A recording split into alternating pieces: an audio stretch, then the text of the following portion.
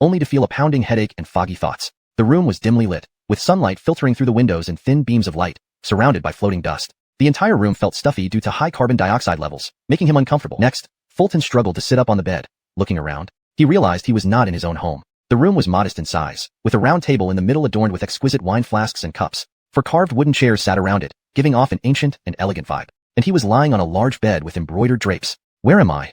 Fulton was utterly bewildered, completely unclear about the situation. He was sure this wasn't his home. And why did this room resemble an ancient setting so much? The embroidered drapes on the bed. Was this for real? Before Fulton could continue thinking, his head began to throb violently, as if something inside his brain was frantically moving in and out and stirring relentlessly. Along with the intense pain, a flood of memories surged into his mind. He had transmigrated. Fulton, from the capital city of the Great Xia Empire, was the son of Bram, who served in the Imperial Guards and participated in the Yanbei War 20 years ago. Petty to his military achievements, he became a drill master upon returning to the capital. Fulton's mother died during childbirth, after a prolonged labor lasting 7 nights, which led to her naming him Xianong in memory of her passing. Why can't I be called Sun Chia? That name sounds way cooler. Fulton was quite dissatisfied with his name. It sounded like something a hotel spokesperson would have, even making him reluctant to introduce himself to others. Imagine saying, "My name is Fulton, courtesy name Suba, style name Hanting resident." Too embarrassing. Continuing to absorb the memories. 3 years after his mother's death, his father remarried but kept the position of chief wife reserved for his late wife. Fulton also had a half-brother named Arnie, meaning the literate person of the Sun family. Creative namer, right? Why doesn't my brother just go by Sun Rujia, matching perfectly with my name? Fulton couldn't help but sigh at their names. As for Fulton himself, he was a low-ranking constable in the capital's police force. Half a month ago, he had been seriously injured while on duty, unconscious for 2 weeks before finally waking up. Wait, this isn't merely awakening. The original Fulton was dead, allowing the current Fulton soul to transmigrate here. This soul came from a place called Earth. Originally, he was a corporate drone, diligently working without complaint, avoiding being overworked to death by colleagues. Through years of hard work and frugality, he managed to save enough for a down payment on a house, but on the way to buy it, he was involved in a car accident. What a ridiculous accident. It's still hard to accept. Did I really transmigrate? Fulton rubbed his temples, clearly in pain. Creak. At that moment, the door opened, and an elegant-looking woman entered, carrying a bowl of medicine. She had willow leaf eyebrows and almond-shaped eyes with fine lines at the corners, appearing around 35 years old. Though slightly older, her delicate features suggested she must have been a beauty in her youth. Seeing Fulton sitting up in bed, the woman froze momentarily before exclaiming, "Big brother, you're awake. You're awake." It was clear she was deeply moved and overjoyed. Krista? Fulton frowned. This woman was his stepmother, the mother of his half-brother Arnie. Fulton frowned because, according to his memories, his stepmother never spoke to him like this. Normally, she often disagreed with him or even argued. But deep down, she had a kind heart despite her sharp tongue, which Fulton acknowledged. "Big brother, you're finally awake. Drink this medicine quickly." The stepmother hurriedly approached him, holding the bowl anxiously close to his mouth. "I'm not thirsty, no need." Fulton pushed her hand away. Looking at the dark brown liquid, he lost his appetite. Moreover, her calling him "big brother" and urging him to drink medicine reminded him of a certain famous scene. It felt like drinking this would result in immediate demise, followed by a dramatic line. "Once my brothers come back, they won't let you off." Soon, everyone else in the household rushed over upon hearing the stepmother's shouts. His father Bram, half-brother Arnie, servant Dwayne, maid-servant Adrielle, and the family dog Armando all came. Seeing the room full of people, Fulton felt somewhat at a loss. "Big brother, are you feeling any discomfort? Can you move your arms and legs?" Father Bram, a silent and focused martial enthusiast, looked grave, fearing any potential aftereffects from the injury. Brother Arnie, who usually liked to compete with Fulton, felt inferior yet respected him deeply. His excitement was evident as he saw Fulton awaken. "Good that you're awake. Master, are you hungry? Adrielle can cook for you." Woof woof woof. Servant Dwayne, maid-servant Adrielle, and Armando all showed their concern for Fulton. "I'm fine, don't worry. I need some time alone." Fulton frowned, struggling to express his feelings accurately. Night fell, the sky clear and starry. Fulton sat alone in the courtyard, gazing at the full moon, feeling myriad emotions. Transmigration was still hard to accept. Frankly, he wasn't adapting well, feeling lost about what to do next. How I wish I could take out my phone and Google what to do when you transmigrate. Fulton instinctively reached for his pockets, only to realize his ancient attire had no pockets. Continuing to daydream, Fulton thought about his new life. As a constable and a martial practitioner at the peak of the 9th rank body tempering stage. In this world, there were martial and scholarly practitioners, with 1st rank being the highest and 9th rank the lowest. Both systems were distinct and had unique characteristics without one being inherently stronger than the other. However, in the Great Xia Empire, scholars were highly esteemed while martial artists were less valued. Even in the court, martial officials were considered lower than literary officials. Although starting as a low-ranking martial artist isn't ideal, at least I'm not in jail or facing an annulment of marriage. Who am I kidding? I'm still single. Fulton inwardly ridiculed himself, having few ideas about what to do next. Adapting to local customs, continuing to practice martial arts, and being a good constable seemed feasible. Not aiming for great wealth, but ensuring a steady income should be manageable. Or, perhaps he could use the knowledge in his mind to strike it rich, like cement production, gunpowder applications, and glassmaking. But he knew nothing about those things. Just an ordinary office worker with skills useless in this world. How to slack off at work without getting caught. How to secure a standing spot in rush hour trains. How to be a proficient veteran gamer. None of these skills were useful here. He was practically worthless. Translation ends here. Further content would follow similarly. At that thought, Fulton couldn't help but furrow his brows and mutter to himself, as a transmigrator, don't I get some kind of special privilege? A golden finger? A system? His question was met only by the silence of the night sky. No golden finger. No system. Fulton had no choice but to accept his ordinary start. Thinking about it, he stood up with a sigh and stretched lazily. Whoosh. At that moment, an arrow whizzed past him at incredible speed from behind. The arrow was so fast that it left no time for him to react. Fortunately, because he stood up and stretched, the arrow that was originally aimed at his back passed harmlessly by his side. By sheer luck, he narrowly escaped death. Who's there? Fulton was startled and immediately turned around, just in time to see two black-clad figures rushing towards him. These two men wielded short knives and covered their faces with black cloth, exuding murderous intent. One of them still had a bow on his back. It must have been him who shot the arrow. In the next moment, perhaps driven by instinct as a martial artist, Fulton quickly maneuvered into position, using his shoulder to slam one of the men away, then swept the other off his feet with a low kick, delivering 3 consecutive punches to his chest. Thud, thud, thud. With 3 rapid, heavy strikes, the black-clad man's chest caved in, his eyes rolled back, and he fell unconscious. Did I do this? Even Fulton was stunned after quickly incapacitating one of the assassins. In his previous life, he was virtually helpless. Helpless was an understatement, especially his right hand was quite nimble. But those details didn't matter now. What mattered was that he could now deliver 3 punches powerful enough to collapse someone's chest. Just as the man he had slammed away tried to escape over the wall upon seeing Fulton's prowess, Father Bram emerged upon hearing the sounds of the struggle. Bram, the chief instructor of the 800,000 Imperial Guards of the Great Xia dynasty, a martial artist of the Thousand Jun realm. Where are you going? Bram unleashed a forceful punch from a distance, sending out a burst of air that knocked the black-clad man halfway over the wall. This black-clad man met the same fate as the first, falling unconscious. Then, Bram swiftly approached Fulton, visibly shocked. These two black-clad assassins were both at the peak body tempering stage, yet Fulton, also at that stage, had defeated one in a single move. Moreover, Fulton had just woken up and wasn't even at his best. When did his son become so formidable? Shocked and tense, Bram asked, what happened? It's obvious these two came to kill me, but I don't know who they are or why, Fulton replied, shaking his head. He knew they were here to kill him, but had no idea why. This was terrifying. Someone wanted him dead, but he didn't know why. He didn't even know who was behind it. He was newly transmigrated into the Great Xia dynasty and already targeted for assassination. What should he do? Waiting for an answer online. It's urgent. His question was met only with the silence of the night. No golden finger. No system. Fulton had no choice but to accept his rather unremarkable start. With a sigh, he stood up and stretched lazily. Whoosh. At that moment, a swift arrow whizzed towards him from behind, its speed creating a piercing sound as it tore through the air. The arrow was too fast, leaving him no time to react. But luckily, by standing up and stretching, he inadvertently changed the trajectory of the arrow, which now grazed past his side instead of striking him in the back. By sheer chance, he'd narrowly escaped death. What the? Startled, Fulton spun around and saw 2 black-clothed figures charging at him. They held short knives and their faces were obscured by black cloth, radiating murderous intent. One of them still carried a bow on his back. It must have been him who shot the arrow. In the next instant, perhaps driven by instinct as a martial artist, Fulton lunged forward, using his shoulder to knock one of them flying, then swept the other off his feet with a swift kick. He leaned down and landed 3 consecutive punches to the man's chest. Bang, bang, bang. With 3 sharp, heavy impacts, the black-clothed figure's chest caved in, his eyes rolled back, and he collapsed unconscious. Did I just do that? Fulton was bewildered by his own actions. In his previous life as a corporate drone, he was practically incapable of lifting a feather, though he could handle chickens well enough, especially with his right hand. But none of that mattered now. What mattered was that he could deliver 3 punches powerful enough to collapse a man's chest. Little fists hammering your chest.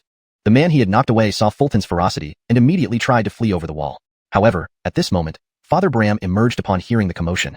Bram, drillmaster of the Great Xia dynasty's 800,000 Imperial Guards, was a mighty martial artist of the Yi-Chi Thousand Jun realm. Where do you think you're going? Bram threw a punch, releasing a surge of air energy that struck the black-clothed figure mid-leap, sending him crashing back down. Like the first one, this assailant also ended up unconscious. Bram quickly approached Fulton, inwardly astonished. These 2 black-clothed assassins were both at the peak of body tempering, yet they were dispatched in a single move by Fulton, who was also at that same level. And Fulton had just woken up from a coma, not even at his best. When did my son become so formidable? Bram asked with a mix of shock and tension. What happened? It's obvious. They were here to kill me, but I have no idea who they are. Fulton shook his head. He knew these men were here to kill him, but he had no idea why or who they were working for. This was terrifying. Someone wanted to kill him, and he didn't know why. He didn't even know who they were. In the Great Xia Empire, having just transmigrated, someone was trying to assassinate him. What should he do? Waiting online. It's urgent. Translation ends here. Further content would follow similarly. Chapter 2. Shanghai Alliance, Antony. It was already midnight. The sounds of the earlier fight had been muffled and quickly ceased. Only his father, a man with keen hearing, heard the noises and rushed out. As for his brother and stepmother, they were probably still deep in sleep. You just regained consciousness, and these two came to assassinate you. It seems they have been keeping close tabs on your condition. Bram frowned, casting a solemn look at Fulton. Hearing this, Fulton nodded. He had only awakened that day, and by nightfall, someone had attempted to kill him. Either there was a mole within the family who leaked information, or he had been under constant surveillance. Fulton leaned more towards the latter.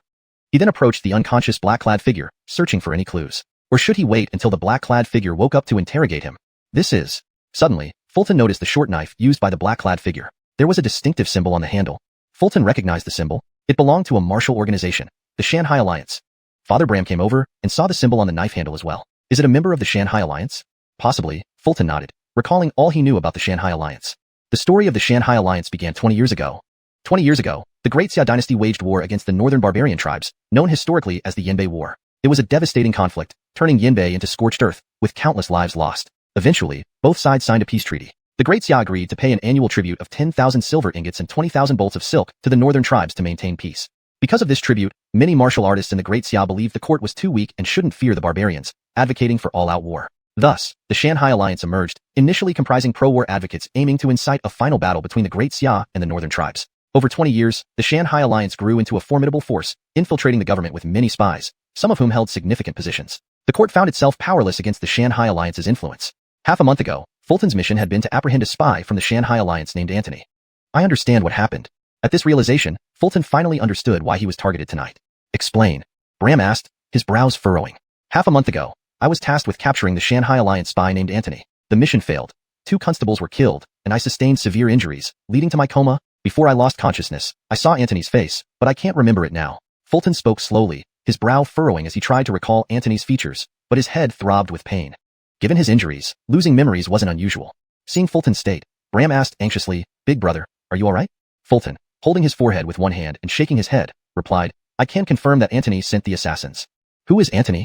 Bram asked, his expression grave. Such questions were indeed difficult for the rough-handed warrior. Fulton shook his head. He didn't know who Antony was, but he knew that until Antony was caught, he wouldn't be safe. If one assassination attempt failed, another would surely follow.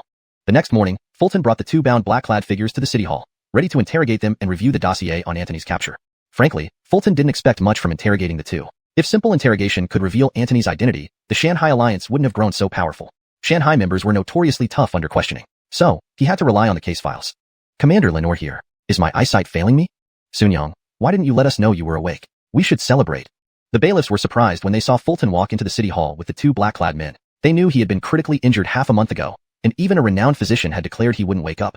Is Commissioner Lenore around? Fulton referred to the chief magistrate of Jingzhou, Brennan.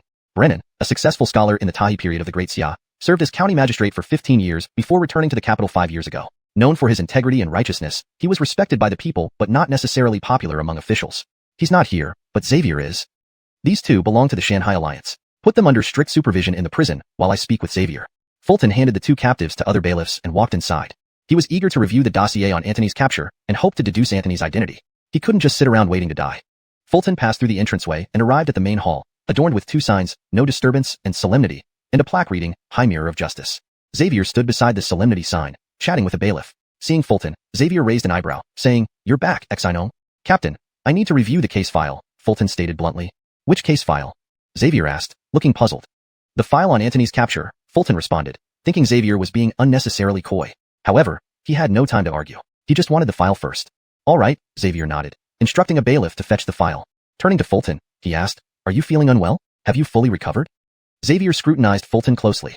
Not really. I just can't remember certain events clearly, Fulton said distractedly, his focus on getting the file. Honestly, it's good you're awake. Rest if you feel unwell, Xavier replied warmly. No, thank you. Just then, the bailiff returned with the file on Antony's capture. I'll catch up later. Fulton took the file and hurried to a nearby table, immediately opening it. The dossier contained the following details. Note. For the subsequent sections, I will continue translating according to the provided instructions, ensuring the narrative flow remains consistent and coherent. In the 21st year of the Tahi era, on the 7th day of the 4th month, at the 1st hour of the dog, the court received intelligence that the spy of the Shanghai Alliance, Antony, would appear at the Yulai Inn in the capital. The county office dispatched 5 constables, with Fulton and 2 others entering the inn to apprehend Antony, while the remaining 2 guarded outside. However, Fulton and the 2 constables inside encountered an ambush, resulting in the deaths of the 2 constables and Fulton, suffering severe injuries after falling from a building, barely surviving. The dossier recorded these events simply, but Fulton couldn't detect anything noteworthy from it. However, something seemed different from what he remembered. There was one key question. If the county office had received information to capture Anthony, why were they ambushed instead? It looked like there was a mole within the government who leaked the information in advance. Of course, having moles within the government wasn't surprising.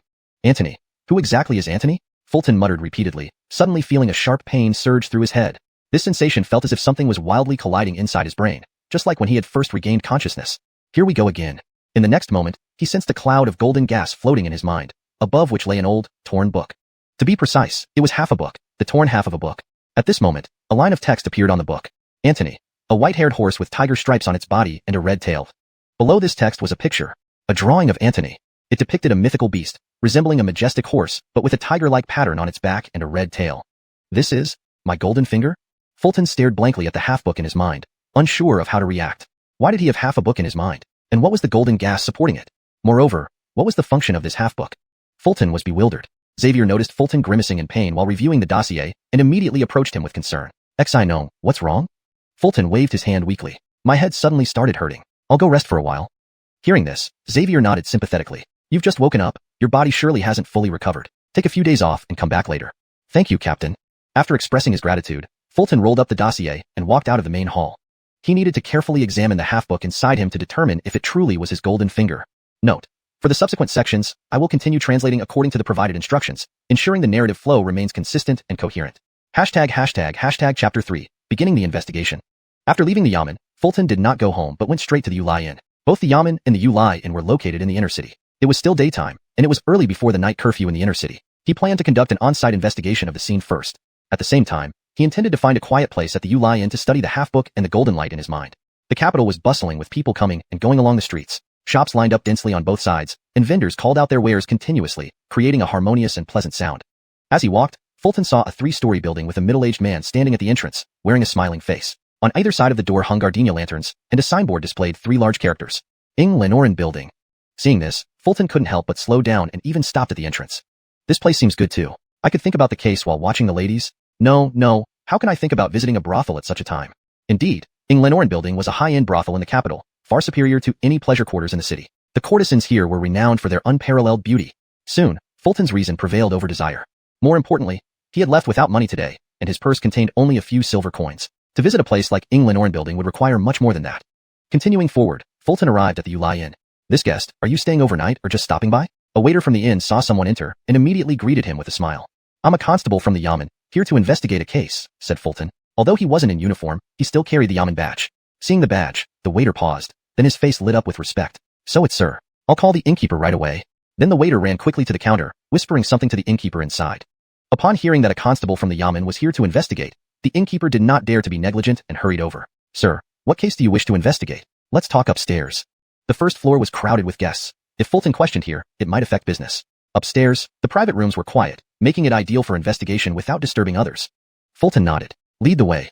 The innkeeper and waiter then led Fulton to a private room on the second floor. The innkeeper first asked Fulton to sit down, closed the door carefully, and turned to say, Sir, please ask anything. I'll tell you everything I know.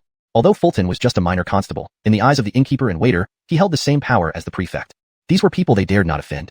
15 days ago, constables from the Yamen came here to arrest someone. Do you remember? Fulton stared at the innkeeper, his gaze sharp, trying to apply pressure. Sir, I remember this. But that day was in the evening, and I wasn't at the inn. Ask him. He was there that day, replied the innkeeper, gesturing toward the waiter. Hearing this, the waiter scrutinized Fulton and suddenly became excited, as if recalling something. I remember now, sir. 15 days ago, weren't you one of those who came to the inn? Tell me what happened that night. Petty to the severe injuries he sustained, Fulton's memory of that night was unclear. He needed the waiter's account to piece it together. That was around the hour of dawn. You and 5 other constables came to the inn. 2 stayed outside while 4 went upstairs to arrest someone. Then I heard fighting sounds. I didn't dare to go up, so I didn't see much. In the end, 2 constables died in the room, and the room has remained empty ever since. The waiter didn't dare hide anything, recounting the events in detail. However, he didn't know much. He was too scared to witness the intense fighting upstairs and hid behind the counter, seeing nothing. What did the guest who opened the room look like? This response was within Fulton's expectations. Given the waiter's position, this was consistent with what he knew. Hearing the question, the waiter replied hastily, Sir, I truly don't remember. This answer was also expected. After all, it was 15 days ago. Fulton continued, Did you hear any other sounds besides the fighting? Other sounds. The waiter frowned, trying to recall. Finally, he remembered something. I heard someone shout loudly, It's you. Very good. Show me the room where the fight took place. Fulton nodded in satisfaction. Undoubtedly, this statement was crucial. The southeast corner private room on the second floor was the site of the fight. Petty to the deaths of 2 constables, the Lion had kept this room sealed off for days. Led by the innkeeper and waiter, Fulton pushed open the door and smelled a faint bloody odor. Even after 15 days, unless cleaned intentionally, the smell wouldn't dissipate for a month. Bring me paper and ink, then leave me alone. If you need us, just call, sir. Fulton dismissed the innkeeper and waiter, shut the door, and surveyed the room. The room was in disarray, clearly having been the scene of a violent struggle. However, there were no noteworthy clues. It looks like I've gathered all possible clues. Next, I should focus on the half-book in my head. Fulton sat down and prepared to delve into studying the half-book and the golden light in his mind. For now, he felt he had exhausted all avenues to gather information about Antony. Based on the few clues he had, he could try deducing the facts. In his previous life, although Fulton was a salaryman, he had watched over 1,000 episodes of crime-solving shows. He could likely surpass ancient investigators when it came to deduction. However, he decided to start by studying the half-book and golden light in his mind first. This was possibly his golden finger. Fulton slowly closed his eyes, focusing mentally and visualizing the half-book and golden light once again. After careful observation, he found no magic in the half-book except for the information about Antony on the first page. The rest were blank. Seems this book isn't very useful for now. What is this glowing gas? After much contemplation, Fulton felt slightly disappointed. Still, there was the glowing gas. Perhaps this was the key. Next, Fulton closely examined the golden light. This spherical mass of golden gas was roughly half a meter in diameter. If one looked closely, a shimmering golden dragon seemed to move within. Fulton felt the golden gas resembled something familiar. This is righteous chi? Can't be. If true, that really is something extraordinary. For the golden gas, Fulton made a preliminary guess but was unsure. Righteous chi was essential for scholars. In the Great Xia dynasty, children were educated from an early age. If a child naturally possessed righteous chi, enlightenment was successful, allowing them to smoothly become scholars. If there was no righteous chi within one's body, the only alternative was to become a coarse warrior. A scholar was the preferred choice, while a warrior was the second best option. Herein lay a paradox. If the golden gas in Fulton's mind was indeed righteous chi, why did Fulton end up becoming a coarse warrior back then? Ordinary people usually have only a thread of righteous chi within them, which gradually increases with cultivation. I remember Matthias saying his righteous chi is only as big as a cherry. What does this large cloud mean? It's way too big. The golden gas was excessively large, clearly not matching the characteristics of righteous chi. However, apart from righteous chi, Fulton couldn't think of any other possibilities. This could be easily verified by learning a simple Confucian boasting technique from Matthias. Confucian boasting techniques allow one to change the rules through spoken commands, achieving feats that defy natural laws. Nevertheless, these techniques come with significant side effects. It's well known that the primary function of righteous chi is to counteract the side effects of Confucian boasting techniques. Testing this would reveal whether it was indeed righteous chi. If the golden gas truly was righteous chi, Fulton would be in a remarkable position. Such an abundant amount of righteous chi would make Fulton unbelievably powerful. But all this was future talk. His most pressing concern now was uncovering who Antony really was. Knock, knock, knock. At that moment, the door was knocked on. It was the waiter returning with paper and ink. Let's start analyzing the case. Fulton wrote down all the clues he knew on the paper, preparing to deduce Antony's identity from them. Speaking of which, using this brush pen was really damn difficult. The known clues were as follows. 1. Antony appeared at Lian in the inner city at the first hour of dog on the 10th day of the snake month. 2. According to the waiter's description, he heard someone shout, "It's you," that night. 3. Although the room was in disarray, upon closer inspection, the fight didn't seem intense. It concluded very quickly. 4. The book in Fulton's mind described Antony as a white-headed horse with tiger stripes and a red tail. 5. Antony had spies planted around Fulton's home. Otherwise, it wouldn't have been possible for him to attempt assassination immediately after Fulton regained consciousness. Feels like I'm getting close to the truth, but something still seems off. Fulton carefully pondered over the known clues, sensing something was amiss. He was very close to uncovering the truth. Chapter 4. Ingrid.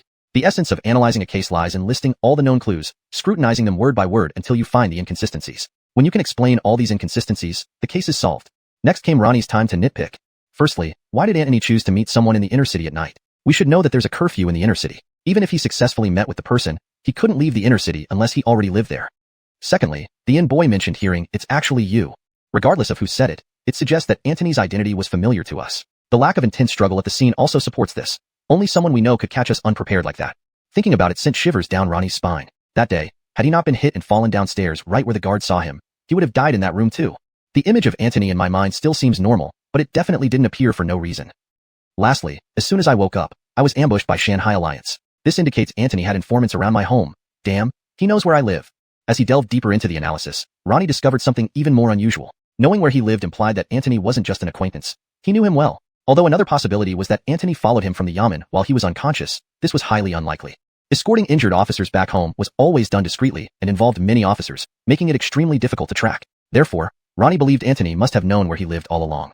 If we assume Antony is someone I know, then who could he be? Analyzing this, Ronnie made bold assumptions about Antony's identity. Wait, the inn boy mentioned another crucial detail. He said a constable named Jameson visited the Yamen that night. But according to the records, there were 5 constables involved. One was missing. Could this missing person be Anthony? Ronnie had found all the inconsistencies in the clues, piecing them together. Living in the inner city, being familiar, knowing his address, having the power to alter the records. I know who it is. Ronnie solved the case. He finally understood why Anthony's portrait appeared in his mind. But this was just a hypothesis. He still needed concrete evidence. Leaving the ULI Inn, Ronnie hurried back to the magistrate's office. Why are you back? The clerks were surprised. He had just claimed he had a headache and went home. How did he recover so quickly? Ronnie ignored their questions and asked, has Magistrate Lenore returned? Probably. Why don't you check the inner chambers? The inner chambers were where Brennan usually resided, behind the main and secondary halls. Ronnie nodded and asked, where is Xavier? He left just now, citing family matters. Walking through the main and secondary halls, Ronnie reached the inner chambers. In his haste, he barged in without knocking. Magistrate Lenore, I need to. Inside the room was not Brennan, but a woman. More precisely, a woman who was either dressing or undressing. She stood with her back to him, black attire hanging halfway down her waist, revealing curves wrapped in white bandages, layer by layer. Her skin was like jade, smooth and unblemished, almost childlike in its flawless appearance. Though he couldn't see her face, Ronnie felt a strange sensation. She was very well endowed. Get out! Startled by the intrusion, the woman shouted and, in a burst of internal energy, flung Ronnie backward. Huh? Ronnie was bewildered. What happened? And she's a martial artist? Before he could react, a shadow darted past him, and a sword was at his throat. A blur of movement from the woman, now fully dressed. Pervert, I'll kill you, she growled, ready to slit his throat. The sword was inches away from his neck, already pressed against his skin. Ronnie wanted to scream, but instead, he pleaded, Heroine, please spare me. I'm a constable from the magistrate's office, here on urgent business with Magistrate Lenore. You're a constable? She paused, inspecting him closely. Without his uniform, it wasn't obvious. While she examined him, Ronnie took in her appearance. She wore tight black clothing that accentuated her nearly perfect figure. Just as he guessed, very well endowed. F-cup. And due to her speed earlier, her chest was still moving up and down. Now, looking at her face. She had an oval face, almond-shaped eyes, a beauty mark under one eye, a delicate nose, cherry lips, and long black hair tied high, creating an almost ethereal beauty. Her beauty was striking, yet she exuded a sense of indomitable strength.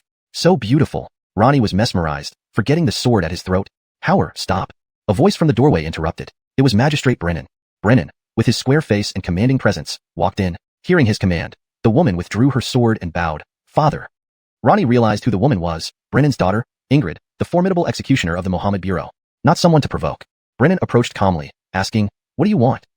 Ronnie saluted, Magistrate Lenore. This humble officer, Ronnie, comes to report on Anthony. Oh, go on. Brennan raised an eyebrow, intrigued. Ingrid listened intently, brow furrowed. Ronnie continued, I know who Anthony is. Brennan was visibly shocked. Are you sure? Beside him, Ingrid sneered. The Mohammed Bureau has spent 3 years chasing Anthony without success. You, a lowly constable, claim to know? Ronnie lifted his head, glancing provocatively at Ingrid before turning to Brennan. I am sure. Seeing his defiant look, Ingrid fumed. Father, don't listen to him. He's just a pervert and just now. She stopped abruptly, recalling her embarrassing moment. He had merely adjusted her binding. How was she to know someone would barge in? What happened just now? Brennan asked, oblivious. Ingrid blushed. How could she explain this to her father? An unmarried girl admitting she was seen undressed. Could she tell him she was accidentally exposed to a constable? It wasn't quite right.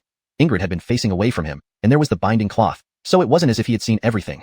Ronnie noticed Ingrid's embarrassment and quickly clasped his hands to continue. Sir, I not only know Anthony's identity but also have a way to capture him. Hearing this, Brennan's attention was indeed diverted. Tell me more, he said. Ingrid raised an eyebrow as she glanced at Ronnie, still unconvinced by his reliability.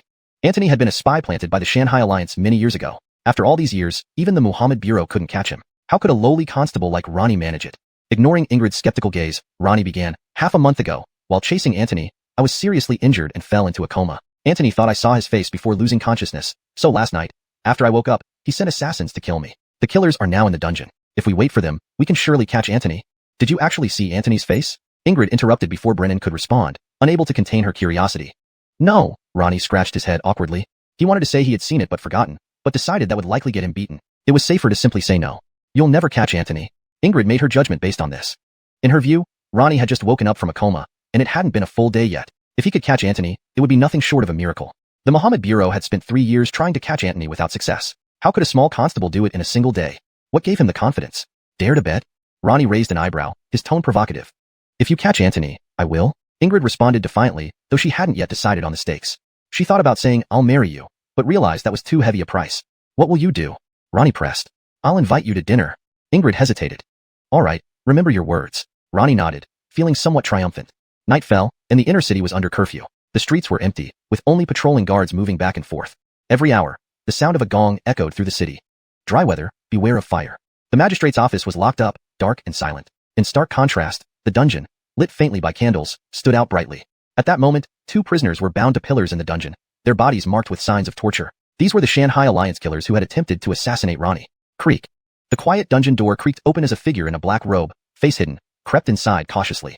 Chapter 5. There is only one truth. The cloaked figure arrived at the prison door, calmly glanced at the 2 men inside, and sighed deeply. Then, he took out the key, preparing to unlock the cell. However, just as he was about to do so, he seemed to sense something and abruptly stopped, turning his gaze towards a dark corner. Who's there? Immediately after his words, a candle inside the cell was lit, casting sudden brightness into the dim room. A group of people then slowly emerged from the shadows, with Judge Brennan of Jingzhou Prefecture leading the way. By his side stood Jalmer and Ingrid, while behind them were the prefectural constables. Seeing the cloaked figure, Jalmer couldn't help but smile faintly. Everything had unfolded exactly as he had deduced. Chief, what are you doing in the prison this late at night? Jalmer asked with a smirk. Indeed, this cloaked figure was none other than Captain Augustus of the Prefectural Constabulary. Everything matched Jalmer's predictions perfectly. With these 2 killers of the Shanghai Alliance under lock and key, they only needed to wait for the fox to come out of its den. No matter how composed Antony might be, he wouldn't leave these assassins unattended. After all, only dead men tell no tales. However, today wasn't flawless. They missed capturing Augustus in the act of silencing witnesses and were detected too early. Xavier, I am very disappointed in you. You turned out to be Antony. Brennan looked at Augustus, his expression a mix of emotions. Indeed, it seems he got it right, Ingrid whispered, her eyebrows furrowed, appearing somewhat troubled. According to their agreement, if Jalmer caught Antony, she would have to treat him to a meal. It wasn't the cost that bothered her, but rather the thought of Jalmer gloating that made her uneasy. Heaven forbid, could Chief really be Antony? I don't believe it. Xavier has been serving in the prefecture for nearly 20 years. How could he be Antony? Seeing Augustus here, the constables were visibly surprised, and many still refused to believe it. Meanwhile, Augustus remained calm. A faint smile played on his lips as he looked at Brennan and the others. Your Excellency Lenore, I am merely here to interrogate the prisoners. Please don't wrongfully accuse me. As expected, you'd say that. Hearing this, Jalmer raised an eyebrow, pausing deliberately before continuing. We've worked together for several years. You should know that I wouldn't speak without evidence. Speaking confidently, Jalmer knew that besides his deduction, he had another piece of evidence confirming that Augustus was indeed Antony. It was the half-book stored in his mind. Antony, white horse with tiger stripes, red tail. This piece of evidence couldn't be shared openly but served as corroborative proof. Augustus's full name was Augustus, and when bathing together, Jalmer had seen a red birthmark on Augustus's buttock. Stripes on the body, red tail. That must have been what it meant. Although this could be a coincidence, combined with other pieces of evidence, it became highly significant. Hearing Jalmer's words, Augustus's brows slightly knitted, but he quickly relaxed. He was worried that Jalmer had seen his face that day and pretended to lose memory after being injured. But now, he had no choice but to tough it out. Your words confuse me. I'm simply here to interrogate prisoners, Augustus replied coolly. Seeing this, Brennan frowned and gestured to Jalmer. Present your evidence. As Augustus pointed out, although his nighttime interrogation was suspicious, with forced explanations, it could still make sense. Without solid evidence, they couldn't confirm he was Antony. Ingrid also looked intently at Jalmer, eager to hear what evidence he claimed to have. The rest of the constables continued to look bewildered. Clearing his throat, Jalmer began. Since I called everyone here at night, I naturally have my evidence. Let me walk you through my deductions. According to the case files, Antony was apprehended at the Yulai Inn in the inner city at the hour of dawn. Have any of you considered why Antony dared to meet someone in the inner city, which has a curfew? How did he plan to escape afterward unless he lived there? That's the first point. Second, the innkeeper mentioned hearing someone exclaim, "It's actually you," indicating Antony is someone we know. This is further confirmed by the nature of the fight scene.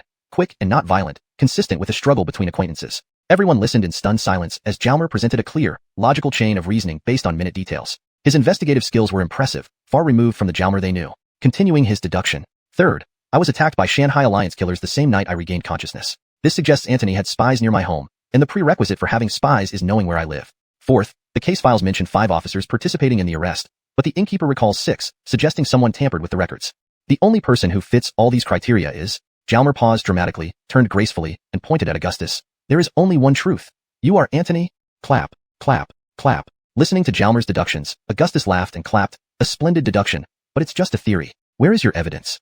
True, everything Jalmer said was a deduction, lacking concrete proof. Even if it was true, what difference did it make? As long as he denied it, they couldn't touch him. He did alter the records, but even if the innkeeper recalled 6 officers, would he remember that clearly after half a month? Unless the officers involved spoke up. But he had already eliminated the 2 officers who stood guard a few days ago. Dead men can't talk. Xavier, what you say makes sense. These are all deductions by Jalmer, without concrete evidence. Though deductions, they sound logical. I'm convinced. Hearing Augustus's words, the others' opinions swayed. Brennan remained silent, watching Jalmer closely, waiting to see if he had actual evidence. Ingrid still raised her eyebrows, unsure whether she wanted Jalmer to prove himself or embarrass himself. Of course, I have evidence. Did you think that by killing everyone and altering records, you'd be safe? Look at this. Jalmer calmly pulled out a ledger. Seeing the ledger, Augustus felt a surge of unease. This? The ledger for the issue of shackles on the 15th day of the 4th month shows that 6 sets were issued that day, signed by you, Augustus. Jalmer slowly opened the ledger and pointed to a page. Ironclad evidence. You claim you didn't alter the records, yet the ledger proves otherwise. Seeing this, the confidence in Augustus's eyes vanished instantly. He knew he couldn't refute this evidence. That day at Yulian, Augustus killed 2 constables who went up the stairs with him to protect the Shanghai Alliance spies' escape, leaving Jalmer severely injured and in a state of amnesia. He even didn't spare the 2 constables downstairs responsible for keeping watch. Furthermore, he altered the case files, believing his actions were flawless. Yet, there was still one tiny loophole. Ingrid, whose eyebrows had been raised high, now furrowed slightly. Indeed, he managed to catch Antony. Well done. Jalmer deduced various conjectures from the slightest clues. After Augustus denied them, Jalmer produced evidence that left Augustus speechless. This series of maneuvers was nearly perfect, and he did all this in just one day. The person whom the Superior Commandery Office failed to capture in 3 years, Jalmer apprehended in just one day. Thinking about this, Ingrid blushed with embarrassment. Why didn't I notice Jalmer's capabilities before? He solved the case within a day of waking up. It's like he's undergone a complete transformation. Seeing this scene, the constables felt both shocked and admiring towards Jalmer. Brennan sighed deeply as he looked at Augustus. What else do you have to say? Augustus laughed, as if finding relief, first looking at Brennan, then turning to Jalmer. I never thought I would ultimately lose to you. Yes, I am the Shanghai Alliance spy, codename Antony. Take him down. Following Brennan's order, the constables rushed forward and bound Augustus tightly. Augustus didn't resist. It was meaningless now. Phew. Seeing Augustus captured, Jalmer felt an immense relief. The life and death crisis was finally over. Brennan approached Augustus and asked, Who were you supposed to meet that day? Augustus smiled coldly and shook his head. I won't tell you. I still have family.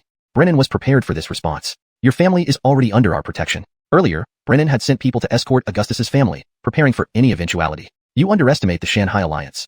Augustus shook his head again, a hint of helplessness playing on his lips. Just then, 2 constables walked in and bowed to Brennan. Sir, Augustus's house is empty. What?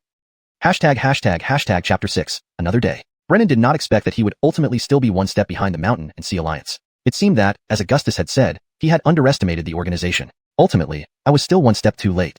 Brennan's face was full of self-blame, but Fulton didn't seem to care. With Antony already captured, his immediate danger had passed. Now, he could focus on planning his new life in this different era. Oh right, Ingrid had invited him for dinner. Since she was a beautiful woman with an F, he would reluctantly accept the invitation. Seeing that there was no point in questioning Augustus for now, Ingrid bowed and said, Father, I will take Augustus back to the Mohammed office for further interrogation. No need. My time is short, Augustus replied with a faint smile, a trickle of black blood oozing from the corner of his mouth. He had ingested poison. This win?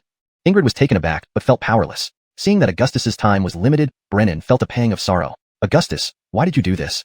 Since Brennan returned to the capital and became the magistrate of Jingzhou Prefecture, Augustus had been the chief constable. In Brennan's eyes, despite being a spy for the Mountain and Sea Alliance, Augustus had always been diligent and competent. Your Excellency, you are a good official, and I have always respected you. But the Mountain and Sea Alliance is far more complex than you think. Although my actions were beyond my control, they were still wrong, and I accept responsibility. As Augustus spoke, black blood kept trickling from his mouth. Clearly, his time was running out. When did you start suspecting me? Augustus looked at Fulton, wanting to die with a clear conscience. After I woke up and returned to the Yamen. Everyone else looked surprised to see me, except you. You were very calm, as if you knew I would wake up. Fulton didn't hide his suspicions about Augustus since he returned to the Yamen. Hearing this, Augustus weakly asked, So, when you said you lost your memory, you were telling the truth? Earlier, Augustus had thought Fulton pretended to lose his memory because he recognized what happened the day he saw Augustus. But now, it seemed otherwise. Fulton looked at Augustus earnestly and said, I didn't lie to you. I really lost my memory. Augustus nodded, looking somewhat self-mocking. That's how it is. You notice such details. Unfortunately, the Mountain and Sea Alliance won't let you off easily. What do you mean by that? Fulton felt a chill at Augustus's words. Augustus sneered, using all his remaining strength. Because that day, besides seeing me, you saw something you shouldn't have. I don't remember that day. But who can prove you don't remember? Fulton felt confused. Then, Augustus's next words sent a chill down his spine. Indeed, who could verify that Fulton had lost his memory? If he remained unconscious or died, the Mountain and Sea Alliance wouldn't care. But now that he was awake, they certainly wouldn't risk leaving him alive. Only dead men keep silent. I'll wait for you in the underworld. Augustus used all his strength to cast a look filled with murderous intent before his eyes turned blank and lifeless. Is this a hell difficulty start? Fulton was speechless. He thought solving the crisis would bring temporary stability. Who knew it would just lead to more trouble? When others traveled through time, they faced challenges but usually had some time to develop their skills. For him, it was like starting with a huge threat chasing him to death from the get-go. Too hard. Fulton felt utterly dejected. Seeing Augustus dead, Brennan sighed deeply and instructed. Report to the court that Antony has been subdued. As for Augustus's body, bury him. Then, Augustus's body was carried away. Really, Chief Constable Wong was a good man. How did he end up with the Mountain and Sea Alliance? Ultimately, it shows Fulton's talent. What the court couldn't catch in 3 years, he did in 1 day. The guards left the dungeon, mourning Augustus and marveling at Fulton's detective skills. Ingrid came to the despondent Fulton and hesitantly said, You win. I'll treat you to dinner tomorrow. An invitation from a beautiful woman should be delightful, but Fulton wasn't in the mood. Another day, Fulton replied casually. Hearing this, Ingrid didn't overthink it and nodded. Sure, another day? Truly? Fulton began to speculate. Didn't you say another day? Ingrid felt puzzled, even thinking Fulton might be insane. Just moments ago he suggested another day, and now he was asking if she meant it. I'll find you another day. Fulton's another day obviously meant something different from Ingrid's understanding. But this wasn't Fulton's current concern. The mountain and sea alliance looming over him was what mattered most. All right. Though still puzzled, Ingrid didn't press the issue. Another day was fine for her. Brennan walked over, patting Fulton's shoulder warmly. You've just woken up, and your body isn't fully recovered yet. Rest for a few days, then come back, and I'll appoint you as the new chief constable. Fulton was taken aback. A promotion already. Constables earned 2 taels of silver per month, while the chief constable earned 5. Wealth. Finally, he could go to Ingshun building and watch the ladies dance. What nonsense. His life was in danger, and he was thinking of that. Composing himself, Fulton responded, Sir, I am still inexperienced and may not be fit for this role. Brennan smiled and waved his hand. Capturing Antony was a remarkable feat. Your investigative skills alone make you worthy of this position. It was evident Brennan was highly impressed by Fulton's handling of the Antony case. Within a day of waking up, he had deduced Antony's identity from minute clues and found crucial evidence, which was indeed astounding. Thank you, sir, Fulton replied respectfully, though he was pondering how to escape the mountain and sea alliance's deadly intentions. The alliance was powerful, and with Fulton's peak 9th rank strength, facing them directly was hopeless. Even involving his 8th rank father, Bram, wouldn't help. If fighting was impossible, should he join? Probably not. After killing Antony upon waking, Fulton was likely on their must-kill list. After careful thought, he realized his only hope lay in the golden gas and the half-book in his mind. So far, the book only hinted at certain characteristics of the mountain and sea spies or gave clues during investigations. This needed verification. The golden gas, symbolizing righteous energy, was key. Imagine learning the Confucian art of bluffing. If Fulton bluffed that his speed increased tenfold, even the best mountain and sea killers wouldn't catch him. Wait, why think of escaping after mastering the art of bluffing? Chapter 7. This Giselbert should not stay long. The inner city of the capital has a curfew. No one is allowed to walk the streets after dark, even a soon-to-be bailiff like Fulton is not exempt. Unfortunately, he had to rough it at the government office for the night. He could only return home in the outer city after the inner city gates opened the next morning. I'm back. When Fulton returned home, his family was having breakfast. A simple meal of 4 small dishes and congee, not luxurious, but certainly better than an average household's fare. Older brother is back. Claire nodded in greeting, then continued eating. Seeing Fulton return, his younger brother Bowden asked with slight surprise, Elder brother, you went out yesterday? He didn't know that Fulton hadn't returned home last night. Yes, I went to the government office to handle some official business. Hearing this, Fulton felt an impulse to drag his little brother outside and beat him up. You, my little brother, don't care about your elder brother at all. But thinking of needing to learn the Confucian art of grand rhetoric from him, Fulton let it slide. The maid Bridget said nothing, silently ladling a bowl of congee for Fulton. Fulton sat down without a word, then gulped down the entire bowl of congee in one go. Indeed, Fulton hadn't eaten all day yesterday, and he was now ravenously hungry. The congee brought him some relief. Bram looked at Fulton anxiously and asked, How did it go? Did you find out who Antony is? Honestly, he was genuinely worried about Fulton. After just waking up, he faced assassination attempts by the Sea Mountain Alliance. If the government office hadn't found Antony, Bram was ready to take leave and stay home to protect him. Upon hearing this, Fulton calmly replied, Antony has already been caught. He was caught? So quickly? Bram was directly astonished by Fulton's words. It was so fast. From Fulton's awakening to now, barely 2 days have passed, and he already caught him? Thinking of this, Bram followed up, Did you catch him? Fulton shrugged helplessly and replied, Who else? The Office of Manufacture took 3 years and couldn't catch him. Do you expect them to succeed now? Mentioning the Office of Manufacture, Fulton thought of Ingrid. Thinking of Ingrid, Fulton remembered Rong Unai. Upon hearing this, Bram still couldn't believe it and pursued, You caught him in 1 day? Don't you think my statement was clear enough? Fulton raised an eyebrow as he looked at Bram. Surely, this news is shocking, but repeatedly doubting me. What's the point? Good job. Can you now reveal Antony's identity? Bram nodded, patting Fulton's shoulder while speaking. In Bram's view, capturing Antony means Fulton is now safe. He had no idea that this was only the beginning. Antony has taken poison and committed suicide. There's no harm in revealing his identity. It's Captain Augustus from our government office. It's him. Bram was clearly very shocked by this result. By the way, because of my efforts in capturing Antony, I've been promoted to captain, Fulton added casually, calling Bridget to bring another bowl of congee. Upon hearing Fulton's words, everyone merely nodded subconsciously, not realizing the significance. Moments later, Bram was the first to react. What did you say? You've been promoted to captain? Dad, what's wrong with you today? Always jumping around, Fulton frowned at Bram's reaction. Calm down. It's just a promotion to captain. Is it really that big a deal? Excellent. Being promoted to captain at your age shows great potential. Bram looked at Fulton proudly, filled with paternal joy. After all, Fulton was only 20 years old. Such a promotion at this age, if not unprecedented, is at least quite rare. Great. Elder brother's promotion means more monthly pay. Claire also looked delighted, but mainly focused on household expenses. A captain's salary is over double that of a patrolman. This would not only improve their meals but also allow her to buy some new jewelry. The thought made her happy. Elder brother is truly amazing. The maid Bridget, standing nearby, admired Fulton like a fangirl. Elder brother, you're something else. It seems I should look up to you, study hard, and strive for scholarly achievements. Bowden smiled faintly, showing signs of determination. Seeing everyone's reactions, Fulton smiled slightly and then looked at his little brother. Can you teach elder brother your Confucian, speak law follows technique? Upon hearing this, Bowden's gaze turned strange. Is elder brother getting delusional from his promotion? What kind of bold idea is this? Thinking of this, Bowden advised gently, elder brother, I suggest you put aside this bold idea. Upon hearing these words, Fulton barely suppressed the urge to drag him out and thrash him, instead smiling faintly and asking, why do you say that? Bowden looked earnestly at Fulton and said earnestly, elder brother, Confucian, speak law follows carries backlash. Without righteous chi to protect you, this backlash can be fatal. How do you know elder brother doesn't have righteous chi? Fulton retorted, feeling defiant. If I showed you my righteous chi, it might scare you. Have you ever seen righteous chi with a diameter of half a meter? That's many times larger than your cherry-sized righteous chi. Everyone burst into laughter when Fulton spoke. Frowning, Fulton asked, why are you all laughing? Bowden laughed and said, did you forget how close you came to driving your tutor crazy when you first started school? Fulton vaguely remembered this incident. Back then, Bram specially invited a renowned teacher from the capital to educate him. But the result? Fulton was too mischievous. Not only did the enlightenment fail, but he set fire to the teacher's beard when the teacher wasn't paying attention. Bram had to apologize profusely and even sent the teacher 2 chickens before the matter was resolved. Recalling this, despite feeling somewhat embarrassed, Fulton stubbornly insisted. That shows the teacher was inadequate. I am very talented. When I started school 3 years later, the same teacher succeeded on my first attempt. Bowden delivered a final blow. This younger brother shouldn't stay long. Fulton was left speechless. Chapter 8. Confucian word becomes law. Seeing Fulton's somewhat despondent expression, Arnie felt a twinge of satisfaction, thinking he had bested his elder brother. However, in his heart, he still wanted to agree with the request. After all, he was the elder brother. Moreover, there were no explicit rules in Confucian teachings that prohibited the transmission of word becomes law to outsiders. In fact, when it was first created, the intention behind this Confucian art was to benefit the people. Unfortunately, due to its potent backlash, this idea did not come to fruition. But the intention was good. Thinking this, Arnie slowly spoke, teaching you a simple move or two isn't a problem, but only the most basic of word becomes law, so even if there is backlash, it would be very mild. Come on. Fulton replied excitedly. Seeing this, Claire raised her eyebrows and softly chided, second son, don't make trouble. Your elder brother just recovered and is still weak. If you teach him word becomes law now, what if you hurt him?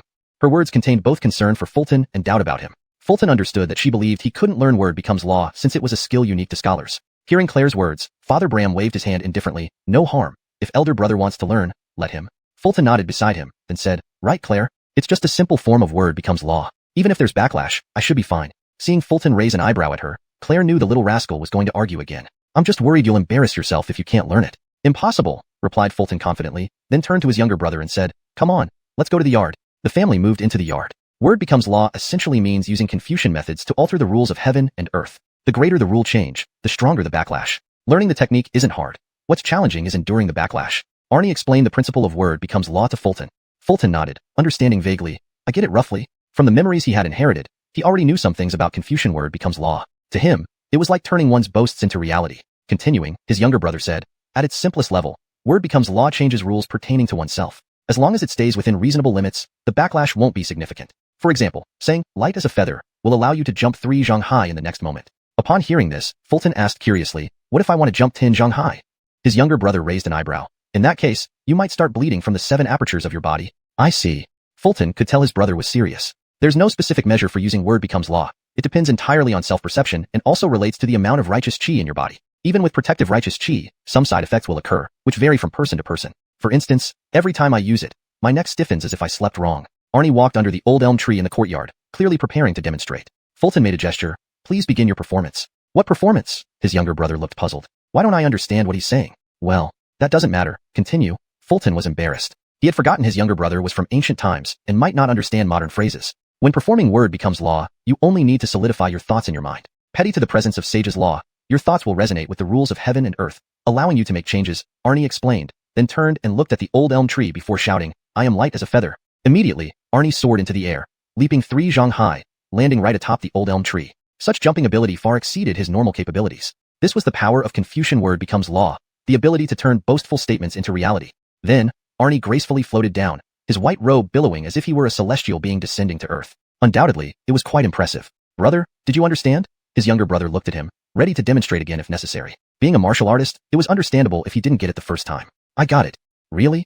Fulton's response surprised Arnie. That wasn't what he expected. Thinking this, Arnie probed further. If you understand, then I'll withdraw the spell. Fulton nodded. Withdraw it. Okay. Arnie nodded as he withdrew the spell, immediately feeling his neck stiffen and tilt to the side, just like sleeping wrong. Seeing this, Fulton almost laughed. The side effects of word becomes law were rather amusing. His younger brother came up with a tilted neck, Word becomes law isn't difficult, but finding the method takes many attempts, especially the first time. This piqued Fulton's interest. He wanted to compare notes. How long did it take you the first time? Hearing this, Arnie proudly held up 5 fingers. Fulton guessed, 5 tries. No, Arnie explained. Realizing his elder brother had no idea how difficult it was, it took 5 hours. How could it be just 5 tries? Don't underestimate 5 hours. In our academy, it ranks among the top 10. Arnie was right. Word becomes law wasn't easy, though not impossible either. Someone who could master it in 5 hours had excellent aptitude. Trying to master it in 5 tries. Brother, you're dreaming. Elder brother, try it out, but don't force it if it doesn't work. You're still recovering, Claire suggested. I'll give it a try, Fulton agreed and went to the old elm tree, which stood 3 zhang tall. Despite being a martial artist with superior physical strength, he could only jump a bit over 1 zhang high. Taking a deep breath, Fulton concentrated on solidifying his thoughts. I am light as a feather. His voice resonated, seemingly moving the rules of the world. He leaped, 1 zhang high. No boost at all. He didn't even match his usual height. Failure. Chapter 9. The crooked-mouthed Fulton. Seeing Fulton fail for the first time, his younger brother Arnie was unperturbed. He immediately tilted his head and said, Elder brother, I told you before, mastering word accompanied by law isn't easy. You might need to practice until tomorrow morning. In Arnie's view, failing the first attempt at word accompanied by law was normal for anyone. Fulton scratched his head without saying a word, but he already had an idea in his mind. Despite the failure, he distinctly felt something. When he uttered the phrase, as light as a swallow, the golden gas in his mind connected with the hidden laws of the universe in a peculiar way. However, this connection wasn't strong enough to alter those laws yet. If his younger brother knew that Fulton had managed to communicate with the laws during his first attempt at word accompanied by law, he would surely be shocked. Who could do that on their first try? Unheard of. It must be because of this golden gas. Looks like it truly is my lucky charm. Fulton could feel his comprehension was now extraordinary, which he previously lacked. Otherwise, the original host wouldn't still be at the 9th rank. It seemed all this came from the power of the golden gas. He noted it down. Superhuman comprehension. Let's try again. Fulton attempted 3 more times, though he failed each time. He clearly made progress each go. He felt certain he would succeed next time. Elder brother, keep practicing. I'm going back to study. Seeing Fulton failing multiple attempts, Arnie decided to leave. Studying was one reason, but mostly, his neck hurt. And this side effect wouldn't fade quickly. Just then, Fulton spoke aloud. I am as light as a swallow. In the next moment, Fulton leaped over 10 feet high in front of everyone, landing right on top of the old elm tree. His 5th attempt at word accompanied by law was successful. Seeing this, Arnie was struck dumb, his face frozen in shock. This is impossible. Hurts. Arnie's eyes were wide. His crooked neck straightened out unintentionally, making him wince in pain. Who knew eldest brother also has a talent for scholarship? Bram looked up at Fulton perched atop the tree, satisfaction gracing his lips. As a brute warrior, he didn't know what it meant to master word accompanied by law in just 5 tries. Why is eldest brother, who is a martial artist, able to learn Confucian magic so quickly? Claire didn't understand the significance either, but she felt embarrassed for doubting her eldest son. Eldest brother is amazing. Adrielle blinked her big, watery eyes, completely starstruck. Fulton gracefully descended from the tree, glancing at his crooked-necked younger brother calmly. Word accompanied by law isn't that hard. Well, it's just the basic form. Hearing this, Arnie wanted to argue but found himself unable to refute it. Even the simplest version of this magic took him 5 hours to master, while many couldn't enter the door for days or even months. Elder brother's comprehension was indeed superhuman. I'll try something else later. Fulton muttered, ending the effect of word accompanied by law. Then came the side effects. One side of Fulton's mouth began to rise, forming a sneer. But due to being only one-sided, Fulton's mouth appeared slightly crooked, a twisted sneer that seemed to mock everything. Seeing this, Arnie tilted his head and asked, Elder brother, are you mocking me? No, it's the side effect of word accompanied by law, Fulton explained through his crooked mouth. The 2 brothers, one with a crooked smile, the other with a tilted head, stared at each other awkwardly. Second brother, is elder brother's performance impressive? Father Bram approached, very curious about Fulton's success. After all, a martial artist who could use word accompanied by law was quite rare. He's pretty good. I have a friend who learned faster than elder brother, Arnie replied hesitantly, nervously glancing at his elder brother. He feared elder brother might ask, your friend? Do I know them? Maybe we can meet someday? Which would be incredibly awkward. Next moment, it happened. Do I know your friend? Maybe we can meet someday? Fulton asked, smirking crookedly. He knew his younger brother was making it up. 5 tries to succeed at word accompanied by law was no small feat. None of his friends were stronger than this. Arnie couldn't answer and resorted to scratching the ground with his toes. Scritch, scritch. The noise filled the courtyard, making everyone's skin crawl. As a rank E martial artist, Bram had exceptional hearing and shivered multiple times. What's that sound? Is there a rat problem at home? I'll introduce you to him another day. I'm going back to study. Arnie hurried back to his room. Too embarrassing. I should return too, Fulton said, walking back to his room, still smirking. Confucian boasting was effective, but the backlash was strong. Besides the crooked mouth, Fulton also felt leg weakness when the spell ended, but the golden gas in his mind countered it instantly. So far, the golden gas provided him with superhuman comprehension and could negate the backlash of word accompanied by law. Back in his room, Fulton poured a glass of water and fell into deep thought. He tried to recall what he saw that day at the Yulai and besides Anthony Wong Hu. Although he mastered word accompanied by law, it wasn't enough compared to the powerful sea and mountain alliance. Matters concerning his life were too important to ignore. There's no doubt that Augustus mentioned someone I shouldn't have seen, But who exactly was that person? Despite trying hard, he couldn't recall anything. Recovering lost memories wasn't easy. Suddenly, the golden gas in his mind emitted a golden light, solidifying into words on the second page of a half-book. Nine-tailed fox. With 9 tails like a fox, sounds like a baby crying, capable of devouring humans. Chapter 10. The Great Sia Mohammed Bureau. Seeing the changes in his mind, Chester immediately felt a sharp pain, but it also helped him recall certain events. Nine-tailed fox. That person at the well inn. Their codename is Nine-tailed fox. Chester finally remembered fragments of that day's memories, but it was only up to this point. He simply couldn't remember Nine-tailed fox's face. However, it was fine. There was still a codename and some introductions about the nine-tailed fox. Based on previous experiences with Lu Zhu, these introductions should be somewhat related to the nine-tailed fox, though Chester didn't know that now. The memory is entirely lost. It seems I'll have to wait for him to reveal himself.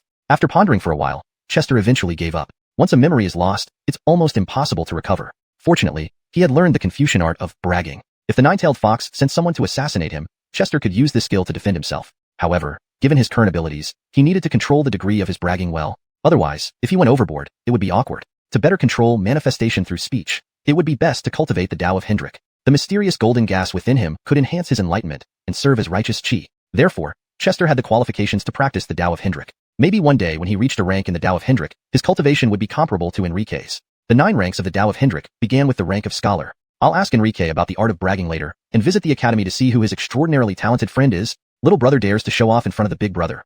Big brother will have to let you suffer social death. As he thought, Chester came up with a bold idea.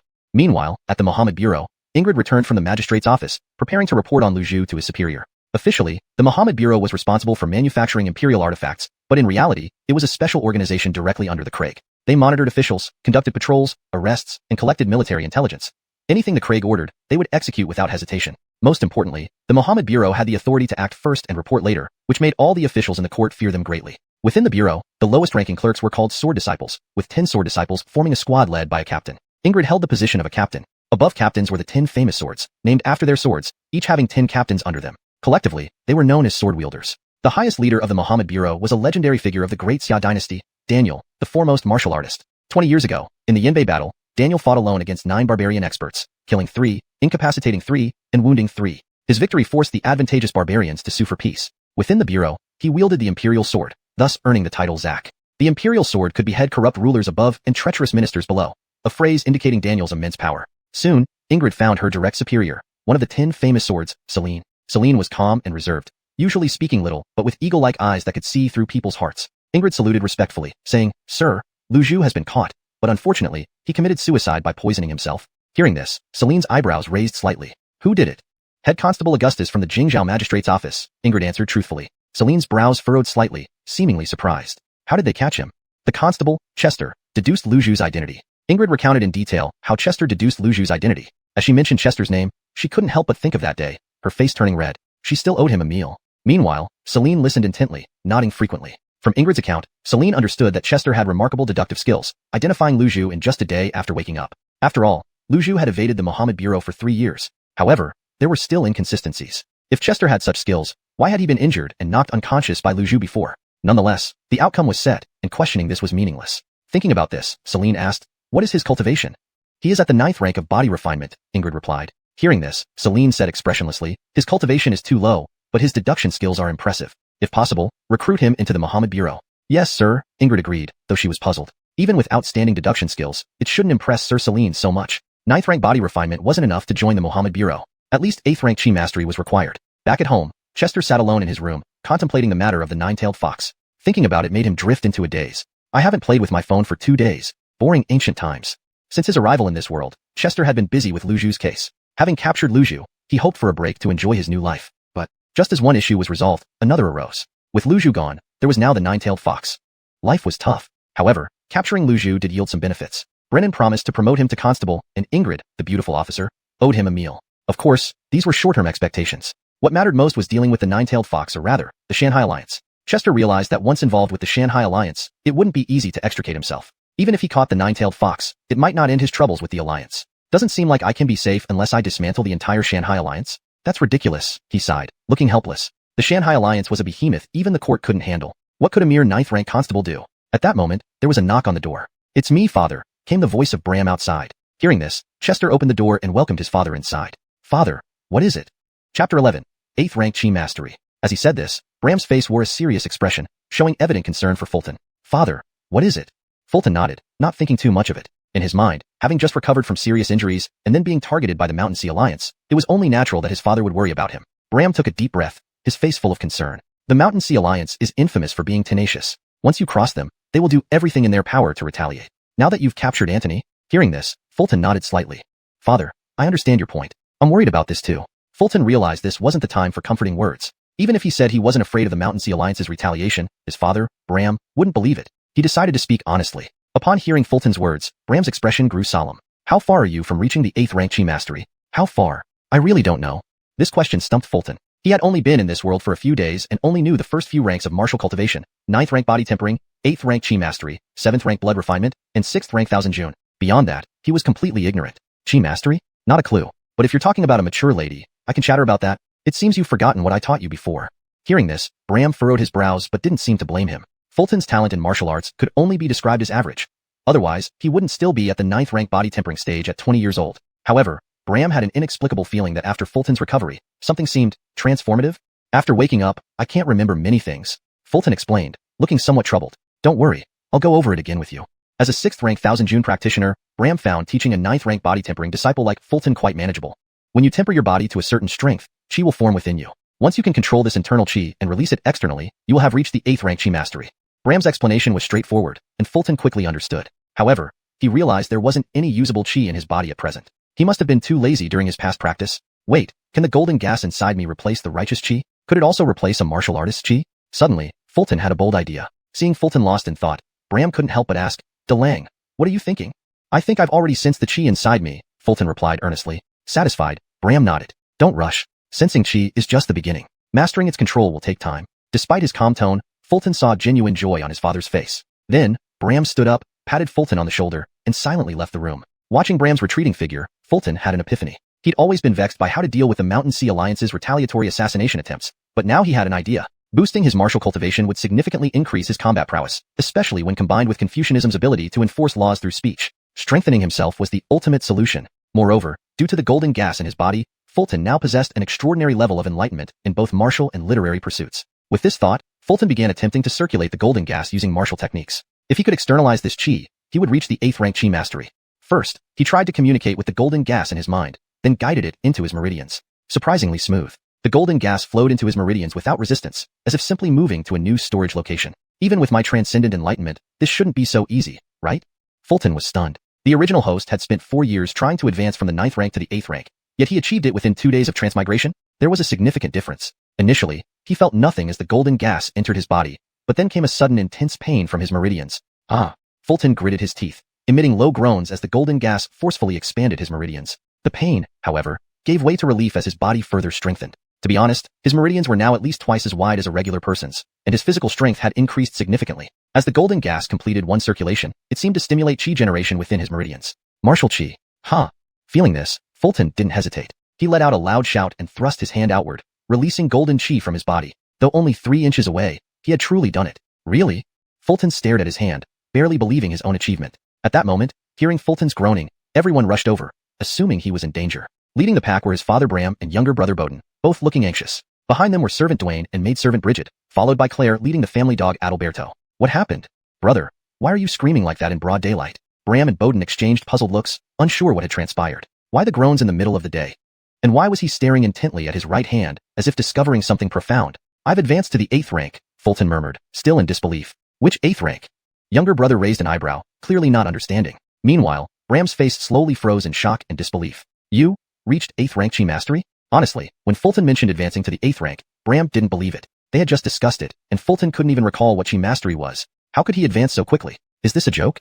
Chapter 12. I am not human, you are a dog. Upon hearing Bram's words, everyone present finally understood the meaning behind Fulton's statement. Each person had their own thoughts. Brent, big brother reached the 8th rank of Chi mastery? That's too fast. I'm only at the 9th rank as a scholar. Big brother is surpassing me? No way. Claire, elder brother has advanced to the 8th rank. If we argue now, won't I be at a disadvantage? Wait, elder brother is a warrior. Even at the 8th rank, his debating skills shouldn't have improved. Duane, no wonder it's elder brother. It's already impressive that he woke up from such severe injuries, and now he has even ascended in rank. Bridget, elder brother is so amazing. Hee. Adalberto, woof woof.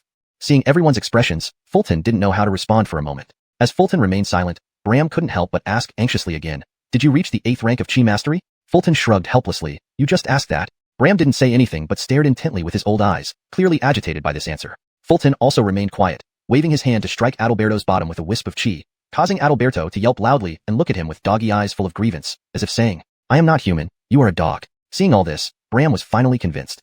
Chi exiting the body was the hallmark of the 8th rank of chi mastery. Regardless of power, anyone who could achieve this was 8th rank. How did you do it?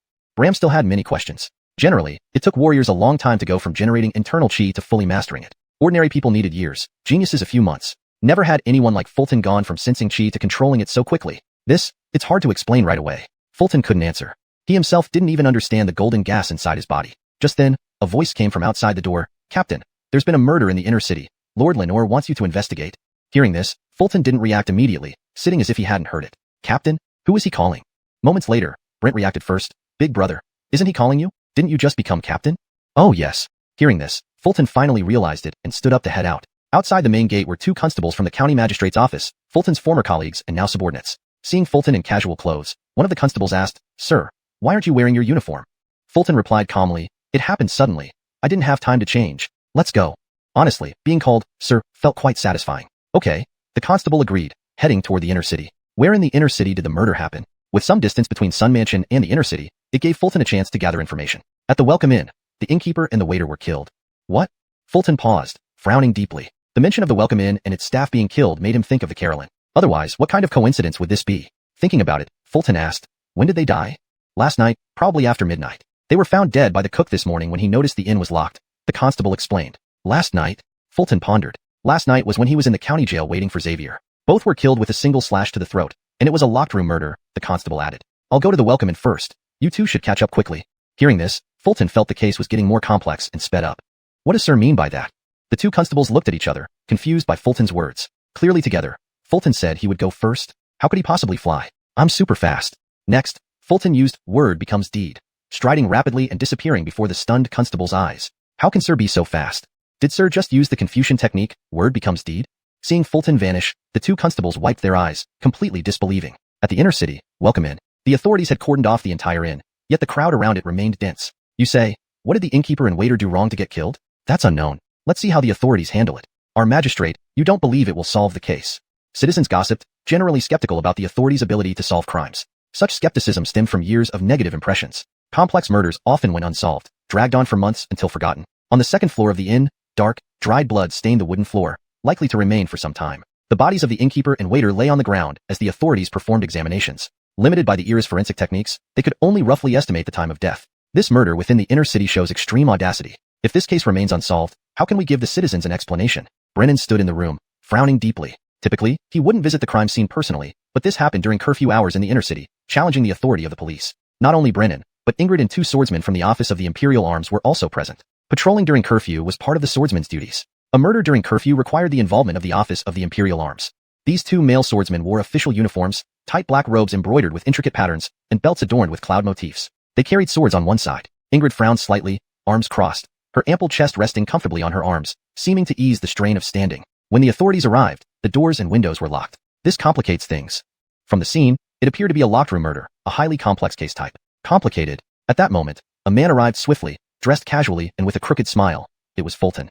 ##### Chapter 13. Murder at the ULI Inn. Thanks to the Confucian bullshit boost, Fulton's speed was incredibly fast, allowing him to reach the ULI Inn in an extremely short amount of time. The downside was that his mouth would remain crooked for a while. Fulton dashed up the stairs to the 2nd floor, arrived at the crime scene, and greeted Brennan with a bow. Sir, I've arrived.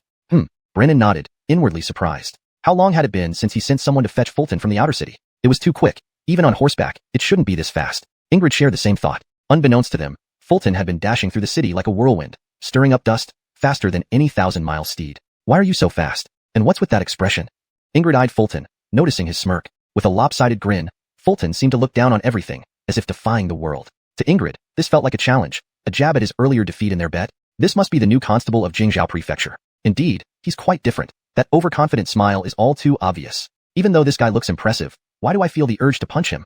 The 2 swordsmen also had mixed thoughts upon seeing Fulton's expression. Setting aside other impressions, Fulton's first impression on them was formidable. His mere smile exuded a sense of supremacy. That's not important. Next time, don't say I'm fast. It's insulting. Fulton waved his hand dismissively, then added with a crooked smile. But you really are fast. Ingrid was puzzled by Fulton's words. What nonsense. What's the situation here? Sensing the conversation turning awkward, Fulton tried to shift the topic. As you can see, the windows and doors are locked tight. Both the innkeeper and waiter were killed by throat slitting. It's troublesome. We have no leads yet, Ingrid briefly described the case, then looked at Fulton, eager to hear his insights. Upon hearing Ingrid's words, Fulton fell into deep thought with his lopsided mouth. Locked windows and doors, a locked room murder? No, these types of locks can easily be closed from outside. If the Mountain Sea Alliance did this, it should be the nine-tailed fox who met Augustus. No, if they wanted to silence people, they'd only need to kill the waiter, as the innkeeper wasn't there that day. No, this isn't the work of the Mountain Sea Alliance. If they thought of silencing witnesses, wouldn't they just destroy the evidence? A fire would have been better. After some contemplation, Fulton dismissed the possibility of the Mountain Sea Alliance being responsible. In his view, they wouldn't leave such glaring flaws. Seeing Fulton pondering, Ingrid raised an eyebrow. What are you thinking? Without answering, Fulton approached the bodies and squatted down, saying, What do you think? As he spoke, golden gas flashed in his eyes. To his sight, the wounds on the necks of the victims shimmered with a golden light, some kind of clue provided by the golden gas. Do you remember what Fabio said when he was captured? I suspect another spy from the Mountain Sea Alliance did this to eliminate potential witnesses, Ingrid explained his theory. This was also what Brennan and the two swordsmen thought. Half a month ago, Fabio met another spy from the Mountain Sea Alliance at the Well Inn, and now, both the innkeeper and waiter were dead. This was clearly a cover-up to prevent the two from revealing information about the spy. Ingrid was confident in her reasoning. Hearing Ingrid's words, Fulton remained silent, observing the bodies before standing up and stating, No, that's not right. Why not? Ingrid frowned, seeming slightly miffed. Let's hear your thoughts, Brennan smiled calmly, interested in Fulton's deductions. The two swordsmen also turned their attention to Fulton. Cough. Clearing his throat, Fulton continued with a crooked smile. I'm about to show off. Start deducing. First conclusion. This murder wasn't done by the Mountain Sea Alliance. For starters, it's a locked room scenario. Given your expertise as swordsmen, it should be clear that locking the doors and windows from the outside to create the illusion of a locked room isn't difficult. Second, I question the innkeeper and waiter. On the night Fabio was captured, the innkeeper wasn't there. If this was to eliminate witnesses, only killing the waiter would have sufficed. Third, you deal with the Mountain Sea Alliance regularly and know their modus operandi best. If they were responsible, would they leave the bodies behind for investigation? Each point Fulton made was compelling and uncontestable. Finishing his deduction, the upward curve of Fulton's lips slowly faded. How long has he been here to come up with such a conclusion? He's no ordinary person. The two swordsmen were astonished by Fulton's logical clarity, word perfect. In just a few sentences, he clarified the case and combined multiple pieces of evidence into solid proof. More importantly, they sensed there was more he hadn't revealed yet. Such deductive prowess would rank high among the top investigators at the Imperial Office of Works. No, even in the Imperial Office, few could match him. Good, your points are well taken, Brennan nodded in agreement. As for Ingrid, despite her evident dissatisfaction, she had to admit Fulton made valid points. Her initial assumption about the Mountain Sea Alliance eliminating witnesses was incorrect. Yet, fully accepting Fulton's reasoning would be tough for her. After all, Fulton had already won against her once. Her competitive spirit was strong, and in her mind, this murder case was their second round. She didn't want to lose again. Then, Ingrid offered another hypothesis. Could it be a beast or ghost? Putting aside whether beasts or ghosts can enter the inner city, how would they choose this method of killing? Fulton laughed, pointing to the neck wounds. Beasts or ghosts wouldn't use weapons. One sentence dismissed that possibility. ####Chapter 14. Prevarication and more prevarication. Ingrid was momentarily speechless in response to Fulton's words and could only suppress her anger. Seeing this scene, Brennan intervened tactfully and asked, Captain Sun, have you cracked the case yet? There are some leads, but it's too early to claim a breakthrough, Fulton nodded, replying. Thanks to the warning from the Golden Mist, he had just thoroughly examined the two corpses, indeed noticing something unusual about the neck wounds. Upon hearing Fulton's words, Ingrid, intrigued, asked, What did you discover? Honestly, Ingrid had no concrete ideas about the murder case yet, so she was eager to hear Fulton's thoughts. What she was more curious about was whether he could solve this case so quickly. Fulton squatted down and pointed at the neck wound of the corpse, saying, Take a look at the neck wound. Do you notice anything?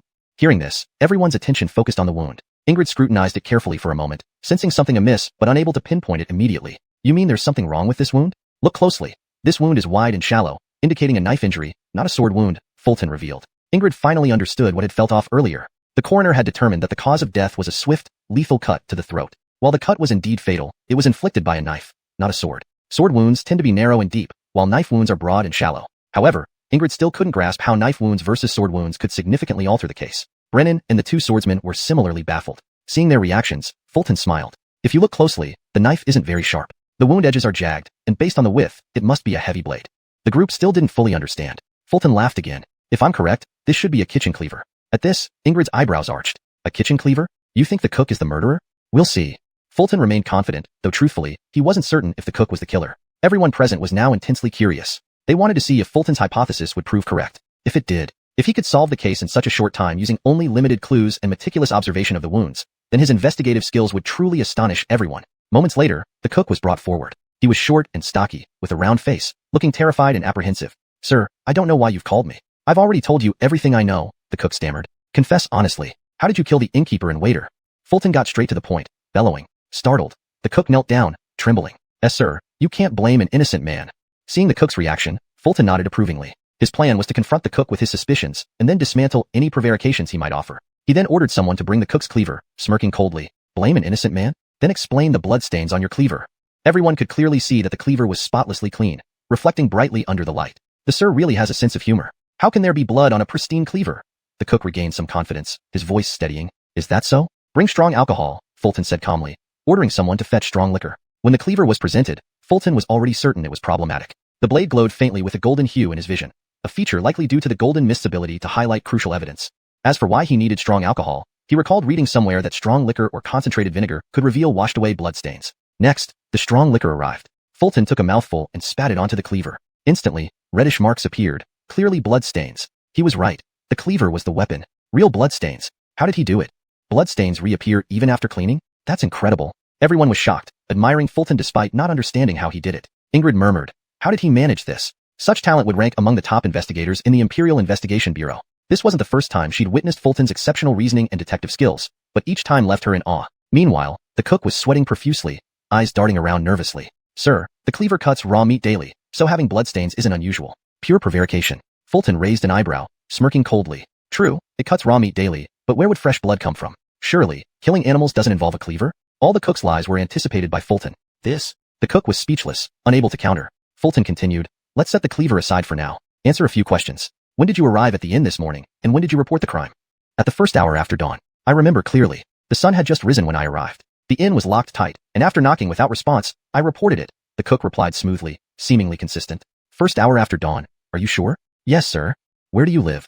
Fulton pressed. Near Dongshui Gate in the outer city. The cook answered immediately. What time did you leave home this morning? Usually the third watch before dawn. Today as well. The cook replied without hesitation, feeling comfortable with these routine questions.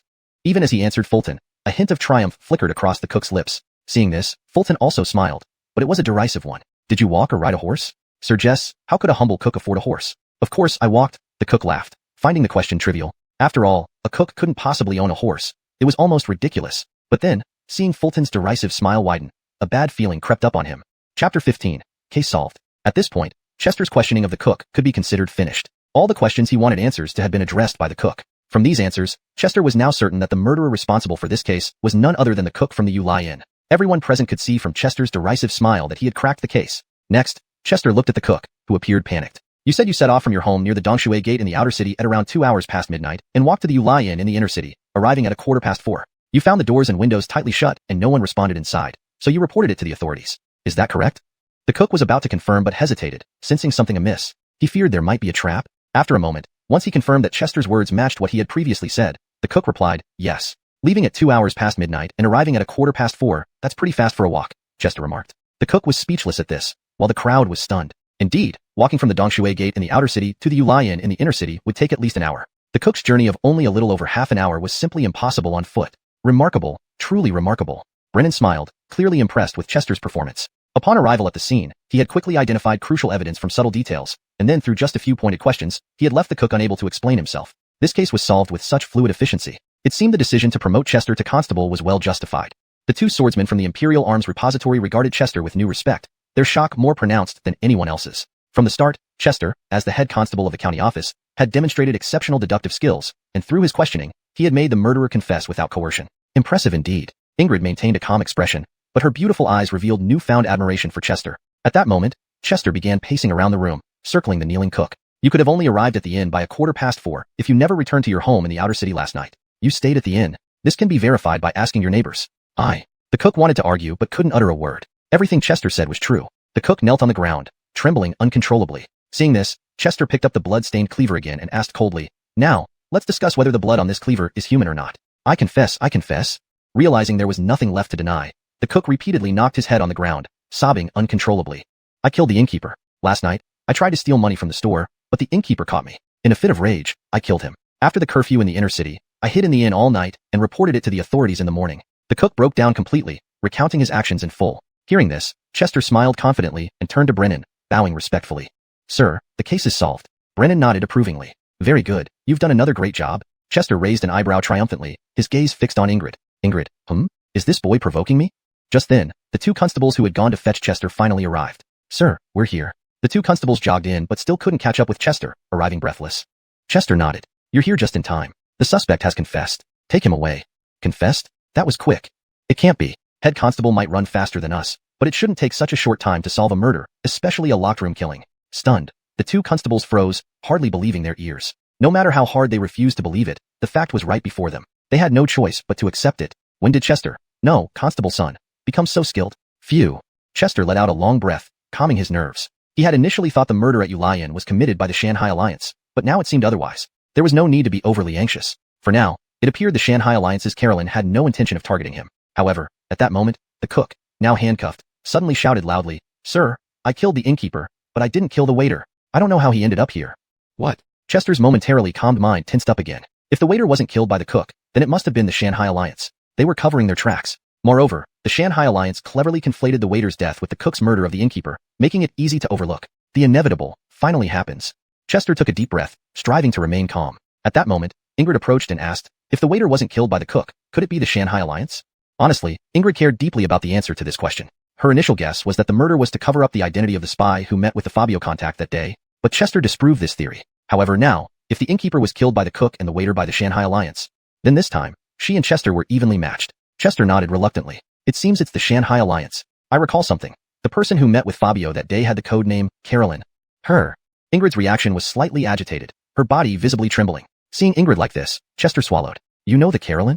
To my knowledge, the Carolyn is Fabio's superior and a woman. Beyond that, she remains very mysterious, Ingrid replied, shaking her head helplessly. With such limited information, it was hardly enough to call it knowing anything. The waiter is dead. Looks like I'm next. Chester felt quite helpless. He knew that after the waiter's death, he was the only one who knew the situation at the scene that day. Although he had lost his memory and didn't remember these details, the Shanghai Alliance didn't know that. Dead men tell no tales. Seeing Chester in deep thought, Ingrid comforted him. Don't worry too much about it now. Let's go. Let me take you to dinner. Now? Chester was surprised. Upon hearing this, Ingrid assumed Chester found it inconvenient. Or, another day? Please ensure the translation conveys the original meaning accurately, reads naturally, maintains consistency in terminology and style, and includes only English text. The cook was about to confirm, but a bad feeling stopped him from speaking immediately. He feared there might be a trap. After confirming that Chester's statement matched his previous testimony, the cook finally spoke. Yes. You left at 2 hours past midnight and arrived at the Yulian at 4 in the morning. You sure moved fast, remarked Chester. Wah. Chester's comment left the cook speechless while the crowd watched in astonishment. Indeed, walking from the Dongshui gate in the outer city to the Yulian in the inner city would take at least an hour. Yet, the cook took only a little over half an hour. That was impossible if he had walked. Remarkable, truly remarkable. Brennan smiled, highly impressed with Chester's performance. Upon arriving at the scene, Chester had discovered key evidence through meticulous observation and, with just a few pointed questions, managed to leave the cook unable to explain himself logically. The entire process of solving the case had been smooth and flawless. It seemed the decision to promote Chester as a detective was indeed wise. Two swordsmen from the Mohammed Bureau also regarded Chester with newfound respect, being among the most shocked witnesses. From the start, this head detective from the county office demonstrated strong deductive reasoning skills, and eventually, through questioning, made the murderer confess without even a struggle. Impressive. Ingrid maintained a calm expression, yet her beautiful eyes showed more admiration as she watched Chester. At this moment, Chester slowly paced around the room, circling the kneeling cook. There's only one way you could have arrived at the inn at 4 in the morning. You didn't return home last night, but stayed at the inn. This can easily be confirmed by asking your neighbors. The cook tried to explain or deny, but couldn't utter a single word. Chester's words were all true. Kneeling on the ground, the cook trembled like a leaf. Seeing this, Chester picked up the bloody kitchen knife again and coldly asked the cook, Now, let's talk about whether the blood on this knife is human or not. I confess. The cook could no longer deny anything. With frequent head banging on the ground, he wept bitterly, admitting, I killed the innkeeper last night. I wanted to steal money from the store but was caught by the innkeeper. In a fit of rage, I killed him. After the curfew in the inner city, I hid in the inn and escaped early in the morning to report it. Completely broken, the cook recounted his actions in detail. Hearing this, Chester smiled confidently, turning to bow to Brennan. Sir, the case is solved.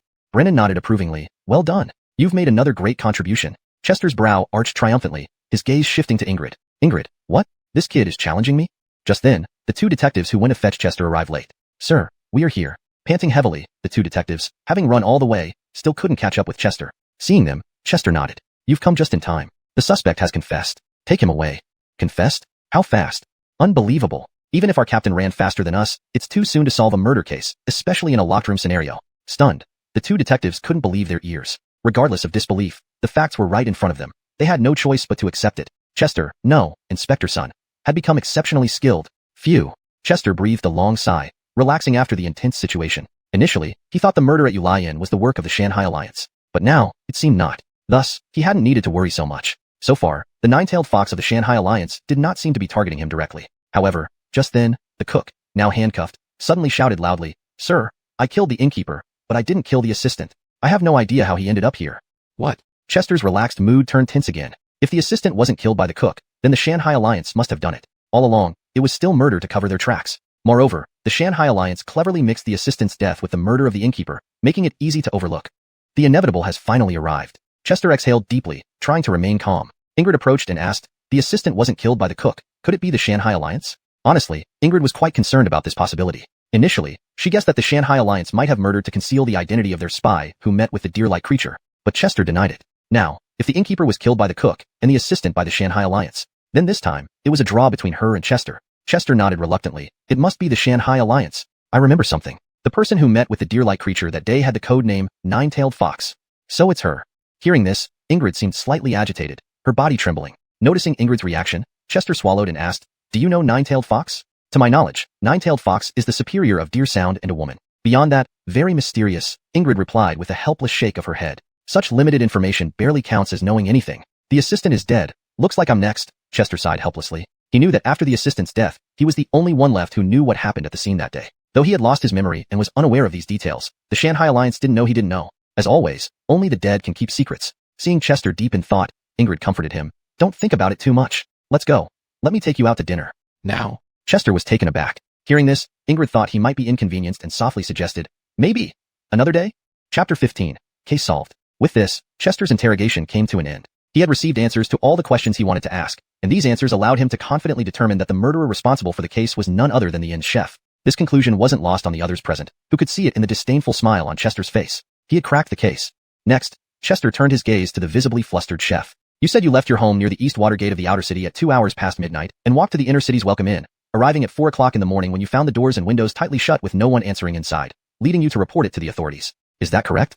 The chef was about to confirm but hesitated, a bad feeling gnawing at him. He feared there was a trap here. After a moment, once he verified that what Chester described matched his previous statements, the chef finally nodded and replied, "Yes. Leaving at 2 hours past midnight and arriving by 4 in the morning. Quite the speed," remarked Chester. The chef was speechless as Chester's words stunned everyone present. Indeed, walking from the outer city's east water gate to the inner city's welcome inn should take at least an hour. The chef's reported travel time was only slightly over half an hour. If he walked, it would be impossible. Remarkable, truly remarkable. Brennan smiled, thoroughly impressed by Chester's performance. Upon arriving at the scene, he had discovered critical evidence from the smallest details, then swiftly exposed inconsistencies through a few pointed questions. The whole process flowed smoothly, like water. Clearly, promoting Chester to constable had been the right decision. 2 swordsmen from the Imperial Armory were equally impressed, regarding Chester with newfound respect. From the start, the magistrate's chief constable had demonstrated exceptional deductive reasoning, further proving his prowess by extracting a confession through questioning. Impressive indeed. Though Ingrid maintained a calm exterior, her beautiful eyes revealed newfound admiration for Chester. At this moment, Chester began pacing around the room, circling the kneeling chef. "You managed to arrive at the inn by 4 in the morning. There's only one explanation. Last night, you never returned to your home in the outer city. Instead, you stayed at the inn. A simple check with your neighbors will confirm this." The chef tried to explain or deny it but couldn't utter a word. Chester's words were the truth, undeniable. Now, kneeling on the ground, the chef trembled uncontrollably. Seeing this, Chester picked up the blood-stained cleaver and coldly asked, "Let's revisit the question of whether the blood on this cleaver is human." I confess. Realizing resistance was futile, the chef banged his head on the ground repeatedly, sobbing bitterly. "I killed the innkeeper. Last night, I intended to steal money from the inn, but he caught me. In a fit of panic, I killed him. After the curfew in the inner city, I hid in the inn and reported it early this morning." With that, the chef broke down completely, confessing to his crime. Hearing this, Chester smiled confidently and turned to Brennan, bowing respectfully. "Sir, the case is solved." Brennan nodded approvingly. "Excellent. Another commendable achievement." Chester felt a surge of pride and glanced at Ingrid. Ingrid raised an eyebrow. "What? Is this kid taunting me?" Just then, the 2 constables who had gone to fetch Chester finally arrived, breathless. "Sir, we're here." Despite their hurried pace, they hadn't caught up to Chester, now panting heavily. Seeing this, Chester nodded. "You arrived just in time. The suspect has confessed. Take him away." "Confessed? So quickly? It can't be. Even if the head constable ran faster than us, it's still too short a time to solve a murder, let alone a locked room mystery." Stunned, the 2 constables struggled to believe their ears. But the facts were clear. They had no choice but to accept it. When did Chester, no, Constable son, become so formidable? Chester exhaled deeply, calming himself. Initially, he had suspected that the murder at the Welcome Inn was the work of the Shanghai Alliance, but now it seemed otherwise. Therefore, there was no need for undue tension. For now, it appeared the Carolyn of the Shanghai Alliance had no intention of targeting him. However, at that moment, the shackled chef suddenly shouted, "Sir, I killed the innkeeper, but I didn't kill the boy. I don't know how he ended up here." "What?" Hearing this, Chester's previously relaxed demeanor tensed again. If the chef didn't kill the boy, then it must have been the Shanghai Alliance. All along, it was a cover-up murder. Moreover, the Shanghai Alliance had cleverly intertwined the boy's death with the chef's crime, making it easy to overlook. The inevitable, it seems, cannot be avoided. Chester took a deep breath, striving to stay calm. Ingrid approached and asked, if the boy wasn't killed by the chef, could it be the Shanghai Alliance? Honestly, Ingrid cared deeply about the answer. Her initial suspicion was that the Shanghai Alliance had silenced witnesses to conceal the identity of the spy who met with Fabio that day, a theory Chester had dismissed. But if the chef killed the innkeeper and the Shanghai Alliance killed the boy, then they were at a stalemate. Chester reluctantly nodded. It's likely the Shanghai Alliance. I remember now. The person who met with Fabio that day was code-named Carolyn. Her? Ingrid was visibly agitated, her movements filled with emotion. Do you know the Carolyn? Chester asked, noticing Ingrid's reaction. As far as I know, the Carolyn is Fabio's superior and a woman. Beyond that, she remains mysterious, Ingrid replied, shaking her head helplessly. That's all I know. That doesn't count as much knowledge, Chester conceded. The boy is dead. Looks like I'm next, Chester said grimly. He knew that after the boy's death, he was the only one left who knew the true events of that night. Though he had lost his memory and thus lacked awareness, the Shanghai Alliance wouldn't know that. Only dead men keep secrets. Noticing Chester's contemplative expression, Ingrid comforted him. Don't worry about that now. Let's go. I'll treat you to a meal. Now? Chester was surprised. Ingrid misinterpreted his hesitation. Or perhaps another day? Chapter 16. What did you say just now? When Ingrid said this, Chester, who had been somewhat distracted, immediately became alert. If you're saying that, then I'm not sleepy anymore. Then, Chester raised an eyebrow and asked, really? Ingrid shrugged her shoulders, not understanding the brilliance of Chester's driving skills, and nonchalantly said, whatever, it's up to your schedule. Where are we going? To be honest, Chester originally didn't plan to go, but considering Ingrid's pair of F-cups, he reluctantly agreed. The Drunken Immortal Tower. Ingrid nodded. Lead the way. Upon hearing the name Drunken Immortal Tower, Chester instantly agreed. The Drunken Immortal Tower was the best and most expensive tavern in the capital city, with an average per capita cost of 1 silver tael. 2 people would cost 2 silver taels, which was Chester's monthly salary. Wait, he's now a bailiff, so his monthly salary should be 5 silver taels. But even so, a place like the Drunken Immortal Tower was still beyond Chester's budget. Honestly, since he came through from another world, Chester hadn't had a proper meal. He only remembered having 2 bowls of plain porridge at home. This first decent meal being at such a high-end place as the Drunken Immortal Tower made Chester feel like his standards were set a bit too high. Then, Chester and Ingrid headed towards the Drunken Immortal Tower. It was only a few miles away from the welcoming inn. However, Ingrid attracted a lot of attention on the street along the way. She had stunning beauty, dressed in tight-fitting uniform of an enforcer, which accentuated her perfect figure, making it hard for people not to notice her. Oh, what's the use of having such big boobs? They're just a burden. For this, Ingrid muttered helplessly to herself as if she was already used to it. She practiced martial arts from a young age and later joined the Muhammad office to become an enforcer. One could say that on the path of martial arts, she had already achieved more success than most men. However, her uncontrollably developing chest caused her considerable distress. Not only did it affect her practice of martial arts, but it also created extra resistance when she walked or fought. That's why she usually wrapped herself tightly with bandages, which was what Chester saw that day in the inner courtyard of the government office. Hearing Ingrid mutter something, Chester turned his head curiously and asked, "What were you mumbling just now?" Ingrid shook her head, her face already red. And nothing. If Chester knew that Ingrid considered her F-cups a burden, he would definitely have teased her about it. You don't appreciate what you have. You'll never understand the pain of having a pair of 5A airports at a young age. Soon, the two arrived at the Drunken Immortal Tower. Led by a waiter, they sat down at a table by the window. Ingrid moved the chair slightly, trying to get her body closer to the table. She wanted the table to share some of the burden. Finally, she succeeded. Relieved. Indeed, women who can place their chests on the table are the most charming. Seeing this scene, Chester was completely stunned. Ingrid didn't notice Chester's expression but instead asked, "What would you like to eat?" "Don't be shy. This is from my loss last time." Chester shrugged. "Anything is fine. You choose?"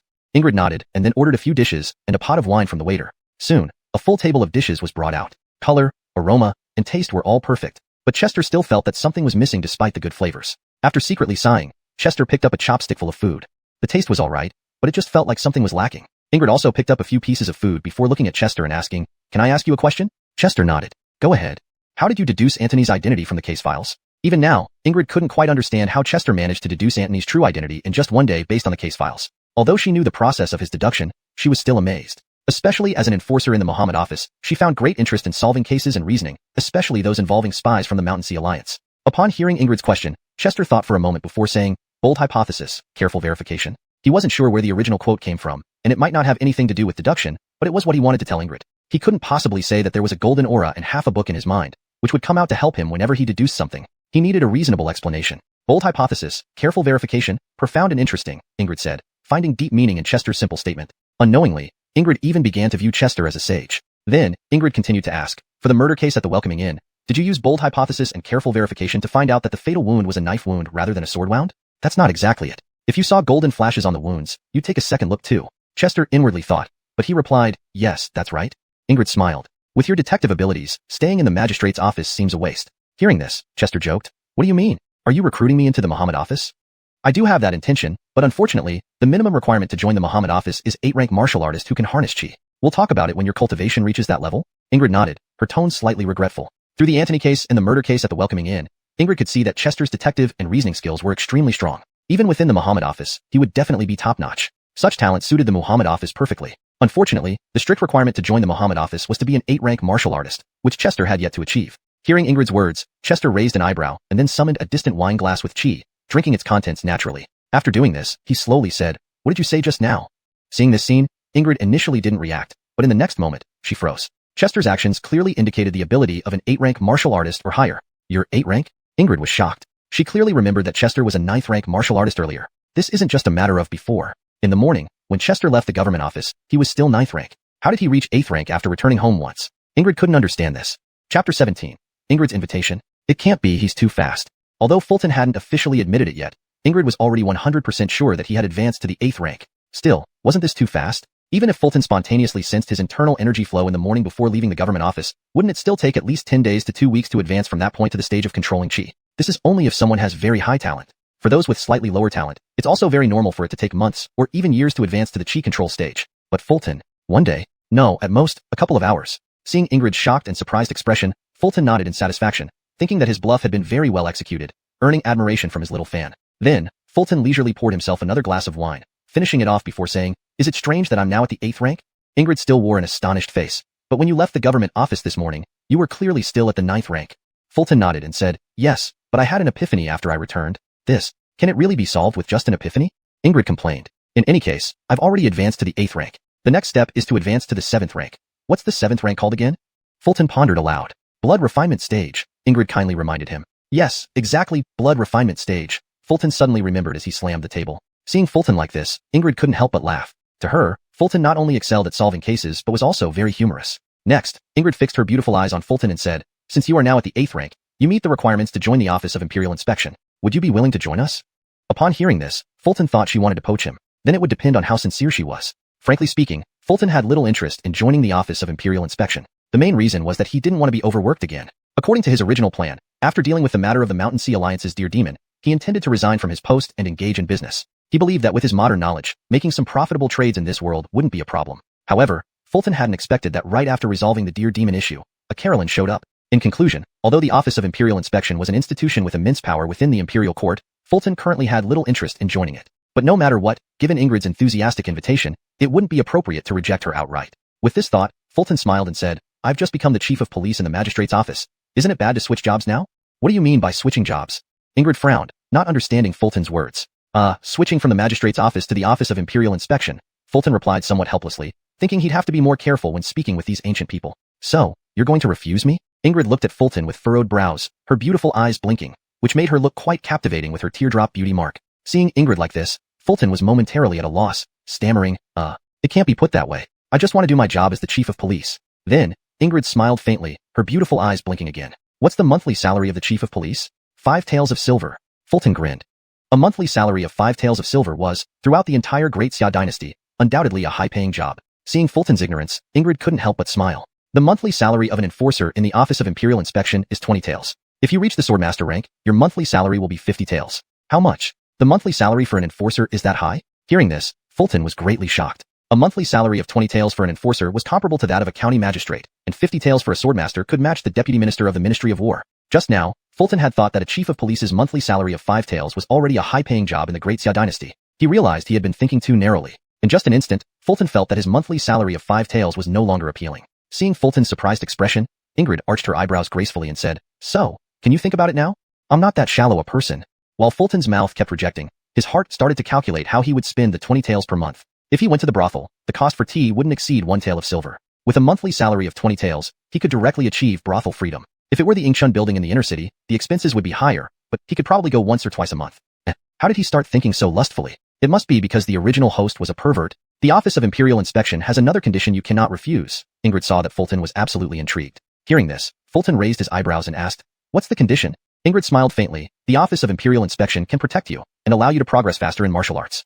Hearing this, Fulton was speechless for a moment. Honestly, Ingrid's words truly touched him. What he found most worrying now was the matter of the Carolyn from the Mountain Sea Alliance. The innkeeper had already been silenced, so logically, he should be next. Given his 8th rank martial prowess and position as chief of police, fighting against the colossal Mountain Sea Alliance would be extremely difficult. But if he joined the Office of Imperial Inspection, it would be different. The office was full of skilled experts, and the top martial artist of the Great Xia dynasty, Daniel, personally oversaw the office. Joining the Office of Imperial Inspection, Fulton would definitely be safer than staying in the magistrate's office. Moreover, if he received guidance from skilled experts within the office, with his outstanding insight, he would surely make rapid progress in martial arts. Ultimately, only by strengthening his own capabilities could he achieve a permanent solution. Thinking it through, it really was hard to refuse. You don't need to rush in giving me a reply. Becoming an enforcer entails more responsibility, and you need to be prepared for it. Ingrid smiled, confident she had Fulton in the back. Just as she finished speaking, Fulton straightened up and looked at Ingrid seriously.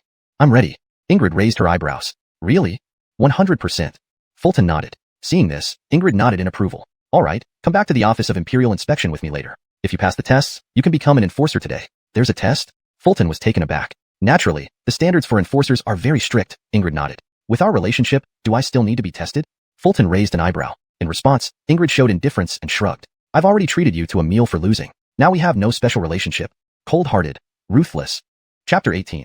Encrypted conversation? Fulton had just assumed that her deductive reasoning skills had impressed Ingrid, which was why she invited her to become a special admission student at the Muhammad office. It turned out she had overestimated the situation. To join the Muhammad office, one still needed to pass the appropriate tests. Although Fulton wasn't worried about the assessment due to her exceptional talent, she couldn't help but feel slightly disheartened. Seeing Fulton's expression, Ingrid smiled lightly and reassured her, the assessment isn't that difficult. With your abilities, you should be able to pass it easily. Fulton didn't respond but nodded. Her eyes betrayed no doubt or hesitation. It seemed she was already prepared. Noticing this, Ingrid nodded and said, let me take you to meet my superior at the Muhammad office first, then we can discuss the assessment.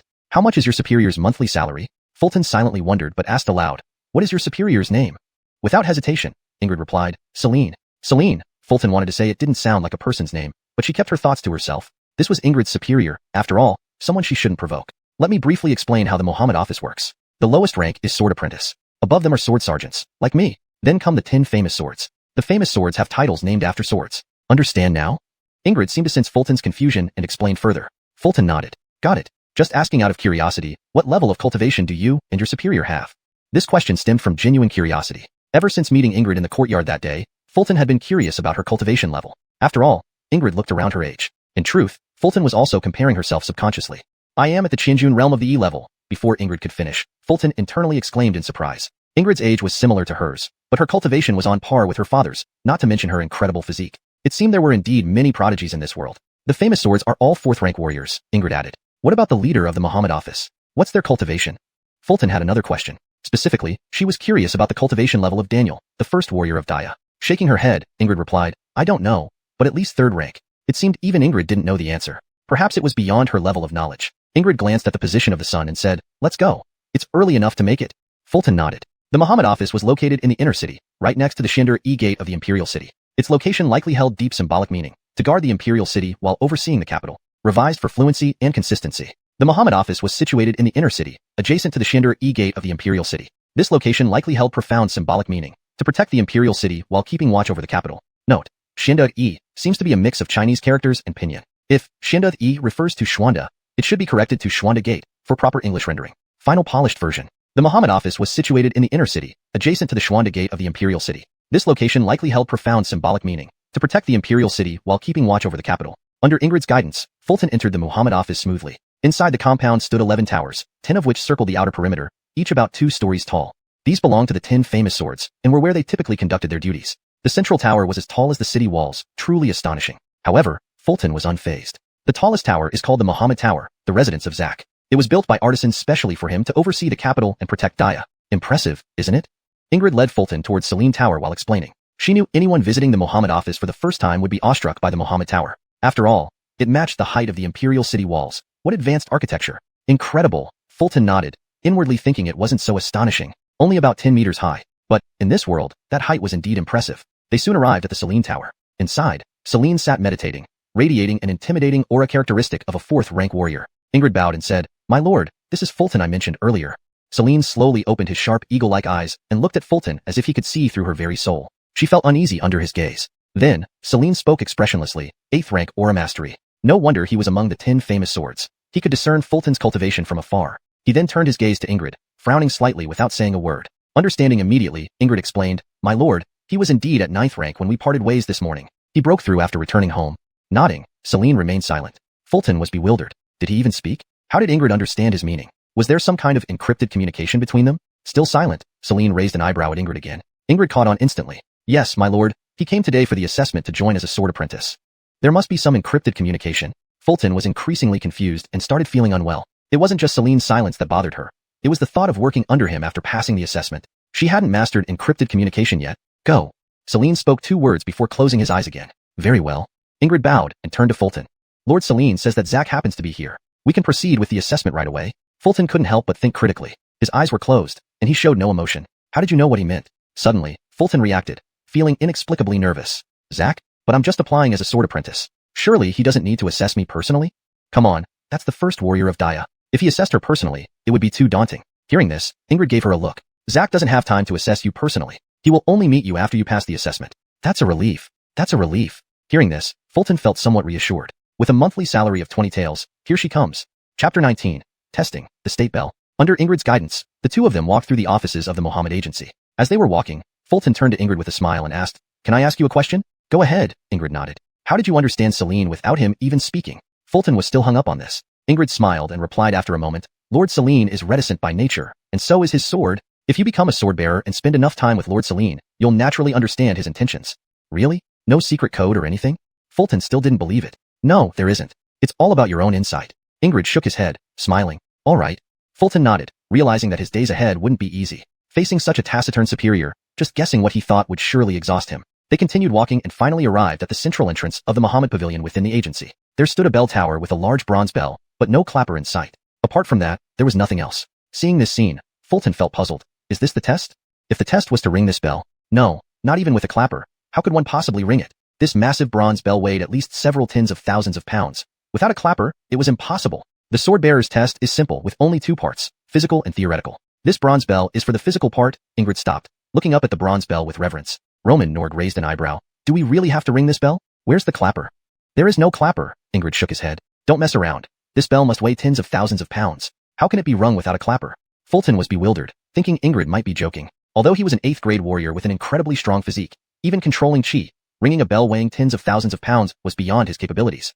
Seeing Fulton's confusion, Ingrid chuckled softly and explained patiently, that's why the Mohammed Agency's sword-bearers must be at least 8th grade warriors. This bell cannot be rung by brute force alone. You must use the chi within your body. So, it's using chi. Fulton nodded, appearing to understand. In reality, he was inwardly complaining. Even with chi, tens of thousands of pounds was an enormous weight. Wasn't it said that the sword-bearer's test wasn't hard? Yet the first challenge was already this difficult? Wait, the physical test seems to only have 1 part. If I can't pass this, I'll have to go back to being a constable. On second thought, being a constable isn't bad. 5 taels a month, at least I won't starve. Ingrid, as if reading Fulton's mind, looked at the bell and said, Do you know the history of this bronze bell? What history? Fulton asked compliantly. 20 years ago, during the Yinbei battle, Zack fought 9 top barbarian experts single-handedly, slaying 3, crippling 3, and wounding 3, becoming famous overnight. After this battle, the emperor bestowed upon him the title of First Warrior of Daya. This bell was also personally ordered by the emperor to be cast and presented to him, named Guizhong, State Bell, symbolizing Zack as a pillar of the nation. Ingrid recounted it reverently, like narrating a tale. To gift Zack a pillar of the state, why would the emperor cast a bell? Wouldn't casting a literal pillar carry a clearer meaning? Fulton inwardly grumbled. Ingrid smiled faintly and added, Everyone who wants to join the Mohammed Agency must undergo this bell-ringing test. It serves both to prove one's strength and to announce to the world that Daya has gained another sword-bearer and protector. Hearing this, Fulton held back his complaints. He hadn't expected such profound significance in the physical test. This bronze bell weighed more than tens of thousands of pounds. If truly rung, its sound would likely travel over 100 miles. Then, throughout the entire capital, even the 4-corner relay stations would hear the resonance of the state bell. The sound of the state bell means everyone knows. Thinking of this, Fulton respectfully asked, Did you ring the state bell when you joined the Mohammed Agency?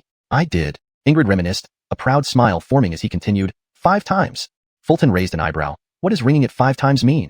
The state bell has been here for 20 years, revered by the people, far beyond an ordinary bell. When testing strength, it also evaluates one's potential and character. Ingrid paused deliberately before continuing. 1 chime means entry into the Mohammed Agency, 5 chimes signify potential to become swordjia, 7 chimes foretell holding a famed sword, and 9 chimes denote the capability to bear the Mohammed. Hearing this, Fulton felt a surge of excitement. So this state bell can gauge potential too? Well, Fulton, am destined for greatness. Thinking of this, Fulton became increasingly excited. Seeing Fulton's enthusiastic expression, Ingrid couldn't help but smile. What you need to do is simple. Marshal all the chi within you and strike the state bell. Fulton nodded, stepping towards the bell tower. Can I use Confucian spells? You can, if you know them, Ingrid smiled, not taking it seriously. Most were warriors, as if he'd know any Confucian spells. Fulton nodded, climbing onto the bell tower silently. Standing calmly before the state bell, he placed his hand on it, feeling its warmth to calm himself down. The state bell was intricately carved with complex patterns that only a master craftsman could create. In the center of the bell were 2 lines of poetry, bold and sweeping, as if written by dragons and phoenixes. Facing north, I raise my sword under the stars, devoting my life to the worries of the state. Seeing these words, Fulton sighed. Beautiful poetry. Though incomplete, Fulton could feel the heavy emotion in the poem. This poem was written by Zach, representing his belief of what a sword-bearer should uphold. Ingrid stood below the bell tower, smiling warmly. She had seen this poem before, which left her deeply moved. She understood Fulton's feelings now. To wield the sword for the nation, what a grand spirit. Standing on the bell tower, Fulton felt myriad emotions surging in his heart. Chapter 20. Startling the Craig. Every sword-wielding member of the Muhammad office must pass a bell-ringing test. One chime of the bell earns them the title of sword-wielder. Incidentally, this state-preserving bell hasn't been rung for several years. Becoming a sword-wielder in the Muhammad office is no easy feat. At this moment, a few sword-wielders passed by the bell tower and paused when they saw someone standing on it. Look, someone's going to ring the bell. I remember the last time someone rang the state-preserving bell was 3 years ago. Among these sword-wielders were the 2 individuals Fulton had encountered at the Uli Inn. One had regular features and often wore a smile, giving an impression of being outgoing and talkative. The other had thick eyebrows and big eyes, with a blank expression, likely quiet and introverted. The talkative sword-wielder approached Ingrid with small steps and asked curiously, "Sir, isn't this person Captain Sun from the magistrate's office? What's he doing here?" Ingrid smiled faintly. "He's here to join the Muhammad office." Upon hearing this, the talkative sword-wielder raised an eyebrow. "Can he do it?" "Shouldn't be a problem. Your team is short one person. Once he passes the test, you 2 can help him along," Ingrid nodded, seemingly confident in Fulton. "I'm starting to get excited. This person has excellent detective skills, but we'll see about his strength. Actually, the state-preserving bell tests not just strength, but also potential and character." "Me too." The 2 sword-wielders grew expectant. Fulton took a deep breath, his mind now calm. In the next instant, he exclaimed, "Chi fills the sky." Suddenly, Fulton felt his inner chi surge more than twofold, surging through his meridians and even beginning to escape uncontrollably from his body, billowing around. Such powerful chi. Is he at the peak of chi mastery? Not quite. Even at the peak of chi mastery, one shouldn't have such strong chi. It looks like the Muhammad office will gain another member. Seeing this, the sword-wielders were greatly astonished, unable to hold back their comments. Though they didn't recognize Fulton, they could tell that his chi was robust, typical of a peak chi mastery martial artist. However, they were unaware that just over an hour ago, Fulton was merely at the 9th level of body tempering. Ingrid frowned slightly, her fists clenched tightly, clearly nervous. Standing on the bell tower, Fulton's chi surged as he combined it with the golden gas inside his body, striking the state-preserving bell with a palm. Ring. Immediately, the bell rang out. Ding. The clear, melodious sound of the state-preserving bell echoed through the air, quickly spreading across the entire city. The entire capital's inhabitants felt a stir in their hearts. After many years, the state-preserving bell's chimes rang out across the city once again. This sound, it's the state-preserving bell. It seems the Muhammad office has a new member. The citizens discussed, some stopping in their tracks, showing reverence upon hearing the chime. Sword-wielders are protectors of the capital, guardians of the great Xia Empire, and worthy of respect. At the Sun family residence, Bram, who was practicing martial arts at home today, halted and stood still, gazing towards the imperial city with admiration after hearing the clear, melodious chime. The state-preserving bell rang. As a military drill master, he knew exactly what this meant. Inside the house, Bowden emerged upon hearing the chime, asking solemnly, "Father, what's that sound?" Though he didn't know it was the state-preserving bell, he felt a sense of tranquility emanating from it. The state-preserving bell brings peace to the heart. "State-preserving bell," Bram answered simply. "So this is the state-preserving bell?" Bowden nodded, looking towards the imperial city with envy. As a scholar, he also desired to defend the country and longed to ring the state-preserving bell. But unfortunately, this wasn't something scholars usually did. This didn't stop his envy. Unbeknownst to him, the person he envied was none other than his elder brother. Back at the Muhammad office, Ingrid finally relaxed her grip, relieved that one chime meant Fulton was qualified to join. The sword-wielders watched Fulton, all grinning, reminiscing about their own times ringing the state-preserving bell. Ding, ding. A second and third chime followed soon after, echoing across the city. Ingrid's brows furrowed slightly, as did the other sword-wielders. More chimes indicated greater strength and potential for Fulton. Honestly, Ingrid was already quite stunned. She knew Fulton had only recently advanced to 8th level chi mastery. Normally, this should put him at a disadvantage for the sword-wielder entrance examination. Yet, despite this, he managed to ring the bell thrice. And Ingrid sensed this wasn't the end. Ding, ding. 2 more chimes followed. A quintet of chimes signified the potential for becoming a sword guard. In the Celine pavilion, Celine's eyes snapped open, frowning slightly, then smiling. This young man has the potential to become a sword guard. Indeed. Looks like the Muhammad office will have another sword guard. The state-preserving bell hasn't chimed 5 times in many years. Meanwhile, the other renowned swords turned their gaze toward the bell tower. 5 chimes were enough to capture their attention. To the common folk, the number of chimes didn't matter. They only knew each chime meant a new sword wielder in the capital. Ding. The 6th chime. The sword wielders were no longer composed, and even the renowned swords in the pavilion stood up. They all wanted to see if the state-preserving bell would chime again, qualifying Fulton to wield a renowned sword. The state-preserving bell rang 6 times. Another chime, and it'll be 7. In 20 years since the 10 renowned swords, the The state-preserving bell hasn't chimed 7 times. Remarkable. This person will undoubtedly make a name for himself in the Muhammad office. As the sword-wielders speculated, the answer was revealed. Ding. The 7th chime resounded across the city. Simultaneously, within the highest building in the Muhammad office, the Muhammad Pavilion, Daniel, the first great martial artist of Great Xia, opened his eyes. He wore white robes, with disheveled hair and a scholarly demeanor. His delicate features bore faint wrinkles, and his eyes remained calm and perceptive. Interesting. No one has had such potential in 20 years. Daniel smiled calmly, sitting cross-legged. Inside the imperial palace, Vaughn sat in his study, listening to the successive chimes of the state-preserving bell, nodding approvingly. He then instructed an old eunuch beside him, "Great companion, find out who this person is. Someone with the qualifications to wield a renowned sword cannot be an ordinary individual." 7 chimes startled even the emperor. However, just then, the 8th chime sounded. Chapter 21. The 9 rings of the national bell. The 8th bell struck with immense depth, its sound melodious and clear, instantly spreading across the city in an invisible wave. 7 rings gave one the qualification to bear a named sword. 8 rings exceeded the qualifications of the 10 famous swords.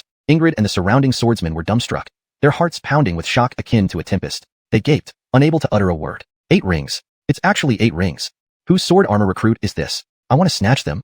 One more ring, and it will be 9. 9 rings give the qualifications to hold a Muhammad. In that moment, inside the pavilion where the 10 famous swords resided, every person's eyes widened, filled with astonishment. Some even wondered if they had heard incorrectly. Not to mention 8 rings, even 7 rings had only been heard when the Muhammad office was established 20 years ago. The citizens of the capital had long grown unfamiliar with the sound of the national bell. For them, 8 rings held no meaning at all. Why has the national bell been ringing continuously today? Could it be that many new swordsmen have arrived? Citizens discussed among themselves, but none understood the significance of 8 rings. In the Sun family residence, although little brother Arnie did not know what the continuous bells meant, he sensed something profound. "Father, does the continuous ringing of the national bell mean something important is happening? It means our great Xia will soon have an unparalleled genius." As Bram spoke, his right hand tightened on the long spear, his body trembling uncontrollably. While he didn't know exactly what 8 rings signified, he knew that more rings indicated greater talent. 8 rings were already impressive. Inside the Muhammad pavilion, Daniel, clad in white, abruptly stood up from the ground and rushed to the pavilion's edge to look down. Even he, usually composed, showed surprise. Then, Daniel's gaze sharpened, focusing on Marcus atop the bell tower, a smile creeping onto his lips. A Confucian scholar with the power of words following their command, an interesting young man. Daniel could tell that Marcus's powerful aura stemmed from the Confucian ability to have words follow commands. This piqued his curiosity even further. A martial adept of the 8th rank knowing Confucian abilities, even just the most basic form, was shocking enough. He also felt that the national bell would ring again. In the imperial study, Aquila suddenly stood up, uncharacteristically excited.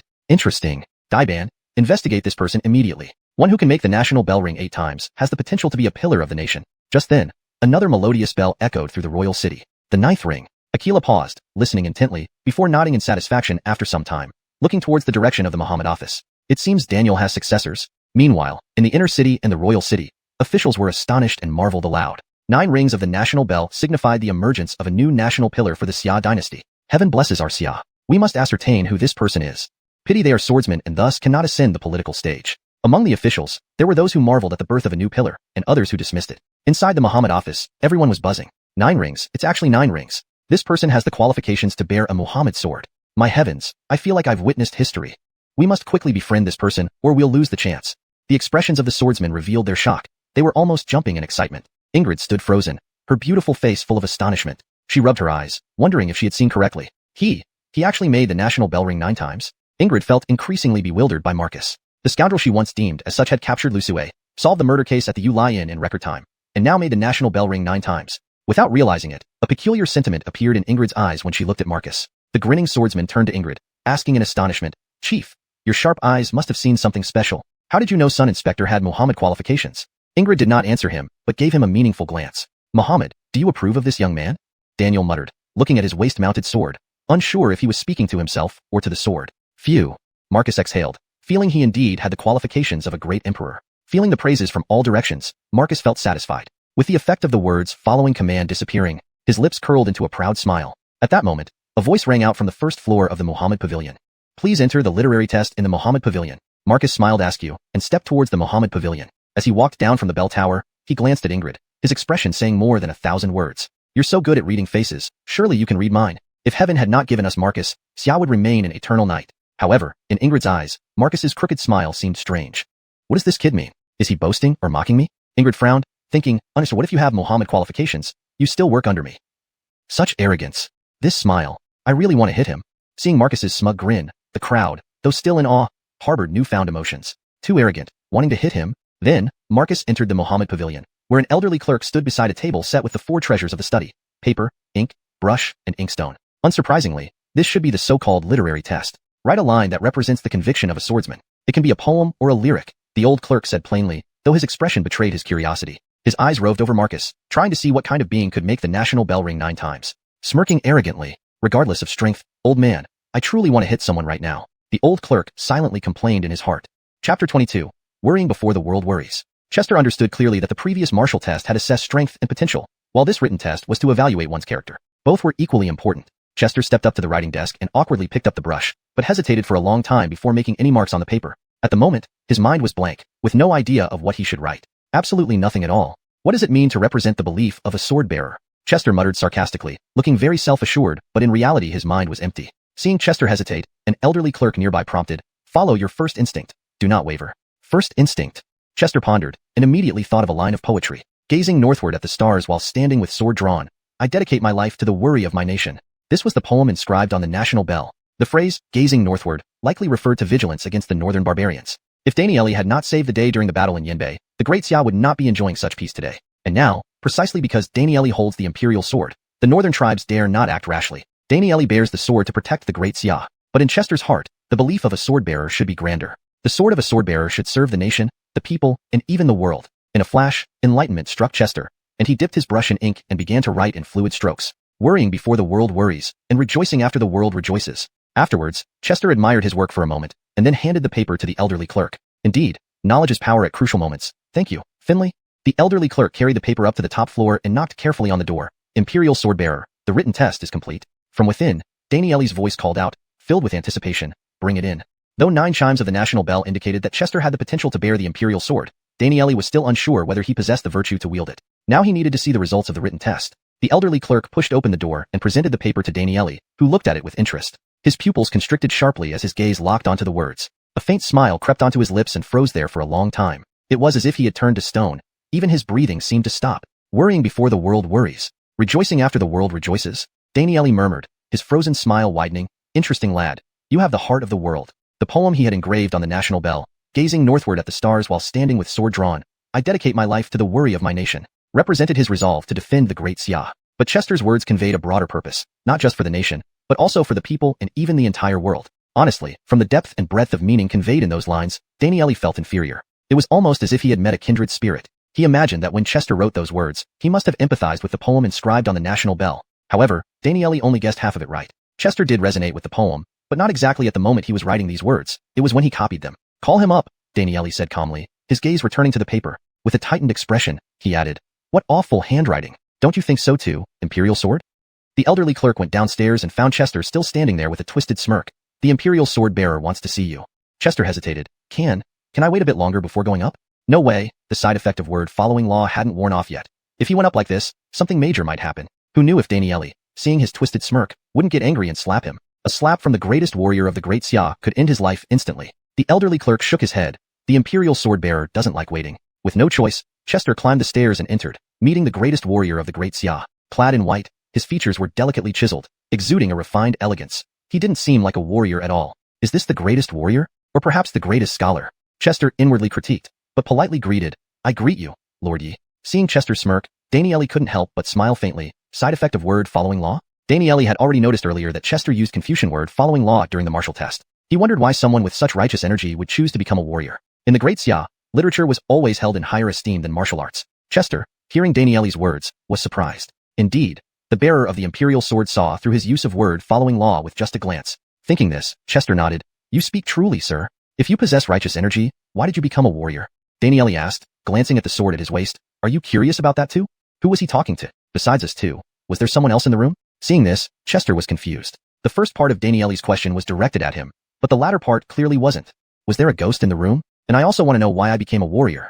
Thinking this, Chester replied cautiously while observing closely. It happened by chance. A series of coincidences, indeed. Danieli chuckled, stroking the hilt of his sword. "If you had become a scholar, you'd have lost your qualification to wield the imperial sword, wouldn't you?" Chester, huh? By now, he was certain that Danieli was not just speaking to him. Chilled to the bone, he felt something unclean watching him from the shadows. Meanwhile, downstairs, the elderly clerk scratched his head. Did I tell him that Danieli has a habit of talking to the imperial sword? I think I did. It turned out the room wasn't haunted. It was just Danieli's peculiar habit. Yet, Chester remained oblivious. At the thought of something creeping in the dark, Chester couldn't help but feel nervous. Chapter 23. No one in the Mohammed Bureau is normal. Seeing Chester's tense expression, Daniel smiled and said, "No need to be nervous. I wasn't talking to you just now." "Of course, I know you weren't talking to me. That's pretty obvious, isn't it?"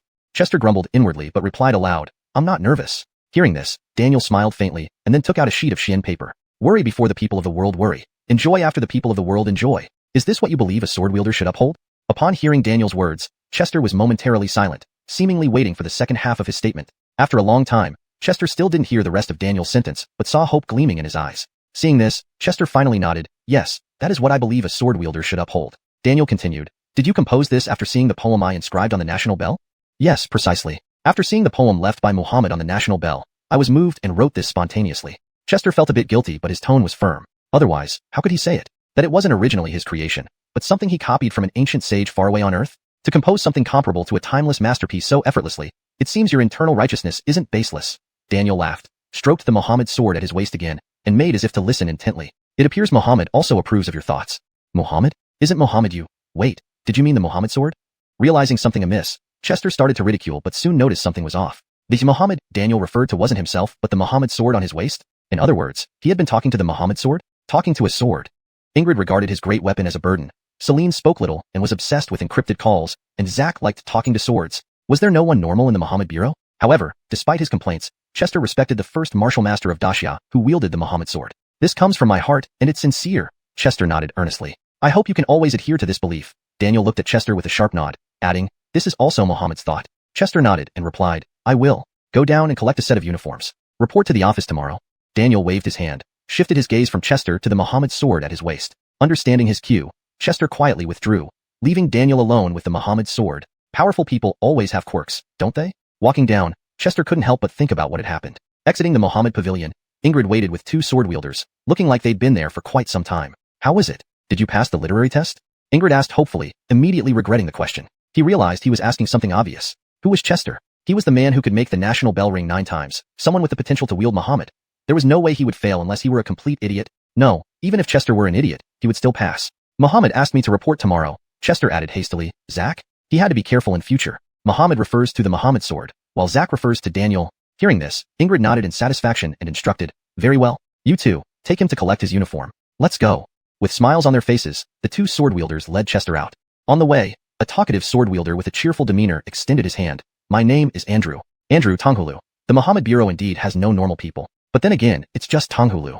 Chester mused, but replied, "My name is Chester. From now on, we're brothers who share life and death." A sword wielder with thick brows and big eyes, who seemed somewhat introverted, also extended his hand. "I'm Alec. Wang Defe. I take back what I just said. The Muhammad Bureau definitely has no normal people." At this point, Chester couldn't help but rant. But then again, thinking about his own name, Chester, and being an endorser for a budget hotel, he felt more balanced. Everyone is flawed. Later, I'll introduce my brother's son Rujia, Arnie, to you guys. Soon, under Andrew and Alec's guidance, Chester arrived at the Muhammad Bureau's storage. Before entering, Andrew asked curiously, "What weapons are you proficient in?" "What do you mean?"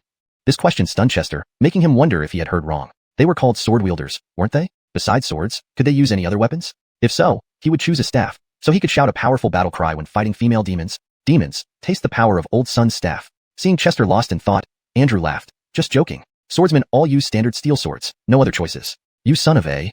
Chester felt choked. "I even thought of a kid's name. You only tell me now I can't use a staff? Fine, sword it is, maybe not so bad." An elderly official guarding the storage saw them come for uniforms and weapons, instantly associating it with the recent ringing of the national bell. "You're the one who made it ring 9 times? Young and full of promise." Looking at Chester, the official couldn't help but feel reverence and carefully chose his uniform and weapons. Undoubtedly, Chester would be groomed as the next Muhammad wielder, so establishing a good relationship was essential. That night, "I'll treat you to drinks to celebrate your joining the Muhammad Bureau." Andrew put his arm around Chester's neck naturally, smiling. Alec nodded beside him, barely present. "How vulgar." Chester cursed inwardly but then excitedly asked, "At a brothel? Free drinks and guests, simply perfect. Too cliché. Tonight at Ichuan Tower, Alec is treating us." Andrew assigned the responsibility to Alec. Alec tried to protest but gave up, knowing he couldn't argue with Andrew. Chester exclaimed, "Ichuan Tower, here I come." ##### Chapter 24. Need a girlfriend. As the saying goes, if you hold it in your heart constantly, there will surely be an echo. Back when Fulton passed by Yingchun Pavilion, he knew that his fate with this place would eventually come true. Ever since he came to this world, there were two things he was most unaccustomed to. One was the lack of a mobile phone. The other was the absence of a girlfriend. He was a vigorous young martial artist at 20, and his youthful and innocent heart was always hard to suppress. It would be best to have a girlfriend. But in this imperial feudal society, having a girlfriend before marriage seemed extremely difficult. If so, then combining girlfriend into one action became prostitution. And since Alec was footing the bill, it turned into free prostitution. After all, free pleasure has been a constant joy for men from ancient times to the present, or rather, for all humanity. Thus, with a very pleasant mood, Fulton, grinning broadly alongside Andrew, and the barely noticeable Alec set off on their way to Ingsub Pavilion. Before they even left the government office, the three encountered Ingrid. Finished receiving your duty uniforms? Where are you going? Seeing the expressions on their faces, Ingrid's eyebrows shot up, feeling somewhat suspicious already. It's just about collecting duty uniforms. Is it worth being so happy? Especially you, Fulton. Your face is almost splitting from the smile. Seeing this, Fulton reined in his expression and said, to drink.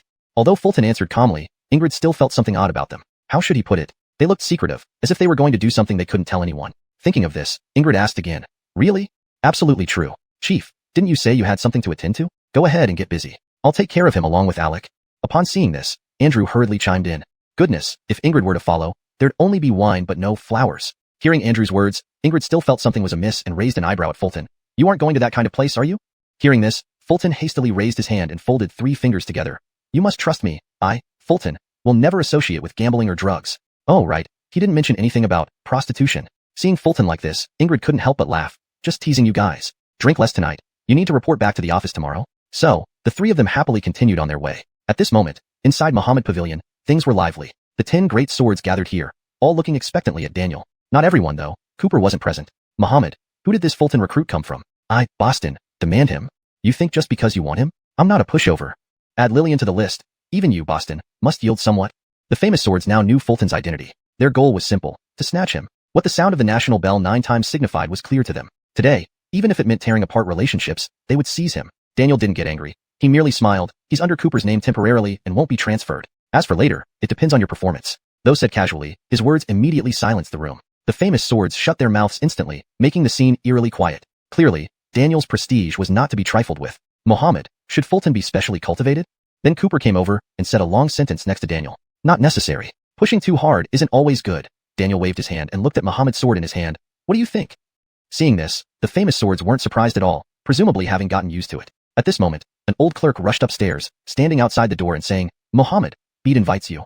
Hearing this, Daniel stood up smilingly. Prepare the carriage. I'll go to the palace. Daniel knew Aquila summoned him solely due to Fulton. The national bell ringing 9 times was something Aquila couldn't overlook. Shortly, a carriage left the Muhammad office and entered the imperial city. In no time, Daniel got out of the carriage at the palace gate and was led to the study room by a eunuch. Minister Daniel pays respects to Bede. Daniel bowed respectfully. In Dacia, unless during court sessions or major ceremonies, even the emperor required only a bow. Aquila sat majestically on his dragon throne, looking calm. Today, I heard the national bell ring 9 times. Is it because Muhammad recruited a new member? Daniel nodded. Your Majesty, indeed we recruited a new member. He's a head constable from the capital governor's office named Fulton. Upon hearing this, Aquila slightly frowned. A constable can possess such talent? He was somewhat doubtful. The significance of the national bell ringing 9 times was clear to Aquila. It could never be associated with an ordinary constable. The disparity was too large. Seeing this, Daniel smiled lightly. This person is quite interesting. Though clearly possessing righteous chi within him, he became a martial artist. Someone like this, truly intriguing. Hearing this, Aquila nodded, then changed the topic. Minister Yi, what do you think of his potential? Daniel answered without hesitation. The national bell doesn't lie. This person's talent is no less than mine. Aquila continued. 3 months from now, the Belial delegation will come to compete in the capital. Can this person represent Dacia? Hearing this, Daniel thought for a moment and said, under normal circumstances, yes. His answer was somewhat ambiguous. Generally speaking, the Belial nomads excelled in combat, belonging to a race gifted in fighting, which Dacia's martial artists indeed couldn't compare with. If Fulton remained at 8th rank or a stage, he would definitely have nothing to do with this competition. However, given Fulton's talent, what level he would reach in 3 months, even Daniel found it hard to predict. Hearing this, Aquila nodded satisfactorily. Very well. You may retire. Retiring now, Your Majesty. Daniel bowed and backed away step by step until reaching the door before turning around and leaving. Capital City, Ingsub Pavilion. Now the sky was gradually darkening, and Ingsub Pavilion was already bustling with activity. Fulton and the 2 others walked to the pavilion, stopping momentarily to admire the lively scene. Andrew gazed at the red lanterns adorning Ingsub Pavilion and couldn't help but turn to Fulton with a smile. I know. Do you live inside or outside the city walls? Do you need to send a message home? Fulton nodded. I live outside the city. I've already asked someone to send a message. In the future, think about buying a house inside the city. It's completely different inside compared to outside, Andrew added with a laugh. That's easy for you to say. A house inside the city likely costs tens of thousands of silver. Fulton furrowed his brow. Damn, it's housing again. In my last life, I got into a car accident because of buying a house. Chapter 25, Chester. I cannot, but I can copy. Andrew, smiling, put an arm around Chester's shoulders and led him towards the Ingsub Tower, saying as they walked, a sword apprentice earns 20 taels of silver a month. which totals up to 240 taels a year. Buying a house in the inner city wouldn't be too difficult if you didn't eat or drink for over 40 years. Okay, that's too hard. Chester waved his hand dismissively. Let's not talk about these unhappy matters. Today is mainly for drinking. Come on, let's drink. Andrew laughed loudly and stepped into Ingshun Tower. The Ingshun Tower was built on water, so they had to cross a wide bridge first to reach the waterside pavilion. Here, pavilions and terraces were plentiful, adorned with gardenia lanterns hanging everywhere, the iconic lanterns of the courtesan house. Though the sun hadn't completely set yet, the Ingshun Tower was already bustling with activity. Nearly every table was occupied, with groups of 2 or 3 people, and even lone individuals, all accompanied by beautiful women. At this moment, Chester saw a woman walking toward them, clad in a flowing red dress, exuding an alluring elegance. Perhaps intentionally, the slit in her dress revealed her snow-white long legs, causing one to drift into reverie. Looking at her face, this woman wore elaborate gold hairpins, with almond-shaped eyes, tiny cherry lips, and an exceptionally beautiful countenance. Though she appeared to be around 40, there wasn't a single wrinkle on her face. Her skin was as smooth as jade, and despite her age, she radiated charm and grace. Especially those almond-shaped eyes gave off an intense allure, as if one glance would make you unable to extricate yourself. If this were in Chester's previous life, she'd be considered a top-notch mature woman. Truly, the Ingshun Tower doesn't disappoint. Even a random girl here is of such high quality. Chester couldn't help but marvel. Seeing Chester's infatuated expression, Andrew chuckled. What are you thinking? This is Gabriella, the Madam of Ingshun Tower. The Madam of Ingshun Tower is so young? Chester was taken aback. Gabriella used to be the head courtesan here in her youth. Unfortunately, I never had the chance to meet her then, Andrew said, revealing his undisguised disappointment. She must have been the head courtesan 20 years ago, when you were still a tadpole. Chester teased mercilessly. Welcome, my lords. How did you find time to visit today? At that moment, Gabriella swayed gracefully over, her voice like silver bells, mesmerizing. Definitely a seductive older sister tone, with a highly aggressive edge. However, why did she call them both lords? Doesn't she see we're 3? Alright, Alec has such a low presence, being ignored is normal. Thinking of this, Chester smiled lightly and said, we're 3 people. 3 people? Gabriella paused, then noticed Alec standing beside Chester like a ghost. My lords, forgive me for being distracted. Please come inside. They walked in, and while walking, Andrew asked with a smile, is Skylar here? Skylar was the youngest of the 9 courtesans at Ingshun Tower, and over time, people got into the habit of calling her Skylar. Skylar? Is there a Caitlin? I'm familiar with Caitlin. Chester couldn't resist teasing. Gabriella laughed brightly, her beautiful eyes twinkling mischievously. My lords, Skylar happens to have a tea gathering today. Shall I lead you there? Let's go. Hearing this, Andrew grew excited, while Chester was curious. As for Alec, he stood quietly on the side, barely noticeable. Still smiling, Gabriella extended her palm. Tea money is 5 taels per person. 5 taels each, 15 taels for 3. A little over half of Chester's monthly pay. And this didn't include the overnight fees. To be honest, when Chester heard the price, his heart sank involuntarily. Alec is paying today, so no worries. Then, Alec silently took out 15 taels from his pocket and calmly placed it in Gabriella's hand. My lords, this way, please. Upon seeing the silver, Gabriella immediately beamed and led them forward. The tea gathering, in the courtesan house context, was known as drinking tea in a circle. Although it was called tea, most of the time it involved drinking wine. In short, each guest pays 5 taels for tea, then they gather around a table to drink. Petering this period, scholars and poets would recite poetry or compose verses. If a courtesan favors someone, she invites them to the inner courtyard. Once the curtains drop, it means she's chosen her guest, signaling the end of the tea gathering. Under Gabriella's guidance, they approached the waterside pavilion where the tea gathering was held. Andrew turned and smiled at Chester. Let me tell you, Skylar is quite extraordinary. Among the many courtesans, she's the youngest and possesses exceptional lute skills. I look forward to meeting her today, Chester nodded, looking genuinely intrigued. But someone like us, mere warriors, can only observe. The tea gathering will depend on the scholars. To be honest, places like this usually look down on us warriors, Andrew added, his face showing a touch of melancholy. Chester raised an eyebrow. So are we wasting our 15 taels? Andrew shook his head, looking somewhat helpless. Not at all. Getting to see Skylar alone is worth it. Besides, tea gatherings aren't suited for us warriors. Can you compose poetry or write lyrics? Certainly not wasteful, more like free writing. Alec is really wasting it. I cannot compose poetry or write lyrics, but I can copy. Chester muttered under his breath before saying aloud, Today, I'll show you what it's like for a warrior to attend a tea gathering. Hearing this, Gabriella glanced sideways at Chester, her lips curling into a faint, almost imperceptible smile. Warriors are known for their brute strength, a fact everyone knows. Matters like composing poetry should be left to scholars. Frankly, Gabriella thought Chester was overestimating himself. At a courtesan's tea gathering, the scholarly talent was always impressive, far beyond what any warrior could match. Andrew raised an eyebrow. You can compose poetry and write lyrics? A bit, just average, Chester nodded without modesty. Just average, comparable to Kieran and Jeffrey. Of course, these names mean nothing to them. Hearing this, Andrew tilted his head, about to say something, but suddenly remembered that Chester was the man who struck the national bell 9 times. Who knows, maybe he truly can compose poetry and write lyrics.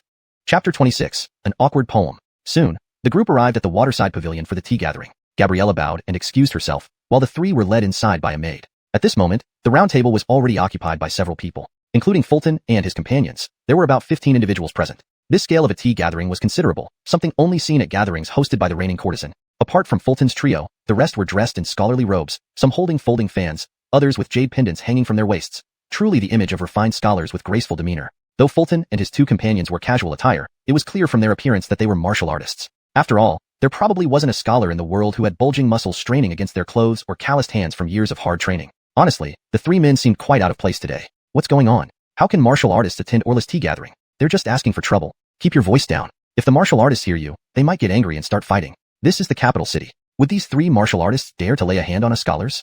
Seeing three martial artists suddenly enter, the scholars frowned and looked visibly disdainful. Fulton naturally sensed the attitude of the crowd. His brows furrowed slightly, but he didn't speak as he followed the maid's guidance and sat down. Even as Fulton sat down, the scholar on his right deliberately moved his chair a little further away, seemingly not wanting to sit too close to this martial artist. On Fulton's left was Andrew, followed by Alec. The scholar next to Alec didn't move his chair, making Fulton suspect that the scholar on his right might be of poor character. However, the scholar next to Alec simply hadn't noticed him due to his low presence. He didn't even notice someone sitting beside him. A moment later, when he realized Alec was seated next to him, he also made a move to shift his chair. Fulton frowned slightly at this behavior, feeling repelled, while Andrew and Alec remained unperturbed. Clearly, they were used to this treatment. How deeply ingrained must the preference for literature over martial arts be in the Great Xia dynasty? As Fulton ruminated silently, someone from the inner courtyard slowly approached. The curtains parted, tied back by two maids, and then a stunning woman gracefully walked out. This must be Orla. Orla was dressed in a blue and pink gown, her black hair flowing like silk, neatly pinned with a gold hairpin, looking natural and elegant. Her beauty was ethereal, with skin like congealed fat, an oval face, large luminous eyes like pools of water, a delicate nose, and cherry lips. Her every movement exuded charm and allure. Especially her hands, slender fingers white as jade, evoked countless imaginations. Year of play.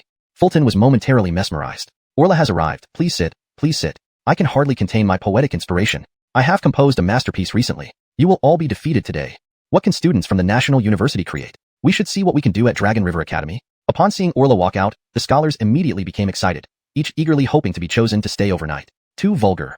Fulton inwardly criticized, yet his eyes couldn't tear away from Orla. So beautiful.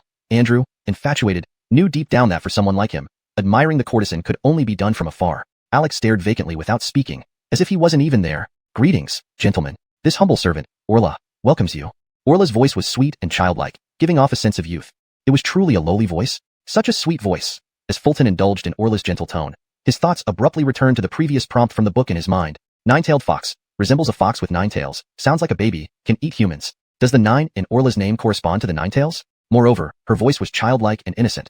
Could it be that it matches the description of sounding like a baby? No, Orla's age doesn't match. She's at most 18 or 19. Even if she were part of the alliance of mountains and seas, how could she possibly be a superior to the Lushu? What are you thinking about? Look at how beautiful Orla is. After the tea gathering, you won't get another chance to see her. At this point, Andrew's words snapped Fulton out of his thoughts. All right. Fulton responded absent-mindedly. Despite his distraction, Fulton had already drawn his conclusions. He was overthinking it. Orla was likely unrelated to the 9-tailed fox. Orla, I am Xander from Dragon River Academy. Today, I wish to present a poem to Scholar-Overlord. Just then, a student from Dragon River Academy stood up confidently, evidently proud of his composition. In response, Orla nodded and smiled politely. Please, sir. Gentlemen, here goes nothing. With Orla's approval, Xander smirked smugly, then scanned the room before reciting. Strings sound from afar in the 9 cities, children in used to seeing carriages, eastward-looking Suzhou towards hailing. Mother mourns as she writes fine sand beside the stream. Xander recited the poem with dramatic intonation, full of vigor and passion, as if it were a masterpiece. However, this was just self-satisfaction on Xander's part. What nonsense! Fulton could tell it was an acrostic poem, but even so, it didn't hide its nonsensical nature.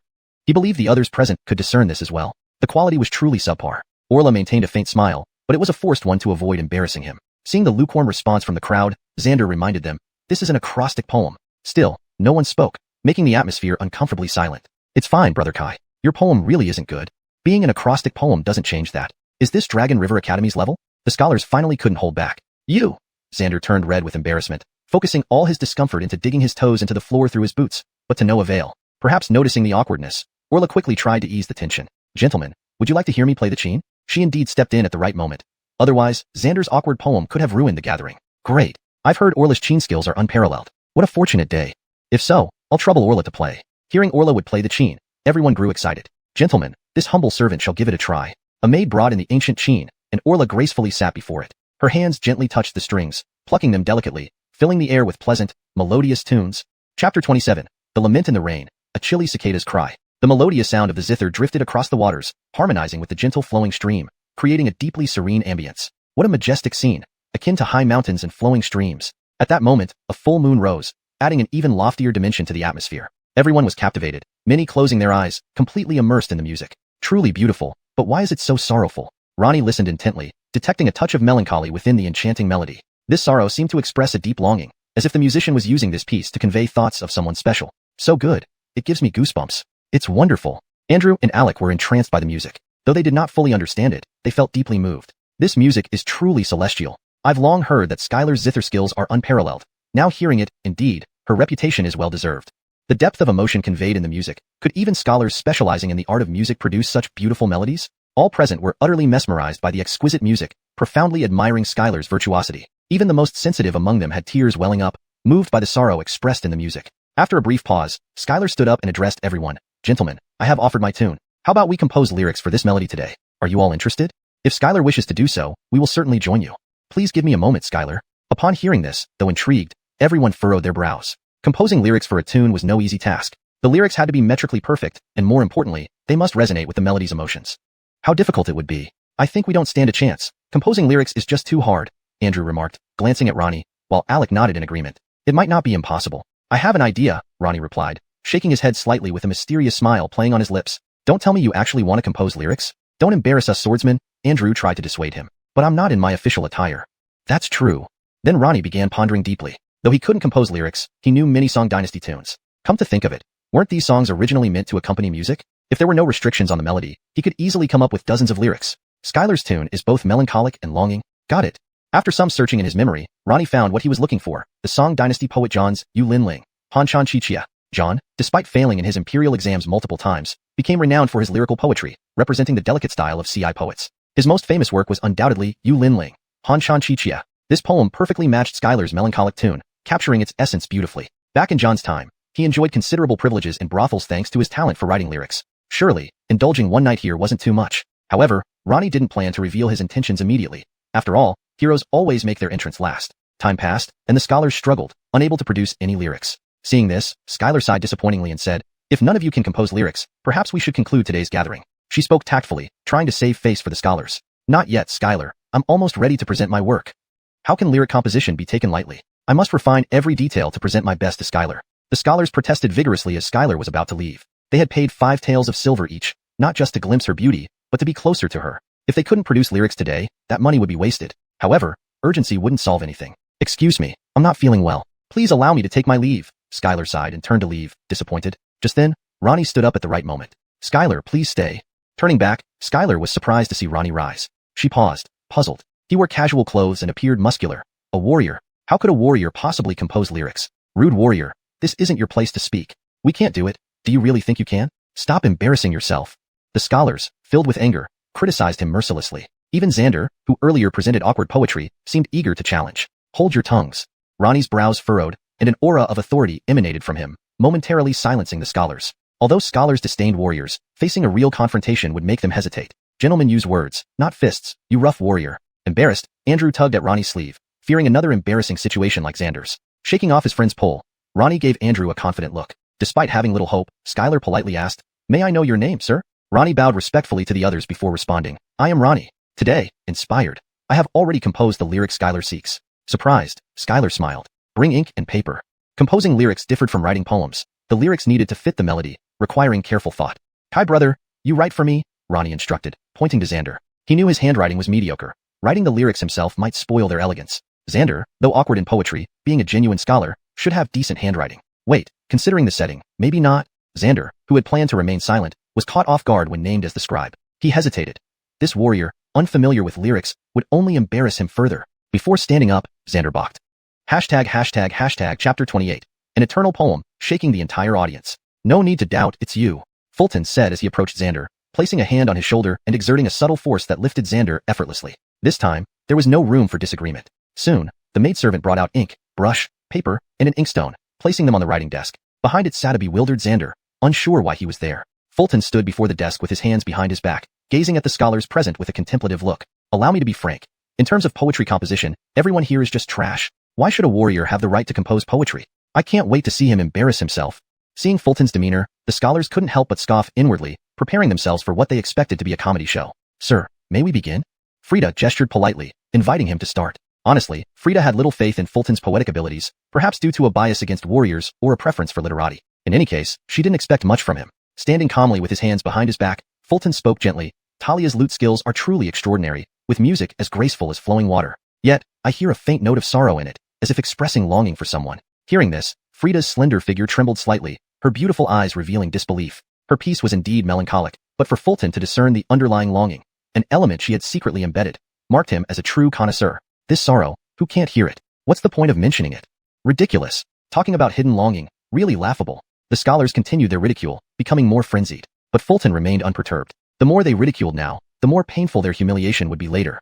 Next, Fulton surveyed the audience, then nodded at Frida, and began reciting aloud. The cicadas cry mournfully as the pavilion by the long road falls silent after the sudden rain has stopped. At the city gate, we drink without appetite, lingering as the orchid boat urges us to depart.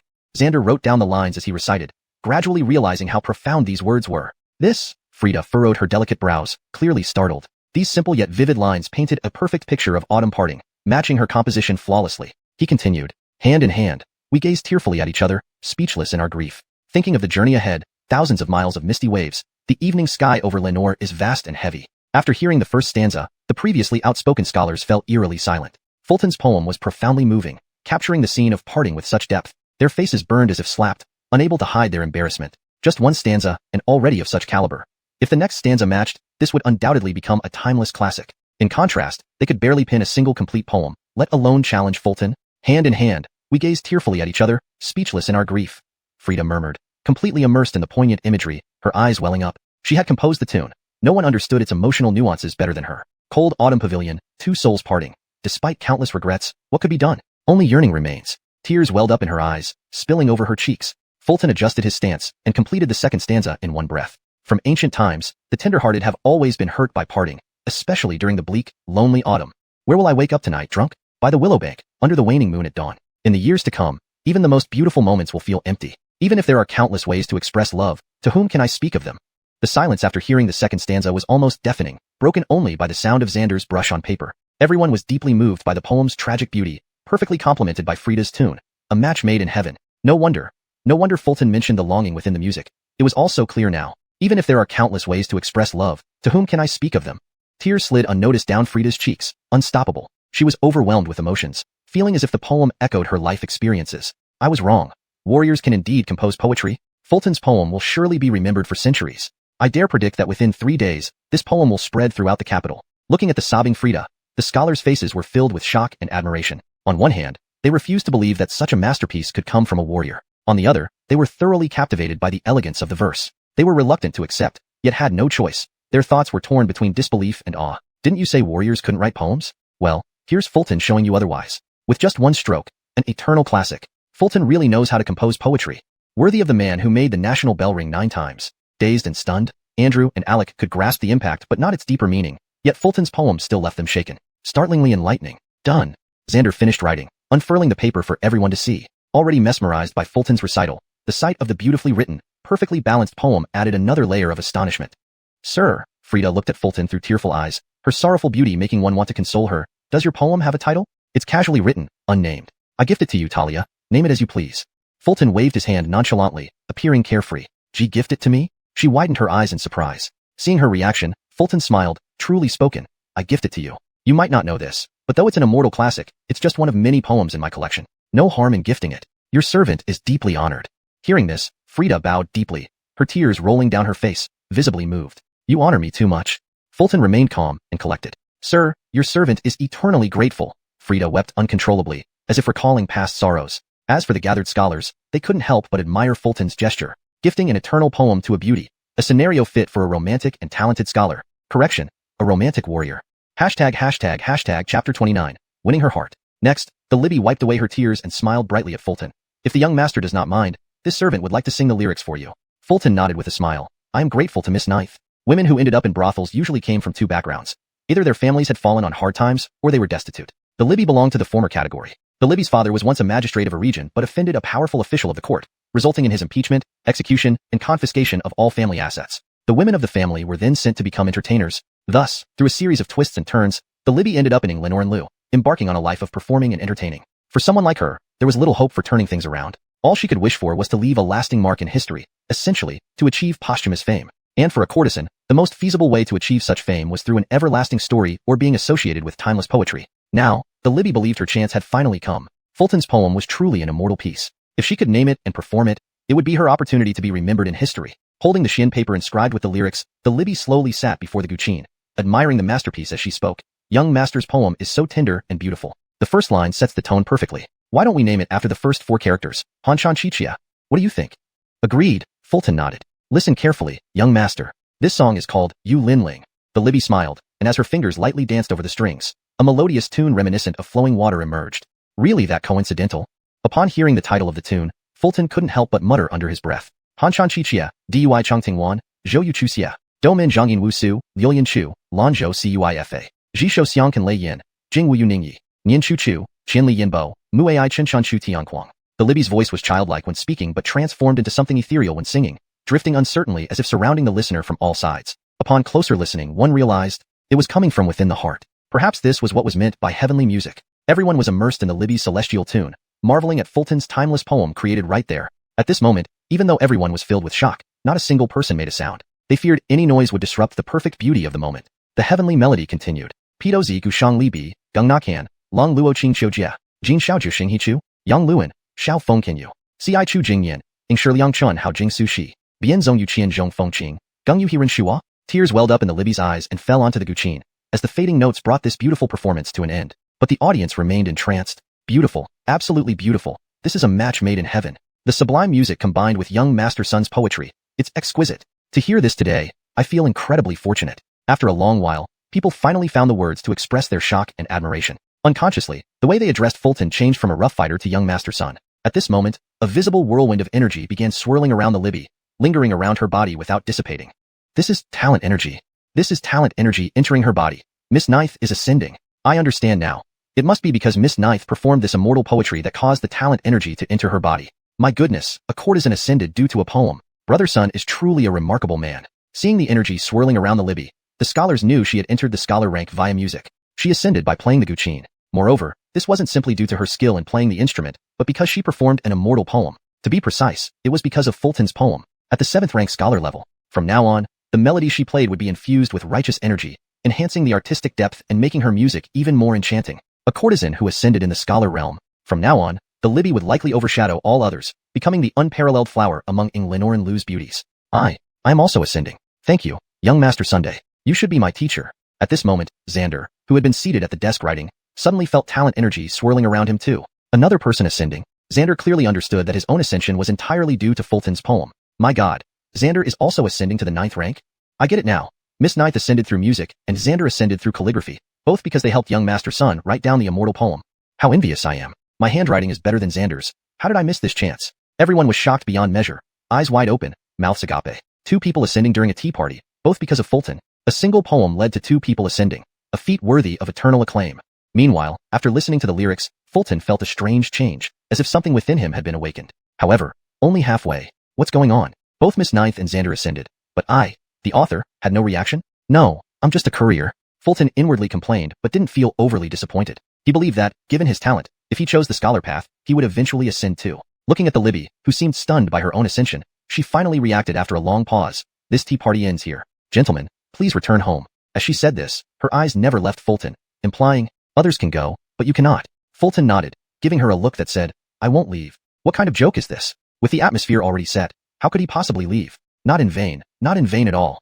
Today's events will spread far and wide. Kai brother, I really envy you. Studying at Long River Academy for years, you have already ascended. People departed one by one, yet none showed any sign of disappointment. This tea party was truly worth attending. The 5 taels of silver were well spent.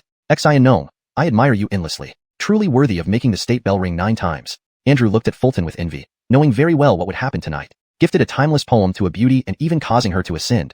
How could she not offer herself tonight? Don't forget to report to the government office tomorrow. Alec, who paid 15 taels for tea and snacks, remained calm. Just basic moves. Saying this, Fulton laughed. Young master, this servant will go bathe. Please do not keep me waiting too long. Seeing the Libby being attended to by maids for her bath, Fulton turned around with righteous determination. Little girl, here I come. Today, you'll see what my golden cudgel can do. Hashtag chapter 30. That night, Fulton was being assisted by maids in another room within the inner courtyard, taking a bath. Immersed entirely in the wooden tub except for his head, he enjoyed the floating flower petals that released an intense floral fragrance. Although Fulton was still vexed by the lack of a cell phone, The thought of spending the night with a beautiful woman stirred some excitement in him. The young master truly possesses great talent. Such timeless poetry will surely spread far and wide. Yes, didn't you see Skylar shed tears twice? It's all because Master Sun's poetry moved her deeply. Two maids, while helping Fulton bathe, lavished praise upon him. Let's see if your Skylar can cry a third time, sobbing and calling out, "Daddy." Fulton muttered to himself, turning his head for a glance before averting it back. The two maids were budding beauties, both seemingly no more than 17, right at the tender age of blooming innocence. However, they seemed less appealing in comparison to Skylar, who was like moonlight in the night sky or a singing nightingale, evoking all the beauty one could imagine. After bathing and changing, Fulton made his way to Skylar's boudoir, where the door gently closed behind him from the outside. Inside, flickering candlelight cast dim shadows as faint sandalwood incense mingled with the unique fragrance of a maiden's chamber. Skylar, her hair still damp, sat on an intricately carved canopy bed, wearing a sheer gauze dress that revealed her porcelain-like skin beneath, enticingly tantalizing. Another carved canopy bed? This is such a beautiful night, one should not waste it, Skylar said in a soft voice, her eyes mesmerizing. Truly a ravishing beauty, Fulton mused inwardly, forcing himself to appear composed as he walked over and sat on a chair instead of the bed.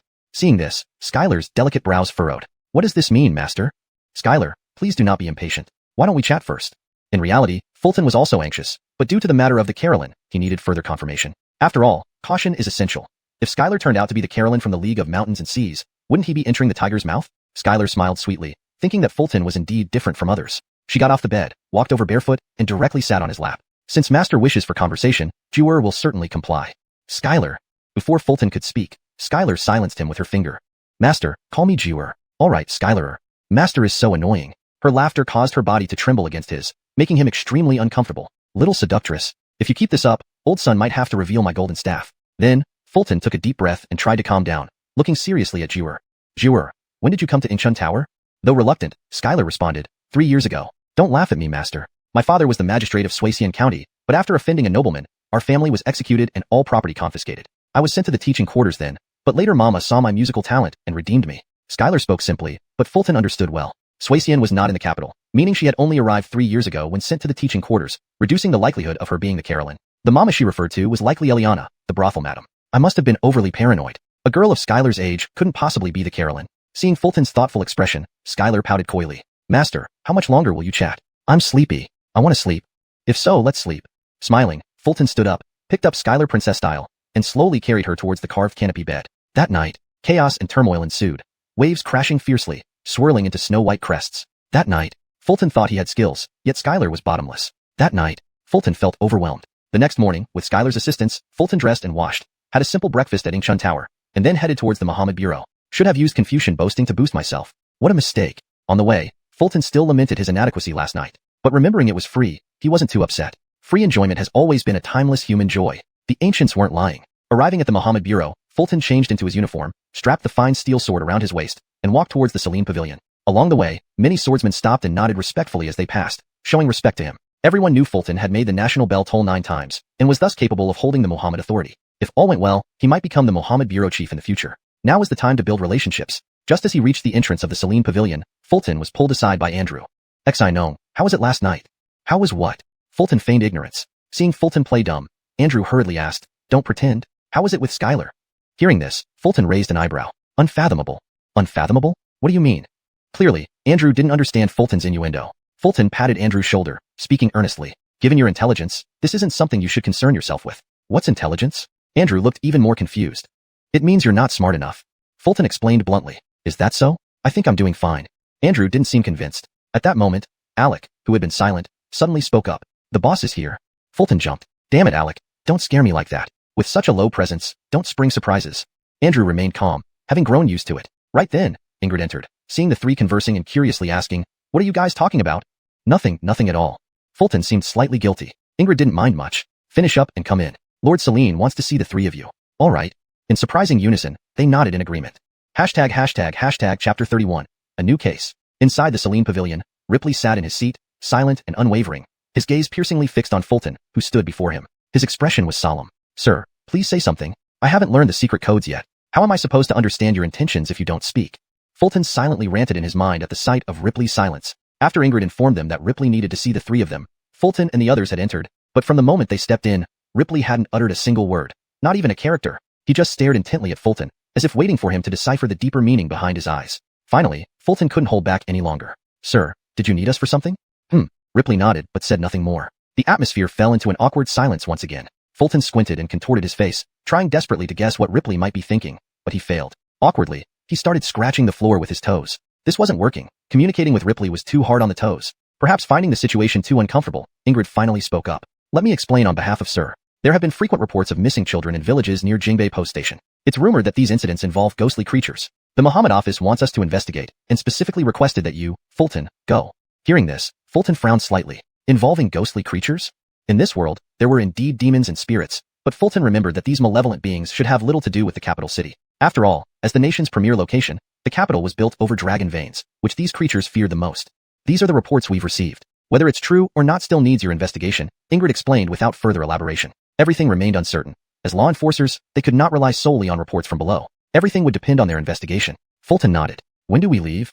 Ingrid thought for a moment before responding. Today. Jingbei Post Station is about 100 miles from the capital. If you ride, you can start investigating tonight. All right, I'll go home first and inform my family, then set out. Fulton nodded, thinking it wise to tell his father Bram, especially since he hadn't returned home yesterday, and the trip to Jingbei Post Station could last several days. All right. Ingrid nodded, then seemed to remember something. You three didn't come home last night? As she asked, her tone hinted at a question. She knew that Fulton and the others had gone drinking the previous night, but staying out all night in the inner city without returning. There were only a few places where that could happen. Fulton felt a chill but quickly responded. We did come home. Since we don't know how long this trip will take, it's reasonable to inform the family. Boss, how can you not trust us? We're not that kind of people. Andrew is right. Andrew and Alec nodded in agreement. Ingrid could see through their excuses but didn't feel like arguing. I won't argue with you about this. Hurry up and get ready, then leave. Guaranteed to complete the mission. Fulton replied earnestly, then slipped out. Boss, don't worry. Andrew and Alec followed suit. These three, watching them slip away one by one, Ingrid sighed and laughed, then turned to Ripley with a salute. Sir, is it enough to send only these three on this task? Ripley nodded, then spoke. The national bell does not lie. Ingrid understood his meaning. Fulton was the one who made the national bell ring 9 times. His capabilities were beyond doubt. I'll go home first. You two start ahead, and we'll meet at Jingbei Post Station. Exiting the Celine Pavilion, Fulton instructed, then mounted his horse and headed toward the outer city. From the Muhammad office to Sun residence in the outer city wasn't a short distance. Even riding, it took nearly an hour. Of course, this was because horses weren't allowed to gallop within the inner and outer cities. Otherwise, it would have taken half an hour. It would have been faster if I walked quickly. Riding leisurely, Fulton couldn't help but think. That day, he walked from his house to the welcome inn in the inner city in just 15 minutes, much faster than riding. After all, while the rules prohibited horses from galloping within both the inner and outer cities, they didn't restrict humans from running. An hour later, when Fulton arrived home, it was already close to noon. Fortunately, everyone was there. Big brother is back. Elder brother has returned. Seeing Fulton return, his family greeted him warmly. None noticed that his official attire had changed from the county office uniform to that of the Muhammad office. Fulton didn't care much about this detail either and immediately said, Father, I'm going to Jingbei Post Station to investigate a case. I don't know how long it will take. Could you pack some provisions for me? Jingbei Post Station? Is it now under the jurisdiction of the county office? Hearing this, Bram realized something was off and examined Fulton closely. Your clothes? He left wearing casual clothes the morning before, so why had he switched to official attire? And it didn't look like the county office uniform either. Little brother's son Jian also noticed. Big brother, whose uniform is this? It doesn't look like a bailiff's. Is it possible you've been demoted from bailiff? Claire asked worriedly. A bailiff earned 5 taels a month, while constables earned 2 taels. Though she hadn't studied, she knew the difference. Seeing this, Fulton calmly said, Forgot to tell you, I joined the Muhammad office. From now on, I'm a sword-sworn agent. You've become a sword-sworn agent? Could Big Brother be the one who rang the national bell yesterday? Lord, what exactly is the Muhammad office? Is it very prestigious? Hearing this, Bram and Sunjaryu were greatly shocked, while Claire looked puzzled. She rarely ventured out and had no idea what the Muhammad office was. Yes, it was me who rang the national bell yesterday, Fulton shrugged nonchalantly, answering with ease, exuding an air of calm authority. Well, that's wonderful. Big Brother is doing well? Overwhelmed with emotion, Bram was almost choked up. In just over half a month, he'd experienced too much. So much that even he, a scholar warrior, struggled to cope. First, Fulton had been critically injured and comatose, with doctors predicting he wouldn't wake up. Then, he recovered, captured the deer-like spirit, was promoted to bailiff, and now became a sword-sworn agent of the Muhammad office. A sword-sworn agent, wielding a sword for the country. This wasn't just a promotion. It was an honor that would bring glory to the family name. Thinking of this, tears welled up in Bram's eyes. Chapter 32, Denise. So much salary. Seeing Bram's expression, Fulton naturally understood the reason. The enforcers of the Imperial Swordsman Bureau and the constables of the capital prefecture were not in the same league. This difference was also reflected in their monthly salaries. Seeing how excited Bram was, Denise finally couldn't hold back her curiosity and asked, Master, what kind of department is this Imperial Swordsman Bureau? Hearing this, Bram still hadn't calmed down from his excitement. The Imperial Swordsman Bureau is the most powerful department in Dacia. Do you know what an enforcer is? An enforcer? How much salary do they get? Denise had no concept of the power an enforcer held. She measured official rank by monthly salary. The higher the salary, the higher the rank. Fulton calmly replied, 20 taels per month. Hearing this, Denise exclaimed in shock. 20 taels?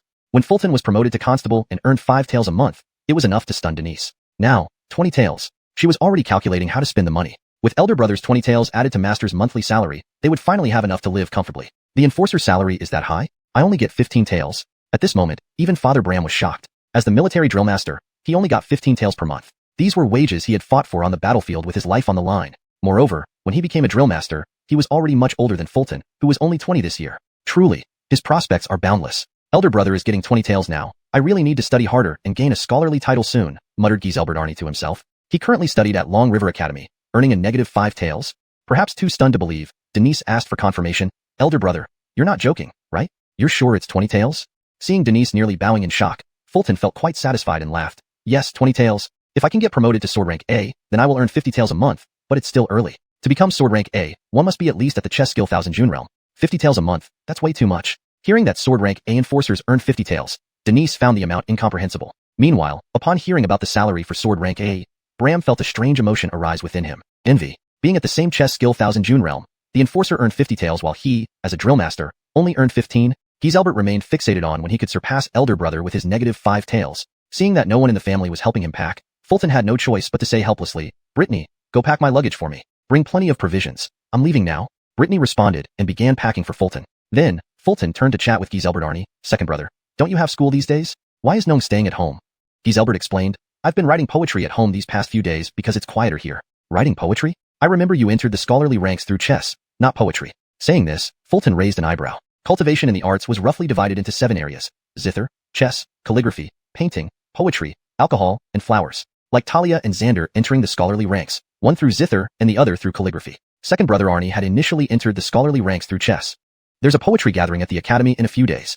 My teacher insists I attend, but I'm clearly not suited for this, said Arnie helplessly. Poetry gatherings were just for entertainment since it wasn't his strong suit, but his teacher insisted, so he had no choice but to stay home and write poems. Several days had passed, yet he hadn't written a single poem. Seeing Giselbert's dejected look, Fulton encouraged him, maybe it's good to try. Who knows, you might find your niche in poetry. Arnie nodded seriously, looking at Fulton. Brother, shouldn't you participate? Didn't you mention having righteous chi within you? Maybe you can cultivate through poetry if there's a masterpiece at the gathering. Is that true? Fulton showed interest. Giselbert nodded. It happens occasionally, but there has to be a masterpiece. This is why the academy hosts poetry gatherings.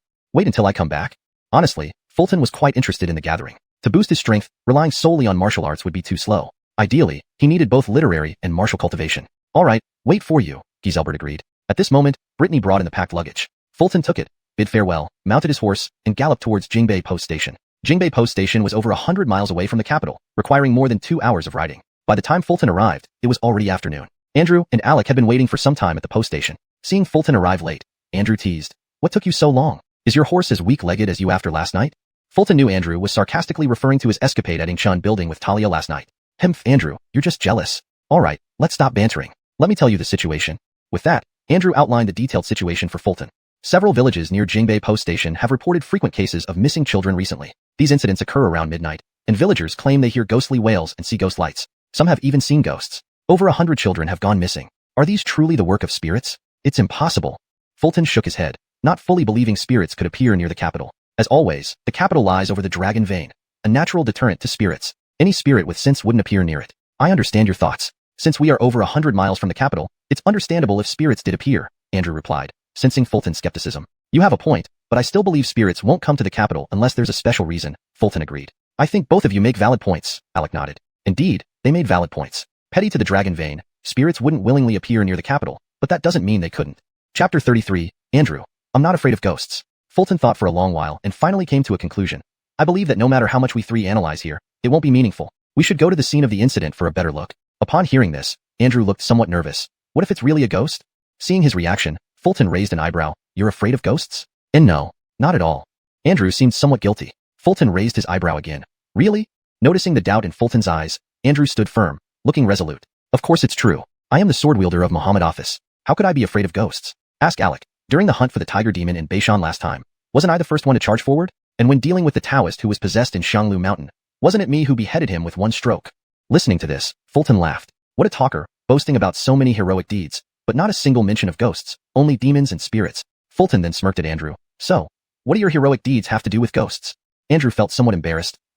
Everyone has their strengths. I just don't excel in dealing with ghostly entities. But you can't say I'm scared. I am a sword wielder. Sword wielders fear nothing. Seeing this, Fulton smiled. Okay, I won't tease you anymore. Even if you were scared of ghosts, what does it matter? You can hide behind me when the time comes. Good friend. Hearing this, Andrew looked deeply moved and tried to hug Fulton, only to be pushed away with a slap. In fact, there is another method. If you really encounter a ghost, shout out Alek's name loudly, emphasizing the pronunciation of Zeheod. Fulton suddenly had an idea and taught Andrew this trick. Andrew didn't quite understand and asked cautiously, why do I feel like Alek at night is scarier than any ghost? He had a point. Alek had a low presence, and in the pitch black night, just imagining it gave one chills. Seeing Andrew's confusion, Fulton said again, try it, it really works. What do you mean? Does Alek's name have some magical power? This time, Andrew was completely baffled. Have you ever heard of momentum? Shouting Alek's name might actually intimidate the ghost, Fulton mused, adding in his thoughts that it would only work if the ghost was also from this world. Hearing this, Andrew was stunned, as was Alek. Andrew, what does this have to do with Alek? Alek, what does this have to do with me? Unbelieving? Just try it. It's really powerful, Fulton said as he took a deep breath, raised his eyebrows, and called out loudly, Alek. I'll try. Andrew nodded and did the same, shouting Alek. Andrew felt a sudden surge of confidence, even sweeping away his earlier tension. It seems it really works? Why would I lie to you? Son of AB *TSH Fulton. Then, the three of them rode their horses into the station, exchanged for 3 new horses, and sped off toward the next village. In the evening, the trio arrived at a small mountain village 20 miles north of Jingbei Station, where they found villagers waiting eagerly for them. The villagers wore patched clothes, had rough, dark skin, and gave off a simple, rural vibe. An elderly man with white hair, hunched over and leaning on a cane, led them, likely the village chief. Seeing the trio approach, the old chief rubbed his eyes vigorously to confirm he wasn't hallucinating, then fell to his knees emotionally, nearly shedding tears of gratitude. Sir, you've finally come. Though Fulton and the others were dressed in official attire, the chief honestly didn't know which office they came from, so calling them sir was always safe. Behind the chief, the villagers' faces showed earnest hope, hoping these officials from the capital could resolve their troubles. Fulton dismounted and helped the kneeling chief up before looking around. Tell us about your village's situation. Honestly, Fulton knew the chief's respect for authority was why he knelt, but seeing an elderly man kneeling before him made him, as a soul from a different era, feel uncomfortable. Surprised by Fulton's kindness, this was the first time the chief had met such a compassionate official. These ghosts only snatch children. In just the past half-month, our village has lost 35 children. The chief explained the recent events briefly. 35 children. A lot for this small village. Fulton noted a peculiar detail. You mean the children disappeared, rather than being kidnapped? The chief nodded. Yes, these ghosts only come in the dead of night, coming and going unseen, never confronting anyone. Pondering this, Fulton asked, have you tried having someone guard the nights? How did it go? The villagers take turns every night, but strangely, everyone falls asleep at midnight without exception. The chief sighed in frustration. They had considered simple measures like guarding at night, and even hired a Taoist recently. The Taoist had boasted he could catch the ghost in one day, but ended up snoring loudly that night. Interesting. Let's try it ourselves tonight, Fulton thought aloud. Agreed. Andrew and Alek nodded. Sir, there are many mosquitoes at night. Take some mosquito repellent herbs, it helps, the chief said, pulling out some dried grass. Rural areas indeed had a lot of mosquitoes. Before Fulton could respond, Andrew waved his hand confidently. No need. We are sword wielders. Driving away mosquitoes is no big deal. They walked toward the village entrance, preparing to find a good spot for ambush. Do you think these 3 officials can catch the ghosts? Hard to say. Even the Taoist couldn't, so these 3 probably won't either. Keep quiet, or they'll hear and cut off your head. Watching the trio leave, the villagers murmured amongst themselves, showing little hope. Hearing the comments, the chief angrily slammed his cane on the ground. Quiet! Didn't you hear that they're sword wielders? Chief, what is the Muhammad office? Did you hear yesterday's bell? That's the town protecting bell located in the Muhammad office. Sword wielders protect the great Xia, the chief said with a look of reverence. Chapter 34, Ghosts Catching Ghosts. Deep into the night, Fulton and his 3 companions crouched in the grass at the village entrance, battling the incessantly swarming mosquitoes.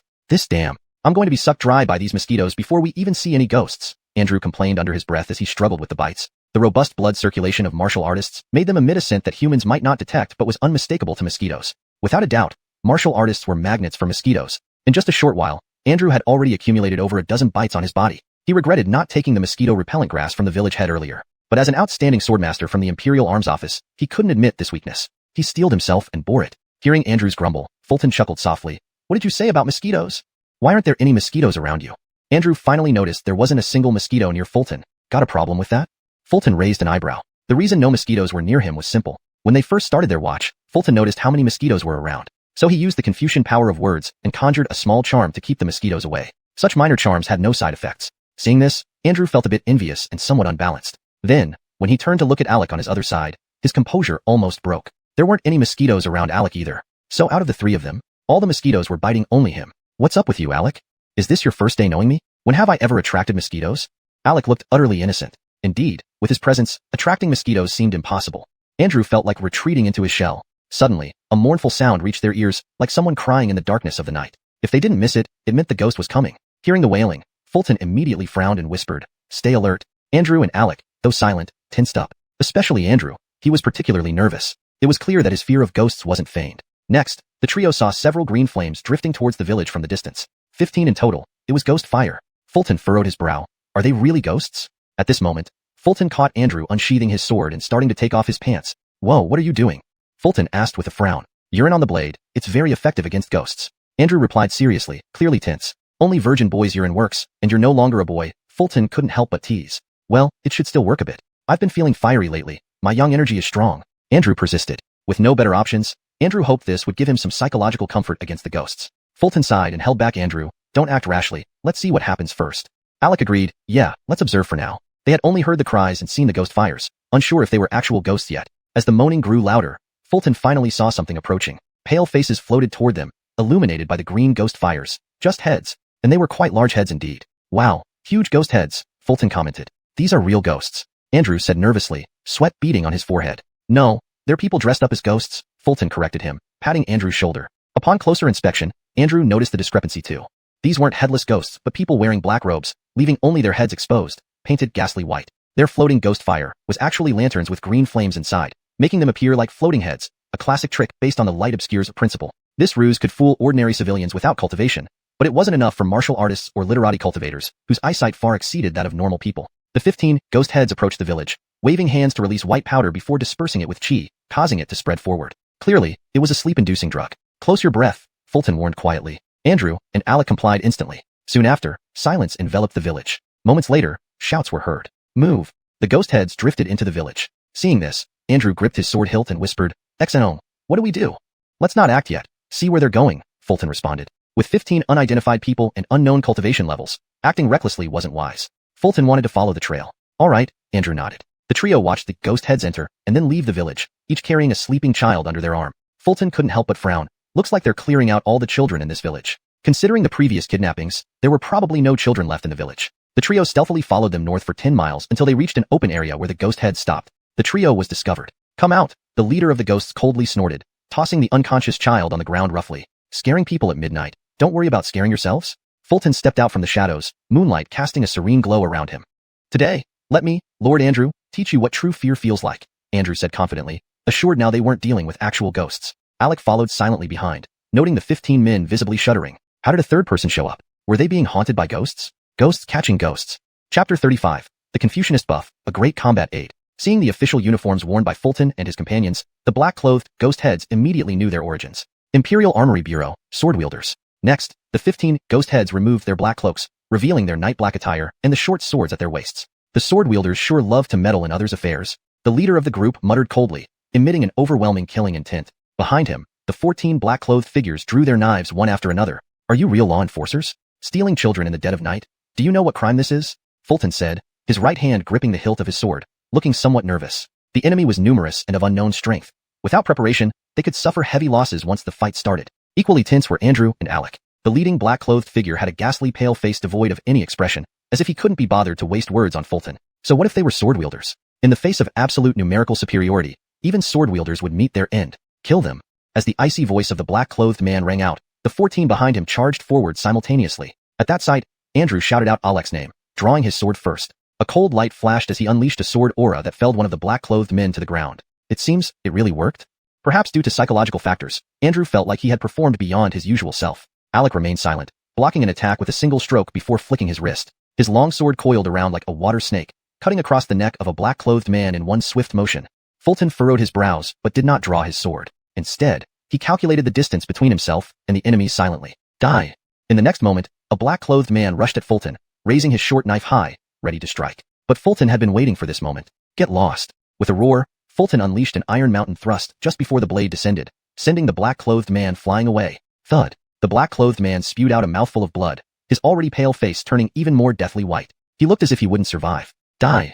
Fulton's kill sword unsheathed from his waist with a humming sound, slicing out a cold beam of light that severed the head of another black-clothed man. In just one exchange, 4 of the black-clothed men had been eliminated. The leader's brows furrowed into a deep crease. When confirming the identities of the 3 sword wielders, the leader had already gauged their cultivation levels, at least chi manipulation realm. But so what? They had 15 people, 10 of the body tempering 9th rank and 5 of the chi manipulation 8th rank, outnumbering the sword wielders by far. He thought one exchange would eliminate the 3 sword wielders. But one exchange, and they were utterly defeated. It seemed he had underestimated the sword wielders. Thinking this, the leading black-clothed man coldly ordered, "Surround and kill them." Then, the remaining 11 black-clothed men surrounded Fulton and his companions. 5 of the chi manipulation 8th rank and 6 of the body tempering 9th rank. Facing this, the 3 sword wielders stood back to back, showing no signs of fear. "Xianong, I didn't expect you to encounter such danger on your first day on the job, but this is just the tip of the iceberg for what we face. Are you scared?"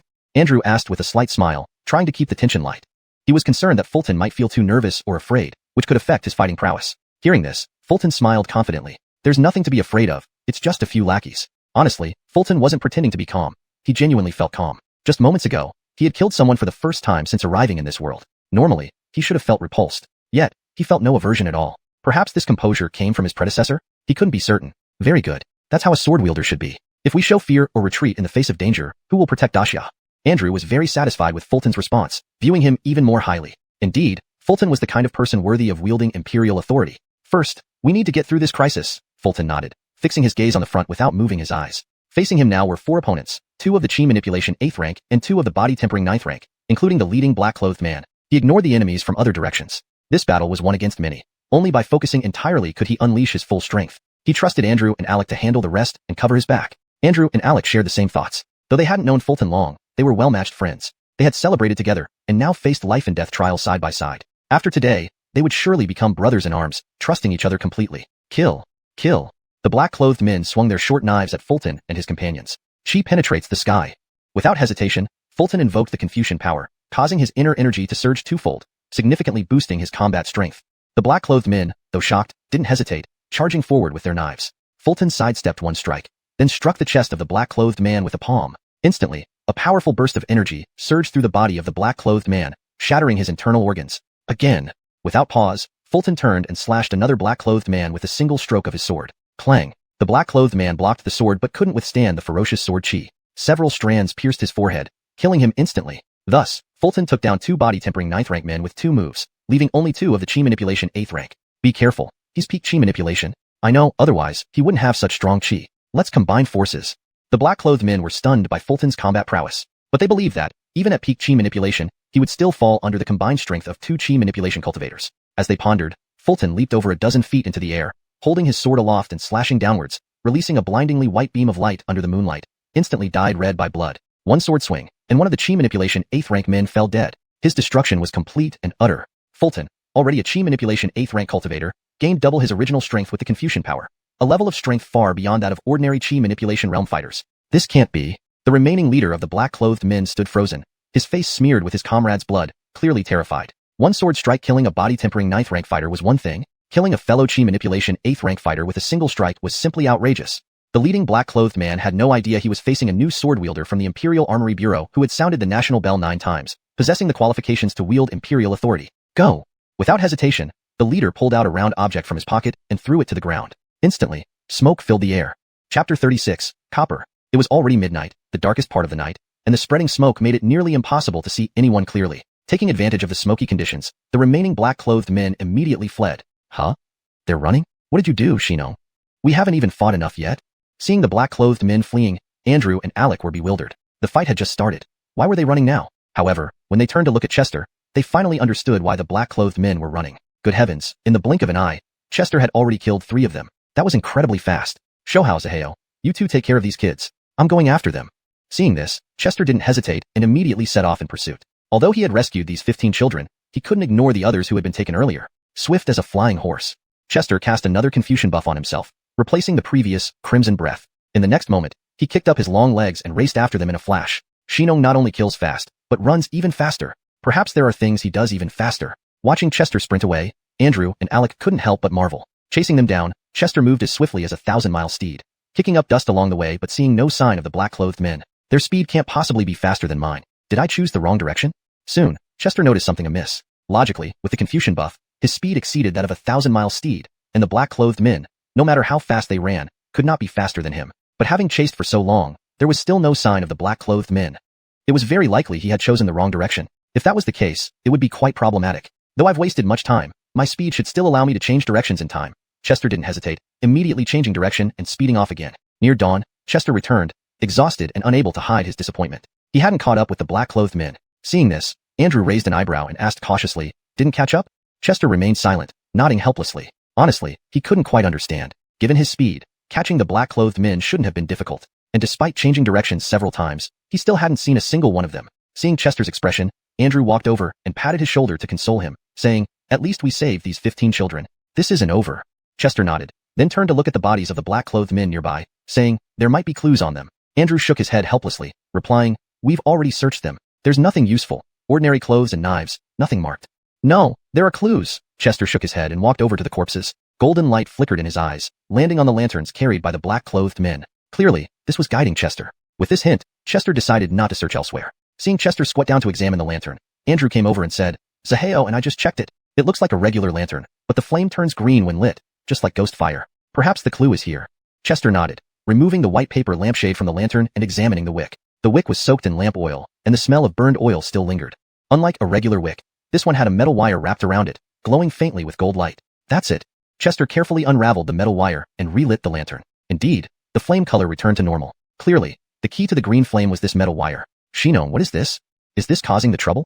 Andrew and Alec both approached, curious. Frankly, Chester's skill genuinely impressed them. Earlier, they had examined it for a long time without finding anything significant, but Chester had quickly discovered the crucial evidence upon returning. This wasn't because Andrew and Alec were foolish or incapable. Rather, Chester was simply more skilled at it. "Let me think," Chester mumbled softly, not answering right away. He had some ideas but wasn't sure yet. He needed to recall some chemistry knowledge from his past life. Metal ions produce various colors when burned. This seems to be called flame test. What metal burns green? Phosphorus produces green flames, but phosphorus isn't a metal.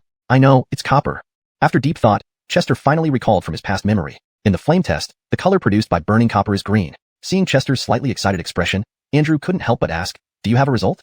"This case might be more complicated than we imagined." Chester nodded, handing the metal wire to Andrew, continuing, "If I'm right, this is copper wire.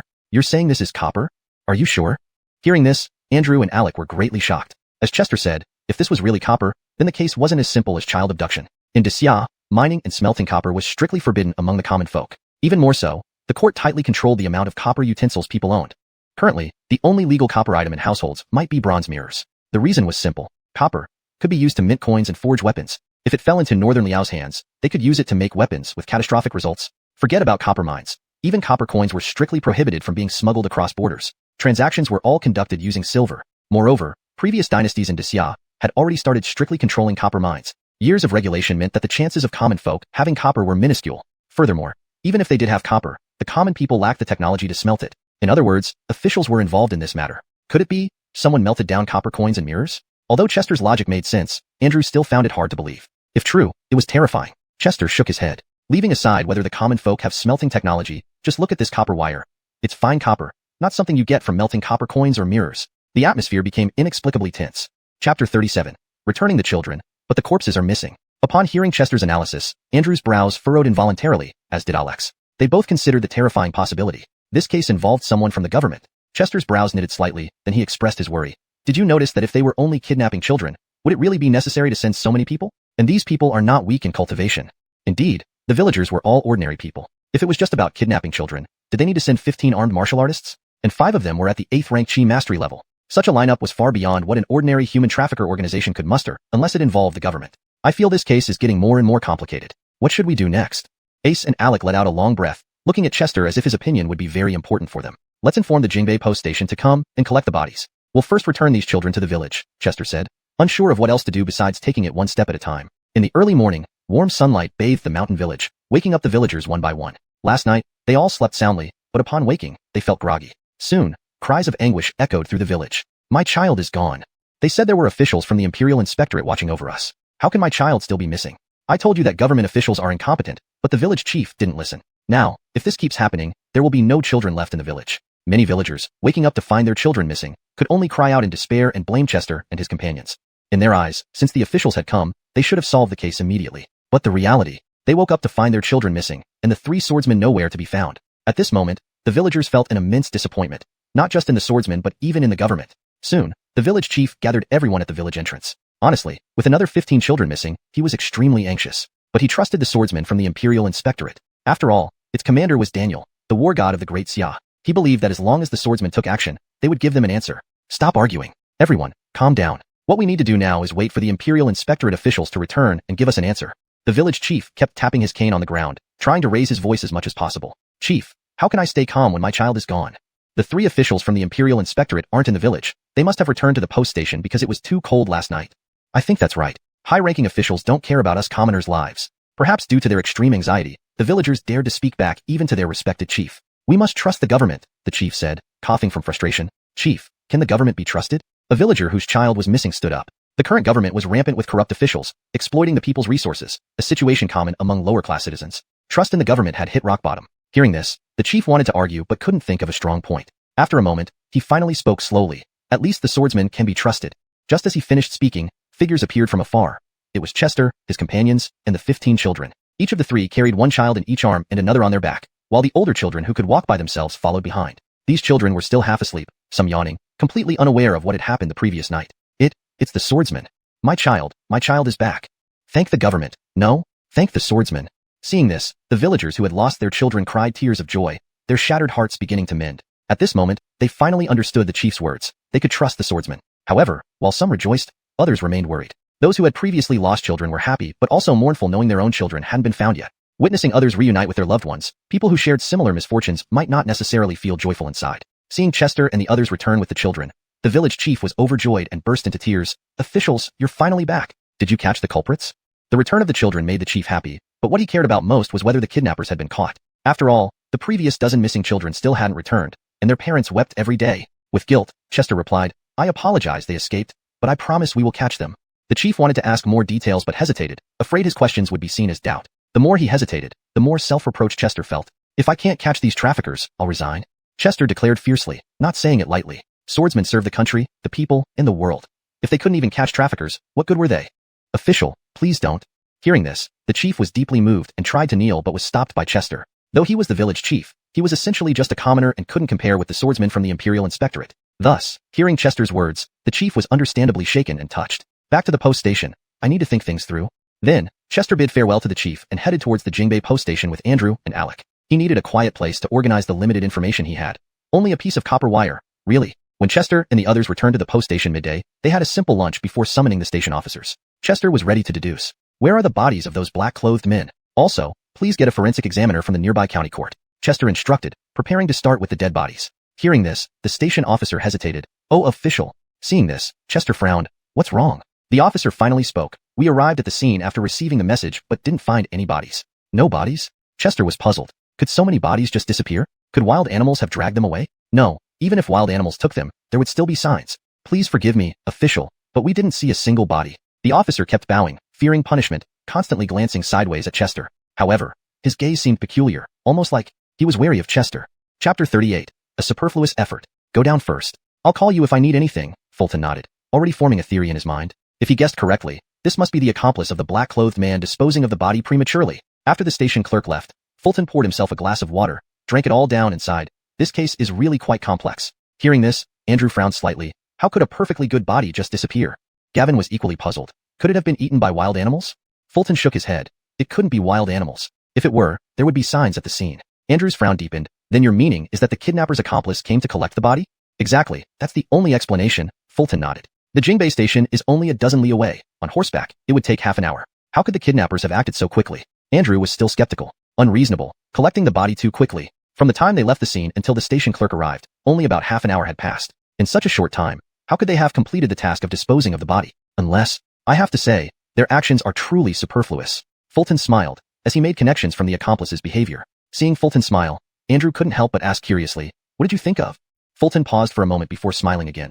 Unless the kidnapper's accomplice stayed nearby and never left, they could have immediately discovered our departure and disposed of the body before the station clerk arrived. Analyzing the accomplice's actions carefully, many things that had confused him before now made sense. For example, why did the leading black-clothed man choose to attack precisely here when he must have known he was being followed? Or why, after throwing the smoke bomb, did the Confucian blessing not allow him to catch up, even seeing no trace of them? This was highly unreasonable. Unless they never left the area? I don't quite follow. You mean they never left? Where were they hiding? Andrew furrowed his brows, clearly not understanding as thoroughly as Fulton. There might be a secret passage, Fulton said calmly. Hearing this, Andrew instantly understood. I see. Your point is that they chose this location for a reason. Exactly, Fulton nodded. It seemed Andrew's deductive skills were quite decent. He got it right away. I have a guess. Gavin, who had been silent, suddenly spoke. Though prepared, Fulton was startled by Gavin's sudden speech. Gavin, don't startle us like that. Gavin, please speak. Gavin organized his thoughts and then slowly explained. The wick on the kidnapper's lantern is wrapped with copper wire, which implies official background. Could someone in the station have informed them, allowing them to act so quickly? Hearing this, Fulton's brow furrowed instantly. Although Gavin's guess was bold, it wasn't impossible. In fact, it was highly plausible. Realizing this, Fulton asked with a frown, "You mean there's a turncoat in the station?" Confused, Gavin replied, "What's a turncoat?" "Never mind." Fulton felt somewhat awkward. He had only recently traveled through time and still retained habits from his past life, sometimes causing such disconnections. Andrew, supporting his chin in thought, finally said, "I think both of your theories are possible. To verify this, we should simply go back to the scene." "Let's go." Fulton nodded. Regardless of theories or deductions, speculation without proof was useless. The only way to verify their suspicions was to visit the site. They rode off quickly. Half an hour later, they arrived at the site of the struggle. The place had been thoroughly cleaned, leaving no traces behind. It seems they didn't just dispose of the body. They also cleaned up, Fulton remarked, noting the obvious evidence of human intervention. Nodding, Andrew asked, "If there's a secret passage, where would it be?" Fulton affirmed, "Underground. Where else?" He was now certain a secret passage existed here. All the discrepancies made sense if there was one. Dustin agreed, "Given that it's a hidden passage, it must be well concealed. With just the three of us, won't it take a long time to find?" "Not really. Watch me." Fulton smiled confidently and silently recited, "Fire Eye Insight." Suddenly, Fulton's eyes were covered in a golden glow. Now, all secrets would be revealed to him. Seeing this, Andrew and Gavin couldn't hide their admiration. They knew Fulton possessed the power of Confucian speech manifest reality. Although they couldn't fully understand why he chose martial training despite having inner righteousness, this did nothing to dampen their envy. Fulton really can blow hot air? The Confucian speech manifest reality always surprises. Thinking of this, their expressions grew even more envious. Next, Fulton scanned the area with his gaze and quickly spotted the hidden entrance. Found it here? Just as he'd suspected, the entrance to the hidden passage was concealed here. It was hidden under a patch of grass, almost invisible even upon close inspection. Thanks to Fire Eye Insight. Amazed, Andrew exclaimed, "So fast?" He knew the power of speech manifest reality, but hadn't expected it to be so potent. Fulton nodded calmly. "That quick?" Grinning, Andrew approached. "Can you say something about Andrew being handsome and dashing, getting free food and drink at Ingchun Pavilion for a year?" "No, I can't lie." Fulton inwardly found this amusing. Supporting freeloading was one thing, but explaining handsomeness was another. The power of Confucian speech manifest reality changed rules, but not facts. Being unattractive was just unattractive, no matter how much one bragged. However, Andrew's wish sparked an idea. Next time at Ingchun Pavilion, he could use speech manifest reality to claim, "I pay nothing yet penetrate every detail," leaving one entranced and unable to escape. Chapter 39, displaying the luck of a god. Lifting the sod, the hidden tunnel beneath was revealed. The entrance twisted and turned, leading into a dimly lit space that stretched out of sight. Truly, this bunch is as cunning as foxes in a warren. Chester couldn't help but marvel at the scene before him, regretting his earlier decision at the same time. If he had chosen Fire Eyes instead of Swift Feet, perhaps he could have spotted the human trafficker's trail back then. Beside him, Andrew raised an eyebrow and asked, "Shall we go inside?" "Let's go." Chester nodded and stepped forward. As soon as they entered the tunnel, darkness enveloped them, so dense it felt like they were stepping into nothingness. Fortunately, there were discarded torches left by the human traffickers. Using a fire steel, they ignited one, providing much-needed light. It wasn't bright, but it was enough. However, their next challenge was immediate. The tunnel branched out. Seeing this, Chester furrowed his brow. These human traffickers are really paranoid, aren't they? They'd be fools not to be. The government usually executes them immediately upon capture, Andrew said calmly. Human traffickers often live with their lives hanging by a thread. A moment's carelessness could mean losing their heads. Chester nodded. That makes sense. But what do we do now? This isn't just about choosing paths. There might be traps too. Indeed, building branches probably wasn't just to confuse the authorities. Can you tell which path is correct? Andrew asked, looking at Chester hopefully. His Fire Eyes effect should still be active, perhaps guiding them correctly. Chester shook his head. No, both paths look identical. Andrew was stumped. What do we do? After a long observation, Chester spoke again. Though I can't see any difference, I feel the right path is this one. Andrew looked curious. Is this your intuition? Something like that, Chester replied, unable to fully explain his feeling. Alex suddenly chimed in. Let's follow Shinong's lead. We don't have any other options. Andrew nodded and gestured for Alec to take the lead. They moved towards the right. Before long, another branch appeared. These human traffickers must be reincarnated moles. Chester muttered sarcastically. Andrew also found himself wanting to rant. Now what?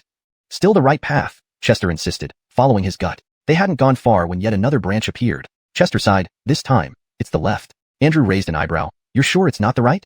His intuition told him the right might be correct. Chester shook his head. My intuition says it's the left. Wang Shinong has been right twice in a row. We should trust him, Alec argued, favoring Chester's choice. Andrew didn't want to argue but felt his intuition was strong. Wait here. I'll check the right path. And with that, he went off to the right. Seeing this, Chester shrugged. Let's wait for him. Alec sighed. Andrew can be stubborn sometimes. Moments later, Andrew returned with a head full of bumps, obediently following Chester and Alec to the left. On his chosen path, he had encountered 10 massive hornet nests. Only Chester and Alec's timely arrival with torches saved him from being stung to death. Andrew was convinced. After several more forks, guided directly by Chester, they consistently chose the right paths. I think this isn't just intuition but sheer luck, divine fortune, Andrew remarked sarcastically, rubbing the stings on his head. Luck? Chester frowned. Yes, it could be luck. Each fork had only 2 choices, a 50% chance. One right guess could be luck, but 9 in a row? The odds were 1 in 512. This was beyond intuition. It was akin to his previous gaming world where everything went perfectly. But Chester's luck surpassed even that. He nailed every shot. Could this be related to the golden gas inside him? Could it have multiple functions? It seemed the golden gas substituted righteous energy, granting him unparalleled insight and marking key clues during investigations. Now it seemed to bestow him godlike luck. While contemplating this, Alec exclaimed, "Look ahead, there's light."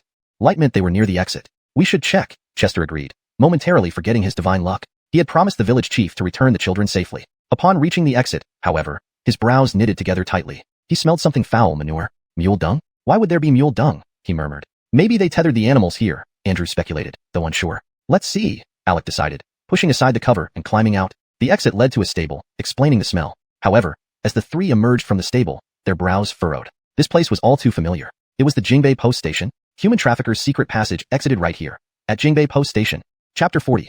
The spy within the post station, falling into crisis. The post station was eerily empty, with only the sound of horses chewing hay in the stable breaking the terrifying silence. Aslan, it seems you were right. There really is a spy within the post station. Looking around, Fulton suddenly understood everything. His and Wang Aslan's suspicions were both correct. There was both a secret passage and an inside accomplice. From beginning to end, this whole affair involved officials. As for why they participated in the theft of children, Fulton needed no guesswork. Money. Indeed, how disheartening the world had become. Not only did officials refuse to serve the people, but they even colluded with child traffickers to steal children. This was blatant disregard for the law. In this moment, Fulton felt indignant beyond measure. Thinking of the families broken apart by missing children and the parents who wept daily, his anger burned uncontrollably. He wished he could execute these despicable people immediately with his sword. Why? Why would the officials at the Jinchei post station collude with traffickers to do such a thing? Andrew gritted his teeth, also furious. Hearing this, Wang Aslan remained silent for a while, frowning deeply. Finally, he shook his head slowly and said, "It's all about money.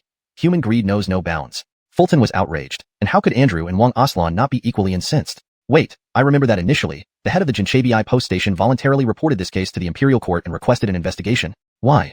Almost immediately, Andrew spotted the inconsistency. Initially, the post station head reported the incident to the Imperial Court for investigation. If all this was their doing, why? Wasn't that admitting guilt? Hearing this, Fulton furrowed his brows before sighing helplessly. It's simple. Too many children have gone missing near the Jinchei post station. Even if he hadn't reported it, the common folk would go to the capital to complain. By reporting it proactively, they can lessen suspicion on themselves. That makes sense, Andrew nodded. Fulton continued his analysis. They dress as spirits to steal children both to deceive the local populace and to confuse investigating officials. If the investigations don't reveal anything conclusive, then everyone will attribute the incidents to spirits, thus preventing anyone from associating them with the post station. What if the truth is uncovered? Andrew asked. Simple. Kill all witnesses and claim everything was done by spirits. It ensures nobody links it back to the post station. Fulton exhaled sharply, his hand gripping his sword. As soon as he finished speaking, clapping resounded around them, continuous and unending. Next, the postmaster emerged from a room accompanied by several clerks and dozens of black-clothed men, grinning mockingly. Indeed worthy of being executioners, no one in the court could match your investigative skills. Unfortunately, you shall die here today, and the secrets you've uncovered will never see the light of day. Seeing this, Fulton, Andrew, and Wang Aslan's brows knitted even tighter. Dozens of robust black-clothed men, all clearly qualified warriors, posed a significant threat. This was dangerous. Though the three were 8th rank aura cultivators, facing such numbers, they stood little chance. A critical point was, these dozens of men could outlast them through sheer attrition. 8th rank martial artists could channel their chi, but their stamina had limits. Ultimately, they might die from exhaustion. Fulton understood this, and so did Andrew and Wang Aslan. Gripping his sword hilt, Fulton glared at the postmaster. Why did you do this? The court provides you a salary, yet you committed such atrocities. The postmaster laughed maniacally before finally replying, you still have the audacity to mention salary. My monthly pay is a mere 3 taels of silver, and the guards earn only 1 tael. With this pittance, how are we supposed to live? He spoke as though justified, completely oblivious to his wrongdoing. He had rationalized his actions, blaming it all on insufficient court wages. Is that your justification? Hearing this, Fulton's frown deepened. Knowing the postmaster was beyond redemption. How much do you think a single child fetches? 50 taels. That's more than my annual salary. The postmaster's expression turned vicious. In essence, it all boiled down to money. Right, what can 1 tael a month buy? Plus, we endure harsh weather every day. To blame should be the court's miserly stipend. These children in the poor villages would likely starve to death anyway without us. The guards behind the postmaster chimed in, revealing their true nature. Seeing this, Andrew and Wang Aslan's eyes flashed with killing intent, wanting nothing more than to execute these corrupt officials. Fulton stopped them with a gesture, then coldly asked, where did you sell the children? You don't need to know that because you're all going to die soon. I'll report to the court that you were killed by spirits. The postmaster sneered, his gaze icy. Today, there was no possibility of letting them leave alive. He had to eliminate all witnesses. If you won't talk, then I'll take you back to the authorities. Saying this, Fulton drew his sword, its gleam menacing. He knew the postmaster was just a small cog in the trafficking network. Bigger fish lurked beneath. But to catch the postmaster, Fulton first needed to overcome the immediate threat, the dozens of ranked black-clothed warriors. Looking at the postmaster, who burst into laughter upon hearing Fulton's words, "Take me back to the authorities? Are you delirious? Men, kill them." Next, dozens of black-clothed men brandished their weapons, encircling them. Fulton quickly estimated the numbers, around 40 to 50 men. The three stood back to back again. Fulton raised an eyebrow, asking, "Show how, Aslan, are you scared? Since becoming an executioner, I've never known fear. These scoundrels, I vow to bring them to justice today." Andrew and Wang Aslan unsheathed their swords, their faces void of any fear. Seeing this resolve, Fulton declared, "Good. Today, we fight back to back and will bring these villains to justice." With that, he laughed wildly and charged forward, sword raised high. Chapter 41. Exhaustion. Under normal circumstances, even if these black-clothed men were merely at the 9th rank of body tempering, Chester and his two companions would absolutely face certain death. The only variable was how many enemies they could kill before exhausting themselves to death. This was why the station master laughed wildly when he heard Chester say he wanted to take him back to the government office. An 8th rank warrior can manipulate their chi, but their physical strength is limited. Handling 10 or 8 might be doable, but 40 or 50, they would inevitably die from exhaustion. However, this describes a normal situation. The reality was far from normal. At the very least, Chester was not an ordinary warrior. Chi through the rainbow. Without hesitation, Chester immediately cast a confusion buff on himself. Instantly, the chi within his body surged twofold, significantly boosting his combat power. But the number of black-clothed men in front of him wasn't just 10 or 8, it was nearly 20. This made things more challenging. These black-clothed men held short knives, moving about to find opportunities for attack, but none dared to rush forward yet. They all saw that Chester's chi surged around him, indicating he was no ordinary 8th rank. Whoever charged first would surely meet a terrible end. No one wanted to be cannon fodder. Seeing this, the station master's lips curled into a mocking smile as he loudly announced, "Whoever cuts off the swordsmen's heads will receive 100 silver taels." As the saying goes, under a rich reward, there will always be brave men willing to risk their lives for money. This 100 taels is mine. You must have misunderstood. 100 taels per head. There are 3 heads here, totaling 300 taels.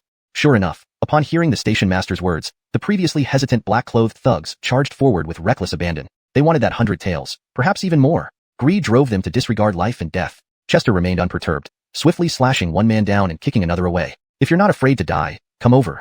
His surrounding chi swelled, causing his tight-fitting uniform to flutter intensely. Given his current combat power, these 9th rank black-clothed thugs posed no immediate threat. Of course, this was true only until he became exhausted. "These scoundrels aiding evil. I'll cut off your dog heads." Earl raised his sword and struck, slicing a thug and his blade in half with chi added to the sword. Blood and innards scattered across the floor. "You degenerate animals are unworthy of living. Today, I'll send you to see Yama." The usually quiet Alec found more words to speak, each sword strike deadly. Seeing this scene, the station master showed no fear, only a mocking smile. After all, they were dealing with 3 8th rank warriors. Killing 10 or more was necessary before they could be taken down. The reason for the station master's mocking smile was simple. He noticed Chester and his companions had exerted themselves fully from the start, leaving nothing in reserve. This hastened their path to exhaustion. Kill.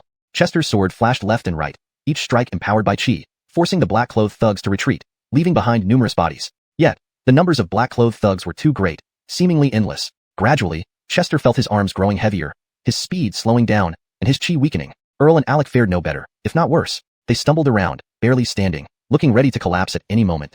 The trio could no longer maintain their back-to-back stance, instead retreating shoulder to shoulder towards the wall. By now, most of the black-clothed thugs had died by their swords. "They're out of energy, kill them.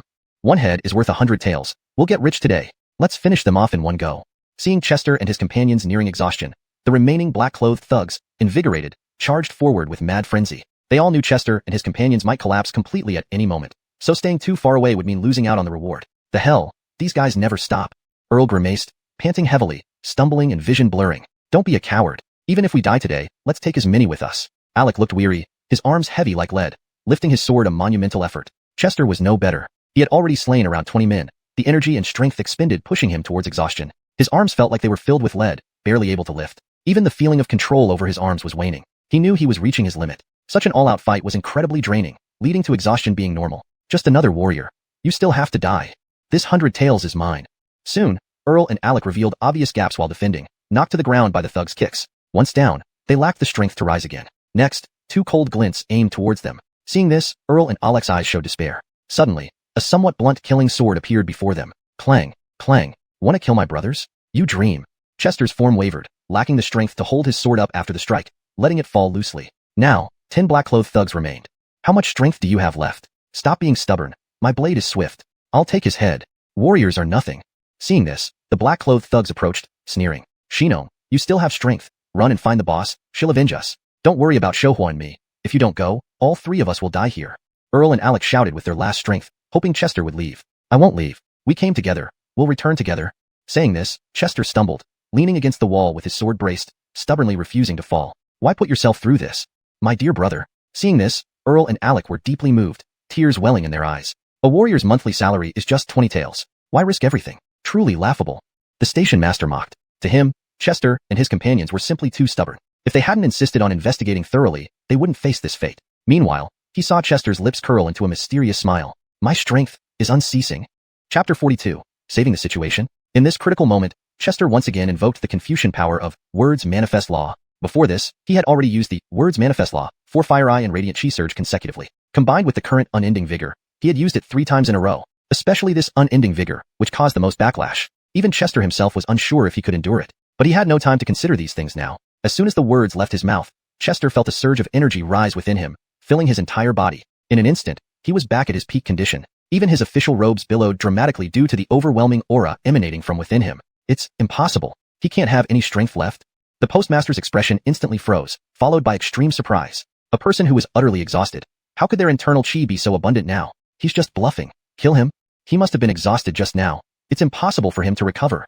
The black-robed enforcers were equally shocked. As martial practitioners, they understood exhaustion better than the postmaster. It was simply impossible to recover so quickly. Then, a defiant black-robed enforcer charged forward with a sword, only to be slashed to the ground by Chester. Anyone who wants to die, come over, Chester said, the corners of his mouth involuntarily curving upwards. This was the side effect of the previous Fire Eye and Radiant Chi Surge. However, this twisted smile matched his blood-drenched appearance, making him look like a merciless god of war. This is the power of the Confucian Words Manifest Law, truly admirable. We owe Shinong our lives. Andrew's face was filled with admiration and envy, while Alec remained deeply moved. Kill him quickly. Who kills him gets 500 taels. The postmaster howled and roared, wildly gesturing in the air, hoping to urge the black-robed enforcers to attack faster. Honestly, he was panicking now. Once the black-robed enforcers were dead, he would be next. He was neither a martial practitioner nor a scholar cultivator, just an ordinary postmaster. Kill. Take him down. With the promise of such a substantial reward, the remaining black-robed enforcers rushed toward Chester almost simultaneously. 500 taels. If they got that reward, they wouldn't need to work as enforcers anymore. Returning home with 500 taels, finding a simple wife. Die, all of you. Seeing this, Chester did not panic, but instead became excited. In the next moment, he slashed one black-robed enforcer down, dodged a slash, then delivered a palm strike to another's chest. The surge of chi shattered his internal organs. At this point, Chester's combat ability was even stronger than when he started fighting. His vigor not only returned to its peak, but was truly unending. Once he expended energy, new vigor immediately arose within him to replenish the loss. The Confucian art of exaggeration was terrifying indeed. He's not human, he's a devil. How can anyone have endless vigor? I don't want this money anymore, take it if you want. One strike after another, Chester finally broke the mental barrier of the black-robed enforcers. They were mentally shattered. Finally, Chester slashed down the last black-robed enforcer, then turned coldly to face the postmaster and the station staff. Don't come closer. The postmaster was completely terrified, trembling uncontrollably, unable to run even if he wanted to. The station staff fared even worse. It was horrifyingly frightening. Chester alone had killed over 30 high-level black-robed enforcers. Was this still human? To the postmaster, Chester was beyond human. Holding a blood-soaked sword with a dulled blade, Chester walked step by step toward them, his robes soaked in blood. It was impossible to tell whose blood it was. The whole Jingbei post station reeked of blood. Then, Chester coldly swept his gaze over everyone, his voice icy and emotionless. Tie yourselves up with ropes, or I'll kill you. All right. Don't kill me, I'll tie myself. Upon hearing this, no one dared to say a word against it. The corpses of the black-robed enforcers still lay on the ground, scaring them witless. Tie tightly, to the pillars. Chester commanded with his sword, supervising their actions. Under his intimidation, they had no choice but to comply, and they did it thoroughly, not daring to deceive him for fear of being killed. Finally, the postmaster and the staff were securely tied to the stable's pillars, unable to move. Seeing this, Chester smiled in relief, and then turned to look at Andrew and Alec. Shinong, you? Andrew saw a trace of blood trickle from the corner of Chester's mouth. We won. Smiling, Chester wiped the blood away, then suddenly collapsed, unconscious. Shinong, wake up. Wake up, damn it, I won't let you die. Seeing this, Andrew and Alec found an inexplicable surge of strength, scrambling to reach Chester, stumbling towards him. Tears welled up in their eyes. Petering the battle with the black-robed enforcers, they had taken multiple cuts, flesh torn open, yet they didn't shed a tear. But now, seeing Chester collapse from overexertion to save them, they couldn't hold back the tears. Men do not cry easily, and this was truly a heartbreaking moment. This just happened? Misjudgment. Did he die from exhaustion? Seeing Chester faint, the postmaster and the station staff regretted their actions. Hadn't he been at his limit? Why did we bother tying ourselves up so securely? Now, the 3 swordsmen, 2 were exhausted, 1 was unconscious. And if they weren't tied up, they could have escaped smoothly. But alas, they were securely bound and dared not cheat for fear of provoking Chester to kill them. So, escape was out of the question. They could barely move. Andrew and Alex stumbled over to Chester and found his chest faintly rising and falling. Proof he was still breathing. Breathing, meaning he wasn't dead. There's still a breath, Saheo. There's still a breath. Quick, take him back to the office to find a doctor. Overjoyed, they tried to lift Chester onto a horse, but found it impossible. Chapter 43, Shock and Horror. Fulton weighed no more than 150 pounds. Normally, two 8th rank warriors like Andrew and Alec would find it easy to lift someone of Fulton's weight with one hand each, let alone both together. But now, they couldn't even lift him between the two of them. Damn it, where has my strength gone? Worthless, I'm damn worthless. Andrew and Alec berated themselves for their current helplessness. Fulton had nearly died using a Confucian incantation to save them, yet they couldn't even carry him onto a horse. Your Excellencies, perhaps you could untie me, and I can help? Seeing this, the postmaster felt his chance had come. If he guided Andrew and Alec properly in their anxious state, they might do something rash. Shut up. Speak again and I'll cut you down now. Andrew roared in response, radiating murderous intent. Seeing this, the postmaster immediately fell silent. Then, after much effort, Andrew and Alec managed to lift Fulton onto a horse. They didn't stop to deal with the postmaster and his men. Andrew rode one horse carrying Fulton while Alec rode another, galloping towards the capital. The postmaster and his men were securely tied to the posts in the stable, unable to move. Racing along the road, Andrew and Alec lashed their horses mercilessly, urging them forward at top speed without any sign of stopping. Move out of the way. Out of the way. Executioners are on a mission. Obstructors will be executed. They sped along the road without slowing, overtaking carriages forcefully after shouting warnings. What's wrong with them? Why run so fast on the official road? Showing off their horses? Lower your voice. Didn't you hear their executioners? You don't want to upset them, do you? Who is that person lying on the horseback, covered in blood? Is he still alive? Bystanders murmured, astonished but unsure what was happening. Continuing their frenzied ride, they arrived in just over an hour, a journey that usually took 2 hours. We are executioners from the Imperial office. A colleague is gravely injured. Please clear the way. Entering the city gates, they continued racing through the streets, narrowly avoiding collisions with civilians. But who cared about such details now? Fulton was still breathing, though his breaths were weak. If his condition worsened due to delay, they would blame themselves forever. Finally, they arrived at the Imperial office in the inner city. Upon arrival, the horses collapsed, tossing everyone to the ground, foaming at the mouth and dying moments later. However, Andrew and Alec had no time for the horses. Help! Quick, get a doctor here. Crawling on the ground, they screamed with all their remaining strength. Soon, other executioners rushed out, carrying the 3 men to the Celine pavilion. Seeing Fulton drenched in blood and Andrew and Alec utterly exhausted, Ingrid frowned deeply. What happened to Fulton? Quickly, get a doctor. Ingrid was shocked. She thought the case of a ghost stealing children would be simple, easily handled by Fulton's team. Seeing Fulton looking like a bloody specter, she realized her mistake. The case was far more dangerous than she imagined. 3 8th rank warriors pushed to the brink. Fulton nearly died. These are 8th rank warriors. Boss, quickly send people to Jingbei post station. The criminals are already tied up there by the postmaster and his men, said Andrew, gasping for breath. He had reached his limit. After saying this, he lay on the ground, breathing heavily, unable to speak further. Promise me, save Fulton. Alec fainted shortly after speaking, his strength utterly depleted. Doctors rushed in, seeing Fulton's injuries and being momentarily speechless. Several doctors examined the trio before looking up at Ingrid. Sir, what happened to him? They asked about Fulton. Andrew and Alec were merely exhausted. Rest and some tonics would restore them within days. Fulton's injuries were the critical issue. He was drenched in blood, showing no visible wounds but suffering internally far worse than the other two combined. The doctors doubted how he was still alive. A powerful backlash was damaging his body, only kept at bay by a mysterious protective force. Without it, he would have died multiple times. Ingrid turned coldly. If you cannot save him, you won't live either.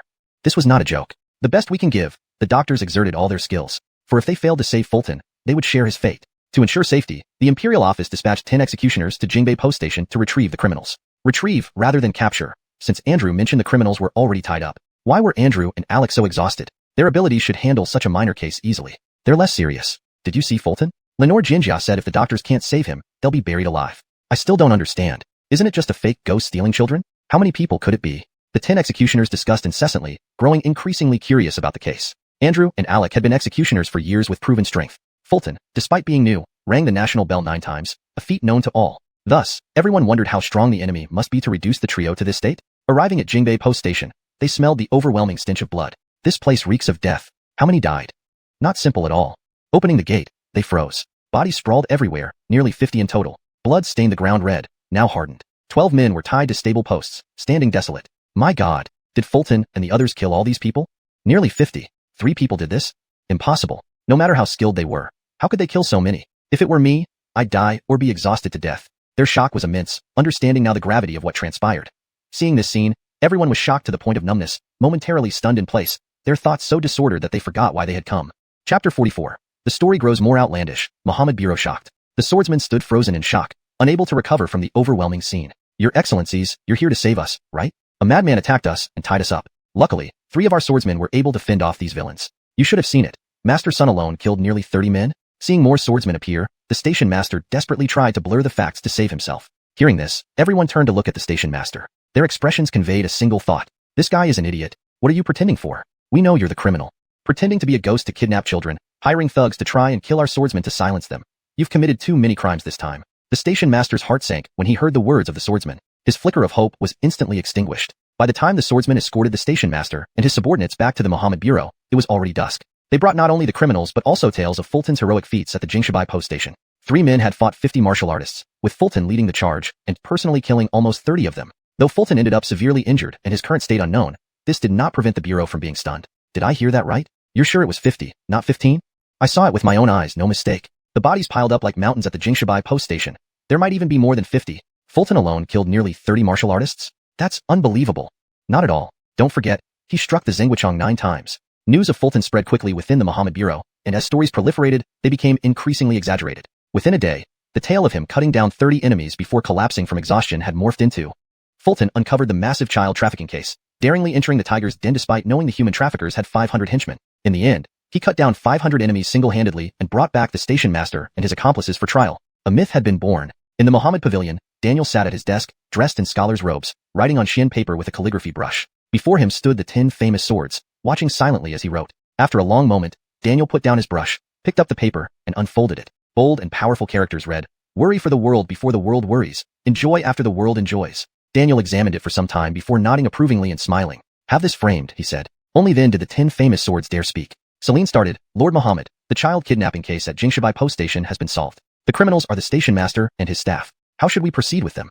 Celine took a deep breath. Clearly, speaking so much at once was taxing for him. "Leave it to the Jingzhou court," Daniel replied expressionlessly, then paused before asking, "Fulton is seriously injured and unconscious?" Celine nodded, "Yes, Lord Muhammad. He used the Confucian word manifestation to kill 30 enemies and collapsed from exhaustion. However, his condition has stabilized." 30? I heard he killed 100. My subordinate Sorgia reported 200. Didn't it say 500? How did it become 30?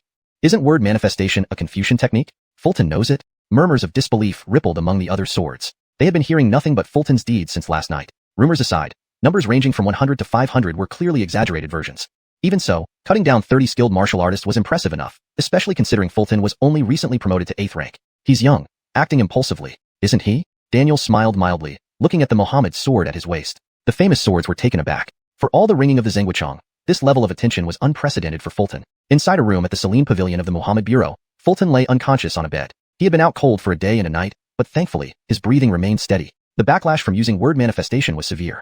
Had it not been for the mysterious gas protecting him, he would either have been crippled or worse, dead. Fulton stirred slightly and slowly opened his eyes. Ouch! Though awake, he felt a throbbing headache. "Xi Nong, you're finally awake." "That's great. I knew you'd be fine." Andrew and Alec, who had been guarding him, expressed their relief excitedly but appeared weak and sore, as if they had dislocated their shoulders.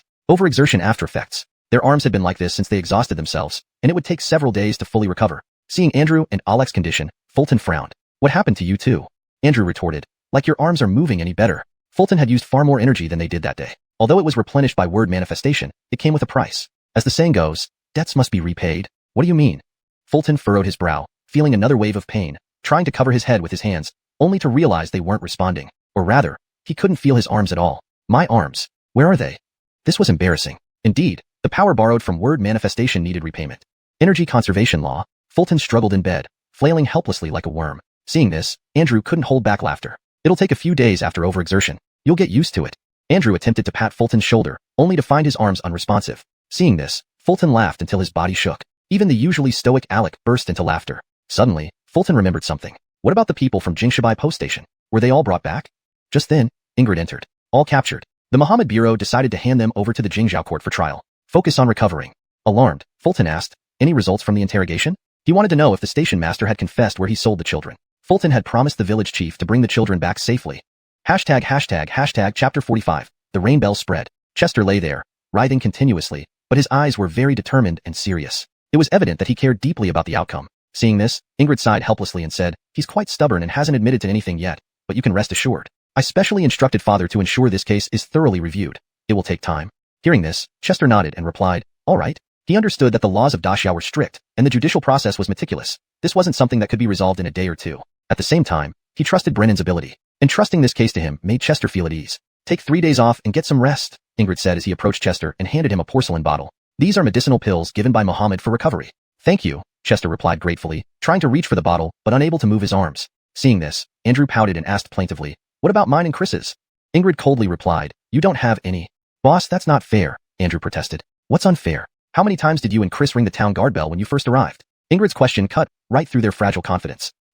Andrew was speechless. What does it have to do with me? Alec felt unfairly implicated. At this scene, Chester lying immobile on the bed laughed, and so did Ingrid. Then, Ingrid bent down and placed the bottle beside Chester, smiling faintly. I'll leave now. Rest well. After Ingrid left, Chester tried to take a pill from the bottle but couldn't move his arms. Frustrated, he turned to Andrew. Show how. Can you give me a pill? Do you think my arms can move? Andrew shook his numb arms dramatically. Alec. Chester looked at Alec beside him, who gave a helpless look. Having no choice, Chester stayed in bed, gazing up at the ceiling. Andrew and Alec sat next to him, hands hanging limply. The scene was somewhat awkward. An hour later, Chester finally regained feeling in his arms. With great effort, he retrieved a brown pill from the bottle and swallowed it without hesitation. The pill dissolved in his stomach, nourishing his meridians and repairing the lingering effects of exhaustion. In just moments, Chester sat up, then got out of bed and managed to walk. It wasn't easy. An hour ago, he was still writhing like a worm. Seeing Chester stand up, Andrew raised an eyebrow and asked, where are you going? Home. Where else? Chester replied, raising an eyebrow. Andrew sighed and looked at him pitifully. Are you really leaving us like this? Don't you care? Of course I care. Chester smiled mysteriously and took 2 more pills from the bottle. Everyone gets a share. Don't say I'm not thinking of our brotherhood. Seeing this, Andrew and Alec's eyes widened, filled with deep gratitude. After all, these were pills granted by Zack himself, not only invaluable but also representing honor. To put it bluntly, among all the swordsmen in the Muhammad office, Chester might be the only one who caught Zack's attention so closely. This act of sharing was truly touching. However, an awkward moment followed. Chester offered the pills, but neither Andrew nor Alec could reach out to take them. The atmosphere froze for 3 full seconds. Open your mouths. Chester had no choice but to make them open their mouths and flick the pills into their mouths. Soon, both Andrew and Alec's arms regained movement, though still not fully flexible, they were much better than before. Feeling his arms working again, Andrew exclaimed excitedly, Shinong, you said you were going home? Yes, why wouldn't I?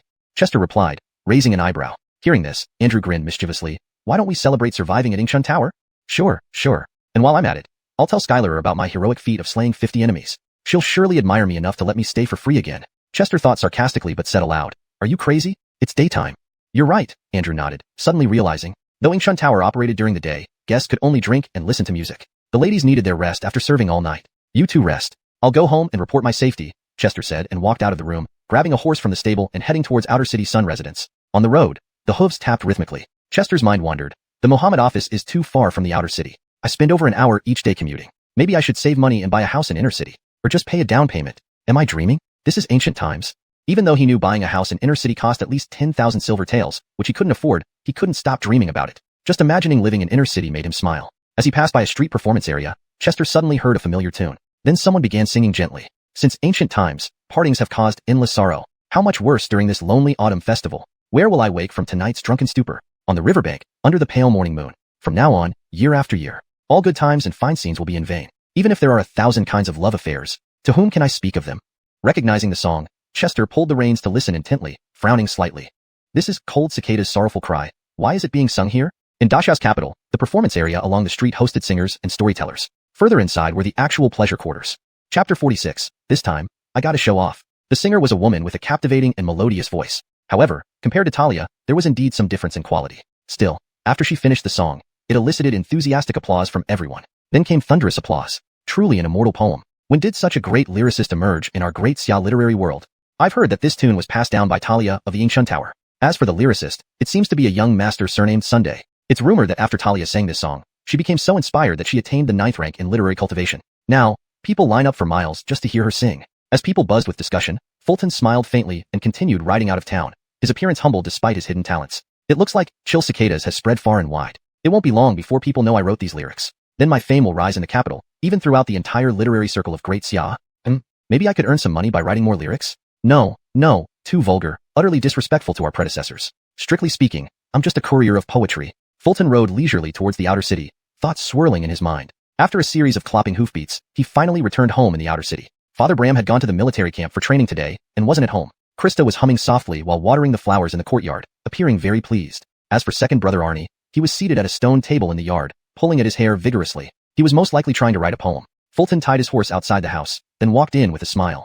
Second brother, even if you pull all your hair out, inspiration won't come just because you wish for it. Hearing his elder brother's voice, Brent Arnie slowly raised his head. Looking pained as he said, Big brother, you're back. Is the case over? Fulton nodded. It's over. Actually, it couldn't quite be said as being completely over, only reaching a temporary conclusion. At one point, due to an exaggerated boast, he almost didn't make it. Krista looked happy. Seeing Fulton return, she didn't bicker with him but immediately smiled. Elder brother is back. Bridget is preparing lunch. We'll have our noon meal soon. Seeing Krista's attitude, Fulton asked with surprise, Krista, were you humming a tune just now? Humming tunes didn't particularly interest Fulton, but what Krista was humming seemed to be Rain Over the Bell. Upon hearing this, Krista blushed slightly. No such thing. Brent Arnie grew interested when Fulton mentioned it. Big brother, let me tell you, Mother was humming a tune that recently spread through the theaters called Rain Over the Bell. The melody is very evocative, but the best part is its lyrics, truly immortal. Poetry has always been the domain of scholars. Mother, as a lady of the household, hummed the tune simply because it sounded beautiful. Only a scholar like himself could truly explain the profound meaning within. These lyrics have spread so far? Upon hearing this, Fulton frowned slightly, surprised. Krista rarely left the house, yet Rain Over the Bell had reached her ears, implying that nearly everyone in the capital knew about it. Thinking of this, Fulton looked at his little brother with raised eyebrows. What makes this poem so good? Big brother, listen closely. Hearing this, Brent smiled, cleared his throat, and recited the lyrics dramatically to his rough brother. Chill cicadas wail bitterly, facing the pavilion at dusk, the sudden rain has ceased. Outside the city gate, we drink without joy, lingering as the boat urges us to depart. Holding hands, we gaze into tearful eyes, speechless with emotion. Considering the journey ahead, through 1,000 miles of misty waves, the sky stretching endlessly across Lenore. Since ancient times, love has always suffered from parting. How much more in this cold, clear autumn? Where will I awaken tonight? By the willow bank, dawn's breeze, the waning moon. From now on, the years will pass, the good times will seem unreal. Even with countless emotions, to whom can they be expressed? Having finished reciting, Brent looked proudly at Big Brother, his eyes saying, praise me. Beautiful indeed. Hearing Arnie's recitation, Krista felt moved by the poetic beauty even if she didn't fully understand the meaning. She had merely noted the melody from neighborhood conversations because it was pleasant to hear. Now, upon hearing the matching lyrics, she felt even more deeply affected. Looking at his intoxicated little brother, Fulton smiled calmly and exclaimed, who wrote such immortal lyrics? Hearing this, Arnie shook his head. We don't know. They say that after Talia of Inkshun Tower played the Jian, a young master surnamed Sun presented these lyrics. Saying this, he didn't suspect his big brother. A warrior like his big brother couldn't possibly have written such exquisite lyrics. Seeing this, Fulton raised an eyebrow. If I told you these lyrics were mine, would you believe me? Brent shook his head. Big brother, this joke isn't funny? Fulton looked earnestly at Brent, his eyes full of sincerity. I'm not joking. Really, big brother? Upon hearing this, Brent wavered internally. He knew Big Brother never joked casually, but how could such immortal lyrics be written by a warrior? Wait. Since regaining consciousness from severe injuries, Big Brother seemed like a different person, mysteriously possessing righteous energy. So, it was possible he wrote those lyrics? Though possible, Brent Arnie clearly didn't want to accept this reality. Big Brother was already outstanding enough, awakening and solving the spy case of the Shanghai Alliance, then becoming a bailiff, and later a swordsman for the Imperial Office of Works. Continuing this way, Brent might never catch up. Now, Arnie both hoped Big Brother was exceptional and dreaded his surpassing talent. In dilemma, seeing Brent's conflicted expression, Fulton nodded approvingly. Very well. This time, I gotta show off. Elder Brother won't elaborate. You'll eventually know Elder Brother's poetic talent is unparalleled. Then Fulton turned, intending to keep his achievements under wraps. So, did Elder Brother go to Inkshun Tower? Brent changed tactics, considering another crucial question. These lyrics originated from Inkshun Tower. If they were really Elder Brother's work, wouldn't that mean he had been to such a place? Hearing this, Fulton frowned, thinking Brent was quick on the draw. He waved his hand dismissively. That's not the point. The important thing is that these lyrics are Elder Brother's work. Hearing this, Arnie was momentarily speechless, knowing it wasn't the focus. The focal point was the immortal lyrics. Elder Brother is amazing. Chapter 47, Vigorous Aura, not like a scholar. Seeing her son like this, Claire hurriedly interjected beside them. Big brother, you are a martial man. Don't get involved in poetry with scholars. That's the kind of thing second brother should do. Hearing this, Fulton stared intently at Claire, raising his eyebrows high and said, Claire, are you so sure I don't know poetry? I'm not sure, she faltered, momentarily at a loss for how to counter him. After all, Big Brother now earns 20 taels a month. He is the highest earner in the family. Everyone's living expenses depend on Big Brother. Suddenly feeling outmatched by Big Brother, Claire conceded. Seeing this, Fulton nodded approvingly with a smile. Very good. Another act completed. Younger brother Deegan looked at the elder brother in front of him and felt a sense of unfamiliarity. The elder brother before he fell into a coma after sustaining serious injuries, was just an ordinary bailiff at the government office, earning 2 taels a month without doing much work. But now, his elder brother seemed like a completely different person. Thinking about this, younger brother Deegan slowly stood up and asked again, Elder brother, did you really write this poem? Seeing this, Fulton raised an eyebrow and responded, wasn't my previous answer clear enough?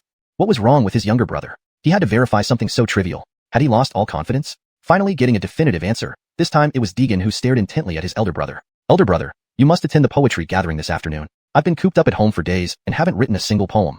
Hearing this, Fulton thought about how Ingrid had given him some time off these few days. Attending a poetry gathering wouldn't be bad. Moreover, he had already promised second brother earlier. Perhaps if he produces excellent work during the event, his talent might manifest, allowing him to achieve the 9th rank of Confucian cultivation. Thinking about this, Fulton nodded. Okay. Deegan rejoiced. Great. With elder brother there, those disciples under Master Jian won't dare be so arrogant. If elder brother isn't lying, that Yu Lingyin alone is enough to surpass everyone at Longha Academy. Elder brother shouldn't be lying about this, right? It doesn't seem necessary. Hearing this, Fulton raised an eyebrow and asked, who is Jian? Younger brother replied solemnly, Amen. A great scholar at Longha Academy, excels in poetry. His students are also adept in this field. From his tone, Fulton deduced certain matters. So, Jian doesn't get along with your teacher, Ignatius? Ignatius, taught by the esteemed Master Elmer, specializes in chess. Additionally, Longha Academy has 5 other great scholars, each specializing in music, calligraphy, painting, wine, and flowers. The younger brother nodded. Indeed. Jian always says that Master's chess skills are merely for the noble's leisure, not as respectable as poetry. Master debated with him several times, but afterward, their relationship deteriorated. Thus, Fulton fully understood why second brother, despite being not proficient in poetry, was still required to attend Longha Academy's poetry gathering. Mystery solved. Wait, why am I deducing things here? Is it a professional reflex? Smiling, Fulton said, is this the reason your master wants you to attend the poetry gathering? Hearing this, Deegan nodded helplessly. Yes, among Master's disciples, I'm relatively good at poetry, so Master wants me to go and humiliate Jian. Sending you. This is asking for humiliation. Fulton ranted inwardly, but calmly responded. Ignatius has good judgment. Sending you is the best decision. Hearing his elder brother's seemingly heartfelt compliment, Deegan shook his head helplessly. Best decision? I've spent days in seclusion without writing a single poem. The gathering starts in the afternoon, and I have no idea what to do. Seeing his younger brother's helpless expression, Fulton laughed. Relax, I'm here. I'll help you. Elder brother, I'm counting on you. With his elder brother's promise, Deegan's eyes sparkled, looking as though he was ready to entrust his entire life to his elder brother. Sure, Fulton nodded seriously. Following lunch, the brothers prepared to head to Longha Academy. Longha Academy, situated 50 miles northeast of the capital by the Longha River, got its name from this river. The Longha River originates in the western region's Tian Shan Mountains, stretching across the Great Xia territory. Named for its complex course resembling a leaping dragon, it is called the Longha River. Just before departure, Deegan stared at his elder brother for a long time, sensing something was off, but he couldn't put his finger on it. His frown deepened as he observed. Perhaps uncomfortable with the gaze, Fulton finally asked, second brother, why stare at your elder brother like that? Startled, Deegan then realized the problem. Elder brother, are you going dressed like this? Looking at his attire, Fulton noticed. He was wearing the uniform of an enforcer, with a sword at his waist. This outfit suited brawling, not poetry gatherings. It looked more like he was crashing a party. Acknowledging this, Fulton nodded. It seems somewhat inappropriate. After thinking for a moment, Deegan said, Mother, find one of my scholarly robes for elder brother to change into. Soon, Fulton changed into the scholarly robe, appearing handsome yet rugged, turning the loose-fitting garment into a tight fit that emphasized his well-defined muscles. If Daniel wearing a scholarly robe exuded elegance unlike a martial man, Fulton's vigorous aura made him seem anything but a scholar. Moving around in the robe, Fulton felt constrained and uncomfortable. Indeed, he was accustomed to wearing either the police uniform or the enforcer's uniform, both suitable for combat, quite different from the scholarly robe. It reminded him of when he wore sportswear in his past life. Changing abruptly into a suit made everything feel awkward, even walking. Fulton complained. Feels better in the official uniforms. His younger brother didn't mind this, instead urging, It's fine. Let's go, elder brother. We'll be late if we don't leave now. That's almost a 50-mile ride, taking about an hour on horseback. Any later, and they'd miss it. Let's go. Nodding, Fulton agreed, and they set off. One man, one horse, heading towards the northeastern gate of the capital. Chapter 48. Very well, there is no Kieran or Jeffrey in this world. Longha Academy was situated along the winding Long River, spanning 1,500 acres. It boasted numerous buildings, hills, water features, and lush bamboo groves. At this moment, 2 figures were riding up the mountain trail leading to the academy. The robust eldest brother Fulton, dressed in a scholar's robe, and his refined younger brother Arnie, who exuded the air of a studious intellectual. A mist enveloped the nearby academy, from which resonant recitations could be heard. Gentle breezes rustled through the bamboo, creating an almost otherworldly scene. Over the past few years, Arnie had traversed this mountain path countless times. Yet today, it felt different. Instead of walking alone, he was accompanied by his elder brother. Thinking about this, Arnie turned and remarked, Big brother, this is Longha Academy. I've studied here for many years, but this is your first visit, isn't it? Fulton nodded solemnly. Indeed. I've only heard others describe the grandeur and beauty of Longha Academy. Now that I see it, its reputation is well deserved. Previously, Fulton was purely a martial man who served in the local government office. There was no time for him to accompany his younger brother here. Besides, even if he had the time, he wouldn't have come. A martial person had no place in a scholarly institution. Seeing his elder brother's contemplative expression, Arnie smiled faintly. It's said that Longha Academy has a history of 1,500 years, founded by Hendrik, chief disciple Anatole. Of course, these are just legends. Nobody knows the truth. Are you talking about Hendrik? Has any version of the Analects been passed down? What you call the sayings of the sage. Fulton couldn't help but ponder internally but asked aloud, does the sage have a name? Arnie shook his head. There is no record of his name. The sage established the teachings of Confucianism, but left no trace of his personal identity. People respectfully refer to him as the sage, or the sage of Confucianism. Upon hearing this, Fulton grew interested. He sensed that while this world's history differed from his past life, there were many similarities. Well, this was something he needed to confirm. If this world also had Kieran and Jeffrey, it would be embarrassing if his performance at the poetry session was exposed as plagiarism. Considering this, Fulton continued, so, does Great Xia only have Confucianism? Are there other schools of thought? Hearing this question, Arnie nodded with a smile. Of course, there are other schools, but none have produced a sage like Confucianism, so they aren't as famous. Do famous poets like Kieran and Jeffrey exist in history? Fulton followed up. Arnie frowned, thinking hard. After confirming he had never heard of these names, he replied, I've never heard of them. Which dynasty are they from? That's not important. Fulton changed the subject. Have you heard of the poem, Raising My Head, I Gaze at the Bright Moon? Lowering it, I think of home? I haven't. Arnie responded straightforwardly but then paused, feeling the profound imagery of the verse. He immediately asked, who wrote this? It's very evocative.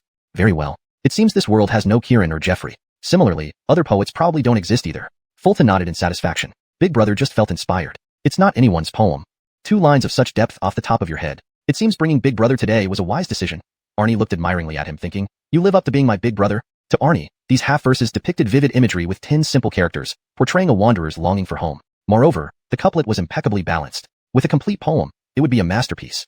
Isn't Big Brother awesome? Don't worry. This is just a fraction of his talent. No, 1% to be precise. Fulton couldn't help teasing. Then he urged, come on, the poetry session is about to start. They rode up the mountain and tied their horses outside the academy gate before entering. The Longha Academy was already bustling with people. Mostly students, a few wealthy merchants from the capital, and even some officials. At such literary gatherings, wealthy merchants usually came seeking potential sons-in-law. As merchants, they lacked social status but had plenty of wealth. They aimed to elevate their family status by finding talented scholars to marry into their families. Once these scholars succeeded and gained official positions, their entire family could rise in status. Thus, they wouldn't miss events like this. As for the officials, they were scouting for promising students to recruit into their factions before these students obtained official titles. Seeing the crowded academy, Fulton marveled. What a spectacle! Yes, it's only during the poetry sessions that you see so many people in the academy, Arnie agreed, though there was a hint of nervousness in his tone. Just then, several people approached. Leading them was a man in a white scholar's robe, holding a folding fan. Despite his elegant appearance, his triangular eyes gave him an unsettling look. The man sneered, oh, isn't this Arnie? Did you come to embarrass yourselves by attending a poetry session without talent? Infuriated, Arnie snapped, what do you mean, Anchor? Anchor was Xian's disciple, known for his poetic talent and bullying new students. Arnie had spoken against him before, earning Anchor's enmity. Anchor became even more arrogant. What do you think? This is a poetry session. Can you write poems? If not, why are you here? Anchor knew Arnie well. While skilled in chess, poetry wasn't his strong suit. Seeing someone belittle his younger brother, Fulton frowned and whispered, brother, shall we teach this guy a lesson? Just one punch will make sure he can't take care of himself for the rest of his life. Let me handle it first, big brother. Arnie calmed him down and lifted his chin at Anchor. Who says I can't write poems? I composed one yesterday. Listening eagerly, Anchor raised an eyebrow, ready to mock. Arnie straightened his scholar's cap and recited loudly, raising my head, I gaze at the bright moon. Lowering it, I think of home. Upon hearing the half poem, Anchor's brows knitted tightly. An expert in poetry, he recognized these as masterful lines, even though it was just half of a quatrain. Chapter 49. Giselbert, you really have some skills. Anchor was shocked, and so were the scholars behind him. They were all disciples of Xian, skilled in poetry, and instantly recognized the extraordinary quality of the verse. Yet, they also knew that Clem was Ignatius's student, and there had never been any mention of his expertise in poetry. But this pentasyllabic regulated verse could absolutely be called superb, even with only half of it. Seeing everyone's shock, Clem proudly lifted his head. Damn, younger brother. You really have some skills. Did you learn that free writing technique from your big brother? Seeing his little brother flawlessly execute this free writing move, Gervais inwardly ridiculed furiously. Looking at Anchor's side, though he didn't want to admit it, he couldn't help but feel curious about Clem's poem. However, after waiting for a long time, Clem was still just standing there with his head held high, seemingly proud of nothing in particular. The other half of the poem was never recited. With no choice, Anchor anxiously asked, why is there only half? What about the other half? The other half, I haven't thought of yet, Clem replied unapologetically. After all, the older brother hadn't told him the second half either. What did you say? You haven't thought of it? Anchor was stunned upon hearing this, or rather, he was furious. Such an excellent poem, and you say you only have half. It's driving me crazy. What is Clem doing? Why does he only have half? That's not right. If Clem has such poetic talent, how could he only think of half? Not just Anchor, but the other scholars were also angry. Reciting only half is like deliberately making people anxious. At this moment, Gervais discreetly tugged at his little brother's sleeve and whispered softly, the upper part is before my bed, the bright moonlight. I wonder if it's frost on the ground. Hearing this, the little brother nodded slightly and gave Gervais an approving glance out of the corner of his eye. Gervais, what does that glance mean? Using the corner of your eye? Then, little brother Clem raised his head proudly again and looked at the furious Anchor. I've just finished thinking of the other half of this poem. Tell us quickly. Hearing this, Anchor was extremely excited. At this moment, he felt like a hungry wolf that suddenly saw its prey after 10 days of starvation. Though this analogy might not be apt, Anchor was indeed that excited. Come on. I said, such an exquisite poem, how could it possibly have only half? Clearly, Clem was trying to tease us from the start. The scholars behind Anchor were all getting more anxious. More hungry wolves appeared. Satisfied, Clem nodded and spoke in a warm, magnetic voice with a melodious and yi-yang-dun-cua tone. Note, yi-yang-dun-cua is a Chinese term describing a rhythmical and well-modulated voice. The term doesn't have a direct equivalent in English, but it can be described as a melodious and well-modulated, or with rhythmic variation. I added melodious and to make it read more naturally in English while keeping the meaning. For better fluency in English, I suggest. Satisfied, Clem nodded and spoke in a warm, magnetic voice with rhythmic variation. Before my bed, the bright moonlight. I wonder if it's frost on the ground. Raising my head, I gaze at the bright moon. Lowering my head, I think of home. After he finished speaking, everyone was stunned. Exquisite beyond compare, truly exquisite beyond compare. Clem, you can write such a fine poem. The imagery in this poem is beautiful. How can even Jian write such a timeless masterpiece? Everyone was amazed, completely lost in the beauty of the poem. Especially Anchor, whose expression was most colorful. On one hand, he marveled at such a beautiful poem, losing himself in its imagery, feeling as refreshed as spring after rain. But knowing that this poem was written by Clem, who was always against him, it felt like he had eaten 100 sour lemons. Too sour. Just then, Anchor noticed something important. Why did you write the lower part before the upper part? What does it matter to you? Clem raised his head proudly and glanced at his elder brother out of the corner of his eye, as if asking, Big brother, why did you write the lower part before the upper part? Gervais raised an eyebrow and gave his little brother a look that seemed to ask, what does that have to do with you? You. Seeing this, Anchor was clearly choked up. Indeed, composing poems required inspiration and individual styles. Some people preferred to write the lower part first. So what did it have to do with Anchor? Yet despite this, Anchor remained upset. Satisfied, little brother Clem smiled and turned to Gervais. Let's go, big brother, the poetry gathering will start soon. With that, the two walked away, leaving behind a group of stunned and furious scholars. Who would have thought Clem had such talent for poetry? What are we going to do? That's right, the poetry gathering will start soon. If he wins, won't we lose face? Looking at their backs, the scholars sighed, feeling a bit scared. However, Anchor wasn't too worried. Don't worry, the poetry gathering has themes. No matter how talented Clem is, can he compose another world-class poem on the spot? Hearing this, everyone relaxed, but someone still complained. Although you say that, look how arrogant he was earlier. It really made me angry. Hearing this, Anchor's lips curled into a wicked smile. Don't worry, I have a way to make him embarrass himself. Hank, what's your plan? If we can embarrass Clem during the poetry gathering, it would be perfect. Upon hearing Anchor's words, everyone perked up immediately. Although they were all students of Lungha Academy, they came from different teachers and weren't on the best terms. To them, seeing Clem embarrassed or shocking everyone, they prefer the former. Anchor smiled mysteriously and revealed his discovery. Did you notice the person beside Clem? He's wearing scholar attire, but his demeanor isn't like a scholar's. If I'm not mistaken, this person should be Clem's big brother, a bailiff from Jingzhou Prefecture. If Gervais heard this, he'd surely scoff. His information is too outdated. I haven't been a bailiff for years, many days. A bailiff? A martial man? Why would he come to a poetry gathering? How could a rough bailiff from Jingzhou Prefecture appear here? Upon hearing Anchor's words, everyone was immediately displeased. A rough martial man appearing at an elegant poetry gathering made them feel uncomfortable. When the poetry gathering starts, we just need to urge Clem's big brother to compose a poem. He'll definitely embarrass himself publicly. Imagine, what kind of poem could a martial man write? Anchor laughed, a twisted, sly laugh. What good poem could a martial man write? He'll likely be a laughingstock. You're overestimating him. In my view, he probably can't even write a single word. We might even need to debate whether he can write at all, haha. Upon hearing Anchor's words, the scholars all laughed wildly. To them, Clem's rough older brother, a martial man, wouldn't know how to compose a poem. Little did they know, they were about to provoke a true heavyweight. Chapter 50, another provocation. Anchor and his group were busy plotting how to embarrass Arnie and his elder brother, completely unaware of the magnitude of trouble they were stirring up. Meanwhile, elder brother Chester and younger brother Arnie were slowly walking towards the academy. Arnie wore a satisfied smile, as if he was pleased with his recent performance. But then, he thought that he had borrowed his brother's work without prior permission. Thinking of this, he looked apologetic and said, Brother, I'm sorry. I used your poem just now. It won't happen again. What? There's going to be a next time? Actually, it doesn't matter. Strictly speaking, it isn't even my poem, muttered Chester, then said aloud. Between us brothers, why distinguish yours and mine? Upon hearing this, Arnie felt touched and asked, When did you write this poem? Just when we were climbing the hill.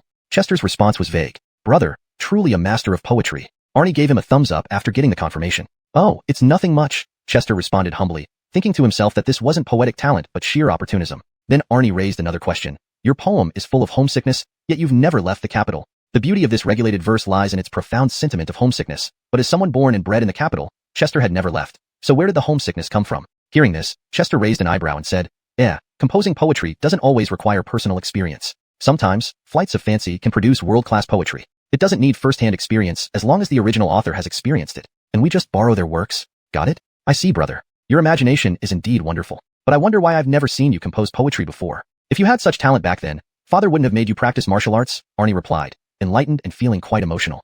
Seeing that Arnie seemed convinced, Chester nodded. Understood it, good. Did you see Anchor's face just now? So satisfying. Arnie then smiled contentedly, delighted by what had happened earlier. Why are all these scholars at Longha Academy so scheming behind the scenes? Chester was rather puzzled. Scholars are supposed to be men of great integrity and righteousness, not narrow-minded like this. However, Chester was only curious about the reason for the scheming. As for Anchor, should he dare provoke his younger brother again, Chester would let him know what it means when a warrior takes action instead of talking. Arnie laughed gently and said, "It's always like this. Today is a poetry session, and our teacher, Jian, excels in this area. If it were a chess meeting, we'd make things difficult for him." Seems like I misunderstood. Chester couldn't help muttering and then said, "Serious scholars aren't bad either. After all, scholarship requires seriousness." Then the two arrived at the poetry session venue, which had several desks set up with the four treasures of the study. In addition, there were long tables filled with assorted pastries, hot tea, and fine wine. It resembled the cocktail parties Chester attended in his previous life. Seeing this, Chester couldn't help commenting, "Such a grand scene for a poetry session? Indeed, it's quite extravagant. Is there some important figure visiting today?" Arnie also felt puzzled. This wasn't the first time Longha Academy held a poetry session, and previous ones he attended weren't nearly as lavish. Perhaps, Chester nodded, not really concerned about it. Whether it was grand or not meant little to him. At that moment, several Confucian scholars hurried over. They were Arnie's classmates. One of them led the group, dressed in a blue Confucian robe, wearing a scholar's cap, and holding a folding fan. His name was Edmund, also a disciple under Ignatius and skilled in chess. Edmund smiled and said, "Emerson, you finally arrived. Teacher has been looking for you everywhere." Arnie then introduced them, "Brother, these are my classmates, and this is my elder brother." Edmund raised an eyebrow and asked, "Your elder brother is here for the poetry session? Where does he study?" Honestly, he was mainly curious because he and Arnie spent a lot of time together, but Arnie never mentioned having a scholarly elder brother. Chester bowed politely and introduced himself. "Gentlemen, nice to meet you. I am Chester, currently serving in the office of artificers." "So, you're a sword bearer? Nice to meet you," Edmund replied stiffly, though his facial expression suggested something else. It was as if he was saying, "Why did you bring a warrior here, Emerson? We're already at a disadvantage in this poetry session. This is absurd." To Edmund, even if Chester was a sword bearer, it didn't change the fact that he was a warrior. The other scholars behind him had similar expressions. "A mere warrior. What business does he have here?" Seeing this, Chester frowned and said discontentedly, "What do your faces mean? You think I can't write poems and don't deserve to be here?" "Brother, don't misunderstand. They didn't mean it that way."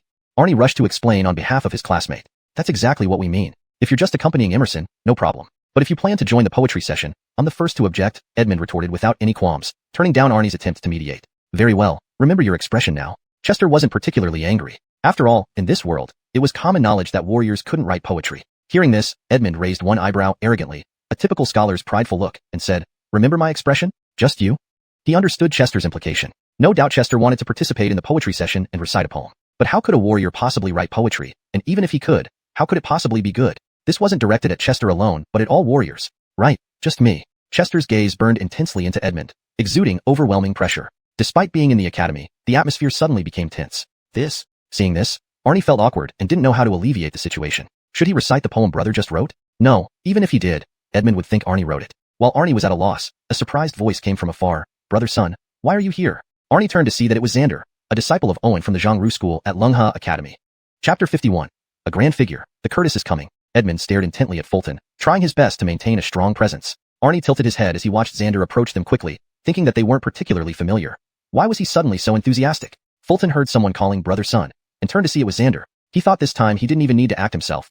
Soon enough, Xander would be helping him embarrass Edmund, maybe even make Edmund suffer complete social death. Daring to look down on martial artists, this is the consequence. Xander approached swiftly. Xander bowed respectfully to Fulton, showing a level of respect one might have for a teacher. "Brother son, since we last met hurriedly, I haven't had the chance to thank you. If not for you, I wouldn't have been able to achieve a rank." "No problem, it's all small matters. You getting ranked is mainly due to the right timing. I merely pushed things along." Fulton waved his hand modestly, hiding his accomplishments. "Huh? Xander is seeking out eldest brother. He knows eldest brother?" Arnie was quite bewildered by this scene. While he had heard about Xander's recent achievement in obtaining a rank, he had never heard of Xander knowing his brother before. Seeing Xander's attitude towards Fulton, Edmund frowned in confusion, pulling Xander aside and asking quietly, "What's up with you, Xander? Why are you being so respectful to a martial artist?" It was clear their relationship was pretty good. Xander also looked confused. "What's wrong with brother son?" "He's going to participate in the poetry gathering." Edmund widened his eyes. Though Edmund's voice was low, Fulton's sharp hearing caught every word clearly. "Excellent." Edmund's face was about to be slapped red. Xander raised an eyebrow, still not understanding. Considering brother son's poetic talent, isn't participating in the poetry gathering perfectly normal? Don't joke around. He's just a martial artist. How could he possibly have any poetic talent? Edmund dismissed this without a second thought, assuming Xander was joking. "Yeah, brother Kai, don't play around. Our teacher is counting on us to regain our pride at the poetry gathering. If Arnie's brother disrupts it, we'll be utterly embarrassed." The other scholars behind Edmund chimed in agreement. "I'm not joking around." Xander became extremely serious, then paused to observe their reactions before continuing with a smile. "Didn't you know? The recently renowned Yulin Ling, circulating through the capital, was written by young Master Sunday. Someone who can create such timeless poetry must surely have exceptional talent." "What? Yulin Ling was written by him? This poem is truly timeless. Even Scholar Luis once praised it as the best poem in the last 20 years. Upon these words, Edmund and company were instantly stunned. Of course, they knew about the poem, Yulin Ling. It had spread throughout the capital in the past few days. It was immensely popular, but they never would have thought such a timeless masterpiece came from a martial artist. Among them, Edmund was the most shocked, and in this shock, there was a mix of shame. He had just squared off against Fulton, openly questioning his poetic ability and saying some unpleasant things. Honestly, now hearing that Fulton was the author of Yulin Ling, he felt a burning pain on his cheeks. Then, perhaps hoping to salvage something, Edmund frowned and pressed on, Brother Kai. Hearsay cannot be easily trusted. Xander smiled harmlessly. How could it be hearsay? I was there that day. Furthermore, I could only enter a rank because I recorded this timeless masterpiece on behalf of young Master Sun. At this point, Edmund gave up completely. Life felt unbearable. Eldest brother indeed went to Inshun Tower. I should tell father later. Arnie couldn't help but inwardly criticize. Seeing Edmund's appearance, Fulton nodded with satisfaction, then raised an eyebrow. Well, do you think I have the qualifications to participate in the poetry gathering now? Fulton remained composed, displaying the grace of a true master. Yes, I was wrong. Brother Sun, please don't take offense. Edmund, a man capable of admitting mistakes, immediately acknowledged his error with a bow. They were fellow disciples after all, and he knew it wasn't wise to worsen relations with Arnie's brother. Besides, he knew very well that he was at fault. He silently warned himself that he must never judge a book by its cover again. Underestimating someone because they're a martial artist would only lead to such miserable situations. It was too painful. Seeing Edmund's expression of discomfort, like having eaten a fly, Fulton decided not to press him further. Very well. Remember not to judge people by their appearances, and don't be so arrogant. Got it? Yes, Brother Sun, I understand. I was wrong, Edmund replied, feeling even more uncomfortable as he admitted his mistake sincerely. I can't believe that Emerson's brother has such immense talent. So does this mean we stand a chance at this poetry gathering? Not necessarily. There will be a set topic, and what if it's not within Brother Emerson's forte? Witnessing this exchange, the scholars chattered among themselves, envious of Arnie having such an outstanding elder brother. At this moment, Xander sidled up to Fulton and asked with a sly grin, Are you bringing any grand work today, Brother Sun? Well, there is one, but it was taken away by Brent. Fulton inwardly grumbled but replied aloud, No, I'm just here to watch the fun. Hearing this, Xander grinned mysteriously. You've come at the right time. A grand figure will be present today. Fulton thought it was expected. Judging by the grand setup of the poetry gathering, it was obvious an important person would be arriving. Hearing Xander's words confirmed this. With a curious expression, Fulton asked, So Brother Kai got the inside scoop? Can you reveal who this grand figure is? At this point, both Arnie and Edmund leaned in to listen, equally curious about the identity of the grand figure making Longha Academy go to such lengths. My father told me. Xander paused for effect before continuing, The Curtis will be attending the poetry gathering today. You said what? The Curtis is coming? Unbelievable. Really unbelievable. It's the Curtis. It seems today's gathering will be incredibly lively. Hearing this explosive news, everyone sighed in awe, anticipation building. Curtis, this forces me to put on a show. Fulton mused to himself, recalling information about the Curtis. Note, Yulin Ling is retained as it likely refers to a specific literary work, similar to keeping the pinyin name accurate. Chapter 52. Who can tell whether I am male or female? Aquila of the Great Xia dynasty has reigned for 21 years, with dozens of concubines and numerous princesses, yet he has only one prince, the Curtis. Though this may seem strange, it is the reality. The reputation of this dynasty's Curtis is formidable within the court. Both civil and military officials support him wholeheartedly. It can't be helped. Aquila has only this one prince. Even if the officials wanted to back someone else, they have no other options. Events like the struggle for succession, which often occur in other dynasties, are unlikely to happen here. The position of Curtis is as stable as Mount Tai. Thus, if the Curtis could attend this poetry gathering, it would show how much the court values Longha Academy. Fulton raised an eyebrow and looked at Xander, wanting to confirm again, Brother Kai, is the information accurate? My father is the Curtis's tutor. That explains why the information should be precise. Xander's statement completely alleviated Fulton's doubts. The Curtis's tutor is a 5th rank official who assists the Curtis and teaches him statecraft and literature. Although the rank isn't very high, the power held is considerable. After all, being a close aide to the Curtis, once he ascends the throne, it's foreseeable that his tutors will be entrusted with important tasks. Especially for a Curtis without any competitors, his tutor's influence is even greater. Little did one expect that Xander, who seems ordinary, turns out to be a 2nd-generation official. His Highness the Curtis has arrived.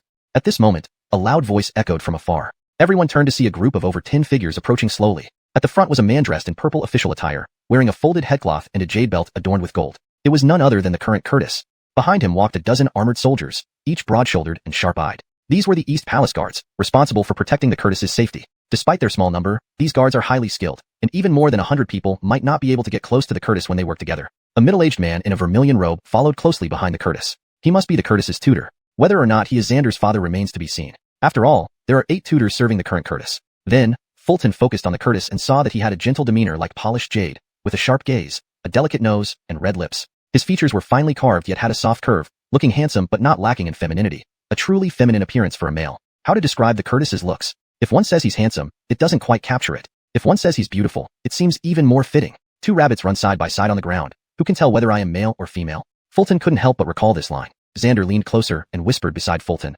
The person next to the Curtis is my father. Fulton nodded silently, watching as the Curtis proceeded toward the main hall of the academy. There, the Chancellor of Longha Academy Justin and 7 great scholars had been waiting for some time. Chancellor Justin bowed deeply and said respectfully, "Your presence at Longha Academy is a great honor."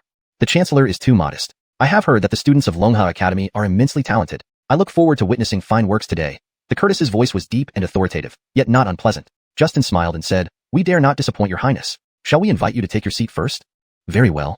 The Curtis nodded and sat down at the head of the table, with the East Palace guards standing behind him, eyes vigilantly scanning the surroundings. Then, Chancellor Justin announced loudly to everyone, "I hereby declare the Longha Academy Poetry Gathering officially begins." Though his voice wasn't loud, it was crystal clear to everyone present. To achieve this effect using Confucian rhetoric is possible, but the more people affected, the harder it becomes to perform and the stronger the backlash afterward. Today, there are thousands of people present. For Justin to accomplish this so effortlessly demonstrates his profound mastery of literary cultivation. The Chancellor truly lives up to being the foremost Confucian scholar of our era. His command of righteous energy is simply perfect. Who could disagree? If I tried such a rhetorical feat, I'd likely spit blood. Seeing this, one student couldn't help but exclaim. As a seasoned admirer of Confucian grandstanding, Fulton also marveled internally and quietly asked the young fellow beside him, "What level is your Chancellor?"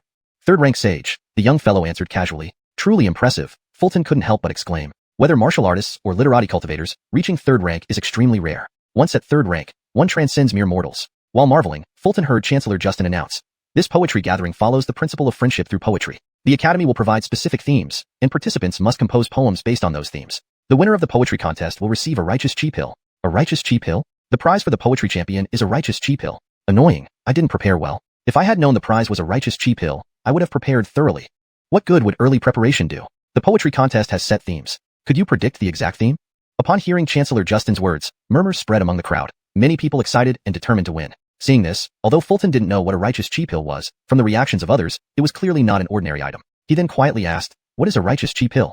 As the name suggests, the righteous chi pill contains righteous energy. If consumed by someone ungraded, it has a high probability of directly elevating them to 9th rank in literary cultivation. For those already graded, it can nurture and increase the amount of righteous energy within their body, explained Fulton's friend, sounding nervous and cautious, adding, "This pill is extremely difficult to refine and buy, making it priceless. Even Longha Academy doesn't have many. With the ability to elevate one to 9th rank in literary cultivation, I must obtain this pill. But unfortunately, it would be better if I could take it after attaining the grade," Fulton resolved. He had just ascended to 8th rank in martial cultivation. No matter how talented he was, advancing to 7th rank wouldn't happen overnight. If he wanted to rapidly enhance his strength in a short time, the only way was to reach 9th rank in the literary realm. At that point, his control over righteous energy would become more proficient, and his use of rhetoric would greatly improve. The righteous chi pill, he must secure it.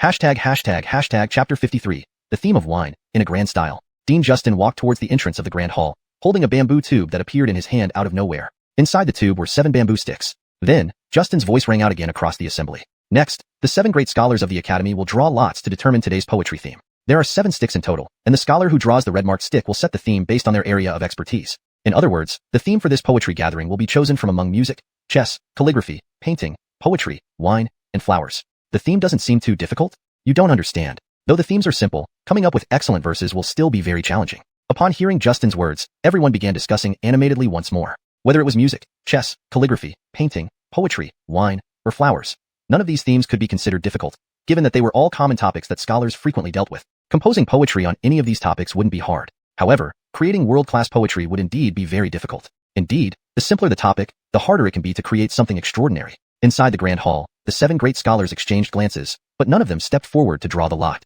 After a while, an elderly man dressed in white robes with grayish-white whiskers finally smiled and said, "Since no one wishes to go first, let this old man take the initiative." This person was none other than Anders' mentor, Master Elmer, an expert in the art of chess. Elmer approached the bamboo tube and casually drew a stick. He then showed it to everyone. "It seems I did not draw the lucky stick. Fate has decided otherwise. As they say, life is like a game of chess. Huh. I'll go.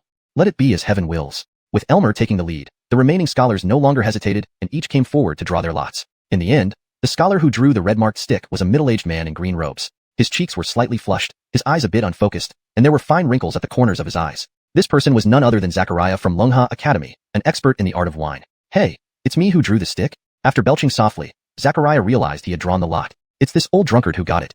Well, it's good. With wine as the theme, the students should find it easier to compose poetry."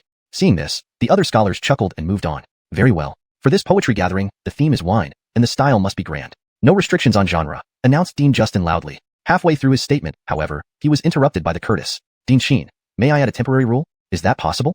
Smiling, Dean Justin replied, "Andreas, please go ahead." The Curtis stood up with a gentle smile and spoke in his deep, resonant voice. Poems about wine often tend to lament the passage of time and sorrowful feelings. I dislike such themes. Therefore, under the condition that the poems must be about wine, I'd like to add a rule. The style must be grand and heroic. Very well, we shall follow the Curtis's suggestion. The theme of the poetry gathering is wine. The style is grand, and there are no restrictions on genre. Justin nodded with a smile. Thank you, Dean. The Curtis nodded gratefully and resumed his seat. To have both the theme of wine and a grand style, this narrows down the scope considerably.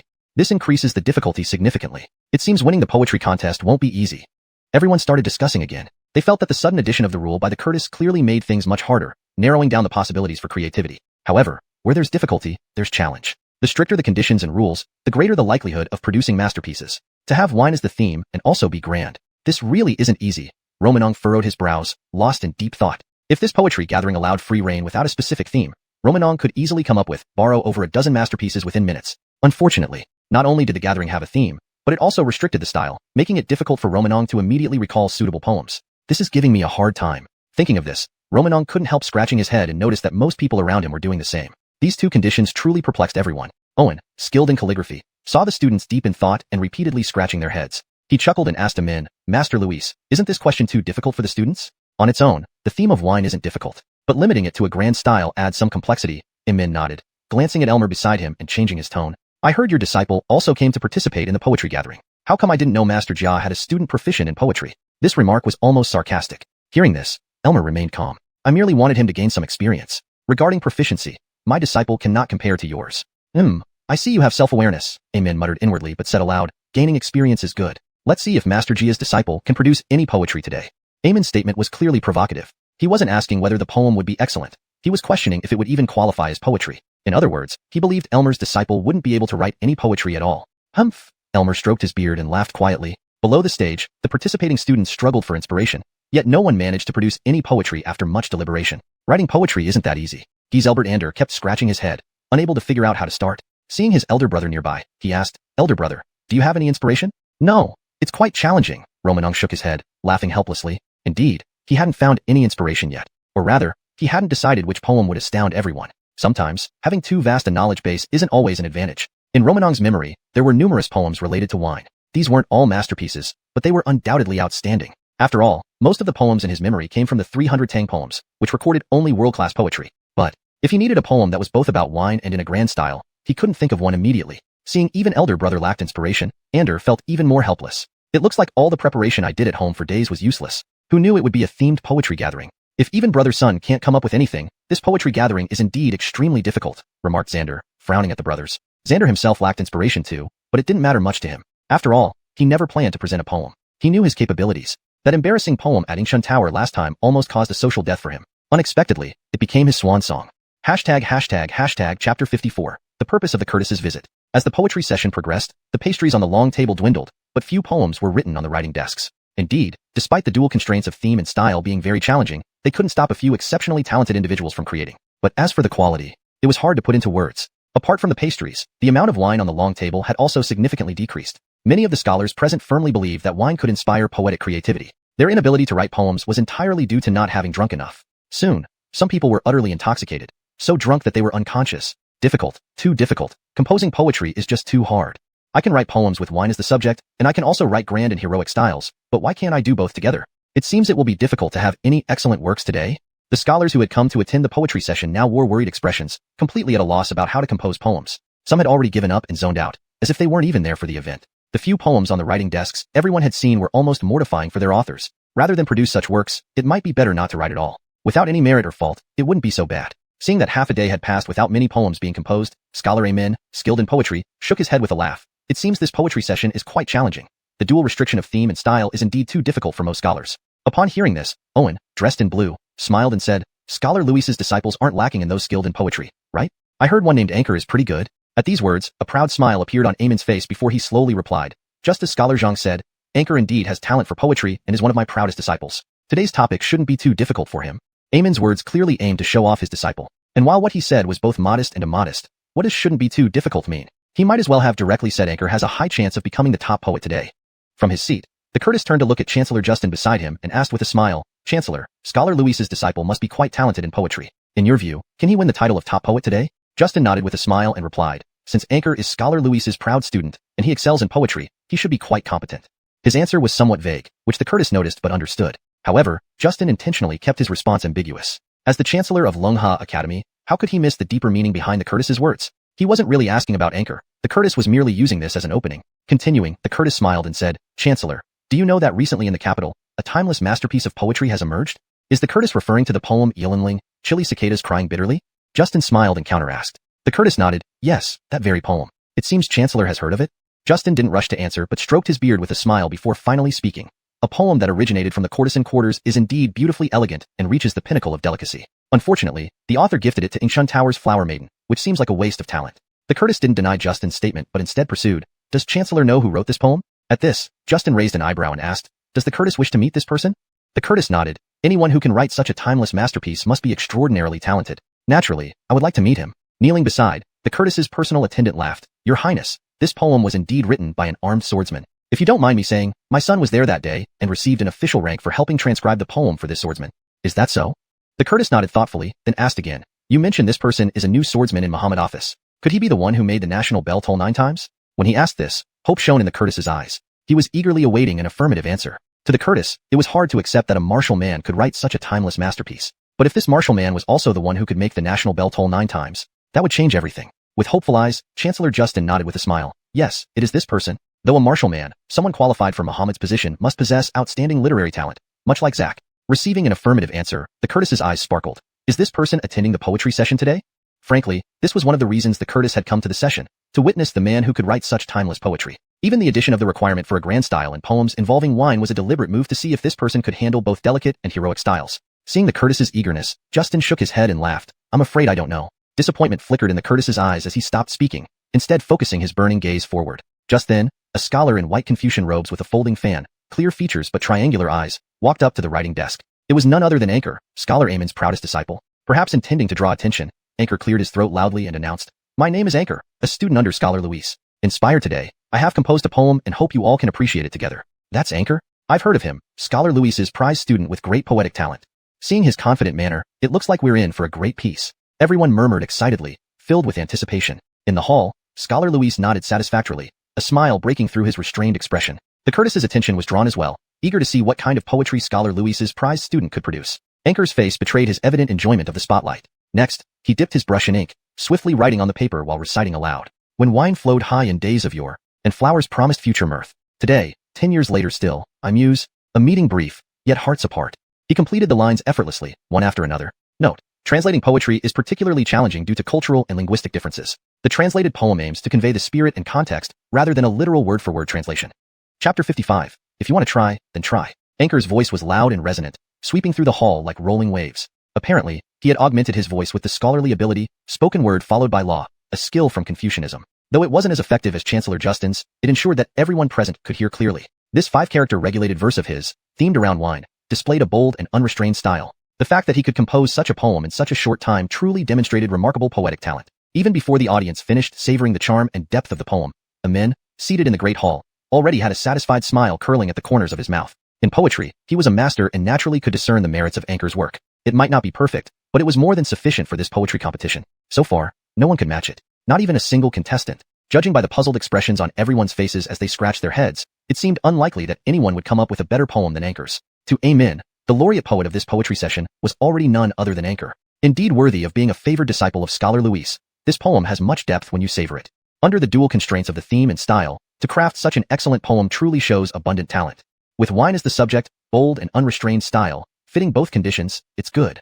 The comments from the senior scholars in the Great Hall were all quite favorable. As they commented, they glanced at Amin, seemingly congratulating him. Even the Curtis smiled and nodded slightly at Scholar Luis, although without commenting, the gesture spoke volumes.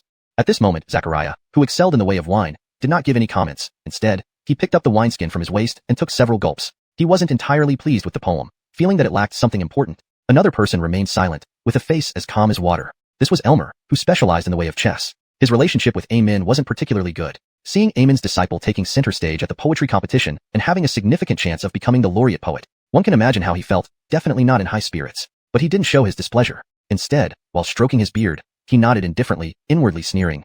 What is that young brat Eldon doing? I even gave him a few days off so he could prepare. Just then, those outside the hall came back to their senses. What a fine poem. Indeed worthy of Brother Hua. This poetic talent is indeed high. There's real depth in it. In my view, Anchor should be declared the winner of this poetry session. People discussed excitedly, giving extremely high praise for Anchor's poem. Seeing this, Anchor looked very gratified, almost closing his eyes and spreading his arms wide to welcome the applause. Damn. Seeing Anchor like this, little brother Eldon frowned helplessly. There was nothing he could do. With his level of poetic talent, let alone defeating Anchor, composing a poem was already difficult. Looking at Anchor by the lectern, a cunning smile curled at the corner of his lips. His goal today was not just to become the laureate poet. He wanted Eldon to lose face. Or rather, he wanted Elmer to lose face. This was also at the instruction of his teacher, Amin. Then Anchor looked at Eldon, his voice still resonant like thundering waves. Eldon, I've heard your poetic skills are good. Can we have the honor of seeing your work today? Faced with this, Eldon was speechless, unable to find words to refute Anchor. Unable to, because he indeed couldn't write a poem at this moment, and any attempt to contradict Anchor would only humiliate himself further. For a moment, Eldon's face turned red. It was easy to imagine the indignation he felt inside. Seeing little brother so embarrassed, Fulton stared fiercely at Anchor, a stern look on his face. He could tell that Anchor was retaliating for past grievances. Seeing Eldon remain silent for a long time, Anchor laughed loudly. I knew you couldn't write it. I've heard your elder brother has some poetic talent too. Why don't you let him try? Did Eldon offend Anchor? Do we need to ask? It must be. Who is Eldon's elder brother? Haven't heard that he's a scholar. Anchor spoke arrogantly, and everyone present could tell that he genuinely intended to embarrass the Sun brothers. Clearly, the brothers had offended him before. Since brother has such interest, then this son will give it a try. At this moment, Fulton loudly replied, walking over to the lectern in scholar attire, drawing everyone's attention. Seeing this, Anchor nodded approvingly. Excellent. I'd like to see if you can actually compose a poem. In Anchor's view, regardless of whether Fulton could write a poem or not, he was certain to win today. After all, being a martial artist, even if he could write a poem, it probably wouldn't be of high quality. When the time came, it would serve to highlight Anchor's own superior work. Anyway, today's laureate poet would undoubtedly be him. Seeing Anchor's confident and arrogant expression, Fulton couldn't help but laugh. Rest assured, with me here, you won't get the laureate title today. I want to see just how long you can stay arrogant. Seeing this, Anchor gritted his teeth, first whispering a sentence only they could hear, then loudly saying, Brother Sun, the gentlemen here aren't very familiar with you. Why don't you introduce yourself before composing the poem? Upon hearing this, Fulton showed no fear. My name is Fulton, the elder brother of Eldon, serving in the office of artificers, as a sword wielder. Sword wielder? He's a martial artist.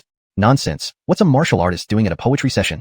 That can't be right. Surely he isn't going to write a poem. He's a martial artist. Upon hearing Fulton's statement, people instantly erupted into discussions. In their minds, a martial artist appearing at a poetry session was inherently unreasonable, let alone performing poetry in front of everyone. Utterly uncouth. Inside the great hall, the Curtis suddenly sat up straight, his gaze burning as he stared at Fulton, filled with excitement. Fulton! He's the new sword wielder who struck the national bell 9 times, and the author of Reign Over Ling. The Curtis secretly rejoiced. Today was worth coming after all. Simultaneously, he looked forward to seeing if Fulton, who wrote the delicate Reign Over Ling, could handle a bold and unrestrained style. Eamon's smile turned into a cold smirk as he mockingly asked Elmer beside him, Jia Scholar, is this your favorite disciple Eldon's elder brother? A mere martial artist. Although irritated, Elmer did not show it. Life is like a game of chess. How things will turn out, it's too early to say. I'd like to see what kind of poem a martial artist can write. Seeing this, Eamon snorted. Elmer also snorted, then ignored Eamon and fixed his gaze on Fulton, wondering, as a sword wielder in the office of artificers, what kind of poem can you create? Old man is truly curious. The atmosphere in the hall mysteriously became tense.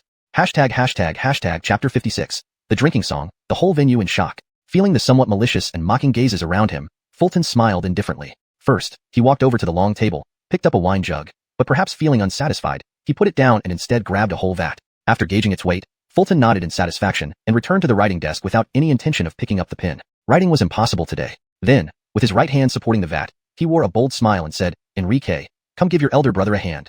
Seeing his older brother's confident and spirited demeanor, the younger brother knew inspiration had struck. He responded loudly, all right.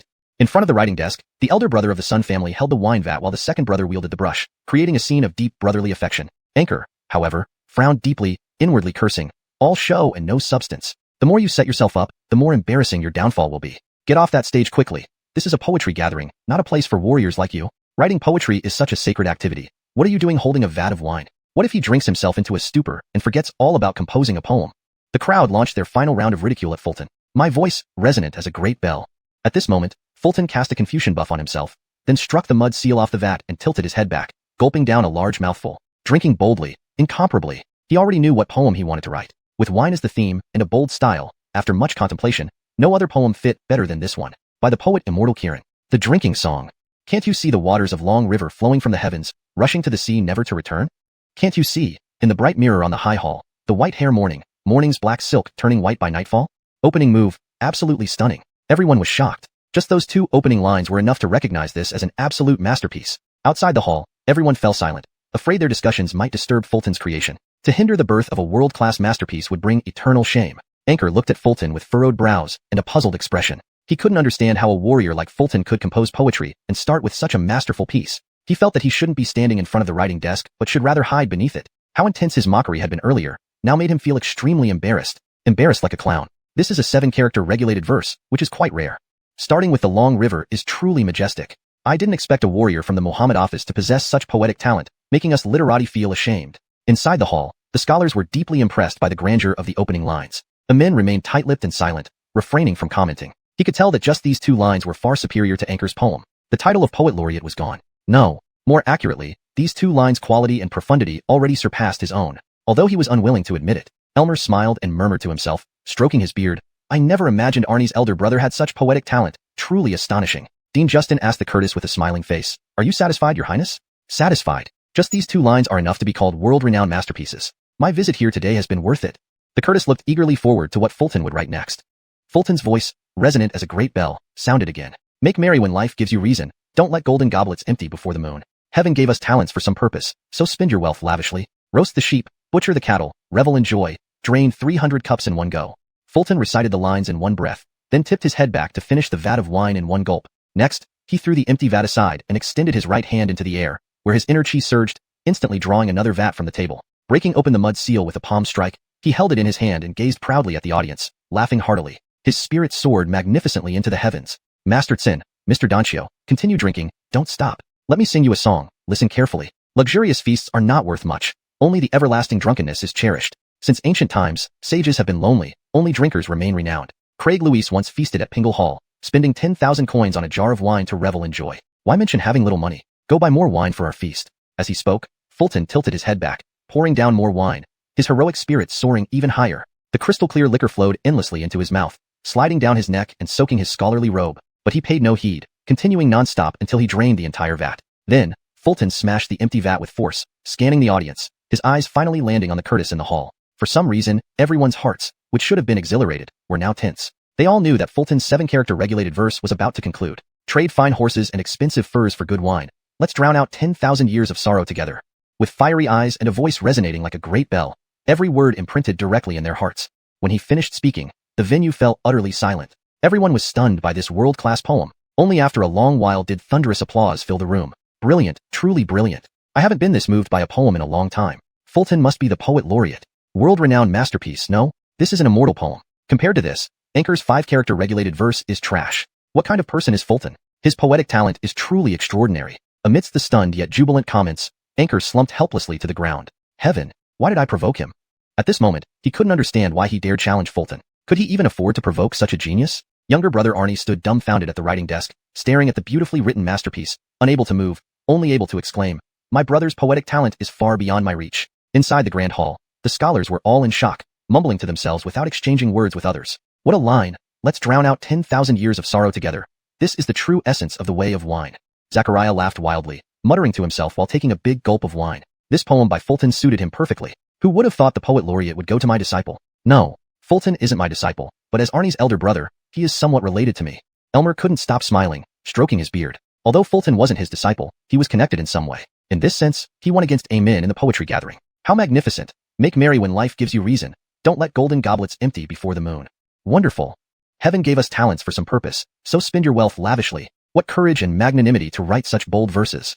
While the scholars marveled, Amen's face revealed both surprise and anger. Surprise because he witnessed the birth of a world-class poem. Anger because the creator of such a poem was a disciple of Elmer. No, Fulton was the sword-bearer of the Muhammad office, not Elmer's disciple. Yes, they had no connection, and if he could recruit Fulton as his disciple, then this world-class poem would be his disciple's work. Lost in thought, Amin conceived a daring plan. He deserves to be poet laureate with this immortal poetic talent, truly worthy of being the Muhammad office's chosen one. Dean Justin nodded approvingly, glancing at the Curtis. The Curtis sat there, eyes unfocused, lost in the lingering echoes of the poem. This poem, once revealed, surpasses all ancients and will never be matched by future generations. Marvelous, truly marvelous. The Curtis was inwardly overjoyed, delighted that his visit today had been worthwhile. Frankly speaking, this poem deeply shook him. What astonished him even more was that this bold, heaven-soaring poem was in a completely different style from Yu Ling Lin Ci. This showed that Fulton not only possessed extraordinary poetic talent, but was also a versatile genius. It was enough to make one sigh with admiration. Just then, above the sky, wind surged and clouds gathered, swirling rapidly under the force of a fierce wind, converging swiftly above the academy. Seeing this, a smug smile quickly spread across Fulton's lips. Finally, it has come. In this translation, I have maintained the original tone and style while ensuring fluency and coherence with the previous content. The paragraph structure and line breaks are kept intact as per your instructions. Chapter 57. Golden Talent Chi enters the body, advancing to 9th rank of Confucian Dao. Above the sky, clouds were gathering rapidly, attracting everyone's attention. They were still immersed in the awe of the unmatched poem, and now this sight added another layer of astonishment. This is a celestial anomaly? Why would a celestial anomaly occur? That's not right. Look closely. The clouds are not stirred by an ordinary whirlwind but by talent chi. Someone is about to ascend in rank. Amidst their shock, someone realized that the celestial phenomenon wasn't simple. It was caused by surging talent chi. Whose talent chi is this? It's too exaggerated. To cause such a stir when ascending to the 9th rank of Confucian Dao, what will happen next? Identifying the phenomenon as talent chi, the crowd began guessing who could be advancing in rank with such a grand display. Do we even need to ask? Who recited the unparalleled poem just now? But he's a martial artist, isn't he? How can a martial artist advance in Confucian Dao? Why can't martial artists practice Confucian Dao? Theoretically, it's possible. Soon, some guessed whose talent chi was above. Though hard to believe, they confirmed this guess. Petiole cultivation in Confucianism and martial arts was unheard of before, but if it was Fulton, no one thought it was unreasonable. Just because it was unheard of didn't mean it couldn't exist. Inside the hall, the Curtis looked at the anomaly above and smiled faintly. Chancellor, is Fulton about to ascend? Chancellor Justin nodded and smiled. With such a world-class poem, it's not surprising that talent chi is entering his body. Petiole cultivation in Confucianism and martial arts is quite interesting. This young man has caught my interest. With this much talent chi, his future achievements in Confucian Dao won't be low.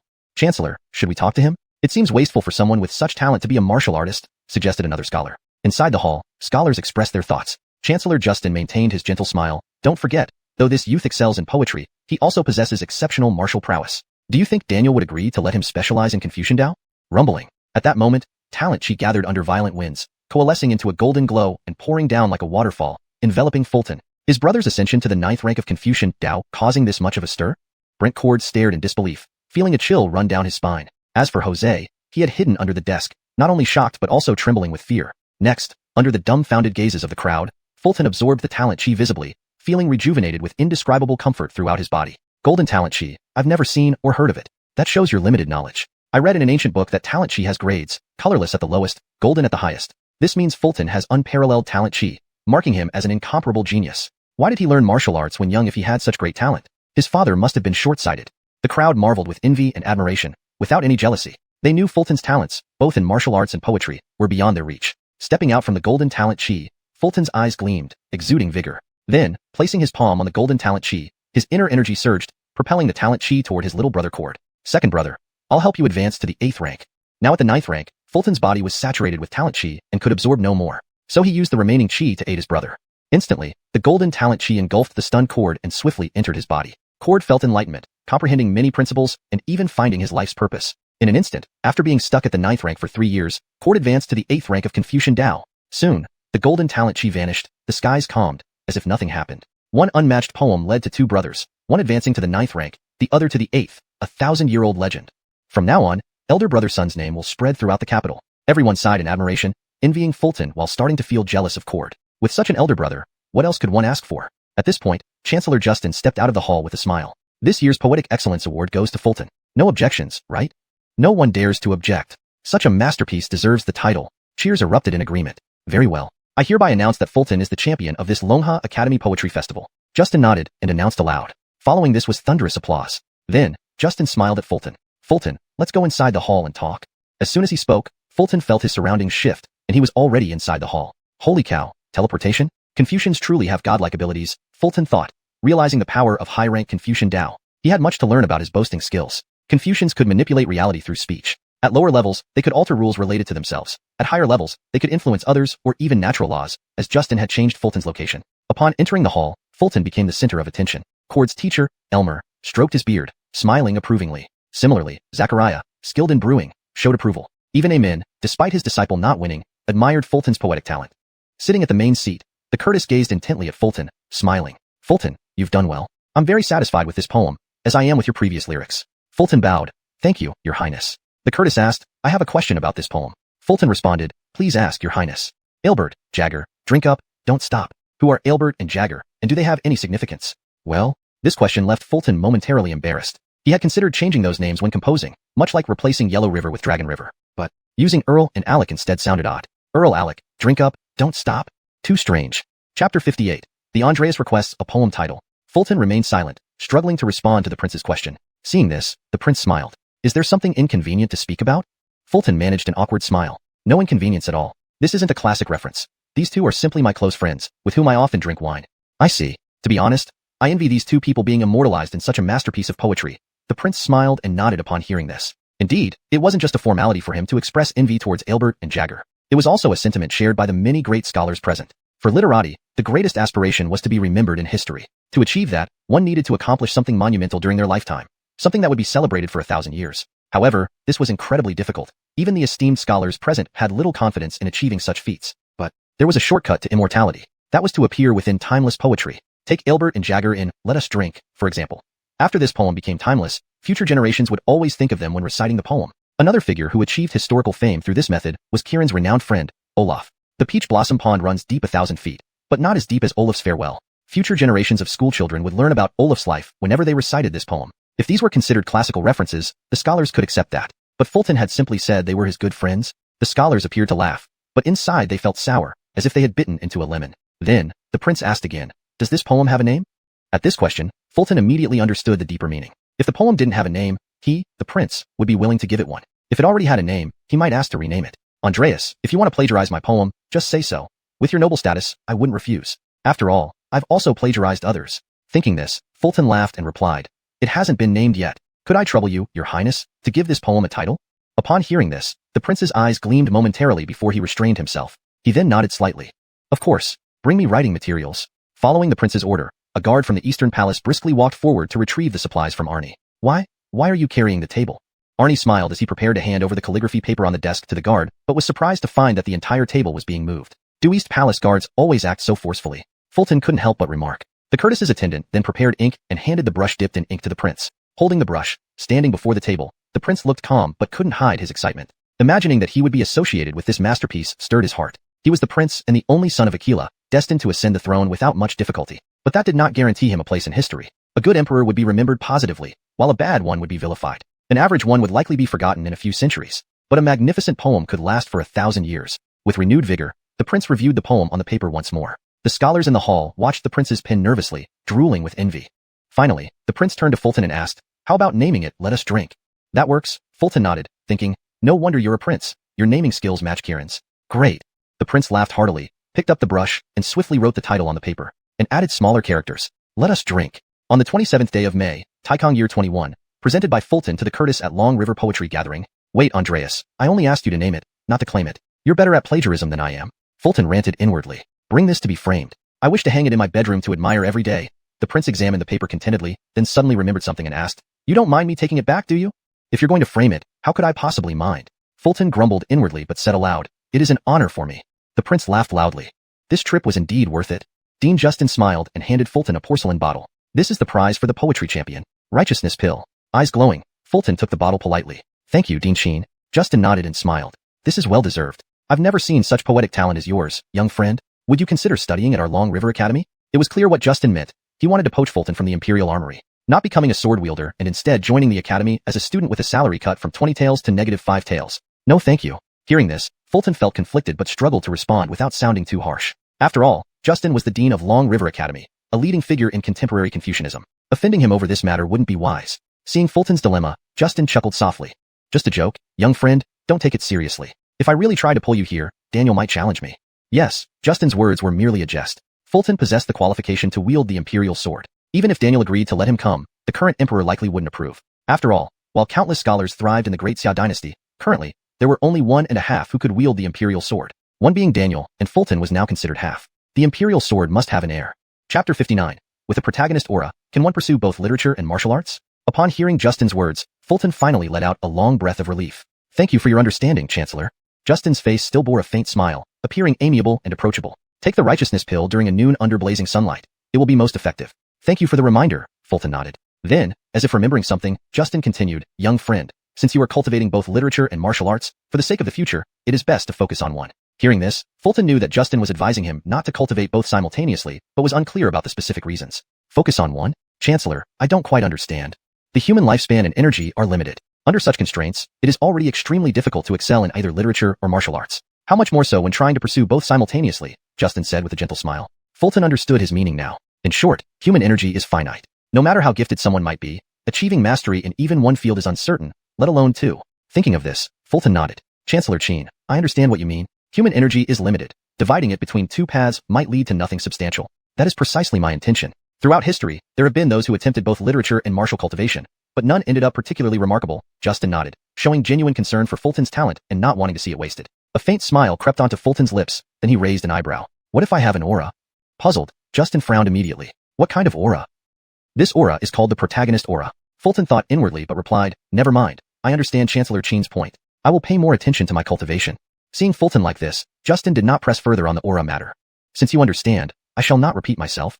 Fulton remained silent, smiling and nodding in response. The Curtis seemed to want to say something more, but stopped upon seeing someone enter the hall. It was an elderly man, slightly hunched, yet walking briskly. His hair was grizzled, and his face was lined with wrinkles, but he had no beard. Likely, he was a eunuch from the palace. The old eunuch approached and bowed deeply, his voice high and thin. Your Highness, Bede requests your presence back at the palace after the poetry gathering. I understand, the Curtis nodded and turned to Fulton. Another day, I will prepare a banquet to thank you for your poem and meet Master Tsun and Jagger. Well, instead of Master Tsun and Jagger, could we invite Tang Shoeo, who excels in socializing, and Alec, who barely exists? Fulton muttered inwardly before saying aloud, thank you, Your Highness, it's settled. Agreed. The Curtis nodded, and then signaled the imperial attendant beside him. Understanding, the attendant approached Fulton and handed him a gold medal. Looking at the gold medal, Fulton was unsure of its significance. What is this? It's the Curtis's exclusive token. With it, you can freely enter the royal city, though only within the Eastern Palace area, the attendant explained with a smile. Free access to the royal city was a significant honor in the Great Xia dynasty. Perhaps once inside, he might even encounter a princess, leading to a beautiful chance meeting. Everyone knew Aquila was never short of princesses. Thinking of this, Fulton bowed. Thank you, Your Highness. You deserve it. The Curtis nodded and walked out of the hall, followed closely by the imperial attendant and guards. Send off the Curtis. Send off the Curtis.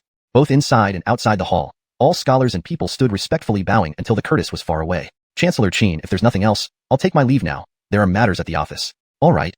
Finding an excuse, Fulton slipped away. Seeing his brother exit the hall, the younger sibling rushed forward excitedly. Brother, today you truly shone. Not only did you win the poetry contest with an outstanding poem, but you also received praise from the Curtis. His excitement stemmed not only from his brother's achievements, but also because his own literary path had advanced from stagnant progress to 8th grade enlightenment. At this moment, the younger sibling felt as if he had grasped the highest truths of life and understood the path ahead. Xander also came over, clasping his hands towards Fulton with equal excitement. Brother son, I knew your poetic talent would secure the victory easily. Today's invitation to wine even surpasses Rainy Bell.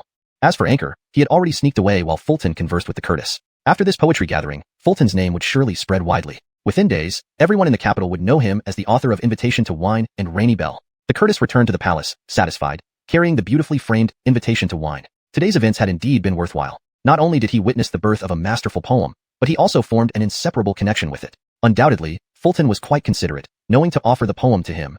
Just as he was thinking, the Curtis arrived at the imperial study. Inside, Aquila sat on his dragon throne, discussing state affairs with Daniel. The Curtis bowed deeply at the door. Son pays respects to father. Aquila smiled. You're back, Curtis. Come in quickly. With permission, the Curtis entered and gave a simple bow to Daniel. Greetings, Sir Yi. Daniel, dressed in scholarly attire, nodded silently in acknowledgement. The Curtis then asked, Father, may I know why you summoned me? Did something significant happen at Dragon River Academy? I saw golden light flooding the sky from that direction, Aquila asked, stroking his beard. Earlier, while discussing state affairs with Daniel, they noticed golden light emanating from Dragon River Academy in the northeast, indicating a major event. Aquila, a diligent ruler, rarely left the palace, naturally finding such celestial phenomena intriguing. He had known the Curtis was attending a poetry gathering at Dragon River Academy. Driven by curiosity, Aquila sent a eunuch to summon the Curtis back.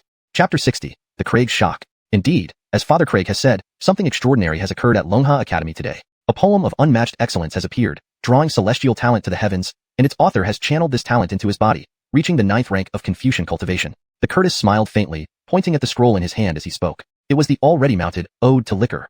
Upon hearing this, Aquila's eyes lit up, and he immediately smiled. Bring it over for a look, Minister Yi. Come and take a look together.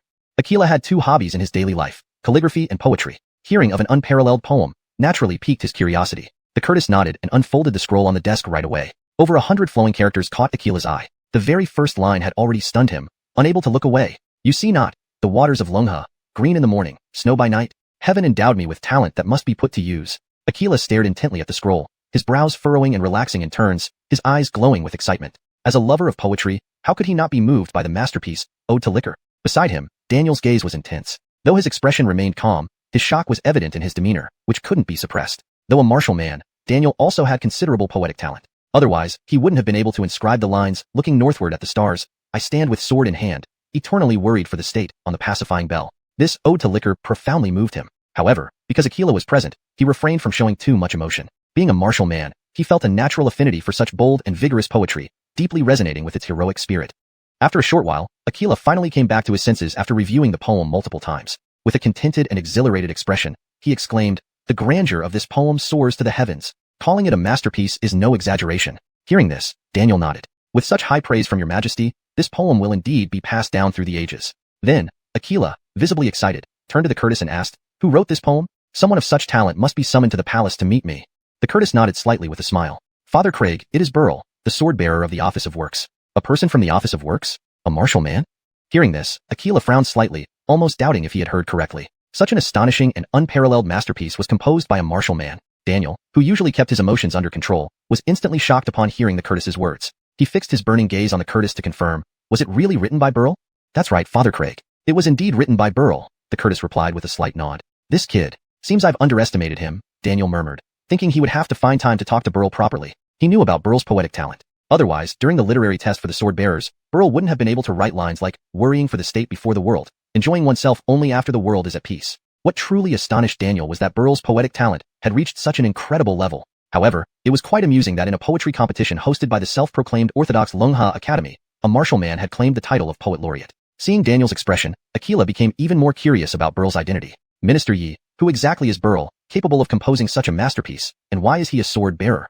Daniel bowed. "Your Majesty, Burl is the one who made the national bell ring 9 times a few days ago." Hearing this, Aquila recalled that when he summoned Daniel to the palace previously, he had mentioned Burl's name. At that time, Aquila had only cared about the potential of this sword bearer and whether he could participate in the competition 3 months later, so he hadn't remembered the name. Now, hearing Daniel mention it again, Aquila's impression of Burl deepened. He pondered aloud, "So it's him. I remember now. Quite interesting. Minister Yi, bring Burl to the palace another day, so I can meet him."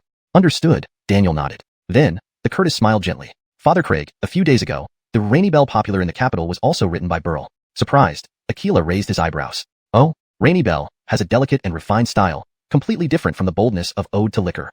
Seeing this, the Curtis smiled and nodded. "I was also very surprised when I learned this news. Who would have thought that he could master such contrasting styles to such perfection?" Aquila stroked his beard, his eyes narrowing involuntarily. "Truly unexpected. Not only does Burl possess the qualifications to wield the imperial sword, but he also has such poetic talent. I'm becoming more and more interested in him." Then, Aquila's gaze returned to the imperial paper on the desk, appreciating the powerful verses, clearly enjoying it immensely. Suddenly, he noticed something and his eyes narrowed sharply. "Curtis, what do these small characters mean?" On the 27th day of the 5th month in the 21st year of the Benjamin era, Burl gifted this poem to the Curtis at the Lungha Poetry Gathering. The Curtis laughed. "Father Craig, Burl has already given me this poem." Aquila mused, unsure what to make of it. "This kid certainly knows how to win favor with the Curtis," Daniel muttered to himself. Then he thought, "I should have him gift me a poem too." Wait, didn't the Curtis say that after writing the poem, Burl channeled celestial talent into his body and reached the 9th rank of Confucian cultivation? Confucian and martial dual cultivation? Thinking of this, Daniel couldn't help but ask, "Your Highness, you said earlier that Burl entered the 9th rank of Confucian cultivation?" The Curtis nodded. "Yes, the golden light that filled the sky was caused by Burl. Not only did he reach the 9th rank, but his younger brother also advanced in rank." "This kid, really interesting." Daniel nodded, a meaningful smile spreading across his face. Burl and his younger brother Arnie rode back to their home in the capital. Along the way, Arnie looked at his older brother with deep admiration in his eyes. But amidst this admiration, Burl sensed something else. Perhaps a challenge? Is the younger brother challenging the elder brother's authority? "Brother, why haven't I seen such poetic talent in you before? Did you open some secret passage in your coma?" Arnie's eyes burned intensely, finding his elder brother increasingly unfamiliar. Seeing this, Burl raised an eyebrow and replied matter-of-factly, "To be honest, I did have a special encounter while in my coma." "Tell me more." Arnie was eager to know. "It's a long story. In my coma, I dreamed of an old man with a white beard. He said I was a genius in a million, and it was a pity for me to remain unconscious. So, he imparted his poetic talent to me," Burl recounted convincingly, leaving Arnie stunned. "Who is this old man with a white beard?" "Kieran. Isn't that the person you asked me about before?" "Brother, you're teasing me." Realizing Burl was jesting, Arnie couldn't help but nudge his brother's horse playfully. All the way back, the brothers laughed and joked, full of joy and mischief. Chapter 61. Claire's Social Death. The two brothers wrestled all the way home. As a scholar, Arnie was no match for his crude elder brother, and Chester kept giving him friendly taps on the head as they rode together. By the time they returned home, Adriel had just finished preparing dinner. Seeing the two brothers return, Claire looked curious and said, "Elder brother and second brother are back. How was the poetry meeting today? I saw golden light spreading from the northeast. Did deities descend?" Everyone in the capital had witnessed the unusual phenomenon in the northeast sky. There was no way to miss it. The golden light illuminated the heavens as if celestial beings were leaving their marks. Where did that golden light come from? Could it be related to the great scholars of the academy? Their father, Bram, a soldier who had been training all day, asked curiously while serving himself food. His bowl already piled up like a small mountain. He had just undergone intense training at the barracks today, and with a warrior's constitution, it was normal for him to eat a lot. Seeing this, Chester pulled the corner of his mouth and kindly reminded, "Father, your rice is about to overflow." Bram glanced at the bowl in his hand, pressed the rice down firmly with a ladle, then calmly added more. "No problem. Second brother, did the golden light really appear at the academy?" Arnie glanced at his father's bowl, then looked at his own half-full bowl before nodding. Yes, it was at the academy. It appeared because an exceptional poem was written, and the heavenly light came due to the influx of poetic talent. An exceptional poem? Quickly, recite it so we can hear, Bram said, raising an eyebrow, clearly intrigued. Yes, Mother is also very curious, Claire said, her eyebrows arched, her eyes glowing with curiosity. So eager? Seeing their reaction, Arnie raised an eyebrow, his head held high with pride. Bram and Claire nodded, while even the maid Adrielle nodded frequently beside them. Woof woof woof. Even Adalberto, who was gnawing on a bone on the ground, stood up and barked twice. Seeing this, Chester pulled the corner of his mouth, thinking how awkward it was for his little brother to act smug when he, the elder brother, had written the poem. Hadn't he already taught him enough lessons earlier? Well, let me recite it for you then. Clearing his throat, Arnie began to read aloud. Have you not seen the waters of Long River come from heaven to drown ancient sorrows with you? After the poem, silence descended over the Sun residence. Everyone was stunned into speechlessness. For a moment, the only sound was Adalberto gnawing on his bone on the floor. Crunch, crunch. Each person had their own thoughts. Bram, damn, this made goosebumps break out on me. Claire, it's a good poem, but I still prefer Yu Ling Yin. Adrielle, is wine really that good? The last time I drank, my face turned red, and elder brother teased me for days. Chester, using Long River instead of Yellow River is a stroke of genius. I should give myself a pat on the back. Seeing everyone's reactions, Arnie nodded approvingly, a smile playing on his lips. What do you think? This was the most astonishing poem at the poetry meeting. This poem has such grandeur, perfect for warriors. Bram nodded, giving it high praise. The excitement of listening to the poem had even caused veins on his forehead to bulge slightly. Father, you're getting excited already? Wait until I write Man Jiang Hong. You'll probably roll around in joy, Chester thought sarcastically, seeing his father's state. Second brother, you've talked a lot, but who actually won the poetry contest today? Compared to Bram, Claire was clearly calmer despite being equally impressed. Not far from here, nor near either, Arnie smiled, glancing toward his elder brother Chester, only to hear his mother's sudden scream. Second brother, Mother always knew you had poetic talent. All those days spent in seclusion writing finally paid off. You've become the champion poet. I'm proud of you. Previously calm, Claire now spoke through tears, visibly moved as if her hard-raised pig finally knew how to dig cabbage. Mother. Seeing this, Arnie wanted to explain, but Claire cut him off immediately. Second brother, don't say anything. Mother understands. While talent plays a part, it's your hard work that matters more. Seeing Claire's emotional state, Bram joined in. Elder brother became the sword bearer at Muhammad office, and second brother became the champion poet. Seeing both of you achieve such heights, father dies content. Seeing this, Chester couldn't help but smirk and reminded, Claire, please let second brother finish speaking. If she found out that the winner wasn't second brother but him, she might be too embarrassed to show her face again. He felt it necessary to prevent her social death. Hearing Chester, Claire's almond-shaped eyes widened. Elder brother, stop interrupting. I'm excited about second brother winning. Have you considered that the winner might not be second brother? Seeing this, Chester started feeling embarrassed for Claire. Hearing Chester's words, Claire raised an eyebrow seriously. Not second brother, then who else? Are you trying to claim it, elder brother? Remember, you're a warrior, and must have the heart of one. Seeing this, Chester laughed. Did you forget that Yu Ling Yin was my creation? And what of it? Though I can't read, I know the difference between poetry and lyrics. Lyrics are lyrics, not the same as poetry, Claire retorted, though slightly flustered. Seeing this, Chester shook his head helplessly, then glanced at his little brother, giving him a look that urged honesty. Feeling equally embarrassed, Arnie whispered softly, Mother, the winner isn't me but elder brother. That Jiangjin wine was written by him, shocking everyone. Ah. Hearing this, Claire froze. Her eyebrows arched, her eyes wide open. She seemed alive but lifeless. Sometimes, stubbornness doesn't serve any purpose, Chester muttered under his breath, then said aloud, Poetry comes from inspiration, not just talent, but also effort. There seems to be soup simmering in the kitchen. I should check, Claire muttered, slinking away. Adalberto lifted his head briefly, then resumed gnawing on his bone with renewed vigor. The meal seemed even tastier now. Indeed, a delightful feast. Chapter 62, Bram. My son has an unbounded future. Claire went to the kitchen, and the dining hall fell into a deathly silence once again. Bram stared blankly at his rice bowl, the longing for food in his eyes having vanished. It seemed that food had lost its appeal to him. Brittany blinked her large eyes at Johan, her gaze revealing the first stirrings of love typical of an 18-year-old girl. Adalberto remained sprawled on the ground, savoring every crunch as he gnawed on bones. Crunch, crunch. Amidst Adalberto's bone-crunching sounds, Father Bram finally reacted. He placed both hands on Chester's shoulders and asked with burning intensity, Is what second son said true? Did you really win the Long River Poetry Gathering, Daling? Though excited, Bram's expression remained natural, as if it was both surprising and logical that Chester had won the poetry contest. Chester didn't respond, but his little brother Arnie took over. Yes, brother recited such a magnificent poem that it stunned everyone. Golden literary chi filled the sky, then entered brother's body, elevating him to the 9th rank of Confucianism. I also benefited from it, advancing to the 8th rank of enlightenment. Daling has reached the 9th rank of Confucianism?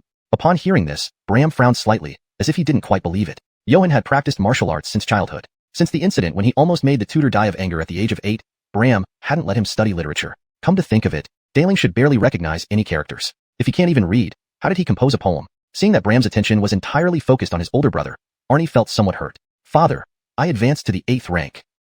Good, very good, Bram nodded. But his thoughts were still on Chester. Father. Seeing this, Arnie felt helpless but understood. After all, brother had written a world-shaking masterpiece, so father's focus being on him was reasonable. Moreover, while Arnie had advanced to the 8th rank, his brother had just entered the 9th. In this sense, he was actually more impressive than his brother. Thinking of this, a hint of pride appeared on Arnie's face. Continuing, Arnie spoke about the poetry gathering. Oh, father, because brother wrote a world-renowned poem, he was even praised by the Curtis. Boom. Bram felt as though a thunderbolt struck his heart, making him go numb. Second son had mentioned, the Curtis? The Curtis praised Daling. Petering the Benjamin era, the significance and status of the Curtis were unparalleled compared to other dynasties or reigns. Under other emperors, even the Curtis might not necessarily inherit the throne, as there could be other princes to choose from. But during the Benjamin era, there was only one Curtis and the sole prince of the royal family. Even if Aquila were to sire another son now, it would be too late due to the child's young age. In short, the title of Curtis was equivalent to the next emperor. Bringing honor to the family. Daling, you truly brought glory. Not only did you become a bearer of the sword, but you also received praise from the Curtis. Your future is boundless. Bram grew even more excited, shaking Chester's shoulders vigorously. Father, you've said boundless future several times already. Is that the only idiom you know?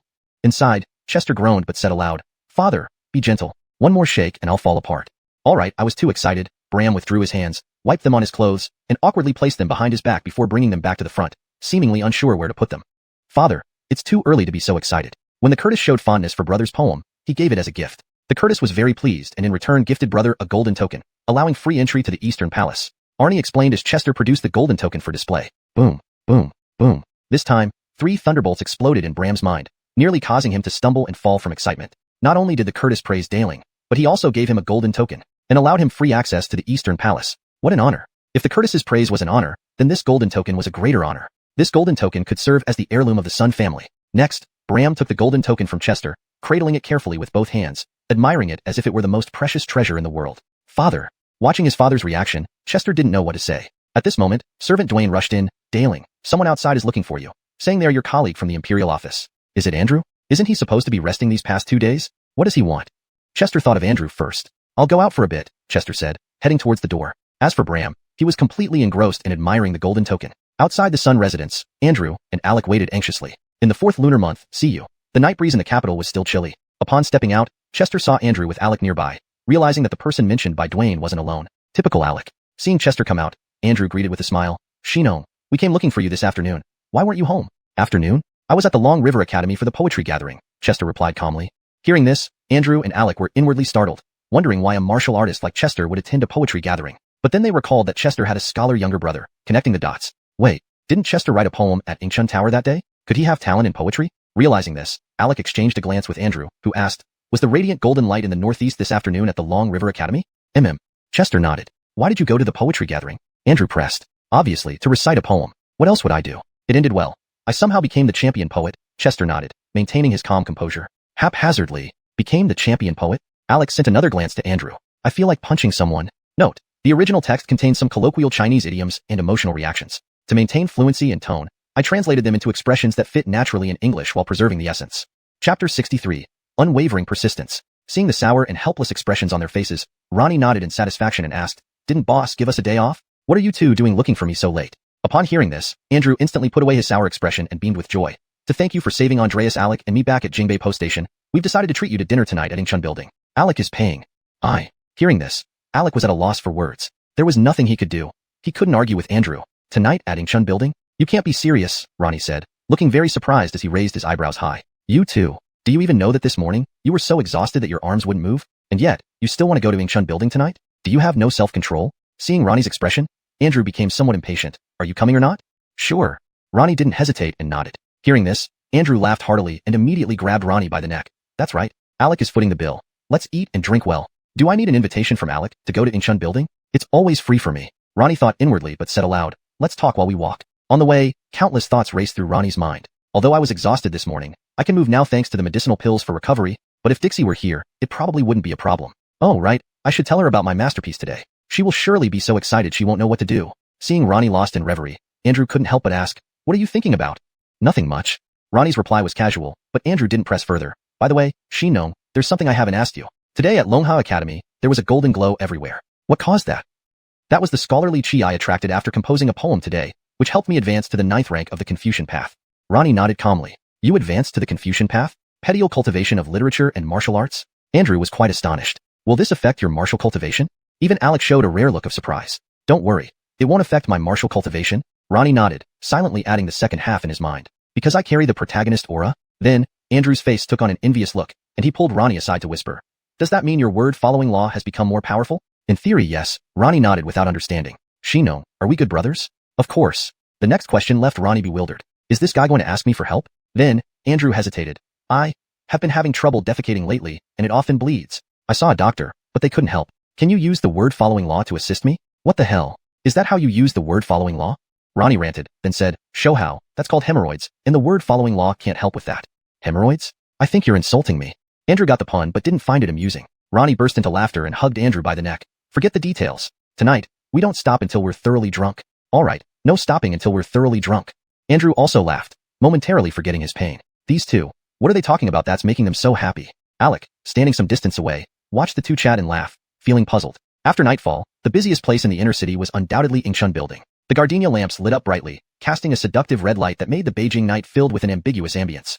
Inside Ingsub building, upon hearing that Ronnie had arrived, Dixie canceled her tea party for the evening and came to find him along with two top courtesans. As for the two top courtesans, naturally, they were to accompany Andrew and Alec. At first, Ronnie did ask them whether they wanted virtuous courtesans or top courtesans. They all chose the latter. It seemed they had little interest in virtuous courtesans who only entertained without offering themselves. Dixie wore a fiery red dress today, her stunning beauty enhanced by alluring red lips that matched the vibrant red lights within Ingsub building. Upon meeting, Dixie pouted playfully, "Master Sun, you haven't come to see me for days." Calculating the time, "It's only been 2 or 3 days?" Ronnie thought to himself before saying, "I've been busy with official duties and couldn't spare the time." "I understand Master Sun is busy, but I just wish Master Sun would remember me once in a while." Dixie blinked her enchanting eyes, blushing slightly with a hint of allure. "Don't worry, I will," Ronnie nodded. "I knew Master Sun is a man of principle and sentiment." Hearing this, Dixie was moved and threw herself into Ronnie's arms. "Perfect. According to this development, I'll stay at Ingsub building tonight, and it will be free again." Ronnie was quite satisfied. At this moment, holding on to the top courtesan, Andrew spoke up, "Shino, Chief told me that tomorrow, the capital magistrate's office will publicly try the station master of Jingbei Post Station. Do you want to come watch?"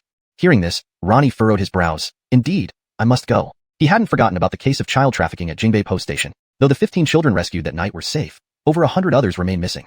"All right, we'll go with you tomorrow," Andrew nodded in agreement. Ronnie nodded silently, already pondering what might happen tomorrow. If the station master confesses, it would be easier to handle, but if not, some methods would still need to be employed. After all, those kidnapped children must be saved. This was Ronnie's promise. Seeing Ronnie's furrowed brows, Dixie perhaps didn't want him too troubled and changed the topic. "Master Sun, did you hear about the poetry competition at Longha Academy today?" "Of course, I heard about it," Ronnie nodded. Dixie smiled gently. "Today, someone won the poetry championship with a poem. Raise a cup to drink. If Master Sun had participated, you would definitely have one." The news spread so fast. The afternoon event reached Ingsub building by night. Ronnie thought to himself and then asked, "How did you hear about it, Skylarniang?" "Some students from Longha Academy came for a tea party, and I overheard them talking about it." Ronnie understood that Dixie referred to the tea party she had just cancelled. "Okay, participate in a poetry competition in the afternoon, then come to Ingsub building for a tea party. That's pretty typical for scholars." Ronnie secretly mocked. "Master Sun, the poem Raise a Cup to Drink was very bold and unrestrained. Truly a world-class poem," Dixie continued. "How does that compare to my Rainshime's Lament?" "Of course, it doesn't match Master Sun's. However, one is a poem, the other a lyric. Poems are bold, lyrics are delicate. They aren't exactly comparable." Dixie smiled brightly, viewing Ronnie as the most talented person in her eyes. After all, his lyric had elevated her to the highest rank among courtesans at Ingsub building. Seeing Orla's face lit up with admiration, Ronnie smiled lightly and said, "Have you ever considered that Raise a Cup to Drink might also be my work?" "Truly, Master Sun?" Hearing this, Orla's delicate eyebrows arched in surprise, her expression filled with excitement. To be honest, when she first heard the poem, Orla had briefly considered the possibility that it was written by Ronnie. However, the thought only lasted a moment before she dismissed it. After all, although both works were masterpieces, their styles were so different that it seemed impossible they could have been written by the same person. Ronnie blinked his eyes, his gaze filled with sincerity. "I would never lie to you, Master Sun. I'm sleepy," Orla replied, her eyes sparkling with both gratitude and allure. Seeing this, Ronnie understood immediately. He stood up and bowed slightly. "Gentlemen, please excuse me for a moment." Then, Ronnie and Orla went into a room. The curtains dropped, and the candlelight flickered. Before entering, Ronnie's gaze shifted mysteriously downward, and he murmured softly, "Brent, unwavering persistence." This statement wasn't directed at second young Master Sun from the Confucian path, but at another, little brother. Note: The last sentence contains a humorous innuendo which is culturally specific. It's translated to retain the original meaning as closely as possible while maintaining appropriateness.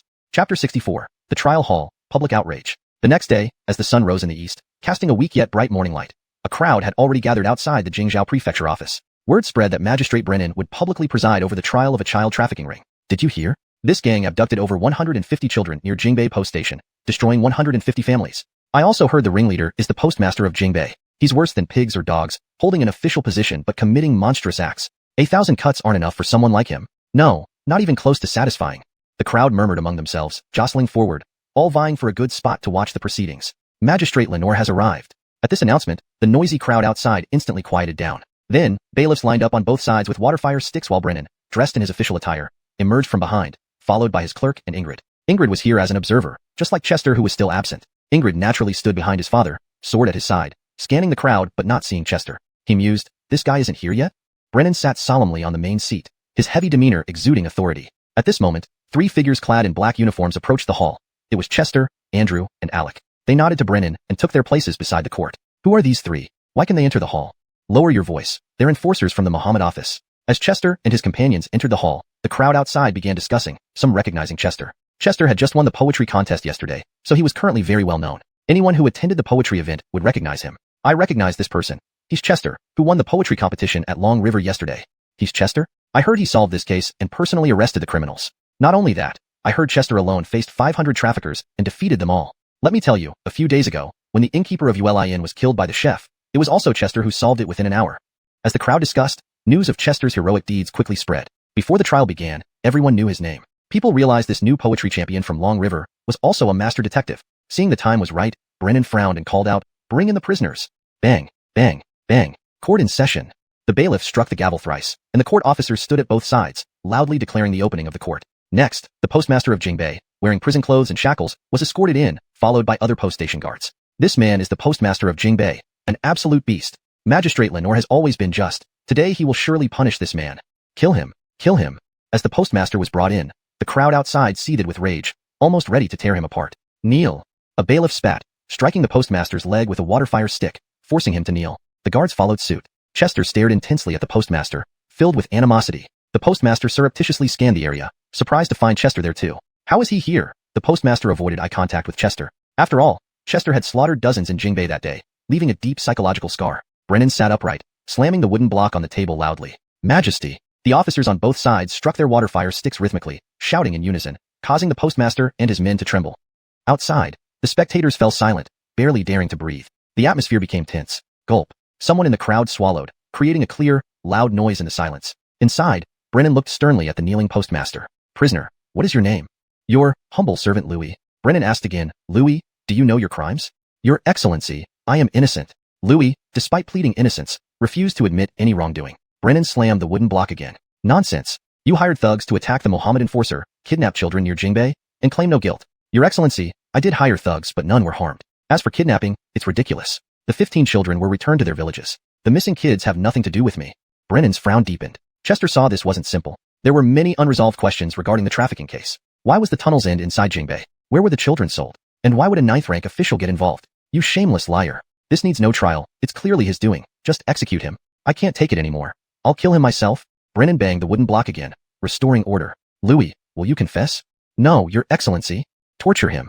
Another slam of the block, and 2 bailiffs grabbed Louis, throwing him to the ground. Chapter 65. A different interrogation. In the Grand Court of Daxia, so-called corporal punishment essentially meant a harsh beating, a punishment that was both physically harmful and humiliating. As for other forms of torture, they were generally too bloody to be used in open court. Louis lay on the ground with a cold sneer at the corner of his mouth. Your Excellency, before my guilt is determined, I am still a 9th rank official of Daxia. Isn't it inappropriate to use corporal punishment on me? He was right. At this point, he was merely a suspect, not yet convicted. Since he wasn't convicted, he was still the station master of Jingbei Post Station. Although only a 9th rank minor official, he was indeed an officer of Daxia. Beating someone publicly in the courtroom was indeed inappropriate. Upon hearing Louis's words, an ordinary official might have been intimidated. However, this had no effect on the fair and upright Brennan. A faint smile appeared at the corner of his mouth as he sternly ordered, "There's nothing wrong with this. If anyone blames me, I will take responsibility. Beat him." Well done, Magistrate Lenore. He deserves it. He's just a 9th rank minor official. How dare he be so insolent before Magistrate Lenore? The civilians outside the hall cheered loudly. Brennan, fearless of authority and known for his fairness, had a very good reputation among the people. Although this would offend many officials, he did not care at all. You dare. Before Louis could finish his sentence, he was already forcibly pinned down by the bailiffs and received 30 heavy strokes. These strokes made Louis wail in pain, leaving his buttocks bruised and bloodied. After the execution, Brennan asked coldly, Louis, do you now admit your guilt? I do not. Louis gritted his teeth from the pain, but refused to confess. At this, Brennan frowned slightly. Daxia's laws were strict. Though corporal punishment could be used during interrogations, there were stringent standards. 30 strokes had reached the limit of lawful punishment. Any more would be considered abuse of private power. Louis was well aware of this. However, based on the evidence currently held, although it could determine Louis's guilt, Brennan's objective went beyond this. He also wanted to uncover the buyers behind the scenes and thereby rescue the abducted children. Kill this scoundrel directly. Why bother questioning him? You're right, Magistrate Lenore. Kill him straight away. Seeing Louis remain obstinate, the crowd outside grew furious, almost wanting to rush in and deal with Louis themselves. Damn it, isn't the current evidence enough to convict Louis? Attacking an exorcist is already a severe crime. Andrew beside him gritted his teeth in anger. Magistrate Lenore has no choice. Convicting Louis is not important. What matters is uncovering the buyers behind him. Ronnie frowned but understood that Brennan had no other options. It's true, but seeing this bastard infuriates me. Hearing Ronnie's words, Andrew nodded, his anger slightly easing. Then, Ronnie walked to the center of the hall and bowed to Brennan, saying, Magistrate Lenore, let me try. Brennan nodded in agreement. All right. Why did Ronnie come out? Isn't he an exorcist? Can exorcists interrogate suspects? Of course they can. Exorcists have the authority to execute first and report later. Besides, he solved this case and captured the criminal. Why shouldn't he conduct the interrogation? If you say so, it does make sense. Watching this scene, the crowd outside became intrigued, leaning in closer, afraid to miss anything significant. Ingrid crossed her arms, her eyebrows raised high, observing Ronnie with curiosity about his approach. You have no right to interrogate me. Louis, lying on the ground, screamed hysterically at Ronnie's approach. Louis was unafraid of Brennan, the Imperial Inspectorate, or the exorcists, but he was terrified of Ronnie. This man had single-handedly wiped out 50 of his martial henchmen, a sight he witnessed in full, which terrified him to the core. Seeing Louis's reaction, Ronnie's expression turned icy. He slowly crouched down, staring intently at Louis and said firmly, I certainly do have the right. I am a Daxia exorcist with the authority to execute first and report later. Not only can I interrogate you, but I could even kill you right here. You dare. Louis stammered in fear. Ronnie sneered, you should know best if I dare. I've killed so many, why hesitate over one more like you? You. Louis finally fell silent. Ronnie nodded in satisfaction, his eyes filled with intense menace as he stared silently at Louis. In reality, Ronnie already had a preliminary plan forming in his mind. He intended to use the Confucian principle of words follow the law, making Louis confess involuntarily. This technique within the Confucian system involved using righteous energy to influence and alter another's behavior, a sophisticated method. Of course, with Ronnie's current level of Confucian cultivation, he couldn't achieve this yet. So, he planned to interrogate Louis and try to agitate him emotionally. Once achieved, Ronnie was confident that in the moment of uncontrollable emotion, he could influence Louis with Confucian principles to make him tell the truth. And judging by his current state, Louis was already sufficiently frightened of him. Good start. Thinking this, Ronnie said coldly, actually, it wouldn't be too troublesome for us even if you don't confess. We already know where the children you abducted were sold to. That's impossible. Louis shook his head fiercely, though scared of Ronnie. He remained relatively calm and doubted Ronnie had uncovered the whole truth. He had been engaging in child abduction for years but had always been cautious, strictly controlling the number of children abducted, ensuring that even when reported, the incidents could be suppressed. However, recently, the frequency and number of abductions had increased, and he knew suppression would be difficult this time, leading him to proactively report to the court. Initially, he thought that framing it as ghost activity and eliminating the investigators sent by the court would suffice to suppress the matter. But things didn't go as planned. 3 exorcists sent by the court not only quickly exposed the deception, but also eliminated nearly 50 of his men with their combined strength, with Ronnie being the most formidable among them. Chapter 66. 10 years, 3,000 children. Seeing Louis's complicated expression, Fulton knew that he was starting to lose confidence. This was exactly the effect Fulton wanted. In fact, if someone else had said those words just now, Louis would have flatly denied them without any hesitation. Because, in his view, it was simply impossible. But these words were spoken by Fulton. Louis couldn't be so confident anymore. Fulton could achieve something as outrageous as killing over 30 martial artists single-handedly. There was nothing he couldn't do. Let me explain slowly, and you'll know whether it's possible or not. As Fulton stood up, he continued to oversee Louis. I've always had a doubt. Why did the child trafficking organization find you to steal children near Jingbei Post Station? Was it because you're smart? Or capable? Now I understand. None of these reasons matter. It's purely because you are the station master.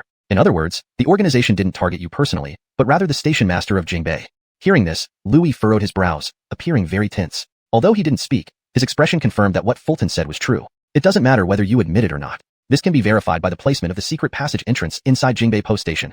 Seeing Louis remain silent, Fulton continued. You once mentioned that you sold these stolen children for 50 taels each. If they were sold, there must have been buyers. Louis remained quiet, but the crowd outside the hall erupted in uproar. 50 taels per child, that's why he steals children. To make money at such cost. What kind of beast are you? Fulton's analysis makes perfect sense. I believe it. The civilians were outraged at Louis stealing children, while also admiring Fulton's logical reasoning.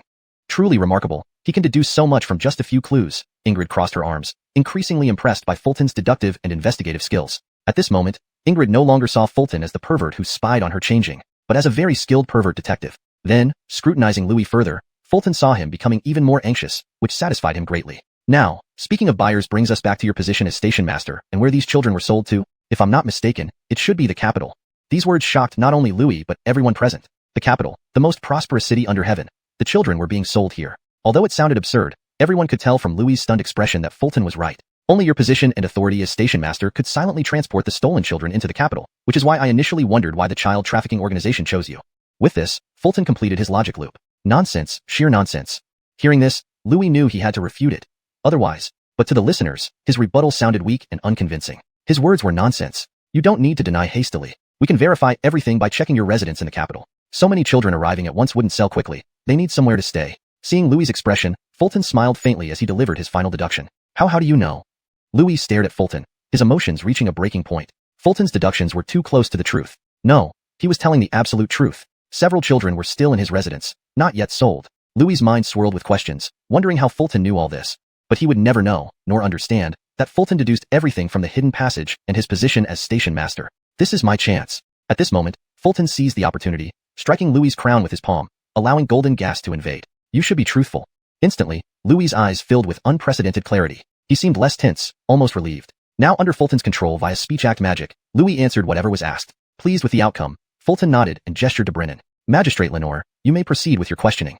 This edit ensures that the meaning of the original text is accurately conveyed. The translation reads naturally in English. The formal address Lenore is consistently translated as Magistrate Lenore to maintain style and clarity. Ingrid raised an eyebrow, whispering to herself, speech act magic again. Is he so proficient in Confucian arts? Brennan smiled at Fulton and then looked at Louis, his smile vanishing instantly. Louis, do you acknowledge your crimes? Louis' eyes were clear and honest. Without hesitation, he replied, I confess.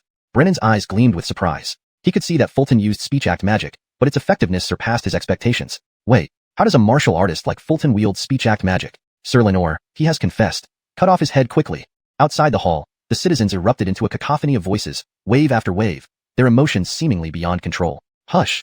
Hearing the clamor, Brennan snapped back to his senses from his confusion and immediately struck the wooden gavel, saying, You have been involved in the theft of children for how many years? Reporting to your honor, it has been a full 10 years. Louis continued to speak frankly, his tone calm and composed. 10 years. Upon hearing this, everyone present was filled with shock and indignation. He had been stealing children for a whole decade. Petering these 10 years, how many children were stolen, and how many families were torn apart? Louis' crimes were simply unforgivable. Then, suppressing his anger but still glaring fiercely at Louis, Brennan asked, In those 10 years, how many children did you steal in total? Roughly 3,000. Although Louis did not want to answer, compelled by the power of the words, he could only tell the truth. 10 years, 3,000 children. Outside the hall, some citizens trembled with rage, while others gnashed their teeth in fury. All of this was simply horrifying and outrageous. The law of Dia demands that traffickers be executed. Just as Brennan was puzzled, the crowd outside exploded in loud chants, waves of voices growing louder and harder to contain. Silence! Brennan snapped out of his confusion, striking the gavel. How long have you been involved in child theft? 10 years, your honor. Louis responded calmly. 10 years. Everyone present was appalled and furious. He'd been stealing children for 10 whole years. Petering these 10 years, countless children were stolen, and countless families torn apart. Louis' crimes were unforgivable. Suppressing his anger, Brennan glared at Louis. How many children did you steal in those 10 years? About 3,000. Despite his reluctance, Louis answered truthfully due to the spell's influence. 10 years, 3,000 children. Outside, some people trembled in anger, others gritted their teeth. This was horrifying and unimaginable. Chapter 67. The mastermind behind. Brennan wanted to behead Louis right away, but he also knew that if he did so, the missing children over these years would never be found. Thinking this, Brennan suppressed his anger and gritted his teeth, asking each word carefully. Where have you sold these children? Capital City, Louis answered simply. To whom? Brennan continued to press. I don't know who she is. I've never seen her. I only know that every time I deliver a child to the location she specifies, I get silver the next day. Yes, this person belongs to the Shanghai Alliance, codenamed Carolyn. Louis said with a blank look, his eyes changing from clear to bewildered as if he was trying very hard to recall something. Carolyn again. Upon hearing this, Fulton's brows furrowed, and his heart sank. Since Xavier's suicide after being captured, Fulton had been worried daily about how to avoid the Shanghai Alliance's pursuit. Ultimately, Fulton realized that hiding could never protect him from the Shanghai Alliance. The only way was to fight back. This was one of the reasons he joined the Muhammad office. Now, what he didn't expect was that the buyer behind the child trafficking case was Carolyn. And according to Louis, the buyer for all 3,000 children over the past decade has always been the same person. If they could capture Carolyn this time, it might help Fulton temporarily overcome the crisis. Carolyn isn't a personal name. Didn't you hear Louis? She's part of the Shanghai Alliance, spy. The Shanghai Alliance has disrupted the government for many years. They're not good. You can't entirely say that. The Northern Liao has been aggressive for years, and the Shanghai Alliance is one of the few strong organizations in Daxia's world willing to stand up against them. Outside the hall, civilians started discussing when they heard the name Carolyn. It was evident from their conversation that the Shanghai Alliance had a mixed reputation among the people. Some saw it as a disruptive force akin to a cult, while others admired its courage in standing up to the Northern Liao. Brennan continued, "Where is Carolyn?" "Wait." Before Louis could answer, Fulton interrupted. He approached Louis, leaning down and whispered, "Tell me quietly." Fulton didn't want the civilians outside to overhear anything that might cause unnecessary trouble or alert the wrong parties. Louis complied immediately, lowering his voice to only audible by the two. "I don't know where Carolyn is. I only know the trading spot is always at Ingchun Building inside the inner city." Boom. It felt like thunder struck in Fulton's heart. Carolyn at Ingchun Building? Not exactly. Louis just said the trading location was there. Anyone can enter Ingchun Building if they pay the fee. His mind raced, thinking about where Carolyn might be hiding. Seeing Fulton's expression, Ingrid asked curiously, "What did he say?" Without responding immediately, Fulton walked to Ingrid and whispered, "Louis says the trading spot with Carolyn is always at Ingchun Building." Surprised, Ingrid raised an eyebrow. "Ingchun Building? Here." Nodding, Brennan added, "Ingchun Building is crowded but quiet inside private rooms, making it an ideal place for transactions." He hit the nail on the head. The choice of Ingchun Building likely stemmed from this advantage. "Can you confirm if Carolyn is inside Ingchun Building?" Ingrid asked, clearly valuing Fulton's opinion. For some reason, Ingrid subconsciously relied on Fulton for reasoning tasks and trusted him unconditionally, possibly due to his impressive investigative skills shown previously or other reasons. Women, don't idolize your brother too much. Hearing Ingrid's words, Fulton inwardly mused, yet it sparked a flash of insight. Woman, right. Ingrid once mentioned that the Muhammad office only had one confirmed piece of information about Carolyn, that she was female. So, thinking this through, Fulton said, "I'm sure Carolyn is within Ingchun Building." Both Ingrid and Brennan asked simultaneously, "How are you certain?" "The Muhammad office intelligence confirms Carolyn is female. Ingchun Building does not admit women. Therefore, if Carolyn can trade there, she must already be inside Ingchun Building." Fulton explained logically. After hearing this analysis, Ingrid nodded. "That makes sense. I'll report to Master Celine to prepare for Carolyn's arrest." "Chief, I think we should hold off to avoid tipping our hand. Let's spread false information or create diversions to catch Carolyn smoothly," Fulton suggested differently. "However, I agree with Xi Nong. As a spy for the Shanghai Alliance, Carolyn, having been undercover in the capital for so long, won't be easy to capture." Brennan decided to support Fulton after consideration. "Great job, father-in-law, Lord Lenore." Fulton inwardly praised Brennan for his backing. Ingrid, despite her plan being vetoed, still looked intensely at Fulton. "Explain your diversion plan." "We'll publicly apprehend Louis' superior in the human trafficking ring, while I secretly investigate Carolyn's true identity within Ingchun Building." Fulton proposed a highly feasible plan. Arresting Louis' superior will stir chaos in the capital, potentially exposing Carolyn in Ingchun Building. Agreeing after some thought, Ingrid nodded. "I think it can work. What are Lord Lenore and Fulton talking about so secretly? Who's the beauty behind Lord Lenore? So beautiful. Are you tired of living?" "That's Lord Lenore's daughter, the sword armor of the Muhammad office." Outside, citizens gossiped due to the prolonged silence inside. Fulton then walked to Louis, activated his internal chi, lifted Louis up, and returned to Brennan and Ingrid. They had to keep planning secret. Thud. Louis was casually dropped on the ground by Fulton. "Whisper who your superior is." "Court," Louis replied softly. "Who's Court?" Fulton frowned, clearly unfamiliar. But then he noticed Brennan and Ingrid exchange uneasy glances. Perplexed, Fulton asked, "What do those looks mean?" Ingrid explained quietly, "Court is the third son of Marquis Kent. A Marquis' son. No wonder he can acquire copper." Fulton was quite surprised. Though Daxia strictly controlled copper, getting some wouldn't be too hard for a Marquis' son. However, what puzzled Fulton at this moment was that Court, as the son of a Marquis, should theoretically not be short of money. Since he wasn't lacking in funds, why would he resort to trafficking children? Chapter 68. There are some things that must transcend power. The people outside the hall, noticing that there had been no sound coming from inside for a long time and seeing Fulton and the other two with grave expressions, couldn't help but start discussing. What's going on now? Didn't Louis already plead guilty? Why isn't the trial continuing? There must be something secretive they don't want us to hear. It can't be that Louis has some powerful official backing him. Officials protecting officials? Magistrate Lenore doesn't seem like that kind of person. Don't tell me you still have illusions about what the Great Xia's bureaucracy is like? As the commoners speculated, some of them began to entertain more sinister thoughts. Ingrid looked at Fulton and sighed regretfully. "It's not easy." Hearing this, Fulton nodded. "Indeed. Since he's the son of a marquis, catching him will take some effort." Great Xia was an imperial society, which meant the closer one was to imperial power, the higher and more stable their status. A marquis's rank was very high, only second to the national dukes appointed during the founding of Great Xia. Ingrid sighed again. "It's even more complicated than you think. Besides being Graham, Kent has another identity." "What identity?" This truly puzzled Fulton. However, he could guess a little from Ingrid's words. Graham was just Kent's title. He should also hold an important official position. Of course, this was something beyond Fulton's knowledge. After all, he had only been a minor constable previously. How could he possibly know the big shots in the capital?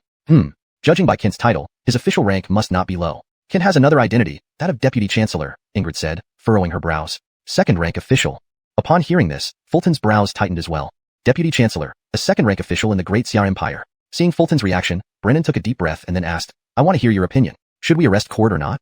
To be honest, upon learning that the mastermind behind everything was the third son of Kent, the usually upright Brennan couldn't help but frown. His position as governor of the capital was merely third rank, far lower than a second-rank deputy chancellor. The safest move for Fulton would be to pretend he heard nothing and do nothing. But he, a man with a modern soul who had crossed over, couldn't remain indifferent in the face of such heinous crimes against children. In Jingbei village, he had seen the despair in the eyes of parents who had lost their children, despair filled with hope, thinking they might find their child, only to fail, deep, unending despair. Only after experiencing hope did one truly understand what deep despair felt like. After much thought, Fulton finally looked at Brennan and Ingrid, his eyes filled with determination. Sir, has court violated the laws of Great Xia? Yes, he has indeed broken the law. Brennan nodded. In that case, we must arrest him. Fulton nodded firmly, his gaze clear and unwavering. There are some things that must transcend power, even life. This is the law, the backbone of the empire, the scales in the hearts of the people. If the backbone bends, if the scales tip, the country cannot be called a country, and the people cannot be called people.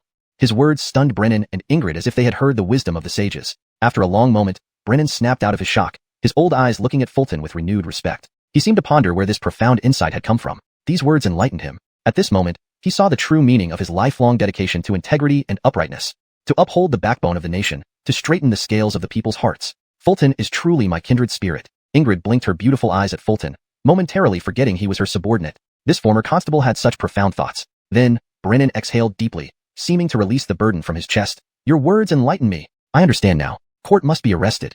Ingrid nodded at Fulton. I support you. I'll go back and talk to Lord Jianlu, and if he dares not act, I'll go to Shangfang.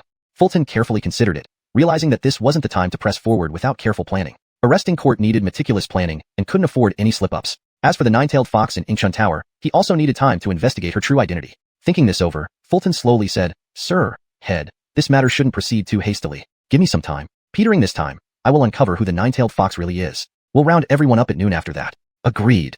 Brennan and Ingrid said in unison. Next, under the curious gazes of the public, Louis was escorted back to the prison, while Fulton returned to the Shangfang office with Ingrid. So that's it? Not planning to continue the trial? We don't know, but we trust Magistrate Lenore. He will surely give us an answer. The commoners murmured among themselves before dispersing. On the way back to the Shangfang office, Andrew and Alec repeatedly asked Fulton what exactly Louis had said, but he remained tight-lipped, saying he would explain upon their return. The two didn't press further, but couldn't help but speculate. They didn't know what Louis had said, but from the expressions of Fulton, Ingrid, and Brennan, it was clear that Louis had delivered some significant news. Back at the Shangfang office, Ingrid went straight to discuss the arrest of Court with Lord Jianlu, while Fulton, Andrew, and Alec stayed on the first floor. Seeing that his leader had left, Andrew, bursting with curiosity, asked, X-I-know, what did Louis say earlier? Can you tell us now? Yeah, you kept quiet the whole way here, driving me crazy with curiosity, Alec added, equally curious. Both of you sit down first, Fulton suggested, knowing what he was about to say might shock them. What is it? You're being so mysterious. Is something big happening? Andrew and Alec scratched their heads, not yet fully grasping the severity of the situation. Louis revealed two things. First, he and the nine-tailed fox conducted transactions at Ingshun Tower. I suspect the nine-tailed fox may be associated with Ingshun Tower. What? Upon hearing this, both jumped up, clearly shocked. Hold on, there's more. Fulton pushed them back down, pressing their shoulders. The second thing is even more shocking. Andrew raised an eyebrow, thinking he was already sufficiently astonished. The mastermind behind the child trafficking organization is Court, the third son of Graham. Andrew shot straight up from his chair. Alec, however, sat as still as a mountain. He was so stunned that all the blood rushed to his head, leaving his legs starved of circulation. Simply put, his legs were numb. Chapter 69. Freeloading at the Yamen. Andrew's expression was one of shock and bewilderment, his mouth wide open as if it could swallow a roasted suckling pig whole. For a long time, he couldn't calm down. At this moment, Alec, who had been sitting on the chair with numb legs, was the first to speak up. Shinong, is everything you said true? Ronnie nodded and said, absolutely true. Louis was influenced by my word-following law and spoke nothing but the truth. Besides, Chief has already gone to discuss capturing Court with Lord Celine. Finally regaining his composure, Andrew asked, so, what should we three do? Patted Andrew on the shoulder, Ronnie solemnly said, I agreed with Chief to launch the operation at noon after our investigation. Before then, we must investigate who the Carolyn is inside Ingshun Tower. Do you mean we go in secretly? Hearing this, Andrew felt inexplicably excited. Conducting an investigation in Ingshun Tower, a place full of pleasures, would be thrilling even on official business. Ronnie shook his head. No, we'll enter openly. It's too crowded and diverse in Ingshun Tower. Trying to operate undercover there would be extremely difficult and not conducive to our investigation. After some deep thought, Alec asked, do you have a target? No, but I think we should start by investigating the 9 courtesan queens. Ronnie still shook his head. Hearing this, Andrew and Alec gave Ronnie skeptical looks. Are you sure you're investigating the Carolyn? What does starting with the 9 courtesan queens mean? Is that motive really pure? Seeing their gazes, Ronnie waved his hand helplessly and said, I'm not joking around. This time, I'm serious. And I've already planned it out. I'll ask Chief that all our expenses at Ingshun Tower be covered by the Yamen. Really? When do we leave? Upon hearing this, Andrew and Alec perked up immediately. All expenses at Ingshun Tower paid for by the Yamen. Where else could they find such a good deal? Freeloading is always a human's eternal joy. Previously, whenever they went to Ingshun Tower, Alec was the one footing the bill, making it feel like freeloading from a brother. Although Andrew and Ronnie were happy, they still felt a bit guilty. But freeload off the yamen. Freeload now, or miss out forever. Seeing Andrew and Alec's expressions, Ronnie raised an eyebrow. You two should remember, this mission is dangerous. After all, we're dealing with the Carolyn of the Mountain Sea Alliance. No matter how dangerous it is, we need to protect you. Andrew is right. That day you protected us, now it's our turn. Andrew and Alec nodded fiercely with resolute expressions. All right, I'll report to Chief. We'll all go together. Ronnie smiled genuinely. Just then, Ingrid descended from the upper floor. Seeing the three of them so happy, she asked suspiciously, what are you guys so happy about? Ronnie shook his head instantly. Nothing. Really? Seeing their expressions, Ingrid found it hard to believe nothing happened. Absolutely true, Chief. You have to trust us. This task is entrusted to us three. Leave it to us. We'll definitely catch the Carolyn. Andrew and Alec laughed and nodded incessantly. I have a feeling you guys are plotting something not so good, Ingrid murmured, then looked at Ronnie. I've already reported this to Lord Celine. He supports our plan. We'll capture Court at noon 7 days from now. Great. Ronnie nodded, unable to hide his excitement. Capturing Graham, son of the Vice Minister of the Military Council, wouldn't be easy. For Lord Celine to agree so readily showed his strong support for Ronnie and Ingrid. Ingrid continued, let's get ready. Hearing this, Ronnie raised an eyebrow. Get ready for what? Ingrid frowned slightly. To Ingsub Tower. I'll go with you three. This time, we must capture the Carolyn. Hearing this, Ronnie felt like 10,000 divine beasts were galloping through his mind. If Chief went, the freeloading plan would fall apart. He advised hesitantly, Chief, isn't it inappropriate for you to go? Ingsub Tower doesn't serve female guests. It's fine. I can dress up as a man, Ingrid replied confidently, clearly having considered this beforehand. Chief dressed as a man? Ronnie's tone was filled with surprise. Ingrid shrugged indifferently. What? Not possible. She had absolute confidence in her appearance. If she dressed up as a man, she'd surely be handsome and elegant, captivating several courtesan queens without much trouble. Chief, I'm not doubting your appearance, but did you consider how to conceal your significant features? Your chest bindings won't work. Maybe try milk caps? Ronnie inwardly ridiculed, thinking that if Ingrid went, whether she could charm the courtesan queens aside, the queens might envy her significant features to tears. Andrew and Alec's expressions were also amusing, looking at Ingrid in disbelief as if imagining what she'd look like in men's clothing. Then, they gave Ronnie meaningful looks. Try convincing Chief. If she goes, it will only cause trouble. Reluctantly, Ronnie opened his mouth. Chief, I think it's better if you join Lord Celine to capture Court. The three of us can handle monitoring the Carolyn. Why do I feel you three don't want me to go? Ingrid's eyebrows arched, seeming somewhat unhappy. How could that be? I just think, given your strength, you should focus on Court. Think about those 3,000 children, 3,000 broken families. Ronnie earnestly persuaded, touching Ingrid's most vulnerable spot. Ingrid's brows furrowed tightly, and a faint aura of killing intent emerged. Then, she said with righteous indignation, you're right. As the son of a marquis, Court breaking the law should be punished more severely. Seeing this, Ronnie continued to encourage Ingrid. With you there, Court can't escape. He will face the law. All right, I won't go to Ingsub Tower with you. Take care of yourselves. Don't worry, Chief. We'll complete the mission successfully. Before Ronnie could reply, Andrew and Alec quickly answered and exchanged another glance. Well done. ##### Chapter 70. Three big suckers. Seeing that Ingrid had finally decided not to go to the Ingsub building, Fulton let out a long breath of relief and then spoke up. Chief, this trip to Ingsub building will probably cost us a lot of silver. You see this money? This was the crucial part. The most important step in getting a free ride from the government office. And that step was silver. Andrew and Alec both looked at him with hopeful eyes. I'll talk to the treasury later and have you pick up a banknote for 200 taels, Ingrid said without much thought, then glanced at Fulton's expression and asked, should that be enough? More than enough. If you were a guy, I'd call you Dad.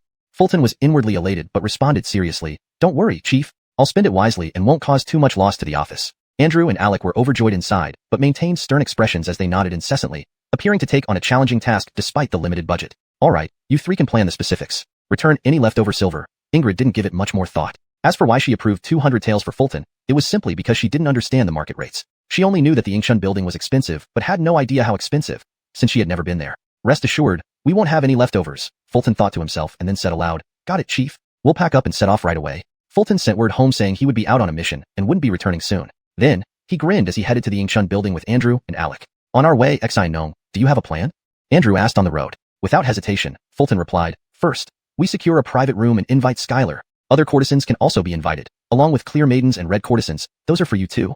I meant the plan to capture the Carolyn. Do you have any suspects? Andrew frowned slightly, embarrassed on his behalf. Fulton scratched his head awkwardly. To be honest, I haven't fully thought it through yet. I plan to start by investigating Skylar. Are you breaking the case or seducing her? Andrew muttered under his breath but then said, fortunately, we still have time. With your skills, finding the Carolyn shouldn't be too difficult for you, I know. Who exactly is the Carolyn? Honestly, Fulton wasn't as calm as he appeared. His mind was racing. Through countless encounters with the alliance of mountains and seas, Fulton realized that true strength was the best way to avoid danger. Capturing the Carolyn was just one short-term goal. As for whether he would cross paths with the alliance again, that wasn't something he needed to consider now. It was noon, and the Ingsub building was eerily quiet with few guests around. It was broad daylight, and the girls were still asleep after a long night's work. People only came here during the day for drinks and food, which were far more expensive than in regular taverns and not particularly delicious. Anyone who spent money here during this time was considered a big sucker. At that moment, 3 big suckers were walking towards the engsub building, swaying unsteadily. Needless to say, these 3 were none other than Fulton, Andrew, and Alec. They all wore content smiles, and the reason was simple. Ingrid had approved 200 taels for their mission, which Fulton now carried in his sleeve. He had even exchanged the banknote for silver coins for easier spending and tipping. At the entrance of the engsub building, a tortoise servant almost collapsed from the midday sun when he saw 3 big suckers approaching. He immediately greeted them with a smile. "Gentlemen, the ladies haven't woken up yet. If you wish to drink, perhaps come back later?" He meant well, stating an obvious fact. However, upon hearing this, Fulton raised an eyebrow and adopted an air of indifference, saying, "Cut the crap. Prepare a feast. I want to start drinking now." With that, Fulton pulled out a 10-tael silver ingot from his sleeve and placed it in his palm, a clear sign that this was a tip for the tortoise servant. The servant's cloudy eyes immediately lit up upon seeing the 10 taels. Holding the wrong one, Fulton also noticed the mistake but reacted quickly, pointing behind the tortoise servant. "Skylar, what brings you here?" Startled, the tortoise servant turned instinctively, only to find no one there. When he turned back, Fulton's 10-tael ingot had turned into a single tael. "What?" The servant was confused, wondering what Fulton was up to. Without speaking, Fulton simply shrugged indifferently. After a moment's hesitation, the servant decided to take it. With a smiling face, he took the silver coin and ushered them in. "Gentlemen, please come in." Inside the engsub building, the lingering fragrance of last night's wine filled the air. Melinda, the madam, stood by the railing on the third-floor balcony, deep in thought. She was nearly 40, yet time had left few marks on her face, adding instead a mature allure to her beauty. At that moment, she saw the tortoise servant leading 3 men inside, her delicate brows arching slightly. 3 gentlemen visiting so early? This is truly an honor. Melinda descended gracefully down the stairs, her voice charming and melodious, full of professional grace. This madam, she exudes such charm. Fulton couldn't help but think. Melinda's allure was undeniable, and Fulton could easily imagine how popular she must have been in her youth. If Skylar was a blooming flower, then Melinda was a ripe fruit, both equally enchanting but different in style. "Every time I see Melinda, I regret not being born 20 years earlier," Andrew sighed beside him, unable to tear his eyes away from her. "She's indeed beautiful, a beauty that rivals the courtesans." Alec nodded in agreement. As they mused, Melinda had already reached the ground floor. Her beautiful eyes scanned the 3 men before settling on Fulton. "Gentlemen, the girls haven't woken up yet. Would you like me to prepare a feast first?" Melinda's voice was melodic, sweet, and inviting. "Book a private room. I'll indulge in 7 nights with Xi Gnome." Fulton smiled, pulling out a 50-tael ingot from his sleeve. Holding it, it felt heavy and solid. Chapter 71. The Eagle Feasts on the Chick. Seeing the silver in Chester's palm, Madame Gabriella's eyes lit up. The hall master stared at it intently, his gaze unwavering for fear that 50 taels of silver might turn into 5 if he looked away. He had learned from past experiences and dared not take his eyes off it for even a second. Then, Gabriella smiled sweetly, extended her delicate hand to receive the 50 taels of silver from Chester, and after weighing it in her palm, she laughed, quickly informed the kitchen to prepare an excellent feast. "Hurry." "Right away," the hall master replied, hurrying off to notify the kitchen. As for Gabriella, she led Chester and his 2 companions upstairs to a private room. Perhaps because Chester had given enough silver, the room they were assigned was exceptionally spacious. Even a carved round table seating 20 people would fit comfortably. "Gentlemen, you've arrived quite early. The girls haven't even woken up yet. Gentlemen can enjoy your drinks first, and once the girls wake up, I'll call them over," Gabriella said with a radiant smile, preparing to leave. Seeing Gabriella about to depart, Chester couldn't resist teasing. "The girls aren't awake, but the madam is?" Hearing this, Gabriella paused, then looked at Chester jokingly. "If gentlemen don't mind me being like an old cow eating tender grass, I could accompany you for a few rounds. To be precise, that's more like old grass eating tender calves, or an eagle feasting on chicks." Chester couldn't help but think to himself before saying aloud, "That sounds wonderful." Gabriella sat down gracefully, exuding a captivating allure with a radiant smile. Witnessing this, Andrew and Alec exchanged glances, their eyes shining approvingly, silently giving Chester a big thumbs up. Chester must be unique indeed to prefer the company of the madam over seeking out the top courtesan in Inkshun Pavilion. Sitting upright, Gabriella's slender figure swayed as she sized up the 3 men before asking, "Judging by your accents, are you from the capital?" Chester nodded. "Madam has keen judgment. We're all natives of the capital." Gabriella covered her mouth with a gentle laugh and continued, "Your builds suggest you're martial artists. Calling ourselves masters might be presumptuous, but warriors we truly are." Chester didn't intend to hide this fact. After all, their robust builds were evident even under loose clothing, certainly not those of scholars. Upon hearing her successive guesses confirmed, Gabriella smiled seductively. "With such generous spending, you gentlemen must hold official positions." Her conjecture was based on solid reasoning. Chester had just handed over 50 taels of silver, a sum only the nobility or wealthy merchants could afford in the capital. But merchants wouldn't have such sturdy physiques. Thus, Chester and his companions must hold official posts. In Great Xia, only these 2 classes wielded wealth. As for roving knights or large sects, they appeared respectable yet often struggled financially. Hearing this, Chester and his companions exchanged amused glances, maintaining an air of mystery. Seeing this, Gabriella giggled and stood up, pouring 4 cups of wine. She kept one for herself and offered the rest to the 3 men. Standing next to Chester, her body radiated an enchanting fragrance that drew everyone in. "If it's inconvenient for the gentleman to reveal, forget what I asked. Gabriella raises a toast to you," she said, downing her drink. Chester and his companions did not refuse, drinking theirs dry. Setting down their cups, Chester smiled. Madam guessed correctly. Can you try guessing our official titles? Gabriella gazed at the three men with smoldering eyes, focusing particularly on Chester. Given their young age and warrior backgrounds, it shouldn't be too difficult to guess. Thinking this through, Gabriella opened her lips. Do you gentlemen serve in the military? Chester shook his head. Frowning slightly, Gabriella continued. Then, perhaps you gentlemen are from the Jingzhou Prefecture office? As soon as she spoke, Gabriella regretted it. The income of the constables at the Jingzhou Prefecture office would hardly make them regulars at Ingshun Pavilion. Clearly, her answer was wrong. Chester shook his head again. Seeing this, Gabriella chuckled softly. I give up. We work at the Office of Imperial Inspectors, Chester revealed, his eyes fixed on Gabriella. Upon hearing this, Gabriella visibly stiffened, then said in surprise, I never expected you gentlemen to be swordsmen. Her expression was one of reverence, though Chester saw through it as likely staged. It was normal behavior, and he wasn't concerned. Gabriella, let's have another cup, suggested Chester. Let's not stop until we're thoroughly drunk, exclaimed Andrew and Alec as they joined in, urging Gabriella to drink. You jest, my lords. Who am I to be called miss? Gabriella laughed heartily. Gabriella may well fit the profile of a Carolyn in terms of age, but this is just my estimation. Being Antony's superior, it wouldn't do for her to be a young girl, Chester mused privately as he observed Andrew and Alec enjoying their time with Gabriella. He reflected on the significance of his words and how they probed Gabriella's reactions. For instance, mentioning their posts at the Office of Imperial Inspectors to see if her demeanor changed. So far, Gabriella had responded appropriately. Next, it was time for the 9 courtesans. No, 8 courtesans. Talia had already been thoroughly investigated by Chester. Meanwhile, a woman clad in white silk with her fair arms half exposed gracefully approached. This woman looked no older than 19, dressed in purest white. Her skin was even whiter, smooth as jade, her eyes clear and bright like a spring amidst snow. Her red lips stood out against her pallor like a blooming plum blossom in winter. She was beautiful and exuded a refreshing coldness that could cool even the hottest summer day. This woman was Ingshun Pavilion's 5th courtesan, known as Caitlin or Maiden Mabel, a guest at midday, and escorted by Mother? Mabel overheard whispers within the private room, recognizing Madame Gabriella's voice. It was peculiar. When had Gabriella ever accompanied guests personally? Could it be a high-ranking official had arrived? Curious, Mabel moved closer to the private room to investigate. Chapter 72, a lackluster Chester. In the room, Tasha was giggling heartily as Andrew amused her. Alex sat beside them, drinking and looking quite content. Andrew was like a social butterfly. Regardless of whether he knew someone or not, it only took him a few words to become familiar with anyone. As for Alec, perhaps due to his elusive presence, he was generally quiet and had few friends, quite the opposite of Andrew, almost like a person with social anxiety. A social butterfly, a socially anxious individual, and Chester, a time traveler who drifted between Nyo-A and Nyo-C. They formed a surprisingly compatible trio. Knock, knock, knock. At that moment, Selma knocked on the door. After knocking, Selma leaned against the doorframe, speaking softly. Mother, am I interrupting? Hearing this, the 3 men turned to look at Selma, nodding in satisfaction despite not knowing her exact identity. Come in, Selma. Tasha smiled and beckoned her in. She then stood up slowly and introduced, Selma is the top courtesan at Ingshun Pavilion, also known as 5th Lady. So you are the 5th Lady who has made countless teenage boys lose their souls. It's truly an honor, Chester thought sarcastically but then stood up and said, if you don't mind, why don't you come in for a drink? Upon hearing this, Selma's gaze fell upon Chester, momentarily stunned. Her beautiful eyes sparkled with excitement and disbelief. Then she asked, You are young master son? Chester raised an eyebrow and smiled. Seems you know me, Miss Selma? Selma grinned, walked in gracefully, and sat next to Chester naturally, saying softly, I once saw you from afar when you gifted cold cicadas to Xantha. As she spoke, a hint of bitterness crept into her voice. That day, when Chester came, she also had a tea gathering, but Chester chose Xantha's tea gathering. She could have gone to Xantha's gathering, but why did he compose a timeless poem specifically for her? Because of cold cicadas, Xantha surpassed the other 8 courtesans, drawing crowds willing to pay handsomely just to hear her sing. Everything owed to Chester. Now, Selma was clear in her mind. She couldn't let this opportunity slip if she saw Chester today. Is this really young master son?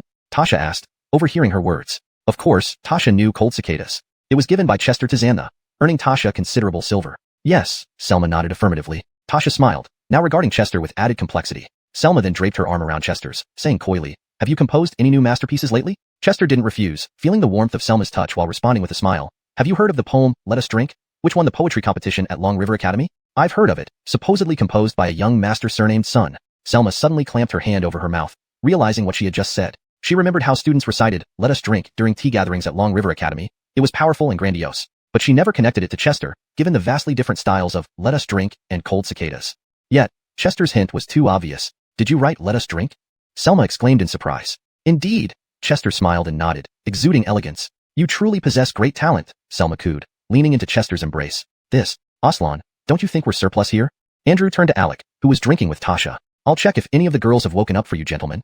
Sensing Andrew's discomfort, Tasha excused herself politely. The drinking session lasted until late at night. Chester eventually returned to his room, supported by Selma. Their interaction seemed pure and heartfelt, free of material desires. Simply put, it was freeloading. Meanwhile, in Xantha's room, a maid rushed in, breathless. Xantha, young Master Sun came to Ingshun Pavilion and was taken away by Selma. Xantha, sitting at her vanity, furrowed her brows but soon relaxed. It's normal. With Sun Lang's talent, those little hussies would vie for his attention. For a moment, envy surged within her, but she quickly suppressed it. What right did she have to love or be jealous in a place like this? The maid asked, what about tonight's tea gathering? Tell the guests I'm unwell. Cancel the gathering, Xantha replied, hiding her disappointment. Deep down, she wasn't in the mood to participate anymore. The next morning, Chester woke up in the carved canopy bed. Carefully pushing aside the long leg draped over him like a white python, he got up and dressed. After a night of probing, Chester concluded that Selma had no connection to the Carolyn. First, her age didn't match, especially compared to Xantha. Second, Selma acted like a devoted fan purely admiring his poetic skills, making it hard to see through her sincerity. Most importantly, the golden gas within him gave no warning at all. Despite dressing, Chester still felt exhausted, yawning and stretching. If one word could describe Chester's state, it would be lackluster. Simply put, lackluster. End of chapter 72. Chapter 73. You really grew up in a hurry. Chester, having changed into fresh clothes, returned to the private room he had rented at Shinong. He waited for Andrew and Alec to return so they could discuss their next plan. Last night, Chester had successfully charmed Selma with his talents without spending a penny, while Andrew and Alec each spent one tael of silver to sleep with a courtesan. The results were the same, but the processes were vastly different. Soon, Andrew and Alec arrived in the room, seeing Chester looking listless. They couldn't help but ask, how was Selma? Very fair, very smooth.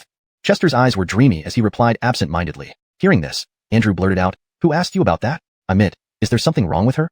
Shaking his head, Chester replied, nothing wrong. She's not a nine-tailed fox. Seeing Chester's exhausted look, Andrew thought he looked disappointed and immediately comforted him. Don't be disheartened. The investigation has only just begun. It's not that I'm disheartened. It's just that I feel a bit overwhelmed. Chester shook his head again. Since he came to this world through time travel, it had only been a few days, yet he had already visited Ingshun Pavilion enough times, enough to tire even an 8th-rank martial artist like him. Seeing this, Andrew offered, then today, let's switch. I'll investigate the top courtesan, and you can investigate the regular courtesans. No way, Chester answered decisively. Why? Are you questioning my ability? Andrew raised an eyebrow, looking unconvinced. I'm not questioning your ability. It's just that the top courtesan wouldn't look at you. Chester glanced at Andrew, giving him a look that implied, you need to know your limits. You? Andrew wanted to argue back but couldn't find any reason, his face turning red, making him look extremely uncomfortable. Indeed, Chester was right. Andrew, a martial artist who couldn't compose poetry or write lyrics, would never catch the eye of Ingshun Pavilion's top courtesan. It turns out that Andrew's lifelong belief that he was handsome was just an illusion. His image was on the brink of collapse, but fortunately, the little remaining confidence in Andrew held his image together, though it wobbled precariously without falling apart completely. Alright Shohao, you need to have a clear self-awareness. Alec tried to comfort Andrew but chose inappropriate words, stabbing him deeper instead of comforting him. You too.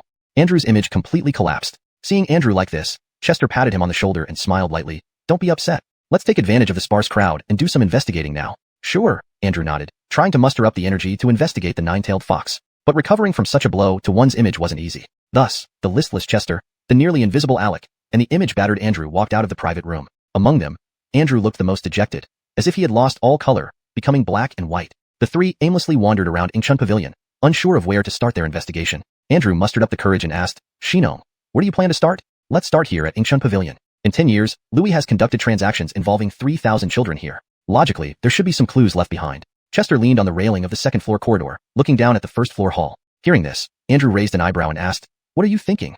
My view hasn't changed. If the children were traded here, they must have been temporarily placed somewhere. Given the activity at Ingshun Pavilion, neither the first-floor hall nor the second-floor private rooms would be suitable places to store children. Chester pondered for a moment, then looked towards the hall again. Listening to Chester, Andrew thought for a moment before furrowing his brows. If the first and second floors aren't possible, do you mean there's an underground area? With the crowd and prying eyes on the first and second floors, it indeed isn't suitable to store children temporarily. If there is a place, it would have to be underground. Hearing this, Alec nodded, showing agreement. That's what I think too. But even if there is an underground area, it would definitely be extremely secretive. Chester nodded, then looked towards the entrance of the first-floor hall. There, a man stood guard at the door, repeatedly yawning, looking extremely tired. The manager of Ingshun Pavilion. Next, Chester and the others went downstairs to find the manager to gather some information. 3 sirs, I've been awake all night and haven't slept yet. Could we ask anything later in the afternoon? The manager yawned endlessly, clearly in no mood to answer questions. My question is simple. Answer it, and you can go to sleep. Saying this, Chester reached into his sleeve and pulled out a one-tael silver piece. Seeing this, the manager didn't speak, thinking here he comes again? Seeing the manager hadn't taken the initiative to accept the silver, Chester placed the coin directly into his hand. Take it. Once you answer my question, this silver will be yours. Seeing this, the manager broke into a broad smile, bowed low, and seemed instantly wide awake. Sir, ask away. I'll tell you whatever I know. Seeing this, Chester nodded in satisfaction and asked, how many years have you worked at Ingshun Pavilion? Furrowing his brows slightly, the manager thought for a moment and said, it's been more than 20 years. Upon hearing this, Chester couldn't help but glance up and down at the manager. The man had white streaks in his hair, and his face was covered in fine wrinkles, appearing to be over 50. Only 20 years? Confused, Chester asked, how old are you? The manager smiled and said, I'm 35. When I first came to Ingsub Pavilion, I was 15. 35. Are you sure you're not 13? You really grew up in a hurry. Chester inwardly ridiculed himself, then continued, you look quite mature. Hearing Chester's comment, the manager knew what he meant and laughed bitterly. Sir, working in this profession, staying up late and aging faster is normal. Moving past the topic of the manager's age, Chester asked, since you've been here for over 20 years, you must be familiar with Ingsub Pavilion? Of course. Sir, I'm not exaggerating, there's nothing I don't know about Ingsub Pavilion. Does Ingsub Pavilion have an underground area? Sir, you're joking. Ingsub Pavilion is built on water. How could it have an underground area? Oh. Chester realized he had overlooked the fact that Ingsub Pavilion was built on water. Being on water naturally ruled out any underground areas. He had wasted a tale of silver. Chapter 74. Melinda's suspicion. The pond on which the Ingsub building stood was fed by water from the capital's guarding Dragon River, ensuring a constant flow of fresh water. The so-called guarding Dragon River was essentially the city moat, but naturally, its name had been given a more regal twist to fit the imperial capital. The Ingsub building was built over the pond using pillars deeply embedded into it as foundations, eliminating any underground space. Thinking this through, Fulton sighed helplessly. This doesn't concern you anymore. All right, sir. If there are any issues next time, feel free to call me. The Gus chuckled and scampered off, thinking how easy it was to earn money. Just a few simple questions and one tale of silver. Seeing the Gus leave, Andrew shook his head, sighing, did we make a mistake in our initial judgment? No, that wouldn't be possible. With so many children, if there isn't a temporary place for them, it would be impossible. Fulton frowned, then glanced up at the third floor of Ingsub building. That was where Madame Melinda resided. Could it be on the third floor? No, transporting children up there would be too conspicuous. Better to find a room on the second floor. At that moment, amidst the pond beneath Ingsub building, golden light emerged, a clue pointing them in a direction. Is it underwater? Is it even feasible with the construction technology of this era? Fulton's first thought was an underwater chamber, but he quickly dismissed it. Construction technology in the Great Xia dynasty wasn't advanced enough for that. However, since the golden light indicated a connection to the pond, there must be something relevant. Andrew asked, what should we do next? Fulton didn't answer immediately, but walked towards the edge of the pond. Despite being connected to a flowing river, the pond was eerily still, stocked with colorful koi fish swimming lazily. Noticing Fulton's action, Andrew and Alec followed, gazing into the pond. What's wrong with the pond? We need to investigate behind the pond. Fulton stretched his neck, unable to see past the pond's depth. Andrew nodded. We don't know how deep it is. We should get a boat. No need. You two wait here. Fulton waved them off, then whispered, light as a swallow, I glide on water. In the stunned gaze of Andrew and Alec, Fulton leaped out, his feet skimming the surface of the pond, floating like a leaf. The Confucian ability to manifest words is amazing. Stunned, Andrew and Alec could only stare speechlessly. Reaching the back of the pond and the rear of Ingsub building, Fulton noticed a red-painted pillar fixed in the water, close yet disconnected from the building. Next to the pillar was a small boat, large enough to seat a dozen people. Why is there a boat here? And this pillar? To Fulton, both the boat and the pillar glowed with golden light. This suggested they might be connected to the nine-tailed fox. Looking up along the red pillar, he saw a pulley system and a large basket. This pillar is used to hoist things up, definitely. This is it. Seeing this, Fulton understood much. He initially thought Louis transported children to Ingsub building, finding a room or hidden chamber to temporarily house them without drawing attention. But the building was on water with no underground chambers, making direct transport to the upper floors too noticeable. Unless, children were brought around the back by boat and hoisted up using the pulley system. This made sense, especially considering the setup likely led to the third floor. Madame Melinda's room was probably on the third floor. Melinda fits the age profile for the nine-tailed fox, but I can't confirm this based solely on that. There's only one chance to capture her. I must be sure. Over the next few days, Fulton planned to focus on investigating Melinda, gathering evidence before making a move. Returning, Fulton tapped the water gently. What did you find? Andrew asked curiously. There's a boat and a pulley system leading to Melinda's room on the third floor, Fulton explained. You think Melinda is the nine-tailed fox? Andrew was surprised. Fulton shook his head. Not confirmed yet, just highly suspicious. So our next step is to gather information about Melinda? We have time. Let's split up and gather information. Andrew and Alec nodded in agreement, following Fulton's plan. Fulton patted their shoulders. Let's proceed as planned. You two start with the courtesans. I'll handle the top-ranking courtesan. Sounds like I want to hit someone. Amused, the three returned to their private room. Fulton called the Gus for information on Melinda. The Gus, who had been about to sleep, perked up at the summons and hurried over. Another chance to earn money. As expected, upon entering, Fulton tossed him a tael of silver. Thank you, sir. Grinning, the Gus pocketed the money, standing politely beside Fulton. Casually sipping wine, Fulton asked, You've been here over 20 years. Was Madame Melinda here when you arrived? The Gus nodded. Certainly. But back then, she wasn't the madam yet. What I heard was that she was once the top-ranking courtesan. Fulton pressed. That's right. Back then, I was her attendant. She was incredibly popular, beautiful and unmatched in her musical talent. The Gus's voice turned wistful, lost in reminiscence. Her music? So, she sang as well? The Gus corrected eagerly. Not just singing. Her voice was like nightingale song, crisp and clear. I find it hard to imagine her voice as such. Smiling, Fulton raised an eyebrow. Melinda's voice was melodious, but with a magnetic quality unsuited to a nightingale's description. Sir, you see, she injured her vocal cords, which changed her voice. Her original voice. Have you heard Raquel singing? It's almost identical. The Gus struggled to explain, comparing Melinda to Raquel. Really? Fulton was taken aback. It turned out that Melinda's voice was not a mature, sultry tone, but rather a youthful, girlish one. This realization aligned perfectly with the half-book's hint in Fulton's mind. With this thought, Fulton hurriedly asked, what was Melinda's ranking among the top courtesans back then? 9th. Miss Melinda was the youngest at the time. So in that era, she was actually the Tisha. Another piece fits. Gus's words made Fulton's brows instantly furrow. The suspicion he harbored towards Melinda had now reached an unprecedented level. In his heart, the suspicion surrounding Melinda had escalated to an unparalleled degree. Chapter 75. Navigating between Jian and Kair. In Fulton's mind, the page with the information about the Carolyn lit up once again. Carolyn. A fox with 9 tails, sounding like a baby, capable of devouring humans. If fox refers to charm, then Eliana should perfectly fit this description. Sounding like a baby? Does that mean she has a Lolita voice? And what does capable of devouring humans mean? From the information known so far, the probability that Eliana is the Carolyn is quite high. In Fulton's mind, he had almost concluded it. However, because capturing her only gets one chance, if he caught the wrong person, it would alert others. This made him want to investigate further. At that time, I was working as Miss Eliana's servant, and I certainly received no small amount of tips. Sir, let me tell you, Miss Eliana once had a lover whose background was quite significant. Fulton was deep in thought when Wade's incessant chatter couldn't be stopped. He didn't need to be asked. He started talking on his own and wouldn't stop. Hearing this, Fulton raised an eyebrow and asked, tell me more. That matter was well known in the capital back then, but it's been too long. I shouldn't be talking about this.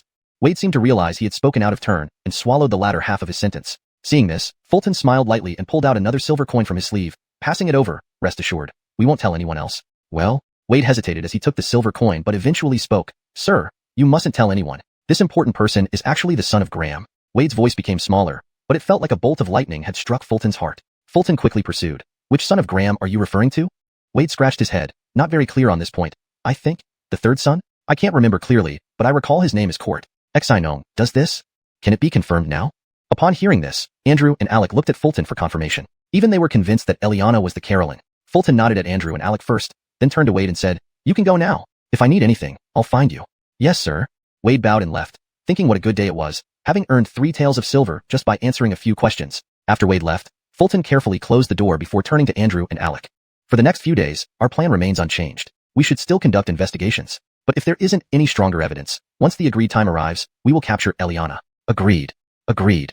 Andrew and Alec nodded, showing their agreement with Fulton's thoughts. Currently, Eliana fits all conditions of the Carolyn, and she even has a close relationship with Court. It can't be a coincidence.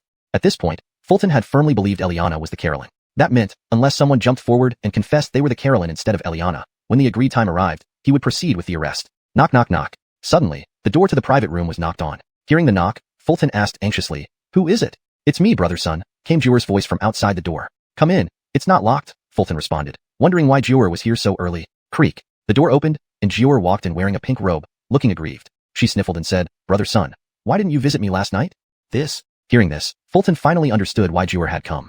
Honestly, this was a tough question to answer. How could he say? Last night, Selma offered herself willingly, and I couldn't bring myself to refuse her, so I went back to her room. Before Fulton could figure out how to respond, another voice sounded from outside the door. Master, you woke up without telling me. Following this, Selma, dressed in white, stepped into the room, her face slightly flushed, carrying the lingering traces of last night. A heavy atmosphere filled the room.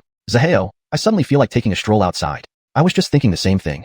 Seeing this scene, Andrew and Alec instinctively left the room. To them, regardless of how Fulton explained, it would be hard for him to settle things today. It seems, investigating a courtesan isn't easy. Maybe investigating a Red Lantern girl would be simpler. Inside the private room, Fulton sat between Jian, who wore a pink robe and excelled in music and singing, and Selma, draped in white, known for her dance skills. Musicians and dancers were both present. Though Jian wasn't visibly angry, her tone carried a hint of questioning. Brother son, did you visit Selma last night? Upon hearing this, Selma wore a triumphant expression and replied, what if Master spent the night with me? We talked deeply, and it was quite harmonious. Fulton looked helpless, knowing that if he didn't say something, an argument might break out. Of course, Fulton's intention was not just to prevent arguments. He even hoped the two would work together, performing a trio performance where, among 3 people walking, there must be my teacher. Then, Fulton said, Jian, I want to hear you play the lute. Jian was genuinely surprised by this. At a time like this, you still have the mood to listen to music? Scoundrel. Seeing Jian's reluctance, Fulton didn't press further. Instead, he turned to Selma. Miss Selma, can you dance for me? Now, master. Selma also didn't seem enthusiastic. Looking at Jian and Selma, Fulton smiled faintly and said slowly, lately, I've composed a new poem inspired by certain feelings, but alas, I lack musicians to accompany me. Brother son has composed a new piece? In that case, I will dance for you, master. Hearing Fulton's words, both Jian and Selma became excited. Previously, due to Fulton's song, Sad Cicada, Jian had stood out among many courtesans, surpassing all others and achieving scholar rank 9. Now, Hearing Fulton had a new composition, they naturally grew excited. Compared to this, arguing over who he had stayed with last night seemed less important.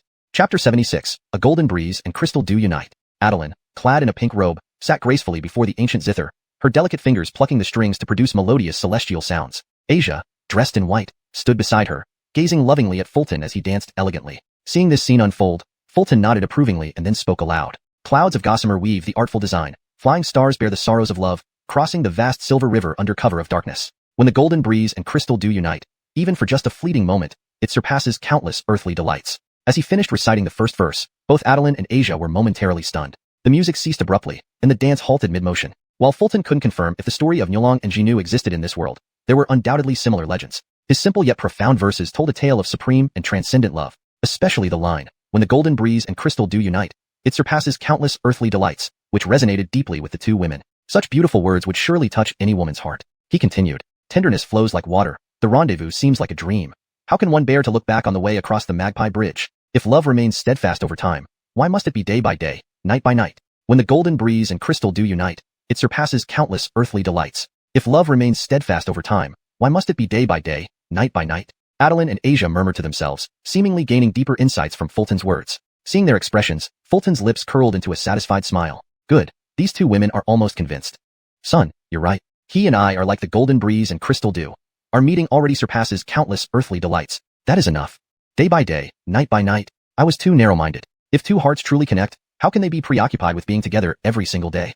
Afterwards, Adeline and Asia understood the essence of the poem, instantly dissipating the heavy tension between them. They turned their swords into plowshares. They looked at each other and found that they weren't so hateful anymore. "Raquel, Kyre, you two mean to me like plum blossoms in winter and orchids in spring, belonging to different seasons but equally indispensable. I gift you this poem today. Promise me, whenever this poem is sung, Kyre must dance alongside, and when Kyre dances, Raquel must play the zither beside her, okay?" Fulton's eyes were filled with deep affection, his words touching and unforgettable. Upon hearing this, tears welled up in Raquel and Kyre's eyes. Seeing this, Fulton nodded slightly, silently praising himself. "On becoming a Casanova, Master Son, let me play the zither and sing for you. Sir, allow me to dance for you." Soon after, Raquel and Kyre wiped away their tears, forgetting about the perfume scent on Fulton, with one playing and singing while the other danced elegantly. When the golden breeze and crystal dew unite, it surpasses countless earthly delights. If love remains steadfast over time, why must it be day by day, night by night? Raquel's voice was still as enchanting, like flowing streams and celestial melodies. Kyre's dance was graceful, perfectly harmonizing with the song.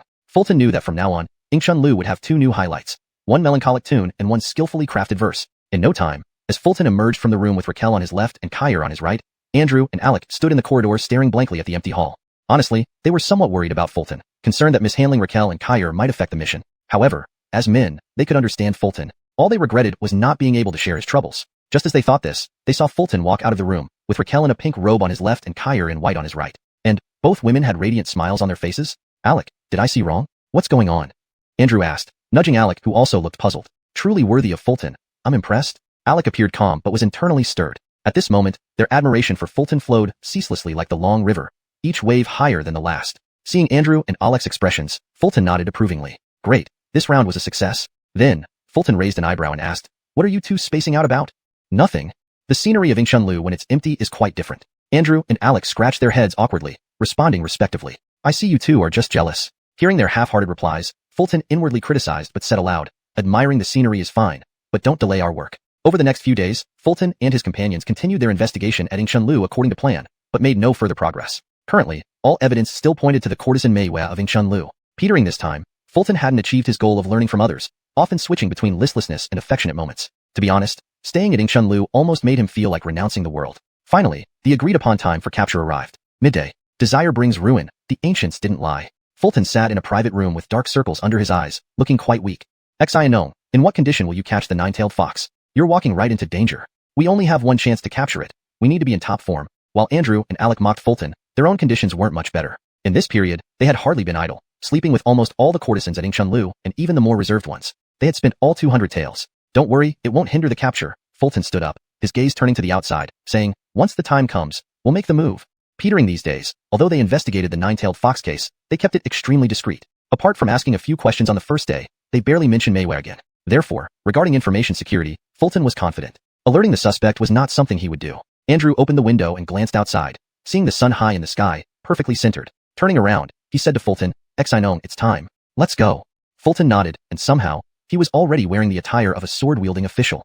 Chapter 77. Arrest. On the inner city streets of the capital, dozens of law enforcers clad in official attire strode down the road, heading towards Graham's residence. At the forefront rode two men on horseback, Celine, one of the 10 great swords, and sword armor Ingrid. At this point, only 15 minutes remained until the agreed-upon noon time. Celine sat silently on his horse, his sharp hawk-like eyes fixed ahead, giving an impression of seeing through all falsehoods. Ingrid rode beside him, his body swaying with the horse's motion, making his grand weapon especially eye-catching. The commoners along the way could not help but stop to watch and speculate about what was happening. Are these the law enforcers? With so many together, they must be here to make an arrest? Such a grand display. I wonder who they are after. Let's follow and see.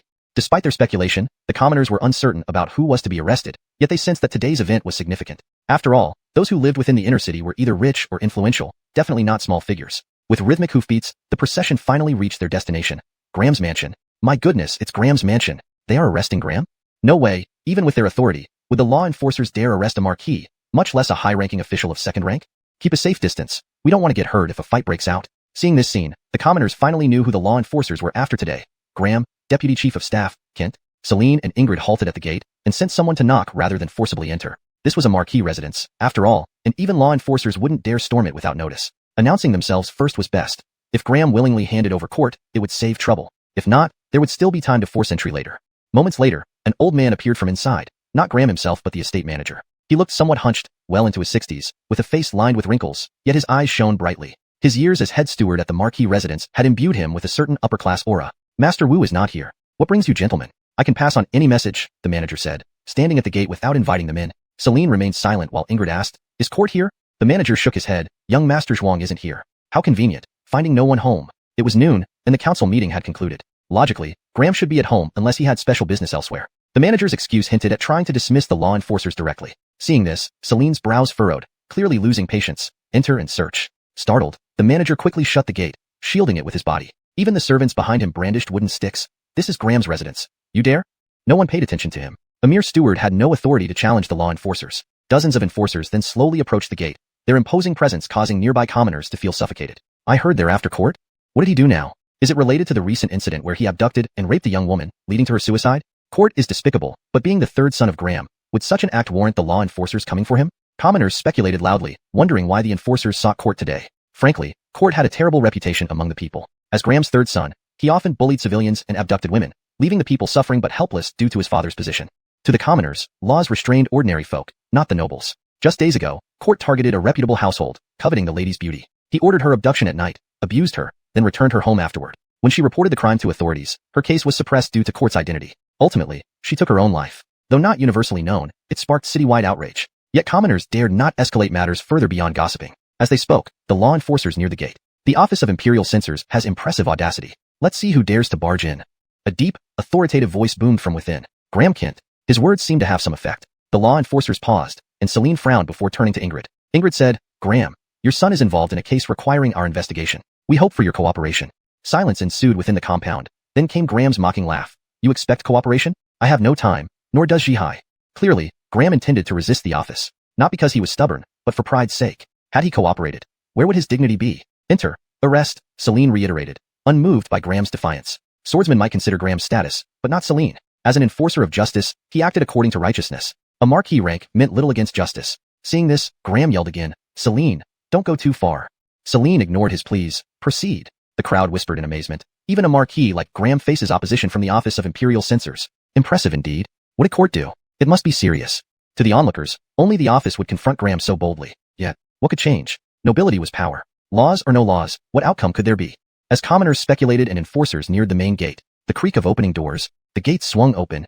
Chapter 78. Gabriella and the Carolyn. The mansion gate creaked open, and a man stepped out. He wore purple official robes, with streaks of white hair at his temples, and his face was lined with wrinkles, but exuded no sign of old age. This person was none other than Graham, Deputy Chancellor Kent of the Daxia dynasty. By his side stood a man in brocade robes who appeared to be around 40 years old, with thick eyebrows and large eyes. He walked with an unsteady gait that gave off a carefree, almost rebellious impression. This man was Graham's third son, Court. To be honest, Graham had truly been furious when the Muhammad office came directly to his residence to arrest someone, specifically his third son. However, once he calmed down, Graham realized that openly confronting the Muhammad office would not be wise. Moreover, even if his third son were taken away for investigation by the Muhammad office, what could it do? Graham was confident that as long as his son had not committed treason or major crimes against the emperor, he could use his power to resolve the matter. Therefore, why not let the Muhammad office take court away? In fact, Graham was looking forward to seeing the Muhammad office's enforcers' helpless expressions as they acknowledged Court's guilt yet remained powerless. Look at Court's expression. He really deserves a beating. Keep your voice down. Do you want to die? Even if they take him away, what can they do? With Graham's influence, the enforcer might not be able to convict him. Seeing Court's carefree demeanor, the onlookers began to whisper amongst themselves again. To them, Graham allowing Court to come out already showed respect for the enforcer. Jihai, since the Muhammad office requires your cooperation in their case, go with them. Remember to tell the truth, Graham said, his gaze fixed on Ripley, his brows slightly furrowed in displeasure. I understand. Court nodded, still showing disdain. It seemed he didn't fully grasp the severity of the situation, or perhaps he simply wasn't afraid. Take him away. Despite Graham handing over Court voluntarily, Ripley did not soften his expression. Then, two enforcers moved forward to escort Court away. Let go. I can walk myself. Court roughly shook off the enforcer's grip, appearing quite domineering. Muhammad office. I will see what you can do to Jihai. Graham muttered to himself, turning away and entering the mansion without looking back. Midday at Ingshun building, perhaps the quietest moment of the day. Guests who stayed up all night had long gone, leaving behind only messes cleaned away. Servants and maids slept deeply, and the girls rested. Only the lingering faint smell of alcohol in the air reminded one of last night's revelry. Fulton, Andrew, and Alec, dressed in the uniform of the enforcers and carrying standard steel swords, walked through the second-floor corridor to the third floor, finally standing before the door to Gabriella's room. The door was unlocked, so Fulton pushed it open and walked in. At this moment, Gabriella sat alone at a round table, sipping from a crystal goblet filled with a beautiful red liquid. No, this wasn't wine, but rather fresh blood. Gabriella smiled, slowly rising and wiping the blood from her lips with a seductive laugh. You've finally come. Upon hearing these words, Fulton felt somewhat surprised. Clearly, Gabriella had known they were coming for her. But if so, why hadn't she prepared beforehand? Thinking this, Fulton asked, So, you anticipated this? Gabriella nodded and laughed. When you asked Tortoisegong about my past, I knew you had discovered my identity. Fulton raised an eyebrow, curious. Then why didn't you run? Why should I run? It's just a body. If you want it, take it, Gabriella laughed. Her voice no longer sultry but rather grating. Just a body? You're not Gabriella. Upon hearing this, Fulton understood. In fact, from the moment she mentioned asking Tortoisegong about Gabriella's past, Fulton had suspected something. Who refers to themselves by their flower name. I am not Gabriella, and as for my true identity, you already know, don't you? Gabriella smiled wickedly. Where is the real Gabriella? Fulton asked, having realized that the Gabriella before him was likely not the real one. Indeed, Gabriella and the Carolyn were not the same being. Let me tell you a story first. The Carolyn smiled wickedly and continued. 20 years ago, Gabriella of Ingshun building was the most admired among the 9 top courtesans, with countless high-ranking officials vying for her affection. One of them was named Court, Graham's third son. Why are you telling us this? Fulton frowned, not understanding the significance of this narrative. Don't be hasty. The Carolyn smiled wickedly, continuing. Gabriella fell uncontrollably in love with Court and wanted to be his concubine, but because of her status, it never happened. Ultimately, Gabriella accepted this fate, believing that as long as her lover visited her every day, titles didn't matter. Fulton watched the Carolyn, puzzled by her intentions. Meanwhile, Andrew and Alec exchanged glances, trying to gauge Fulton's reaction. They were unsure of how to proceed. But as Gabriella grew older, her beauty faded, and Court stopped visiting Ingshun building. That's when I found Gabriella. I taught her how to retain her youth, while she lent me her body. This has been going on for 10 years, so now, I am both Gabriella and the Carolyn. The Carolyn explained, completing her story. Now, Fulton and his companions understood. Gabriella and the Carolyn were not the same being, but they shared the same body. Fulton frowned, asking, Are you from the demon race? Anyone capable of possessing another's body must either be a ghost or a demon. Given the name Carolyn, it was more likely she belonged to the demon race. The Carolyn nodded and laughed. You're very clever. Lushu falling into your hands is well deserved. The Shanghai Alliance harboring demons, indeed interesting. Fulton smiled, placing his hand on his sword. Having confirmed she was a demon, caution was necessary. As everyone knew, demons were devious and difficult to deal with. Chapter 79, The Fox Clan's Charm. When Chester's hand pressed against the sword hilt, Andrew and Alec, though silent, also made corresponding moves. Both knew that if the other party was from the demon race, with their 3 combat strengths combined, they might not be able to take them down. Demons are born with exceptionally strong physical bodies. Even without deliberate cultivation, their physical prowess surpasses most of those in the body-tempering realm. Harnessing internal chi is a forte for demons, let alone. Different demon races possess different racial innate abilities. These were things human warriors lacked. There shouldn't be any demons in the Mountain Sea Alliance, right? Anyway, it has nothing to do with you. Rather, you, Chester, have been too prominent lately. The Carolyn looked at Chester with an evil charm, deliberately pausing before continuing, making the national bell ring 9 times, winning the poetry contest of the Dragon River Academy, and entering the Confucian 9th rank. These events together make it hard to believe you're a warrior. Hearing this, Chester furrowed his brow sarcastically. It seems the Mountain Sea Alliance has been paying close attention to me recently. All his recent significant actions were known to the Carolyn, which could only mean one thing. The Mountain Sea Alliance had been closely monitoring him. This wasn't good news. To be precise, after you captured Antony, the Mountain Sea Alliance began paying attention to you. At first, we just wanted to kill you. Just like we killed the innkeeper's helper at Ulin, said the Carolyn, her alluring eyes continuously appraising Chester as if admiring prey. If so, why haven't you taken action? Upon hearing this, Chester felt somewhat puzzled. If the Mountain Sea Alliance wanted to kill him, there were plenty of times and opportunities available, yet he had never encountered any assassination attempts. Because you became a sword-bearer and made the national bell ring 9 times? Ultimately, we decided to give you a test, smiled the Carolyn, a charming smile on her face. You keep mentioning we? Who does this refer to? Also, what kind of test do you mean? Chester noticed that the Carolyn mentioned we several times, indicating these matters weren't planned by her alone. Your deductive reasoning is indeed impressive. It seems I should be careful when talking to you. A slight misstep, and you uncover clues, haha. With that, the Carolyn giggled. Fine, if you don't want to say, I'll find out eventually. For this, Chester didn't care much. Not speaking then not speaking. With his detective skills, he would find out sooner or later. The Carolyn sipped another mouthful of the bright red blood from her cup and then whispered, actually, the ambush you encountered at Jingbei Post Station was our test for you. You did very well, passing it. So, the head official Louis reporting the missing children case to the court was also intentional. Chester finally understood the issue he couldn't comprehend before. He had previously thought Louis reported the matter to the court due to fear of the mounting cases of missing children. Now it appeared that was simply to lure him there, either to kill or test him, depending on his strength. However, to achieve this goal, the Mountain Sea Alliance needed to confirm one thing. The sword-bearer sent to investigate had to be him. Considering this, Chester raised his eyebrows and asked, how could you ensure that the person sent to investigate would definitely be me? Very simple. If anyone else came, we'd kill them, keep killing, until you arrived. The Carolyn's face remained smiling, making Chester feel a chill run down his spine. So, the case of child theft had been set up from the beginning. This meant that if Louis hadn't reported to the court upon orders from the Mountain Sea Alliance, no one would have known about the missing children near Jingbei Post Station even now. Hold on. Louis started stealing children 10 years ago. Tasha met the Carolyn 10 years ago. Could this be related to the eternal youth method the Carolyn taught Tasha? Suddenly, a terrifying idea flashed through Chester's mind. Thinking of this, he asked, is there any connection between Louis kidnapping children and the eternal youth method you taught Tasha? Not bad. Noticing the connection so quickly? Yes, the eternal youth method I taught Tasha is very simple. It requires drinking the heart's blood of young boys and girls daily. As the Carolyn spoke, Chester felt a thunderbolt strike within him. His brows instantly knitted into a frown, and his whole mind buzzed. 10 years, 3,000 children, all dead? Andrew and Alex's expressions were equally shocked, both clenching their fists tightly, eager to tear this beast apart immediately. What did you do to those children? Chester almost shouted this question out in rage. Honestly, this was almost the first time Chester had been so angry since he came to this world through transmigration. Seeing this, the Carolyn laughed coldly as if it were trivial. Don't be so agitated. Heart's blood drawn out naturally leads to death. But they're just some human children. Dead is dead, huh? You're asking for death. Chester roared, drawing his long sword and pointing it straight at the Carolyn. Seeing this, the Carolyn smirked. Don't rush. I still have a question for you. You've passed the Mountain Sea Alliance's test, so will you join us to co-plot great deeds? I'll join your ancestors in hell. With a roar, Chester's body brimmed with chi, slashing fiercely with his sword, sending sharp sword energy towards the Carolyn. Since you won't join the Mountain Sea Alliance, we are enemies now. Enemies of the Mountain Sea Alliance die.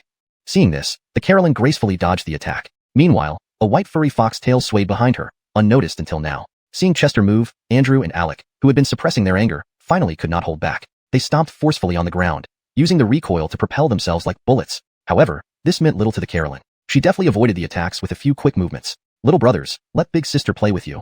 The Carolyn grinned wickedly, her eyes radiating enchanting light. Trouble. Instantly, Chester felt dizziness envelop his mind, disoriented and unclear. The Fox clan's innate charm ability activated. In this moment, Chester saw the Carolyn's appearance constantly shifting. Mature women, Lolitas, sisters upstairs, little girls downstairs, lone young wives, black stockings office ladies, friends of moms and moms of friends. Perhaps protected by the golden gas in his mind, Chester maintained a bit of clarity. But Andrew and Alec weren't faring well. They were already dancing gracefully, abandoning their swords. Sisters coming, ready to meet your end, little brothers. Saying this, the Carolyn bared her sharp nails and walked over towards the trio. Chapter 80. Golden Aura, Dragon Chi? The innate magic of the Fox clan is the power of enchantment. Those who fall under its spell would, at best, suffer from illusions they couldn't extricate themselves from, and at worst, lose their minds and become utterly compliant. From the nine-tailed fox's perspective, Chester and his companions were clearly in a state where they were immersed in those illusions. They were helpless prey. All she had to do was walk up to them, use her sharp claws to slit their throats, and that would easily kill them. It was just this simple. The nine-tailed fox approached Chester first, sized him up and sighed. What a pity. With your talent, you should have had a bright future in the Mountain Sea Alliance. She only said half of what she wanted to say. The other half she kept silent about, that the Mountain Sea Alliance would never let someone like him grow into an executioner of justice. However, right then, she saw a golden aura swirling in Chester's eyes. Suddenly, he snapped out of his stupor and slashed upward with his killing sword. Whoosh! The sword's aura sliced across the chest of the nine-tailed fox, leaving a horrifying cut. Isn't it too simple? A faint smile appeared at the corner of Chester's lips as his previous blank expression vanished entirely. How can this be? You didn't fall for my enchantment? The nine-tailed fox looked bewildered, unable to believe what was happening. The enchantment failed on an 8th-rank martial artist? She could not accept this. In a sense, I did fall for your enchantment, but its effect wasn't as strong. Chester nodded with a smile. In his eyes, the previously mature and charming older sister turned into a young, innocent girl. He wasn't lying to the nine-tailed fox. Even now, Chester was still under the influence of the enchantment, though not deeply trapped by it. Hearing Chester's words, the nine-tailed fox stared at the golden aura surrounding his eyes and frowned deeply, muttering to herself, golden aura in his eyes. Dragon Chi? This cannot be. Her astonishment was even more profound than before. What did you say? Chester could barely hear the whispering voice of the nine-tailed fox, catching only a few words faintly. This has nothing to do with you. The nine-tailed fox ignored Chester's question and immediately attacked him with her sharp claws. We'll see if it concerns you once I catch you. Without wasting any words, Chester instantly cast the Confucian buff, Mighty Vigor, boosting his combat prowess immensely. Instantly, his strength doubled, and he slashed out a powerful sword aura. The nine-tailed fox sneered and leaped back. The sword aura tore through the table, splitting it into two halves. The Confucian word becomes law. I almost forgot you've reached the 9th rank of Confucianism. She laughed coldly, using her agility to dodge and strike Chester, kicking him away and sending him crashing into a wardrobe. Boom. Chester wobbled to his feet, looking at the nine-tailed fox with apprehension. While he remained unentranced thanks to the golden aura protecting his mind, his current combat strength was still insufficient against the fox. After all, she was a demon, with formidable physical abilities and agility far beyond any human martial artist. For instance, despite his seemingly successful attack that left a frightening cut on her chest, she seemed unharmed and the wound was nearly scabbed over already. Such rapid recovery was beyond the capability of any human. 8th rank martial artist, 9th rank Confucian scholar. Although you can use word becomes law, you can only affect yourself. Still, you three will die here today. The nine-tailed fox smirked sinisterly. Her words were brutally honest. Regardless of Chester's dual cultivation, he was still no match for her as a fox demon. Unless, there were 3 8th rank martial artists against her one. Unfortunately, Chester's word becomes law was not yet strong enough to break the enchantment on Andrew and Alec. His inner righteousness wasn't potent enough for that. Upon hearing the nine-tailed fox's statement, Chester realized something and smiled. Thanks for reminding me. If you hadn't mentioned it, I might have forgotten about this trick. Speaking, he pulled out a porcelain bottle from his sleeve, retrieving a round pill. A righteousness pill. It was midday, precisely the best time for consumption as instructed by Director Justin earlier. Without hesitation, Chester popped the pill into his mouth. What are you doing? The nine-tailed fox felt a surge of dread and pounced at him, but it was too late. Chester emitted a brilliant golden light which seemed harmful to the nine-tailed fox, making her hesitate and step back. At this moment, she saw a faint smile on Chester's lips. Andrew, Alec, wake up. As he spoke, the golden light enveloped him, and the dazed expressions on Andrew and Alec instantly cleared. Swish, swish. Almost simultaneously, both drew their swords and lunged at the nine-tailed fox. Darn it. Seeing this, the nine-tailed fox tried to escape through the window but was blocked by Chester. This room has walls as strong as copper and iron. With those words, the windows and doors slammed shut, covered in golden light, turning as solid as metal. Clang. With a metallic sound, the nine-tailed fox crashed against the window and recoiled. Monster, take this. Chester roared, slashing low and cutting her Achilles tendon, severing it instantly. The nine-tailed fox screamed in pain, falling to the ground. Her agony twisted her face, and her eyes became slits. Andrew and Alec quickly followed up, severing her hand tendons, subduing her completely. Let go of me, let go of me. The nine-tailed fox screamed, her voice shrill and piercing. Not so cocky now, are you? Chester sheathed his sword, gathered his chi in his palm, and delivered a swift chop to her neck, rendering her unconscious with white eyes. Phew. Chester breathed a sigh of relief as his tensed nerves finally relaxed. Simultaneously, the effects of word becomes law wore off, and his mouth twitched. This battle required too much use of word becomes law. Without the righteousness pill, he would likely be unconscious again. It was tough. Who would have thought there would be demons within the Mountain Sea Alliance? I must report this to the boss when we return. Andrew and Alec both looked terrified but grateful toward Chester. Chester had saved their lives once more. At that moment, the supposedly unconscious nine-tailed fox began to convulse violently. Chapter 81. Teaching you a martial skill. The nine-tailed fox's body convulsed and swayed, but it remained unconscious. This puzzled Fulton. However, now was clearly not the time to ponder this mystery. Fulton's priority was to ensure that the nine-tailed fox did not escape. Thinking of this, Fulton shouted loudly, quickly, bring the manacles and lock her up. Andrew and Alec reacted swiftly, immediately fetching the shackles to bind the nine-tailed fox. Just as the three were about to breathe a sigh of relief, a wisp of gray gas suddenly burst out from the nine-tailed fox's forehead. On closer inspection, this mass of gray gas was shaped like a fox. Not good. Fulton's heart sank, instinctively reaching out to grab it, only to grasp at air. Fulton, you will regret this. The Mountain and Sea Alliance will not let you off easily. With these menacing words, the gray gas rushed out through the window and vanished in an instant. The nine-tailed fox had escaped. Damn it, she actually got away. Andrew clenched his fists tightly, his face filled with regret. There's no need for regret. The methods of demons are unpredictable. It's normal that we couldn't capture her. Compared to Andrew, Fulton took it more calmly. For one thing, this wasn't the true body of the nine-tailed fox. Secondly, martial warriors only possessed brute strength. They lacked the necessary means to capture demons. At this moment, Alex squatted down to check Tasha's breathing. She's still alive. Though she was alive, she was as good as incapacitated. In the recent battle, her limbs had been severed, and a terrifying sword slash marred her chest. If the nine-tailed fox had still possessed her, she might have recovered. But now, with the nine-tailed fox gone, how could Tasha, a frail woman, possibly heal on her own? The outcome would inevitably be lifelong disability. Take her back to the prefectural office. Find a physician to treat her injuries, and don't let her die. Then, Fulton, along with Andrew and Alec, brought the unconscious Tasha back to the Muhammad office, seeking a physician to treat her wounds. Although the nine-tailed fox had escaped, Tasha remained a key participant in the case and a critical lead for solving it. Moreover, Fulton hoped to question her about the whereabouts of those 3,000 children. More accurately, their remains. Of course, all this depended on whether Tasha knew anything. Inside the Celine pavilion, just as Fulton and his team handed over Tasha to the physicians, they encountered Ingrid returning. Seeing him, Fulton asked, "Boss, how did it go?" "Graham cooperated, and Court has been sent to the Jingzhou Prefecture jail. Did you catch the nine-tailed fox?" Ingrid nodded, then asked. "Not entirely." Fulton scratched his head and recounted the situation with Tasha and the nine-tailed fox to Ingrid. "I didn't expect the nine-tailed fox to be a demon. Don't feel too guilty. Demons use cunning methods, and it's normal that you couldn't catch her," Ingrid responded, somewhat surprised. He knew that relying solely on Fulton's team wasn't enough to capture a demon. To apprehend a demon, specific magical artifacts were necessary. Otherwise, even if they caught the physical form, they couldn't contain the demon's original spirit. However, fortunately, we brought Tasha back. We'll question her together once she wakes up. Fulton understood this and wouldn't dwell on self-blame indefinitely. He just felt that they hadn't prepared thoroughly enough. If he had deduced that the nine-tailed fox might be a demon before capturing her, could they have prepared the necessary artifacts beforehand? Perhaps then, the nine-tailed fox wouldn't have escaped. Just then, an elderly clerk hurried in from outside. "Fulton, Daniel wants to see you." Fulton nodded, wondering why Daniel needed him. "Go, don't keep Mohammed waiting." Seeing this, Ingrid nodded in agreement. "All right, inform me the moment Tasha wakes up." Fulton nodded and followed the elderly clerk towards the Mohammed pavilion. This elderly clerk was someone Fulton had seen before, the same one who managed messages for Daniel on the first floor during his literary examination. Considering this, Fulton couldn't help but glance sideways at the elderly clerk. He had a very ordinary appearance, not particularly robust, looking about 40 years old with more wrinkles around his eyes than expected. An extremely ordinary middle-aged man. Then, Fulton tentatively asked, "Why is Mohammed seeing me?" "You'll know when you get there." The elderly clerk shook his head, indicating he didn't know either. Hearing this, Fulton didn't press further and changed the subject. "How should I address you?" "Just call me Abdur." "All right, Abdur." As they spoke, they arrived at the Mohammed pavilion. "Go in, don't keep Mohammed waiting." Abdur smiled and waved. "All right." Fulton nodded and stepped inside. Just then, he saw a figure approaching, none other than his superior, Celine. "Sir." Fulton stopped and bowed.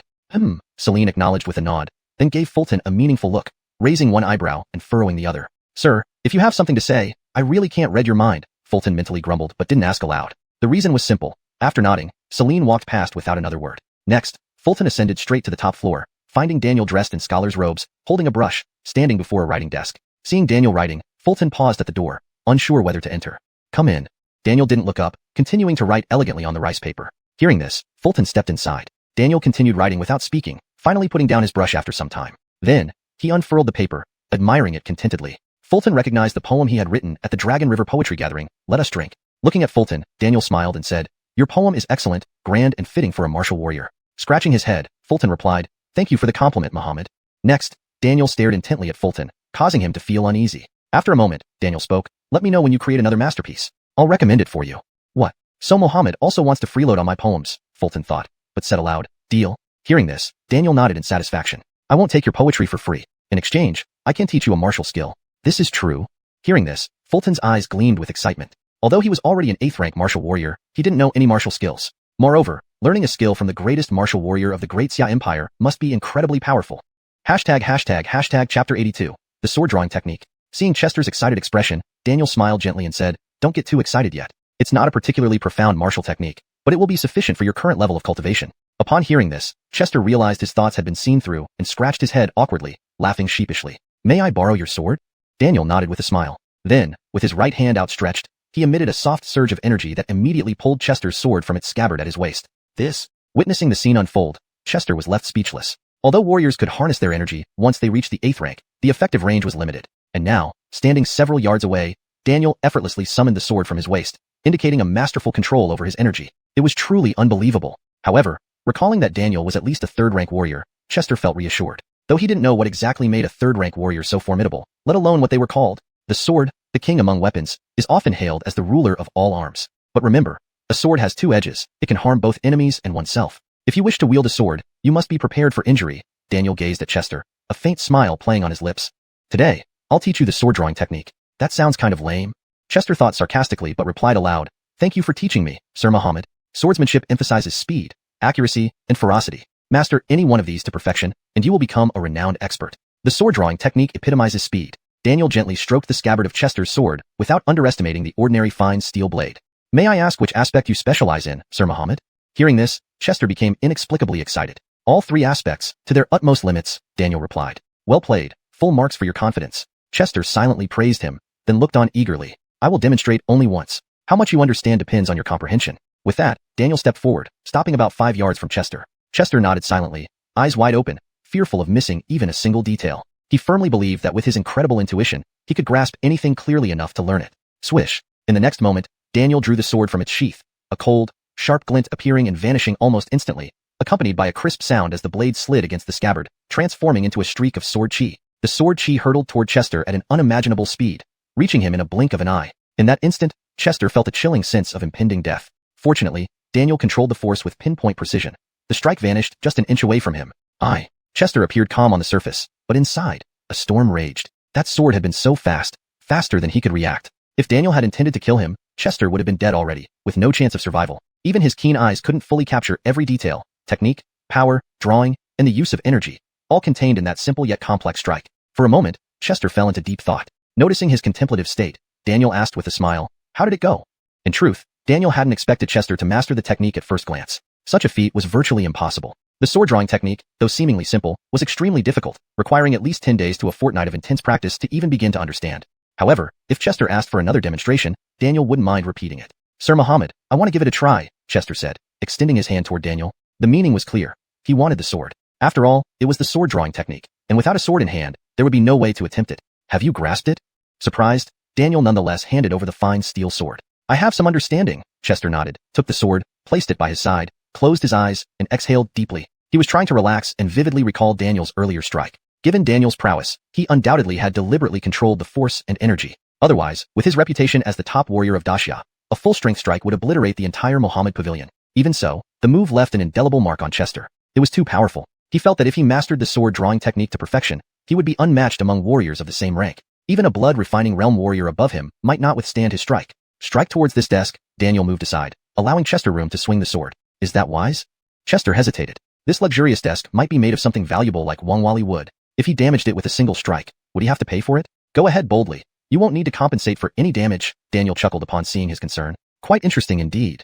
In fact, Daniel wanted to test Chester. The desk wasn't made of Wangwali but ironwood, known for its incredible hardness, nearly impervious to regular weapons. If Chester's sword chi could cut 3 inches into the desk, it would be satisfactory. If it penetrated 5 inches, it would be commendable. If that's the case, I won't hold back. Chester stood about a yard away from the desk, his energy flowing within him, infused with mysterious golden gas, spreading throughout his body. His left hand rested on the scabbard, his right gripping the hilt tightly as he focused on the desk, clearing all distractions from his mind. Swish! The sword sang as it left the scabbard. In the next instant, the desk split cleanly in half.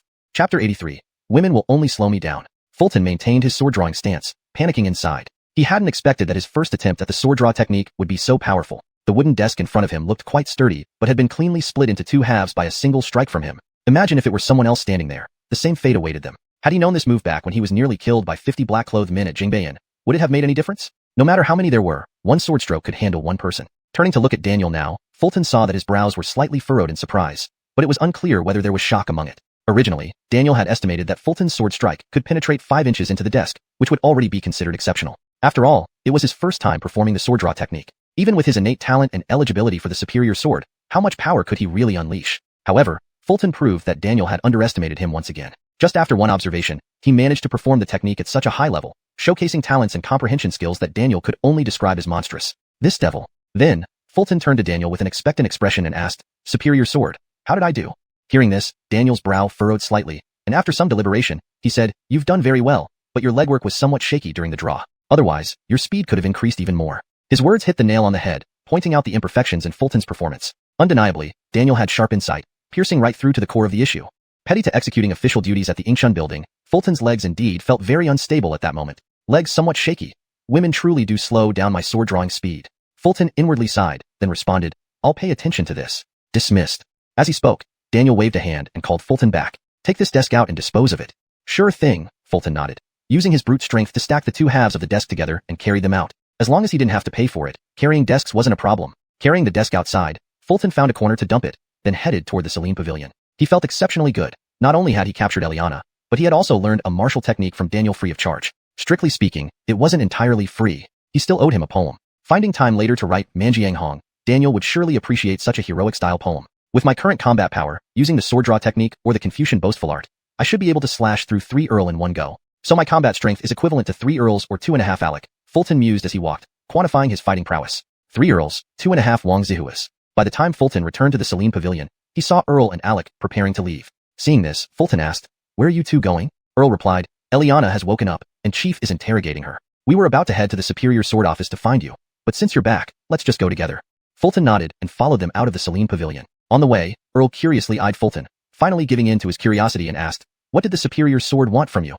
Fulton nonchalantly replied, "Not much, just taught me a martial technique." This taught by the Superior Sword? Hearing this, Earl couldn't help but feel envious. Martial techniques were invaluable to warriors, especially those taught by Daniel. For a moment, Earl felt like he had swallowed a sour lemon. His heart dripped with jealousy, but thinking about it, he had only struck the state bell once while Fulton had struck it 9 times. With this comparison, he felt somewhat better. Seeing Earl's jealous look, Fulton nodded approvingly, saying, "It's a simple technique, but its power is undeniable." "How powerful is it?"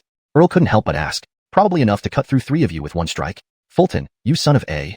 Earl directly cursed aloud. Seeing Earl's exasperated face, Fulton laughed heartily, making even Alec chuckle. "I'll learn a martial technique someday, one that can cut through 3 Fultons in one go." Earl began fantasizing, measuring the power of martial techniques in terms of Fulton. Upon hearing this, Fulton and Alec couldn't help but mock him. A furious, Earl chased them with his scabbard. In their playful antics, they arrived at the medical facility within the office of the Superior Sword. Eliana was here, having just woken up. Ingrid stood beside her, eyebrows knitted in worry. "Let me die, or you kill me. I have sinned." Eliana was still very weak, speaking feebly. Clearly, Eliana had regained her thoughts and possibly recalled her actions over the years. Now she sought death, petering the 10 years, perhaps driven by the desire for eternal youth, or under the control of the Carolyn. In total, over 3,000 children died at her hands. She drank their blood, draining the life force from their hearts. Now, she had awakened to the reality, unable to bear it and wished to end her own life. Understandable. However, aside from her current weakness, her tendons were severed. She couldn't even commit suicide. Seeing this, Fulton quickly approached and asked, "Chief, what happened?" Eliana remembered everything she did. Ingrid's expression was somber. "She's a pitiful woman." "It's understandable." Fulton nodded, then tentatively asked, "Chief, I have some questions for her." "Go ahead." Ingrid nodded and stepped aside. Fulton looked at the bedridden Eliana, catching the despair in her eyes. "Kill me, please kill me." Eliana pleaded with tears streaming down her face. Seeing this, Fulton asked sternly, "Do you remember everything that happened before?" Eliana nodded, bursting into tears. All the events controlled by the Carolyn over the past 10 years were vivid in her mind. Chapter 84. The Serpent, Dominic, Youssef. Seeing Eliana's state, Chester could imagine that she must have lost all desire to live. If she were free to move, the first thing she would do is end her own life. Thinking of this, Chester spoke in a grave voice. "I know none of this was your intention. You were also controlled by the Carolyn. But those children, they are still dead, and my hands are stained with their blood." Chester's consolation meant little to Eliana, as she now harbored no desire to live. Over these 10 years, although she couldn't control her body, her mind had been fully aware. She had witnessed everything the Carolyn did as if it were happening right before her eyes. 10 years ago, due to her obsession with eternal beauty, she was seduced by the Carolyn. But what good was saying this now? What had happened wasn't her intention, but she couldn't escape responsibility. "You can't die just yet?" Chester knew that no matter how he tried to console Eliana, it wouldn't work. But he still needed to obtain evidence from her mouth. Evidence to convict court. Then Chester asked, "Where are the children's bodies?" Hearing this, Eliana's eyes lit up slightly, as if sensing something from Chester's words. In some sense, she could still atone for her sins. Perhaps dying after atoning would be a good choice. With this thought, Eliana said, "From Jingbei Inn, enter the tunnel and always choose the left path. Also, there's a hidden compartment under the bed in my room, where you'll find ledgers of my transactions with court over the past decade." After hearing this, Chester turned to Andrew and instructed, "Send someone to Ingshun building to fetch the ledgers. I will visit Jingbei Inn later." "All right," Andrew nodded and left the room. Chester then looked back at Eliana lying on the bed and said, "Court has been captured by the Muhammad office. If he is convicted, what punishment will he receive?" Hearing this, Eliana frowned, her tone laced with hatred. Chester sternly replied, "According to the laws of Daya, traffickers are executed publicly." Upon hearing the execution decree, Eliana's face showed an expression of relief, which quickly turned into worry. Her concern wasn't for court, but whether the Muhammad office could convict him. Thinking of this, Eliana asked, "Can you ensure his conviction?" Chester understood what Eliana meant. She worried Graham might cover for court, but power overriding law was something Chester, carrying a modern soul, could not accept. "These are 3,000 children's lives, 3,000 shattered families. I won't let him go, nor will the Muhammad office." Chester vowed, nodding firmly. Although he didn't know how hard it was to convict the son of a marquis in Daya, he believed justice must prevail. Power should never override the law. Otherwise, the nation would collapse. The mastermind behind this disaster, the station master of Jingbei and Louis, Graham Suncourt, and the Carolyn of the Shanghai Alliance, must pay in blood. As for Eliana, Chester honestly didn't want to hold it against her now. He saw clearly that Eliana had no desire to live, staying alive only to see Court get his due punishment. Upon hearing Chester's words, Eliana blinked gently, tears continuously rolling down her cheeks. However, hope flickered in her eyes. For some reason, perhaps because Chester had exorcised the Carolyn that possessed her body for 10 years, Eliana felt that this man would surely make Court face justice, no matter how difficult it was or his high status. 10 years ago, I naively believed Court's lies, thinking he loved me and would spend my life with me. To be with him, I even struck a deal with the demon race to retain my so-called exquisite beauty. With newfound courage, Eliana began recounting events from 10 years ago. Chester nodded without replying, while Ingrid and Alec listened quietly. Unfortunately, I loved the wrong person. Court only coveted my beauty. When I aged, he discarded me like a worn-out piece of clothing. After that, I was controlled by the Carolyn and became a spy for the Shanghai Alliance in the capital. Eliana continued, her tone increasingly sorrowful. Chester quickly asked, what do you know about the Shanghai Alliance? He figured that although Eliana was controlled mentally over the past decade, since she remembered the children, she might remember information about the Shanghai Alliance too. I don't know much. The Carolyn and Ingchun building exist merely to provide a secret meeting place for the Shanghai spies in the capital. Each time Shanghai Alliance members arrived, the Carolyn would block my thoughts and consciousness. Eliana shook her head, speaking weakly with all her remaining strength. 3 people frequently visited Ingchun building, but I only remember their code names. The Serpent, Dominic, Yusef. They were government officials with considerable ranks. Having spoken so much, the already weakened Eliana grew even weaker, almost fainting from the exertion. Seeing this, Chester stopped pressing her and went outside with Ingrid and Alec. Leaving the clinic, Ingrid frowned, seemingly worried. This is the first time I've heard these code names. It appears there are more Shanghai spies in the capital than we imagined. Eliana just said these 3 are government officials with significant ranks. Alec appeared equally serious. Countering the Shanghai Alliance was also part of the Mohammed office's duties, but for 20 years since its establishment and the birth of the Shanghai Alliance, neither organization had prevailed. Or perhaps, if the outcome were a stalemate, the Mohammed office would be considered the loser. Chapter 85. I was wrong, but I dare again. To be honest, Chester's current attention was not on Dashi, Dominic, and Jetty. Now was not the time to investigate them. What he wanted to do was convict Court as quickly as possible. Petty to Court's special status, Chester needed to gather enough evidence to convict him, primarily witness testimonies and physical evidence. Chana and Louis could serve as witnesses. As for the physical evidence, it included the ledger of transactions mentioned by Chana and the corpses of the children found in Jingbei Post Station's hidden passageway. Chester had once promised the parents who had lost their children that he would bring them back. Although he couldn't return the children alive, he at least wanted to return their remains. Thinking of this, Chester said solemnly, Boss, I think I should go to Jingbei Post Station. Upon hearing this, Ingrid nodded and replied, all right, I'll go with you. Alec, you find Andrew and get the ledger from Ingchun Tower. Then, Chester and Ingrid rode out of the city toward Jingbei Post Station. They arrived in just an hour's swift ride. Since the day Chester killed 50 black-clothed men single-handedly at Jingbei Post Station, it had been closed off. Though the bodies had been removed, the stench of blood lingered. Too many people had died that day. The soil soaked with blood wouldn't lose its smell easily. Feeling the air filled with the scent of blood, Ingrid frowned and asked, did you kill 30 men alone here? Boss, it was 50, Chester corrected, raising an eyebrow. Boss, how come others in Mohammed Bureau say I killed 500, but you say 30? Ingrid raised her delicate eyebrows and responded. So you mean to say Jiaguai and Alec didn't kill anyone and all 50 were yours? Well, not exactly. Chester felt awkward and changed the topic. If the evidence is solid, what crimes will Court be convicted of? After pondering for a moment, Ingrid frowned. According to the laws of Daxia, trafficking in human beings warrants a death sentence. However, since Court is Graham's son, Graham will certainly intervene. It's complicated. Chester knew the severity of Court's crime warranted death, but also knew Graham wouldn't let his son face the death penalty. Why can Court escape because he's Graham's son? His voice carried both accusation and confusion. Ingrid shook her head helplessly. Although I don't want to admit it, getting a death sentence for Court won't be easy. This was an understatement. It was virtually impossible. The most likely outcome was exile. Hearing this, Chester remained silent, shaking his head helplessly. He knew in this era of imperial authority, power often superseded law, and people tacitly accepted such realities. There was nothing he could do about it. That was just how things were. He then lit 2 torches in the post station, one each, and entered the hidden passage. Following Chana's instructions, they walked leftward continuously until they reached the burial ground of the 3,000 children. This was Chester's second visit to the tunnel, but this time his heart felt exceptionally heavy. He anticipated what he was about to see would be horrific. Ingrid shared the same thought. As they walked through the dark, damp tunnel, a strong smell of decay enveloped them. We're almost there, Ingrid frowned, feeling nauseous from the stench. Chester merely nodded, mentally preparing for the worst. However, the sight before them exceeded even the worst expectations. A mountain of corpses. It was a real mountain made entirely of bodies, some skeletons fully decomposed, some partially decayed flesh, stacked carelessly like discarded dolls. Bone intertwined with bone, flesh piled upon flesh. It was impossible to count the number of corpses. But one thing was certain. All these were children. The largest were around 7 years old, while the smallest were infants. It was heart-wrenching. Seeing this, Chester's brows furrowed into a frown. His fists clenched tightly. His chest heaved with labored breathing, and his whole body trembled with rage. Monsters. They are monsters. Chester gritted his teeth. His hatred for Court and the Sea and Mountain Alliance reaching its peak. They treated lives as disposable. Court cared only about selling a child for 50 taels of silver. The 9-tailed fox cared only about drinking children's blood to remain youthful. Chester, I feel sick. They were just kids. What did they do wrong? Why should they suffer like this? Ingrid trembled with anger. Her voice choked up, tears filling her eyes. Boss, don't be upset. I will ensure Court gets the punishment he deserves, no matter how difficult. Chester embraced her gently, patting her back. Ingrid blinked in surprise. Chester meant well, but she was stunned. Did he just hug me? Physical contact between men and women was inappropriate. How could he hug her? Yet, despite knowing it was wrong, Ingrid couldn't resist the warmth emanating from Chester's body. Before she realized, her cheeks turned red. Moments later, Ingrid finally came to her senses and screamed, pushing him away.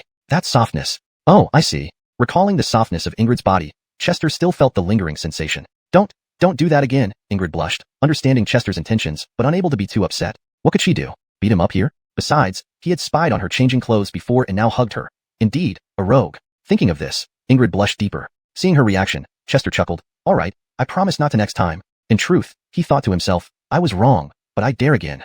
Chapter 86, Night Interrogation of Court. The burial ground of over 3,000 children held no other significant evidence apart from this mountain of corpses. As for this heap, once Ingrid and Fulton returned, they would definitely send people to clean it up. If possible, Fulton wished to return these thousands of skeletons to their parents. After all, in this feudal era, one must see a living person alive and a dead person's body. Thinking of this, Fulton frowned and said, Chief, let's inform the magistrate's office later and have them send people to clear this place. If possible, sort out the remains and notify their parents to identify them. He knew that trying to identify all the remains was impossible given the current situation. But even if they could only identify some, it was better than doing nothing. All right, Ingrid nodded without further comment. Next, the two returned to the Muhammad office, where Andrew and Alec had also just come back after arranging matters concerning Jian. They had found the ledger, which meticulously documented every transaction between Court and the Carolyn over 10 years, down to each child. As for the price, uniformly 50 taels per child, 50 taels per life. After reviewing the ledger, Fulton remained surprisingly calm. His anger had already reached its peak upon seeing the mountain of corpses. Now, facing this ledger, he was very composed.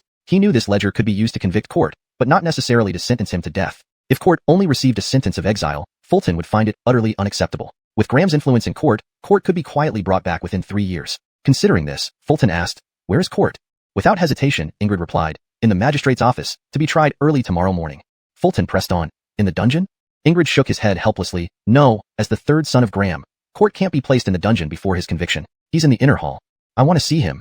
Hearing this, Fulton frowned, but understood the limitations. All right, Ingrid nodded. Then Fulton turned to his two close friends, Andrew, Alec. You two come with me. Nodding, Andrew asked, Sure. What do we need to do? Nothing, just hold me back when necessary. I'm afraid I might lose control and kill this beast. Fulton's eyes gleamed with menace. Inside an inner hall at the Muhammad office, Court sat leisurely in a chair, sipping wine contentedly. From his expression, he didn't seem nervous at all. He knew exactly why the enforcers arrested him, but wasn't scared in the slightest. The crime of kidnapping children was certainly a capital offense for ordinary people, but things were different for him. With his father Graham's connections in Court, he wouldn't be sentenced to death. Even getting him exiled would be extremely difficult. Besides, exile was like nothing to him. Others might suffer, but he'd live luxuriously and return to the capital within 3 years. Confident, Court laughed coldly, truly laughable, merely the children of commoners. Is such a matter worth investigating?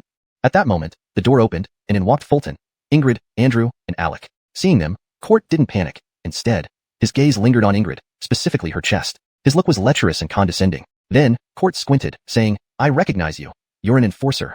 Fulton stared intently, finally getting a good look at this man. Court had a square face, narrow eyes, thin lips, and a goatee. Altogether, he looked untrustworthy. Most infuriating was his superior attitude. Seeing this, Fulton's anger flared, and he slammed the ledger on the table, shouting, Court, do you know your crimes? Startled by the sudden noise, Court nearly dropped his cup. Then, frowning, he glared at Fulton. Who are you to speak to me like this? I am the enforcer of Dacia. Fulton's glare matched Court's. Assessing Fulton, Court figured he was likely just a junior enforcer and felt reassured. He sneered, even the 10 great swords dare not speak to me like this. Seeing this, Fulton's eyes narrowed, brimming with fury. Honestly, he really wanted to kill him. Every thought of those children roused his wrath. Still glaring, Fulton said through gritted teeth, I'll speak to you however I wish. What can you do? Why you? Faced with Fulton's ferocity, Court was speechless, too intimidated to retort. Impressed by this, Andrew and Alex silently praised Fulton. Dealing with someone like Court, arrogant and well-connected, was usually very challenging for even enforcers. Yet Fulton had reduced him to silence with just a few words. Ingrid was satisfied as well. Observing Court's deflated demeanor, Fulton nodded approvingly and asked again, Do you know your crimes? Cowed, Court glanced at the ledger on the table. What is this? What crime should I acknowledge? Fulton picked up the ledger, showing a couple of pages before snapping. This details your transactions with Melinda of Inkshun building over the past 10 years, each entry meticulously recorded. I don't need to spell out what you traded, right? Is that it? Is this considered a crime for me? Court raised an eyebrow, dismissing the matter. Or rather, he didn't believe it was a crime for him. Dacia law dictated severe penalties for human traffickers, including death. But in Court's view, applying this law to him didn't count as a crime. Chapter 87. What does the law have to do with me? Seeing Court's unapologetic and lofty demeanor, Fulton felt a surge of anger and wished he could slay him with one stroke of his sword. But in the end, he restrained himself. Fulton held back, but Andrew beside him couldn't control himself and immediately drew the killing sword from his waist, ready to chop off Court's head. Fortunately, Alec reacted swiftly, grabbing Andrew from behind, and prevented him from doing something foolish. I should cleave your head off, you beast. Those are the lives of over 3,000 children, yet you show no sign of remorse. Andrew screamed in anguish before finally calming down. Fulton could fully understand how Andrew felt at that moment, and thus said nothing. As for Court, he initially felt a little fear, but soon returned to normal. He looked at Andrew as if watching a fool, because he knew, no matter how much Andrew raged, he wouldn't dare to kill him. Even if the 10 great swords were here, they wouldn't. Then, Fulton looked at Court again and asked, "It seems you admit all these things are what you did." Fulton had clearly heard Court's words. He admitted to trafficking children, but he didn't consider it a crime for the third son of Graham. Why should I deny it? Court showed no fear. Fulton continued, "The law of Daxia stipulates that child theft is punishable by beheading. Are you aware of this?" "Yes," Court nodded indifferently. "You know and still do it?" Seeing Court's expression, Fulton felt even more infuriated. "The law is for the lowly people. What does it have to do with me? Just some stolen children, and that counts as a crime?" Court spoke with conviction, showing no remorse whatsoever. Seeing him like this, Fulton once again felt an urge to strike him down with one stroke. Even Alec began to regret stopping Andrew earlier. Ingrid frowned slightly, seemingly less angry than the others. This wasn't because Ingrid didn't want to slay him. Rather, she had seen too many people like Court. Many of the official sons within the court exhibited this same arrogance. They believed themselves to be above the law and superior to others, while they considered laws only applicable to commoners. And they certainly weren't commoners. Frankly, Ingrid despised their misplaced sense of superiority. At the same time, she recalled Fulton's words from that day. Law was the backbone of the state and the scales in the hearts of the people. If the backbone bends or the scales tip, the nation would lose its dignity, and the people their trust. Then, Fulton forced himself to calm down and addressed Court. Word by word, "You're beyond redemption." Seeing Fulton's attitude, Court furrowed his brows and suddenly had a bold idea. He wanted to eliminate the small-time swordsman in front of him. At that moment, he seemed to forget how he had cowered before Fulton. Court then raised his eyebrows and sneered, "How laughable! Do you know what will happen to you if you speak to me like this? When I get out of here, I'll teach you what it means to regret." Hearing this, Fulton raised an eyebrow and retorted, "You think you can leave here? Don't kid yourself. Don't worry. Even if I'm exiled, there are 100 ways to make you die quietly in the capital." Court remained unperturbed, his tone flat but laced with cold menace. Court knew that as long as he hadn't committed treason, his father could protect his life. The worst punishment would just be exile. For him, that wasn't much of a problem. It would be like traveling for a few years and then returning to the capital. That's simple. Fulton understood that Court's obstinacy was a habit formed over decades, deeply ingrained by the era, impossible to change. With this thought, Fulton ceased deliberating and sternly declared, "Tomorrow, Minister Lenore will preside over your trial. Let's see how long you can maintain this arrogance." Hearing this, Court laughed, as if amused. "You're talking about Prefect Brennan, right? A third-rank official. What gives him the authority to judge me? He doesn't have the qualification to judge me." Court continued to laugh uncontrollably, as if he had heard a funny joke. Speechless, Fulton turned and walked away immediately. He couldn't stay in this room another minute. If he stayed any longer, he and Court, that idiot, would inevitably fight to the death. One of them would die. Damn, if he weren't the son of a marquis, I'd cut him down without hesitation. It's precisely because he's a marquis son that he can be so arrogant. Damn it, I don't like it either. Andrew and Alec also cursed and followed Fulton out of the room. Ingrid was the last to leave. Ingrid stepped out of the room and worriedly said, "With the evidence we have, convicting Court isn't difficult. The challenge is determining the severity of the crime. Without unexpected developments, the Ministry of Punishments will definitely intervene, and possibly the Supreme Court as well. We'll see how it goes tomorrow." Hearing this, Fulton felt an overwhelming fatigue. A swordsman upholds the law for the country and its people, serving the world. If someone like Court cannot be punished, what does it mean to serve the country and its people? If so, the spine of Daxia would bend, and the scales in the hearts of the people would tip. Or maybe, isn't this already happening? Night fell, and Fulton returned home in heavy spirits, comforted by the laughter and chatter from the dining hall.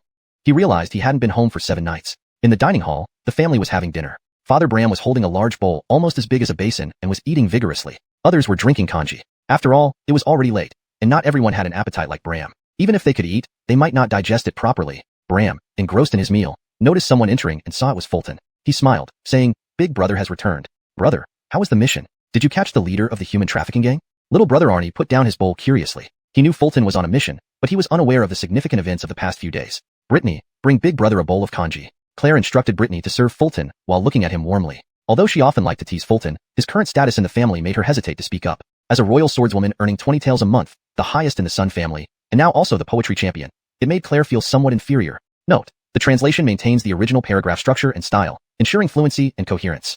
Chapter 88. Setting the death penalty, harder than ever. Seeing Claire's demeanor, Chester nodded in satisfaction. He then sat down on a chair and enjoyed a bowl of congee with great relish. Next, Chester put down the bowl and, playing with his chopsticks, calmly stated, "The mastermind behind the child trafficking has been captured. The trial will be held at the Jingzhou Prefecture office early tomorrow." "So, it turns out there was indeed someone backing Louis, the station master of the Northern Imperial Post Station," said someone. "Elder brother, who exactly is the mastermind?" Hearing Chester's words, Father Bram and little brother Arnie showed great interest. After all, this was the biggest event in the capital city recently. Not only were the two of them curious, but the entire city's residents, even the Imperial Court, were closely following this matter. Over 10 years, 3,000 children had been stolen and sold by the station master of the Northern Imperial Post Station.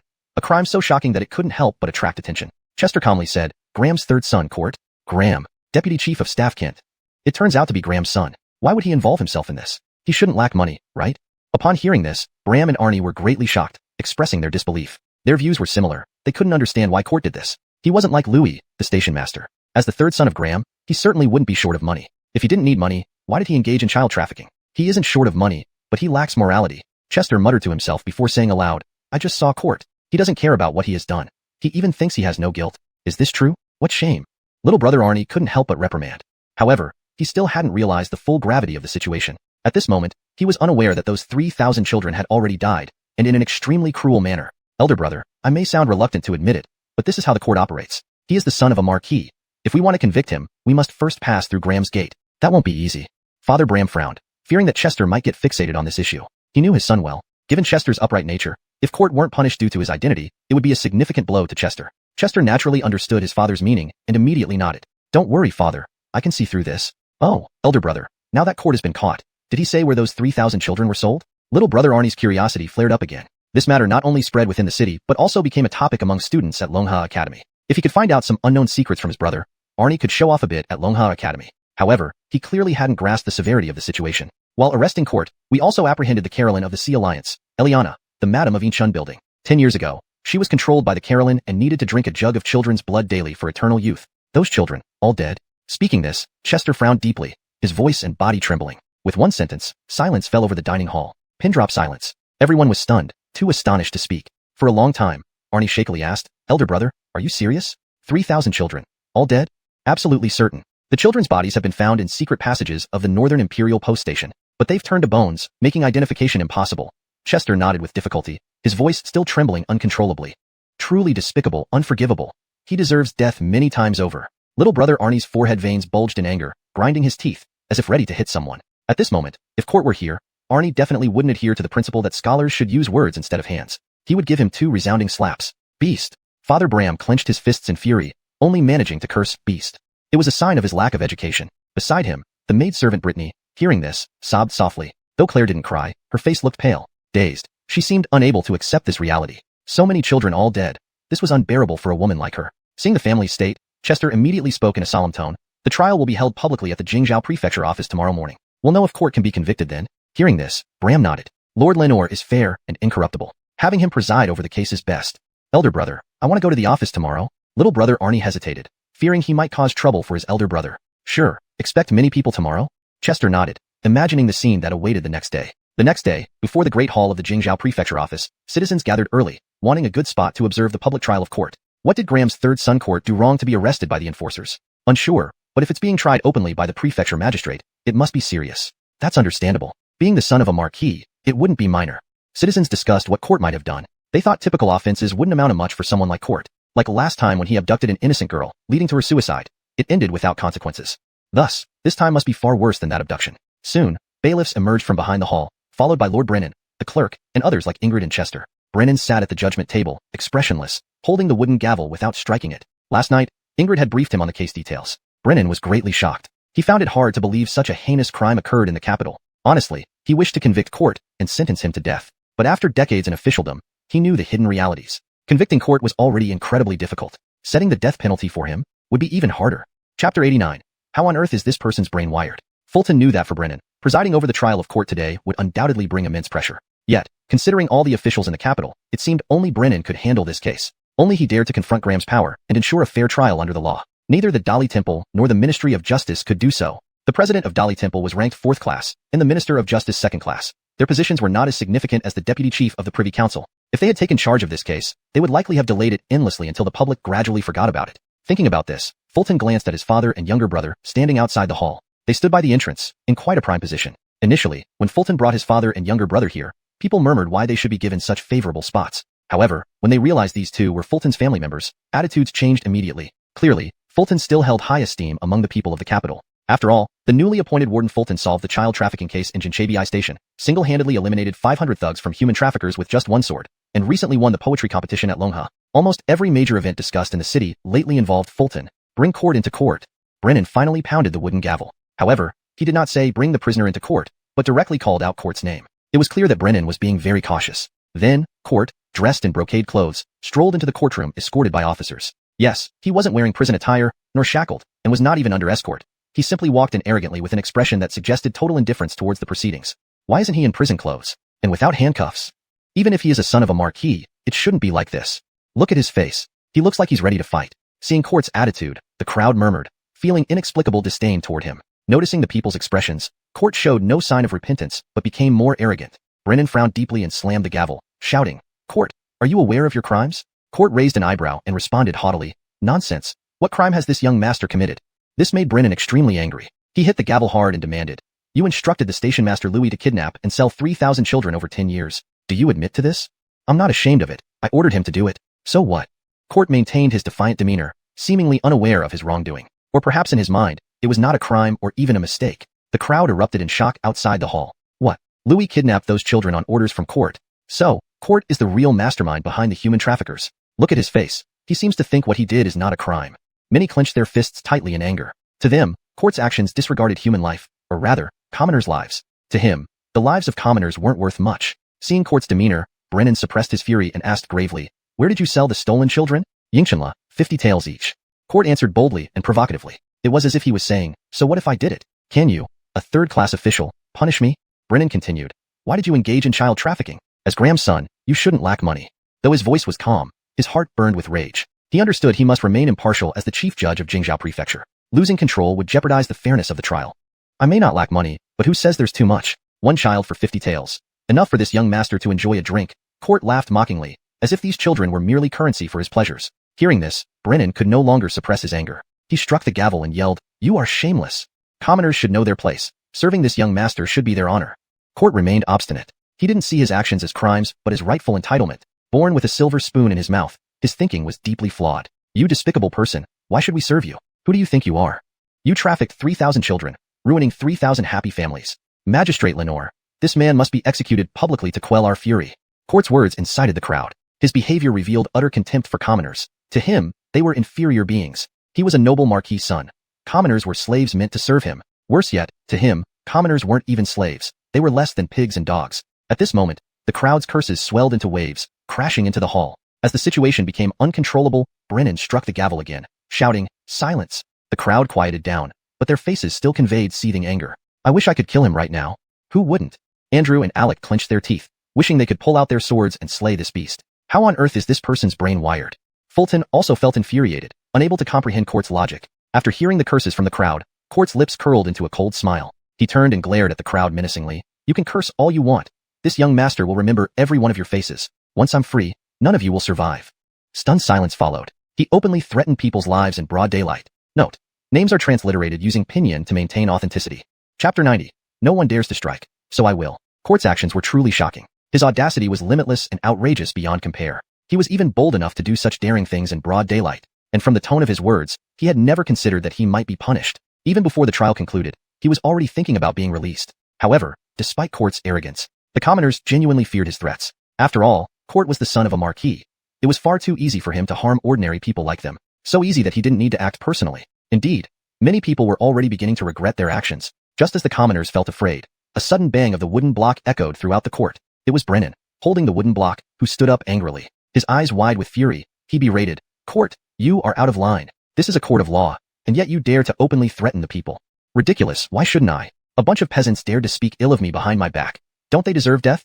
Upon hearing this, Court still wore that arrogant, almost provoking expression, sneering disdainfully. Brennan was momentarily speechless with anger at Court's words. Holding the wooden block in his hand, he stood there for a long time before finally frowning deeply and declaring coldly, "Strike him 10 times.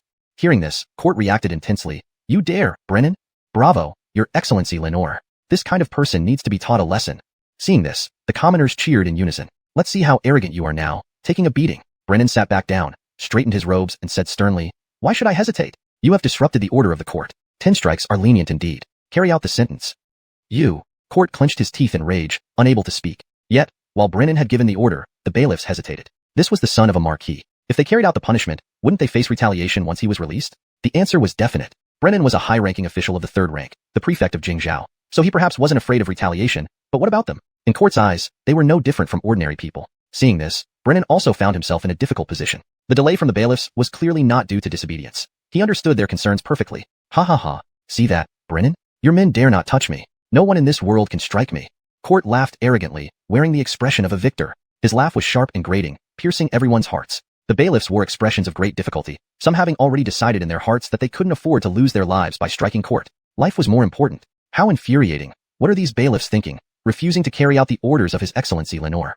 They're only worried about retribution from Court. Damn it. Isn't there anyone who can handle him? Seeing this, the commoners exchanged uneasy glances, seemingly very anxious for Brennan. Who says no one dares to strike you? I will. At this moment, a figure stepped forward, loudly proclaiming as he snatched a stick from a bailiff. It was Ronnie. Upon hearing this, Court thought who would risk their life to make a scene now. Turning his head, he saw Ronnie. It's you.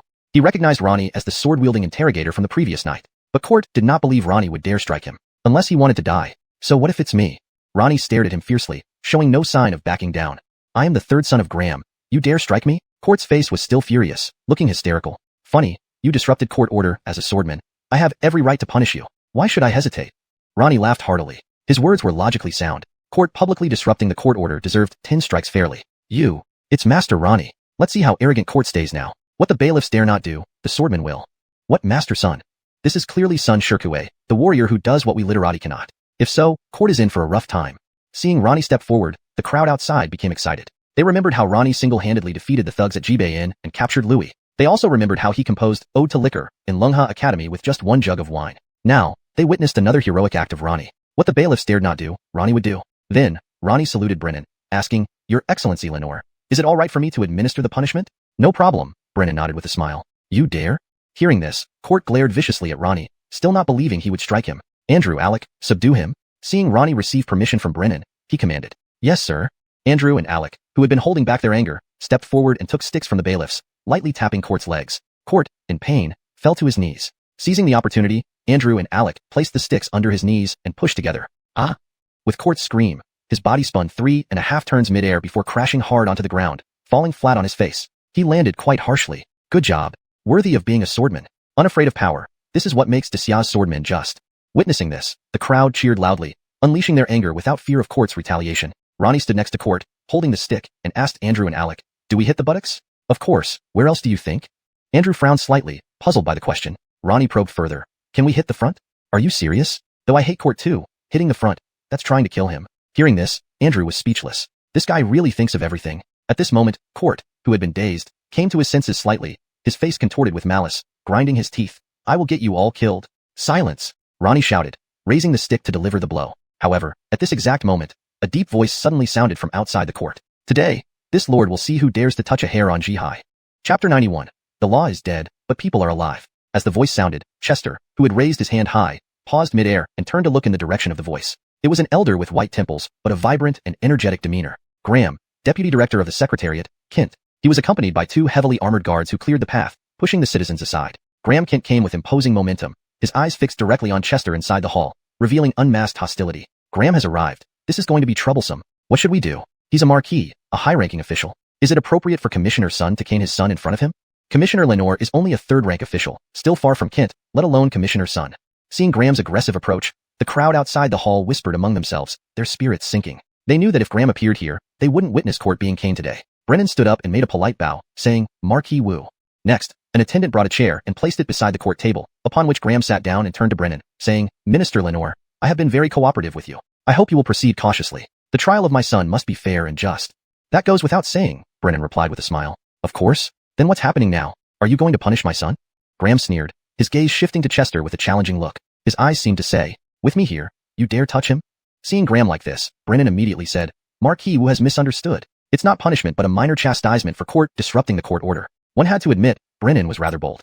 Graham outranked him in both title and position. For Brennan to speak thus demonstrated his impartiality. Right is right, wrong is wrong, and he would not alter his judgment due to someone's status or influence. Disrupting the court order? So you think caning my son over this isn't making a mountain out of a molehill? Graham raised an eyebrow, appearing perplexed. Clearly, he found Brennan's explanation puzzling. In his view, while caning a commoner for such behavior might be acceptable, it wasn't necessary for Court. Finally, I understand where Court gets his annoying nature from. It's genetic. Chester mused inwardly before speaking up. Marquis Wu, you're mistaken. Court disrupted the court order and, according to Great Xia law, deserves 10 lashes. Hearing this, Graham narrowed his eyes coldly at Chester and asked, Who are you? Chester bowed. I am Chester from the Imperial Inspectorate. I've heard of you. You're the one who gifted a poem to the Curtis at Lungha Academy, right? Graham murmured, then continued. So you think because you have some connection with the Curtis, you can defy me? The tone of his words carried clear menace. Everyone widened their eyes, watching to see how Chester would respond. Chester held the water fire staff and bowed. Marquis Wu, it's inappropriate to speak so. I'm not defying you but enforcing Great Xia Law. Very good, enforcing Great Xia Law. Remember, the law is dead, but people are alive. Graham coldly declared, leaving no room for misunderstanding. Barefaced intimidation. This was openly using Marquis Gramkent's name to threaten Chester into not punishing Court. Upon hearing Graham's words, everyone, Brennan, Ingrid, and the majority present, wrinkled their brows in concern. Excellent, let's see you move against me now. Court, lying face down, smiled mockingly. He even began thinking about how to take revenge on the crowd once he left. Grandfather, you were right. The law is dead, but people are alive. However, Chester's brows furrowed slightly before smoothing out, a faint smile curling his lips. Because of these dead laws, people can live on. His statement left Graham speechless and dumbfounded. Everyone was shocked, especially Brennan and Ingrid, who now looked at Chester differently. They remembered Chester declaring in court earlier that the law was the spine of the nation, a measure in the hearts of the people. At the time, Brennan and Ingrid felt as though they had heard the words of a sage. Now, Chester astonished them again. Indeed, it's precisely because of dead laws that there is life for humans. Deep and profound. Well said. How can one comprehend such profound reasoning? Brennan and Ingrid smiled. The people outside, though unable to fully grasp the deeper meaning, were stirred by Chester's words, feeling waves of excitement within. These words spoke for them, the common people. Damn it, this gave me goosebumps. Commissioner Sun speaks well. Laws should be unyielding, allowing no special treatment. Let's see what Graham says now. Petty to the actions of Court and Graham, which had angered the crowd, people erupted in indignation when they heard Chester's words. Seeing Graham unable to respond, Chester smiled faintly and raised the water fire staff again. If grandfather has no objections, I will continue. You. Enraged, Graham couldn't find any retort. He stared at Chester, hoping he wouldn't dare to act. Yet, all he saw on Chester's face was a cold smile. Court, you threatened the people and disrupted the court order. According to Great Xia Law, you deserve 10 lashes. As he spoke, the water fire staff struck down. Smack. The blow split flesh and muscle. Chester's harsh strike landed squarely on Court's buttocks, eliciting screams and gasps from everyone present. While the crowd had been exhilarated by the idea of seeing Court punished, they hadn't seen the board finally land on him. No one could be sure if Chester would really go through with it, especially with Graham watching, but now the answer was clear. Chester didn't just strike. He did so forcefully. This translation captures the essence and style of the original text, ensuring continuity and coherence with previous content. It also maintains the paragraph structure and line breaks for an authentic reading experience. Chapter 92. He wouldn't die if he didn't seek death. Seeing Chester thrash Court until his skin split open, Brennan smiled and nodded at him, feeling increasingly satisfied. After all, Chester was originally a bailiff from the Jingzhou prefecture under Brennan's jurisdiction. To see him perform so justly now filled Brennan with great relief. Ingrid also smiled, her beautiful eyes blinking as she looked at Chester, thinking how daring this young man was to thrash Court right in front of Graham. Well done. Truly wonderful. Though I didn't do it, why does my heart feel so gratified? Minister Sun, unafraid of power, lives up to being recognized by the bell of national stability. The surrounding civilians were instantly exhilarated, each one thumping their chests and shouting their satisfaction. Damn. Graham clenched his fists until they cracked, feeling his old face burn with shame. It was as if Chester's strikes were not on Court's buttocks, but on his own face. Chester, I will definitely finish you off.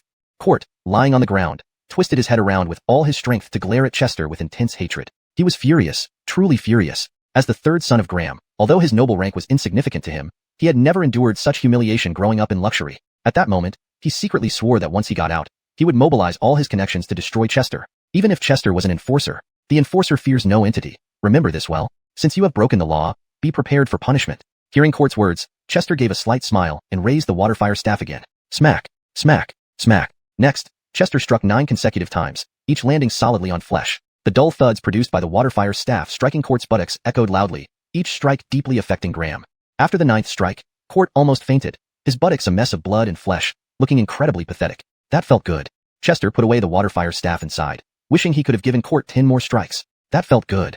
Although Andrew and Alec did not personally beat Court, seeing his mangled buttocks gave them a strange sense of satisfaction. Chester, I will make you die. Graham glared at Chester with utmost hatred, eyeing the enforcer who disgraced him. These 10 strikes really packed a punch. Minister Sun is amazing, daring to thrash Court in front of Graham. Perhaps only Minister Sun has the guts. The crowd outside was excited but suppressed their reactions, fearing retribution if noticed by Graham. Seeing Court groaning in pain, Brennan nodded approvingly, then addressed Graham with a salute. Graham, this official must continue the interrogation. This wasn't seeking permission but merely informing him. Graham frowned silently without clear objection. Taking this as tacit approval, Brennan proceeded. Court, where are the children you sold? Unknown. Court gritted his teeth. Brennan frowned slightly, thinking Court might be telling the truth. Given his arrogant nature, if he knew, he wouldn't withhold it. Did you know that Gabriella from Ingshun Tower, with whom you traded, is actually the spy Carolyn from the Shanghai Alliance? Unknown. Pain made Court speak through clenched teeth. Gabriella from Ingshun Tower is a spy? What a surprise. So true. You can never fully trust people. Hearing Brennan's words, the crowd outside began whispering among themselves. What about the 3,000 children you sold to Gabriella over 10 years? What did she do with them? Unknown. Court's triple unknowns incited the crowd to shout abuse. Though angered by the insults, Court lacked the strength to threaten them back, fearing another severe thrashing from Chester despite his father's presence. What audacity! Court, let me tell you what happened to those children. Brennan was enraged by Court's nonchalant demeanor. Slamming the gavel, he stood up slowly. 10 years ago, Gabriella was controlled by the Carolyn to maintain eternal youth by drinking a jar of pure child blood daily. All the children you sold to Ingshun Tower died. Their bodies piled up in the secret passage of the Jingsai Post Station, a mountain of corpses. Brennan's words left the crowd outside speechless, wondering if they had heard correctly. Did I hear wrong? All those children are dead? A jar of child blood every day. Is the Carolyn a beast? Court, you murderer. How dare you harm those children? Moments later, as the crowd recovered from shock, their anger boiled over. 10 years, over 3,000 children. At this moment, extreme rage consumed everyone, leaving only one thought: tear Court to pieces. Meanwhile, Court remained expressionless after hearing Brennan's words, as if none of it mattered. Perhaps pain had clouded his reason. His already distorted face grew even uglier. Then he shrieked hysterically. They're mere lowlives. What difference does it make if they died? You would charge me with this? Who gave you the audacity? Hearing this, Brennan's gavel slammed down again. Overwhelmed by fury, he stood and roared. You truly have too much audacity to break the law and show no remorse. Why keep such a person alive? By law, he deserves death many times over. How dare you say such things? You're worse than an animal. The crowd erupted again. Court's words crossed a moral line, calling them lowlifes, yet presenting himself so confidently despite the blood on his hands. Indeed, he wouldn't die if he didn't seek death. Chester frowned, believing his earlier 10 strikes were too lenient. Before beating him, he should have exaggerated his strength, like claiming, I am immensely strong. Or perhaps, I possess the might of 9 oxen and 2 tigers. Anything that would leave Court devastated with one blow.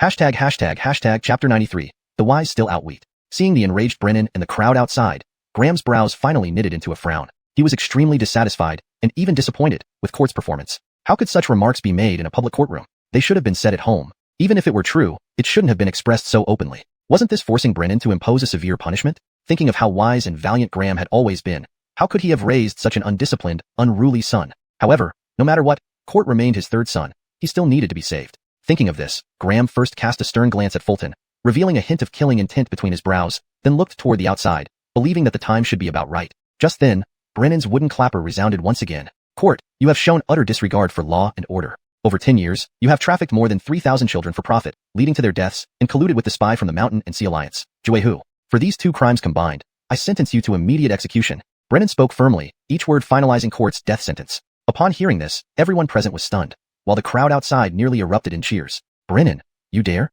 Court struggled fiercely, expressing his intense dissatisfaction. It seemed he did not accept Brennan's verdict. In his mind, as the son of Graham and a noble of Disya, selling children was only punishable by death for commoners. It didn't apply to him. He believed, as a noble, he was above the law. Indeed, Lenore Magistrate is truly upright and just. One Lenore Magistrate, one son Magistrate. These 2 are truly among the few good officials in the court. To execute Court would at least provide some closure to the deceased children. Seeing this, the crowd outside murmured excitedly. Phew.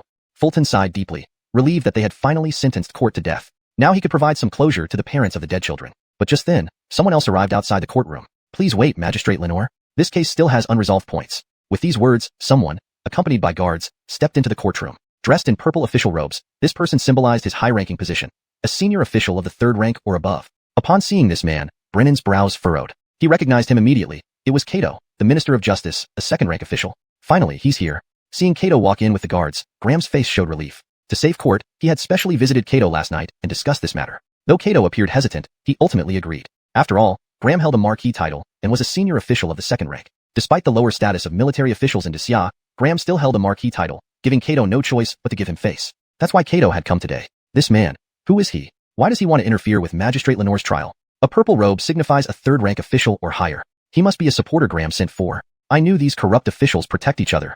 The crowd outside whispered, eyebrows knitting in frustration. I am Cato, Minister of Justice.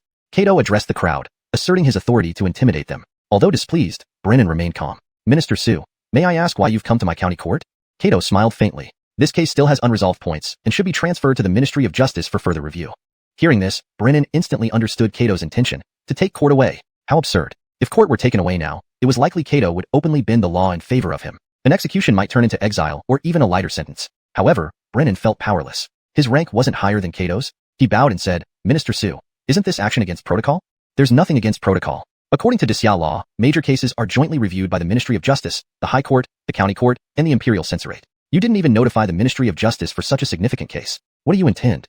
Cato spoke calmly, making sense according to Disya law, which left Brennan speechless. Major cases indeed followed this process, Both the Ministry of Justice and the High Court needed to be involved, but determining whether a case was major, significant, or ordinary rested entirely on Kato's judgment. And with that single statement, Kato not only justified his actions, but also took control of the situation. Indeed, an old fox never loses its cunning. He trapped Brennan with those words. Old hands outplay young ones. Fulton thought sarcastically, his brow furrowing as he wished he could rip out Kato's mouth. Looking at Brennan, his frown deepened. He understood that Kato's argument was hard to refute. Yet, Brennan felt frustrated. He couldn't let court be taken away and exonerated by the Ministry of Justice. He bowed again. But this case has already been judged. Isn't further review unnecessary? Kato, prepared for this, sneered. Judgment? The ministry hasn't reviewed it yet. Besides, has he confessed? From the floor, court immediately perked up. No confession. Where's the crime? I'm innocent. Satisfied, Kato nodded. Magistrate Lenore, this case clearly has many unresolved points. Bring the prisoner back to the Ministry of Justice dungeon. I will personally oversee the review. Guards moved to escort court away, but just as they reached out, a stick struck them back, thrown by Fulton. I'll see who dares take him away today. Fulton, gripping his staff, eyes filled with menace, knew that letting court go to the ministry would lead to his exoneration. Fulton refused this. Translation provided based on the structure and tone of the original text. Chapter 94, Official Protection. Seeing Chester holding the water and fire staff in front of court, the guards were momentarily stunned. However, the crowd outside cheered loudly. Great job, Sir Son. They mustn't take this beast away. The imperial executioners uphold justice for the country. How can you behave so wildly here? You know officials protecting each other means they want to exonerate him. We must not let them take this beast court away. Outside the court, the people vividly remembered how court had admitted to trafficking 3,000 children with an air of righteousness. Even when Judge Lenore mentioned that all these children had died tragically, court didn't show a hint of remorse. From start to finish, he felt completely guiltless. If someone like him was given a light sentence or even acquitted, the people's respect for Dashia's laws would surely be shattered. Now, court, sprawled on the ground, saw Chester blocking his path and gnashed his teeth, his expression extremely menacing. His hatred for Chester had reached its peak. If only he could get out, his first act would be to kill Chester. Witnessing this, Minister of Punishments Kato frowned and glared at Chester, shouting, "The ministry is investigating. Anyone who dares obstruct us will be executed without pardon." Swoosh, swoosh. Hearing this, the guards drew their swords from their waists, without hesitation. At this moment, Graham stepped forward, turning into a blur and appearing before Chester, angrily shouting, "Chester, you dare block the ministry's investigation? Do you think I am weak?" While speaking, a surge of power surrounded him, pressing down on Chester until he could barely breathe. Graham Kent was a fourth-rank reverting true warrior. However, even facing a fourth-rank warrior, Chester showed no sign of backing down. Wait. Seeing this, Brennan could no longer sit still and quickly approached Chester, saying, "Minister Sue is following protocol. Chester, step aside." Brennan wasn't scolding Chester, but feared he might do something foolish. Given today's situation, it was clear that Graham and Kato were prepared. Continuing to block them would clearly be unwise. Sir Lenore. Hearing this, Chester looked at Brennan, seeking confirmation. He knew Brennan wouldn't lose his fairness just because Kato was the Minister of Punishments. He must be thinking about Chester's well-being. Then, Chester saw Brennan nodding slightly. He finally lowered his water and fire staff. Seeing this, Kato immediately ordered, "Take him away." Two guards then lifted Court from the ground and led him away under everyone's watchful eyes. Indeed, they weren't escorting but almost carrying him. "Chester, remember this day. This young master will make sure you die." Court glared fiercely at Chester and shouted at the crowd, "And you lowly citizens, none of you will live." Seeing this, Chester clenched his fists tightly, the water and fire staff cracking under the pressure. Too damn arrogant. At this moment, Chester didn't just find Court arrogant, but also felt alienated from this world. Or perhaps, from the ways of the officials here. What kind of powerful nobles could place themselves above the law? If someone could stand above the law, then what was the point of the law? Could it even be called law? Chester roared silently in his heart. To let Court go like this? Just playing around. To see officials protect each other truly opens my eyes today. I told you, the officials of Dashia, sigh. Watching Court being taken away by the ministry, the crowd outside tightened their brows, filled with disappointment in the officials. Or perhaps despair. Seeing Chester's state, Brennan said helplessly, "Graham and Kato came fully prepared. The ministry's actions are within regulations, and there's nothing I can do. I understand all that, but watching Court walk away like this, I feel uneasy." Chester nodded, understanding Brennan's logic, but feeling uncomfortable nonetheless. Ingrid, frowning, said beside them, "With Court taken by the ministry, we're powerless. We can only wait and see." As a sword shield and daughter of the capital prefect, she understood more of the official matters than Chester. Precisely because of this, she was acutely aware of the darkness in politics. "Boss, if the ministry is set on exonerating Court, what should we do?" Hearing Ingrid's words, Chester furrowed his brow, looking at her hopefully. Although he asked, Chester had some preparations mentally. Though transplanted from another era, he was familiar with feudal corruption mainly from TV dramas. But he always thought it was just the scriptwriter's imagination. Until today, he realized, reality sometimes surpasses fiction. Looking at Chester's hopeful gaze, Ingrid hesitated a few times before saying, "I cannot give you a definite answer now. It ultimately depends on Daniel's stance." She was right. If things developed as Chester described, the final outcome depended on Daniel. This was the Ministry of Punishments, led by a second-rank minister.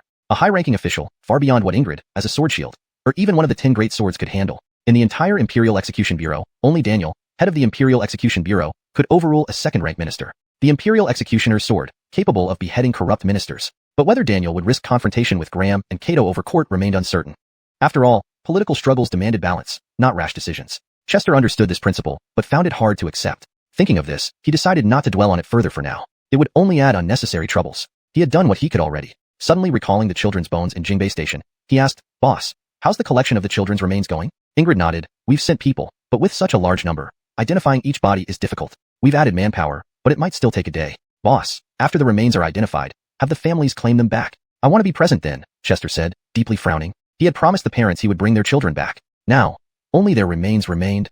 Chapter 95. Chester feels down. Seeing Chester's expression, Ingrid knew what he was thinking and also recalled the mountain of corpses in the Jingbei post station's secret passage. She began to feel uneasy too. Moreover, Chester's current demeanor made Ingrid inexplicably heartbroken. She even wanted to give him a comforting hug, just as Chester had embraced her in the secret passage of Jingbei post station. Thinking about this, Ingrid blushed slightly and said, "You should go home and rest for now. Once the remains are properly handled, I'll send someone to notify you." "Okay." Chester didn't think much of it and nodded in agreement. Eldest brother. At that moment, his father Bram and younger brother Arnie entered the hall from outside. Seeing Chester's distressed appearance, both of them couldn't help but frown. "Let's go home. I want to have a good sleep." Seeing his father and little brother, Chester nodded slightly and prepared to head home. At this point, he was utterly exhausted, both physically and mentally, looking listless. Chester had been working tirelessly on this case, starting with slaying over 30 black-clothed thugs single-handedly in Jingbei Post Station, barely surviving the backlash from forcing a Confucianist buff. Then, investigating the case at Ingshun Building further drained his energy. And today, this scene in court, Chester was tired, truly tired, and even considered abandoning the case. Back at home, Chester lay down and slept until evening. When he woke up, it was time for dinner. "Eldest brother, come and have dinner." In the dining room, his father Bram saw Chester walking out sullenly and immediately called him over to eat, serving him a full bowl of rice. A generously filled bowl, based on Bram's understanding of Chester's appetite. After all, being a martial artist, having a larger appetite was normal. Chester nodded lightly without a word, took the bowl, and sat down. As he put a mouthful of rice into his mouth, he found it hard to swallow, eventually forcing it down with a frown. In Daxia, people usually ate millet rice, and the Sun family was no exception. Millet rice was dry and hard to swallow. Millet? Why did I not notice before? Chester stared at his bowl and realized the rice was millet. This wasn't hard to understand. Since his arrival, Chester had maintained many habits of his original self. Thus, even the dry millet rice tasted fine. However, as time went by, his alienation from this world grew, especially after today's courtroom experience, which thoroughly disappointed him. The officials covering for each other, ignoring the law, and even placing themselves above it. This was hard for Chester to accept. He harbored doubts. Was his persistence in justice and law enforcement right? Or more accurately, was it what most people in this world recognized? Were the principles he upheld seen as just a joke by others? At the dinner table, seeing Chester staring blankly at his bowl without eating, his little brother asked worriedly, "Brother, do you seem to have lost your appetite?" "A bit. It's hot weather, making it hard to eat." Chester nodded absent-mindedly. Although it was mid-month in the capital, it wasn't summer yet. The night was cool. Seeing Chester's insincere response, everyone knew the reason. It was because of what happened during the day. His little brother Arnie frowned, saying, "Brother, you're still thinking about the court case." "Yes," Chester nodded, then frowned. "I can't help it. 3,000 children were trampled to death by him, without a hint of remorse." Arnie nodded. "But it's not your fault. Minister of Punishments Cato is clearly someone Graham brought in." Chester shook his head and smiled bitterly. "I just don't understand how anyone could dare disobey Daxia's laws and place themselves above the law. These nobles." Arnie almost commented that they were all like that, but thought it might be too absolute and stopped mid-sentence. Chester sighed again. Regardless, court has been taken away by the Ministry of Punishments, and they will likely try to exonerate him. Chester spoke frankly. Though it wasn't pleasant, it was the truth. Not only he but everyone in the courtroom could guess that much. After a pause, Arnie suggested tentatively, "Or we could publicize this to restrain the Ministry of Punishments through public opinion." Chester laughed bitterly, shaking his head. "It won't work. If Cato dared to take court away in broad daylight, would he care about public opinion?" He was right. Cato wouldn't care about public opinion. Even the laws of Daxia meant nothing to him. As the Minister of Punishments, he controlled the law but chose not to abide by it. What could one do? Hearing this, Arnie was speechless. He finally understood how his brother felt. "AI," Chester sighed, holding his bowl without any appetite. "Brother, if you have no plans tomorrow, why don't you join me at the academy? The teacher mentioned wanting to meet you." The younger brother invited Chester, hoping to distract him. "Okay," Chester agreed, knowing there was nothing pressing for him, as collecting the remains in the secret passage would probably take another day. Their second mother, seeing Chester's melancholic mood, didn't argue with him. She knew he didn't have the heart for it. Then their father Bram finished his meal and proposed, "Since eldest brother has no appetite, let's go to Rainbow Bridge instead." "Not eating here? Can you still eat?" Chester raised an eyebrow, silently criticizing his father. "Sure, Lord. It's been a while since we visited Rainbow Bridge, and I heard it's lively at night." The second mother chimed in, giving Arnie a nudge. Her meaning was clear. Have Arnie suggest going to Rainbow Bridge as well? If everyone decided to go, Chester might tag along. In the end, the second mother also believed a stroll might lift Chester's spirits. The clever younger brother immediately got the message and said eagerly, "Come with us, brother. Rainbow Bridge is bustling." Sure. Chester didn't object much, as he indeed had nothing better to do. Besides, he had never been to Rainbow Bridge. Chapter 96, Rainbow Bridge, Luigi Plain Noodles. Outside the capital city, there is a river named Liang River, which runs through the city, originating from Long River. The guard water of the capital city's Long River is diverted from this very river. The Rainbow Bridge spans the Liang River outside the city. This bridge is both wide and long, with vendors setting up their shops on both sides, selling all sorts of goods. Over time, this place has become one of the busiest spots outside the city. However, once night falls, Rainbow Bridge becomes exclusively for the residents of the outer city. After all, the inner city enforces curfew at night. In that sense, living in the outer city does have its perks. The Sun family, including the maidservant Bridget, arrived at Rainbow Bridge in a carriage as the sun had just set. At this moment, it was twilight. The two sides of Rainbow Bridge were already lit up brightly. Not only did vendors' carts line the bridge, but they also filled the riverbank. Here, you could find sellers offering wine, calligraphy, jewelry, ceramics, and various kinds of food. Truly an abundance of everything. It was bustling with activity. Seeing such a scene, Fulton couldn't help but exclaim, "It's so lively here. It's hard to believe this is outside the city.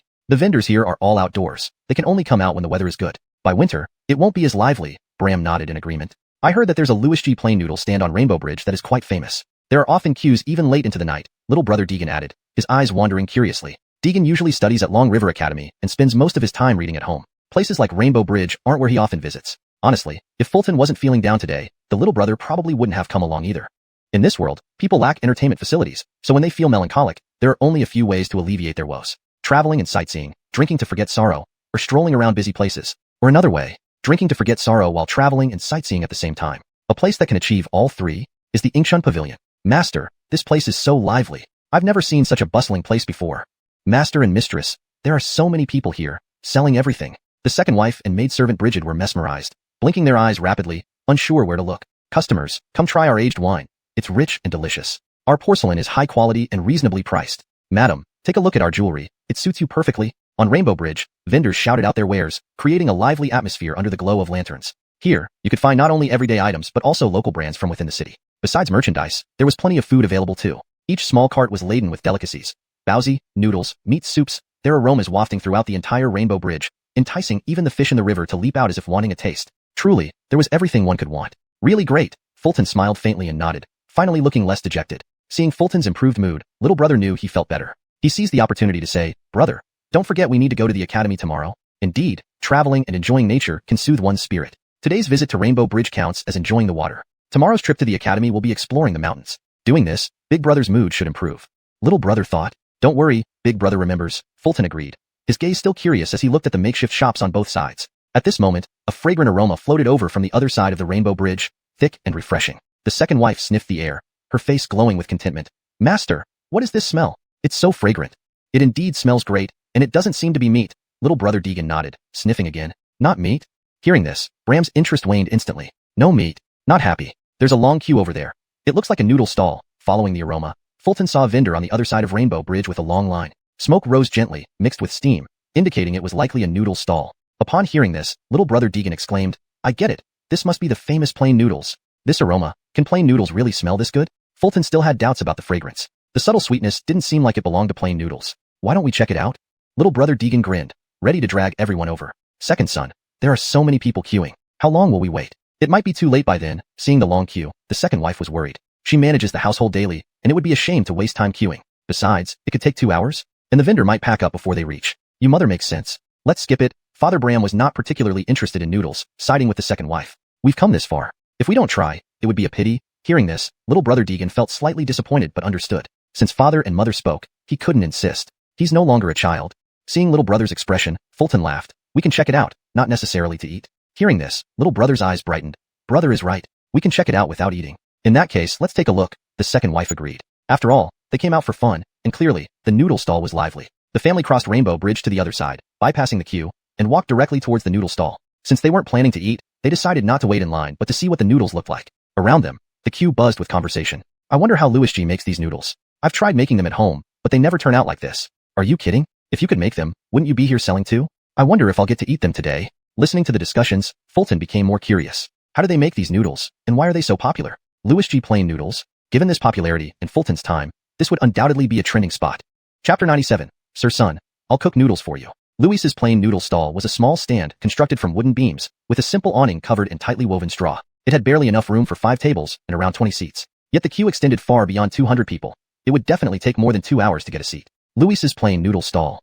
Fulton, looking at the simple wooden sign hanging under the awning, approached the stall. The closer he got, the the more intense the aroma became. There were 2 large pots, one for cooking noodles and the other for the broth. Simple yet incredibly fragrant. Damn, this smells so good.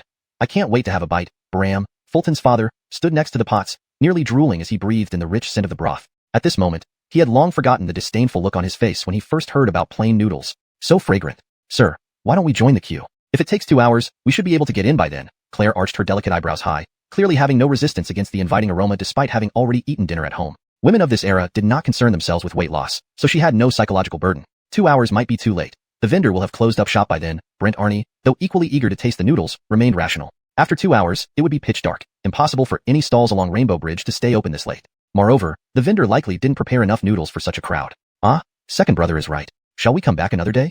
When will that be? I don't come out often, sir. Upon hearing this, both Bram and Claire sighed slightly, tinged with disappointment.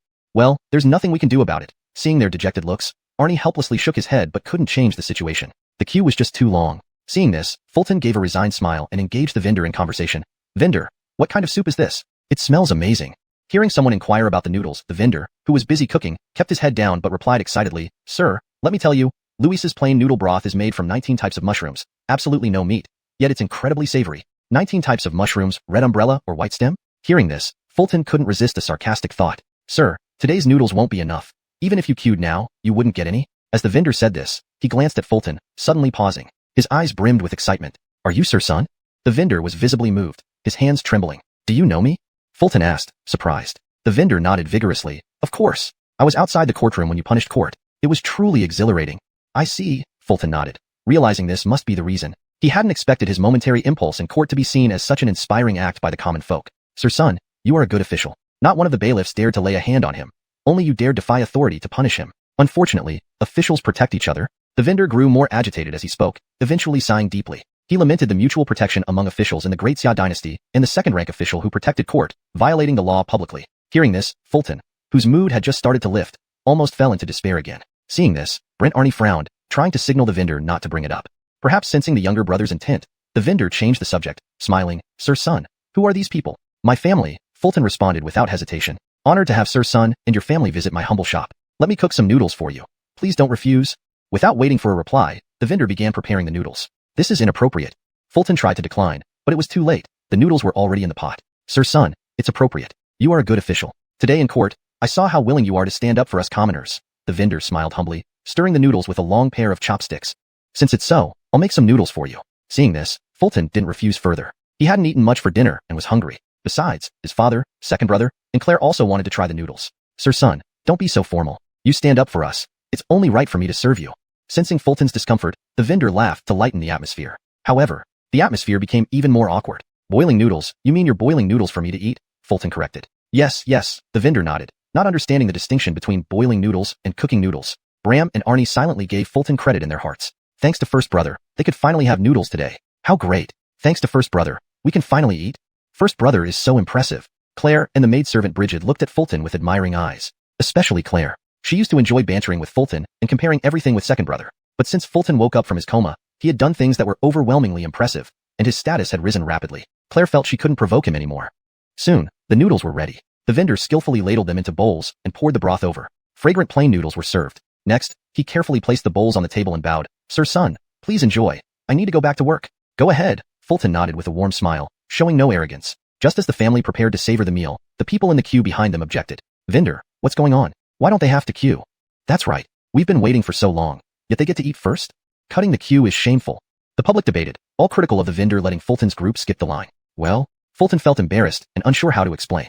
Chapter 98. The meaning of persistence. Regardless of the era, cutting in line is always frowned upon. Just then, they heard the murmurs from those waiting in line. The Sun family stared at the fragrant noodle soup before them, momentarily unsure if they should eat or not. It cannot be denied that the scene was a bit awkward. Feeling the intense gazes of the crowd, Fulton and his two sons were fine, but Claire and Bridget blushed deeply. At that moment, someone in the queue recognized Fulton. Everyone, stop talking. This is Sir Sun, the one who beat court 10 times today in the main hall. Sir Sun, the same one who slew 500 enemies alone at Jingbei Post Station. The same Sir Sun who won the Dragon River Academy's poetry competition with Ode to Wine. Upon hearing this, the crowd immediately replaced their disdainful looks with admiration. Seeing this, Fulton couldn't help but raise an eyebrow, wondering if the awkwardness was now resolved. By external means no less. That's really Sir Sunday. You are too kind. I didn't see clearly just now and spouted nonsense. If it's Sir Sun, there's no problem. Sir Sun is a good official. What's wrong with having a bowl of noodles? Everyone, continue queuing quietly. Don't disturb Sir Sun while he eats. Next, the people in line bowed respectfully towards Fulton, gradually lowering their voices. They feared disturbing Fulton's mealtime peace. This small gesture vividly showcased the people's reverence for Fulton. Perhaps, it also reflected sincere gratitude. In the Great Xia's bureaucracy, officials who stood up for the common folk were tragically few. Thus, their respect and thankfulness for Fulton were genuinely heartfelt. Even as court was taken away by the Ministry of Justice right before everyone's eyes, it did not affect the people's admiration and gratitude towards Fulton. You all. Seeing this, Fulton felt an inexplicable wave of emotion, momentarily speechless. At that moment, the dark cloud over his heart dissipated completely. He suddenly understood why he felt so alienated from this era. In this time, government officials only acknowledged the emperor, not the people. But Fulton, burdened with a soul from another era, deeply knew what formed the foundation of a dynasty. It was the people. Water could carry a boat, yet it could capsize it too. He also realized why his insistence on law held such profound meaning, and what the sword held by the enforcer truly represented. It was the sword of fairness. It was the sword of justice. Having understood all this, Fulton felt an epiphany, a smile unconsciously curving his lips as he started eating the noodles. Fragrant and sweet, it refreshed him. Really delicious. Seeing Fulton start eating, the rest of the Sun family picked up their chopsticks. Soon, they enjoyed a warm and happy family dinner, each face filled with happiness. Food brought joy. Thanks to eldest brother, we wouldn't have had such delicious plain noodles otherwise. Father Bram praised nonstop as he ate. Sir said it right. Since our eldest son became an official, everything has changed. Claire nodded in agreement, savoring every bite. After finishing their meal, the family happily returned home. This visit to Rainbow Bridge was quite fruitful for Fulton. Not only did it lift his gloom, but it also clarified the significance of his persistence. A great gain indeed. As Fulton and his family left, the shop owner came to clear the table and froze when he lifted a bowl. Under the bowl was a silver coin. Not much, but enough to pay for the bowls of noodles. The shop owner felt a mix of emotions. His Louis noodle shop had served other officials because of its taste, not just Fulton.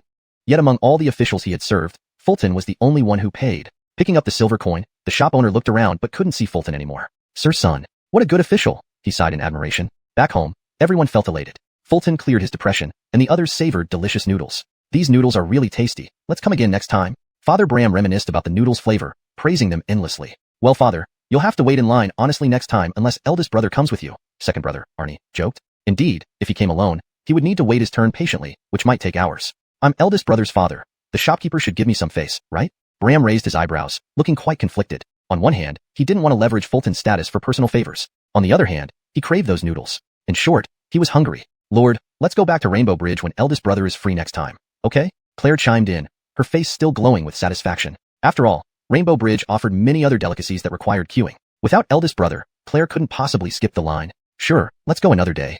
Fulton seemed exceptionally cheerful today and agreed readily. Great, great. Claire nodded eagerly, fearing Fulton might change his mind. Then, Giselbert Arnie approached Fulton, perhaps afraid he would forget tomorrow's arrangement, and patted his shoulder. Brother, I'm going to bed. Don't forget to accompany me to the academy tomorrow. Little brother, how dare you touch your elder brother's shoulder? Fulton chuckled inwardly but responded, don't worry, I remember. The next morning, Fulton woke up feeling refreshed, dressed casually, and set out with Giselbert. Today wasn't a poetry gathering, so Fulton, not being a scholar, didn't wear scholarly attire. Why does Ignatius want to see me? On the road, the brothers rode horses, and Fulton asked curiously. Mainly because during the poetry gathering, brother, you helped teacher release his anger. You didn't see how enraged Mr. Luis became afterward, forcing Anchor into isolation for 3 days to compose a good poem without eating or drinking. Giselbert got increasingly excited, seemingly very satisfied. I became the poetry champion.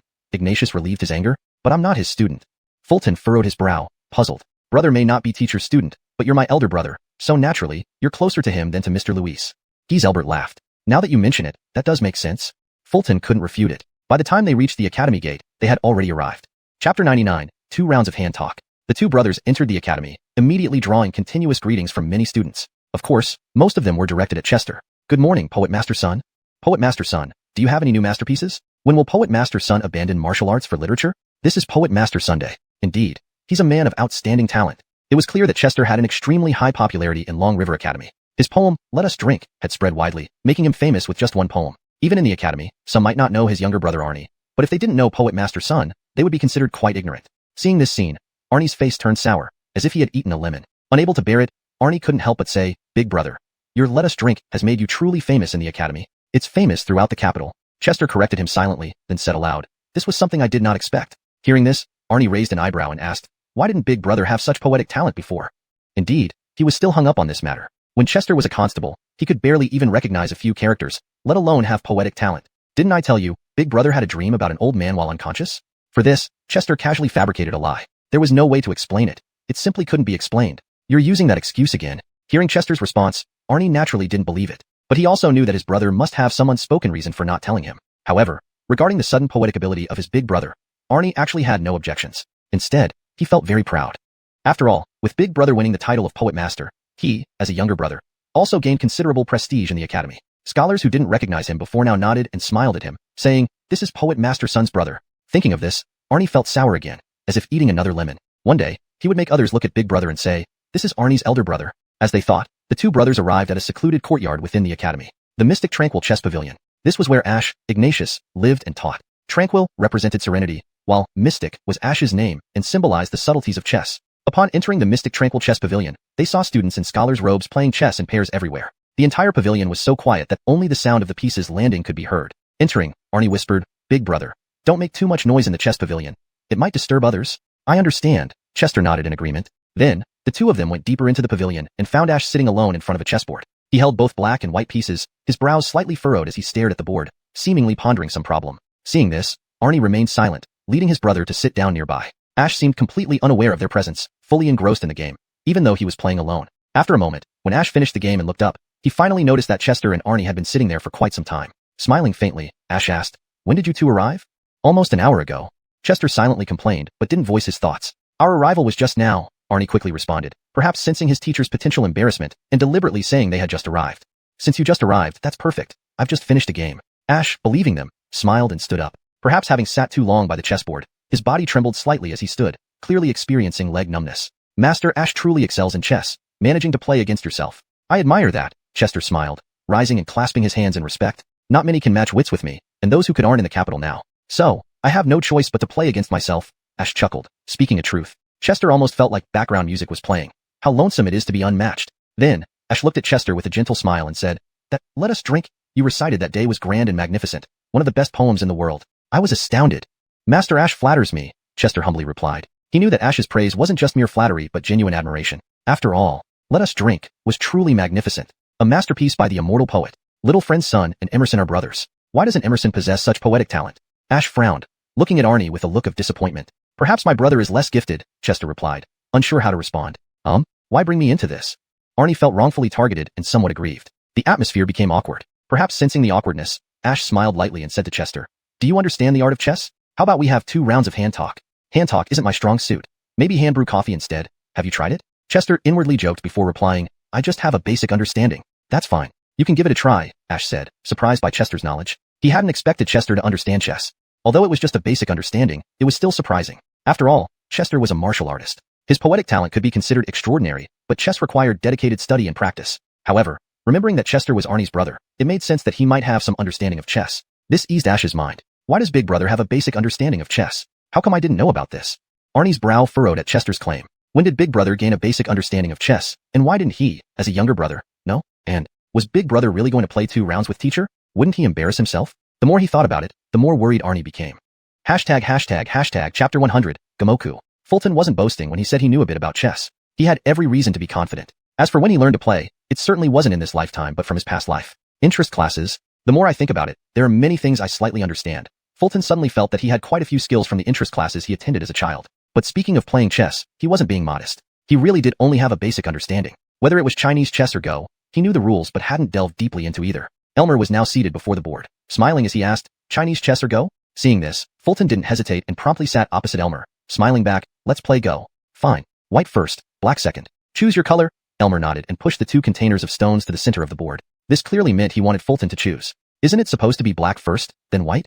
Fulton was somewhat puzzled. In his memory, the rule in Go was that black starts first, then white follows. The final score is determined by AIs, with black needing to compensate white due to its inherent advantage. These were the basic rules of Go. Of course, what Elmer mentioned, white first, black second, was different from Fulton's knowledge. But it didn't matter since Fulton's understanding came from modern Go, which might differ from the rules here. However, if white started first, it would naturally have an advantage. Thinking this over, Fulton smiled and said, "Junior will take white.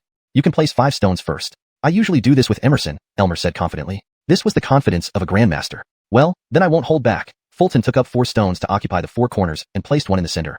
Go in this era likely didn't have the compensation rule for the first move. Since Fulton chose the advantageous starting move and Elmer gave him 5 free stones, he might just win. Fulton even began imagining how impressive it would be to beat Elmer. No, after all, Elmer was his junior brother's teacher, so he should give some face. "Then let me begin," Elmer laughed and picked up a stone, his entire demeanor becoming sharp. Clack. With a crisp sound, the black stone landed on the board, emitting an intimidating aura that almost made Fulton feel breathless. This is the aura of a grandmaster. The pressure was overwhelming. Fulton realized he had underestimated everything. Even with the advantage of going first and Elmer giving him 5 stones, the gap between them in terms of skill was significant. Winning was out of the question. He could only try not to lose too badly. Elmer moved quickly, and Fulton kept pace. Within moments, they had played dozens of moves. Fulton's initial advantage was almost entirely eroded. When did elder brother learn chess? And how well does he play? Watching the game, Grimes frowned, utterly perplexed as to when elder brother had learned Go. In his memory, elder brother shouldn't have had the chance to learn Go. I never taught him, so how did he learn? This is interesting. Where did he learn these patterns? After several dozen moves, Elmer smirked and examined the board, intrigued. Fulton's skill level was basic, barely scratching the surface. Yet the opening formations he used were unfamiliar to Elmer. They were very novel. It made sense. Fulton had learned modern Go, developed over hundreds or thousands of years. Naturally, Elmer had never seen these formations. Even searching through the styles of contemporary grandmasters, none used such methods. As the game concluded, Fulton lost by several points, thoroughly defeated. But this was expected. Little friend, your style of play is unique. Can you tell me where you learned it? After the game ended, Elmer furrowed his brow, curious about Fulton's background. From interest classes, Fulton thought inwardly but replied, I didn't study specifically. I picked it up while second brother studied at home. Ah, elder brother spies on me? Grimes was taken aback and inwardly complained. No wonder your formations are unfamiliar, Elmer responded without much suspicion. Then he chuckled, since you're self-taught in Go, surely you must also know a bit of Chinese chess? How about another round? To be honest, Elmer was curious about Fulton's innovative strategies in Chinese chess. One more game where you'll crush me again? Internally resistant but lacking a good excuse, Fulton suddenly had an idea. Neither Go nor Chinese chess could match Elmer. Being repeatedly crushed wasn't what Fulton wanted today. He came to Longha Academy to enjoy himself, and getting thrashed in multiple games would ruin his mood. He smiled and said, Ignatius, I'm not great at Chinese chess, but I know a new type of game you may not be familiar with. Is that so? Elmer raised an eyebrow, instantly intrigued. With decades of experience in chess, challenging Elmer in any aspect of it was almost impossible. Besides Go and Chinese chess, what other games existed? Seeing Elmer's expression, Fulton was certain he would be surprised by his next words. Gomoku. Ignatius, the game I'm referring to is this. Fulton laughed and pointed at the Go board. You jest, isn't this just the Go we played? Elmer laughed. Ignatius, this is another way to play Go, Fulton explained with a mysterious smile, arranging stones on the board. Another way? Elmer looked curious, eyes filled with anticipation as he gazed at the board. Fulton continued placing stones, while explaining the rules of Gomoku. The rules of Gomoku. Chapter 101. Golden light across the sky. Heaven's approval. The rules of Gomoku are quite simple, and Fulton believed that with Elmer's expertise in chess, he would understand it at once. Ignatius, I call this play Gomoku. The rules are very simple. Black and white pieces oppose each other. Each piece represents a star, and whichever side first connects 5 stars in a line, whether horizontally, vertically, or diagonally, wins. Fulton explained the rules of Gomoku in the simplest and fastest way possible. As expected, Elmer understood it in one go. Even Grimes Arnie caught on quickly. At that moment, his eyebrows raised and head tilted to one side. He looked at his elder brother with an expression full of astonishment. He didn't just wonder when his brother learned to play chess. He was more puzzled about when his brother mastered Gomoku, a game he had only heard about for the first time. Seeing Elmer, who had now grasped the rules, fall into deep thought, Fulton continued. The concept of Gomoku builds on the foundation of Go but is incredibly simple and easy to learn. It wouldn't be difficult even for a child who has just begun their education. This was precisely what stunned him. One must know, among the 7 categories of Confucianism, chess holds one of the highest entry barriers. Whether it's Xiangqi, Chinese chess, or Go, it takes considerable time just to start understanding the game. This is still assuming sufficient talent. Without it, you won't get through the basics. This led many children who chose to study Confucianism after their enlightenment to avoid choosing chess unless they showed exceptional talent. Poetry, literature, music, and so on. Which one isn't simpler than chess? The decline in talent for the path of chess originated from here. There are just too few people. But Fulton's Gomoku is extremely simple and easy to learn. Though it doesn't require profound exploration, nor does it need decades of immersion to master, it's easy to pick up and get started. Isn't this exactly what the path of chess needs today? If this Gomoku can be promoted widely, surely more children will choose the path of chess. Realizing this, Elmer stood up, grabbed Fulton's hand excitedly, and said, Young friend, you've truly done me a huge favor. No, you've done a huge favor for the path of chess. He was so excited that he became almost incoherent. What's happening? Seeing this, Fulton obviously hadn't yet figured out why Elmer was so agitated. It's just Gomoku, a game even kids know how to play. Is this really worth getting so excited over? Maybe, should I explain some other games? Animal chess, military chess, checkers? I know all of them. Confused by this, Grimes Arnie asked his teacher, Master, why are you so agitated?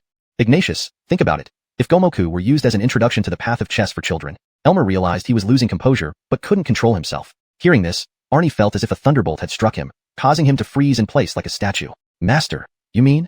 Yes, exactly that.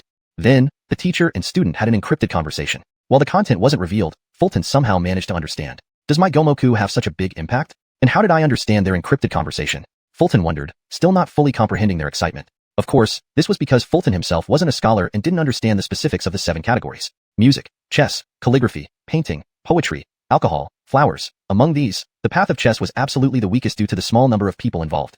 But now, with Fulton's Gomoku, everything was different. Excited and eager, Elmer said, "Young friend, let's play a few rounds right away." "I'm ready." Fulton nodded and placed a white piece directly on the center position. Tenjin? Seeing this, Elmer furrowed his brows, not quite understanding the significance of this move. In Go, nobody usually places their first piece in this position, but in Gomoku, it's one of the most common opening moves. The first round ended quickly. As expected, Fulton won. Despite being a grandmaster of chess, it was Elmer's first time playing Gomoku, so it was normal for him not to be familiar with the strategies yet. Awesome.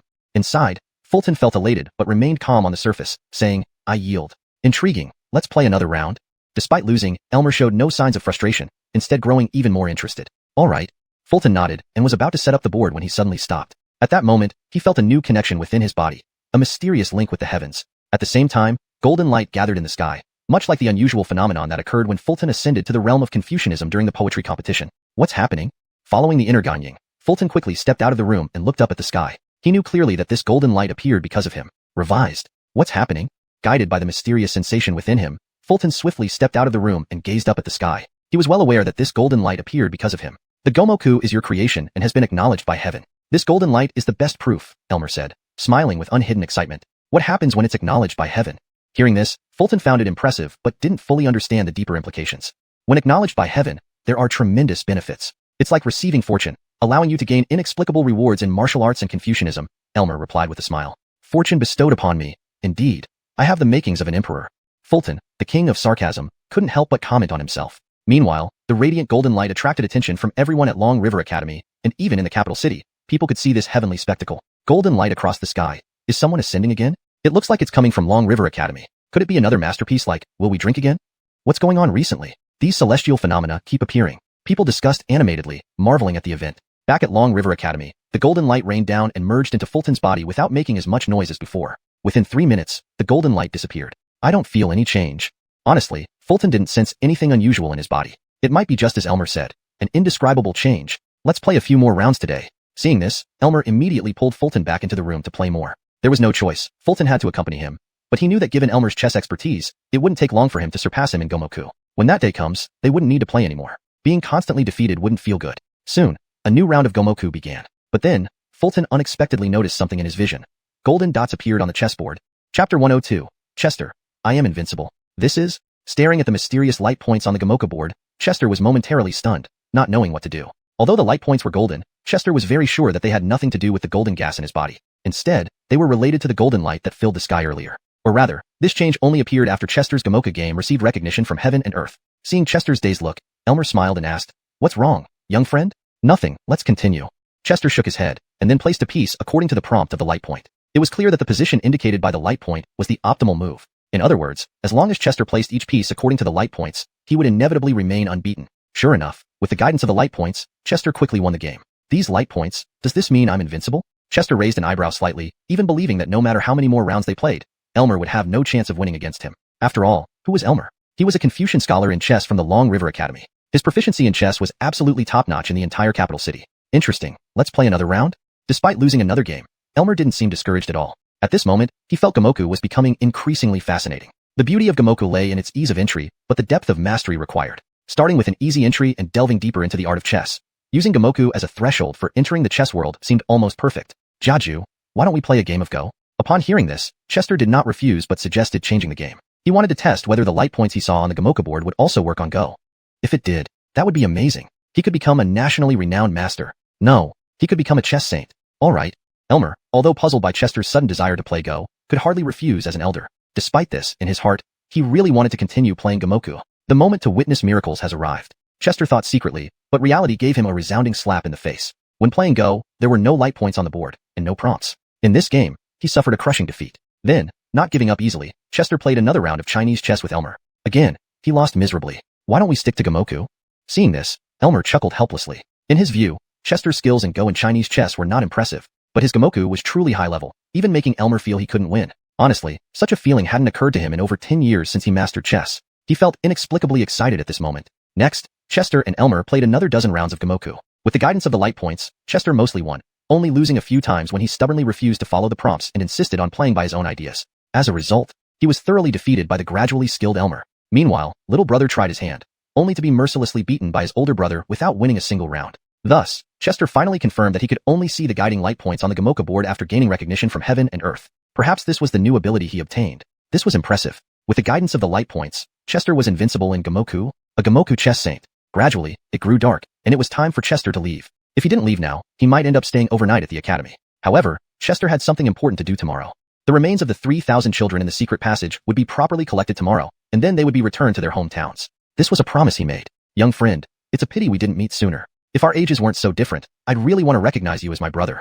Upon parting, Elmer held Chester's hand, nearly speechless with excitement. Jiaju is too polite. How can someone like me, a mere warrior, be worthy of this? Chester humbly smiled. A mere warrior who can write a masterpiece like Invitation to Wine? A mere warrior who can create Gamoku that gains recognition from heaven and earth. Hearing this, Elmer waved his hand, sensing something amiss as he spoke. After all, Chester was indeed just a warrior. On the way back, little brother found it amusing to think about what his teacher said to his older brother at parting. He teased immediately, "Big brother, if the teacher really recognized you as his brother, should I call you Master Uncle or Big Brother? Call me Master Uncle when it happens. I'll call you little brother. We'll keep it separate," replied Chester with a raised eyebrow. "Big brother, you're taking advantage of me." Hearing this, little brother understood instantly and rode his horse to bump into him. However, he was met with another merciless blow from his big brother. The two brothers bickered all the way back to the capital city. As night fell, they stopped and laughed together, naturally stopping the fighting. Little brother Arnie then looked at his older brother seriously and asked, "Big brother, do you know why the teacher was so excited today? Because of Gamoku?" Regarding this, Chester could guess some reasons but wasn't clear about the deeper ones. In the realm of literary cultivation, the chess path has always lacked talent. Few choose this path because it's too difficult to enter. Little brother paused deliberately before continuing. Big brother's Gamoku is simple yet deep, perfect for guiding children into the chess world. You've made an enormous contribution. Future chess history will certainly record your name. Little brother's tone was extremely excited, looking at Chester as if he were a sage. To think it's like this. To be honest, Chester hadn't thought that much. He was very surprised at this moment. He never expected that Gamoku would have such significant effects. It really was a happy accident. In short, big brother, practicing martial arts is a waste of your talent. Why not switch to the chess path? Or poetry? Your talent is incredible. Talking about this, little brother became envious. Sour lemon. Being Chester's little brother, Arnie greatly admired his older brother but enjoyed comparing himself with him from childhood. Before his coma, Big Brother was just a warrior, lagging behind in many aspects. However, after awakening, Big Brother seemed like a completely different person. His poetic talent was outstanding, and now he had created Gamoku. Truly remarkable. Little Brother suddenly felt the gap between him and Big Brother growing larger and larger. Chapter 103, Secret Plotting. Inside the Mystic Chess Academy, Elmer sat before a chessboard, playing Go by himself, using his left hand to make moves for both sides. However, he was now playing Gamoku, 5 in a row. Suddenly, his brow furrowed as if he had just remembered something. He muttered to himself, "I seem to have forgotten to ask him if he has any new poems published recently. How could I forget that?" Actually, Elmer had specifically invited Fulton over today, mainly to inquire about any recent literary works. If there were any, he wanted to put his reputation on the line and give them a mention, but he had forgotten this point. The reason for forgetting it was simple. It was because Fulton had introduced him to Gamoku, and in his excitement, he forgot everything else. With Gamoku, what need does this old man have for poetry? The way of chess is flourishing, there's hope. Elmer laughed loudly, his voice hearty and soaring. He had already made up his mind. Gamoku must be promoted, and extensively so. From now on, although the path of chess may not completely turn around to become the most popular among practitioners, it would no longer be as it is now. When the two brothers finally returned home, it was already pitch dark outside. Fortunately, there was no curfew in the outer city, or else they wouldn't even have been able to enter the city gates. By the time they got home, everyone else was already asleep, except for their father, Bram, who was sitting alone in the courtyard, admiring the moon while drinking wine. Father, you, a martial man, appreciating the moon? At the sight of this, Fulton and his brother both thought the same thing simultaneously. Seeing his son's return, Bram did not hurry to get up but said in a composed manner, "When one finds joy, let it be enjoyed fully. Do not let the golden goblet face the moon empty." Good poem, very good poem. Upon hearing this, Fulton raised an eyebrow and asked, "Father, when did you become so sentimental?" Bram smiled and replied, "It's nothing. I suddenly felt that Invitation to Wine suited my taste perfectly. By the way, how was your day?" "Very good," teacher praised elder brother immensely. The younger brother Arnie said with a smile. Regarding the matter of Gamoku, Arnie did not mention it. On one hand, whether to promote Gamoku was a decision to be made by teacher Ignatius. On the other hand, their father might not understand its intricacies anyway. So, it was better left unsaid. "That's good." Hearing this, Bram nodded approvingly and then said, "An hour ago, someone from the Muhammad Bureau sent a message asking elder brother to go to the Jingbei station tomorrow." Fulton nodded and replied, "I see." Though the message didn't specify what he would be doing, Fulton already had a good guess. According to the timeline, it was about time. The remains of the 3,000 children should have been collected by now. After that, the two brothers each returned to their rooms to rest. Lying in bed, Fulton felt a mix of emotions. Originally, after last night's visit to the Rainbow Bridge and the day spent at Long River Academy, his gloomy mood had improved. But thinking about having to return the children's remains to Jingbei Station the next day, his heart still felt heavy. Tomorrow's scene would undoubtedly be heart-wrenching. Moreover, it had been a day since the Ministry of Justice took court away, and there had been no news yet. Logically, if the ministry intended to exonerate Court, they would act quickly, perhaps within these few days. Honestly, given Fulton's understanding of the great Xia bureaucracy, he couldn't fathom how the ministry would exonerate Court. Complete exoneration was unlikely, as Court had already admitted guilt in public at the capital magistrate's office. The best the ministry could do would be to reduce his death sentence to exile. If sentenced to exile to the frontier, it wouldn't really count as punishment for Court. Within 3 years, with Graham's power, he would definitely bring him back to the capital. As Fulton thought this, he drifted off to sleep. Meanwhile, inside the inner city's Ministry of Justice, Minister Cato and Graham were having a secret discussion. In the dim room, the candlelight flickered, casting alternating shadows on their faces. Graham, I received word that the Muhammad Bureau will send a large contingent to Jingbei Station tomorrow, likely to return the children's remains. Also, Daniel won't be at the Muhammad Bureau as he will be attending the court assembly tomorrow, Minister Cato said, his lips curling into a cold smile, his voice barely audible. Minister Su, what are you planning?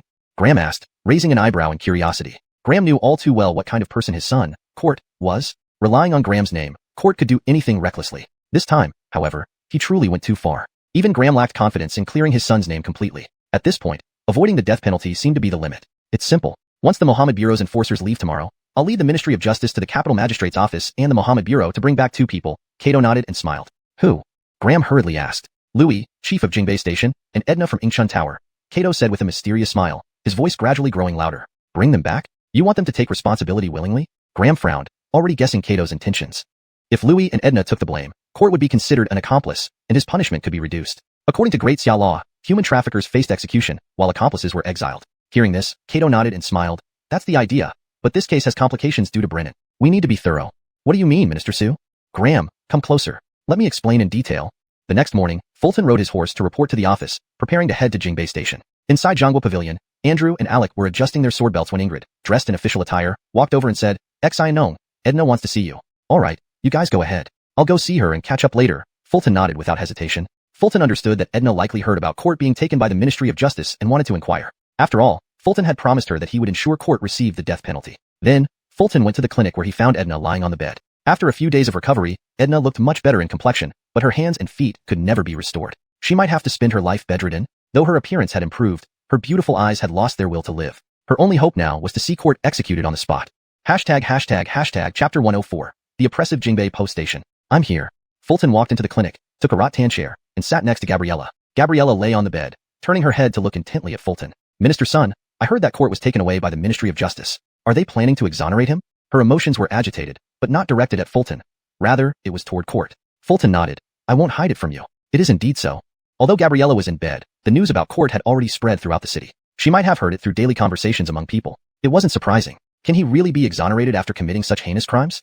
Gabriella's beautiful eyes revealed an intense disbelief. As the Madam of Ingsub Tower, she knew the darkness within the bureaucracy, but she hadn't realized it could be this corrupt. This is uncertain, and I can't give you an answer now. Fulton shook his head helplessly, not providing a definite response. Honestly, he didn't know what the Ministry of Justice would do either. Minister Sun, can you promise me one thing? You must kill Court. If he isn't punished for his crimes, it will be an affront to justice. Upon hearing this, Gabriella suddenly became agitated, struggling to sit up, but failing to do so. Seeing Gabriella's condition, Fulton couldn't bear to refuse her.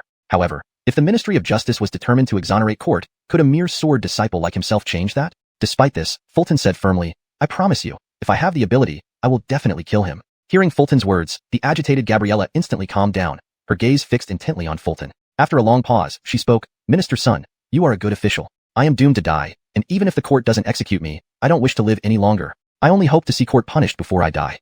Take care of yourself. You will witness that day. Fulton nodded, then turned and left without looking back. When Fulton arrived at the Jingbei Post Station, Ingrid and Andrew were already there, along with hundreds of other sword disciples and armor-clad warriors from the Muhammad Bureau. There was no way around it. There were over 3,000 children's remains, and if there weren't enough personnel assigned, chaos would surely ensue. In the end, the children's remains were divided into 3,000 portions and placed into small wooden boxes. In truth, the Muhammad Bureau could not meticulously separate the remains due to their haphazard long-term storage. The atmosphere on site was extremely oppressive. Lamentations, cries, and curses echoed continuously. Above the Jingbei Post Station, dark clouds gathered, creating a heavy, suffocating air, yet there was no sign of rain. It felt purely oppressive, as if the dark clouds had been summoned by the grieving atmosphere. My child, my poor child. May the heavens curse Louis. May the heavens curse Gabriella. May the heavens curse Court. Why aren't they dead? Give me back my child. Why aren't these 3 executed? Is the Court not standing up for us? Outside the post station, parents formed a long line, endlessly cursing, thoroughly disillusioned with the Court. They cried uncontrollably, some fainting on the spot. They wailed and fell to the ground, unable to get up when they saw the remains. Their anguish was overwhelming and heartbreaking. At that moment, Fulton rode up on horseback. Seeing Fulton arrive, the parents outside the station flocked to him, kneeling on the ground. Minister Sun, please help us. Court is a beast. You must not let him off. Minister Sun, you are our last hope. The court wants to exonerate Court. You cannot just stand by and watch.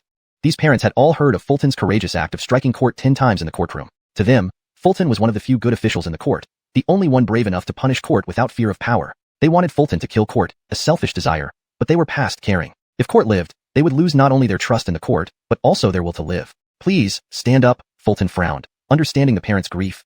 But what could he do? He was merely a minor sword disciple in the Mohammed Bureau, vastly inferior in status to Graham and the Minister of Justice. If you do not promise us, we will kneel until we die. Minister Sun, we have no other choice. Only you can help us.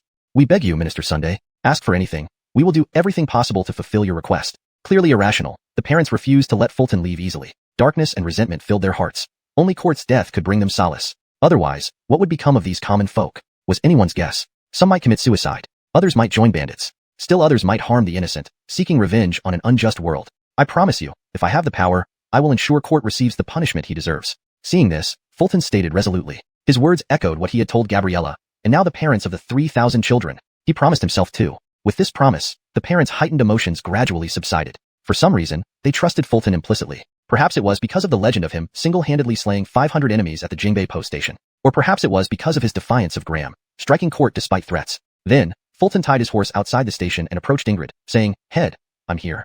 Ingrid frowned slightly, not speaking, only nodding at Fulton. She had been here for a while, and the oppressive atmosphere made her reluctant to speak. Estimating by time, it would take at least a day to distribute the remains of the 3,000 children.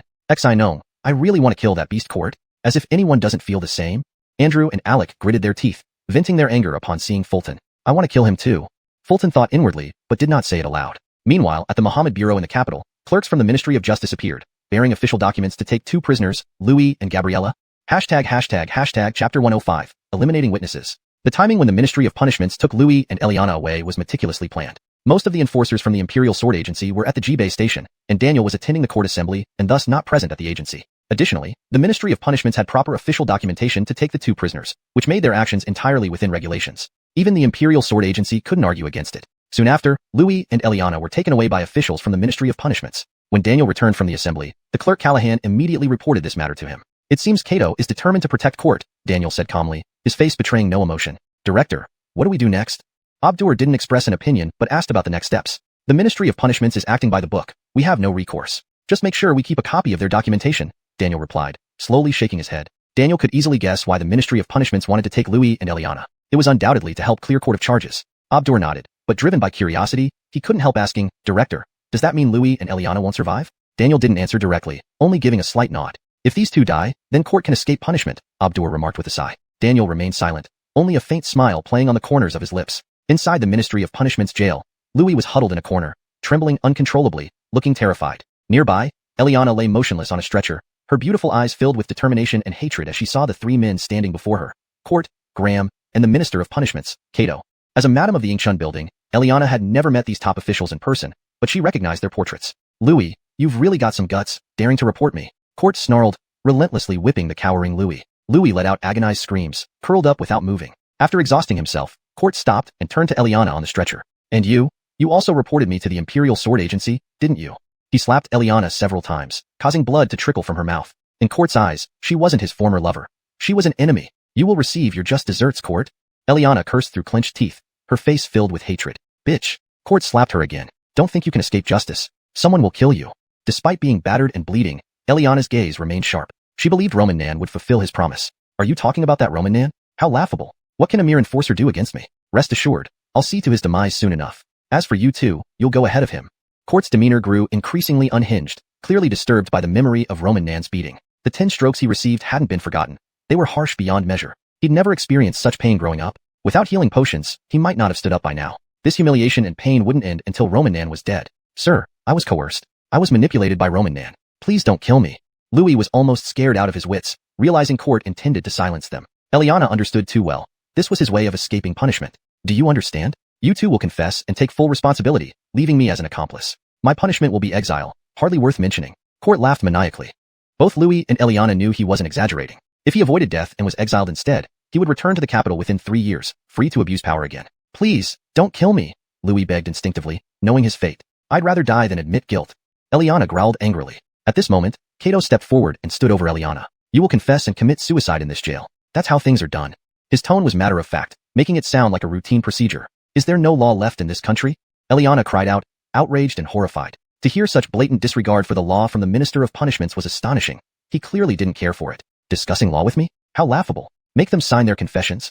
Kato sneered, turning away. Then see them off. Don't kill me. You monsters, I'll haunt you even as a ghost. Louis cowered in fear while Eliana continued to curse, but it was too late. Dark clouds loomed over Jibei Station, the air heavy with dread, as if the heavens were pressing down. Half of the remains of the 3,000 children had already been distributed. Their parents, who initially screamed in anguish, now sobbed hoarsely, their cries weakening. Their eyes reflected disappointment in the government and despair for their lives. Roman Nan had spent half a day here, feeling suffocated by the oppressive atmosphere. The gazes of the common people weighed heavily on him. They expected him to punish Court. Roman Nan understood their thoughts and wished he could kill Court. With the bones of the children laid out, the culprit Court still faced no verdict, leaving Roman Nan feeling suffocated. You shouldn't feel too burdened. This isn't something you can control. Seeing Roman Nan's distress, Ingrid offered words of consolation. Thank you, Chief. I know, Roman Nan nodded, though his gloomy mood persisted. Suddenly, a clerk from the Imperial Sword Agency rode up and handed a note to Ingrid. Reading it, Ingrid froze in shock. Seeing this, Roman Nan asked, What's wrong, Chief? The Ministry of Punishments just took Louis and Eliana away. Ingrid decided to inform Roman Nan. Upon hearing this, Roman Nan felt a thunderclap in his mind. Chapter 106, Disappointment. The Ministry of Justice clearly had no good intentions when they took Louis and Melinda away at this moment. Fulton could guess their purpose to some extent. They simply wanted to exonerate Court by making Louis and Melinda take the blame. If Louis and Melinda were charged as the main culprits, then Court could be treated as an accomplice. In that case, he would only be exiled, which would resolve everything. By then, no matter how much the people cried for justice, nothing could change the outcome. No, I can't let them do this. Thinking this, Fulton decided to ride back immediately. At this point, he even forgot that he was just a minor sword disciple in the Office of Superior Swords. But he couldn't care less. Seeing Fulton break through the crowd, untie his horse, and leap onto it with fluid movements, Ingrid, Andrew, and Alec followed suit, mounting their horses and galloping toward the capital. Fulton did not realize that it was already too late. He only knew that he must do something to prevent Court from escaping so easily. His whip cracked incessantly on his horse's rump, producing sharp sounds. The horse, greatly aggrieved, didn't understand why its owner was so brutal today but had no choice but to run as fast as possible. Yet, even this was not enough for Fulton. My horse is a 1,000-mile steed. A phrase of power instantly bestowed a buff on the horse. Suddenly, the horse felt energized, its hooves moving like it was riding on clouds. It soared higher, significantly increasing its speed. This left Ingrid, Andrew, and Alec trailing behind, struggling to keep up. The head, weren't our horses the same? Why is Fulton so fast? Andrew frowned, knowing no amount of whipping would make his horse any faster. He even feared that if he continued, the horse might go wild and throw him off. He probably used the Confucian power of commanding effect with words, Ingrid speculated calmly. Fulton did not dismount along the way, rushing directly to the Office of Superior Swords. He knew that alone, he couldn't breach the Ministry of Justice. To stop them from exonerating Court, he needed to find his superior, the renowned swordsman among the 10 great swords, Ripley. Panting heavily upon arrival at Ripley's pavilion, Fulton saw Ripley sitting behind a table, chin resting on his right hand, reviewing a document. Sir, I have a request. Fulton went straight to the point. Ripley seemed to understand what he was about to say, and gave him a look. Unfortunately, Fulton missed the meaning and had no patience to ponder over it. Please enlighten me, sir. Fulton clasped his hands without giving Ripley a chance to use encrypted communication. Ripley pointed at the document on the table and said, This just arrived from the ministry. Document? Realizing this, Fulton rushed forward and unfolded the paper. Just one glance left him speechless. His brows knitted together into a frown, veins popping out on his forehead. His fists clenched loudly, teeth grinding, breathing heavy and rapid, as if all his pent-up frustration couldn't find release. Indeed, it was a document sent from the Ministry of Justice, ink still wet. Its content was brief and direct. Louis and Melinda confessed and committed suicide in prison out of fear of punishment. Disregard for law? Too far. Although Fulton had expected the ministry to exonerate Court, he hadn't anticipated they would go this far. With Louis and Melinda dead, Court, as an accomplice, would have no one to refute his claims. As for committing suicide out of fear, only fools would believe that. How could a weak woman like Melinda, with severed tendons in her hands and legs, commit suicide? Looking at Ripley questioningly, Fulton asked, Sir, why did you allow the ministry to take them away? The ministry provided legitimate documents. We couldn't stop them. Ripley explained succinctly. Everything the ministry did was within the legal process and thus indisputable. Who could prove whether Louis and Melinda truly committed suicide or were murdered? Fulton asked again, Does Dylan know about this? This time, Ripley remained silent but gave him a meaningful look. Fulton understood. Dylan knew. Learning this, Fulton felt his legs give way, almost stumbling backward. He couldn't comprehend why Daniel, who knew this, didn't intervene. Did he not want to deal with it? Or did he wish to stay clear of this murky situation? Or was it a tacit agreement at the top? Fulton neither knew nor cared. All he felt now was profound disappointment, like the parents of those children. At that moment, Ingrid, Andrew, and Alec rushed upstairs, seeing Fulton standing rigidly. They fell silent, sensing the tense atmosphere. Is this? Soon, Ingrid noticed the document on the desk and understood that it held the reason for everything. Take a look, Ripley said, breaking his silence. Ingrid, Andrew, and Alec approached the desk and finally understood Fulton's state of mind. Upon reading the document's contents, they froze as if struck by lightning. Ingrid trembled with anger, glaring at Ripley. Sir, if the ministry is so audacious, are we powerless? Ripley remained quiet, giving Ingrid another meaningful look. She instantly grasped it. The ministry acted according to procedure. This isn't following the rules. They are disregarding the law. Ingrid frowned deeply, her eyes filled with confusion. I'll kill that beast. They infuriated me. How could they do this? Andrew and Alec clenched their fists so tightly that their nails cut into their flesh. Chapter 107. Posting the notice. Outrage in the Imperial City. The case file from the Ministry of Punishments signified the closure of the case and a definitive conclusion to its verdict. The two main culprits had committed suicide due to fear of punishment, while Court, an accomplice, was exiled. If one were to review this file without knowing the full story, it would appear impeccable. However, Court had openly confessed to his crimes in court that day, even going so far as to publicly declare that laws only constrained commoners. His words weren't heard just by those present outside the courthouse that day. They had spread throughout the Imperial City over the past few days. The citizens were both shocked and furious, condemning not only Court but also the aristocracy. Naturally, the elite paid no heed to the people's outrage. Now, Court's case was at the center of public attention. At this crucial moment, the verdict issued by the Ministry of Punishments was bound to be met with disbelief. As expected, the aristocracy would ignore the people's distrust once again. The moment the case file was released and the notice posted, the matter was considered closed. Believe it or not. At the same time, notices were being posted on the gates of both the inner and outer walls of the Imperial City. After all, this was a high-profile case in the capital, and it needed to be officially announced to the people of the city. It was merely a procedural formality. Looks like a notice has been posted at the city gate. Which office put it up? Let's go see. Soon, citizens gathered around the gate as clerks were posting the notice. Sadly, few among them could read, and even fewer could fully understand the content. What the hell does it say? I only recognize a few characters, and I can't piece them together. Just then, a young man dressed in scholar's robes strolled by. It was Arnie. Seeing him, a citizen rushed out of the crowd, looking hopefully at Arnie and asked, "Young sir, can you help us read what this notice says?" After a brief pause, Arnie nodded, acknowledging there was no urgent matter on his hands. "Sure," he replied. "Thank you, sir."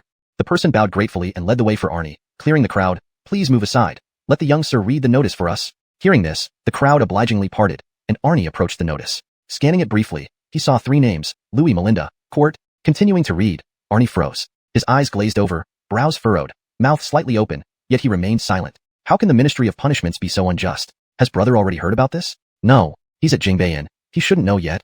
Arnie's initial reaction was fury over the ministry's disregard for the law, followed by worry for Marcus. Knowing how depressed Marcus had become over this matter before, imagining his reaction now was difficult. "Sir, what does it say?" "Don't just stand there reading." Seeing Arnie's stunned expression, the surrounding crowd grew impatient. Finally, Arnie spoke slowly. "This is a notice from the Ministry of Punishments regarding Court's case." "Yes, Court's case, I know. Has the court sentenced him? Shouldn't he be executed? This scoundrel deserves to be torn apart." At the mention of Court's name, the crowd became agitated. "The notice says..." Arnie hesitated, then continued. "It states that Louis and Melinda confessed and committed suicide in prison due to fear of punishment, while Court, an accomplice, has been sentenced to exile in Xiongzhou Prefecture, effective tomorrow." Those words fell like a massive rock into the sea, instantly stirring a storm of indignation. Court is just an accomplice? Just exiled?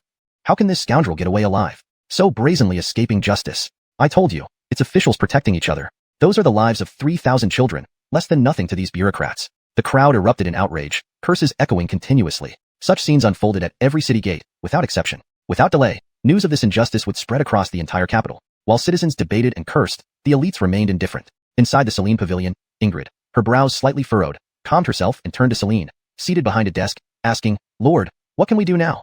Celine remained silent, shaking his head helplessly. With the death sentence and the case file sealed, nothing could be done. Marcus realized that this was beyond Celine's intervention. The only person who could address this within the entire Muhammad office might be Daniel. Thinking of this, Marcus said, "I need to find Muhammad." No one objected. They all felt this might be their only option. Running upstairs to the Muhammad pavilion, Marcus was blocked by Abdur on the first floor. "Why are you stopping me? I need to see Muhammad." Emotionally charged, Marcus attempted to push past Abdur. Despite Marcus's strength, he couldn't budge Abdur an inch. Seeing his agitation, Abdur shook his head. "Stop acting up. Muhammad said he won't see you." "Why?" Abdur sighed. "There are no endless whys. If Muhammad says no, it means no. What if I insist? Save your energy. With me here, you won't get through." Abdur's voice was filled with confidence. Honestly, Marcus hadn't expected Abdur, a mere messenger, to be so formidable. But that wasn't his concern right now. Seeing brute force wouldn't work, Marcus stepped outside the pavilion, channeling his righteous energy to invoke a Confucian verbal decree. His voice boomed loudly. "Muhammad, I know you're inside. Today, I just want to ask you one thing. What is the law to you?" The booming voice echoed throughout the Muhammad office, filled with confusion, doubt, and a touch of rebuke. This kid. Intriguing. What's going on with Marcus, daring to speak like this to Muhammad? Hearing the voice, the 10 famous swordsmen of the Muhammad office gathered on the pavilion, gazing toward the Muhammad pavilion. They found Marcus's actions remarkably bold, unprecedented. Seated cross-legged with closed eyes inside the Muhammad pavilion, Daniel opened his eyes upon hearing Marcus's booming voice. His expression remained inscrutable, betraying neither joy nor anger. Chapter 108. It seems something big will happen tomorrow. Clearly, Daniel had heard Chester's words, but he didn't respond. Moreover, he showed no intention of meeting Chester. While the Ministry of Punishments had gone too far to help court escape punishment, the political struggles at court were obviously not as simple as Chester thought. Sometimes, proper retreat is not a compromise but an accumulation of future bargaining chips. This brat has quite some guts. Daniel glanced at the imperial sword hanging at his waist, and a faint smile appeared on his lips. Yet, it was unclear whether he was pleased or displeased. At the same time, within the Imperial Sword Bureau, the swordsmen began discussing after hearing Chester's words. How dare Chester speak to the Imperial Sword like that? You don't understand. He's the one who struck the state guard bell 9 times. He has the right to wield the Imperial Sword. Being bold is natural for him. By the way, do you know why Chester acts this way? Could it be anything else? Of course, it's because of Court's case. As they chatted, someone guessed the reason behind Chester's actions. However, what they found hard to understand was whether it was worth making a scene over the Ministry of Punishment's excessive efforts to clear court. To them, it clearly wasn't worth it. But in Chester's heart, it was worth it. Below the pavilion, seeing Daniel still hadn't responded, Chester shouted again without hesitation. Imperial Sword, do you remember the inscription you wrote on the state guard bell? Looking northward with my sword, I stand under the stars, forever worrying for the nation. If even you can't uphold the law, isn't the Imperial Sword dulled? Sigh. Upon hearing these words, everyone in the Imperial Sword Bureau couldn't help but gasp. It was a direct challenge, a clear questioning of the greatest martial master of Daxia and the wielder of the Imperial Sword. No one knew what Daniel was thinking, but if it were them, they wouldn't have tolerated it. Inside the Imperial Pavilion, Daniel's brows furrowed upon hearing Chester's words. However, the frown only lasted for a moment before smoothing out. The next instant, Daniel's voice echoed from within the pavilion. Come see me at noon tomorrow. All right. Although Chester didn't fully understand Daniel's intentions, he nodded in agreement. Noon tomorrow will be noon tomorrow. He would definitely arrive on time. Then, Chester turned and left. What does the Imperial Sword mean? Is that it? After what Chester just said, the Imperial Sword isn't angry? The swordsman discussed, none able to guess the meaning behind Daniel's words. Not being angry was one thing, but asking Chester to come at noon tomorrow. Why tomorrow? Why noon? No one knew the answers. Sir, what does the Imperial Sword mean?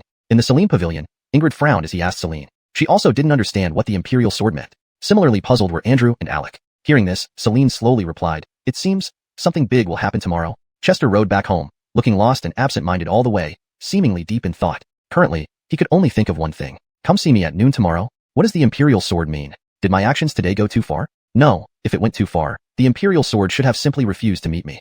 Chester had to admit, he was indeed impulsive earlier. However, what he said was his true feeling. In any case, he would meet the Imperial Sword at noon tomorrow. Thinking of this, Chester tied his horse in the yard and saw his younger brother, Arnie, sitting in the courtyard, holding a wine cup, a chessboard on the stone table, and a jar of fine wine in the corner. Seeing this, Chester raised an eyebrow and wondered, when did second brother become such a drinker? Seeing Chester return, Arnie cast a warm glance and said, brother, come join me for some chess and drinks. Now? We should be having dinner soon. Chester was somewhat surprised. There's still some time before dinner, come on. Arnie waved and smiled. He knew his brother had been to Jingbei Post House today and must have just returned. If he went out now, he might overhear people discussing the verdict from the Ministry of Punishments. He didn't want Chester to know about this yet. At least not today. Honestly, he was worried his brother might not be able to handle the news. So, he came up with this plan. By keeping his brother occupied with chess and drinks, he hoped to prevent him from going outside. This was all he could do as a younger brother at this moment. What kind of chess? Seeing his younger brother's manner, Chester was surprised but didn't refuse. Go, Weiqi. Are you sure? Yes, I'm sure. Hearing this, Chester raised an eyebrow. Little brother, playing Go with your big brother. Aren't you just asking for a beating? Well then, don't blame your big brother for being ruthless. I'll let you know what it means to drown your sorrows in wine. With that thought, Chester picked up a wine cup, poured himself a glass, and drank it in one gulp. How many moves should I let you have? Big brother, please don't look down on me. I've made it into a rank through chess. Arnie laughed and placed a piece on the board. In that case, big brother won't hold back. Chester nodded slightly. He was already feeling depressed, his mind preoccupied with thoughts of court. Furthermore, he was pondering Daniel's stance on the matter. Frankly, it wasn't doing him any good, only adding to his distress. Fortunately, his little brother kept him company with a game of chess, which helped divert his mind from overthinking. Brother, how was your day? Everything went well? As they played, Arnie glanced at his brother cautiously, unsure if he already knew about the Ministry of Punishment's verdict. It went all right. The bones of the 3,000 children should be returned by nightfall if nothing goes wrong, Chester replied, placing another piece on the board. 3-star alignment, victory in sight. Preoccupied with prying information from his brother, Arnie neglected to defend the board. Big brother, what punishment do you think court deserves? Of course, death penalty. Chester replied casually. Seeing his brother's expression, Arnie grew more worried. What if, hypothetically, the Ministry of Punishments exonerated court? What would you think, brother? Well, the ministry would certainly be shameless. You lost, second brother. Chester placed another piece, completing 5-star alignment, ending the game. So fast? Arnie stared at the board in disbelief. Hadn't he been practicing Go for the past few days? And from his brother's tone, it seemed he already knew about the verdict. Chapter 109. Stop it. Giving 3 stones makes it unplayable. The young brother lost the game in confusion but did not pay much attention to it. He immediately set up the board again for another game. Seeing this, Chester raised an eyebrow and asked, "Are you sure you don't need a handicap?" Hearing this, the young brother pondered for a moment and replied, "One stone handicap." There was no other way. After all, his elder brother was the creator of Gamoku. His expertise in the game was truly remarkable. Even their teacher often lost to him more than one. What chance did he have? Sometimes, one should admit defeat. All right. Chester nodded. Arnie lightly placed 2 consecutive stones on the board and then looked at his elder brother, asking, "Do you know that announcements were posted today at every city gate in the capital?" What kind of announcement?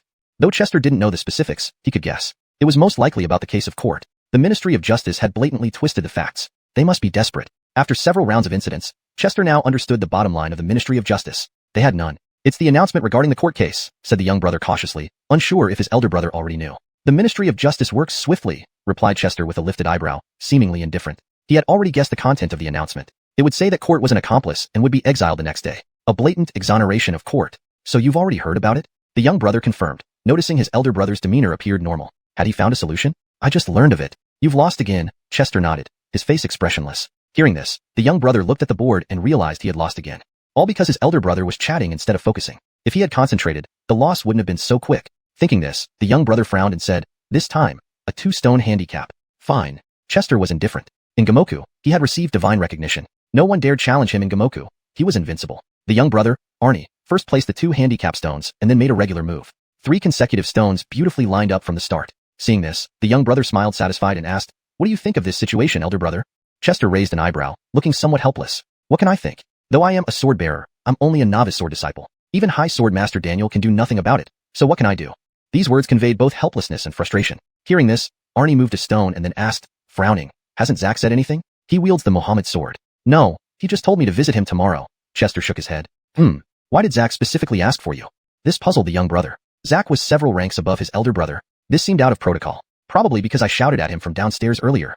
Chester mused inwardly but simply replied, "I don't know. Let's see when I get there tomorrow."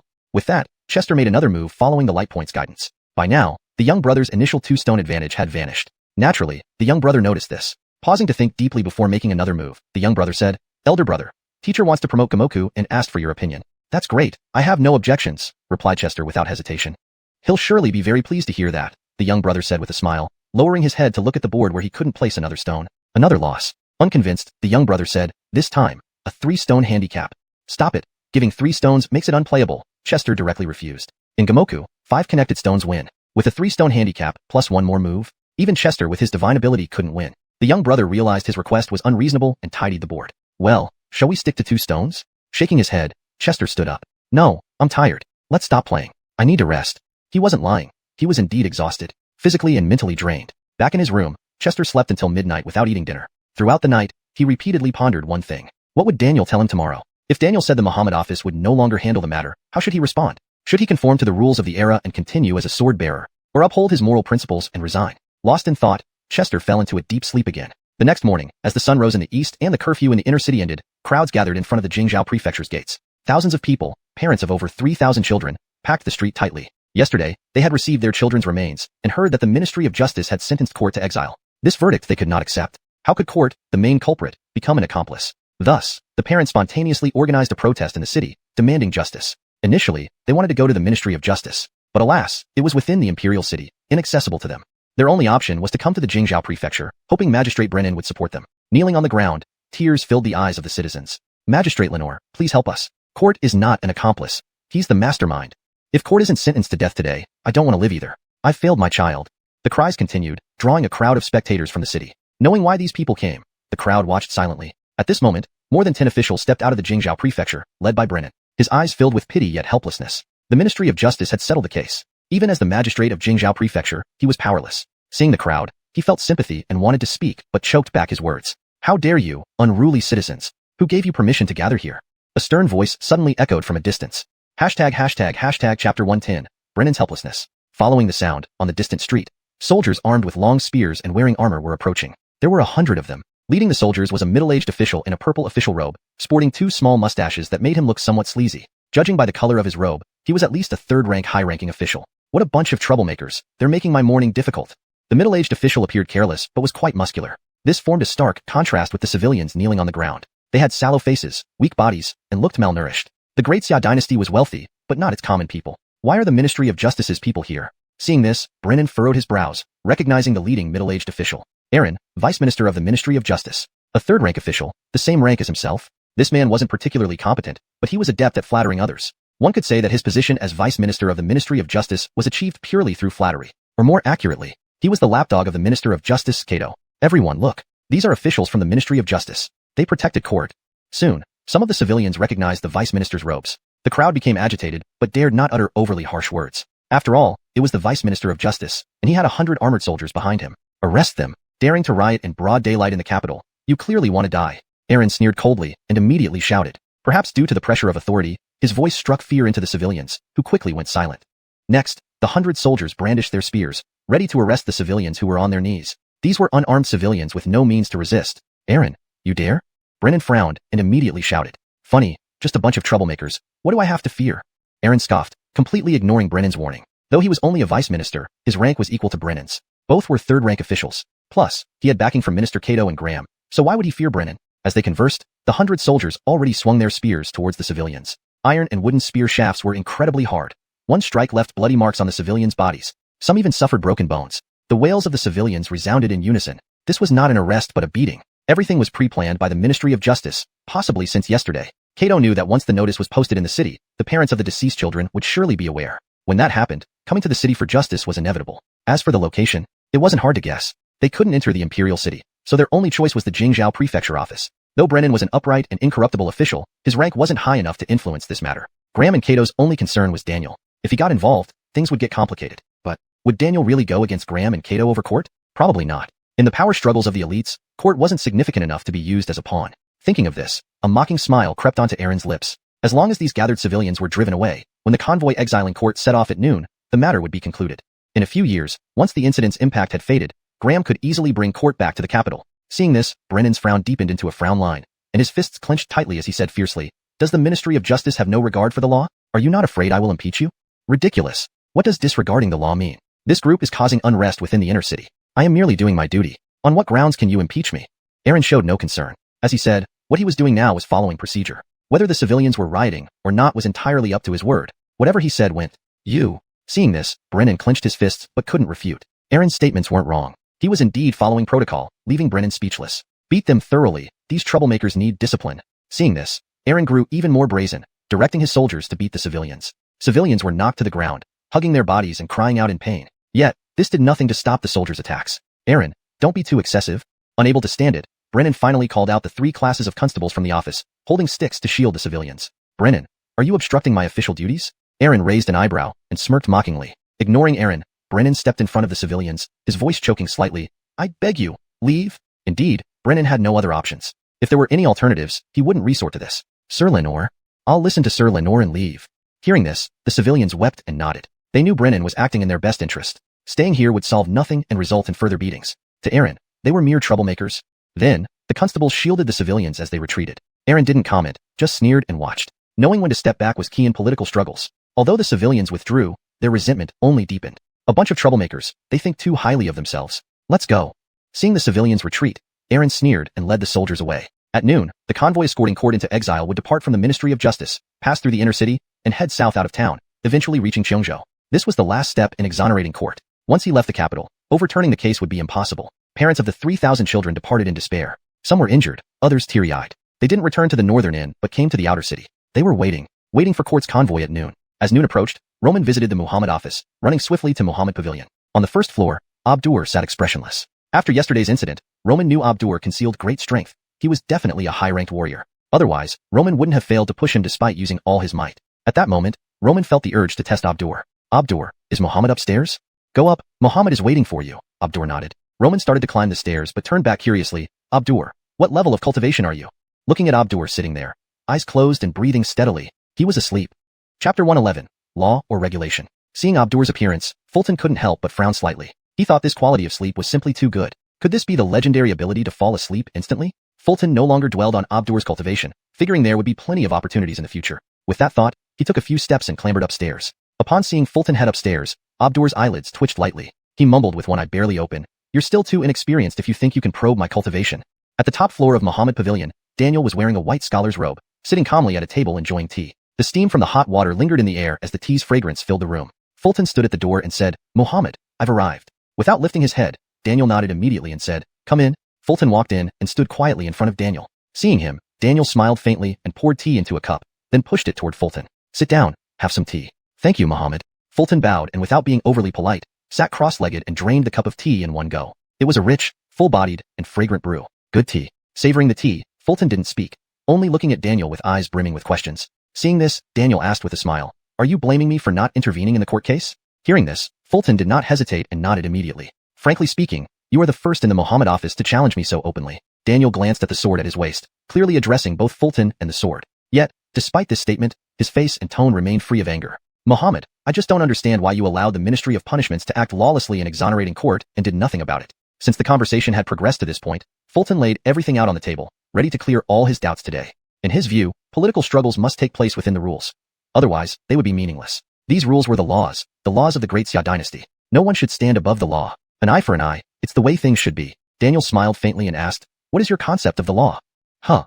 Fulton was somewhat taken aback. He hadn't expected Daniel to suddenly ask such a question. Daniel continued smiling. You once said that the law is the backbone of a nation and the scale in people's hearts. The backbone cannot bend, nor can the scale tilt, otherwise, the country ceases to function, and the people lose their identity. Hearing these words from Daniel, Fulton was honestly surprised. He hadn't expected that his casual remark in court that day would be remembered. For a moment, Fulton didn't know how to respond. Seeing this, Daniel continued, You also said that because of the strictness of the law, there is life for the common folk. Frankly, those two sentences are truly insightful. Thank you, Mohammed, Fulton humbly replied, bowing. Though Fulton didn't know the reason behind Daniel's sudden mention of these two statements, he felt honored by the compliment. You spoke very well, succinctly capturing the essence of the law. Daniel paused and poured Fulton another cup of tea before continuing. Yesterday you asked me if the Mohammed sword had become blunt. What did you mean by that?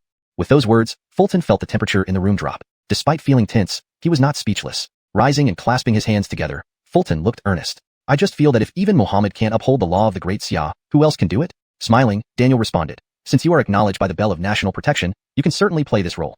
I regret only that my cultivation is too low.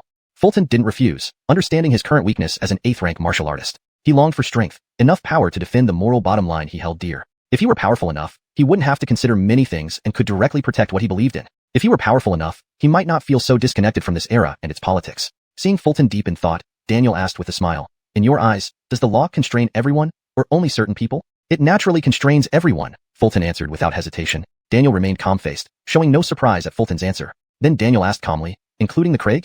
Farmers and commoners share the same punishment under the law. Only when the law applies equally to all can it be considered true law. Otherwise, it's merely rules set by those in power. Fulton knew that in this era, his words bordered on disrespect, but they represented his true feelings. He did not wish to say anything insincere, even if it angered Daniel. Daniel first froze, then murmured, looking at the Mohammed sword on his waist. This kid really says anything that comes to mind. Despite this, a slight smile played on the corner of his mouth. Seeing Daniel's reaction, Fulton finally relaxed. Clearly, while Daniel was shocked, he wasn't enraged. Daniel stared intently at Fulton, making him feel thoroughly uncomfortable. If Fulton's earlier remarks in court had merely been appreciated, these words had struck a chord deep within Daniel. In his heart, the law should indeed be like this. But in the court, few agreed with his views. Daniel smiled faintly and asked, Is this your true belief? Fulton nodded firmly. Not a single word is false. This kind of talk, avoid mentioning it outside here. It can cost you your head. Satisfied, Daniel smiled and unfastened the Mohammed sword from his waist, handing it over. Take it. What? Fulton was completely taken aback. Chapter 112, Holding the Imperial Sword. Seeing the Imperial Sword being handed over by Daniel, Fulton was momentarily taken aback, unsure whether he should accept it. At the same time, he couldn't comprehend Daniel's intentions. Why would Daniel suddenly offer him the Imperial Sword? Though I have the potential to be a great emperor, I'm just an 8th-rank warrior for now. Even if succession is on his mind, isn't it too early? For a moment, Fulton felt somewhat at a loss. Take the Imperial Sword and do what you must, Daniel said with a faint smile, seeing Fulton's hesitation. As you said, no one can stand above the law. He then pushed the sword closer, adding, If you don't go now, you'll miss your opportunity. At this point, Fulton finally made up his mind, immediately accepting the Imperial Sword. Thank you, Imperial Guard. As soon as he held the Imperial Sword, Fulton felt a stirring in his heart, as if a mysterious connection had formed between himself and the sword. For a moment, he understood why Daniel often talked to the Imperial Sword. It seemed to possess a spirit. Then, Fulton's gaze fell upon the sword in his hand. The blade was 3 feet long, with a pommel carved into the shape of a Jian swallowing the hilt, and the handle wrapped in yellow cloth, with a tassel woven from yellow thread. Bright yellow like this could only be used by the royal family in the Great Xia dynasty. On both sides of the scabbard were intricate carvings, one side featuring a soaring dragon, the other a spreading phoenix. Even though the sword remained sheathed, Fulton could still sense that it was an extraordinary weapon. Thinking about it, Fulton stood there in a daze. Seeing his state, Daniel smiled and waved his hand. Go now, and do what you must. Right, Fulton replied, immediately descending the stairs with the Imperial Sword in hand, his excitement clear to see. What he intended to do was naturally to execute court, that beast. The imperial sword could behead not only corrupt officials but also unjust rulers, though the former was more serious. With the imperial sword in hand, even a first-rank official could be executed, let alone Court, who held no rank. Calculating the time, Court's convoy for exile should already be on its way from the Ministry of Justice. There was no time to waste. Meanwhile, after pouring himself a cup of tea and inhaling its fragrance, Daniel smiled. To be honest, before today, he hadn't planned to kill Court. After all, Court was just a minor character unworthy of causing trouble with Graham or Cato. But Fulton's words had struck a chord with him. Downstairs in the Mohammed Pavilion, Ingrid, Andrew, and Alec waited anxiously for Fulton. They knew Fulton was meeting Daniel at noon today, but didn't know why. Additionally, today was Court's day of exile, and they worried Fulton might do something reckless. Suddenly, they heard hurried footsteps descending the stairs. Then they saw Fulton running down, his face aglow with excitement. His expression suggested he was about to embark on something significant. Seeing him like this, Ingrid asked worriedly, "What are you going to do?"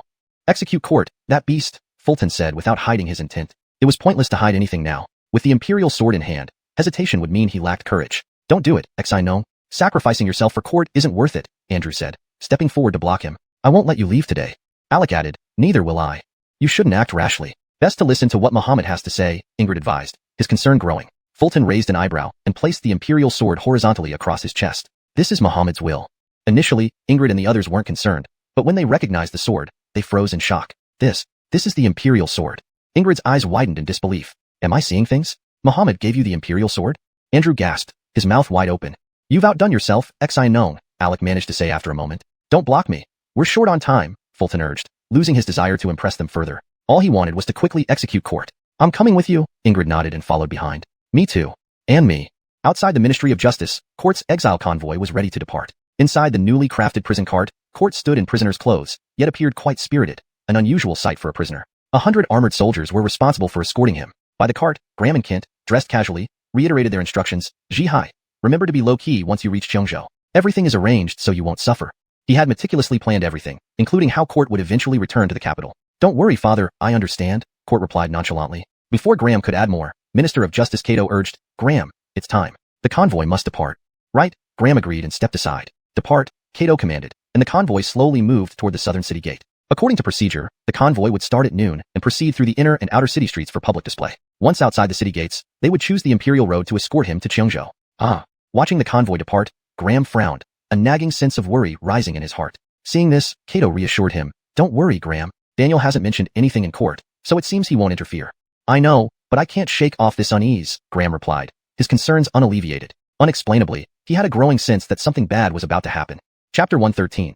You won't leave the capital today. The exile convoy set off from the Ministry of Punishments, passing through the inner city and then out of the capital via the main street of the outer city towards the southern gate. Court stood in the prison cart with an expression of nonchalance, as if he was embarking on a sightseeing trip rather than being exiled. In fact, it almost seemed that way. "Wait until I come back. Ronnie, you're dead."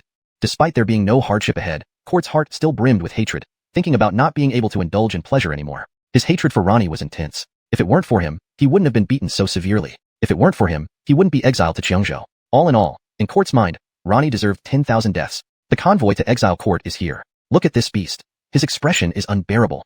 What kind of look is that? He shows absolutely no sign of repentance. Injustice in the court. Injustice in the court.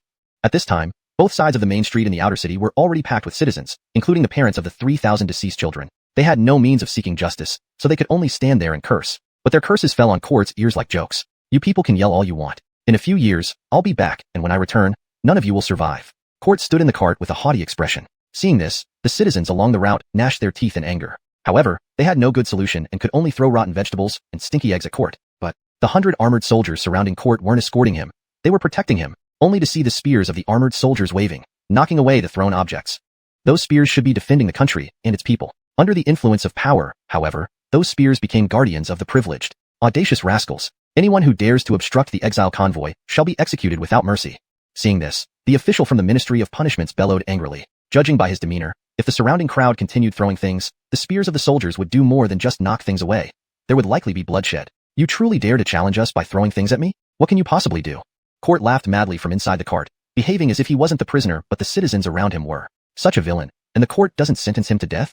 This gang of incompetent officials, their neglect weakens our great Xia dynasty. Several scholars from the Long River Academy stood among the crowd, frowning deeply. Yet they could only verbally condemn the situation, for none of them held official positions. "My child, father has no ability. I can only watch helplessly as this beast escapes punishment.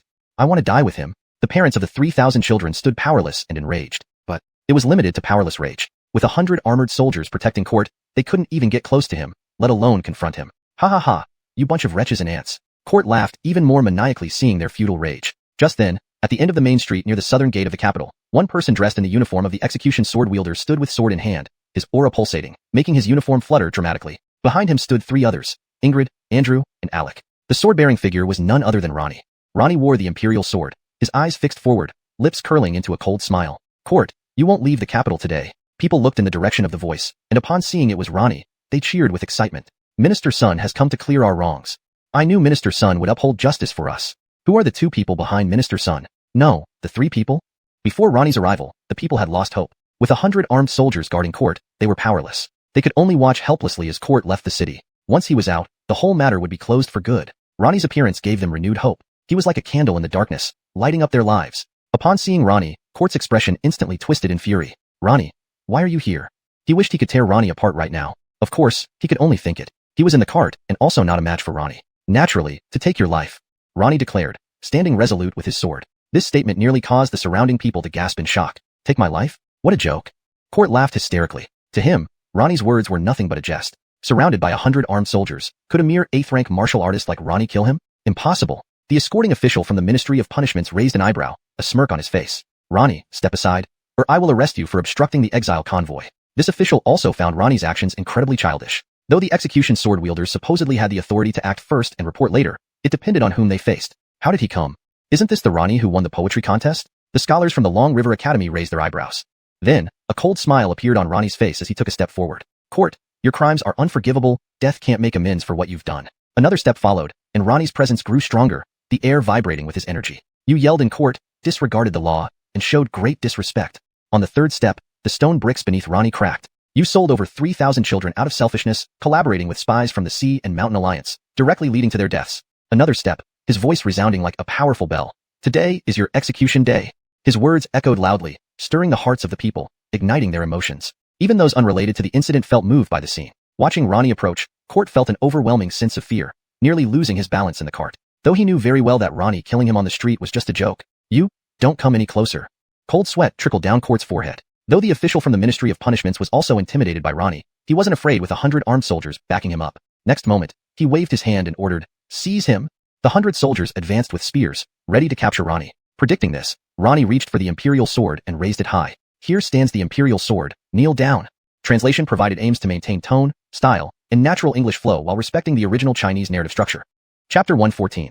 Executing the 10 Evils, cutting off their ghostly path. The Imperial Sword appeared as if the Craig himself had arrived. The moment Chester revealed the Imperial Sword, the 100 armored soldiers froze in unison, then knelt down in mass. This included the Ministry of Punishment's official responsible for the escort. There was no way out. Refusing to kneel before the Imperial Sword was a grave act of disrespect, a beheading offense. The Imperial Sword was uniquely identifiable, easily recognized. My goodness, it's actually the Imperial Sword. Administrator Sun came with the Imperial Sword. So, everything is under the orders of Zack. Seeing that Administrator Sun can wield the Imperial Sword, it shows his status within the Office of Ceremonial Swords. We must kneel quickly, or it would be disrespectful. The surrounding civilians were stunned into immobility, only reacting after a few moments and kneeling on the ground. No kneeling, do not kneel. Who will protect me if you all kneel? Get up quickly, the sword in his hand must be fake. Seeing this, Court, fearing for his life, hysterically roared. To be honest, if not for the prisoner cart holding him, he would have also collapsed to his knees, but not out of respect for the Imperial Sword. Rather, his legs turned to jelly from fear. At this moment, he finally believed that Chester had come to execute him today, and that he truly dared to do so. However, no one listened to Court's words. That was the Imperial Sword. It was as if the Craig himself were present. Who dared to stand? Ingrid also knelt on the ground, looking at Chester's back, her beautiful eyes filled with complex emotions. Once upon a time, this small bailiff from the Jingzhou prefecture had become someone wielding the Imperial Sword. In all of Daxia, only 2 people were qualified to wield this sword. For a moment, Ingrid felt countless emotions stir within her. Wait. Just then, figures rushed over from the distant street. It was Graham and Kent.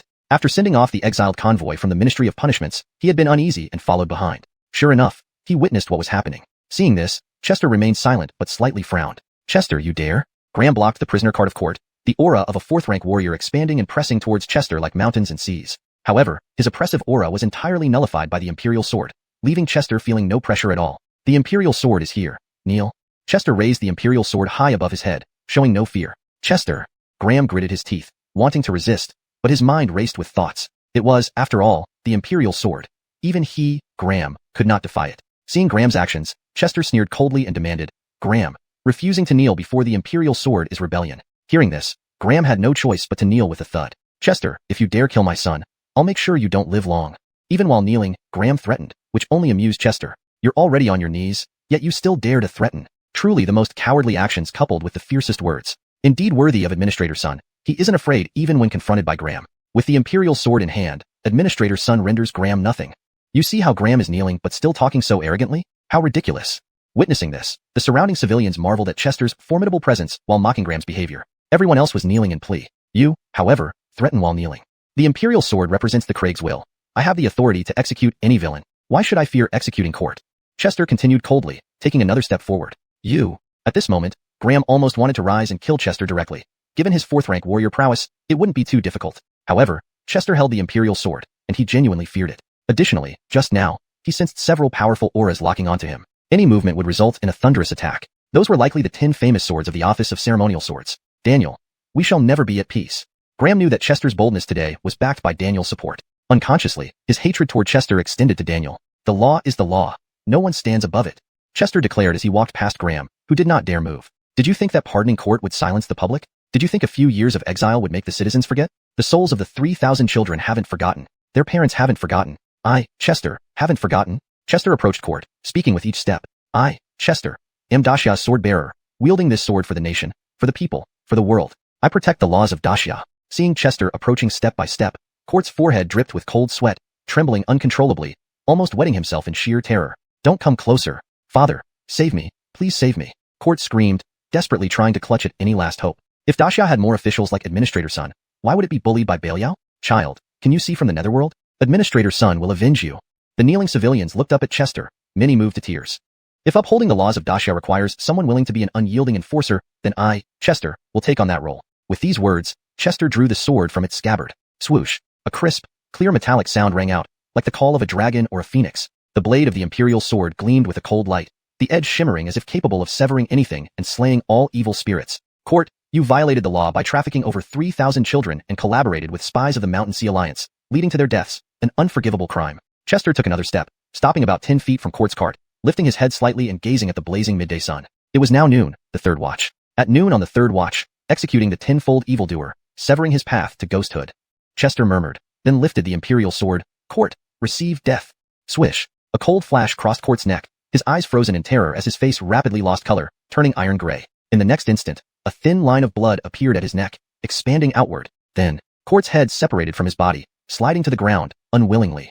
Chapter 115. This kid has the spirit of my younger days. Court was dead, completely and utterly dead. At this moment, the entire scene was deathly silent. The surrounding crowd was in utter shock. Some were secretly overjoyed yet had tears streaming down their faces. Others were inwardly agitated, but maintained a calm expression. Ingrid knelt on the ground, staring blankly at Fulton's back, her emotions complex. Uncontrollable tears slid down from the corners of her eyes. She still vividly remembered that pile of corpses in the secret passage of Jingbei Post House. Now, Court had been executed. The children's wrongful spirits could finally rest in peace. Andrew and Alec were stunned into silence, thinking how impressively bold Fulton had acted. He had publicly beheaded Graham's 3rd son, Court, with a single sword strike, in front of thousands of citizens. Without unexpected incidents, this event would spread throughout the capital in an incredibly short time, even across the whole country. Soon, Fulton would become a household name, and not just any name, a hero. Graham looked hollow, appearing to have aged 10 years in an instant. Ignoring his kneeling posture, he stumbled toward the prison cart, holding Court's head and sobbing uncontrollably, "My son!" This heart-wrenching cry, but to the ears of the people, it was profoundly satisfying. In an instant, cheers roared like thunder. Court is dead. That beast is finally dead. Children, can you see? The man who killed you is finally dead. Sir son, we will never forget your great kindness. Among them, some denounced, some cried, and others remained silent. One scholar without practical use is indeed correct. Only warriors can accomplish such feats. Fulton has unparalleled poetic talent and a noble character. Why did he start practicing martial arts in the first place? Seeing this scene, the scholars from Longha Academy sighed deeply. Among them, Elmer sighed the most. Other scholars knew about Fulton's unmatched poetic talent, but few knew about his accomplishments in chess. Once Gamoku became popular, Fulton's name would certainly be etched in the history of chess. Holding Court's head, Graham shed tears profusely, his aura steadily rising, and a murderous intent condensed between his brows. In the next moment, he slowly stood up, glaring at Fulton fiercely and growling, "Fulton, I, Petik Wu, will kill you today." "I bet you won't dare," replied Fulton fearlessly, despite the imminent threat from a 4th-rank warrior. However, the hearts of the surrounding crowd jumped instantly. Their nerves tightened as their hearts raced. "I will kill you." At this moment, Graham was teetering on the edge of losing his mind. He no longer cared whether Fulton held the Imperial sword. He only knew that Fulton had beheaded his son. Suddenly, a vast, invisible pressure came from afar, locking Graham firmly in place. This pressure was immensely powerful, immobilizing even the fourth-rank warrior, leaving him motionless. In all of Jingqing, or perhaps all of Daya, there was only one person capable of such an act. Daya's top warrior, Daniel. Graham, I advise you not to make a mistake. In the next moment, a stern voice echoed from a distance, deep and resonant. Though not loud, it reached every ear clearly. Daniel. Graham gritted his teeth, clenching his fists so tightly that his bones cracked. He knew that with Daniel present, he couldn't kill Fulton. With Daniel protecting him, killing Fulton openly would now be impossible. Only covert methods could work. Graham then left angrily with Court's corpse. Who was that voice just now? How did it scare Graham off? It must be Daniel.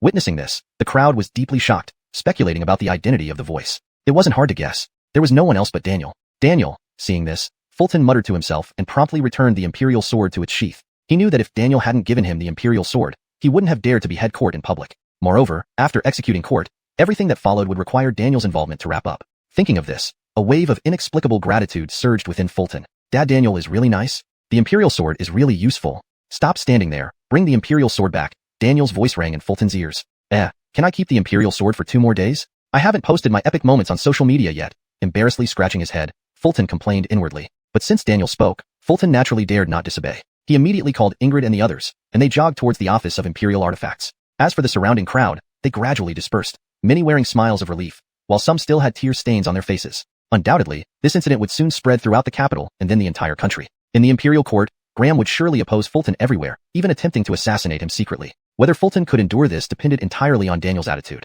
If Daniel protected him, Fulton would be safe. If Daniel didn't, Fulton couldn't predict the outcome. Running back to the office of Imperial artifacts, Fulton ascended to the top floor of the Imperial Pavilion and saw Daniel still seated there, calmly drinking tea. His face was serene, as if nothing had disturbed him. It was as if he had never left, always there drinking tea. Imperial artifact.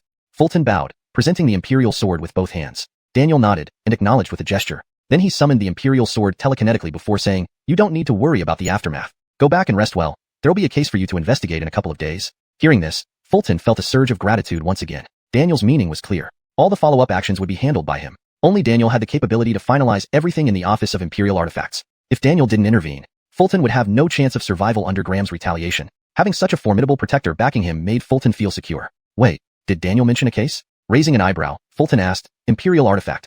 What case are you talking about?" "You'll know when the time comes. You're dismissed."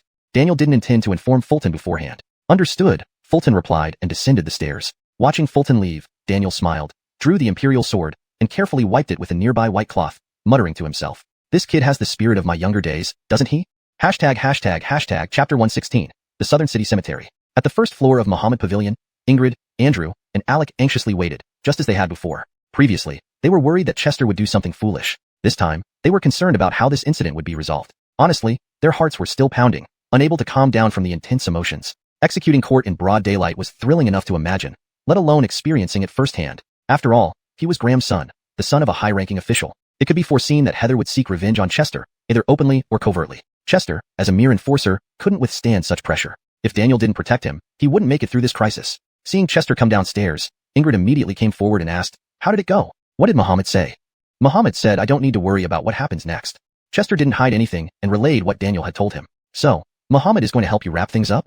Ingrid raised an eyebrow upon hearing this. For Daniel to personally handle the aftermath for Chester was no small matter. To put it bluntly, in the entire Muhammad office, only Chester might have received such treatment. Chester nodded. "That seems to be the case. Muhammad also said I should rest well, and that I'd have a new case in a few days." "A new case? Personally assigned by Muhammad?" Upon hearing this, Andrew and Alec perked up with interest. A case personally assigned by Daniel must be a significant one. Ingrid reacted the fastest. "When that happens, I'll go with you." "Sure," Chester readily agreed. "Shino, we should come along too. As fellow enforcers, it's our duty," added Andrew and Alec, following suit. "Sure," Chester agreed again. "Good buddy." Andrew grinned and whispered to Chester, "Let's celebrate at Ingshun Tower tonight?" "Why do you always want to celebrate at Ingshun Tower?" Chester frowned. "Well, where else can we go besides Ingshun Tower?" Hearing this, Andrew furrowed his brows, struggling to think of an alternative. Seeing Andrew's expression, Chester found himself momentarily at a loss for words. After some time, Chester finally replied, "The Quanjing Pavilion in the west isn't bad." Hearing this, Andrew's eyes lit up. "Let's check it out tonight? Have Alec treat us." Alec blurted out, "Andrew, you bastard." Chester waved his hand. "No thanks. I'm going home today, and it's not advisable for me to go out at night recently." He was being honest. Having just executed Court, it wasn't wise for him to be out at night, due to potential retaliation from Graham. Chester has a point. We shouldn't call him out at night. "If you two want to celebrate, I can join you," Ingrid interjected, understanding the gravity of the situation. Cutting down Court was an immensely satisfying act for her as well, worthy of celebration. No need, boss. Alec and I plan to celebrate by cultivating chi energy overnight. We've recently reached the threshold of blood refinement. Andrew shook his head vigorously. Exactly, Alec nodded fervently. You two are crazy. Ingrid's eyebrows arched in confusion. Just now, you wanted to celebrate, and now you want to cultivate overnight. What does that even mean? Chester left the Muhammad office and made his way out of the inner city. However, he didn't head straight home but took advantage of the daylight to venture out of the city and reach the chaotic cemetery in the southern part of the capital. Eliana's body was buried here. Although she participated in the child trafficking case, it wasn't by her own will. She was under the control of the Carolyn. After regaining consciousness, she acknowledged her crimes, asking only that Court receive appropriate punishment. Chester had promised her that he would kill Court if he had the power to do so. Now, he had fulfilled that promise, but Eliana had passed away earlier. He felt it necessary to inform her of this development. In the cemetery, small mounds dotted the ground, each representing a corpse. Buried here were either executed criminals or unidentified wanderers. Most were simply buried in pits, while some had wooden markers in front of the mounds. Eliana belonged to the latter category. Chester rode his horse to the cemetery, buying roasted chicken and wine. He placed the chicken in front of Eliana's grave and poured wine over it. Standing there, he stared at the simple inscription on the wooden marker, frowning. Grave of Eliana. Just 4 simple characters. I came to tell you that Court is dead. I've kept my promise to you. As for the Carolyn, if the opportunity arises, I won't let her off either. Chester murmured, almost to himself. He hadn't come to pay respects but to inform Eliana, fulfilling a karmic debt. Suddenly, a middle-aged man bent over approached from afar, holding yellow paper and liquor, clearly coming to offer tributes. Chester recognized him as the madam from Ingshun Tower. Seeing Chester, the madam hurried over. Sir son, why are you here? Just passing by, came to visit, Chester nodded, providing a casual excuse. Sir son, you are truly kind-hearted. Eliana was pitiful, and you were the only one who could avenge her. When you killed Court in broad daylight today, I was there. The madam began chattering incessantly, close to tears. I promised Eliana to punish Court as he deserved. Consider it keeping a promise, Chester interrupted, unwilling to prolong the conversation as he needed to get home soon. Besides, it would be unsafe once it turned dark. How could Court be so heartless? He treated Eliana so well yet could still harm her. The madam continued oblivious to Chester's impatience. Wait, did you say Court treated Eliana well? Chester's eyebrows shot up. Something wasn't right. Sir son, you may not know, but ever since Eliana became a madam, Court visited less frequently but still came once a month, the madam nodded earnestly. That doesn't match. Chester instantly realized something was off. Eliana had told him Court abandoned her like old clothes due to her declining beauty. This contradicted the madam's account. Chapter 117. Speculation. You just said that Court comes to visit Shauna once a month? Fulton frowned, looking at Honest. An alternative possibility was already forming in his mind. Could it be that they meet during the child trafficking deals? That doesn't make sense. According to Louis' confession, he always handled the transactions. Then is he here to collect money? It doesn't seem that important. Sometimes it's once a month, sometimes every 2 weeks. Just as Fulton was thinking, Honest provided an affirmative answer. Upon hearing this, Fulton asked further, what does he do when he meets Shauna? Just eating and drinking, but I don't know what else they do. Every time Court comes, Shauna asks everyone to leave. Honest nodded first and then shook his head. Eating and drinking? Just the 2 of them? Hearing this, Fulton furrowed his brow, thinking Court was a lecher. This doesn't add up. Upon hearing Fulton's words, Honest quickly clarified, it's not just the 2 of them. Court always brings 2 friends. Bring 2 friends? Why am I getting the wrong idea? Fulton couldn't help but grumble inwardly, and gradually thought of another possibility. Court wasn't meeting Shauna. He was meeting the Carolyn. After all, Shauna had mentioned before that one of the reasons the Carolyn possessed her was to turn Ingshun Lu into a base for the Shanghai Alliance in the capital. Since it's a base, there would inevitably be spies meeting here. The Snake, Dominic, and Jetty. Fulton instantly connected these 3 code names. So, is Court one of these 3? No. Court's intelligence isn't enough to be a spy for the Shanghai Alliance. Thinking about this, Fulton couldn't figure it out and immediately asked, do you know who these 2 friends are? Don't know, but by their attire, they seem wealthy. Honest shook his head. I see. Fulton mused for a moment, and then looked up at the sky. It was getting dark. Time to leave. Although Fulton knew there were many inconsistencies, delving deeper probably wouldn't yield much. Honest didn't know much. If we assume Court and his 2 friends are spies for the Shanghai Alliance, then their reason for finding Shauna makes sense. But Court's intelligence has nothing to do with the Shanghai Alliance. Although I also detest the Shanghai Alliance, I have to admit their spies are quite intelligent. Riding back into the city, Fulton's thoughts raced but still couldn't come up with an answer. The main issue is that this scenario doesn't make sense on the surface. Court and the Shanghai Alliance were inherently contradictory. Unless, this Court isn't the real Court, but someone using his face to meet Shauna. Disguise technique? Thinking more, Fulton finally came up with a plausible explanation. As Fulton rode home, people were already gathered outside the Sun family manor. Most were ordinary citizens of the capital, particularly parents of children from Jingbayan. They had come to thank Fulton. Some carried chickens, ducks, baskets of fresh eggs, so fresh they were still smeared with chicken droppings. Over 100 people had surrounded the manor tightly. Everyone brought something edible. These were commoners. Aside from food, they had nothing valuable to offer. The purpose was clear. They wanted to thank Fulton for seeking justice for them. Inside the courtyard, the Sun family was bewildered. Bram had been training at the military camp all day and hadn't yet returned. Younger brother Arnie had stayed home to study Gamoku, hoping to improve enough for his older brother to give him a handicap. Servant Farron, maid Brittany, and Claire hadn't left the house either and were clueless. Master, what's going on? There are so many people outside. Claire, seeing the crowd, was too scared to open the door. Don't panic. Let me go check. They're just commoners. It'll be fine. Despite his own confusion, Bram remained calm. Being a martial adept, he wasn't afraid of commoners. But still, hundreds of people were way too many. Father, it seems they have a specific goal. Maybe let me go out and ask them? Arnie calmly analyzed and decided to talk to the people. Go ahead, be careful, Bram agreed. They couldn't just stay inside guessing. Second brother, please be cautious. Claire repeatedly warned him, worried about any mishaps. Don't worry, mother. With that, Arnie pushed open the gate and stepped out. He was genuinely taken aback by the sight. Hundreds of people blocked his gate, completely congesting the alley. Someone came out. It doesn't seem to be Master Sunday. I heard Master Sun has a younger brother who looks much younger. This must be him. Excuse me, young sir, are you Master Sun's brother? Seeing Arnie step out, the crowd buzzed with speculation and questions. My brother. Are they here for my elder brother? Hearing this, Arnie frowned, realizing something. Did my elder brother do something significant today? Thinking this, Arnie asked, are you here to see my brother? Excuse me, your brother is Master Fulton, right? Someone confirmed again. Arnie, without hesitation, nodded. See, I told you it's Master Sun's home. Come on, let's put down our gifts and leave, so as not to disturb Master Sun's family. With confirmation, the crowd ignored Arnie and began filing in with their offerings. Hey, what are you doing? Arnie was utterly baffled. Being ignored as a brother to a notable figure, he even got shoved aside. Inside, Bram, Claire, Brittany, and Farron stood dumbfounded, unsure of what was happening. What's going on? Didn't second brother go to communicate? Why did so many people bring things and walk in? Wait, they aren't demanding money. In the corner, Da Huang, the dog, saw all the people bringing various foods into the yard. Sensing spring was coming, Da Huang wagged his tail excitedly. Hashtag chapter 118, quite troublesome. Woof woof woof. In the courtyard, Armando excitedly wagged its tail and barked non-stop. It watched with satisfaction as one after another, commoners brought in food, placed it on the ground, and left without a word. There's so much meat and eggs here. When will I finish eating? Armando couldn't even imagine. Sir, what exactly is going on? Claire stood still, barely daring to move or speak above a whisper. I don't know.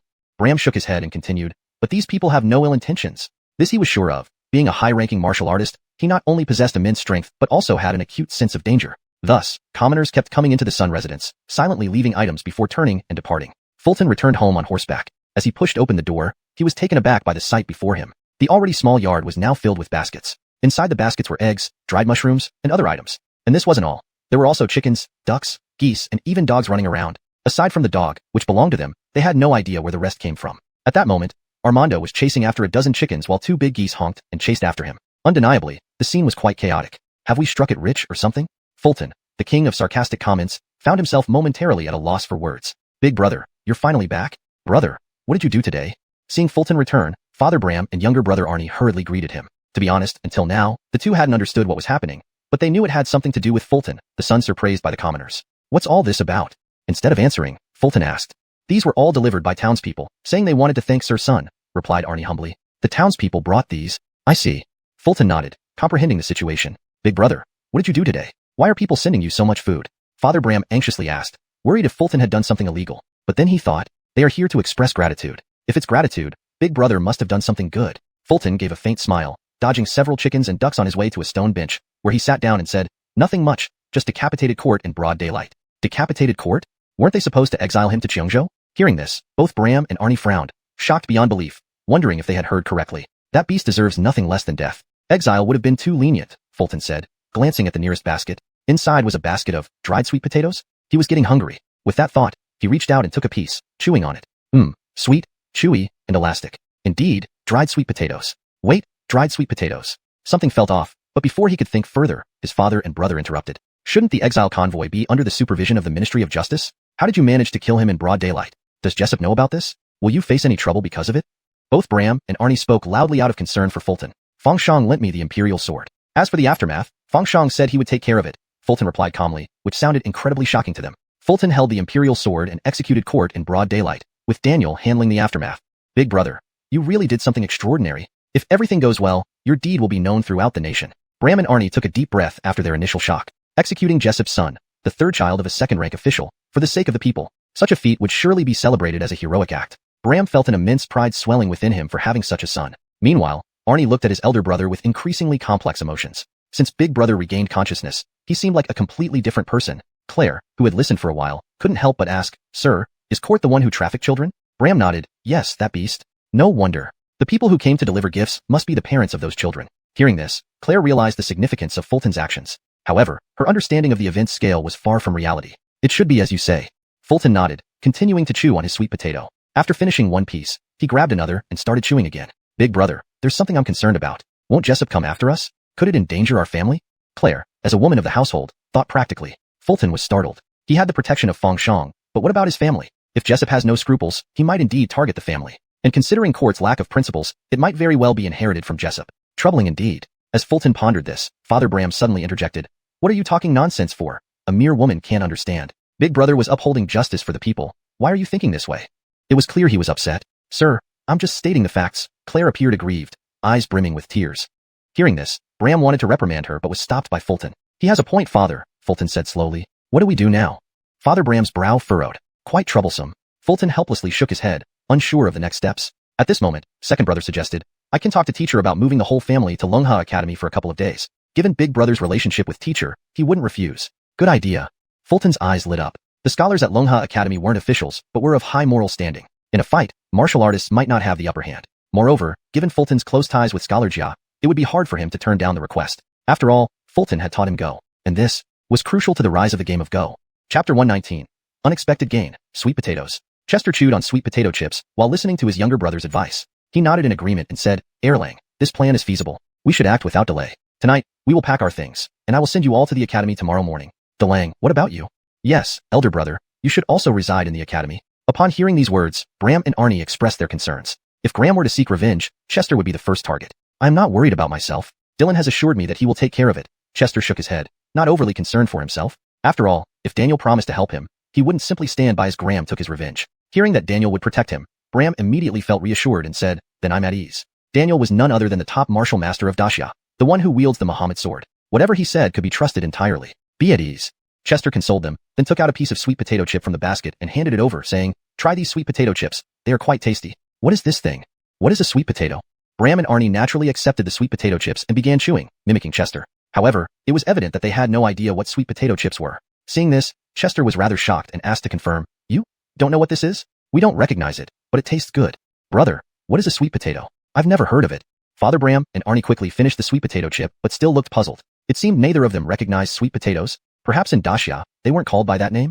This is called a sweet potato, also known as yam or taro. To verify, Chester used several different terms. But seeing Father Bram and Arnie shake their heads like dials on a drum, Chester finally confirmed that they truly didn't know what sweet potatoes were. This was serious. In Daxia, although the country's strength was greater than previous dynasties, famines still occurred. Especially in remote areas of Daxia, famines happened frequently, leaving corpses scattered everywhere, people even resorting to cannibalism. Though horrifying, this was a real issue. But with sweet potatoes, they were easy to cultivate, high-yielding, filling, and most importantly, nutritionally rich. Chester recalled someone once commenting on sweet potatoes. If they had been introduced to China a few decades earlier, the Ming dynasty might not have fallen. The sweet potato chips he held now differed slightly in appearance and taste from those he remembered from his past life. But generally, they were the same. Maybe this was an undomesticated wild variety. If this could be promoted widely, it could significantly boost Daxia's national strength. More importantly, it could save countless lives. Who sent this? Excited, Chester asked. The citizens from Jingbei Post Station, replied Arnie. He only knew it generally. If asked who specifically sent it, he genuinely did not know. There had been too many people. Upon hearing this, Chester thought aloud, tomorrow morning, I'll send you all to the academy first, then I'll visit Jingbei Post Station. Longha Academy and Jingbei Post Station were roughly in the same direction and not far apart. After sending his family to Longha Academy, Chester could easily stop by. If he could indeed find sweet potatoes, it would be beneficial not only to him personally but also to Daxia. If I can find sweet potatoes and present them to the emperor, this could bring immense fortune to the entire Sun family. Chester knew that if he found the sweet potatoes and presented them at a critical moment, the impact would be significant. Before, Chester was worried about buying a house in the inner city, which would require him to save his monthly salary of 20 taels for decades. Now, however, finding sweet potatoes would make buying a house in the inner city a non-issue. The next day, early morning, inside the imperial hall of Purple Palace, Aquila, clad in dragon robes, sat on his dragon throne, looking down upon the officials below with an expressionless face. Aquila was a diligent ruler, holding court every 3 days for the past 20 years. Over these 2 decades, he had controlled the court and balanced its internal affairs, mastering the art of governance. He had already learned of Chester's public execution of court yesterday through his spies. However, Chester was not the main character in the report. The focus was on the Muhammad sword. The report indicated that Daniel had entrusted Chester with the Muhammad sword, allowing him to execute Graham's third son, Court, in broad daylight. Aquila knew Graham and Kent would not let this go easily, and today's court session would undoubtedly be intense. As usual, if there are matters to discuss, please speak up. Otherwise, court is dismissed. The eunuch beside Aquila announced as per tradition. These words sparked reactions among the officials. Some hesitated while others showed indifference. Most had heard rumors about yesterday's incident. The execution of Graham's son, Court, by the sword-bearer Chester, had stunned the capital's residents. Today, both Graham and Daniel, the head of the sword-bearers, were present in court. Conflict between them seemed inevitable. Just then, Graham, dressed in purple official robes, stepped forward and bowed. Your Majesty, Daniel failed to supervise properly, leading to the street execution of my son by Muhammad's sword-bearer Chester outside the palace gate. I beg you, Your Majesty, to provide justice. Minister Yi, is this true? Aquila frowned, feigning surprise. Immediately, Daniel stepped forward and replied, Your Majesty, it is true. Court trafficked and sold 3,000 children over 10 years, resulting in their deaths. By law, he deserved death. Aquila nodded slightly but remained silent. Seeing Daniel admit so readily, Graham hastily added, Your Majesty, my son violated the law, but the Ministry of Justice had already concluded the case, sentencing him to exile, not death. Aquila raised an eyebrow and turned to Cato, the Minister of Justice. Cato, explain the situation. Minister Cato stepped forward, remaining calm as he bowed. Your Majesty, as Graham stated, the case has been closed by the Ministry of Justice. Fortunately, I brought the records with me. Upon hearing this, though the officials remained silent, everyone knew this was suspicious. Who carries court records to a regular session unless they're prepared? Clearly, Cato had come prepared and coordinated with Graham. Bring them here. Aquila waved, and his attendant fetched the records. After examining the documents for a moment, Aquila frowned deeply and asked sternly, Daniel, court was sentenced to exile. Why was he executed on the street by your man? His tone was clearly displeased. Chapter 120, Daniel's Maternal Love. The Aquila's voice was incomparably authoritative, carrying the supreme power of an emperor, instantly silencing all officials in the Purple Palace Hall. No one dared to speak, or even breathe loudly. Everyone could tell that Bede was angry. Daniel remained calm, bowing as he replied, Your Majesty, the Ministry of Justice indeed sentenced court to exile. But your men still killed court in the streets? The authority I granted to the special office is not for such use. Hearing this, Aquila coughed, his brows furrowing even deeper. Daniel remained silent, lowering his head and fixing his gaze on the ground. Seeing this, Graham immediately cried out, Your Majesty, the special office ignored the law and beheaded my son. Please bring justice for me by executing sword-bearer Chester and severely punishing Daniel for his negligence. Cato also chimed in, I agree with this proposal. In the next moment, officials aligned with Graham and Cato stepped forward, each of them bowing and saying, I agree. This pushed Daniel right into the eye of the storm. Graham's simple few sentences revealed a skillful reversal, while Cato and others supported him. It was unlikely that they hadn't rehearsed this beforehand, and his accusations weren't too overboard either. Executing Chester and punishing Daniel, these were practical demands. Graham knew how important Daniel was to Aquila. If he had directly demanded Daniel's execution, Aquila would have rejected it without hesitation. But asking for just Chester's execution, along with some punishment for Daniel, smart move. Daniel seems to be in trouble today. There's no other way. Graham's son was killed. Anyone in his place would do the same. Daniel should push Chester forward as a scapegoat. That's the wisest choice. He shouldn't. I know Chester well. He's been prominent recently and is qualified to inherit the special sword. The remaining officials stood in their places, speechless, only whispering among themselves. They weren't unwilling to help Daniel, but these officials weren't related to him or part of his faction, so they had no reason to assist him. Despite Daniel's great power and being one of Aquila's most trusted people, his influence in the court, Daniel had no factions in the court. It was because of his unique position. As the holder of the special office, his power was immense. He had to remain impartial and not align with any faction, lest it affect the balance of the court. Thus, Daniel was alone, a true isolated minister. Seeing this, Aquila frowned. Daniel, what more can you say? Daniel had already changed from, Your Excellency, to just Daniel in his words, indicating a shift in attitude. For Daniel, the choices now were very limited. Only two paths remained. One was to push Chester forward as a scapegoat, possibly losing his job but sparing Chester's life. The other was to protect Chester at the cost of offending Graham and Minister Cato. To outsiders, the first path seemed wiser. Slowly raising his head, Daniel's eyes steady, he said, Your Majesty, I also have a file. Perhaps you should review it before making a decision. Aquila nodded. Bring it up. Daniel is planning to confront Graham and Cato. Is it worth it for just a sword bearer? It seems Daniel highly values Chester. Many found Daniel's move puzzling, thinking it unwise. The file Daniel presented contained detailed records from the special office, documenting Chester's investigation in Jingbayan, including court's contempt for the law and open defiance in court. Aquila's frown deepened reading this. Each detail recorded breached the Dishan of the Great Xia legal system. Note, the term Dishan is a direct translation and may not read naturally in English. A more fluent translation would be, each detail recorded struck at the very foundation of the Great Xia legal system. Or, each detail recorded crossed the line of the Great Xia legal system. Choose the one that best fits the context and tone of your narrative. Seeing Aquila frown, Graham and Cato couldn't help but frown too. Shocking. Daniel, are the records in the file true? Aquila closed the file, standing up agitated. Daniel nodded. Every word is true. Aquila nodded slowly, a cold smile crossing his lips. Graham, what a fine son you've raised. Without hesitation, Graham knelt down, bowing repeatedly. Your Majesty, my son was deceived and acted foolishly without intending to break the law. Instead, it's the special office who violated the law by killing on the street. Guessing what the file contained, Graham felt cornered. He could not admit guilt. Cato also knelt, bowing. Your Majesty, during the trial, the Ministry of Justice strictly followed procedures without bias. He was also bracing for conflict. Since Louis and Eliana were dead, there was no evidence to counter. Seeing this, Daniel laughed coldly. What nonsense! Court defied the law, disrupted court proceedings, and committed crimes worthy of death. Chester executed him in the name of the law and for the people's benefit. What is wrong with this? Moreover, he held the special sword. If you punish him, will you punish me too? Daniel's stance became clear. He would protect his people, regardless of Graham and Minister Cato's threats. Frankly, this attitude surprised the officials. Your Majesty, please bring justice. Your Majesty, the Ministry of Justice acted without bias. Seeing this, Graham and Cato could only kneel indefinitely. There was nothing else they could do. Seeing this, Aquila relaxed his frown, sitting back on his throne. We'll discuss this later. Dismissed. Dismissed. With the palace attendants' call, the assembly ended. Though Aquila said they would revisit the matter, everyone knew it wouldn't happen again. This was just a face-saving measure. For Graham and Cato, they already knew the outcome before the meeting started. Daniel giving Chester the special sword clearly indicated his support. They merely wanted to see how far Daniel would go. So far, Daniel's maternal protection of Chester showed he would spare no effort. Chapter 121. The limitations of disguise techniques. After the court session ended, Graham and Cato did not leave immediately. Instead, they waited until the crowd had thinned before approaching Daniel. Daniel, this pet will see just how long you can protect him. I have 100 ways to take him down. Graham's statement was a blatant threat and provocation. Do whatever you can, but if you dare touch him, I assure you, your death will be ugly, Daniel replied calmly, though the faint aura of killing intent in his eyes made Graham break into a cold sweat. Even someone as arrogant as Graham had to admit, standing before Desia's foremost martial expert, the gap between them was truly vast. Finding no advantage against Daniel, Graham could only sneer, we'll see about that.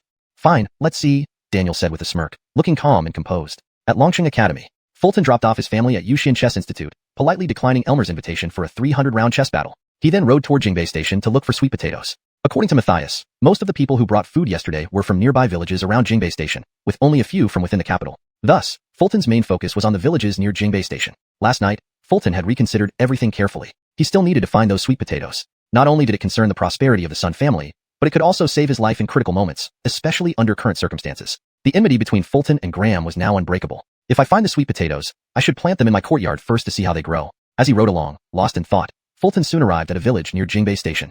Inside his sleeve, he kept the remaining dried sweet potato slices. Firstly, it was for his own sustenance, in case he got hungry on the way. Secondly, he planned to show them to villagers if he encountered any. Look, isn't that Magistrate's son? He has come to our village.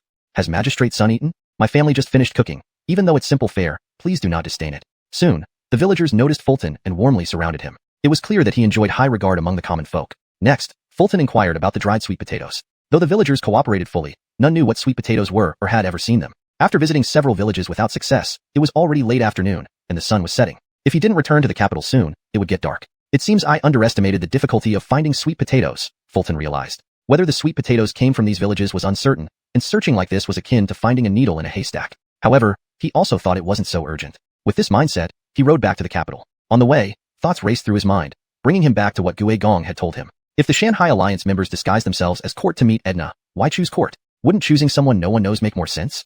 The more he thought about it, the more illogical it seemed. Since they were using disguises, the point was to avoid being recognized. So why disguise as someone familiar like Court? This led him to speculate that there must be some limitation in the disguise technique that forced them to use Court's appearance. This theory seemed plausible. However, Fulton did not know what the limitation was. I should ask the boss when I get back. Knowing this might help me uncover the identities of the big three. Thinking about it, his conflict with Graham compounded an already complex situation with the Shanghai Alliance. It was indeed challenging. Determined, he flicked the reins, accelerating his horse. Soon, Fulton returned to Mohammed office, where Ingrid was seated in Cooper Pavilion. Seeing Fulton return, Ingrid raised an eyebrow. Your family has been sent to the academy, I presume? Ingrid had known Fulton would visit Longha Academy that morning. After all, he had informed her beforehand since he didn't report to the office. Nodding, Fulton asked, yes, they are there. By the way, do you know anything about disguise techniques? Disguise techniques? What exactly do you want to know? Ingrid responded, slightly surprised. What do you know about them? Fulton wasn't sure what specifically to ask. Generally, there are two types of disguise techniques. One is making human skin masks, the other is directly altering one's appearance. The former is simpler but can't be examined closely without exposing itself. Ingrid explained openly. Human skin masks, given the era's craftsmanship level, likely wouldn't be very realistic. Someone who could disguise as Court for 10 years couldn't possibly use this method. Thinking this, Fulton followed up, what about the second type? The second type is more complex? Ingrid hesitated, then asked, didn't you capture many criminals who used disguise techniques when you were a constable? It made sense. Those who use disguise techniques often belong to less reputable professions, essentially thieves and bandits. As a constable, Fulton shouldn't have missed every single thief. Moreover, even if he hadn't caught any, he should have at least heard of disguise techniques. Staring intently at Fulton, Ingrid waited for his explanation. Should I know this? The original host never told me. Faced with her gaze, Fulton felt somewhat insecure. Perhaps he shouldn't ask after all, and go guess riddles with Cooper instead. Seeing his conflicted expression, Ingrid laughed and said, I won't tease you anymore. The second type of disguise is commonly used by martial artists. It involves altering one's facial features using chi circulation. This is hard to detect but comes with limitations. Hearing the word limitations, Fulton quickly asked, what limitations? Chi alteration can only subtly change facial features, so the person to be disguised must resemble the user closely. Additionally, such methods require familiarity with minute details, meaning the target must be someone the user knows well, Ingrid explained. Based on this, I think I know who it might be. Upon hearing this, Fulton felt he had a strong lead on the identity of the person involved. ####Chapter 122. Graham, the Viper. From Ingrid's words, Fulton drew 3 conclusions. First, using the disguise technique requires manipulating one's chi, which means the person must be at least a chi manipulation realm martial artist. Second, using the disguise technique requires that the user looks similar to the target, either due to resemblance or a familial relationship. Third, using the disguise technique requires an intimate familiarity with the person being impersonated in order to achieve perfect mimicry. Fulton knew only one person who could satisfy all these conditions. Graham, Kint. Seeing Fulton's contemplative expression, Ingrid asked, "You seem to have thought of something?" Fulton nodded but didn't say more. It wasn't that he didn't want to tell Ingrid. Rather, something was changing in his mind. It was because of the half-book. Apart from the information about Antony and the nine-tailed fox, there was now additional content on the half-book. Unlike before, this time the half-book's entries were simple and direct. Viper, Graham Kint, just a few straightforward words. Now it's just giving away the answers outright? Fulton couldn't help but mentally grumble. Since he had awoken in this world, he had discovered 2 strange things in his mind. One was the golden gas. Its known effects were to give him supernatural insight, talent, luck, and timely warnings in critical moments. As for the half-book, Fulton hadn't yet figured out its exact purpose. He vaguely sensed it had some connection to the Shanghai Alliance. But that was it. The book mostly recorded the aliases and characteristics of Shanghai Alliance spies, occasionally providing some evidence during investigations. Initially, Fulton thought the half-book wasn't very useful. However, for it to directly name someone like this, it was the first time. In a way, it might not be so bad. Seeing that Fulton was taking too long to respond, Ingrid couldn't help but ask again, "What did you think of?" "Boss, I believe I've uncovered something big." Saying this, Fulton looked at Ingrid. "What big thing?" Seeing Fulton's serious expression, Ingrid knew he wasn't joking around. Just as Fulton was about to speak, someone came in from outside. It was Abdur. "Fulton, Supervisor Daniel wants to see you." Abdur's tone was neutral, and he left right after speaking. "I'll talk to you later, boss." Realizing this, Fulton hurried off toward the supervisor's pavilion. He knew that Daniel likely wanted to discuss the case mentioned earlier. Moreover, he intended to report that Kint was the Viper to Daniel. If he could resolve Kint's issue directly, it would be a permanent solution for Fulton, freeing him from the threat of Graham's revenge. The Sun family could also move back from Long River Academy. Though living at Long River Academy wouldn't be a problem given Fulton and Anders' reputations, Alia and Bridget were women, and they had Adalberto as a pet. It wasn't convenient to stay at the academy. But now, the situation had changed. If Graham, Kint, really was the Shanghai Alliance's Viper, Fulton could address the root of the problem directly. Thinking of this, he quickened his pace, running up to the supervisor's pavilion where he saw Daniel brewing tea. "Drinking tea late at night. Hope he doesn't have trouble sleeping, supervisor." Seeing Fulton arrive, Daniel nodded and smiled. "Take a seat." "Yes," Fulton replied. Obediently sitting opposite Daniel, Daniel poured hot water from the teapot into the lidded bowl, deftly dividing the tea between 2 cups with a light touch of his fingers. Immediately, the aroma of tea filled the air. Then, Daniel pushed 1 cup toward Fulton and said slowly, "Today in court, Graham petitioned for the Emperor to have you executed." That was expected. Fulton wasn't surprised. The Emperor dismissed it, saying it will be discussed later. If everything goes as planned, that matter is now closed. Daniel took a sip of tea, his tone casual. Though Daniel spoke calmly, Fulton could imagine the intense debate Daniel must have had with Graham in court today, defending him. This battle of wits was surely dramatic. "Thank you, supervisor." Fulton felt grateful enough to call Daniel dad, but restrained himself. Speaking of which, Daniel had no children and apparently never married. Being the top martial artist of the Great Xia dynasty, this was somewhat peculiar. Daniel continued sipping tea calmly and finally spoke. "I have another case for you to handle." Hearing this, Fulton nodded firmly without a word. The imperial tombs of the previous dynasty were raided. "Investigated." Daniel added casually. I'm a sword-wielding enforcer, not a tomb raider. That's not my role." Fulton resisted the urge to comment internally and asked aloud, "Supervisor, investigating the tomb raid falls under our jurisdiction?" Seeing Fulton's reaction, Daniel smiled faintly. "Do you know Andreas Xiangyang?" "I do." Fulton nodded. Andreas Xiangyang was the only non-royal prince in the Great Xia dynasty, being a descendant of the royal family of the previous dynasty. Here lay a hidden secret. Legend has it that the founding emperor of the Great Xia was originally a general of the previous dynasty, who overthrew the old regime to establish the new dynasty. Possibly out of guilt, the founding emperor conferred the title of non-royal prince on the previous royal family, granting them a certificate of amnesty. Actually, Xiangyang wasn't the official title but a nickname. Over time, people accepted it as the official title. The true title of Andreas Xiangyang was Andreas Xiang. Andreas Xiangyang has petitioned the emperor multiple times, so the emperor assigned me to deal with this matter, Daniel explained. Fulton nodded silently, finding the case somewhat boring. Noticing Fulton's expression, Daniel chuckled. "Do you find this case uninteresting?" No. Fulton hurriedly shook his head. "You don't need to hide your thoughts here. Actually, I have another reason for assigning you this case." "Another reason?" Upon hearing Daniel's words, Fulton perked up immediately. Daniel continued, "I suspect this incident was orchestrated by the Viper of the Shanghai Alliance, Graham." Hearing this, Fulton was quite surprised and raised an eyebrow. You already know Graham is the Viper?" Daniel smiled and shook his head, just a suspicion, with no concrete evidence. "That's why I'm sending you." Saying this, Daniel noticed something odd in Fulton's tone. "From what you're implying, did you already know Graham was the Viper?" Daniel stared intently at Fulton, seemingly gauging his reactions. Identifying Graham as possibly being the Viper was intelligence gathered by the inspectorate through years of investigation. Daniel found it hard to believe Fulton had learned this in just a few days. Chapter 123. Idle Chatter, the Yinbi Alliance. Upon hearing Daniel's words, Chester was taken aback for a moment. He then wondered if he had acted too ahead of time. But after all, Graham is truly Dasha, as written in the book. Could it be that only I can see this book? In that case, there's nothing to worry about. Chester then said, I only have my suspicions. Previously, in the court case, I found some inconsistencies. He recounted everything he had heard from Master Gue and added his analysis on disguise techniques, which made Daniel nod repeatedly, seemingly very satisfied. Chester's analysis was logically sound and thoroughly scrutinizable. You are correct in your analysis. Combined with the information obtained by Muhammad Bureau, we can now confirm that Graham is indeed Dasha. Daniel smiled, clearly pleased with the intelligence Chester provided. Hearing this, Chester nodded and asked, Muhammad, what do we do next? Very simple, gather evidence against Graham. When the time comes to confirm his guilt, it will also be the day of his downfall. Daniel's tone was calm, but the faint aura of ruthlessness in his expression made the room feel inexplicably oppressive.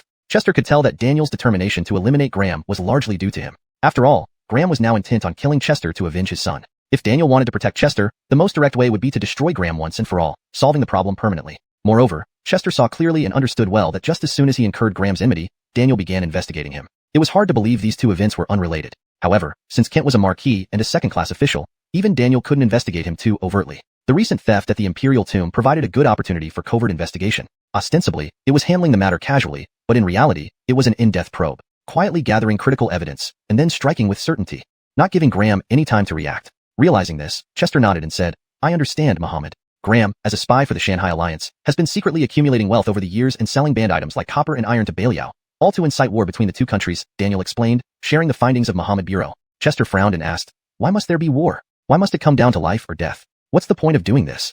To be honest, he couldn't quite grasp why the Shanghai Alliance would stir up war just for the sake of so-called prestige. Once a war started, regardless of who won or lost, it would be catastrophic for the people of both countries. How do you view the Yinbi Alliance? Daniel raised an eyebrow, seeming somewhat surprised by Chester's words. Regarding the relationship between Daxia and the Belial, whether in court or among the populace, there were essentially two views, advocating peace or advocating war. Both sides used grandiose, moralistic arguments. Based on Chester's words, it was clear he supported peace. Frankly, Daniel was curious to hear Chester's reasoning. The Yinbi Alliance has ensured 20 years without war, allowing the state and its people to recuperate. It is an excellent treaty, Chester said slowly, making Daniel nod in agreement. Chester was right, but he hadn't hit the nail on the head yet. This wasn't quite the answer Daniel was looking for. Daniel smiled and nodded. Go on, explain in detail. Understanding Daniel's intention, Chester cleared his throat, took a sip of hot tea, and began, Muhammad, isn't the main issue that troubles the war advocates simply the tribute payments? Yes, you can say that, Daniel nodded with a smile. Seeing this, Chester continued, if the Yinbi Treaty did not include tribute payments, only ensuring peace between the two nations, would the war advocates in court and the populace accept it? They would accept it. They advocate war, not for the sake of conflict itself, Daniel continued nodding. So, if one realizes that the tribute does not put Daxia at a disadvantage, wouldn't that prove that war advocacy is wrong and peace advocacy is right? Chester's brows lifted confidently. That's 50 million taels of silver a year. To the war advocates, peace between the two countries is maintained solely because Daxia pays money for it. Daniel's brow furrowed slightly. Although Daxia was vast and wealthy, 50 million taels was no small sum. How could it not be a loss? Daniel was genuinely curious. 50 million taels a year may seem like a lot, but if a war breaks out, the military expenses in a single year might exceed 500 million taels. Chester's logic was clear and supported by facts. There is some sense in what you're saying, Daniel nodded, almost convinced but still needing a bit more. Don't forget, we also have the border markets, Chester reminded. Border markets? Daniel pondered thoughtfully, seeming to recall something. Border markets were official trading venues on the borders between Daxia and Belial where merchants traded goods while paying tariffs and brokerage fees to both nations. Yet, not everything could be traded. Belial's warhorses, Daxia's copper, iron, sulfur, saltpeter, and other strategic materials were strictly prohibited. Have you considered how much tax revenue Daxia collects annually from these markets alone? And the brokerage fees? The 50 million taels we pay to Belial are already more than compensated for. Chester's argument was sound and logical, causing Daniel to nod repeatedly. What Chester was saying wasn't overly complex. He merely dissected the fundamental aspects into layers of logic. But this simple and essential analysis transformed Daxia's apparent disadvantage in the Yinbi Alliance into an advantage. After hearing Chester's explanation, Daniel couldn't help but laugh. Hearing you speak, it feels like Daxia's 50 million taels spent on this treaty is worth every coin. Please remove the word feels. Unable to resist commenting internally, Chester finally said aloud, this is my perspective, regardless of its correctness, it represents my true thoughts. Chapter 124. If the people can live in peace, I would give my life. To be honest, Daniel had never explicitly declared in court whether he was pro-war or pro-peace. In reality, he leaned towards being pro-peace. He knew that if a war broke out between Daxia and Belial, it would be a catastrophic disaster for the people on both sides. With his strength as the first warrior of Daxia, he believed he could protect the country, but protecting every single citizen was beyond his capabilities. After all, he was human, not a god. Petering the Yinbei War years ago, Daxia was initially no match for Belial. At one point, Belial had even crossed the border and slaughtered every village and city within 100 miles. The battlefield was littered with corpses and rivers ran red with blood. Daniel, under orders, fought alone against 9 of Belial's top warriors, eventually leading to the end of the war and the establishment of the Yanbei alliance. However, only Daniel truly knew how perilous that battle had been. A battle where death loomed at every turn. After that battle, he was called the first warrior of Daxia and became the swordholder, wielding the imperial sword. 20 years have passed since the Yanbei War. Daxia's national strength has gradually recovered, and people have started to forget the danger of that war. Pro-war factions have emerged both in court and among the people, arguing that the court should not be so weak and should not pay annual tribute to Belial. If they could understand what Fulton meant, there might not be so many proponents of war. Thinking about this, Daniel smiled. I didn't expect you to think through this issue so thoroughly. I'm just speaking the truth. Fulton nodded, voicing his thoughts. If people could put aside their so-called dignity, this world would be much better. Daniel laughed at this, seemingly recalling something amusing. After a while, he composed himself and said slowly, you used the word dignity well. So many pro-war advocates cry out for Daxia's dignity, but when the time comes to use them, they run faster than anyone else. If ensuring the peace and prosperity of the people means sacrificing my dignity, or even my life, then so be it. Fulton's face turned serious as he spoke. This made Daniel laugh again. The usually stern man probably laughed more today than he did in several months. Let's stop here for now. Clean up and set out tomorrow to investigate the case of the Imperial Tomb, Daniel said with a smile. All right. Fulton nodded and left. Descending from the top floor of the Imperial Sword Pavilion, Fulton saw Abdur sitting cross-legged on the first floor, eyes half closed, meditating. This scene made Fulton feel that there was more to Abdur than met the eye. Sensing Fulton's presence, Abdur slowly opened his eyes and asked, Imperial Sword wants you to leave tomorrow? You know a lot, Abdur, Fulton replied without hiding anything. Abdur probed further. To investigate the theft of the Imperial Tomb? You already know that, Fulton joked. Smooth journey. Abdur chuckled, then added, this case is intriguing. I hope you can uncover the truth. Hearing this, Fulton frowned. It seemed that Abdur knew some secrets. Deciding not to hold back, Fulton asked immediately, Abdur, what do you know? Looking at Abdur again, he was still sitting cross-legged, eyes closed, breathing steadily. He appeared to have fallen asleep. Are you serious, Abdur? Is this some instant sleep skill? Can you teach me? Seeing this, Fulton decided not to push further and left with a sarcastic remark. He jogged back to the Celine Pavilion. In the first floor lobby, Ingrid was still standing there, along with Andrew and Alec. Seeing Fulton return, Ingrid asked immediately, what did Imperial Sword tell you? We have a mission, to investigate the theft of the Imperial Tomb. Departure is set for tomorrow, Fulton answered openly. The investigation into the Imperial Tomb's theft was just a cover. The true purpose was to gather evidence against Graham. Such a significant case couldn't be handled by Fulton alone. Good. Meet at the bureau early tomorrow morning. I'll go with you, Ingrid nodded without hesitation. Me too. And I will also go. Andrew and Alec agreed without any second thought. They didn't ask about the specifics or potential dangers of the mission. It seemed that in their minds, if Fulton was going, they had to go too. All right, we'll set off early tomorrow. Moved by their dedication, Fulton blinked and asked, where exactly is the Imperial Tomb located? Ingrid, Andrew, and Alec froze. Were you serious? You took on the case and don't even know where it is? Moreover, the Imperial Tomb is such a famous place, and you don't know where it is? Are you even from Daxia? Clearly influenced by Fulton, they couldn't help but complain inwardly. After a moment, Ingrid narrowed his brows and asked tentatively, you're serious? I really don't know, Fulton shrugged innocently. Seeing this, Ingrid couldn't help but laugh. The Imperial Tomb is located 300 miles southwest of the capital. Got it. What's the security like? Fulton nodded and pursued. The tomb is heavily guarded year-round, with no villages within 50 miles. Petty to guilt over the previous dynasty, Daxia's founding emperor not only bestowed titles on the previous royal family but also dispatched troops to protect their tombs. This was indeed rare in other dynastic transitions. Hearing this, Fulton frowned. After all, it was an imperial tomb, filled with traps to prevent tomb robbers, regardless of which dynasty it belonged to. Heavy military presence outside and intricate traps inside. Yet it was still robbed. Quite impressive indeed. Fulton couldn't help but criticize. With heavy military presence, the imperial tomb was still robbed? Well, who's your contact? This is the case assigned by Imperial Sword. Ingrid raised an eyebrow, giving Fulton a disapproving look. This? Fulton was speechless. From the available clues, the theft of the Imperial Tomb was a case worth investigating. First, assuming Graham was behind the theft, his motives were deeply suspicious. Was it merely for the treasure within the tomb, or did he have a hidden agenda? Chapter 125, The Post Station. The current analysis and reasoning are constrained by the limited clues available. Even Fulton finds it difficult to deduce much more from what is known so far. From the available information, the imperial tombs of the previous dynasty were heavily fortified internally and guarded by a strong military presence externally, with no human settlements within a 50-mile radius. For these tombs to have been robbed under such circumstances, apart from there being an informant among the guards, Fulton could not think of any other possibility for now. Seeing this, Ingrid couldn't help but ask, from your expression, it seems like you've come up with something? Fulton nodded and then slowly said, there's something I haven't told you yet. Muhammad suspects that the theft at the imperial tombs was orchestrated by Graham. Graham? Why would he do that? Ingrid was quite surprised. In her view, Graham had no apparent motive for such an act. After all, the most valuable items in the imperial tombs were merely burial goods, priceless as they might be. But Graham did not seem like someone short of money. A marquis and a senior official of the second rank. How could he possibly lack funds? You forgot about Court? Wasn't he also short on money? And yet he still committed reprehensible acts, Fulton remarked lazily. He believed that the logic behind actions of people like Court, the wealthy and powerful, could not be judged by ordinary standards. Perhaps this was what they called, the richer you get, the more you crave. If you put it that way, it does make sense. Court's behavior might well have been influenced by Graham. Andrew and Alec also seem to agree. There's one more thing. It pertains to another identity of Graham, which is also the focus of our investigation this time, Fulton continued. Another identity? What do you mean? Hearing this, Ingrid quickly connected Fulton's words to the Shanghai Alliance. Andrew and Alec soon caught on too. Their eyes filled with a confirming glint as they looked at Fulton. Mohammed suspects that Graham is a spy for the Shanghai Alliance, codenamed Great Serpent. Fulton nodded and proceeded to tell them everything suspected by Daniel and himself, including the intelligence collected by Mohammed over the years and his own deductions. Hearing this news, Ingrid and the others were visibly shocked. No wonder, they were dealing with a marquis of the Great Xia dynasty, a high-ranking official of the second rank, and a military general. If such a person turned out to be a spy for the Shanghai Alliance, the consequences would be unimaginable. The intelligence collected by Mohammed over the years aligns with my thoughts. It's far from a simple coincidence. Pausing to gauge their reactions, Fulton continued, Graham being the Great Serpent is almost certain. What we need to do now is gather relevant evidence. For Fulton, the significance of investigating the theft at the Imperial tombs or uncovering Graham extended beyond just catching a Shanghai Alliance spy. It was about self-preservation. If he could gather enough evidence to bring down Graham, he would be safe, and so would the entire Sun family. Living indefinitely at Long River Academy was not a long-term solution. Therefore, solving this case was crucial for him. Listening to Fulton, Ingrid nodded repeatedly and asked, What's your plan next? Simple. First, we'll go to the Imperial tombs and start our investigation from the soldiers guarding the area. Fulton had already formulated the investigative strategy. Do you suspect that the guards at the Imperial tombs might be involved? Ingrid picked up on the implications in Fulton's words and raised an eyebrow.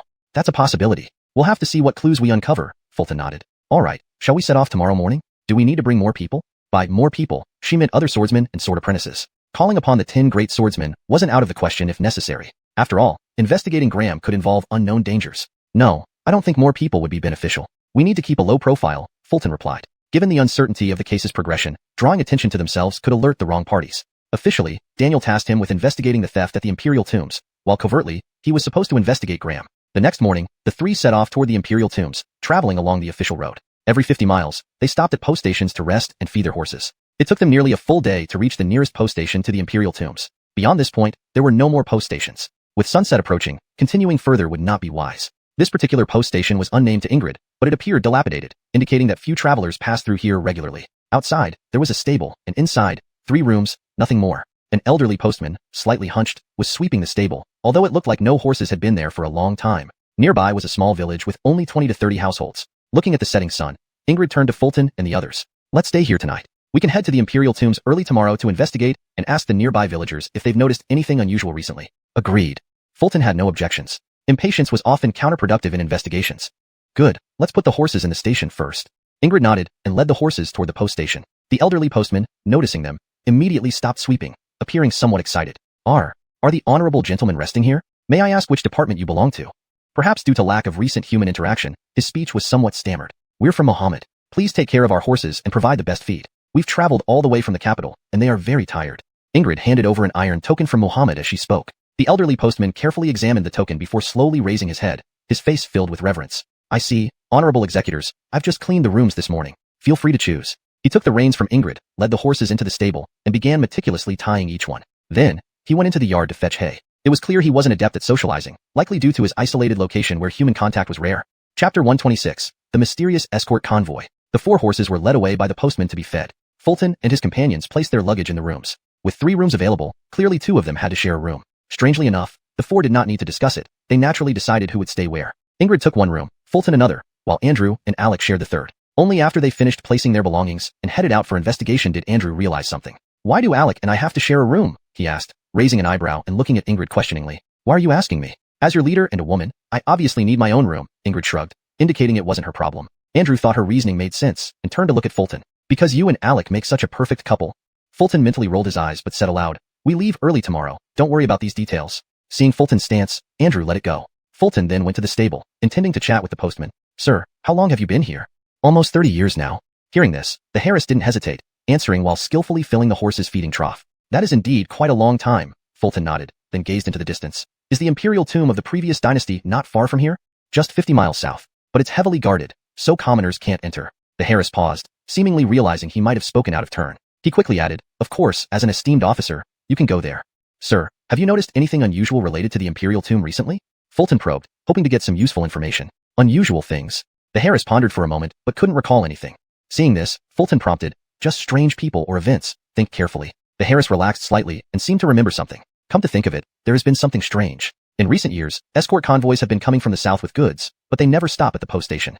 Which escort company? Fulton pressed further. His intuition told him this convoy was likely significant, but logically he couldn't see how an escort company could be involved. The Harris shook his head. I don't know. They never shout their calls, and their flags don't bear any name. The convoy consists of at least 70 men, all strong and fit. Fulton fell into deep thought. If what the Harris said was true, this convoy was indeed unusual. Typically, escorts would have flagmen shouting signals ahead, and their carts would carry banners with the company's name. A convoy of 70 men sounded exaggerated. Even large escort companies rarely send out more than 10 men at a time. What are they transporting?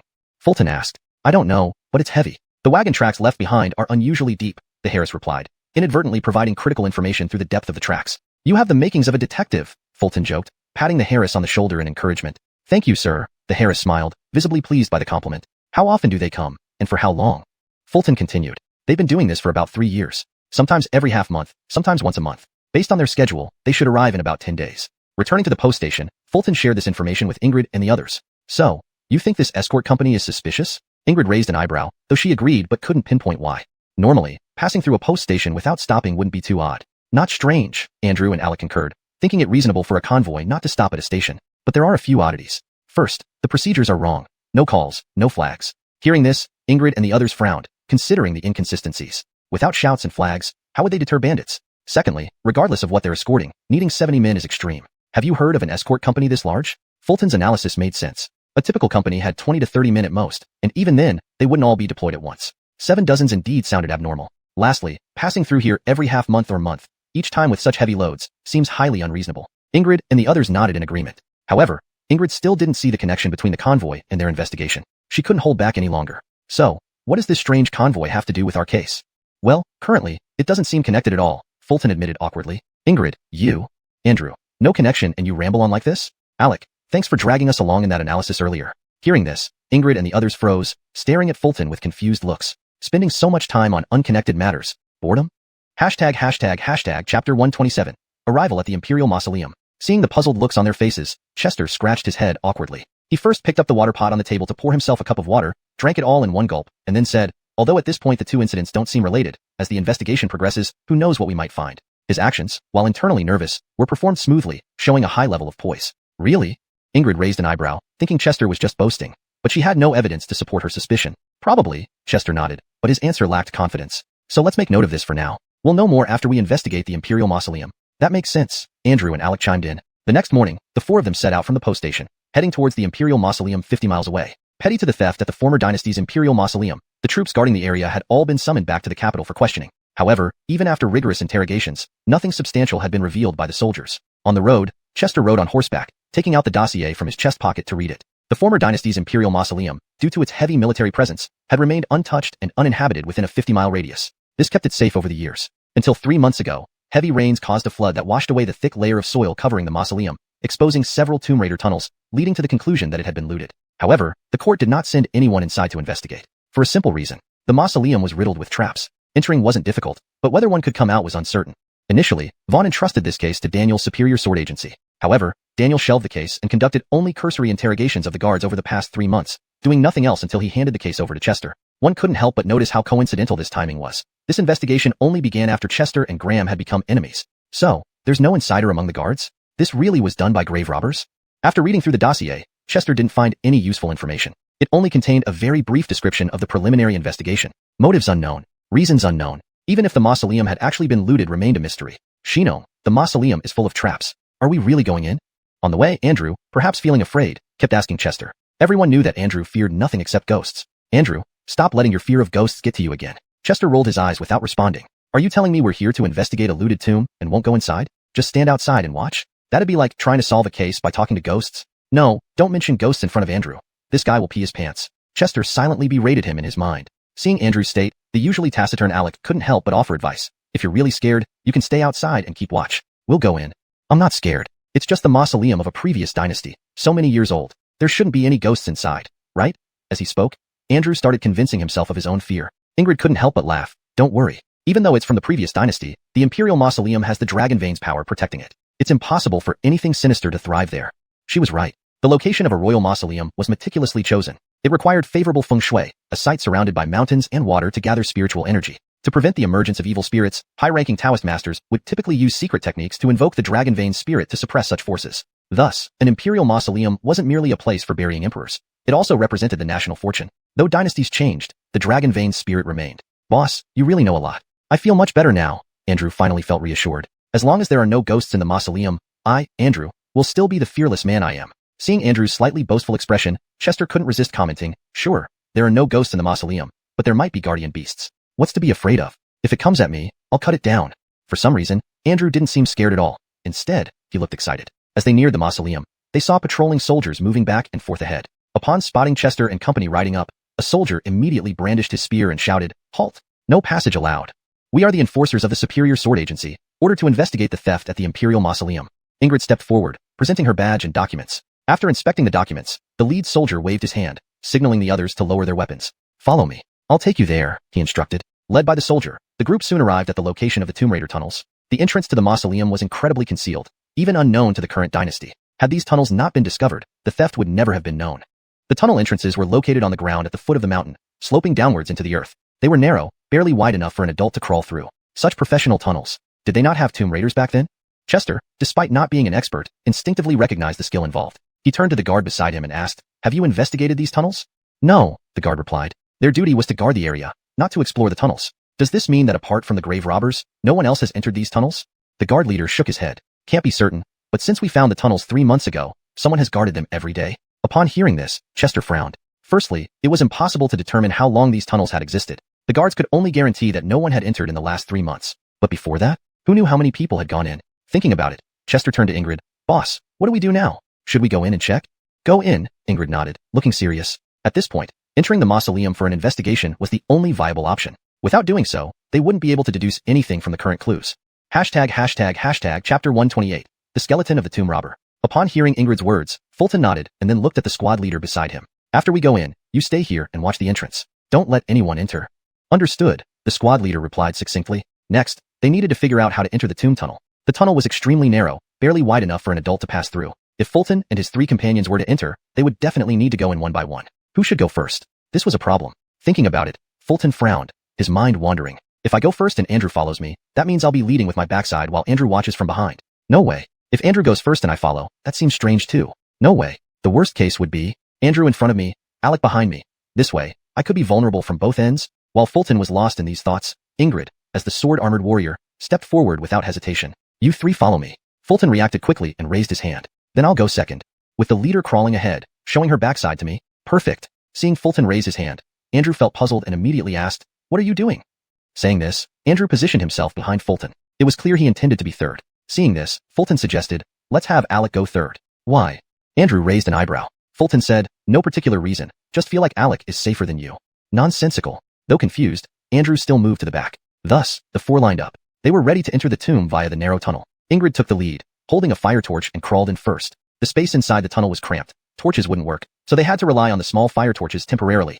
As for after they entered the Imperial tomb, all 3 behind Ingrid had unlit torches strapped to their waists, waiting to be lit once inside the tomb. One by one, they adopted a crawling position and entered the tunnel. The tunnel was incredibly narrow, forcing them to crawl. Standing up was simply out of the question. However, there was no choice. To remain hidden and secure, the tunnel had to be dug this way. If it were any wider, it would easily collapse. Still, the grave robbers who dug this tunnel demonstrated impressive skill. Though narrow, the tunnel wasn't steep, maintaining a proper angle that allowed for normal crawling without risk of falling. "Follow closely. We should be able to enter the Imperial tomb after passing through this tunnel." Ingrid led the way, trying to crawl faster. However, the tunnel was incredibly tight. Even for Ingrid, a martial artist of the level 1000 circumstances realm, she could barely maneuver. Unable to help it, she stretched her body like a sleek, agile female cat. "To be frank, our leader has a perfect figure," Fulton observed Ingrid, dressed in tight patrol attire, holding a fire torch and moving forward like a feline. Especially with the torch being the only source of light, Fulton, behind her, enjoyed the view of her silhouette illuminated by backlighting. Lost in admiration, Fulton couldn't help but smile faintly. Ingrid continued to crawl ahead, while Fulton followed closely, maintaining the right distance to see her entire back perfectly. Behind Fulton, however, the scene was less harmonious. Perhaps because Alec was moving too slowly, Andrew kept bumping into his buttocks with his head. Finally, Alec couldn't take it anymore. "Andrew, what's wrong with you? Stop hitting my butt. Do you think I want to? Who told you to crawl so slowly? Also, did you just fart? It smells terrible." Andrew complained fiercely and sped up, using his head to push Alec's buttocks. Thud, thud, thud. Fulton heard a series of muffled impacts behind him. "You two are really something?" Even though he couldn't turn around, Fulton could guess what was happening. These 2 clowns. At this moment, Ingrid stopped suddenly for some reason, and Fulton, absorbed in his own thoughts about Andrew, collided with her rear. His face met Ingrid's buttocks intimately. She bounced back instantly. Bang. Aya! A scream echoed. The sound of Ingrid screaming. Leader, why did you stop?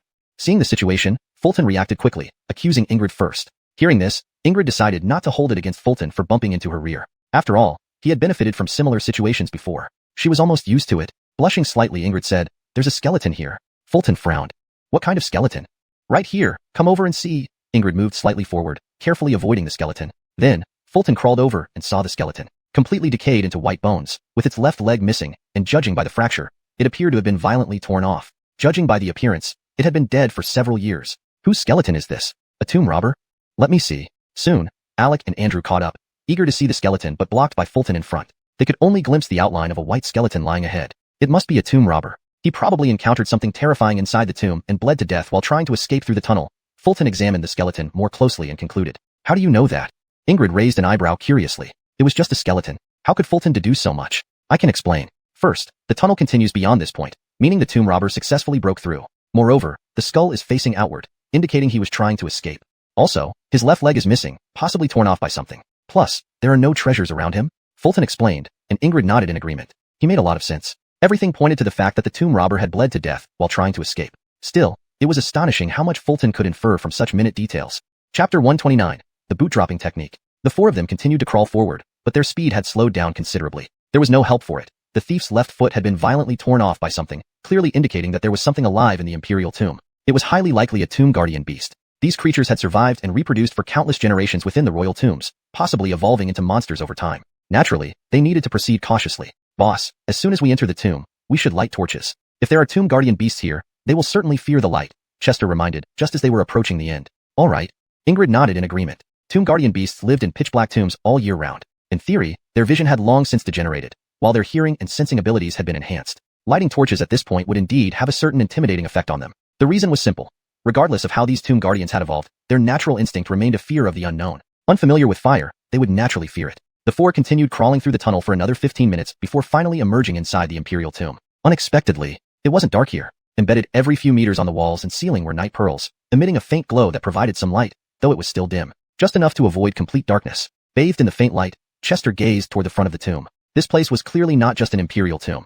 It was more like an underground palace. Before him stood a massive city gate, indistinguishable from those found in the capital city. The only difference was that there were no words inscribed above it, just a blank sign hanging there.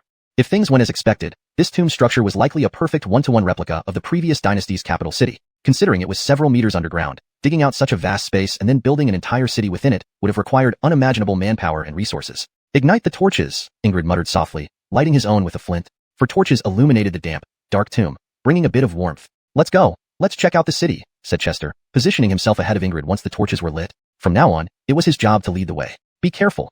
This tomb is bound to be filled with traps," Ingrid cautioned quietly, without stopping him. "Yes," Chester nodded solemnly and walked forward. Passing through the unnamed gate, they officially entered the heart of the tomb. Buildings were constructed everywhere, built with blue bricks, complete with doors, windows, and interiors. What was strange was the limited height, making the buildings almost touch the ceiling. The street layout was also quite illogical. If viewed from above, one could easily see that the streets formed an array, a maze. "We need to be cautious from here on. Taking a wrong turn might lead us to a trap," Ingrid worriedly frowned. "Following me should be fine," Chester said confidently. His inexplicable good fortune had been proven multiple times, even acknowledged by Andrew and Alec. "Don't worry, boss. Following Chester won't lead us astray. He has a mysterious talent for mazes." With their confidence, the group reached a fork in the path, a three-way intersection. Only one route was likely correct, with only a one-third chance of guessing right. The remaining two-thirds were sure to be fraught with danger. "What do you mean? Does Chester have some kind of talent?"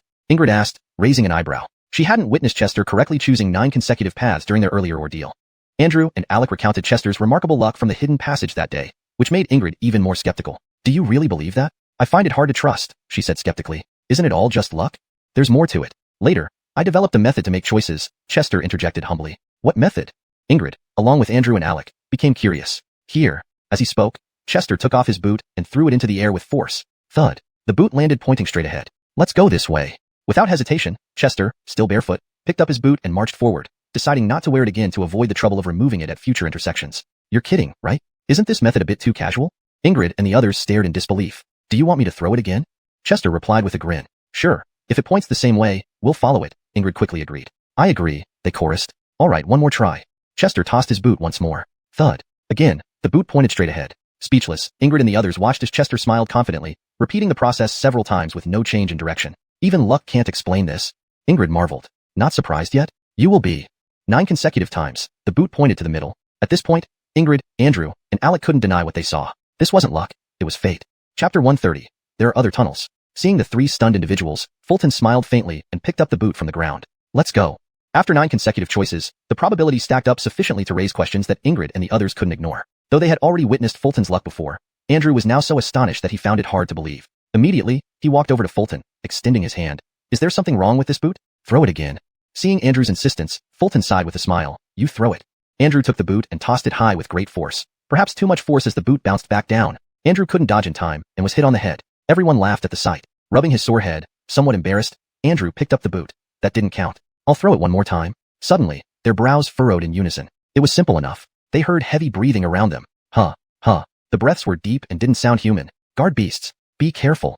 Fulton warned, immediately extending his hand toward Andrew. Understanding instantly, Andrew returned the boot to Fulton. Roar. Roar. Then came low growls. From all sides, over a dozen guard beasts emerged. These guard beasts resembled tigers, moved on 4 legs, had sharp claws and teeth, but lacked any fur, exposing only bare skin. Their eyes were sealed shut, replaced by exceptionally large ears. Initially ordinary tigers, they likely evolved after living long in the dark tomb. Organisms adapt to their environment by shedding unnecessary organs, like eyes and fur. Without doubt, the tomb robbers who died earlier in the tunnel were probably bitten and lost too much blood from severed legs.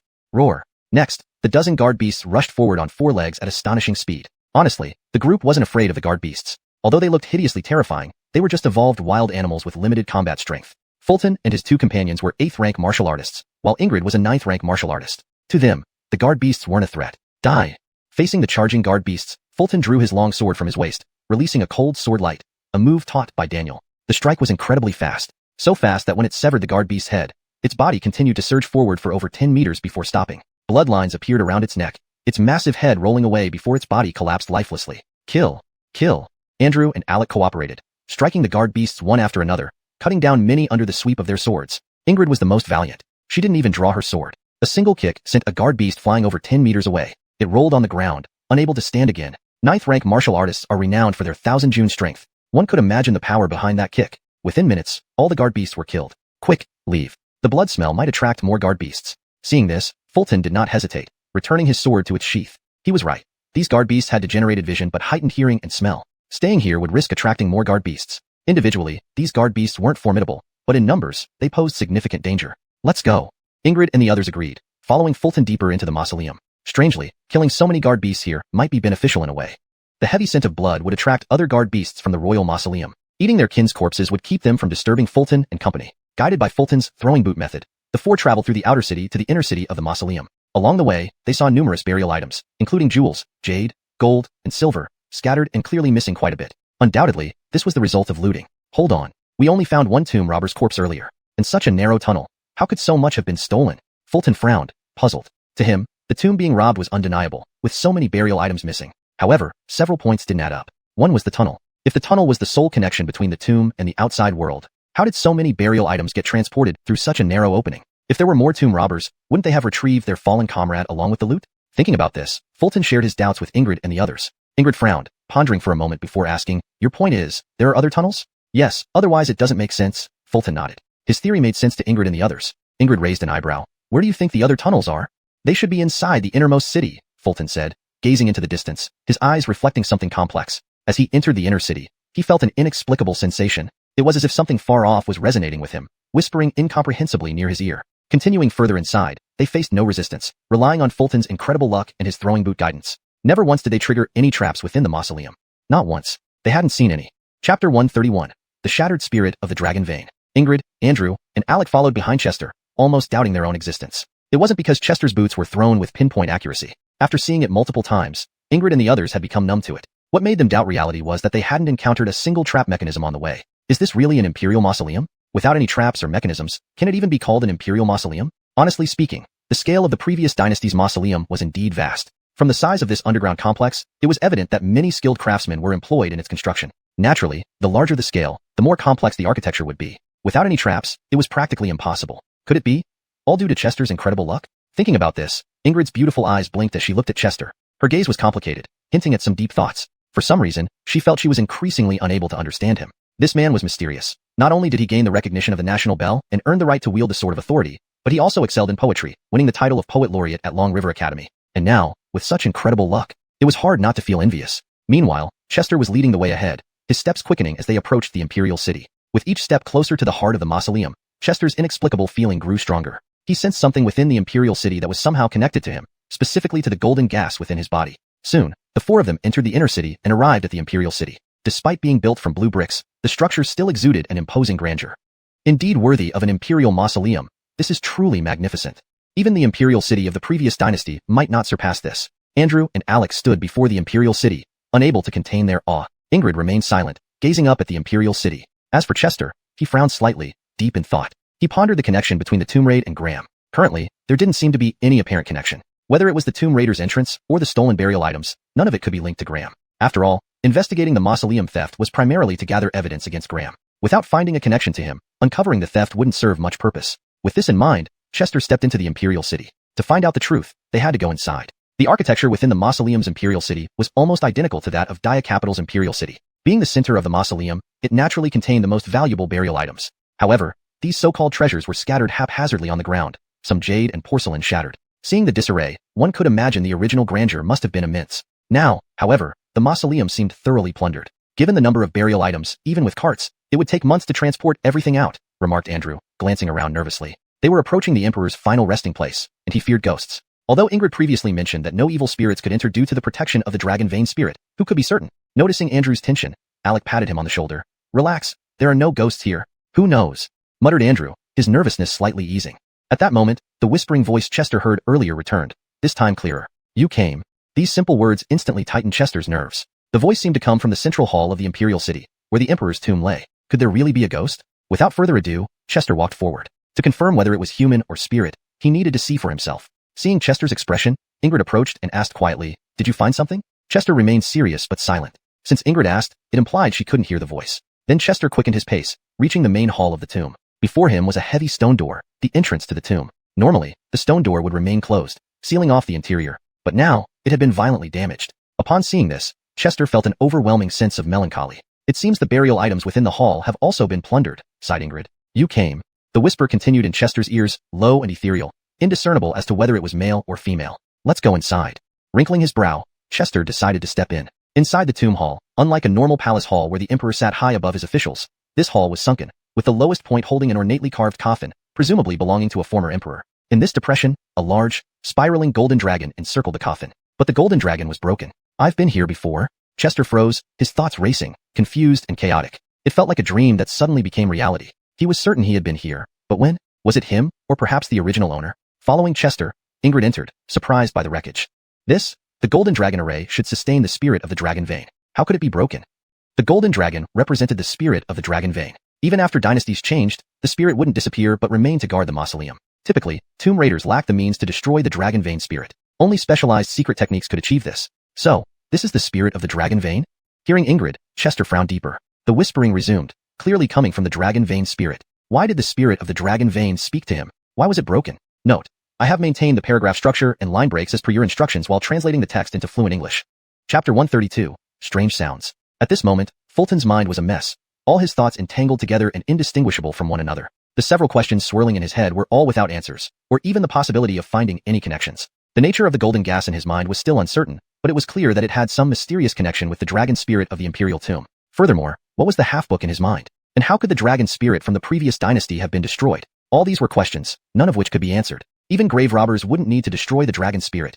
It offers them no benefit. You're overthinking it. If grave robbers had the ability to destroy the dragon spirit, they wouldn't be grave robbers in the first place. While Fulton's thoughts were chaotic, Andrew and Alec began discussing beside him. They too found it strange, especially regarding the destruction of the dragon spirit. Clearly, the dragon spirit couldn't have been destroyed by grave robbers. They lacked both the capability and motive, Ingrid calmly analyzed, coming to a conclusion. Then, she looked at Fulton, hoping for a deeper analysis from him. However, Fulton's mind was still muddled, unable to focus on analysis. I traveled through time. Even if the golden gas is connected to the dragon spirit, it's not because of me. The original owner must have had some secrets. But regardless, since the golden gas can be linked to the dragon spirit, it's definitely not an ordinary thing. This could also be considered my good fortune. Clearly, this isn't the time to think about this. From the known clues, nothing can be inferred, Fulton thought, but he still couldn't come up with anything concrete. Nonetheless, he was decisive enough. Since he couldn't figure it out, he decided to set it aside temporarily, waiting for more key clues before thinking further. With this thought, Fulton circulated the mighty righteous energy within him slightly, calming his thoughts. Just then, seeing that he hadn't moved for a long time, Ingrid couldn't help but tap his shoulder and ask, Fulton, What do you think? Hastily nodding, Fulton replied, head says correctly. The grave robbers lack both the capability and motive. With that, Fulton walked toward the coffin, wanting to take a closer look at the shattered dragon spirit. Seeing this, Ingrid felt a bit odd but said nothing, immediately gesturing for Andrew and Alec to follow. Approaching the broken symbol of the dragon spirit, a carved gold dragon array, Fulton slowly crouched down, placing his hand on the dragon's head. Immediately, a needle-like pain pierced his brain. It felt as though something had been inserted into his head and was quickly stirring. An unbearable pain, reminiscent of when he had received the original owner's memories after crossing over, almost identical. But despite this, Fulton couldn't recall any memories. I really did come here when I was very young, too young to remember anything. However, Fulton could now be certain of one thing. He had indeed been here before. I'm back, Fulton murmured inwardly, but there was no response. Even the whispers that had been echoing in his ears earlier had disappeared. Fulton naturally refused to believe it. The voice had been so clear outside. Why would it vanish once inside? Ingrid, Andrew, and Alex stopped walking, trying their best not to make any noise, not wanting to disturb him. I have sensitive hearing. Then, Fulton activated the Confucian power of spoken law to enhance his hearing. Despite the heightened sensitivity, he still couldn't hear the whispers. Instead, he heard other sounds. Ding ding ding. The sound of metal clanging, clear and rhythmic, with multiple sources. Hearing this, Fulton frowned. The sound resembled someone using a pickaxe to chisel something. Realizing the origin of the sound, Fulton figured it came from beneath the main hall of the mausoleum. This doesn't make sense. We're already underground. Could there be even deeper areas? Fulton thought, then looked at Ingrid and said, Head, listen to the ground to see if there's any activity below. All right. Ingrid didn't hesitate and immediately pressed her ear against the stone tiles, closing her eyes to listen. Ding ding ding. She too heard the sound from below, even feeling the vibrations. Andrew and Alec also lay on the ground. They heard it too. There's something underground. Ingrid furrowed her brow. Head, aren't we already underground? Could there be another space beneath the previous dynasty's imperial tomb? Upon hearing this, Andrew and Alec also frowned. Why don't we just break through and see if there's anything down there?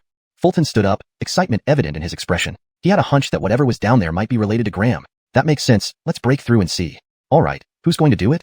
Upon hearing Fulton, Ingrid, Andrew, and Alex stood up, looking at each other, but none seemed eager to act. The stone tiles of the imperial tomb were made of tough bluestone, not easily breakable, unless someone had immense strength. Thinking of this, Fulton, Andrew, and Alec looked at Ingrid, the most powerful among them, with 1,000 Caddy realm martial artist strength. Feeling their gaze, Ingrid frowned. Why are you all looking at me?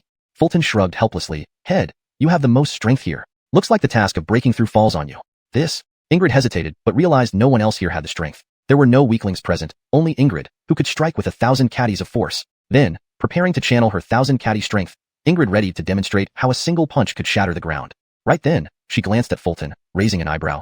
Didn't you say there were multiple tunnels? Could one of them be here? Possibly. Fulton paused, then nodded slowly. Initially prepared to watch Ingrid perform, Fulton was momentarily stunned by this unexpected question. Even with his quick reflexes, it took him a second to process. Hashtag chapter 133, a copper mine. Ingrid's thoughts were straightforward. If there is another tunnel here, it might lead to deeper within. In that case, he wouldn't need to break through the ground himself. Saving some effort would be better. With this in mind, Ingrid raised an eyebrow and looked at Chester, saying, use your Confucian magic to search. Chester nodded in agreement. Then he cast a Confucian spell, Fiery Eyes, and proceeded to a higher vantage point. His gaze meticulously inspected every detail of the mausoleum hall, even observing the texture of each tile clearly. Among his line of sight, the corner of the mausoleum hall had tiles with patterns different from the others. If not examined closely, one would never notice it. Here. Upon discovering this, Chester leaped down gracefully and quickly came over, tapping on the ground. Thud, thud. The sound was clear and resonant, indicating a hollow space beneath. Seeing this, Ingrid chuckled and approached, saying, well done. You found it so quickly. In her opinion, the Confucian ability, word follows will, was simply excellent for solving cases. Unfortunately, she lacked the talent for studying when she was young. Otherwise, she might not have become a sword wielder. If I had to find it, it would probably take me a whole day. Andrew sighed, earning a disdainful glare from Alec. Though Alec remained silent, his expression said it all. You overestimate yourself. These tiles are so well hidden that even with a month, you might not find them. This should be the entrance to another tunnel. Chester slowly stood up from the ground and stomped forcefully on the tile. Boom. Instantly, the tile shattered, revealing the tunnel underneath. It stretched downward into pitch darkness. This tunnel was significantly larger than the one they used to enter, large enough for even a flat cart to pass through. It certainly didn't look like a professional tomb robber's tunnel. Clank, clank, clank. From within the tunnel, metal clanging sounds rang out again, much clearer this time. Try to avoid making noise. Let's go down and see. Under Chester's lead, they quietly entered the tunnel, using the dim light from their fire sticks to navigate the winding descent. As they went deeper, the temperature gradually increased from the initial cold dampness to scorching dry heat. Could this lead us to the underworld? Maybe there's lava? Chester frowned, inwardly wondering. Ingrid and the others also noticed the temperature change, but remained silent as Chester led the way. After all, they were approaching an unknown place and needed to remain cautious in the face of potential dangers. Clank, clank, clank. The metal clanging sounds became increasingly distinct, and Chester's frown deepened.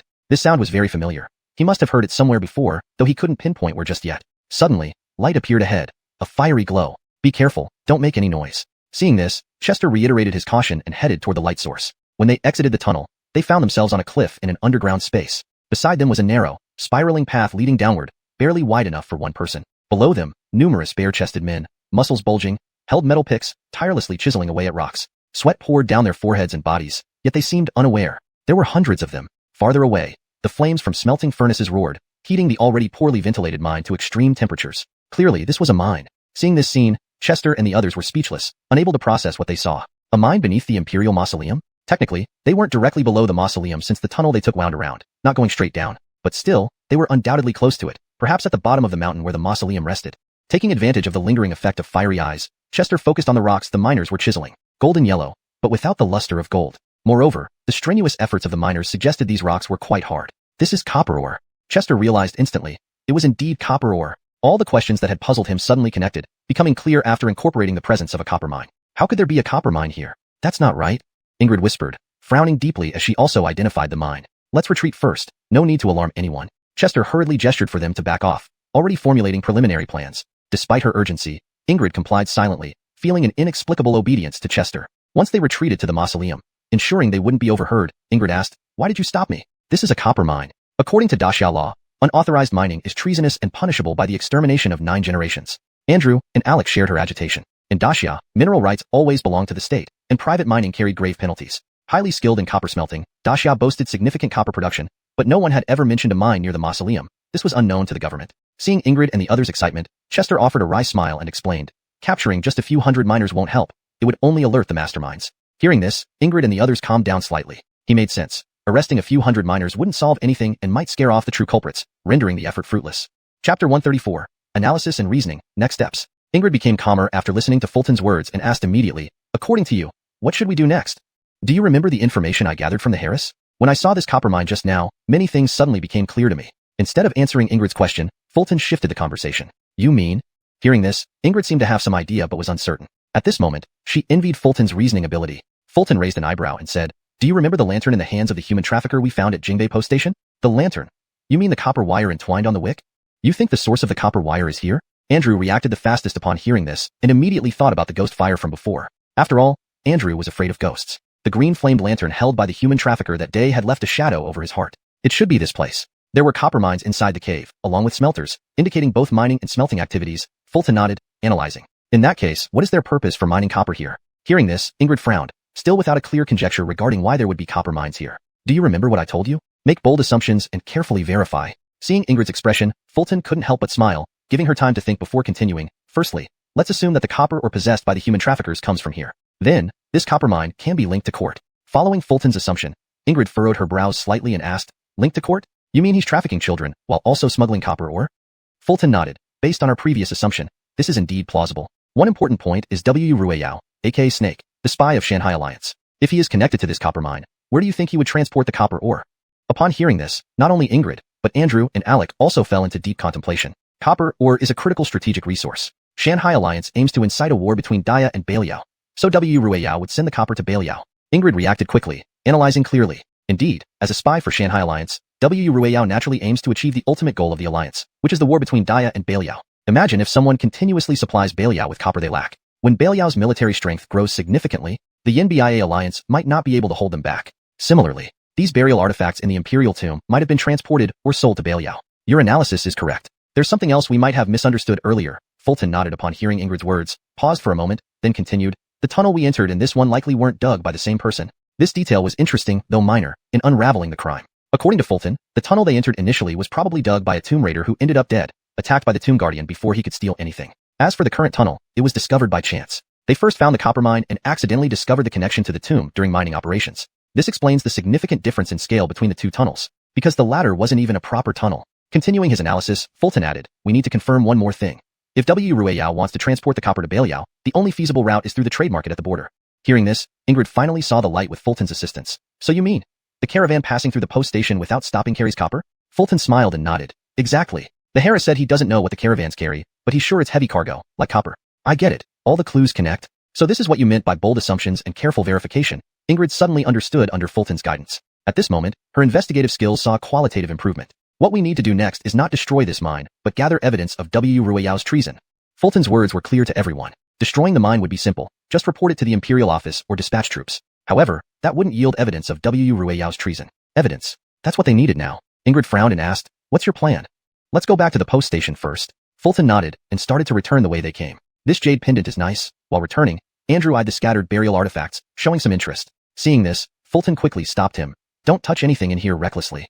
Andrew knew that disturbing burial artifacts in the Imperial tomb was illegal, especially as an enforcer. Stealing from tombs, especially royal tombs, carried heavy penalties under Dia law. However, this jade pendant was already broken. Thinking of this, Andrew raised an eyebrow. "It's already broken.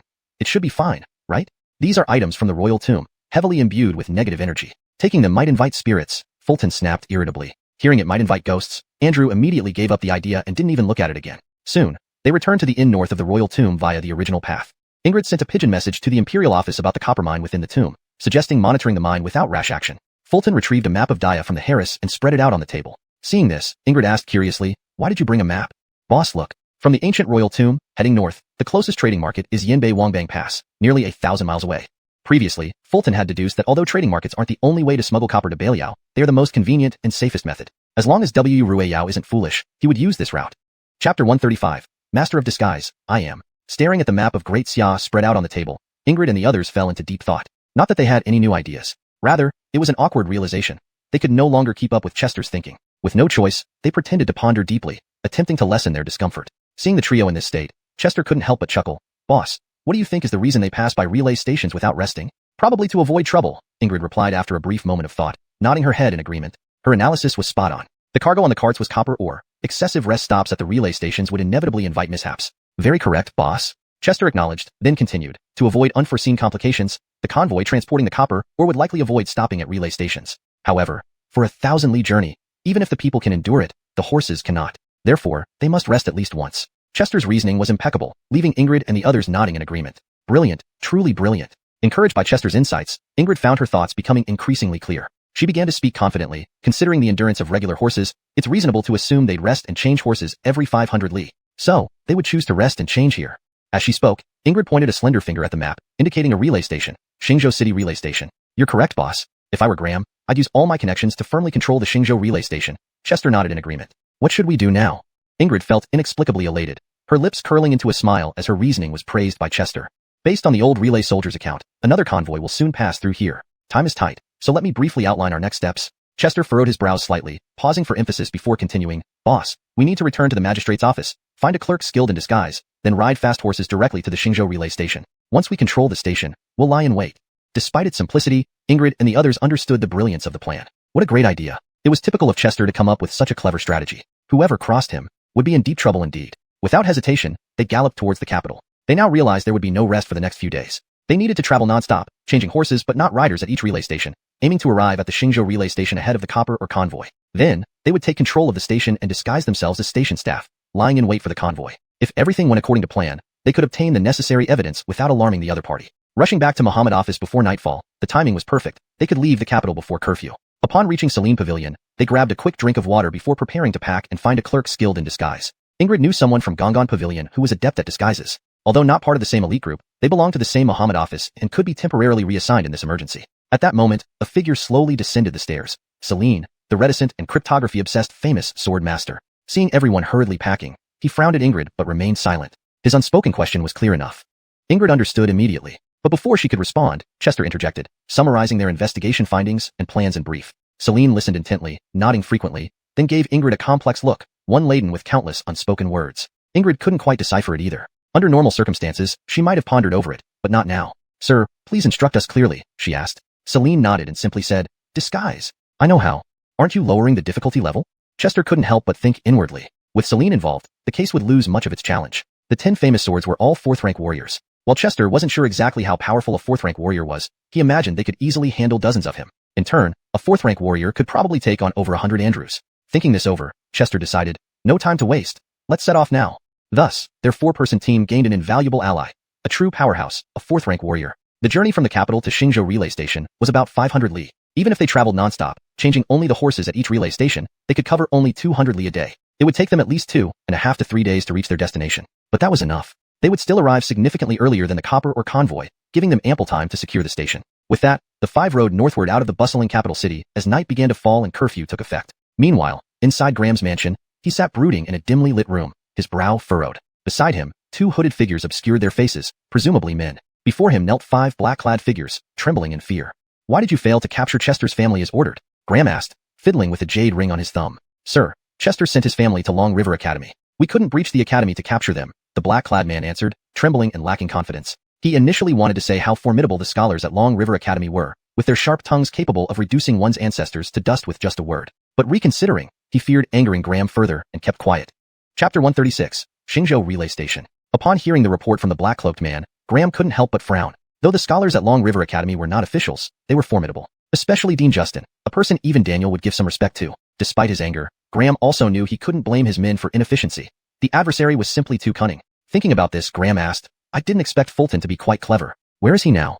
The black-cloaked man nodded and replied, Sir, Fulton has gone out to investigate a case. Raising an eyebrow, Graham questioned, What case is he investigating? Shaking his head, the black-cloaked man said, We don't know. This case was personally assigned by Daniel, so our spies didn't get any information.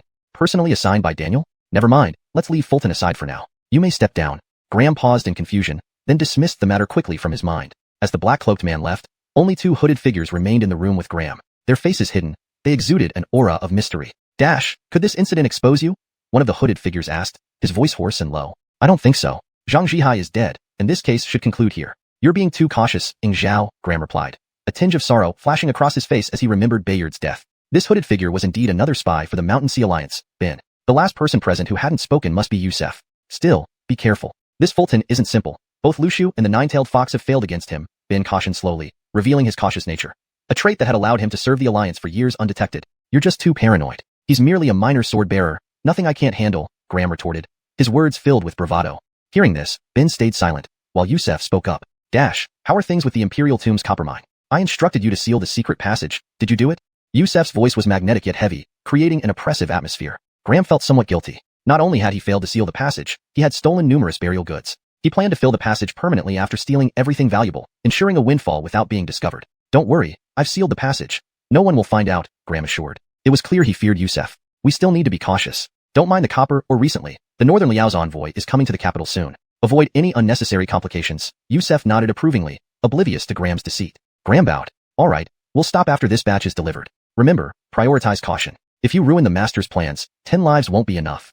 Yusef warned sternly before leaving, dusting off his sleeves and clothes, despite there being no dust. After 3 days of relentless riding and changing horses 4 times, Fulton and his team of 5 finally arrived at the Xingzhou relay station as dusk fell. Among them, Ripley looked most relaxed, as if 3 days and nights without rest meant nothing to him. Ingrid showed slight fatigue but managed well. Fulton, though exhausted as a martial artist of the 8th rank, had pushed through 3 sleepless days. As for Andrew and Alec, they were completely drained, clinging to their horses with dark circles under their eyes. Seeing their state, Fulton encouraged, Stay sharp, we're almost at Xingzhou relay station. Andrew straightened up and asked curiously, Xi Nong, how are you unaffected? We're all 8th rank. Don't forget, Xi Nong is also 9th rank in literature, naturally better in endurance, Alec explained, regretting it immediately as it sounded unrelated. In truth, Fulton's enhanced stamina came from a previous intense battle that significantly boosted his endurance. Just hold on a bit longer. Once we control the station, we can rest, Fulton reassured them, though internally pained by their exhaustion. Speed was crucial for his plan, and delays were unacceptable. They dismounted, leading their horses toward the station. A senior stable hand greeted them, Rest here if you like, but for lodging, please choose another station. Why not lodge here?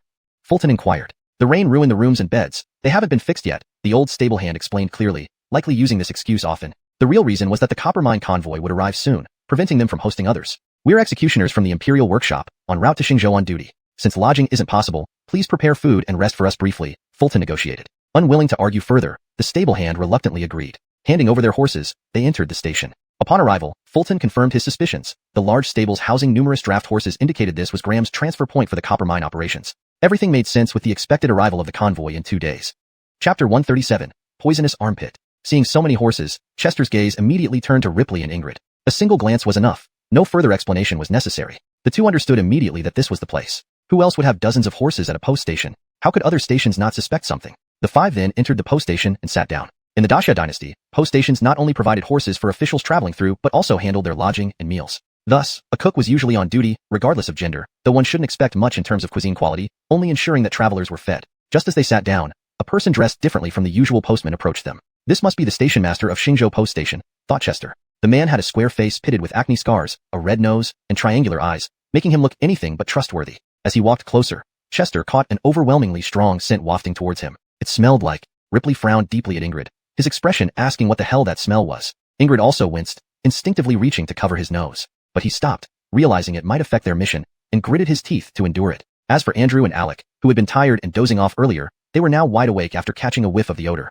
Their dark circles seemed greener. My name is Pete, and I am the station master here in Xingzhou. Gentlemen, please wait a moment while I get the kitchen to prepare your meal, said Pete with a sycophantic smile, looking somewhat unsavory. Dare I ask if you're called Poisonous Armpit? Chester inwardly ranted but calmly said, we are just stopping to rest and eat. Thank you. The gentleman shall wait. Pete acknowledged before hurrying off to make preparations. Seeing this, Chester gave a nod to Andrew and Alec. Let's go outside and breathe. We really need some fresh air. This smell is quite intense. Andrew and Alec got the hint and stood up to follow Chester out. On one hand, they needed to scout the area. On the other hand, they couldn't bear the smell inside anymore. What a poisonous armpit. Walking out of the dining hall, they aimlessly strolled around the courtyard, observing the situation at the station. They saw Harris at the entrance, the poisonous armpit, station master, and 2 postmen feeding horses in the stable. This meant 4 people, matching exactly the 4 disguises prepared by Chester, Andrew, Alec, and Ripley. However, Chester already decided that the station master should be impersonated by Ripley, as she was an official and the characteristics of poisonous armpit were hard for him to imitate. Next, there was the question of who was cooking in the kitchen. If it was a woman, that would be fine. But if it were a burly, hairy-chested man, Ingrid would be in trouble. How would she disguise herself? Thinking about this, Chester couldn't help but smile as he headed towards the kitchen. Fortunately, the cook was a young woman. Even though he only saw her back, it was enough for his plan. After confirming everything, the 3 returned to their room. There are 5 people total, 4 men and 1 woman. Perfect fit. After reporting to Ripley and Ingrid, Chester sniffed the air around him. The odor had slightly dissipated, which eased his frown a bit. However, just then, Poisonous Armpit walked in carrying 5 bowls of noodles. Gentlemen, your noodles are here. Immediately, the room was once again filled with the overpowering odor. Are you doing this on purpose? Can't someone else bring it? Chester mentally ranted, while maintaining a polite smile. So uncomfortable. Please enjoy your meal, gentlemen. Poisonous Armpit bowed and retreated. Seeing him leave, Ingrid whispered, the noodles are drugged with knockout powder. Ripley nodded in agreement. Chester closely examined the bowl of noodles, and indeed noticed some undissolved powder at the bottom. Stirring the noodles would hide this completely. What should we do? Just flip the table? Asked Andrew, frowning. Chester shook his head. Let's play along and see what they want to do. I should be fine with the knockout powder, Ingrid agreed. For a martial artist of her caliber, the drug would have no effect. Ripley also nodded in agreement. But, are you sure? Andrew and Alec exchanged looks. They weren't confident as mere 8th-rank martial artists who would be knocked out by the drug, but for the sake of the mission, they would endure it. With Chester present, they felt safe. Seeing their determination, Chester nodded resolutely. Suddenly, they heard Chester mutter under his breath, immune to all poisons. Andrew, damn you, Chester. Alec, bragging has its perks. At his current level, Chester couldn't fully achieve immune to all poisons, but resisting knockout powder wasn't an issue. Chester then said, to avoid suspicion, we should eat the noodles thoroughly. Agreed. Ingrid nodded, hungry after 3 days of travel. She would eat the noodles regardless. Ripley remained indifferent. And you two? We can handle it. All right. They ate the noodles quickly, noting how good they tasted despite the circumstances. Tears welled up in Andrew's and Alec's eyes as they ate. 15 minutes later, Chester's group pretended to fall asleep at the table. 3 feigned, 2 genuinely. Seeing this, Poisonous Armpit emerged from behind and sneered at them. Humph, these swordsmen are so weak. Hilarious. An elderly postman then entered, saying, they'll probably sleep for hours. What now, Pete? Poisonous Armpit didn't respond but poked Andrew closest to him. Dead to the world, he noted. Then he kicked Alec twice, confirming the same. Poisonous Armpit smirked. Bury them somewhere remote. Move the lady to my room first. I'll deal with her personally. Understood. The Harris nodded with a meaningful smile. Hashtag chapter 138. Turning the tables. Watching the sleeping Ingrid, Station Master PDX's lustful desires flared up. He didn't notice that Ingrid was only pretending to sleep. Her fine brows couldn't help but furrow slightly. You asked for it, and you can't blame anyone else. While Station Master PDX was lost in his fantasies, the old station attendant asked, Sir, after we bury them? The station master pondered for a moment, then replied, Return quickly after burying them. The convoy will be arriving soon. I received word that this will be the last shipment. Oh, and remember to burn the ledger when you come back. Upon hearing this, the old station attendant's brow twitched imperceptibly. So you're not doing anything at all. He complained silently but outwardly agreed without hesitation. After all, who could argue with a superior? Waste no time, hurry up, the station master urged while looking at the sleeping Ingrid, as if he couldn't wait any longer. The old station attendant acknowledged, and then summoned 2 other attendants to carry Marcus and others out first. The old station attendant carried Marcus, struggling but managing it. As for the other 2 attendants, they were not so lucky. They had to carry Andrew and Alec. These 2 had genuinely been drugged. You see, when someone is deeply asleep or unconscious, their body doesn't respond properly to external forces, making them much heavier to carry. Hence the saying, dead weight is dead heavy. Seeing their struggles, the old station attendant couldn't help but mock them. Can you 2 manage? Even I, an old man, can do better. This person sleeps so deeply. It's not our fault. The 2 attendants looked utterly innocent. Then, Marcus and the others were placed on a cart, followed by Ripley, who was also carried over and placed with them, ready to be taken away. As the group moved away, Station Master PDX broke into a broad smile. Little beauty. No, big beauty, it's our time now. He went to carry Ingrid inside. However, just as he did, Ingrid opened her eyes and glared at him with her phoenix-like eyes. This, for a moment, the station master's outstretched hand froze mid-air, unsure whether to move forward or pull back. Without wasting time, Ingrid gripped her hand into a blade and struck hard at the back of the station master's neck, knocking him out instantly. Thud. The station master's body fell to the ground with a heavy thud. Hearing this, a woman from the kitchen rushed out to check and was also knocked unconscious. Marcus and the others were pushed far away before stopping. Dig a hole and bury these four, the old station attendant said breathlessly, clearly exhausted. Being the senior attendant, he naturally took charge. Reluctantly, the two younger men obeyed. Digging a hole wasn't too labor-intensive. Hartley, what do you think the station master will do to that woman? What do you think? It's obvious even if you guess with your toes. The two younger attendants chatted casually while digging, curious about what the station master planned for Ingrid. After all, she was a beauty, and their station master was a notorious lecher. Hartley, maintaining his stern demeanor, warned, you shouldn't ask about things that aren't your business. It won't do you any good. Hartley, why did the copper mines suddenly stop shipping? It can't be depleted, right? Not with such a large mine. The young attendants continued chatting like chatterboxes. I said, mind your own business. Hartley remained tight-lipped. Seeing this, the two young attendants snickered. Even if you don't tell us, we know it's because they're afraid the court finds out. Smuggling copper to Beliao is a capital offense. Graham must be terrified. Shut up. How dare you say that? Don't you want to live? Initially calm, Hartley burst into rage upon hearing this. Smuggling copper was a crime punishable by extermination of the entire clan. They had been involved for years and should have been more cautious. Yet, these talkative youngsters said whatever came to mind. Mentioning Graham's name here? They were truly tired of living. Hartley, fear not. There are only a few of us here. No one else will hear. You're being too careful. Hartley's frown eased slightly. They were indeed alone. There were also 4 unconscious people about to be buried. Thinking of this, Hartley advised, still, don't be reckless. Remember to remind me to burn all the ledgers from these years. If it leaks, not only will we be ruined, but also Lord Yao. Listening intently, Marcus finally understood. Getting hold of the ledgers would provide concrete evidence against Graham's crimes. With this thought, Marcus opened his eyes and nudged Ripley. Sir, it's time to work. Ripley grunted and sat up from the cart. What? You two are awake? With Ripley present, the 3 attendants stood no chance and were quickly subdued. Just then, Marcus's facial paralysis side effect kicked in again. His mouth twisted. Next, Marcus and Ripley placed the 3 attendants and the still unconscious Andrew and Alec back onto the cart and pushed them back to the station. Ironically, earlier the 3 attendants pushed Marcus and company. Now, Marcus and Ripley returned the favor. A complete reversal of roles. Only Andrew and Alec remained unchanged, sleeping soundly in the same positions. Back at the station, Ingrid sat in the courtyard, surrounded by ledgers, her brow slightly furrowed. She had learned of the ledgers from the station master under torture, who eventually revealed their location. Ingrid's findings were shocking. Returning to the station, Marcus found Ingrid sitting among the ledgers, looking disturbed. Through torture, she had learned the ledger's location, which detailed the smuggling operations extent. Her discovery was horrifying. Now, their plan was clear. They needed to gather the ledgers, disguise themselves as the guards, and await the copper convoy. When it arrived, they would seize the convoy. The ledgers and a convoy full of copper would provide sufficient evidence. Seeing the situation, Marcus knew their stratagem had been effective. At least they now knew where the ledgers were. Their next step was clear. Collect the ledgers, disguise themselves, and wait for the convoy. And when it arrived, they would strike.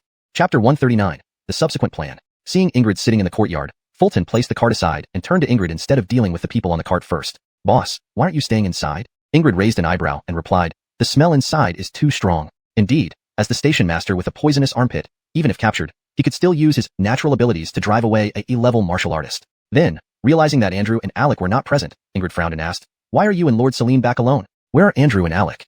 They're still asleep on the cart. Fulton commented sarcastically before asking, boss, are you looking at the ledger? Upon hearing this, Ingrid nodded, pushed the ledger forward, and looked at Celine. Lord, take a look. It's absolutely shocking. There were more than 10 ledgers, each meticulously documenting the quantity and selling price of copper mines transferred through this area over the years. It was an astronomical amount. Graham truly deserves death. How much wealth has he accumulated for the Mountain Sea Alliance these past years? Even the usually taciturn Celine couldn't help but denounce him fiercely after seeing the ledgers. How much Graham profited from this is secondary. The crucial issue is that he sold these copper mines to Northern Liao. How many weapons must Northern Liao have produced because of this? Fulton felt equally pained. Indeed, his point made perfect sense. Daxia strictly controlled copper because it could be used to forge weapons. Northern Liao had ample warhorses and formidable cavalry, but their main drawback was likely their weapons and armor. However, for his own selfish interests, Graham sold the copper mines to Northern Liao, gaining profits while indirectly posing a hidden threat to Daxia.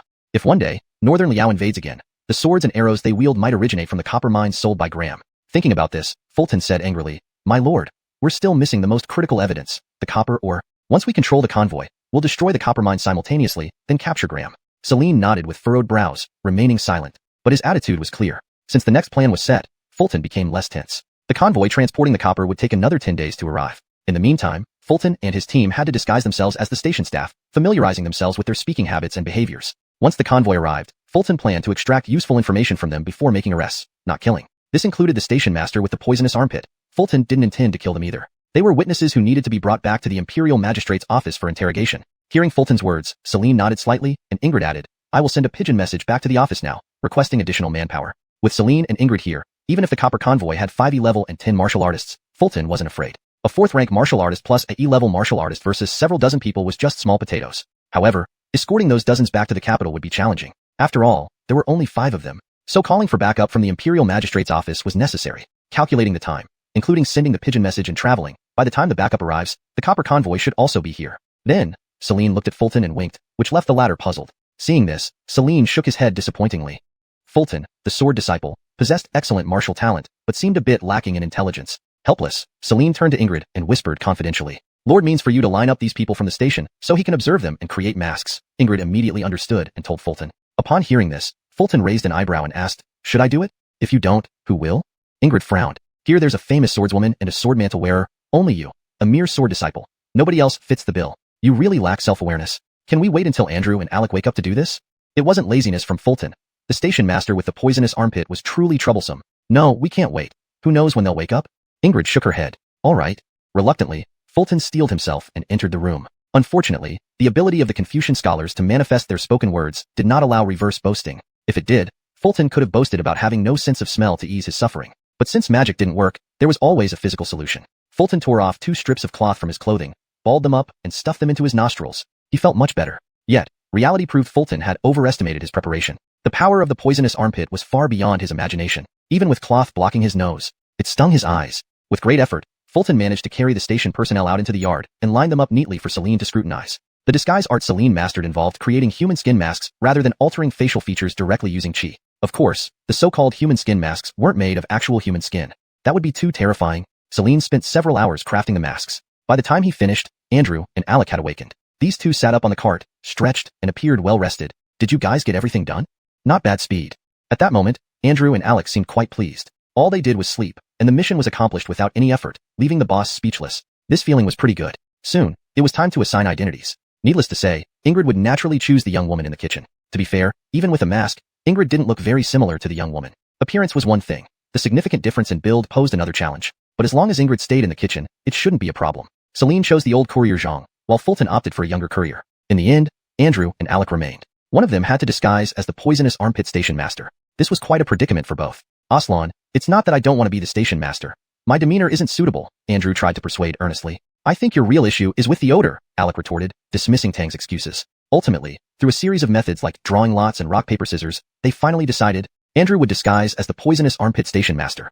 Chapter 140. Several days. The wait at the post station was arduous and long. After more than 10 days, there was still no sign of the convoy carrying the copper ore. Petering this period, officials passing by wanted to rest at the post station but were all driven away by Ripley. This was not a joke.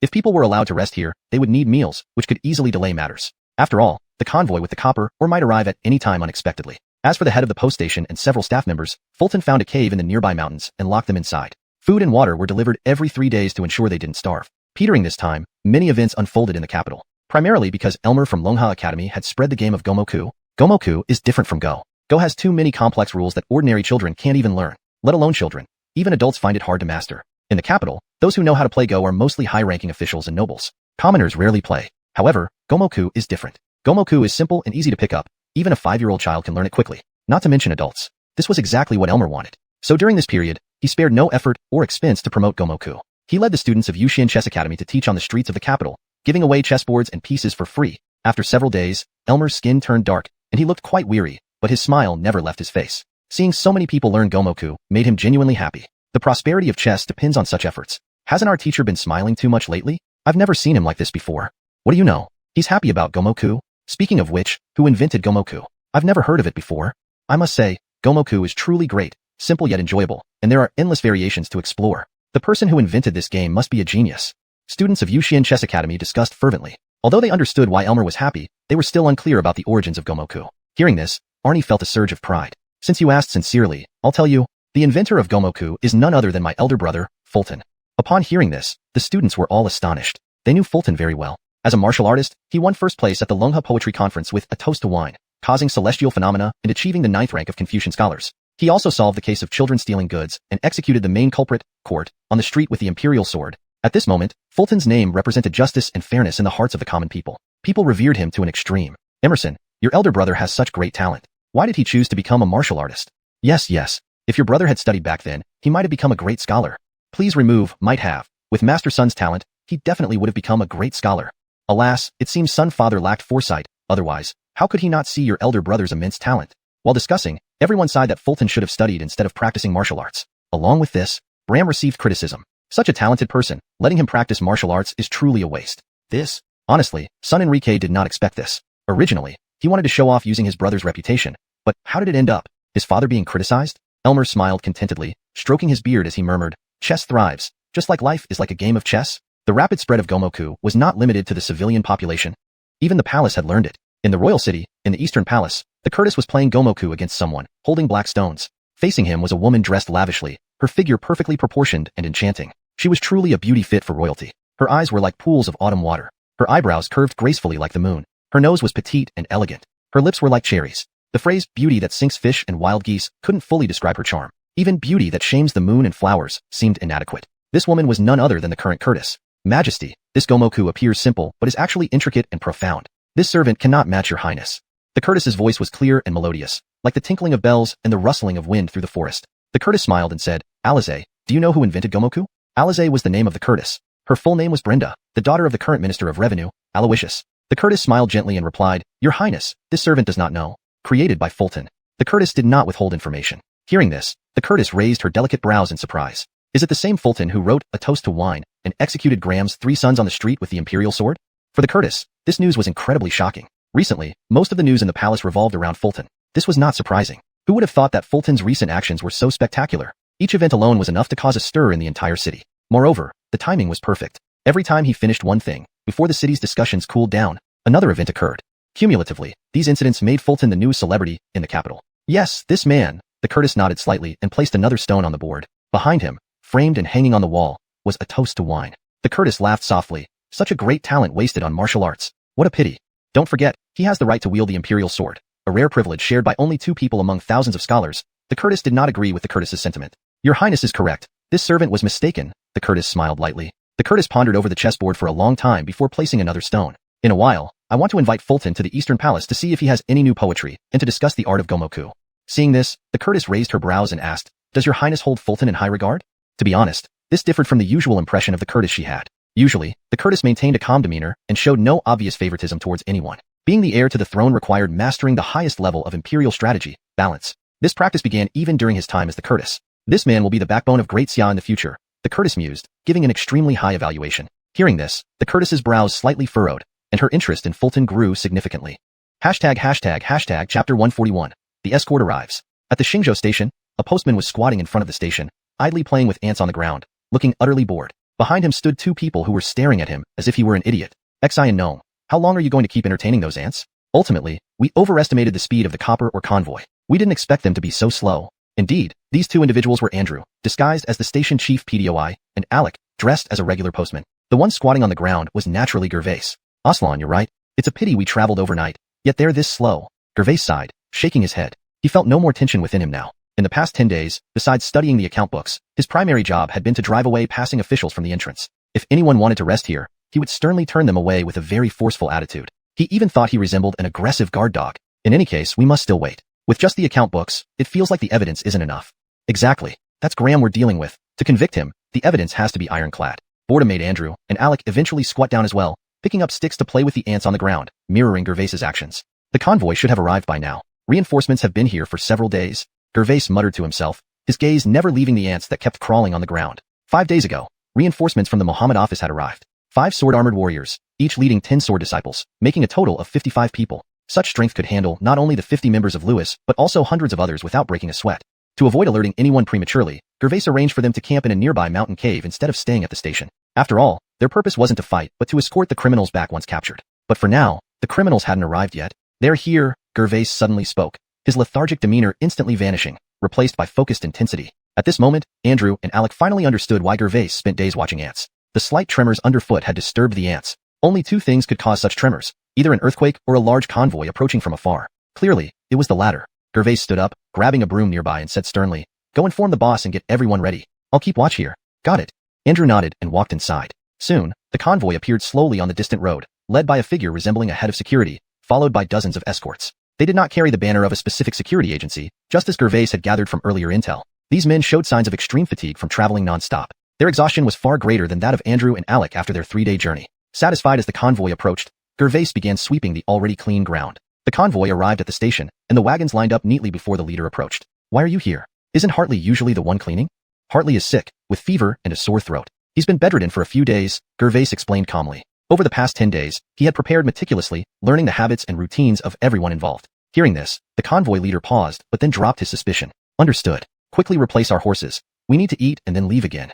"Yes, sir," Gervais responded, starting to change the horses for the convoy. There were 60 wagons, each pulled by a sturdy horse, loaded with large wooden crates covered in burlap sacks. This looked like a routine convoy except for the alarming number of wagons. Estimating roughly, Gervais believed the copper ore weighed several tens of thousands of pounds. The convoy leader entered the station, greeted by the station chief, Hartley, who was actually Damon in disguise, the cook, and another young postman, all present as usual. His suspicions dissipated entirely. "Hartley, get the kitchen to prepare a meal.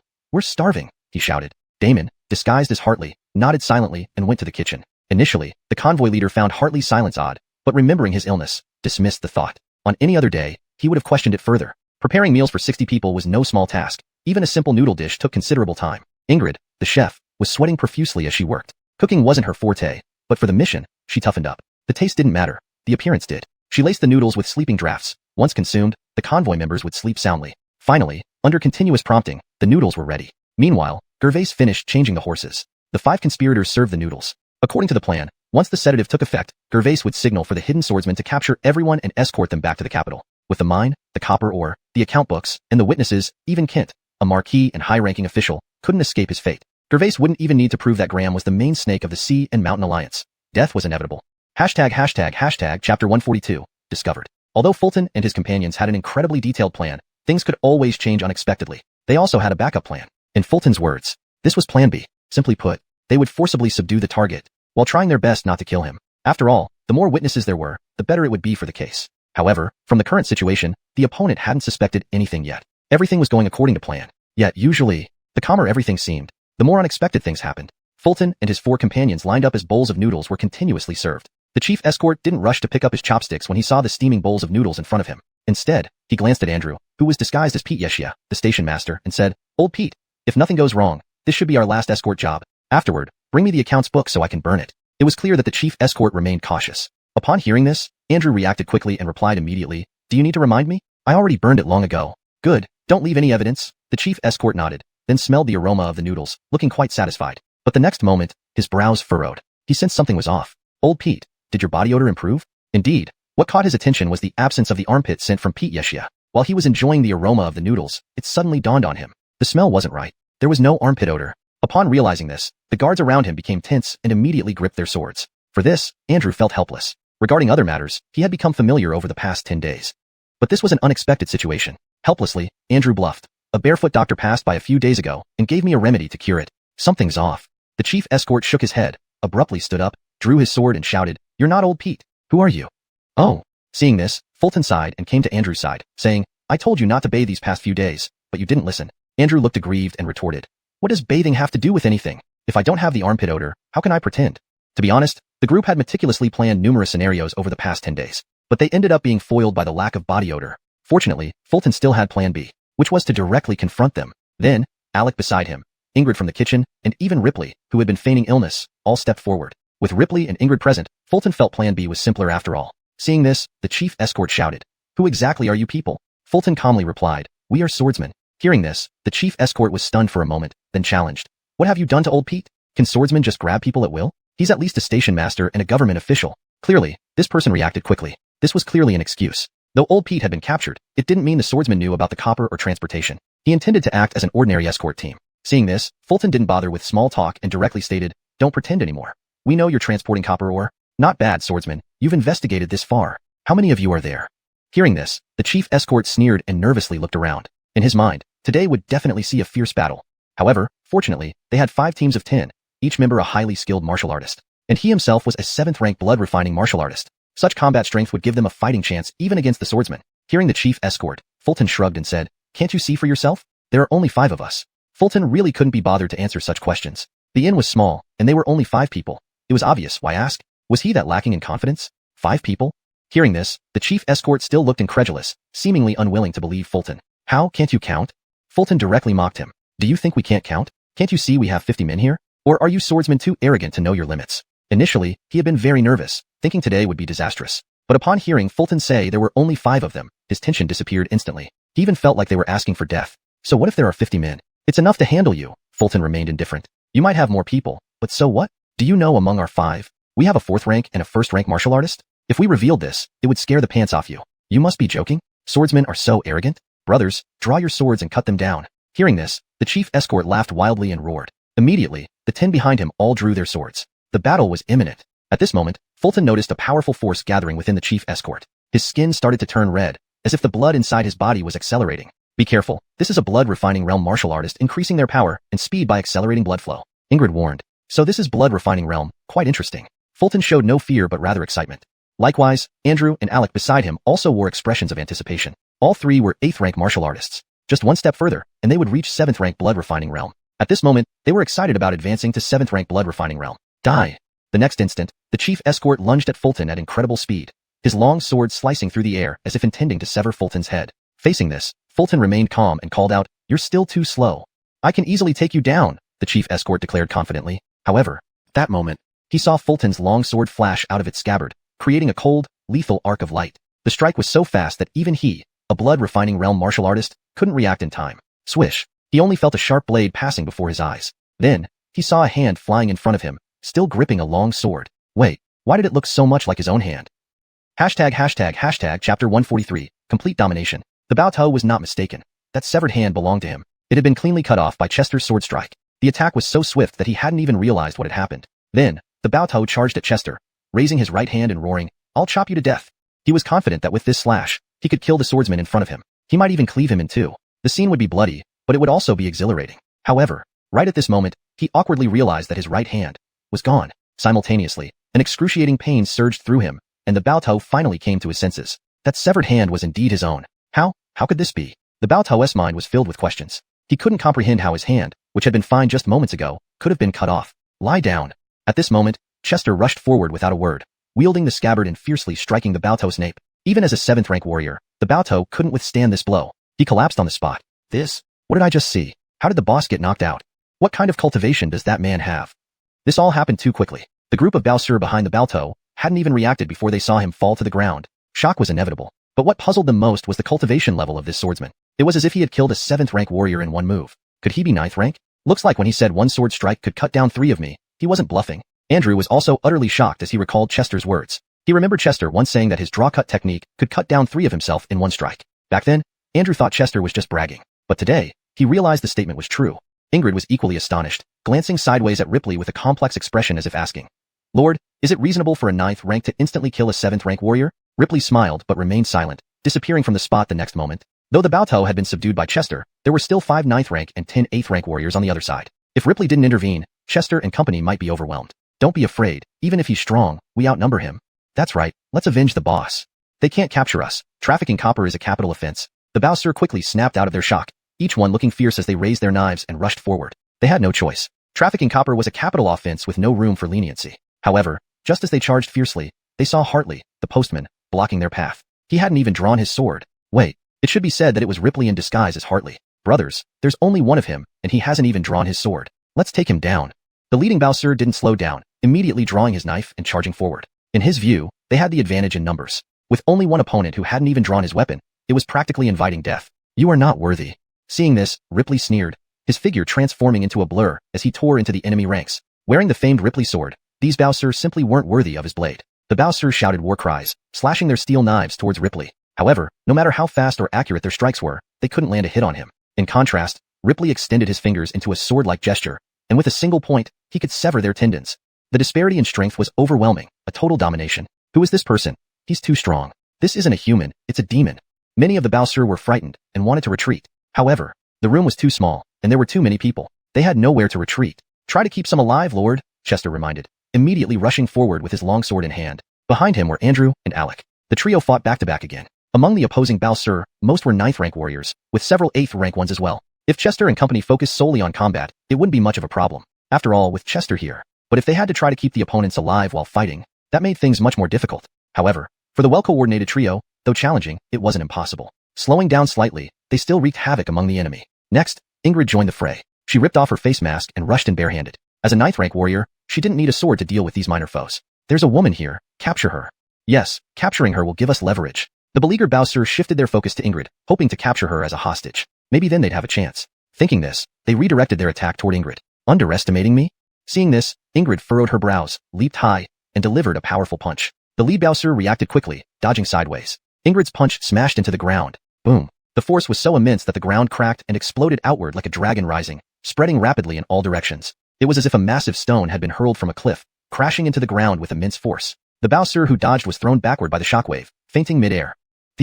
What kind of people are these? Seeing this, the Bowser felt utterly hopeless and found themselves ridiculous. What was the point of their numerical advantage in front of these swordsmen? It was just a joke? With their morale shattered, the battle was already over. 15 minutes later, all the Bowser lay on the ground, incapacitated. They weren't dead, but none could fight anymore. Some were unconscious, some had their tendons severed, others had broken bones. In short, they were in miserable shape. I'll go notify the other swordsmen.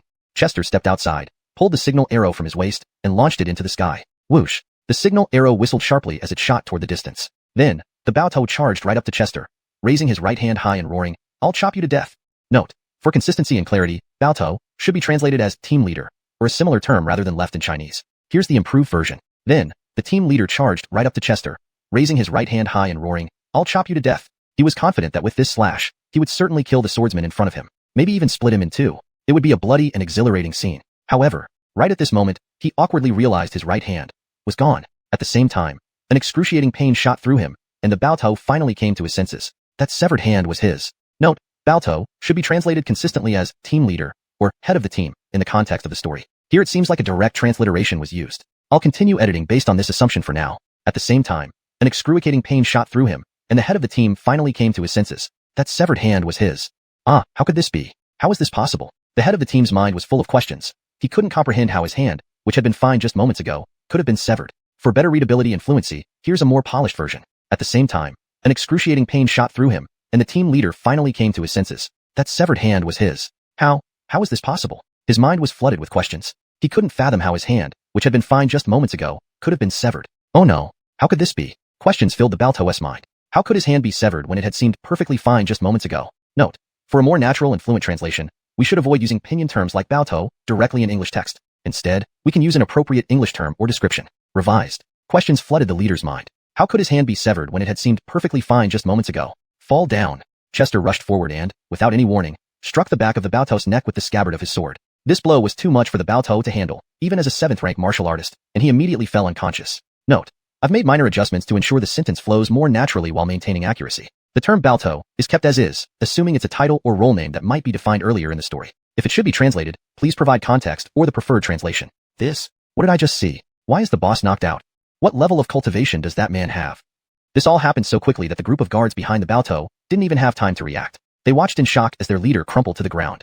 Note, for a more natural English flow, I replaced collapsed with crumpled to better convey the suddenness and force of the action. They were stunned, but also puzzled about the strength of this swordsman, who had seemingly one-hit KO'd a 7th rank martial artist. Could he possibly be an 8th rank? Looks like he wasn't bluffing when he said he could cut down 3 of me. Andrew was equally astonished as he recalled Chester's words from before. Back then, he thought Chester was boasting. But now, it was clear that Chester had spoken the truth. Ingrid was also shocked, turning his head towards Ripley with a complex expression, as if asking, "Lord, is it normal for an 8th rank to instantly kill a 7th rank with one strike?" Ripley smiled but didn't reply. In the next moment, he vanished from sight. Although the Baotou, head of the escort team, was subdued by Chester, there were still 10 other guards remaining, each of them being at least 7th rank martial artists. If Ripley didn't step in, Chester and the others might be overwhelmed. Edits made asterisk. 1.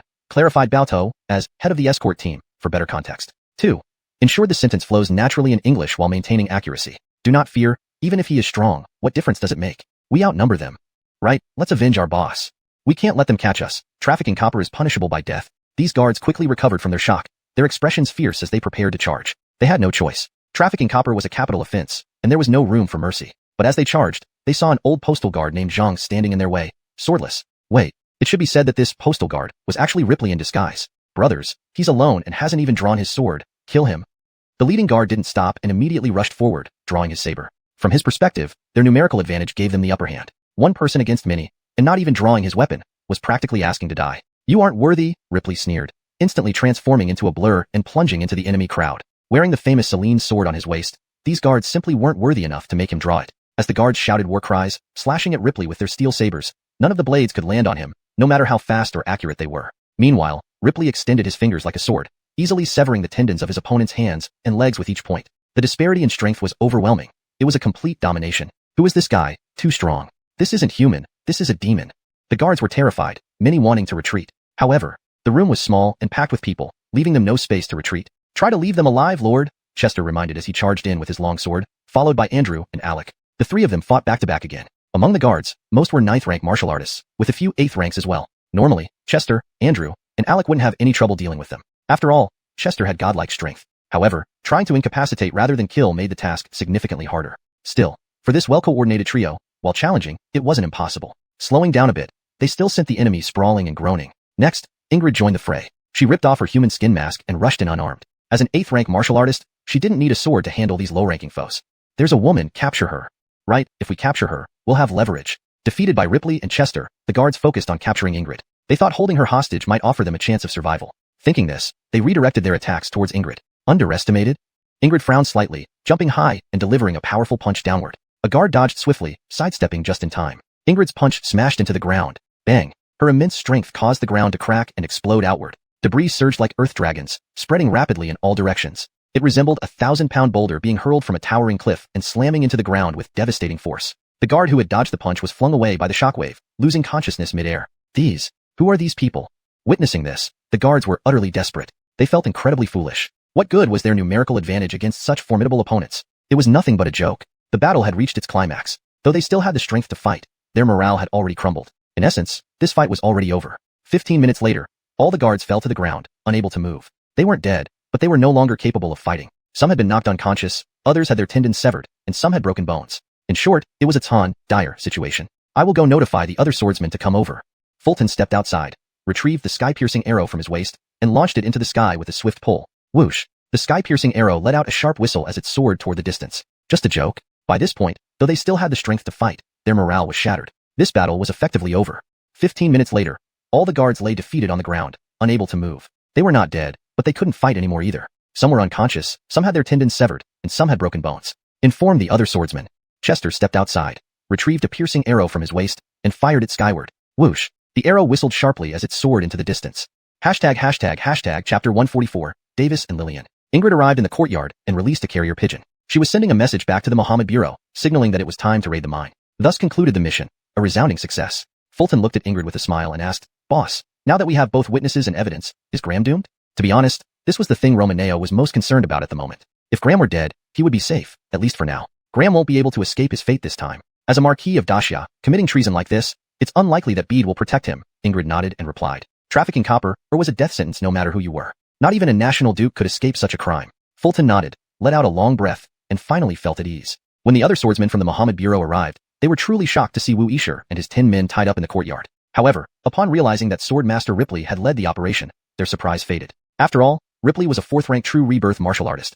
Handling these minor thugs was child's play for him. But truthfully, none of them knew the real mission details. Ripley hadn't told them. The fewer people who knew about something this significant, the better. Escorting Wu Isher and his 10 men back to the capital couldn't be rushed as it had been during Fulton's frantic journey. The number of prison carts brought by the swordsmen was insufficient, and oxen-pulled carts moved slowly. They estimated it would take about 10 days. Moreover, they had nearly 10,000 pounds of copper or to transport. Luckily, the journey went smoothly, and after 10 days of travel, Fulton and his team finally returned to the capital. Upon returning, Fulton didn't go home but went straight to the bureau. Speaking of which, no one was home anyway. The toxic Axel station master, the head guard, and all the guards had been taken to the Mohammed Bureau dungeons where they would endure unspeakable torture until they revealed everything they knew. For them, revealing the information might reduce their suffering before death. Next, Fulton and his 5 companions headed to Mohammed Pavilion to report the situation to Daniel. When the 5 entered the room, Daniel was playing a game of Go with Abdur, specifically, Gamoku, which had become popular in the capital recently. Naturally, Daniel knew that this game was created by Fulton. Why isn't Abdur guarding the front door on the first floor? What's he doing up here playing chess? Fulton couldn't help but comment upon seeing this scene. Seeing Fulton and his companions enter, Daniel didn't look up but smiled faintly. "You're back."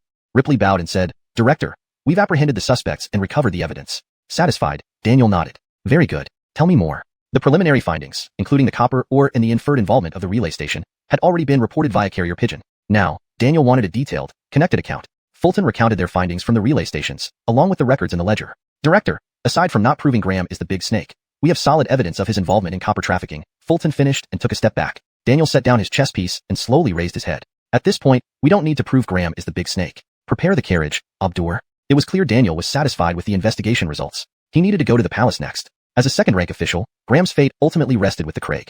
Fulton handed over the ledger and other items to Daniel, who left with Abdur. No one knew what happened inside the palace. Later, there were rumors that upon hearing Graham had stolen from a royal tomb of the previous dynasty and trafficked copper, or to the northern Liao, Aquila flew into a rage, smashing everything in his study, then ordered Graham's entire family to be executed. The Marquis of Daxia thus fell into an irreversible downfall. Daniel didn't even mention Graham's connection to the Shanghai alliance. It was irrelevant. A single charge of treason and collusion with enemies was enough for a 9-clan extermination. 2 hours later, Daniel returned from the palace and summoned the 10 great swords, along with Fulton. Inside Muhammad Pavilion, Fulton stood side by side with the 10 great swords, feeling an immense pressure. Being among 10 fourth-rank martial artists, while only an 8th rank himself, made him feel incredibly small. Daniel sat behind his desk, expressionless, making it hard to guess his thoughts. After Abdur served tea, Daniel sipped it for a while before setting the cup down. The Craig has issued an order. Apprehend Graham's entire family and execute them. His tone was casual, as if it were just routine news. The 10 great swords remained silent, but Fulton was inwardly elated. Graham was finished. With this resolve, he and his family would be safe. He could move back to the inner city. Incidentally, Fulton had mentioned buying a house in the inner city, but it never happened. With his monthly salary of 20 taels, owning a house there was wishful thinking. Still, staying at Ingshun Tower through his relationship with Skylar shouldn't be a problem, though it wasn't a permanent solution. But first things first, he needed to ensure Graham faced justice. Davis and Lillian, you two lead the raid on Graham's residence. Apprehend Kent, and any resistance must be dealt with harshly, Daniel commanded, then turned to Fulton. You'll accompany them to learn how to handle this. Yes. Agreed. Davis and Lillian nodded, as did Fulton. Kent, being a 4th-rank martial artist, wouldn't be easy to capture. This was why Daniel had sent 2 of the greatest swordsmen. Moreover, they were a formidable husband and wife team. Together, Davis and Lillian equaled 3 typical 4th-rank martial artists. As for Fulton, he was there to observe and learn how to capture a marquis. Chapter 145, Lillian and Davis, the late-stage bronchitis patient. Tonight, for some unknown reason, the capital city grew darker earlier than usual, leading to an earlier curfew. The inner city gates were closed, and pedestrians on the streets gradually thinned out until there was none left. After the curfew, anyone caught walking in the streets by the patrol squads would be imprisoned. Apart from the watchmen and the officers patrolling the city, no one else was allowed to walk the streets after dark. However, dozens of people now marched along the inner city streets, all armed with swords. They wore dark uniforms and bore swords at their waists. The leaders were a man and a woman, Davis and Lillian, 2 of the top 10 swords of the Imperial Sword Bureau. The night patrol officers, seeing this contingent, gave them a wide berth. Madam, if we engage in combat, don't give Graham any face. Muhammad has said that if he resists arrest, we can execute him on the spot. Davis walked down the street, his lips curling into a smile, making it unclear whether he was confident or excited. To kill him outright wouldn't be too lenient on him? Lillian retorted, her lips curving into a cold smile, her eyes revealing a murderous intent she forcibly reined in. Fulton could tell that they disagreed. Davis, being belligerent, would not hesitate to strike down Graham if he resisted arrest. But Lillian intended to have Graham arrested and brought to justice, because to simply kill him would be too easy on him. Madam, Graham is known for his fiery temper as a general. He won't surrender quietly. Davis wanted to say more, but was silenced by Lillian's gaze. You have a problem with bringing him to justice? Lillian's glance carried layers of meaning, dissatisfaction, and authority. The tension rose sharply. Just when Fulton thought Davis would argue back, he cowered. No objections, Davis nodded willingly. There, that's better.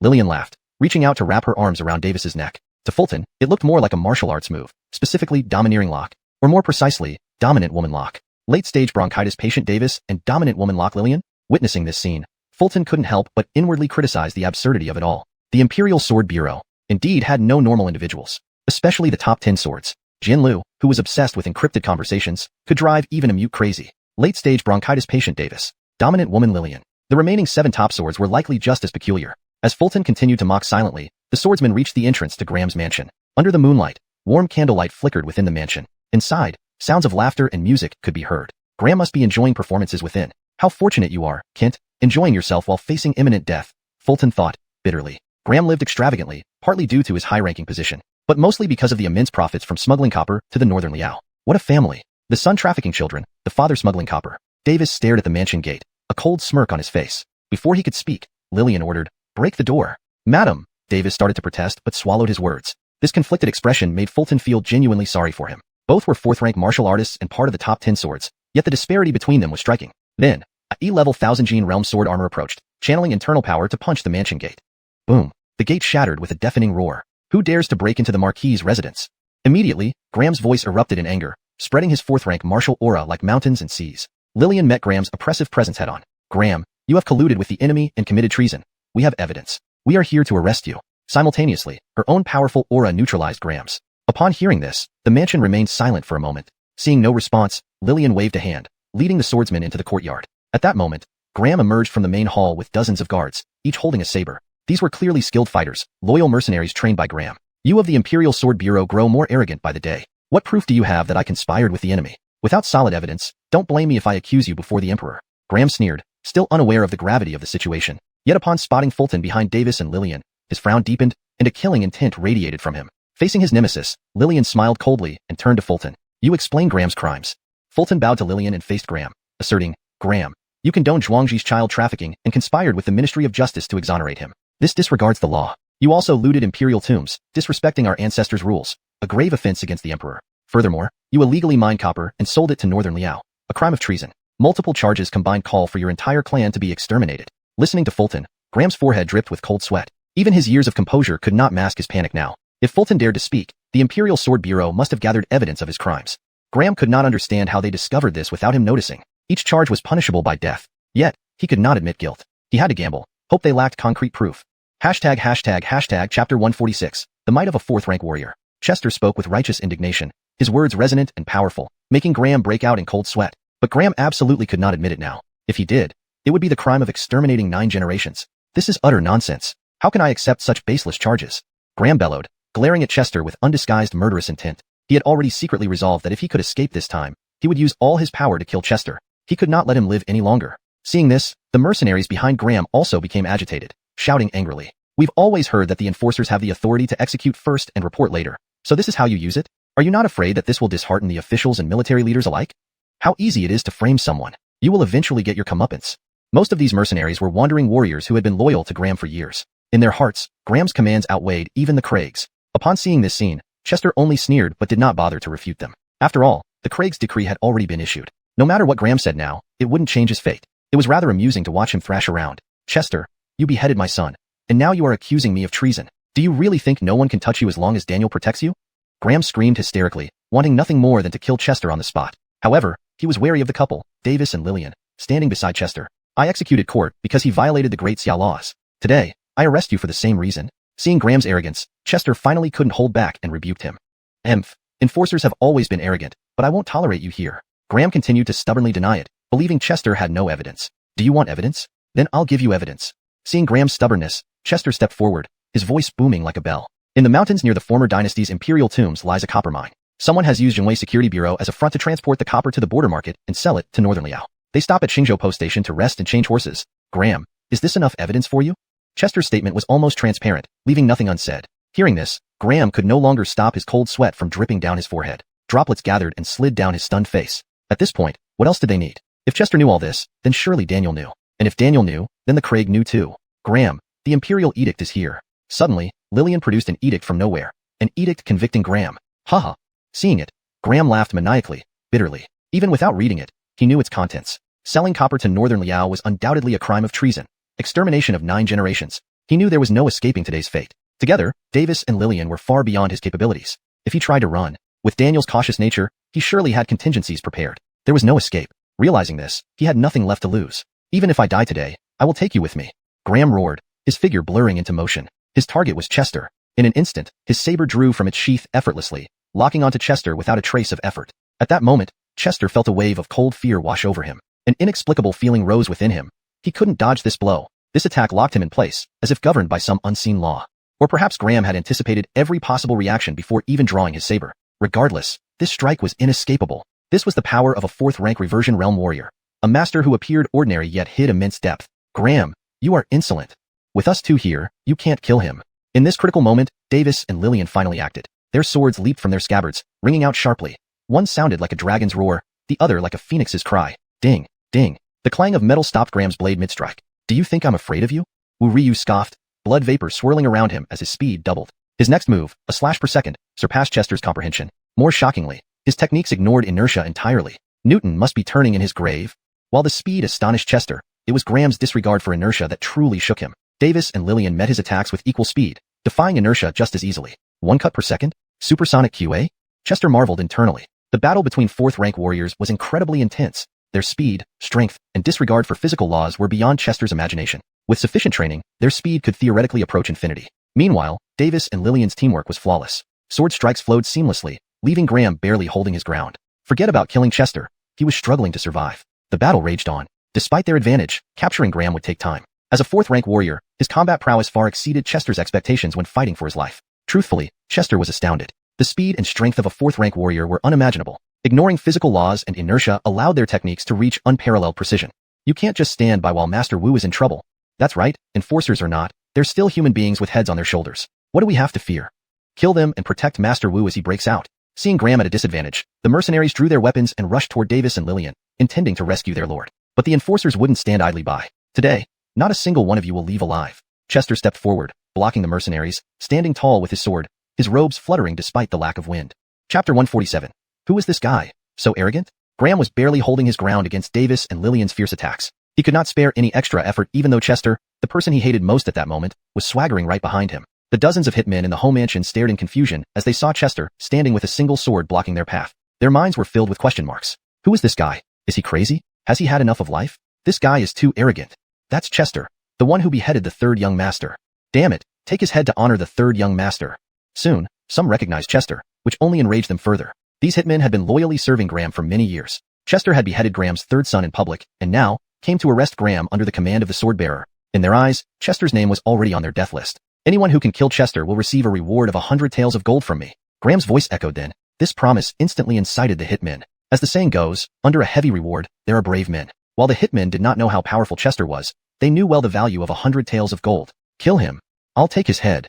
The hitmen yelled and rushed towards Chester. Of course, the other sword-bearers could not watch idly as Chester faced these hitmen alone. They all stood behind him, their right hands gripping their sword hilts, ready for battle. Seeing this, Chester sneered coldly and placed his right hand on his sword hilt as well. Honestly, the sword-bearers standing behind Chester were also quite curious about his abilities. It was hard not to be, given the astonishing actions he had taken recently. First joining the Muhammad department, making the national bell ring 9 times, solving the child trafficking case, and executing court with the Muhammad sword in broad daylight. Each of these events was earth-shaking. So, they all wanted to see what was so special about Chester that made him worthy of wielding the Muhammad sword. In the next moment, they witnessed what they wanted to see. Chester drew his sword, a cold and fierce blade slashing through the air, cutting a 1 zhang-long streak of sword chi that decapitated 2 hitmen in an instant. This strike was incredibly fast, reaching its peak, or more accurately, it reached the pinnacle of 8th-rank warrior speed. Though there was no proof, all the sword-bearers were convinced in their hearts. There would be no faster sword wielded by an 8th-rank warrior than Chester's in this world. Even 7th rank might not match up. Die. With one draw of his sword taking down 2, Chester didn't pause. He immediately cast a mighty chi surge that boosted his power, making his clothes flutter when he attacked. Another strike. Another 2 down. Don't be afraid. No matter how strong he is, he's just one person, merely an 8th-rank warrior. He's still just an 8th-rank warrior. What can he do? Despite witnessing Chester's strength, the hitmen remained unconcerned. What mattered to them was still the reward of 100 taels of gold. Next, Chester moved with blinding speed and unmatched power, overwhelming the hitmen. His aura was exceptionally strong, almost invincible. One strike took down 1, sometimes 2 at once. So strong, he must be close to 7th rank. Once his inner chi integrates into his blood, he'll reach the 7th rank blood cultivation stage. He's probably close. Truly worthy of carrying the Muhammad sword. I'm convinced now. We have to put in more effort. This capture mission belongs to our Ganyan pavilion. We can't let Chester steal the show. Shocked but unwilling to be outdone, the sword bearers brought out their best under Chester's lead. Initially, the hitmen fought fiercely but gradually became fearful. They couldn't win. There was no winning at all. At this point, they didn't care about the gold anymore, only about whether they could survive. However, Chester had no intention of letting them live. As Graham's loyal hitmen, they must have done plenty of wicked deeds. Their hands were bound to be stained with blood. Letting them live served no purpose. Don't kill me. I'm willing to serve you like cattle. Fear nothing. How has young Master Yao treated you? You know deep down. What does it matter? My life is at stake here. Soon, the remaining dozen or so hitmen were cornered by the sword bearers. They all bore various sword wounds, bloodied and shaky on their feet. Among them, attitudes varied. Some chose death over surrender. Others hoped for mercy. Kill, leave none alive, said Chester firmly. With a wave of his hand, the sword bearers moved forward with their swords raised. Seeing this, the hitmen's eyes filled with despair. Chester, I'll kill you. Return my brother's life. Suddenly, 2 figures burst out from a distant room, charging towards Chester with drawn swords. The red steam surrounding them revealed their cultivation. 7th rank blood cultivation realm. They were none other than Graham's eldest and second sons, Court's elder brothers. Chester turned slightly, frowning as he sheathed his sword. In the next moment, he unsheathed it again, the sword cry sounding like a dragon's roar. A streak of golden sword chi shot into the sky. Ah! Court's elder brother screamed, retreating as his right hand holding the sword was severed by Chester. A single strike incapacitated a 7th rank warrior. You die. Court's second brother swung his sword high, but Chester's draw wasn't complete yet. His left hand, wielding the scabbard, slashed through. The scabbard used by sword bearers was made of iron-embedded steel, extremely hard. With a boom, the scabbard struck the chest of Zhuang's second son, breaking several ribs and sending him flying. Puff. Spitting blood midair, Zhuang's second son turned deathly pale. Upon landing, his breath was faint. on the verge of unconsciousness. This is terrifying. Those were 2 7th rank warriors. Shouldn't he give them some face? I heard this sword drawing technique was personally taught by Muhammad, indeed impressive. Chester's move truly stunned everyone. Facing 2 7th rank warriors, one sword draw disabled both. From this day forth, everyone was thoroughly convinced. Chester's worthiness to wield the Muhammad sword was well deserved. Chapter 148, Graham's weakness. Take them down. After incapacitating the 2 men, Fulton had no intention of delivering the finishing blow. After all, the crimes committed by Graham and Kent warranted the extermination of their entire clans. These 2 noblemen couldn't escape. My sons. Upon seeing his 2 sons rendered useless by Fulton, Graham screamed in a frenzied manner, his hidden strength finally bursting forth. However, it was too late. His body was drenched in blood, with hardly an unscarred inch left. He was covered in sword wounds. If not for the robust physique of a 4th rank warrior, he would have already fallen. Unfortunately, his opponents were 2 of the 10 famous swords from the Muhammad office, and they were husband and wife. Their coordination was flawless, leaving Graham no chance of victory. It ends here. Make another move and you die. Finally, Kit seized the opportunity and placed his sword at Graham's throat. Simultaneously, Annalise's sword pressed against Graham's chest. A dual sword death trap. Graham exhaled heavily and reluctantly dropped his precious blade. He was defeated utterly, with no hope left to resist. He knew clearly what awaited him, nothing but death. Seeing Graham discard his weapon, the swordsman on duty immediately brought ropes to bind him tightly. These were not ordinary ropes. They were specially made by the Muhammad office, extremely resilient. Even a powerful 4th rank warrior could not break free once tied. Fulton approached slowly, casting a cold gaze at the bound Graham. A sneer formed at the corner of his mouth. Graham? Or should I call you Kent? Did you ever think this day would come? Just the victor and the vanquished. This petite lost, and I have nothing more to say. My only regret is not being able to kill you. But don't be too arrogant. Someone will surely finish you off if I can't, Graham sighed. His eyes still full of murderous intent as he stared at Fulton. Upon hearing this, Fulton understood the meaning behind Graham's words. He then replied coldly, impudent even at death's door. You are quite the character. Should I call you Kent, or the Great Serpent?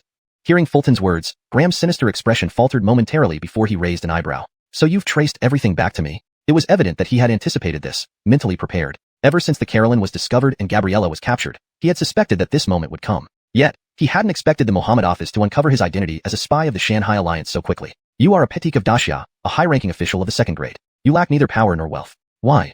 Fulton frowned, voicing a long-standing question. At this point, what use is there in talking? Besides, I don't wish to tell you, Graham replied coldly, still glaring fiercely at Fulton. It was clear that Graham harbored some deep-seated secret. Yet, he wasn't willing to share it with Fulton. Seeing this, Fulton didn't press further. Fulton, I'll wait for you in hell. The Shanghai Alliance is far more terrifying than you can imagine. Graham looked at Fulton with disdain and let out a frenzied curse. What awaited him now was only death, and the annihilation of his entire clan. In his view, all this was Fulton's doing. This entanglement with the Shanghai Alliance just keeps getting deeper.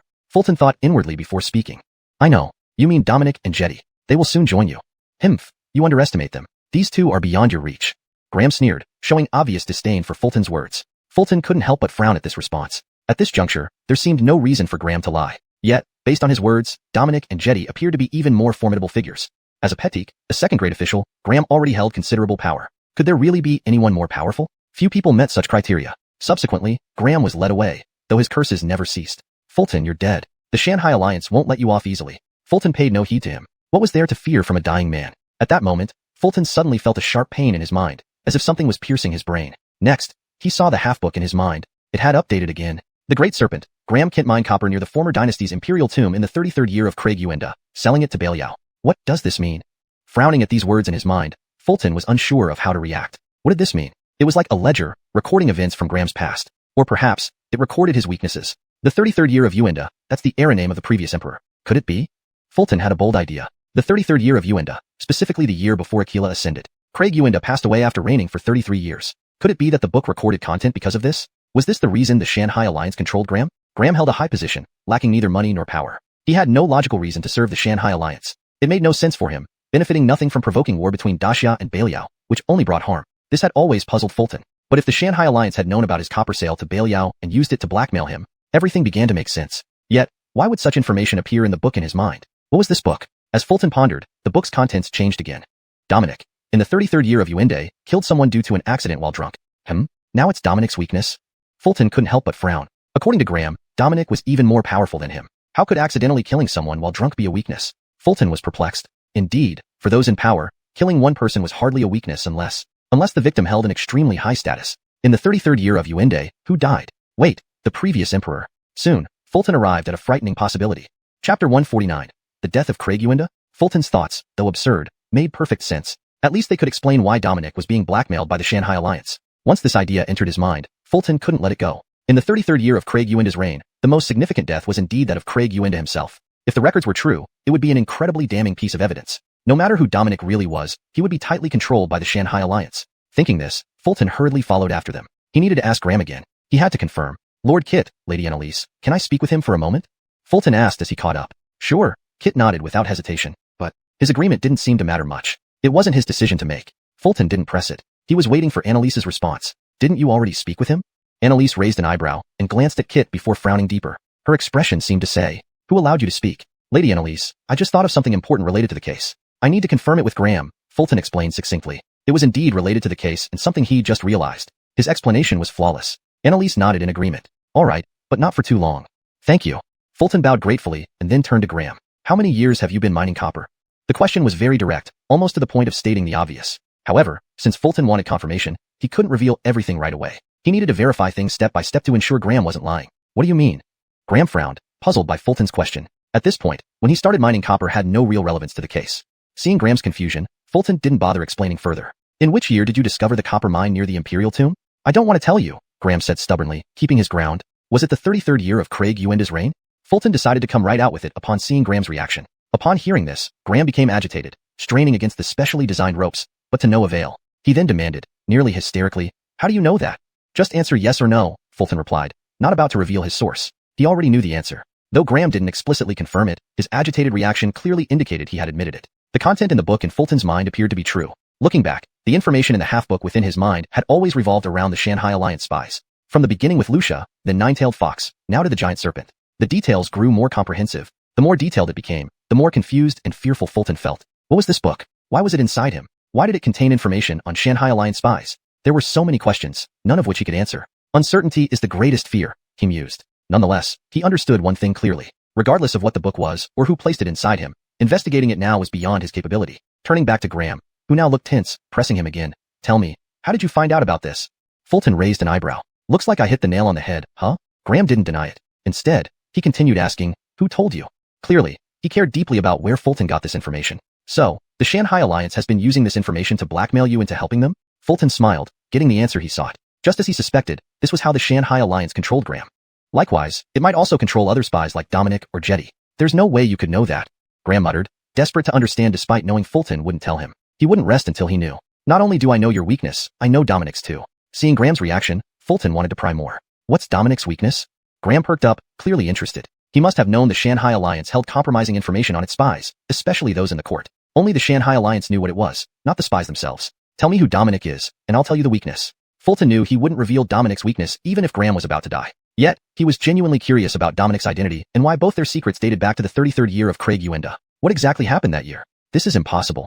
Graham shook his head, scoffing. Why? You're guilty of a crime punishable by the extermination of your clan. You should be aware of that, Fulton countered, baffled. To him, Graham had no reason to protect the Shanghai Alliance any longer. His crime doomed his entire family. Even if he stayed silent, it wouldn't change anything. Ho naturally knows what crimes I committed. I just refuse to tell you, Graham insisted, looking at Fulton with renewed hostility. Even if you don't say, I will eventually find out, Fulton remarked calmly, deciding not to push further. He didn't care if Graham talked. He'd investigate on his own. As for Dominic, he believed he'd eventually uncover his identity. Starting from the 33rd year of Craig Yuinda's reign.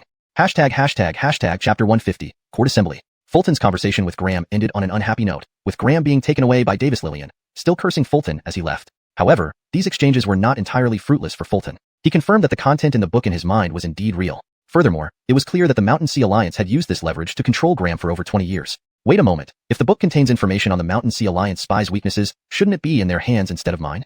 Fulton soon noticed an inconsistency. Apart from existing in his mind, it seemed like the book had no direct connection to him. For now, Fulton couldn't find answers to these questions. Next, Fulton followed the executioner team back to the government office. It was already late at night. Graham and his family members were locked up in the dungeon, while Fulton planned to return to the Celine Pavilion for a good rest. He hadn't slept properly for over half a month working on this case. Even an Iron Man can't hold out forever. As for Graham's fate, that wasn't something Fulton should be concerned about anymore. Aquila had already sentenced him. The entire clan would be executed, and Graham himself would be beheaded in public in front of Nanmin Street in 7 days. Without being subjected to slow slicing, it was already considered Aquila's greatest act of mercy. Typically, for treason, exterminating 9 generations of the traitor's family was just the start, followed by more gruesome methods like slow slicing or dismemberment. The decision to only behead Graham likely involved many considerations from Aquila, primarily to preserve the court's dignity. Publicly executing a marquis and a second-rank official might severely undermine the court's authority. Although Graham was arrested in the middle of the night, news spread quickly through the bureaucratic circles before the morning court assembly. The commoners, however, were still unaware. By convention, after today's court session, the verdict would be finalized, and notices would be posted at all major city gates. Officials from both civil and military departments arrived early, standing in their designated positions, discussing the matter among themselves. How did this happen? How could Graham be arrested?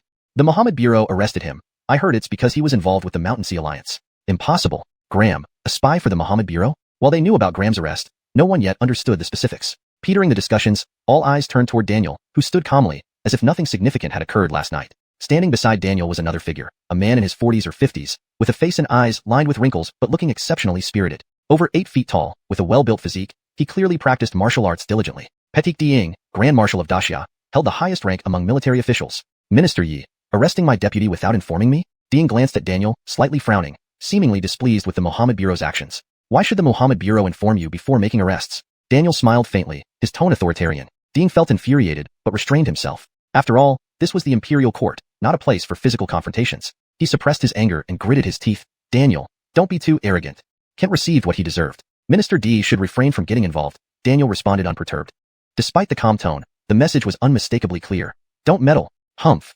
Dieng coldly snorted and ignored Daniel. To Dieng, he never intended to intervene deeply but acted due to protocol. Although he was a military officer, he wasn't foolish. The Mohammed Bureau wouldn't dare to arrest someone of Kent's status without the emperor's decree. If the emperor had issued such orders, then Kent must have already been sentenced by the emperor, even if he wanted to save Kent. How? What truly irritated him was Daniel's attitude. Arresting his deputy without notification, let alone Daniel's arrogance. Proceed with the court session.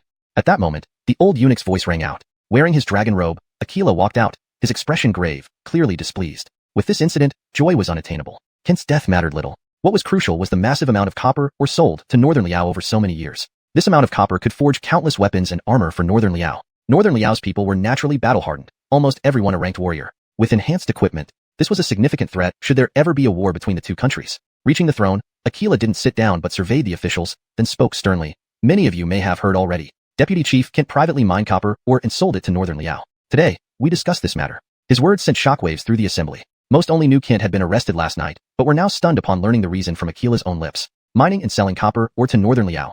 Either offense was punishable by death. Together, it warranted extermination of the entire clan. Heavens, I thought Graham was arrested for something else, but this is far worse. Not Graham, it should be Kent.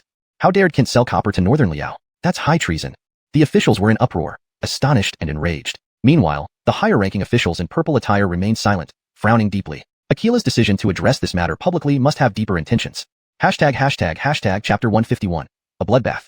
Extracting copper ore and smuggling it to Northern Liao was something Graham could not have accomplished alone. There must be others in the court assisting him. Not to mention, the officials responsible for managing the border trade markets, even if they were unaware, are surely doomed. The text Chiachong is specifically referring to designated trading areas along borders which historically were used for controlled exchanges between different regimes or ethnic groups. The term has been translated here as border trade markets, for better understanding in English. Graham has been smuggling copper or through the border trade markets to Northern Liao for years. How could you possibly claim ignorance? Even if you were truly unaware, negligence alone would warrant a death sentence. Moreover, could there be other officials involved who profited from this scheme? It's no exaggeration to say that anyone connected to this affair will not survive. It seems quite a few people in the capital will die in the coming days. It will be nothing short of a bloodbath. Such traitorous acts deserve nothing less than death. Keep your voices down when discussing this, lest you invite disaster upon yourself. Did you notice some officials are missing from today's court session? They've probably been arrested. The crowd murmured amongst themselves, all the while watching Jedediah's expression closely. His brows furrowed, his demeanor grave. Seeing that no one spoke up for a long time, Jedediah finally said sternly, "No one wishes to speak? Very well, Daniel, share your findings." Daniel stepped forward, bowed, and reported, "Your Majesty, according to our investigation by the Imperial Censorate, this case involves many high-ranking officials such as the left Undersecretary of the Ministry of Works, the Junior Secretary, the right Undersecretary of the Ministry of Rights, the left Undersecretary of the Ministry of Revenue. All have been implicated. We have already arrested those involved, awaiting your Majesty's judgment." Daniel listed over a dozen names, all important figures in the court. By important figures, we mean those who regularly attend court sessions, indicating their senior rank. Execute them all, and exterminate their 3 generations. Jedediah's voice was icy and without mercy. Though these officials served the state, their crime was treason against the nation. Exterminating their families shows that Jedediah is being lenient. Understood. With a bow, Daniel retreated. Witnessing this, the officials remained silent, especially those who had ties with Graham. They looked visibly nervous, fearful of being implicated. Take Cato, Minister of Punishments, for example, and Aaron, Vice Minister of Punishments. Their hearts raced when listening to Daniel's report, but fortunately, he did not mention their names. A narrow escape. Adjourned. Jedediah clearly had no heart to hear other matters reported by the ministers and immediately declared the end of the court session. However, he retained Daniel. Once all the officials had left, Jedediah sat on the dragon throne, supporting his forehead with his right hand, looking quite troubled. "Minister Yi, you must thoroughly investigate Kent's case. Leaving no one unscathed, Jediah said, his eyes revealing complex emotions. Please rest assured, Your Majesty, Daniel replied confidently. I never imagined Kent would betray the nation like this. What more could I have given him? Titles, positions? He nearly held the highest office. Jediah still cradled his forehead, appearing utterly dejected. To be honest, this event was a significant blow to him emotionally. He hadn't expected that Graham, second-ranked chief of staff in the military council, would commit treason against the Empire. This not only wounded Jediah but also raised concerns about others. Other nobles, other officials of the court. Even Jediah began to feel guilty. If the nobility and officials behaved like this, the empire his ancestors built could indeed be ruined. Seeing Jediah's remorseful appearance, Daniel consoled. Your Majesty, human desires are boundless. Once they lose control over their desires, they can do extreme things. That's true, but... Jediah hesitated, pondering for a moment before saying, could the signing of the Yinbei Treaty be causing unrest among the people? This question had plagued Jediah ever since the treaty was signed. Peace versus the dynasty's dignity. What truly mattered more? For 20 years, Jediah had no clear answer. Hearing this, Daniel recalled a discussion he had with Burl. Smiling slightly, Daniel said, Your Majesty, I have some insights on this matter, but I'm not sure if I should voice them. Jediah raised an eyebrow curiously. Minister Yi, please proceed. Then Daniel recounted Romaning's reasoning to Jediah, who nodded repeatedly in agreement. Especially when he heard Burl say that if the people could live in peace and prosperity, let alone dignity, even lives could be sacrificed. Jediah couldn't help but laugh. Rude though it sounds, it might not be far from the truth. Interesting, very interesting. Jediah agreed wholeheartedly, nodding frequently. This was the very issue that had eluded him for 2 decades. On one side was the dignity of the dynasty. On the other, the well-being of the people. Which truly mattered more? Now, after hearing Daniel's explanation, Jediah felt enlightened. Using this logic to justify the Yinbei Treaty, the nation retained its dignity while the people enjoyed prosperity, a win-win situation. Thinking about this, Jediah asked curiously, Minister Yi, who came up with this idea? He sensed it wasn't Daniel's own thought, particularly due to the rude summary at the end, which didn't fit Daniel's style. Your Majesty, this was said by Romaning, Daniel answered, smiling. Again him? Truly intriguing. Jediah nodded thoughtfully. Recently, the name Burl had appeared too frequently in the palace, or rather in Jediah's ears. First, the 9 tolls of the state bell. Then winning the poetry contest at Long River Academy with golden light filling the sky. Next, solving the major case and executing Graham's son in broad daylight. Now, such profound insight. Wasn't Romaning the one who solved the case against Kent? Jediah smiled, asking. Exactly, Daniel confirmed. Pleased, Jediah waved his hand. Gage, convey my edict. Reward Romaning for his efforts with 1,000 taels of gold and 100 bolts of silk. Yes, Your Majesty, the eunuch complied. On behalf of Romaning, I thank Your Majesty, Daniel smiled in return. Hearing this, Jediah gave a knowing smile. He knew Daniel well. Daniel's high regard for Burl was unprecedented. In all of the imperial censorate, or perhaps the entire Daxia Empire, Daniel likely valued no one else as much. Thinking of this, Jediah laughed. I've always wanted to meet Romaning, but haven't found the time. Daniel, remind him to practice diligently. The Northern Liao envoy is approaching. Rest assured, Your Majesty. If everything goes as planned, Burl should be able to handle it, Daniel nodded. Excellent. The Northern Liao envoy is here to negotiate an increase in tribute payments. We cannot afford to lose. If we do, we'll have only one requirement. This competition must not be lost. Saying this, Jediah stood abruptly, appearing extremely agitated.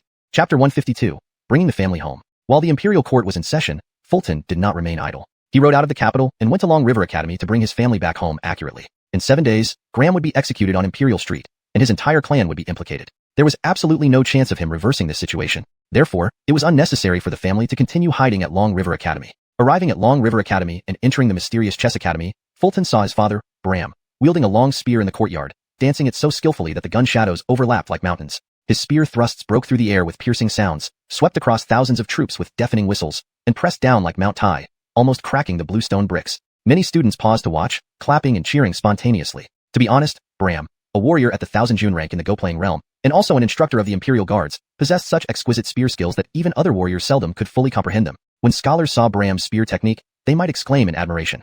There is indeed such unparalleled, godlike, overwhelming, and perfect spear technique in the world. Warriors seeing Bram's technique could only shout, wow. Seeing this scene, Fulton smiled and slowly walked forward, saying, Father, this academy isn't a place to practice your spear. Please stop.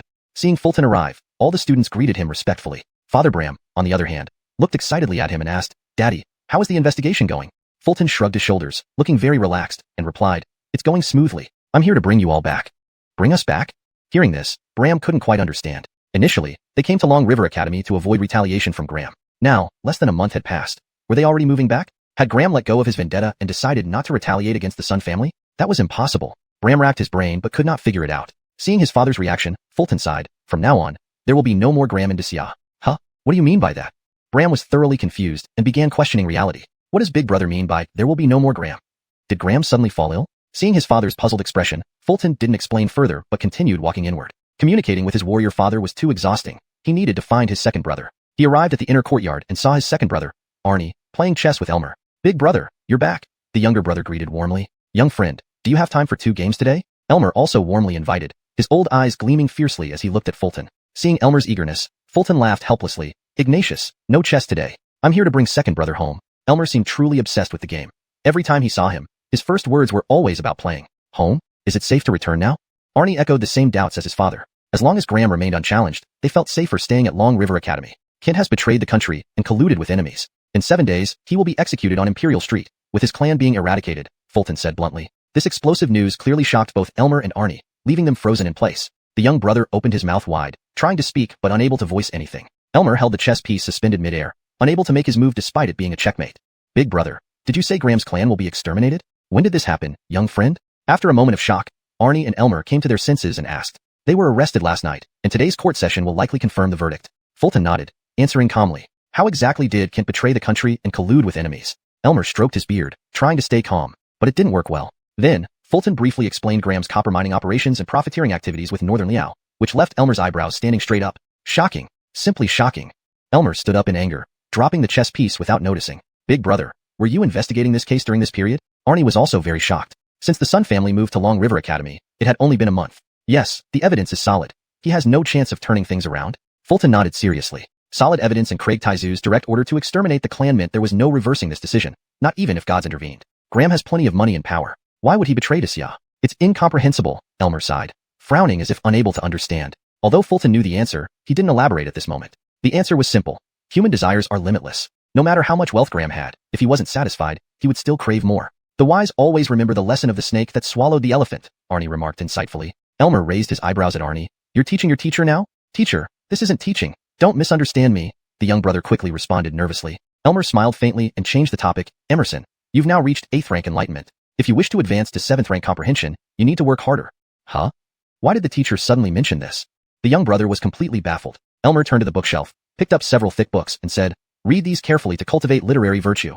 Also, to deepen your understanding, copy each one 10 times. Teacher, these books are too thick, the young brother instantly exclaimed, thinking his teacher was being too harsh. Do you want a few more? Elmer ignored his complaints and threatened further. No, I'll start copying the books immediately. The young brother shook his head vigorously and quickly left with the books in hand.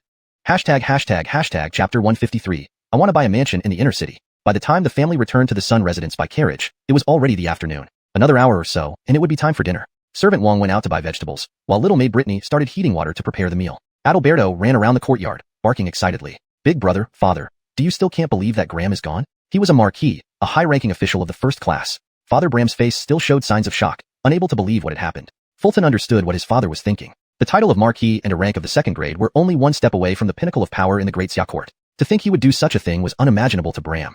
This isn't something we need to worry about anymore. We can only say Kent brought it upon himself. Fulton shook his head helplessly without answering the question directly. The matter was too complex, and only Kent could fully explain it. Master, don't fret over why Graham did it. If he hadn't, when would we have been able to return home? Claire, though she didn't understand the bigger picture, had her own simple logic. Having not returned home for nearly a month, the plants she tended to had almost withered. At this moment, she was watering the plants one by one. These are state affairs. How would you, a mere housewife, understand? Bram, though slightly annoyed at Claire's comment, didn't show it too openly. Even as she gave him a look, his voice grew softer, fearing both Fulton and Claire would overhear. After all, he respected his wife deeply. Looks like father also suffers from tracheitis. Seeing this scene, Fulton couldn't help but comment inwardly. As he thought, a smile crept onto his lips. Noticing Fulton smiling secretly, Claire said displeased, Big brother, what are you laughing about? Has your salary been issued this month? We're going to run out of money for vegetables. My salary? You're right. Why hasn't my salary been paid yet? Hearing this, Fulton realized it as well. It had been over a month since he joined the Mohammed office. Where was the promised 20 taels per month? Big brother, haven't you collected your salary yet? Seeing this, Bram leaned in and whispered. Regardless of which government office, one had to collect their salary personally. Paid monthly, it was called a monthly stipend. Ah, do I have to collect it myself? I thought it would be automatically deposited into my bank account. Although Fulton thought this internally, he replied, I haven't collected it yet. You should go and get it later. It's 20 taels after all. Yes, it's a substantial sum. His father and Claire, though exasperated, kindly reminded him. All right.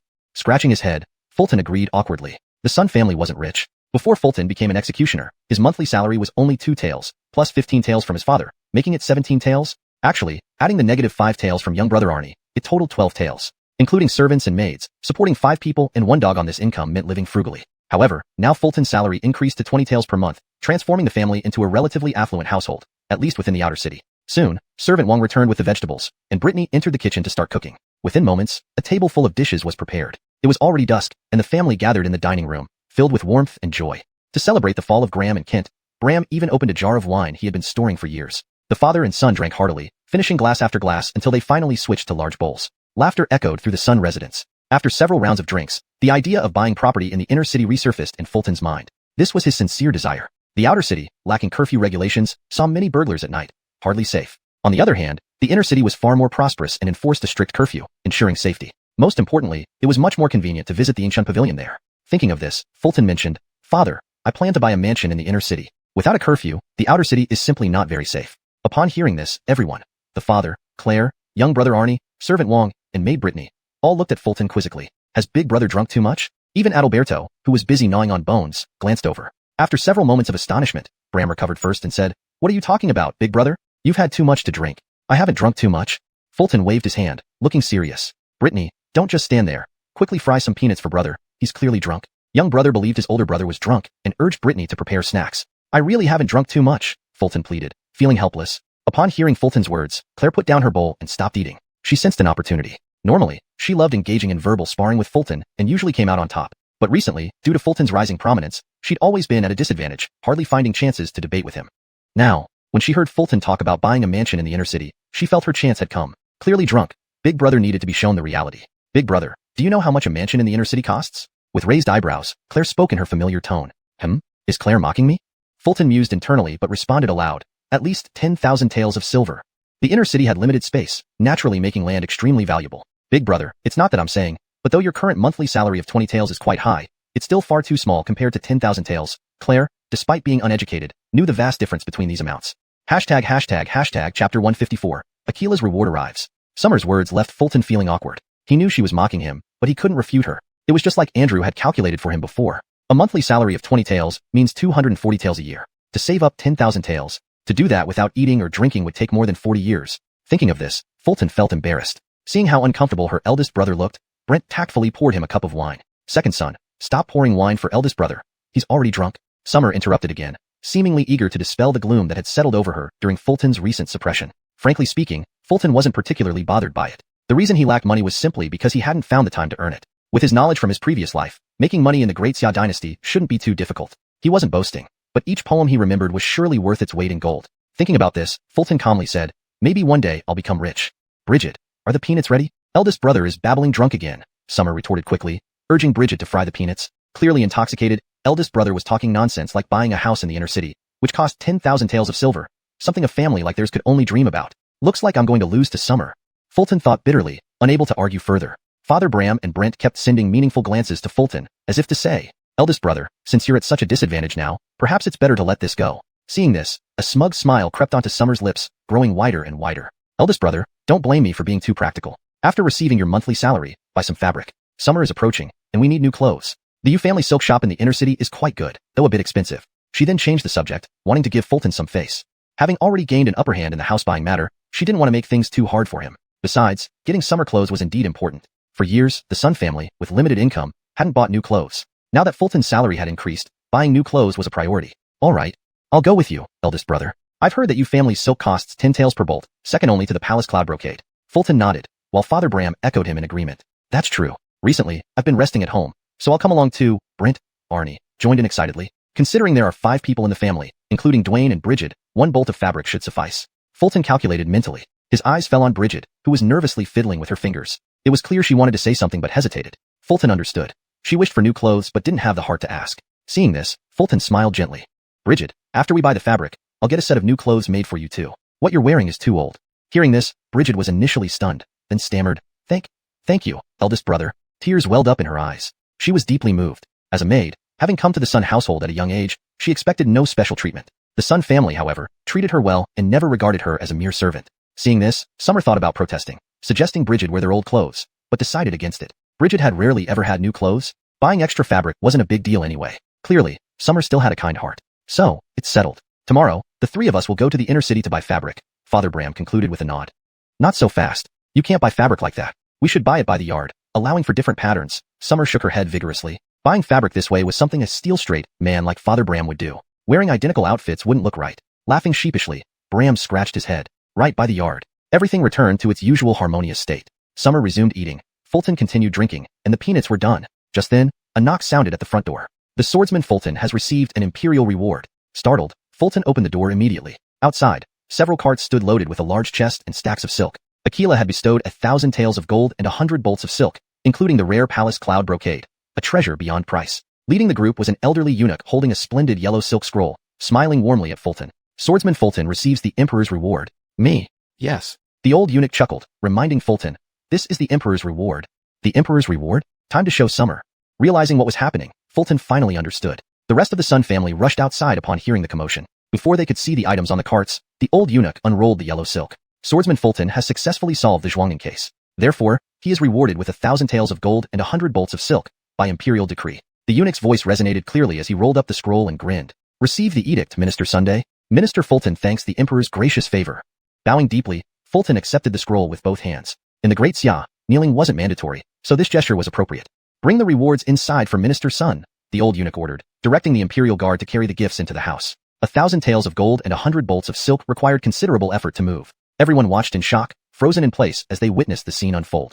Chapter 155. The whole family is shocked, but Adalberto remains calm. The Sun family had been having a peaceful dinner when they stepped out and saw Fulton being rewarded by Bede. It was an inevitable shock. They stood there dumbfounded, watching the imperial guards bring in one large box after another. They wanted to say something, but didn't know how to begin, feeling somewhat at a loss. It was undeniably an awkward scene. After a long while, the Sun family finally snapped out of their astonishment. This is the Emperor's reward for eldest brother?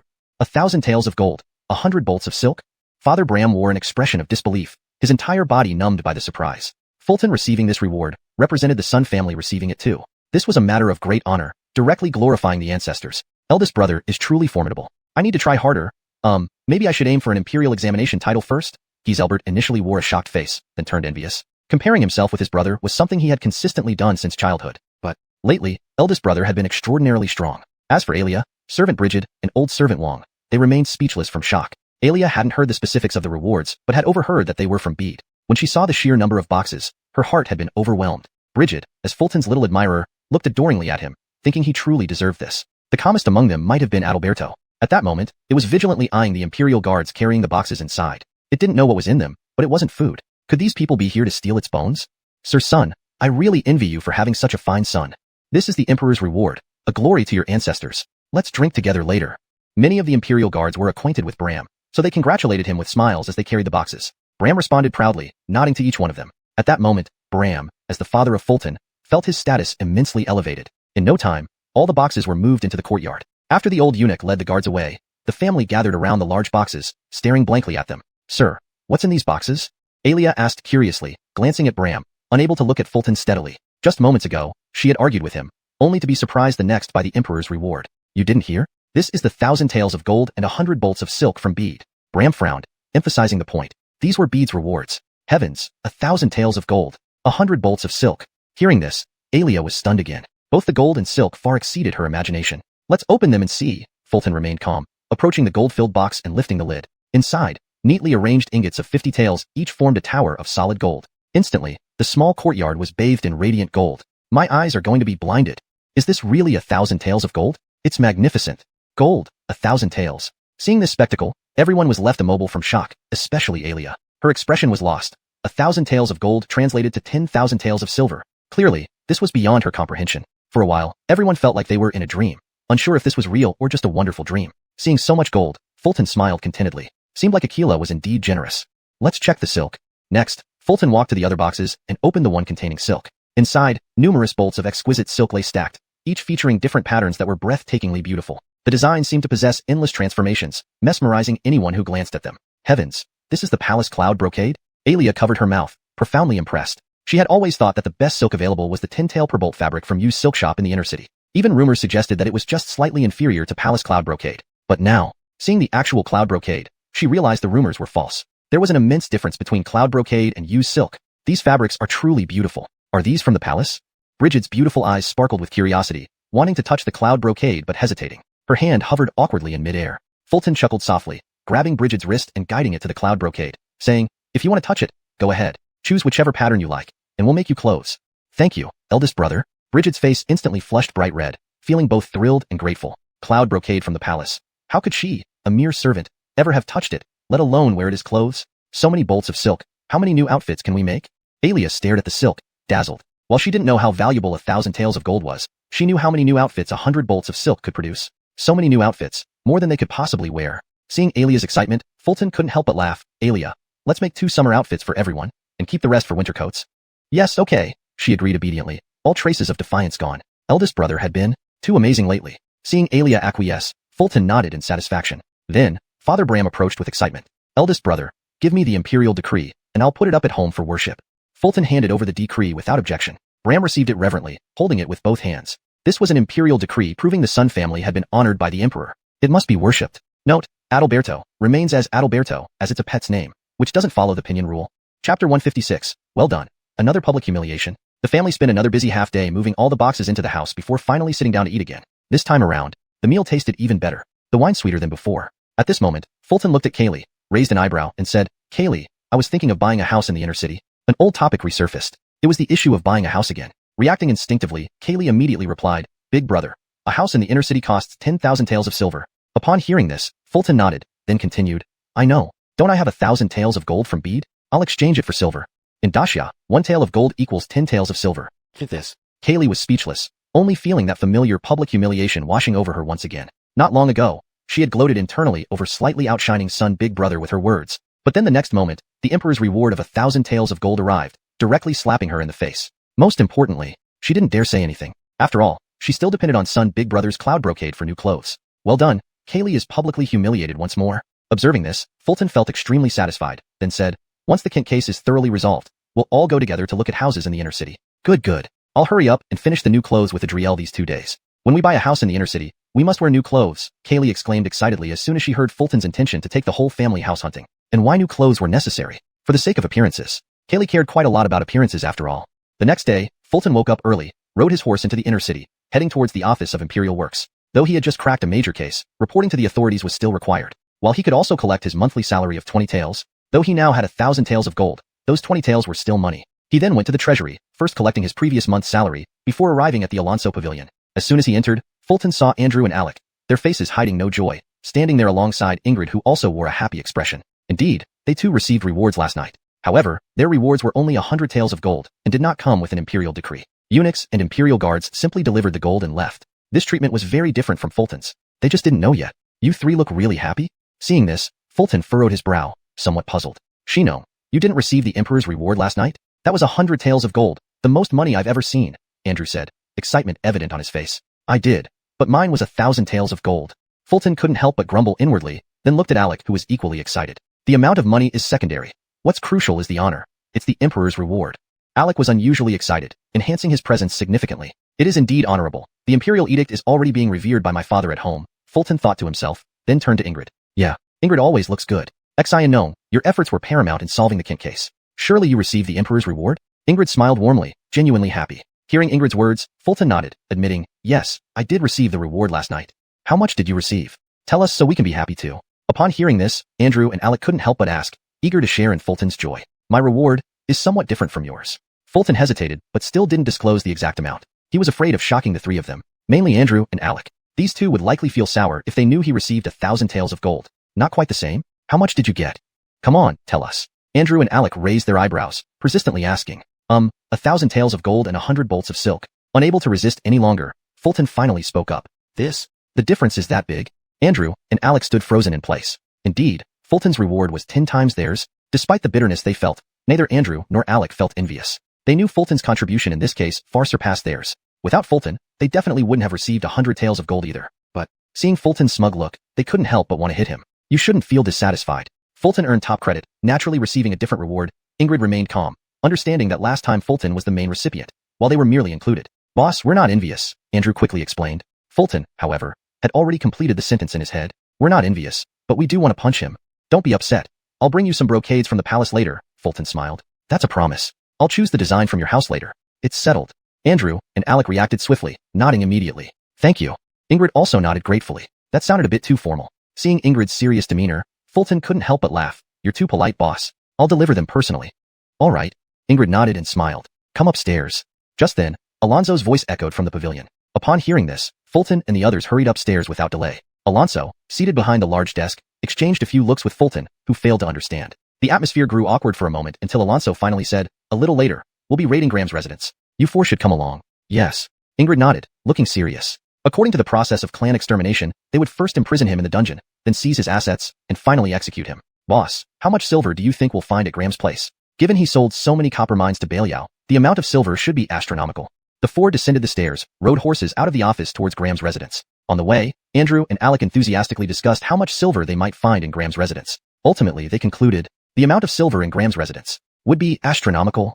Chapter 157. The confiscation begins. Andrew and Alec's lengthy debate ultimately led to a conclusion that was rather obvious. Who didn't know that the silver in Graham's residence amounted to an astronomical sum? Throughout this whole time, Fulton remained indifferent, offering no opinion. This confiscation isn't like the ones before. Don't even think about sneaking any for yourselves. This time, it could cost you your head, Ingrid said regarding their debate, not voicing much objection to their outcome. Her only concern was the upcoming confiscation operation. This wasn't an ordinary one.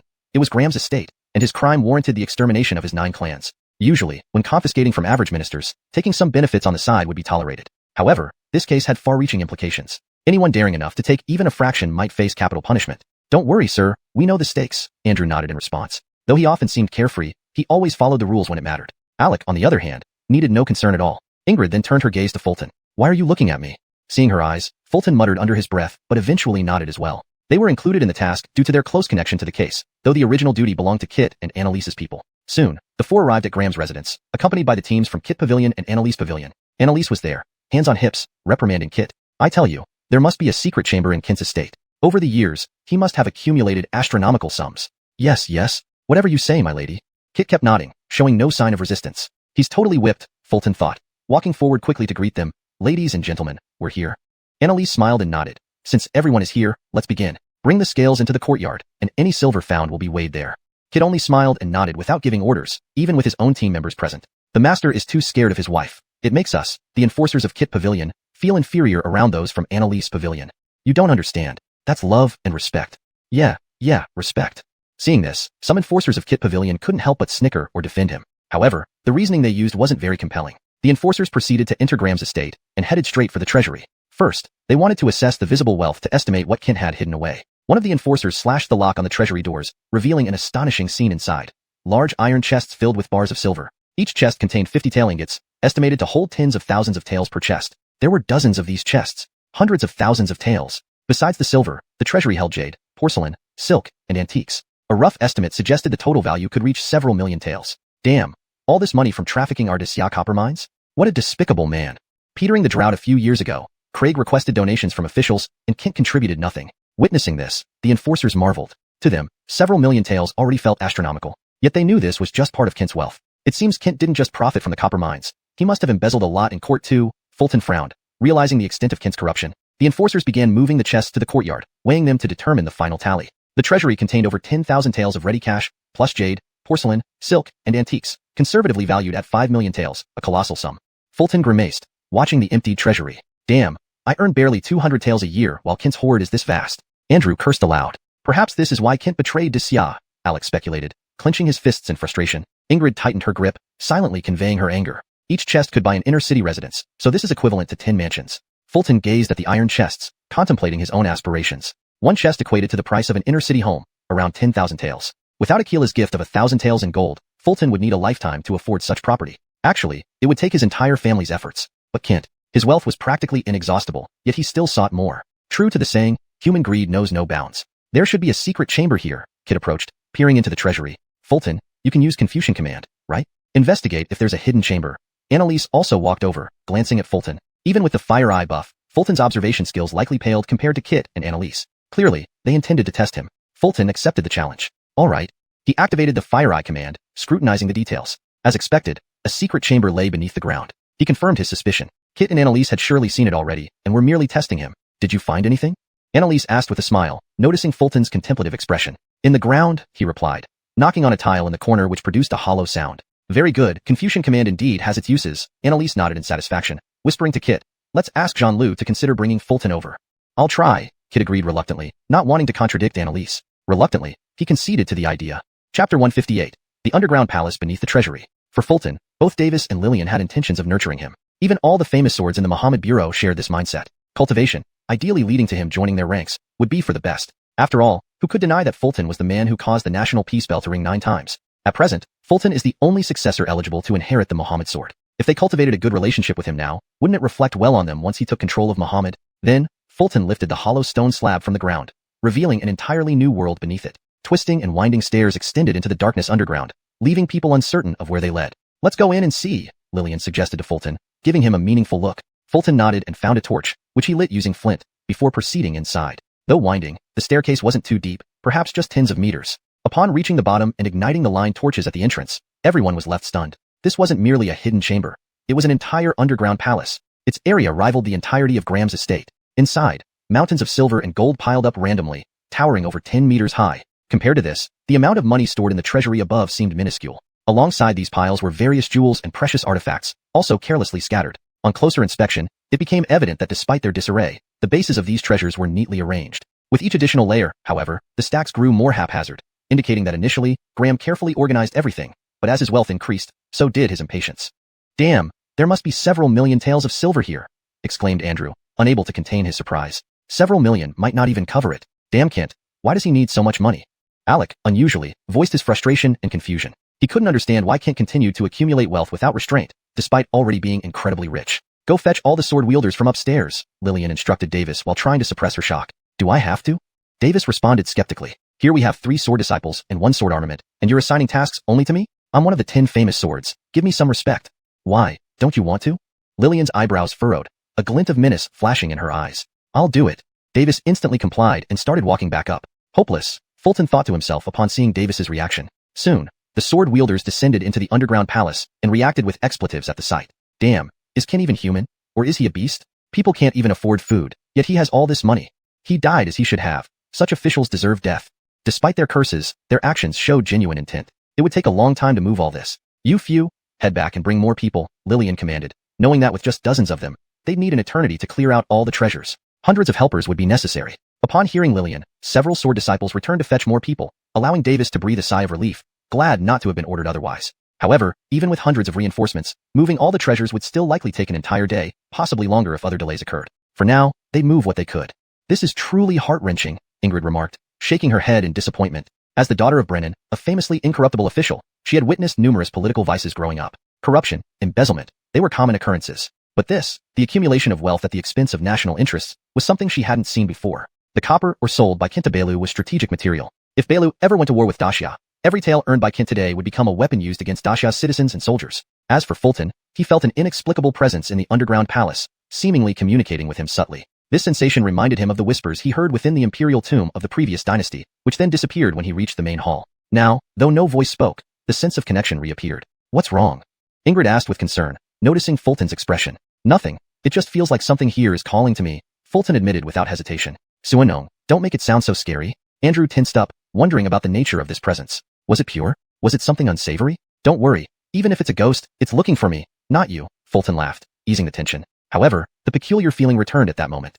Chapter 159, The Nation Stabilizing Sword. A vague sensation once again came over him, guiding Chester to look towards a corner of the underground palace. There, something seemed to be faintly shining, yet the light was so dim it flickered uncertainly in the weak torchlight, making it hard to confirm. Chief, let me take a look, Chester said as he could no longer resist and immediately stepped forward. It was an extremely irregularly shaped floor tile, as if someone had dug it out from the ground directly. On top of the tile, a jade box lay flat, containing a sword resting silently within. The sword had dragons and phoenixes engraved on its scabbard, a Chilan beast head carved at the hilt, and though the handle looked ancient and simple, it exuded a sense of rugged strength. This is... Chester could feel that the object calling him earlier was this very sword. However, when Chester approached, that mysterious call disappeared, just like what happened before in the royal tomb of the previous dynasty. For a moment, Chester stood there, unsure of what to do next. Seeing his state, Kit and Annalise along with Ingrid and others moved closer, all observing the sword. Truly an unparalleled treasure. Though it has not been drawn, this sword exudes such profoundness, making it unparalleled in the world. With just one glance, Kit and Annalise gave their verdict. It was an unparalleled sword. The two lords speak truly, Ingrid nodded in agreement with Kit and Annalise's assessment. As for Andrew and Alec, they merely kept nodding, trying to find suitable words to describe the sword but struggling to articulate their impressions. Chester carefully examined the sword in the jade box, growing increasingly puzzled. The floor tile beneath the jade box was clearly different in color and style from those in the rest of the underground palace. Obviously, this tile was brought from somewhere else. These floor tiles seem oddly familiar. What truly perplexed Chester was the eerie familiarity of the tile. Did it come from the royal tomb of the previous dynasty? If so, it made sense. After all, Kent had visited the tomb and stolen many treasures. In that case, this could very well be one of the treasures he stole from there. However, Chester couldn't understand why Kent would dig up the tiles along with the jade box. Why not just take the jade box? A sword of such renown should surely have a significant history, Kit said, reaching out to lift the sword from the jade box for a closer look, but his hand, though it grasped the hilt, could not lift it. What? Kit was bewildered. This situation was unprecedented for him. He, a 4th-rank warrior, unable to lift the sword? Was it too heavy? Clearly not. A 4th-rank warrior could easily lift a sword even if it weighed thousands of pounds. I'll give it a try, Annalise smiled lightly, pushing Kit aside as she attempted to lift the sword. She, too, failed to lift it, nor could she pick up the jade box. It was as if the box was embedded in the tile, coming up only when pulled forcefully along with the tile. At this sight, Chester finally understood why Kent had dug up the entire tile. Strange indeed. Could there be some mechanism in the jade box? I inspected it closely. There seems to be no mechanism. Kit and Annalise were both puzzled. Given their keen eyesight as 4th-rank warriors, any hidden mechanisms would not escape their notice. So, without mechanisms, why couldn't they lift the sword? I'll give it a try. Staring at the jade box, Chester felt an inexplicable urge. He believed he could lift this sword. As he extended his hand, slowly touching the hilt, the previously faint sensation grew stronger. At that moment, Chester almost felt as if he was the sword's rightful owner. Unnoticed by everyone else, a golden light slowly seeped into the hilt from Chester's palm. In the next moment, Chester effortlessly lifted the sword with a sudden exertion of force. However, assuming the sword was heavy due to Kit and Annalise's failures, Chester used considerable strength. But the sword was light, causing him to land heavily on the ground. Needless to say, the scene was rather awkward. But no one noticed Chester's embarrassment. They were all shocked. How could Chester lift the sword so easily when Kit and Annalise could not? And why did he sit on the ground? What's going on? Why can Shinong lift it so easily? Did he inadvertently trigger some mechanism? Andrew and Alec frowned, analyzing the situation. But their analysis was off. It's impossible to be a mechanism. It looks more like he activated something on the sword. Kit observed clearly that there were no mechanisms on the sword or the box. Chester likely activated something on the sword itself. You're right, Annalise agreed, picking up the jade box effortlessly. Rather than activating the sword, it seemed Chester had unlocked a seal on it. But why specifically Chester? Watching Chester stand up, he held the sword in his left hand and the scabbard in his right, drawing it swiftly. A dragon's roar echoed through the underground palace. This 3-foot-long sword shone brightly, its blade gleaming with an autumn frost-like luster. Inscribed on the blade were 2 powerful characters. Nation stabilizing. Truly an unparalleled sword. Chester marveled, feeling an incredible sense of familiarity with it. It was as if this wasn't the first time he held the sword, even experiencing a sense of unity with it. How could the nation-stabilizing sword be in Kent's underground palace? That doesn't make sense. Isn't the nation-stabilizing sword enshrined in the Grand Temple? How did it end up here? Kit and Annalise furrowed their brows, looking bewildered. They knew the nation-stabilizing sword was enshrined in the Grand Temple under heavy guard. Its presence here was inexplicable. Yet, how could it be here? Chapter 160. Not of this dynasty. The so-called State Guard sword was a divine weapon forged from celestial iron by the most skilled swordsmiths of the Great Xia dynasty, commissioned by Craig Gaozu after establishing the imperial dynasty. Ordinarily, the State Guard sword is enshrined in the Great Temple of the Xia dynasty. Therefore, the State Guard sword is not only a divine weapon but also a symbol of spirit and unity. Legend has it that when Craig Gaozu first founded the dynasty, he used celestial iron to forge 2 swords. One was the State Guard sword. The other was the imperial sword. The remaining celestial iron was combined with bronze to forge a bell. The State Guard bell. State. Is this the State Guard sword? At this moment, Fulton noticed the characters State Guard engraved on the blade. Of course, he knew about the State Guard sword, but he had never seen it. So, upon seeing the inscription State Guard, he naturally thought it might be the State Guard sword. Looking at Ingrid, Andrew, and Alec, they all wore bewildered expressions, completely baffled as to what was happening. Could it be Kent stole the State Guard sword from the temple and placed it in his own home for protection? If this were true, even punishing him by executing 9 generations of his family would seem merciful. Kent would likely become the first person in history to face the execution of 10 generations. This sword's craftsmanship is extraordinarily exquisite, undoubtedly crafted by a top-tier swordsmith. And seeing the blue halo from the celestial iron, could this really be the State Guard sword? Davis stared intently at the sword held by Fulton for a long time, but still could not definitively identify it. He had not seen the State Guard sword in the temple up close, but he had observed the imperial sword closely.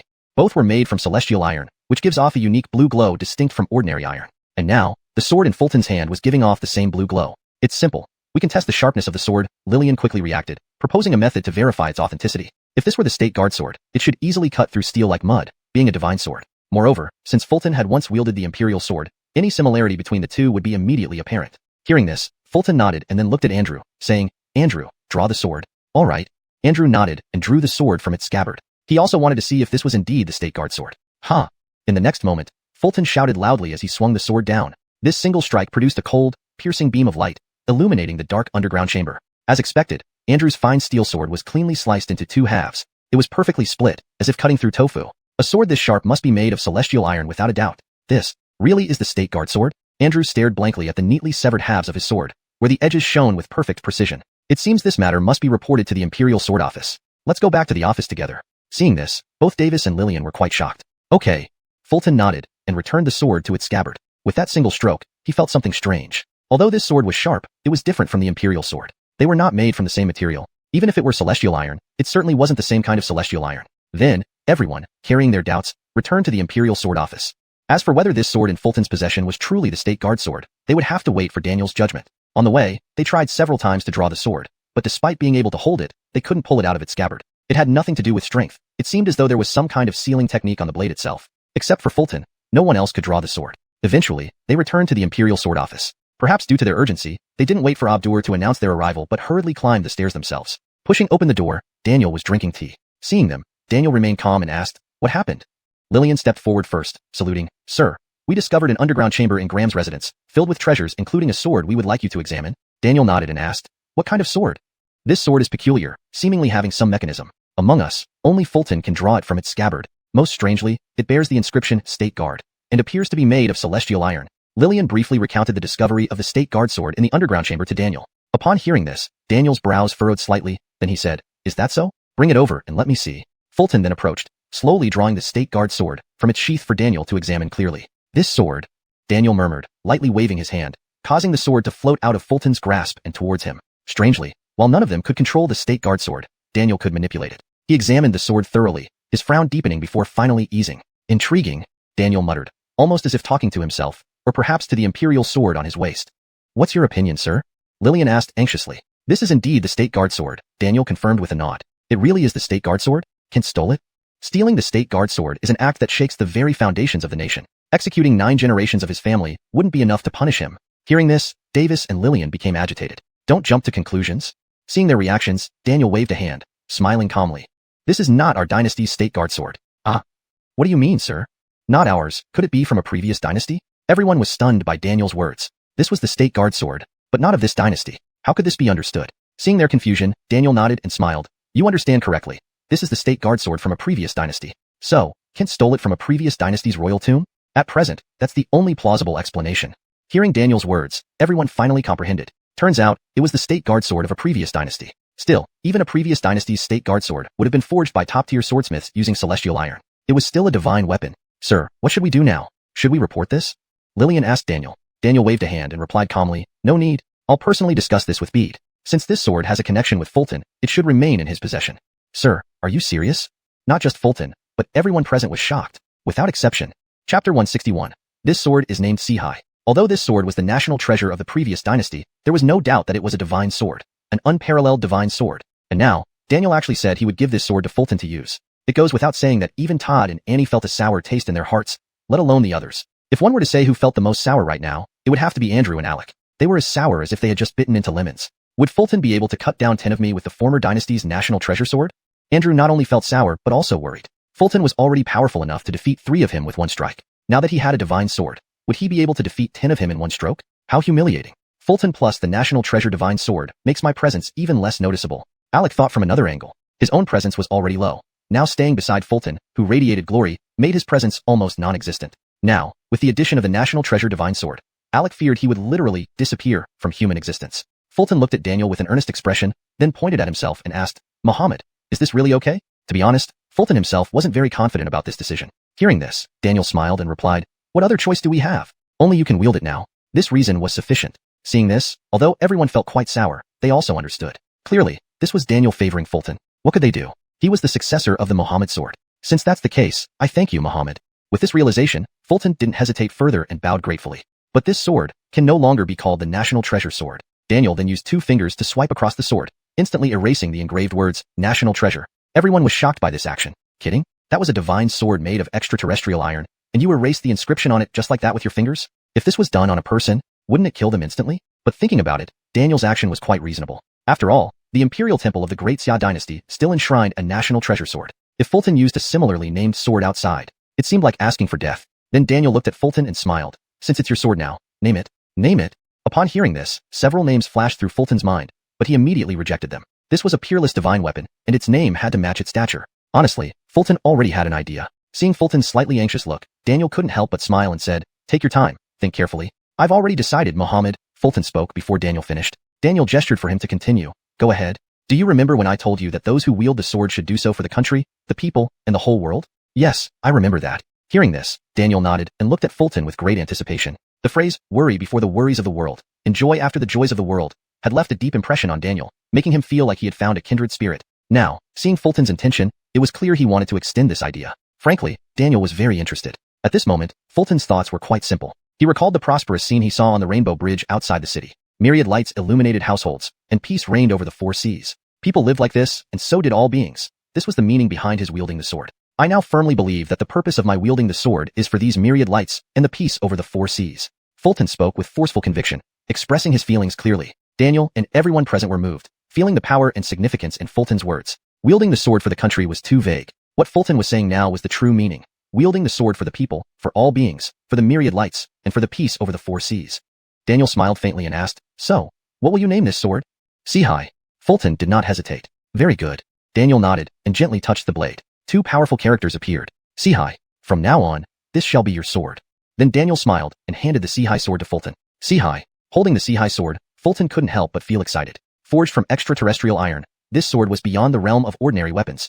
It was a divine sword, embodying his will. For the myriad lights and the peace over the four seas. Go back now. The silver in Kent's residence has been counted. Remember to tell me the first moment you know. Daniel smiled and waved his hand, adding, the Curtis invited you to the Eastern Palace tomorrow, so you don't need to report to the office in the morning. Okay. Fulton nodded, somewhat surprised. Why does the Curtis want to see me? Honestly, Fulton had no idea why the Curtis wanted to meet him. Was it to thank him for the poem he gifted? Or to freeload again? Oh, right. The gold plaque given by the Curtis was being venerated by his father. He should think about getting it back. As for why the Curtis wanted to meet him, he would find out when he went. With that, everyone retreated and returned to Graham's residence. However, Fulton couldn't focus on counting the silver in Graham's house. His mind was entirely on the Sci-fi sword. Though Daniel had given him the sword, many questions still lingered in his heart. Firstly, why could only he use this sword? Secondly, why did he feel inexplicably familiar with it? Of course, he couldn't explain these points right now, so he didn't dwell on them. The seizure of assets continued until evening. Ultimately, the accountants were stumped. There were just too many accounts. Each item was meticulously recorded, and the value of various treasures converted into silver was calculated. But how to sum up all these amounts was a daunting task. Hundreds of entries needed to be added together. A rough brute like a warrior wouldn't know how to handle this. So Todd and Annie sent someone back to the Muhammad Bureau to call the clerk responsible for the daily management of accounts. The clerk was also flabbergasted. He knew arithmetic, but adding hundreds of entries, this would take until the end of days. Note, I have retained the structure and tone of the original text while translating it into fluent English. I've also kept the names in pinyin as requested. Chapter 162, Mathematical Skills. In Graham's mansion, Davis and Lillian led a group of swordsmen. They were now standing in the middle of the courtyard, staring at the clerk who was scratching his head while sitting on a chair. To say the least, the situation was rather awkward. This is too difficult. 3,095 taels plus 4,578 taels. Who would know how to do this? Look at the way the clerk is scratching his head. Could it be that he doesn't know either? If even the clerk can't figure it out, then there's no hope. It's already late. We can't go all the way to Long River Academy to invite a scholar. The people murmured amongst themselves, some frowning and others seemingly unfazed. Since they couldn't help anyway, Davis watched the clerk scratch his head for quite some time before finally asking, can you actually do it? My lord. It's really too hard. The clerk explained hesitantly, eventually giving up. There was nothing to be done. If he didn't know, he didn't know. What should we do? Lillian looked anxious. This task had been entrusted by Muhammad. If they failed, even if Muhammad didn't blame them, she would blame herself. And considering the time, even sending a fast rider to Long River Academy would not be enough. I never thought that swordsmen, renowned for their martial prowess, would be stumped by mathematics. We always told you to read more books and practice less fighting, but you wouldn't listen. There's nothing about how to do math in the books. Seeing Davis and Lillian like this, the other swordsmen were also affected, feeling gloomy. Ingrid stared at the ledger on the table, her delicate brows slightly furrowed. My father can do calculations, but such a large amount would take him too long to finish before nightfall. I can kill enemies on the battlefield, but doing math is indeed difficult for me. You act as if you know math. Wasn't it you who gave 10 taels instead of 9 when settling the bill at Ingshun Tower last time? That one tael was clearly a tip.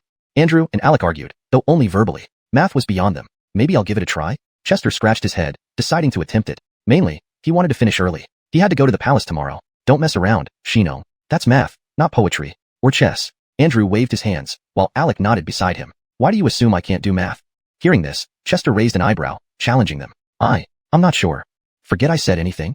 Seeing Chester's confident demeanor, the two instantly backed off. Honestly, after spending so much time with Chester, although they didn't know everything he could do, they hadn't found anything he couldn't do yet. Do you really know math?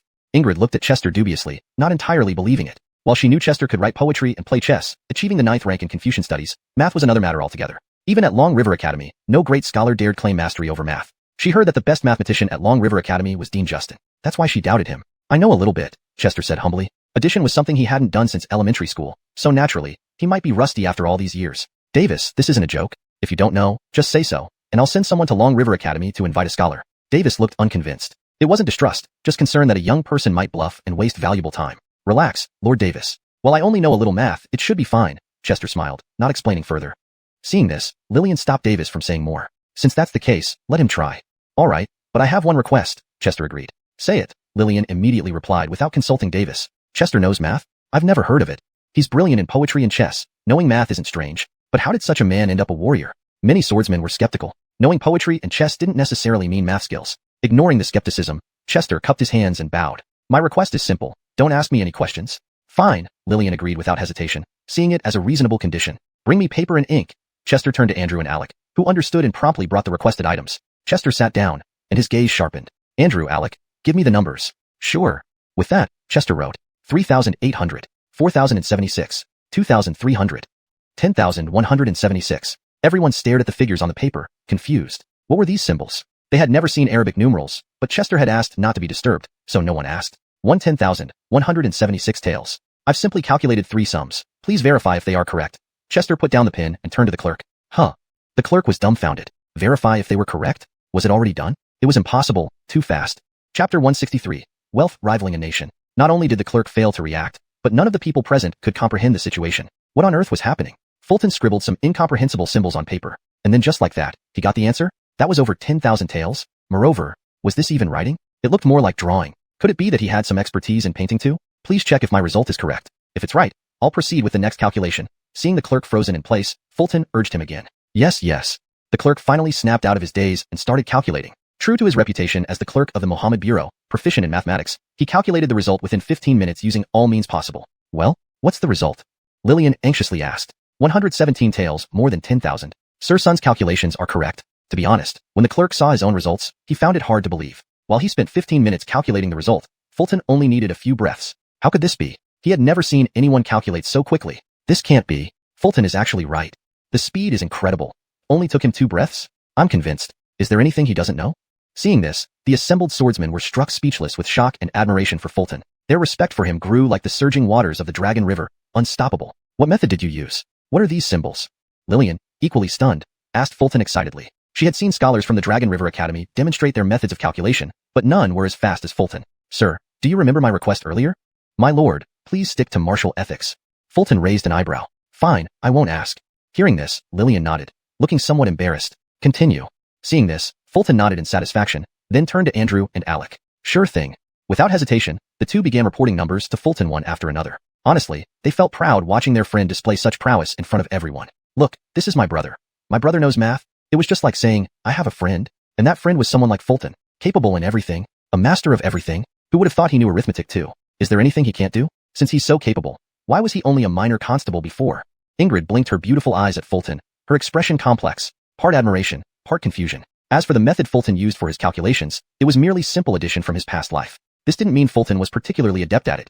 He was just a bit ahead of his time. Just how far ahead? Far enough to surpass everyone. When it came to mathematics, Fulton could handle 10 at once. I'm not just limited to addition, subtraction, multiplication, and division. I can also extract square roots. Next, Fulton used a method of recording calculations by breaking down each project into tens, filling sheet after sheet with Arabic numerals. Everyone watched in awe, unable to understand a thing but still feeling profoundly impressed by Fulton's skills. As the saying goes, the unknown is always terrifying, but terror comes from profound admiration. Truly godlike skills. Fulton is truly a divine being. No wonder Mohammed gives him special treatment. Now I understand.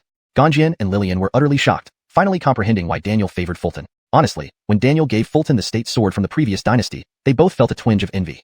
After all, it was a divine sword, unmatched even by the 10 famous swords. But seeing Fulton's uncanny skill in mathematics, they were convinced, truly convinced. Thus, what was supposed to take days, Fulton completed in less than an hour, fully focused. The shocking figures on the paper left Fulton deeply shaken as well. 100 million taels of silver. Kent's residence contained 100 million taels of silver. Keep in mind, the annual tax revenue of the court was barely that much. Describing Kent as wealthy enough to rival a nation was no exaggeration. So, have you finished calculating? Seeing Fulton's reaction, though not entirely believing it, Lillian asked again. Finished in less than an hour? Could it really be this quick? Fulton nodded and then gritted his teeth. The total is 100 million and 20 million taels of silver. How much? Hearing this, Lillian was startled, thinking she misheard, and asked for confirmation. You didn't mishear. It's 100 million and 20 million taels. Fulton nodded, confirming solemnly. Shocking, simply shocking. To have such an official in Dacia is truly disastrous.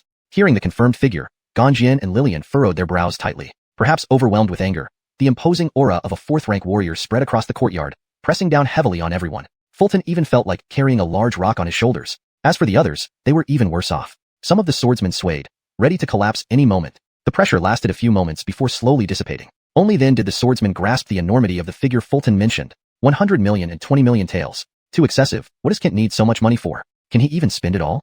A mansion in the inner city costs only 10,000 taels. With this money, he could buy the entire inner city. His death is too lenient, far too lenient. The swordsmen were outraged, hating Wu Ruixing and Kent while growing even more reverent towards Fulton. If not for Fulton, who knows how long it would have taken the Mohammed Bureau to catch Wu Ruixing. You seal these boxes here, and leave 20 men to guard them overnight. The rest, follow me back to the Bureau. Next, Lillian made arrangements and left with the sheets of paper in hand. She needed to report this matter to Daniel at the Mohammed Bureau. Half an hour later, in the top floor of the Mohammed Pavilion, incense burned on the desk, releasing fragrant smoke. Daniel, dressed in white scholar robes, sat behind the large table, looking at the summarized ledgers with a calm expression. 100 million and 20 million taels of silver. Kent sure has a grand plan. Though his tone was calm, lacking emotion, Jian and Lillian, who knew him well, could feel. He was furious. Who was Daniel? He was the #1 warrior in Daxia, the leader of the Mohammed. There weren't many things that could enrage him. It usually happened during times of crisis in Daxia. Chapter 164. Show it to Dean Qin. Daniel scrutinized the documents carefully before sighing. He then turned to Mohammed Jian and muttered, if all officials in Daxia were like this, Daxia would be doomed, wouldn't it? Seeing Daniel's reaction, Gustavo and Annalise didn't dare speak but stood silently on the side. After a moment, Daniel looked up at Gustavo and Annalise, as if recalling something. Such an enormous sum. You calculated it so quickly. Did you invite scholars from Longha Academy? How many?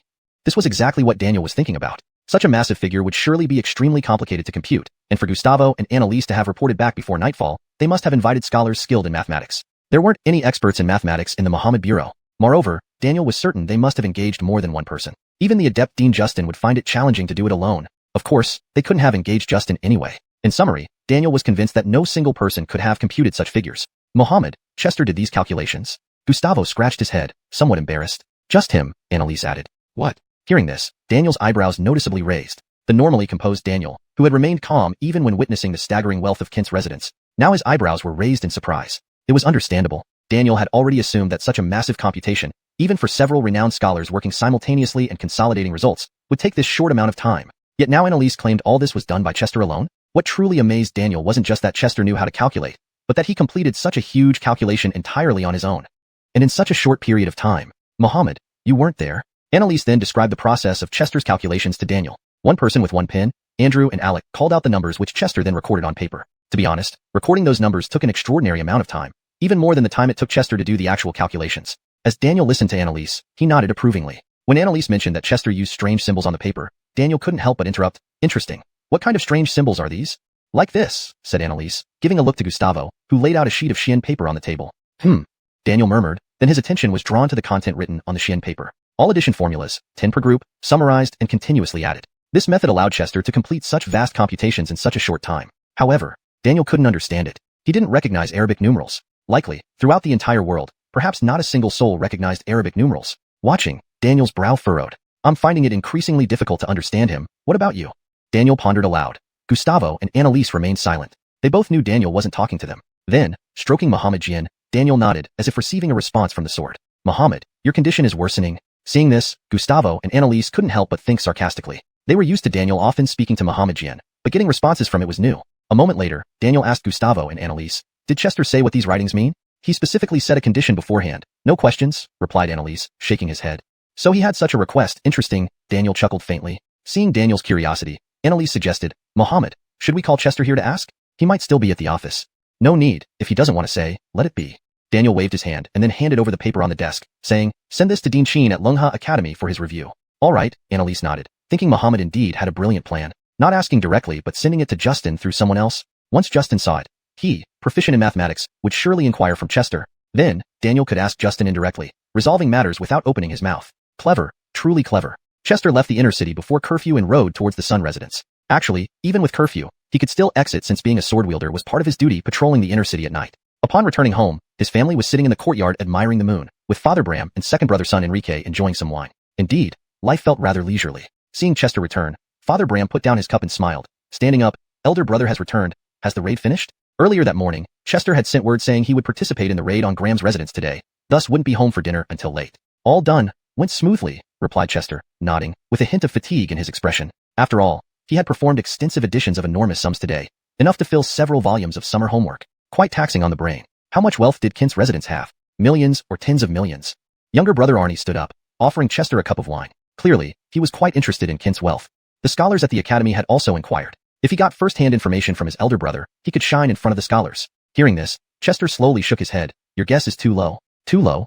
Arnie was puzzled. Tens of millions of taels too low? Could Kent have hundreds of millions of taels? Impossible. Absolutely impossible. The annual revenue of the Daxia court was only slightly over 100 million taels, and Kent's wealth equaled a nation's yearly revenue? Rich enough to match a country? Numerous speculations flashed through Arnie's mind, but were quickly dismissed. He didn't believe Kent's wealth could rival a nation. Seeing his younger brother's surprised look, Chester calmly held up one finger and said, 100 million 2,000 taels. That's the money Kent made from selling copper or over the years. What?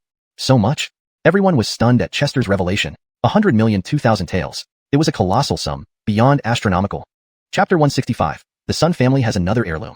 Fulton's words left the entire Sun family present in awe. Father Bram clenched his fists so tightly they creaked, wishing he could rush into the office of Imperial Works prison and strangle Kent. But thinking about it, Kent was a fourth-rank warrior, while he was only a chess master. He would never be able to strangle him, so he decided against it. If he couldn't kill him, he could at least curse him. Kent truly deserves death. Little brother Bowden stood there motionless, dumbfounded, with shock written all over his face. Big brother was right. He had underestimated this by far too much. His anger at this moment, he believed, wasn't just his own. Even if he took this to Long River Academy tomorrow and told all the great scholars, they would also jump up in rage. Remember, Kent earned all this money through the trafficking of Daya's copper mines. This was not just tainted black-hearted wealth but blood-soaked, murderous money. Kent accumulated the white silver, while Belial used the copper to forge weapons. On the day when Belial and Daya wage war again, Kent's 100 million plus 20 million taels of silver would all be stained with the blood of Daya's soldiers and civilians. It was horrifying beyond words, a despicable act even pigs and dogs wouldn't do. In his heart, little brother Bowden silently activated ramp mode. At that moment, he perfectly demonstrated the principle of engaging in verbal confrontation without physical action. As for Claire, she stood there blankly, seemingly shocked, but not overly so. The number, 100 million, was already beyond her comprehension. In her eyes, the difference between Kent's 100 million plus 20 million taels and Fulton's 10,000 taels wasn't significant. Both were immense sums she had never seen before. Seeing this, Fulton's indignation flared up once again. With a frown, he gripped the sword hilt tightly and said, I can hardly wait for the day when I can slay Kent everywhere. There are countless officials implicated in this scheme. I even think that exterminating 3 generations would be too lenient on them. The Craig has his own difficulties. If all the implicated officials were punished by extermination of 9 generations, the impact on the court would be something the current Daya could not endure. Bram and Bowden exchanged glances, their brows furrowed, clearly still filled with unextinguished fury. At this moment, Bram noticed Fulton's hand on the sword hilt.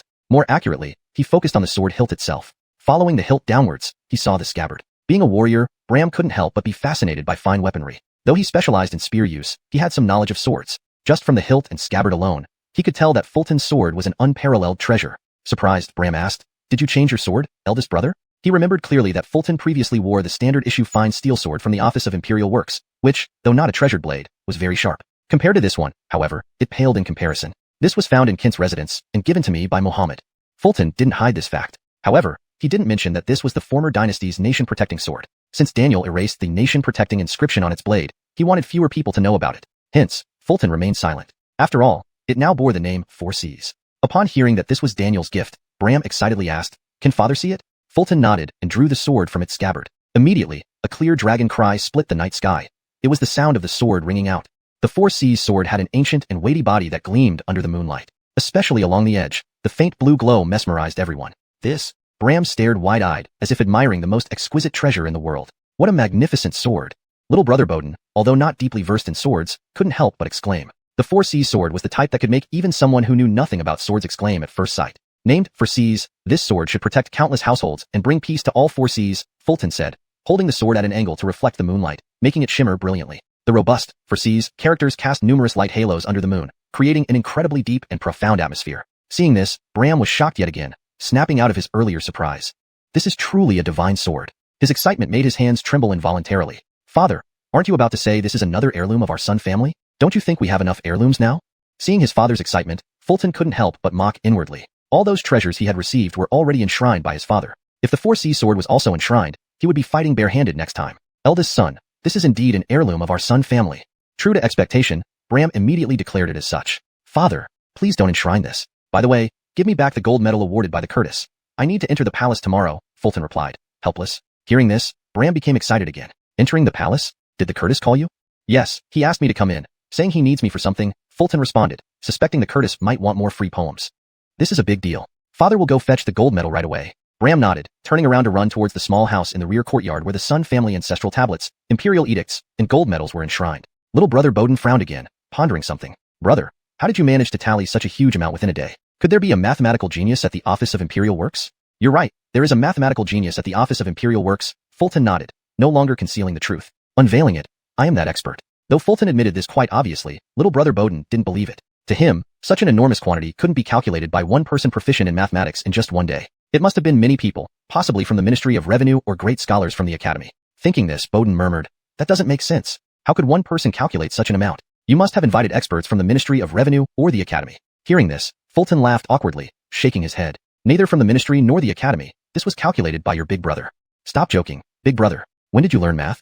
Little brother outright refused to believe it. Big brother excelled in martial arts, poetry, and Go, but mathematics. Little brother Bowden absolutely did not believe that. Chapter 166, using eldest brother's news to impress people. Forget it if you don't believe me. Seeing that the young brother didn't trust him, Fulton didn't bother explaining further. After a tiring day, he wanted to rest early and get up early tomorrow to go to the palace. After all, this was an invitation from the Curtis. It wouldn't be good if he were late. Just then, Bram returned from the backyard cottage where he had gone to fetch the gold medal. He held the gold medal in both hands, as if it were the most precious treasure in the world. Remember to give this to your father when you come back tomorrow. I still have to keep it enshrined. After handing over the gold medal to Fulton, Bram still seemed uneasy and gave another reminder on the spot. Father, this gold medal is mine, Fulton replied somewhat helplessly. Good grief. The Curtis had awarded a gold medal which Fulton intended to wear proudly on his waist. But now it ended up being taken by his father Bram to be enshrined. Not exaggerating, this was only the second time Fulton had touched this gold medal since receiving it at the Long River Poetry Gathering. What's mine or yours? This is the heirloom of the Sun family. Regarding this, Bram wasn't interested in arguing with Fulton and directly invoked the higher principles. If this reasoning didn't work, he would resort to showing overwhelming paternal love. Regardless of how capable Fulton was, he still couldn't match Bram, a warrior of high caliber. All right. Hearing this, Fulton didn't argue any further. Arguing more might result in the Four Seas sword also being taken to be enshrined. Very good. Seeing Fulton agree, Bram nodded contentedly and then asked, right, eldest son. After I go to the inner city bank to exchange the gold for silver notes, when do you plan to look at the house?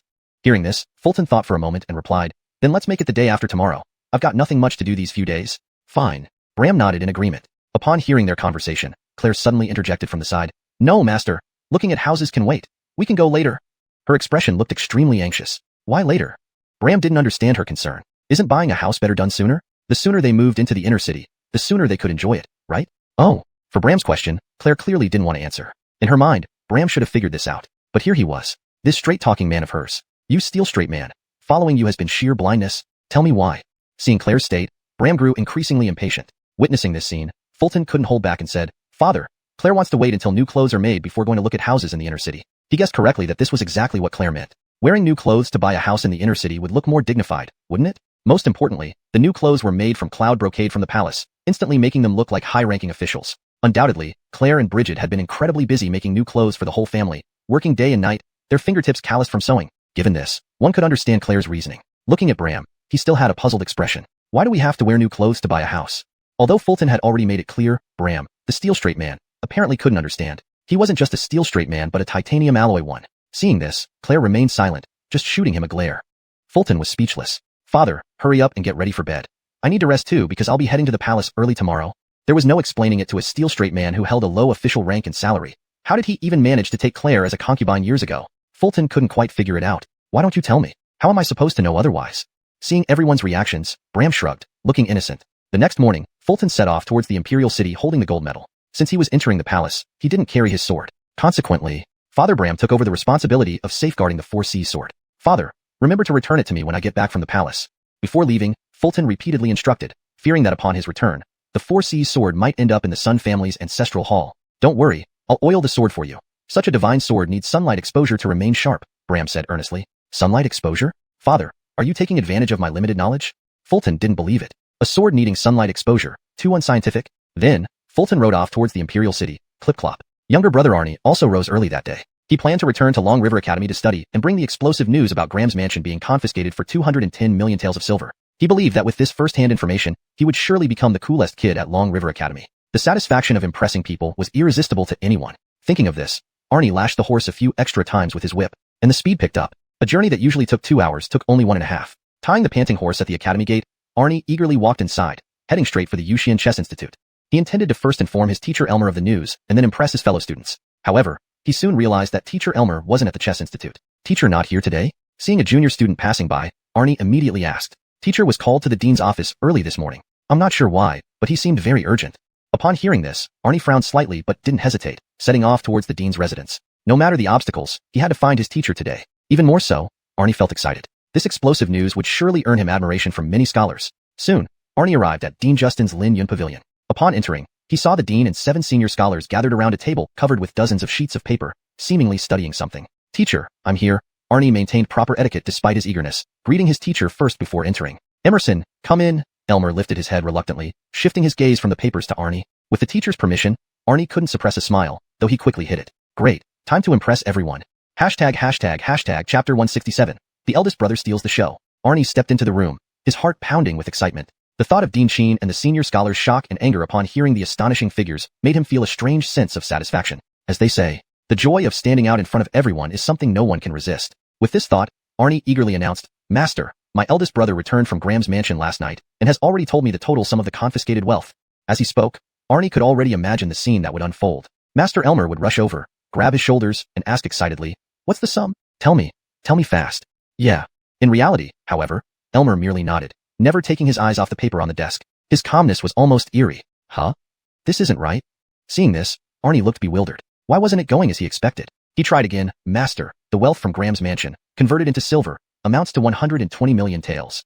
This time, he didn't hold back. He just blurted out the figure. Now, watch you all be shocked. Yeah.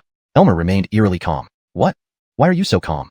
Arnie was thoroughly confused. How could they be so calm? That's 120 million taels. Such an astronomical sum deserved some reaction. But Elmer did not provide the response Arnie wanted. He only frowned at the paper on the desk before turning to Justin. Dean, what are these things? Are they symbols or writing? I don't know, but I can confirm that they aren't writing. I stayed up all night searching through ancient texts in the academy but found nothing similar, Justin replied, looking exhausted. Elmer sighed helplessly. The other senior scholars felt the same way. What kind of symbols are these? We've been studying them all night without any conclusions. Should we ask the person directly? That won't work today. I heard from the Muhammad office that he went to the palace. The senior scholars were furrowing their brows, discussing fervently but without much progress. Hearing all this, Arnie was utterly lost. He couldn't understand what the senior scholars were talking about. Why are they discussing something else instead of being amazed by 120 million taels? Honestly, Arnie was very puzzled. What on earth was more interesting than the amount he mentioned? Just then, Elmer lifted his gaze unintentionally and saw Arnie. Suddenly, his expression turned excited. Emerson, when did you arrive?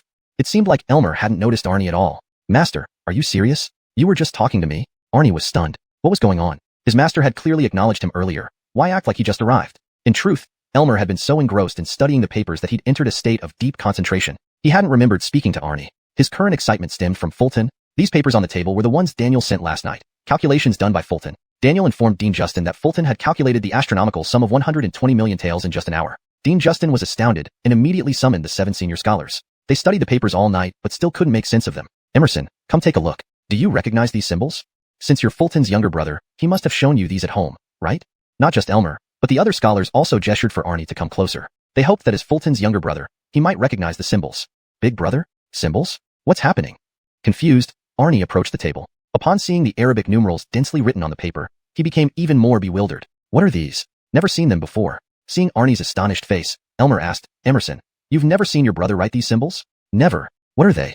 Arnie nodded. Yesterday, your brother calculated 120 million taels using this method in just an hour. Truly remarkable. I admire him. Elmer explained the whole situation. Big brother calculated this? So, he wasn't joking yesterday. Arnie was astonished. To think, his big brother actually knew advanced arithmetic. Wait, if big brother excelled in mathematics, how did I never know? He remembered times when they went shopping, and big brother often paid the wrong amount. This doesn't add up. Hold on. I came here to impress everyone, not to let big brother steal the show. Also, he's not even here. Thinking this, Arnie felt a wave of melancholy wash over him. It seems we should invite your brother to visit the academy someday and explain this to us, Elmer continued, oblivious to Arnie's dejected expression. If this method spreads, the Ministry of Revenue won't need so many officials, saving the court a fortune. Justin added, nodding seriously. Indeed, this calculation method is unprecedented, almost mystical. Who would have thought that Fulton is not only unmatched in poetry and chess, but also in arithmetic? A talent like his wasted elsewhere is truly a loss to Confucianism. Don't forget who Fulton will succeed. Do you think Daniel will let him focus solely on studies? Remember when he executed court on the street with the imperial sword? The senior scholars began to discuss Fulton once more, completely ignoring Arnie again. Since you don't know what these symbols are, you're useless to us. Seeing this, Arnie felt even more dejected. Chapter 168. The Woman Playing Chess. Fulton, dressed in the uniform of an exorcist from the imperial armory, rode his horse all the way to the gate of the imperial city. Restricted area of the palace. Unauthorized personnel are not allowed to enter. At the gate, Heavily armored guards were standing watch, strictly prohibiting unauthorized access. Of course, Fulton was no ordinary person. Seeing this, Fulton gave a light smile, then dismounted and took off the gold plaque from his waist and handed it over, saying, "I am Fulton from the office of the Imperial Armory. This is the prince's gold plaque. I come by order of the Crown Prince to meet him at the Eastern Palace." "Ah, so it's Director's son. We've heard much about you."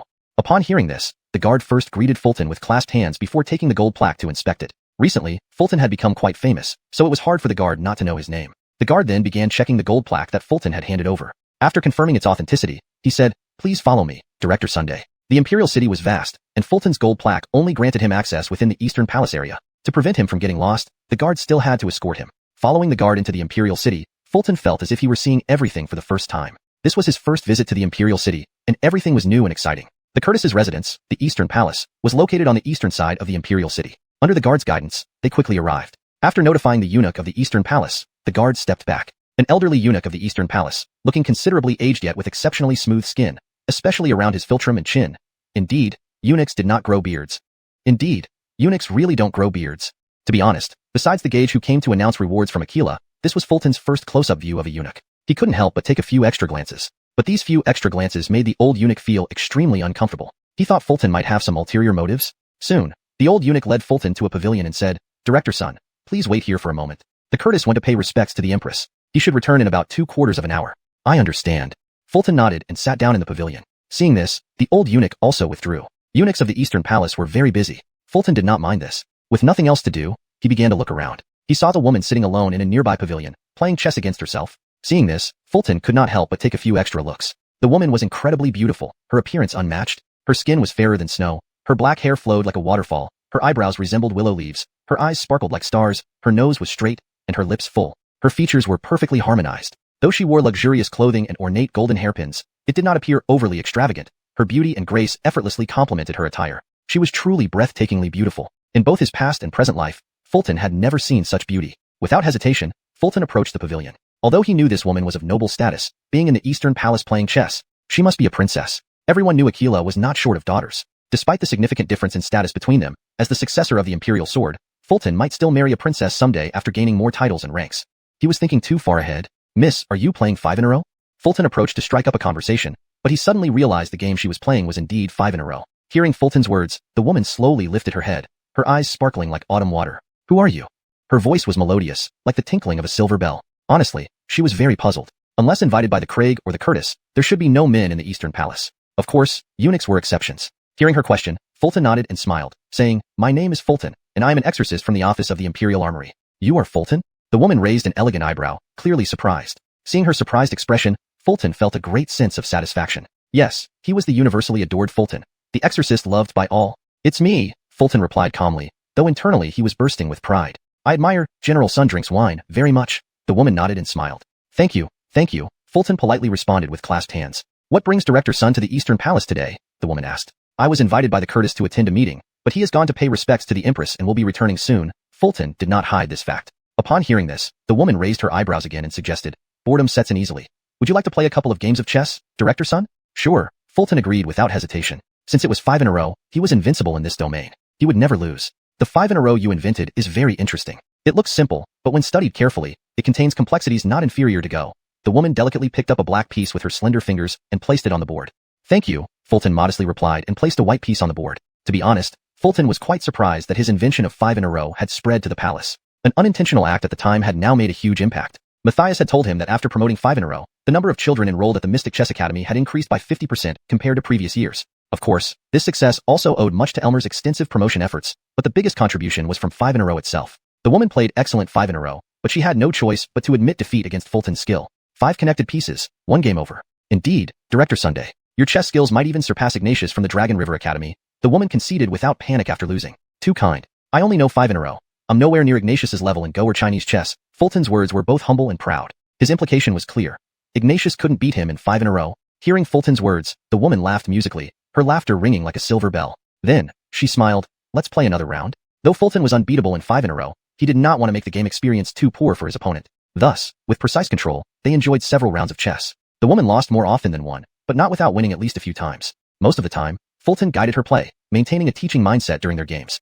Chapter 169. The Curtis's Consort? "I'm heartbroken." Fulton and the woman sat in the pavilion, enjoying the gentle breeze while playing Go. Of course, they didn't just play. They also chatted. They discussed poetry, music, and eventually came around to talking about Graham and Kent's case. The woman was especially impressed with Fulton's public execution of court. Feeling secure, Fulton thought things were going well. However, at this moment, the Curtis returned. Seeing him, Fulton hurriedly stood up and greeted the Curtis with clasped hands. The woman also rose and gave a respectful bow. The Curtis's face was as smooth and warm as jade, his skin flawless, glowing in the sunlight. Upon seeing Fulton already there, the Curtis nodded with a smile and said, "I didn't expect Minister Sun to arrive so early. You must have been waiting for me for quite some time." Fulton waved his hand and smiled. No, I played a few games of Go, and time passed quickly." Hearing this, the Curtis couldn't help but ask with a laugh, "How is Alize's Go playing?" "Alize? Is there a princess by that name in our dynasty?" Upon hearing this, Fulton slightly frowned, almost imperceptibly. As far as he knew, among the many princesses of the current dynasty, none were named Alize. However, it did sound like a pleasant name. With this thought, Fulton asked, "Your Highness, please forgive my ignorance, but who is Rosanna Alize?" Hearing this, the Curtis paused for a moment, then chuckled. "Minister Sun, Alize isn't a princess. She is the Curtis's consort." "Ah, the Curtis's consort." Upon hearing this, Fulton felt a sudden drop in his spirits. Great heavens, he felt heartbroken. He even realized how bold and presumptuous his earlier thoughts had been. If Alize were a princess, Fulton could strive hard, solve more major cases, earn promotions, and still have a chance. But if she was the Curtis's consort, Fulton had no hope at all. He now wanted to retract those audacious thoughts. Otherwise, he might end up like Graham and Kent, facing clan-wide execution. Seeing Fulton's expression, the Curtis couldn't help but ask with concern, "What's wrong? You seem troubled." Not at all." Fulton shook his head and laughed awkwardly. "If so, Minister Sun, please join us inside for tea." The Curtis smiled gently, then instructed the elderly eunuch to prepare water and brew tea. Inside, Fulton sat in the guest seat, while the Curtis and his consort sat side by side in the host seats, looking perfectly harmonious. Fulton felt an odd twinge in his heart. It seemed like it was time for him to visit the engsub tonight. Soon, the elderly eunuch prepared the tea. In the Great Xia dynasty, people drank matcha, made by grinding tea leaves into powder and then brewing it with hot water. Brewing required constant stirring with a tea brush, making the process rather intricate. "Still miss the tea from my past life. Why does it have to be so complicated?" Fulton mused aloud while taking a sip from his cup. Even though it was top-grade tea, he wasn't fully used to it yet. Like the wine in the Great Xia dynasty, which was low-alcohol rice wine without distilled liquor. Suddenly, an idea struck Fulton. Another business opportunity. How did one make distilled liquor? The Curtis sipped his tea, then turned to Fulton. "Minister Sun, it is thanks to your meticulous efforts that Kent has finally been captured. You managed to find evidence of his crimes." "This is simply what any sword-bearer should do," Fulton humbly replied. Hearing this, the Curtis smiled. "Minister Sun, you are too modest. Kent had been smuggling copper for 20 years without being detected, but you uncovered his activities immediately after becoming a sword-bearer." Indeed, the Curtis made a valid point. Kent had been doing this for 20 years. Why hadn't previous sword-bearers ever found evidence against him until Fulton arrived? Ultimately, it came down to capability. "Your Highness, you make me proud." Fulton inwardly sighed but continued humbly. "Your Highness is too kind. Initially, I only started investigating based on Zach's suspicions about Kent." Fulton was straightforward. He directly credited Daniel. It was true. No matter how much Fulton suspected Kent, without Daniel's order, Fangshang Bureau wouldn't have initiated an investigation. Kent, after all, was a marquis and a senior official. Could he be investigated at the whim of a mere sword-bearer? Ridiculous. The Curtis frowned. "You mean the issue of Kent being a spy for the Mountain Sea Alliance?" "Yes, relevant ledgers were found in Kent's residence. Much of the money he made from copper smuggling went to fund the Mountain Sea Alliance." Fulton nodded, recalling the confiscation from yesterday. Indeed, Kent's wealth wasn't limited to just 100 million taels. A significant portion had been sent to the Mountain Sea Alliance, and there were many spies like Kent within the court. At present, the known ones included Ben and Yusef. Ben had some leads, but Yusef was completely unknown. Naturally, these issues were for later consideration. Fulton's immediate priority was to visit Engsub tonight. Incidentally, he hadn't been there once since Melinda was arrested. The Mountain Sea Alliance, after years of meticulous operation, has grown to a formidable size by the time the court discovered it. The Curtis sighed, his brows furrowing deeply. The power of the Mountain Sea Alliance had grown to a point where it could rival the court. This was not only a problem for Aquila, but also a crucial consideration for the Curtis. The struggle between the court and the Mountain Sea Alliance might last decades. Even when the Curtis ascended the throne, victory might not be guaranteed.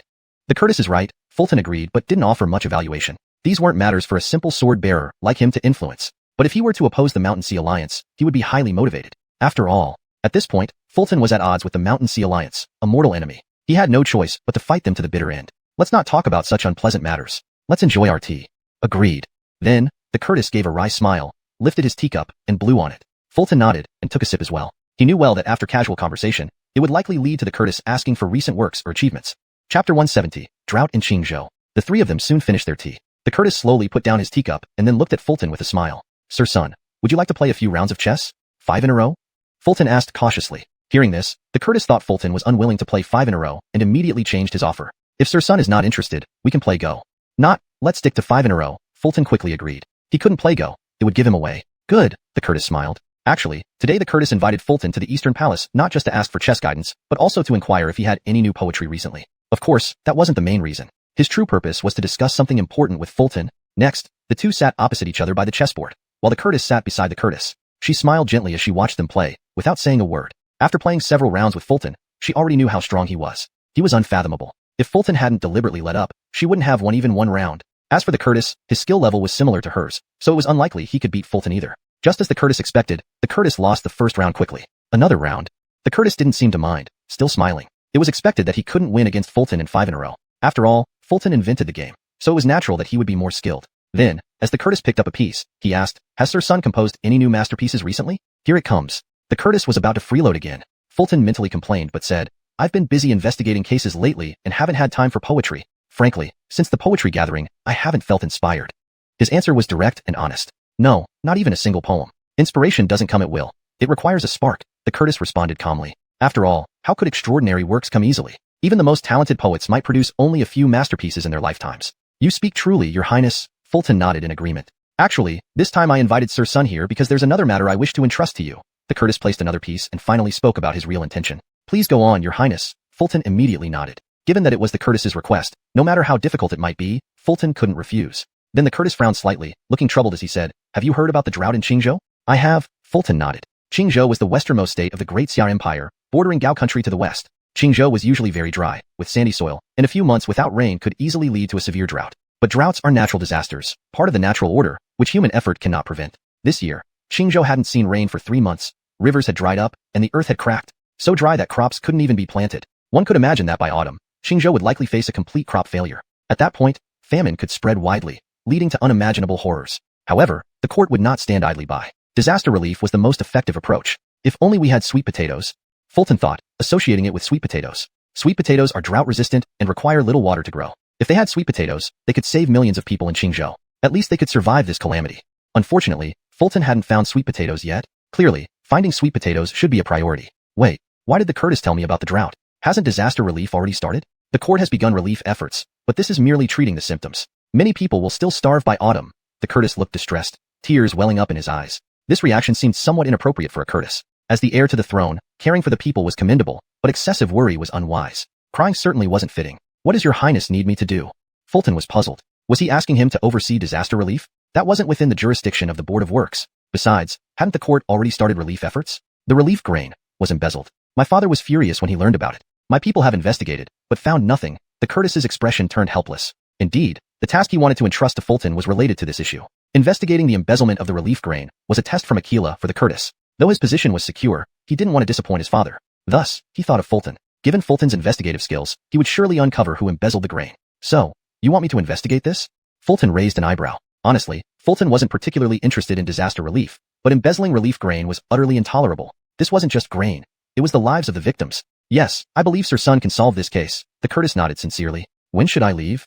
Fulton didn't agree immediately but asked about the timing. "After Kent's execution. I will talk to Zach about this in the next few days," the Curtis replied calmly. Originally, the Ministry of Revenue should handle this, a key department under the Curtis's control. The Curtis's father was the Minister of Revenue. For the Board of Works to intervene, besides the Curtis's approval, Daniel needed to agree too. Fine. Hearing this, Fulton no longer hesitated and agreed. "If possible, I hope to minimize the harm this drought brings to the people." The Curtis breathed a sigh of relief seeing Fulton's acceptance. However, uncovering who embezzled the relief grain wouldn't significantly impact the overall disaster. The real challenge was minimizing the damage from the drought. But this was a natural disaster. How could it be so easily countered? Chapter 171.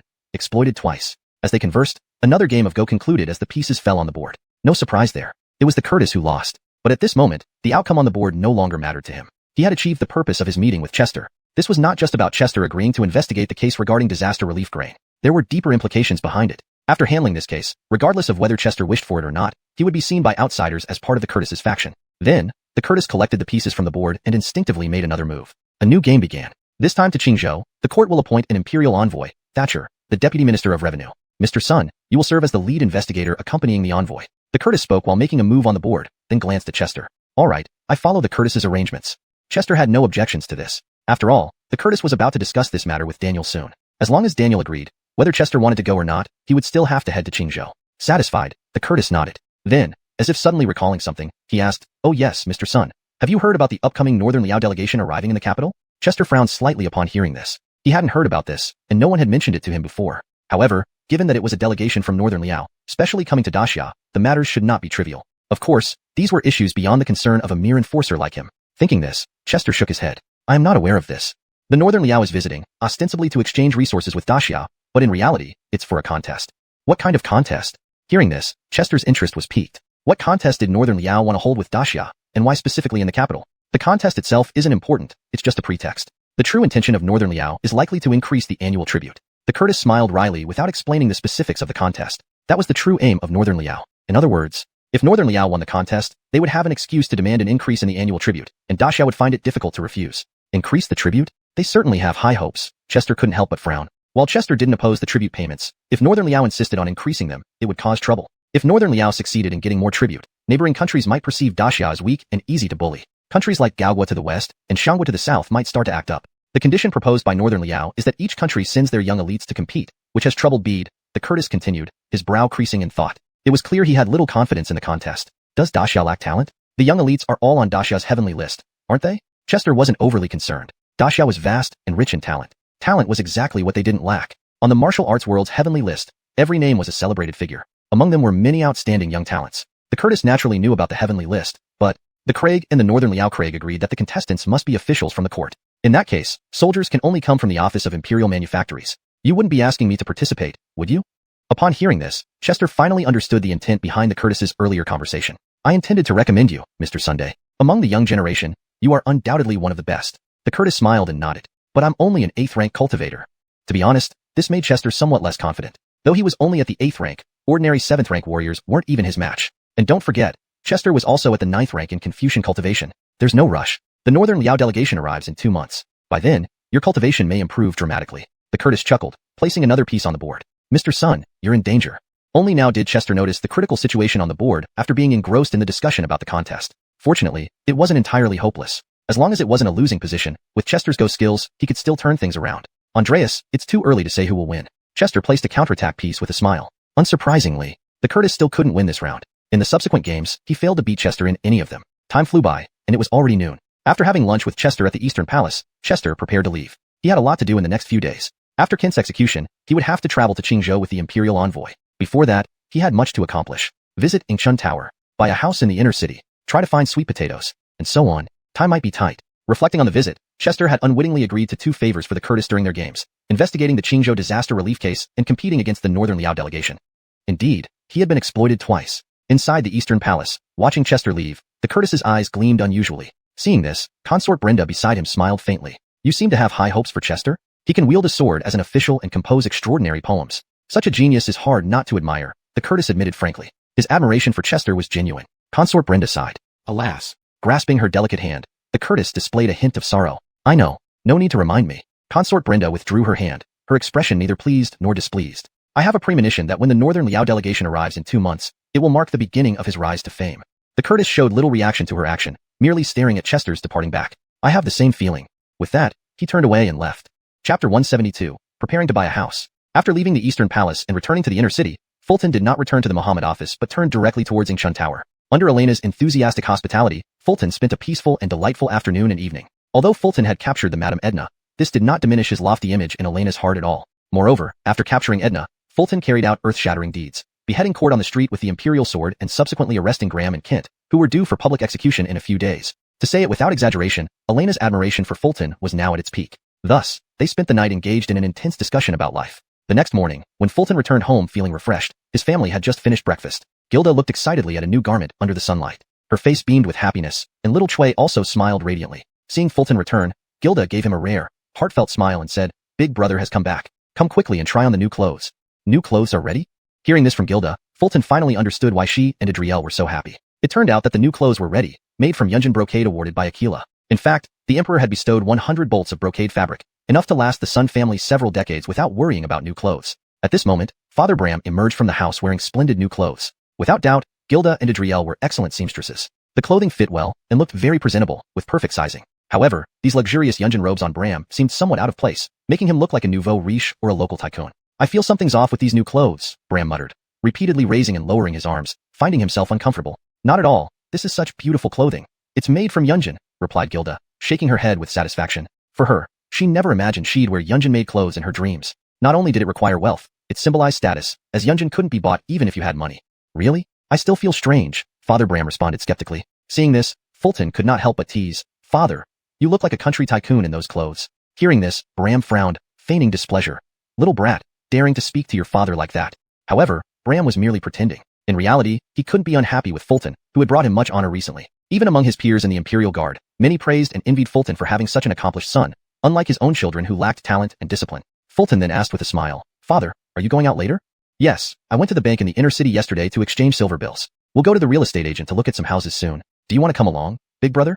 Bram nodded in agreement. Sure, big brother, if you have no other engagements, join us. More people make a bigger impression and won't get us underestimated, Gilda added eagerly. Alright, I don't have much to do today. You can go ahead to the real estate agent first. I'll report to the Mohammed office and meet you there. Fulton agreed without hesitation. He had no pressing matters anyway, and buying property was already part of his plans. Since he was funding the purchase, he wanted to have a say. Upon hearing Fulton agree, Gilda beamed, thinking of owning a house in the inner city soon. She then handed over a new set of clothes. Big brother, here's your new outfit. Taking the clothes, Fulton passed them to Adriel. I need to report to the office and wear my uniform. You two can wear the new clothes. Well, big brother has a point. He needs to wear his uniform to the office. Father Bram nodded. Okay, Gilda reluctantly accepted but understood. Then, Fulton looked at Adriel and Dwayne. Why aren't you changing into your new clothes? Master, I'm just a servant. How dare I wear Yunjin from the palace? Dwayne replied sheepishly. These new clothes are too nice. I can't bear to wear them for fear they might get old, Adriel added. Dwayne and Adriel appeared awkward, as they never imagined they would ever wear Yunjin. If not for Fulton, they might never have the chance, not even in their next life. Fear not aging.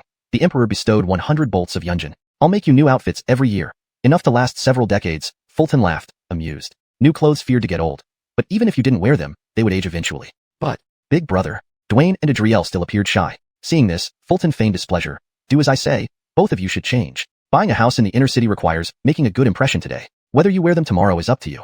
Dwayne and Adriel finally agreed. Soon, they emerged in their new outfits. Dwayne looked like a provincial tycoon, completely out of character for the luxurious Yunjin, while Adriel surprisingly turned out to be quite pretty. At 17 or 18, her complexion was flawless, resembling peeled eggs. Fulton nodded satisfactorily and asked Father Bram, is second brother coming today? No, he's at the academy these past few days. By the way, he sent word yesterday that Chancellor Jian wants to meet you. Chancellor Jian wants to see me? Why? Fulton furrowed his brows. Lately, everyone seemed eager to meet him. Could it be that Chancellor Jian also wanted to freeload? The chapter maintains the narrative structure and tone of the original text, ensuring natural English flow while preserving the story's continuity and style. Chapter 173.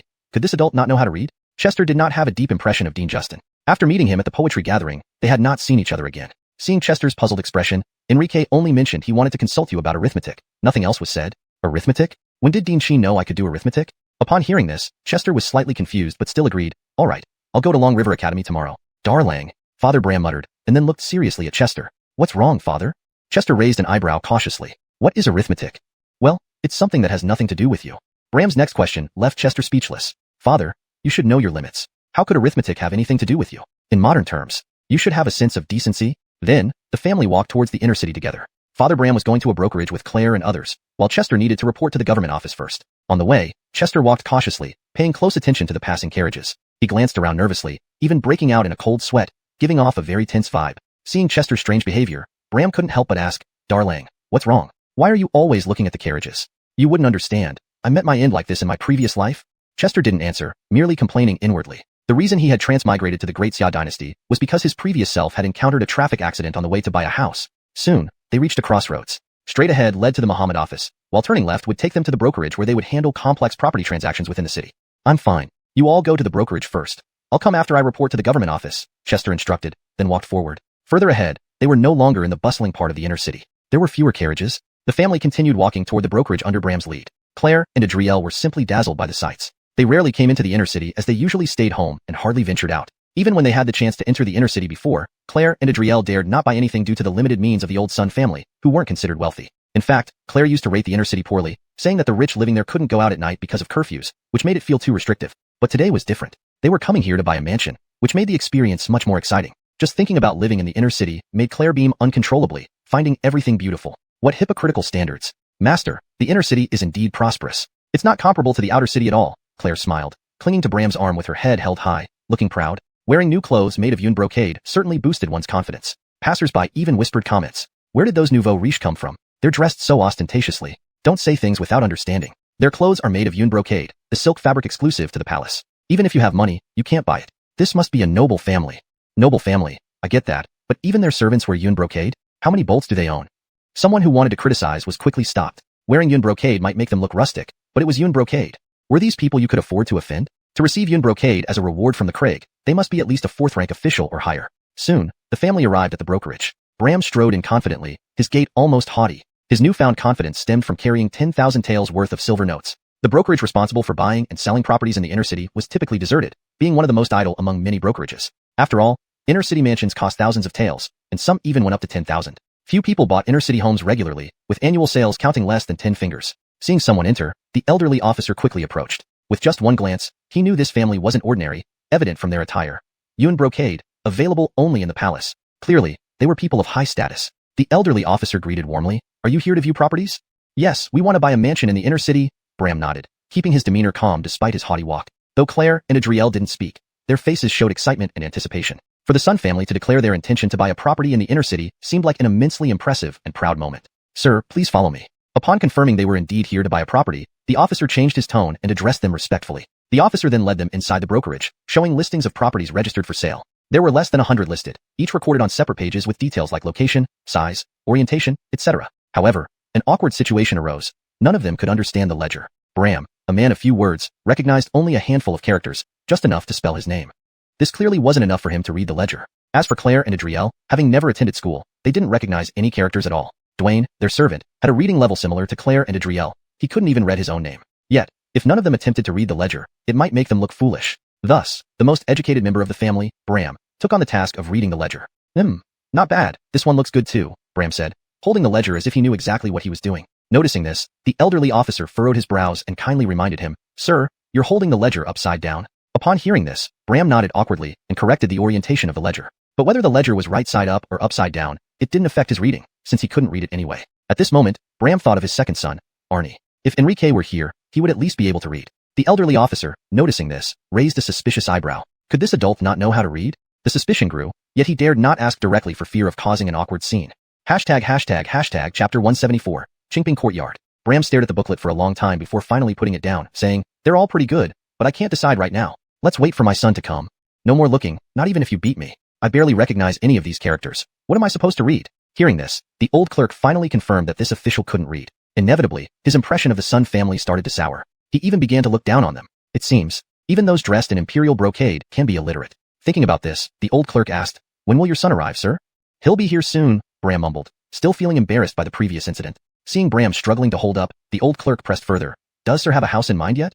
Too many choices, hard to decide, Bram continued the awkward conversation. Upon hearing this, the old clerk inwardly mocked him. The premise of being overwhelmed is that one must be able to read. You don't recognize any of them. No rush, buying a house is a big deal, can't be done hastily. Being cautious is better, the old clerk said with a sarcastic tone, making Bram feel even more uncomfortable. There was nothing he could do. This era demanded that people show their worth to earn respect, especially someone like the old clerk, who had always been adept at gauging the wind. Seeing Bram couldn't read, his attitude couldn't be too friendly, even though Bram was wearing brocade from the palace. Seeing this, Alia felt awkward as well. She leaned over and whispered to Bram, Sir, which house have you chosen? How could I possibly know? Hearing this, Bram felt even more embarrassed. Sir, why don't we leave for now? We can talk after Matthias comes back from the academy, Alia suggested, her face slightly red, her voice getting softer. Just wait a bit longer, the Lang should be here soon, right? The reason Bram hadn't left yet was because Gervais had said he would come soon. However, soon had its limits. Given the awkward atmosphere in the room, Bram could only endure for another quarter of an hour at most. For the next half hour, there wasn't a single word spoken in the room, so quiet that only breathing could be heard. The scene became unbearably awkward. Perhaps due to the extreme awkwardness or because the old clerk wanted to tease Bram further. After a long silence, he finally asked, May I ask where you serve, sir? I'm a drill master in the Imperial Guards, Bram replied honestly. As expected, a crude warrior. Wait, how could someone with a drill master's monthly salary afford a house in the inner city? Moreover, how could a drill master wear Imperial brocade? The old clerk grew increasingly suspicious. But this didn't stop him from looking at Bram with disdain. Although the old clerk himself didn't know many words, he felt inexplicably proud in front of warriors. For some unknown reason, just as the old clerk's inexplicable pride peaked, a figure stepped into the room. Dressed in dark attire with a sword at his waist, it was none other than Gervais. Delang, you're finally here. Seeing Gervais arrive, Father Bram finally sighed in relief. At least he could read. Seeing someone arrive outside, the old clerk thought this must be the son mentioned earlier. Looking at his attire, he seemed like another warrior. The old clerk was just about to sneer when his gaze fell on Gervais's face, causing him to freeze. He recognized Gervais. That day, when Gervais executed court in broad daylight, he was there. Instantly, all contempt in the old clerk's heart turned into reverence, shining through his old eyes. However, thinking of his disrespectful attitude towards Gervais's father moments ago made the old clerk's face burn. Gervais hadn't noticed the old clerk's change in demeanor. He approached his father, asking, Father, how did the selection go?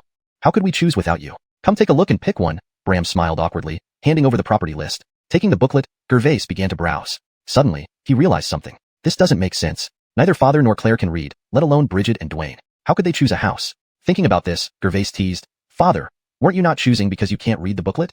Nonsense. Your father is waiting for you to choose since you're paying for it, Bram firmly denied. At this moment, the old clerk approached Gervais, trembling. You are Sir Gervais, aren't you? Turning, Gervais replied, Do you know me? Hearing confirmation, the old clerk became excited.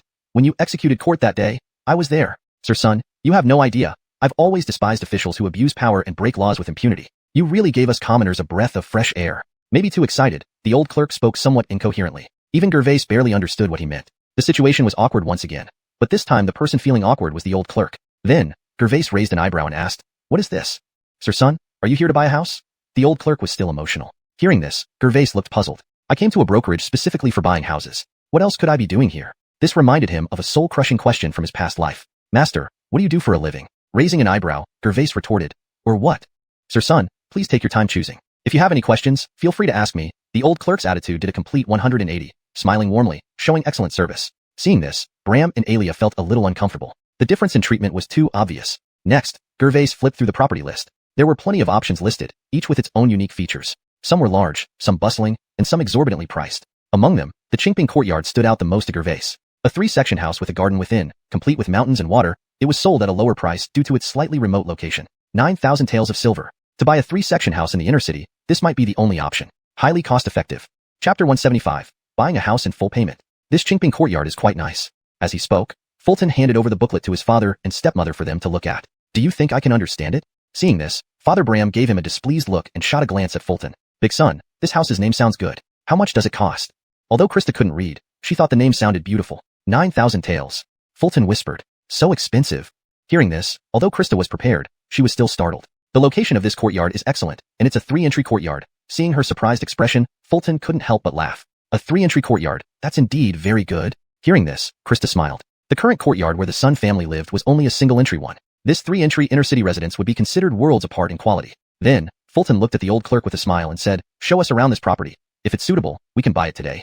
Mr. Sun has excellent taste. Qingping Courtyard, although located in the northwest corner of the inner city, is adjacent to Xinghua Lake in the north. Petering the blooming season. The scenery is absolutely beautiful. The old clerk explained cheerfully, causing Krista to nod repeatedly. Fulton knew what was meant by Xinghua Lake. It was just west of Muhammad Office. It wasn't really a lake, but more like a pond fed by water from the Longhuai River. Named for the apricot trees planted all around, it was truly an idyllic spot. Let's go see it. Immediately after, under the guidance of the old clerk, the family headed towards Qingping Courtyard. I'll tell you, Mr. Sun, this Qingping Courtyard has a storied past. It used to belong to a prince from the previous dynasty, and its feng shui is outstanding. If you live here, getting promotions and wealth will be no problem. On the way, the old clerk tried every means to recommend this property to Fulton. A prince from the previous dynasty? So this house must be over 100 years old. Hearing this, Fulton muttered, Rest assured on this point. We renovate it every 5 years after acquiring it, so now it's as good as new. The old clerk hurriedly explained upon hearing Fulton's words. The real estate agency handled both buying and selling properties as well as their renovation and repair. Before long, they arrived at Qingping Courtyard. The main gate looked brand new, probably recently painted. The threshold was about half a meter high, and above the main door hung a sign that read, Qingping Courtyard. Indeed, a grand mansion. Upon entering the courtyard, there was an artificial hill made of taihu stones, winding streams leading to a clear pond. An apricot tree and a peach tree stood by the pond, petals from which were currently floating on the water, a truly enchanting sight. Every time I see petals fall away from the blossoms. Suddenly, a phrase popped into Fulton's head. Krista and Bridget were immediately captivated by the beauty of the courtyard. Such scenery was nowhere to be found in their current home. As for the number of rooms, it was completely unnecessary to worry. With just a few people plus a dog, the 3-entry courtyard would be far from fully occupied. They could even consider hiring a few maidservants. Father Bram had a satisfied smile and was already picking out which room he and Krista would stay in. Krista and Bridget walked through the courtyard, discussing how to furnish it if they moved in. Fulton was also quite pleased. Although the area wasn't bustling, it was peaceful and serene. The name Qingping Courtyard truly suited it. Seeing everyone satisfied, Fulton immediately said with a smile, It's this one then. Is the deed registered? Yes, yes. Upon hearing this, the old clerk quickly nodded in agreement. Father, give me the banknote. I'll pay. I'll go with you. Okay. Fulton nodded in agreement and then looked at Krista, saying, Krista, you and Bridget can start tidying up here. Father and I will go to the real estate office to pay and get the deed. All right. All right. Hearing this, Krista excitedly nodded. Bridget felt the same. They couldn't wait to organize their new home. Fulton returned to the real estate office with the old clerk, exchanged the banknotes for the deed and title deeds. Moving in didn't need to be rushed. Since Qingping Courtyard had been vacant for years, not only did it need cleaning, but many pieces of furniture also needed repairs by carpenters. It would take about 2 weeks. By the time Fulton returned from Qingzhou, the move should be ready. Paying 9,000 taels left 1,000 taels for repairs and crafting new furniture. There would likely be some left over. With certainty, the Sun family's life ahead would be prosperous. Everything was moving in the right direction. Most importantly, Fulton paid in full for the house, which made him feel very relieved. As the inner-city curfew approached, the family reluctantly returned to their outer-city home. That evening, Krista prepared an exceptionally abundant dinner as a celebration. Unfortunately, second brother was not at home. That night, the family ate until they were full, completely forgetting about one missing member. The next morning, Fulton rode his horse to Muhammad's office, ignoring Abdur who was napping on the first floor of Muhammad Pavilion, and went straight to the top floor. He planned to visit Longha Academy today, and naturally had to inform Daniel. Muhammad, it's me. Come in. Standing outside knocking on the door, Fulton soon heard Daniel's voice from inside. Pushing open the door, Daniel, wearing a white scholar robe, didn't look like a martial figure at all. Muhammad, Dean Sheen of Longha Academy, wants me to visit today, Fulton directly stated as he entered. Go ahead. I know about this, Daniel slightly nodded, appearing rather calm. However, Daniel's words puzzled Fulton. How did Muhammad know everything? Could he have sent spies to specifically monitor me? Thinking of this, Fulton raised an eyebrow and probed. How do you know about this, Muhammad? I had someone send the paper you used to calculate Graham's fortune to the academy. Daniel didn't seem to have any intention of hiding it. So that's why Justin knew about my mathematical skills. Turns out the mole is you, Muhammad. Fulton inwardly raged. Perhaps sensing Fulton's inner complaints, Daniel actually asked, why do you seem unhappy? No, why would I be? Fulton responded swiftly, shaking his head vigorously. Seeing Fulton like this, the usually expressionless Daniel was actually amused into laughter. It must be said, ever since Fulton joined Muhammad's office, Daniel laughed far more frequently than before. Chapter 176, Reunited with Sweet Potatoes. After laughing for quite a while, Daniel finally calmed down and said, the Curtis came to see me yesterday. He wants you to investigate the drought case in Qingzhou. What do you think? Upon hearing this, Roman thought that the Curtis was quick to act. They had only discussed it the day before, and he already spoke with Daniel the next day. Thinking about it, he asked, how did you respond to the Curtis? I agreed, Daniel nodded. Then why are you asking for my opinion? Roman muttered inwardly but replied aloud, whatever supervisor ye thinks is fine by me. Seeing Roman's sincere demeanor, Daniel nodded approvingly and said, very good. After Qin is executed, you will accompany the Imperial Envoys team to Qingzhou. Understood, Roman nodded without any further questions. Then, Daniel scrutinized Roman closely. He could tell that the qi within Roman's body had reached a peak, starting to permeate from his meridians into his bloodstream. Once the qi filled all of his meridians and bloodstream, it would signify that Roman had officially entered the next level of martial cultivation, the blood refinement stage. Daniel then asked, how is your cultivation progressing? It feels like I'm about to break through, but there's always something missing. Roman himself was somewhat uncertain about it. Speaking of cultivating internal qi, since he broke through to the 8th rank qi mastery, he hadn't seriously practiced a single day. Every day, he was either on the way to solve cases, or heading to Yingchun Tower. Sometimes, he even solved cases right at Yingchun Tower. But Roman could feel that the qi inside him had already reached its peak. Or rather, from the moment he broke through to qi mastery, he had been at the peak of that stage. The essence of blood refinement is similar to qi mastery. The difference is that while qi mastery involves controlling the qi within your body, blood refinement relies on using that qi to control and refine your blood. Daniel explained succinctly, clarifying the similarities between qi mastery and blood refinement. This insight came from the foremost martial expert of the Great Xia dynasty. If Roman understood it, he could save himself much unnecessary detour. Control and refine blood? That doesn't sound very scientific, Supervisor Yi. Although Roman mentally grumbled, he actually understood what Daniel meant. He had seen blood refinement martial artists in action, like the one he cut down with a single sword strike last time. Blood-red steam enveloped his entire body, greatly enhancing both speed and strength. Clearly, this was a skill unique to blood refinement martial artists. Thinking about this, Roman asked, Supervisor Yi, you mean to increase speed and strength by accelerating blood flow? Daniel nodded and smiled. You'll have to experience it yourself. Recently, try channeling some of your qi into your bloodstream gradually to get used to it and prepare for advancing to 7th rank. All right, Roman nodded. Once you reach Qingzhou, remember not to let emotions cloud your judgment. Famine can distort many things beyond common sense, Daniel continued, returning to the topic of Qingzhou as if he had something important to convey. Supervisor Yi, what do you mean by that? Roman raised an eyebrow, clearly not understanding. Figure it out yourself. Without further explanation, Daniel waved his hand, and a mysterious force surged forth, directly pushing Roman out of the room. Roman felt dazed for a moment, and when his vision cleared, he found himself downstairs. Beside him, Abdur breathed steadily, obviously already asleep. Good grief. If anyone excelled at slacking off at work, it was Abdur. Just now, that move of Supervisor Yi's, pretty cool. With that, Roman got on his horse and rushed towards Longha Academy. On the way, he pondered what he should say once he arrived at Longha Academy. Mathematics wasn't too hard to explain.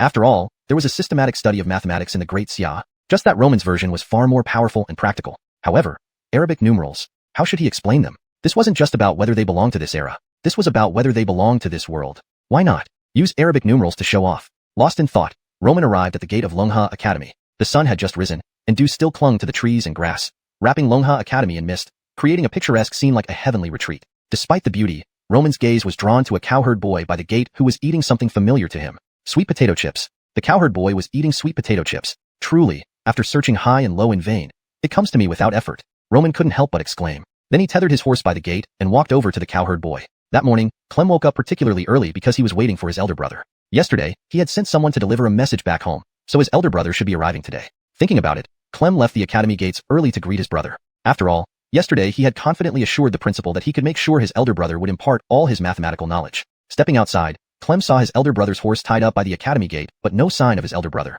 Has brother already arrived? Younger brother frowned slightly, thinking his elder brother must have arrived earlier than expected. However, if the horse is here, where's brother? Thinking about it, the younger brother started looking around and finally spotted his elder brother. Roman was squatting on the ground, facing a cowherd boy. Little boy, tell big brother what you're eating? Roman asked with a smile, speaking gently. Don't know, the cowherd boy replied truthfully. He didn't know what it was. He just knew it was delicious and filling. Can big brother take a look?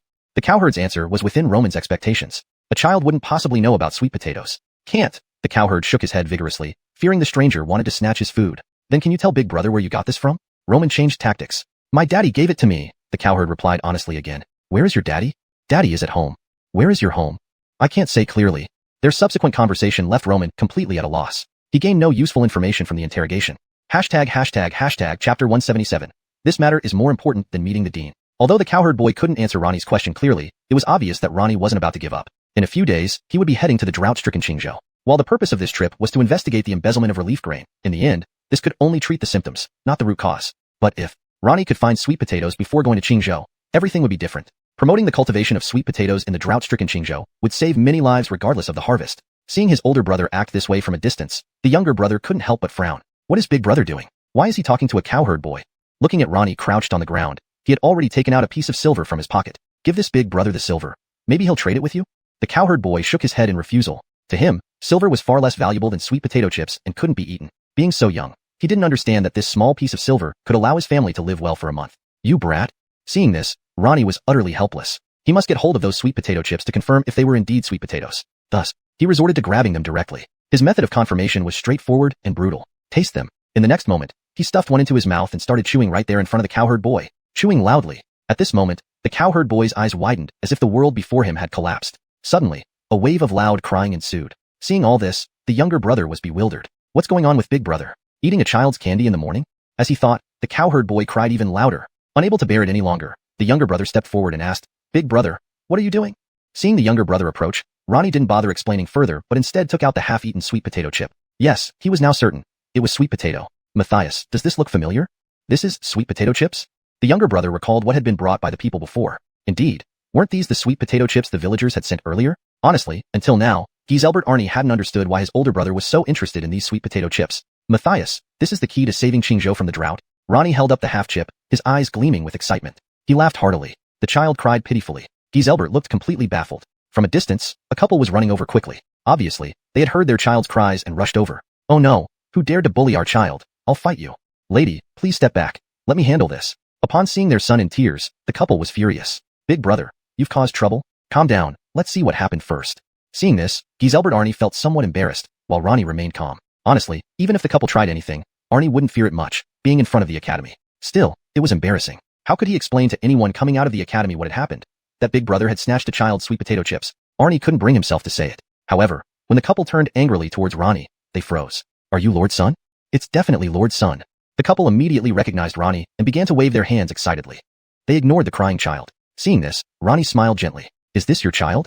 Too excited to speak, the couple just nodded vigorously. Were the sweet potato chips you sent earlier? Ronnie pursued. Sweet potato chips? Do you mean these wild sweet potato chips? Hearing this, the couple paused, then realized what he meant. Yes, these wild sweet potatoes. Where did you find them? Ronnie nodded, glad to have finally found them. It didn't matter whether they were called sweet potatoes or wild sweet potatoes. Finding them was the key. He still vaguely remembered how to plant sweet potatoes. First, bury the sweet potatoes in shallow soil, add a bit of fertilizer and water. Once the sprouts grow, they can be transplanted into the fields. Sweet potatoes were drought-resistant and highly productive, perfect for combating famine. West of the academy on the mountain, there are only a few dozen plants, and we've already harvested them. My lord, we still have some at home that haven't been dried yet. Let me go dry them now for you. Thinking Ronnie loved eating wild sweet potato chips, the couple became excited and offered to go dry more. Don't do that. Hearing this, Ronnie hurriedly stopped them. Good heavens, if they dried all of them, it would be useless. He needed these sweet potatoes as seeds. My lord doesn't like them dried. Actually, you can boil these wild sweet potatoes, but they might make you gassy. Quiet, woman. Stop talking nonsense. Confused by Ronnie's words, the couple didn't fully understand. I want all the remaining wild sweet potatoes, Ronnie said, not bothering to explain too much. Of course, Lord's son. We'll get them right away. The couple, who admired Ronnie greatly, readily agreed to his request. Beside them, The sobbing cowherd boy, seeing his parents treat Ronnie so well, couldn't quite grasp why the bad man, who took his wild sweet potatoes, was treated so kindly by his parents. Which village do you live in? I will go with you. To be honest, this wasn't because Ronnie didn't trust the couple. Mainly, he feared they would send cooked sweet potatoes. That would ruin everything. It's only 10 miles from Longha Academy, Lord. Please follow us. Lord's son visiting our village would be a huge event. Hearing Ronnie's suggestion, the couple beamed with joy. Matthias, you come with me too. Sure. Although the younger brother didn't understand why his elder brother was so interested in these wild sweet potatoes, he agreed immediately. Walking along, the younger brother noticed something odd. Wait a minute, big brother. Didn't you come here to meet Dean Sheen today? He asked, frowning slightly. This is far more important than meeting Dean Sheen, Ronnie replied seriously. Honestly, Ronnie wasn't concerned anymore about how sweet potatoes appeared here. What he wanted now was to address the harm caused by the drought in Qingzhou. He didn't want to see corpses littered everywhere, nor did he want to see families exchanging children for food. If he truly succeeded, it would be a great virtue. Therefore, Ronnie believed this matter was far more important than meeting Justin. Chapter 178. Stand back, I'm about to show off. Led by the farmer couple, they finally arrived at a small mountain village. The village was nestled halfway up a hillside, with only about 10 households, making it quite secluded. In such remote areas, farmers could hardly survive on farming alone, which led to their habit of foraging outside. And it was this very habit that allowed them to discover wild potatoes. Villagers, quick, look who's here. It's Fulton from the Mohammed office. The couple walked ahead with the cowherd boy, shouting excitedly as soon as they entered the village, their faces radiating both excitement and pride. They seemed to be saying, look, it's because of me that Lord's son is back in the village. Lord's son is here? Is it really him? Heavens, our little mountain village can actually see Lord's son. It's really Lord's son. We finally get to see him in person. The villagers gathered around, visibly thrilled when they saw Fulton. Villagers, Lord's son wants the wild potatoes you've collected. Who still has some? Bring them quickly. Lord's son loves dried wild potato chips. He even fought with my child over them. The couple was still basking in the excitement and pride, not yet fully composed. Even Fulton guessed that the couple were usually introverted and wouldn't have spoken so much if he hadn't come today. Soon enough, the villagers brought out all their wild potatoes. There were more than a dozen sacks, likely weighing several hundred pounds. Surprisingly, there's so much. Seeing this, Fulton was genuinely shocked. He hadn't expected to find so many. This would greatly increase his chances of cultivating sweet potato seedlings, almost guaranteeing success. Next, Fulton asked the villagers to send these hundreds of pounds of wild potatoes to the Sun Mansion in the capital. The villagers were extremely enthusiastic, refusing any payment and even offering eggs and other foodstuffs. Of course, Fulton couldn't accept them. Eggs were essential nutrients in an era where meat was scarce and expensive. Thus, Fulton insisted. In the end, Fulton didn't take the eggs, and the villagers didn't take money. But Fulton had already planned what to do next. Since they wouldn't accept money, he decided to buy a few pigs and dozens of chickens to send over, significantly improving the villagers' lives. Then, Fulton and his younger brother Bowden rode back to the academy. Dean Justin was waiting there. On the way, Fulton pondered over the wild potatoes. Ultimately, it came down to luck. Perhaps the golden gas inside him brought him this incredible fortune. There were only so many wild potatoes, and after being discovered by the villagers, most had been dug up. If Fulton hadn't found them now, they might be gone by next year. Brother, your reputation among the people seems quite high, said Bowden, reminiscing about the welcome his brother received in the village. People are simple. They treat you well if you treat them well. It's a straightforward principle. Mostly, it's because I killed someone they wanted but dared not to kill, Fulton replied calmly, not placing too much importance on it. He clearly understood that his revered status among the people was mainly due to solving the child trafficking case and publicly executing court. Fulton had eliminated someone they wished to but feared to, becoming a hero in their hearts. Inside the grand hall of Longha Academy,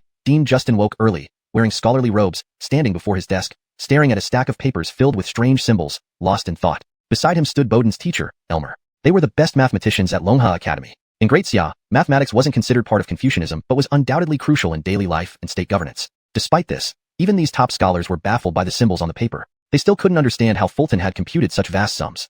The secret must lie within these symbols, yet they couldn't figure it out. Helpless, they asked Bowden to bring his brother. Yesterday, I spent the entire night searching through ancient texts at the academy but found no records of these symbols, Justin said, exhausted with dark circles under his eyes. Though highly accomplished, he needed rest. I also find it strange. Fulton's martial talent rivals Daniel's, his poetry skills are excellent, and his chess-playing prowess is exceptional. I thought that was impressive, but his mathematical expertise surpasses even ours. Do you think anyone can be so versatile? Elmer looked equally tired, unable to sleep due to his obsession with Fulton's talents.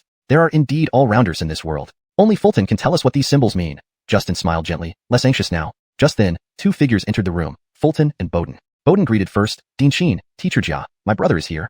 You finally arrived, Justin and Elmer exclaimed eagerly. Stand back, I'm about to show off. Fulton thought inwardly but asked playfully, Dean Sheen and Scholar Jia, did you call me here for this? Little friend, I reviewed Graham's ledger. There were thousands of entries. How did you manage it alone? Justin knew Fulton was showing off, but tolerated it for the sake of learning. In truth, I used simple addition, nothing fancy, Fulton shrugged, silently adding. Besides addition, I know multiplication, division, square roots, linear equations, and even calculus, if necessary. Hashtag chapter 179. The skill of the pawn crossing the river. Little friend, stop being so mysterious. Haven't you seen how dark circles there are under the dean's eyes? He hasn't slept for 2 days and 2 nights, Elmer quickly interjected when he saw Fulton's attitude. He knew he still had some standing with Fulton. Otherwise, Fulton wouldn't have taught him Gamoku that day. It's not that I'm being mysterious. It really takes time to explain properly, Fulton replied, shaking his head with a helpless smile. Explaining it wouldn't be an issue, but he wondered if Justin and Elmer would understand. Arabic numerals. Explaining these could be quite tricky. Much depended on their comprehension ability. These two, who usually read classical texts, might find it challenging to grasp such novel knowledge. How about this? I won't make you explain for free. If you can clarify what these symbols mean, I'll teach you a chess skill, Elmer said mysteriously, then continued. A move I've never even taught to my son, Ignatius. Is that true? Hearing this, Fulton raised an eyebrow, clearly intrigued. Certainly true, Elmer smiled and nodded. Actually, teaching the chess skill is secondary. The key is spreading this method of calculation. Fulton also smiled as he walked over to the table. These strange symbols I call Arabic numerals correspond to the numbers 1 through 9. The purpose is to simplify calculations. For example, 3,456 represents 3,456. By doing this, we save time in writing, and the bigger the number, the more time saved. Fulton explained Arabic numerals as succinctly as possible. He also briefly introduced basic addition and subtraction, focusing on using horizontal lines for rapid calculations. Upon hearing this, Justin and Elmer frowned thoughtfully, resting their chins on their hands, clearly deep in contemplation. Meanwhile, the younger brother looked at his elder brother blankly. Using simple symbols to replace complex characters. Is elder brother a prodigy of unparalleled talent? At this moment, the younger brother's admiration for his elder brother was like the endless flow of the long river. Marvelous, truly marvelous. Arabic numerals not only simplify complicated characters, but also align well for calculations, making it incredibly intuitive. You're right. It's divine. If the Ministry of Revenue used Arabic numerals for accounting, efficiency would greatly improve. After a moment, both the Dean Justin and Elmer snapped out of their awe-inspired trance. They were filled with wonder and began discussing its implications. They grasped the concept and imagined its vast potential. In fact, they believed that Arabic numerals could elevate the mathematical level of Great Xia. This is revolutionary. Arabic numerals should be promoted within Great Xia, at least starting from the imperial court. But to fully implement them may take several years or even longer. Regardless of the time required, this is a worthwhile and necessary endeavor. As they talked, the conversation turned to promoting Arabic numerals. They knew, no matter how difficult, they must pursue this goal, even if it took years or more. A single set of Arabic numerals has convinced the great scholars. Seeing Justin and Elmer engrossed in discussion, Fulton knew his performance had been effective. However, this success made him somewhat uneasy. What if they asked about the origin of Arabic numerals? Claiming he created them seemed far-fetched, especially given his past as a complete academic failure. Even Matthias could attest to his struggles with numbers, unable to handle anything more than 10 copper coins. What about saying a bearded old man named Era taught him? That didn't seem fitting either. Maybe, just admit it openly? Just as Fulton was deciding, Justin asked, "Little friend, did you create Arabic numerals?" Fulton remained silent but nodded. If he spoke, the hesitation in his voice would give him away. He wasn't the creator. It was something learned in elementary school. Little friend, you are truly a prodigy unmatched. Your poetry is astonishing, and you've invented Gamoku and Arabic numerals. To be honest, I almost want to be your disciple.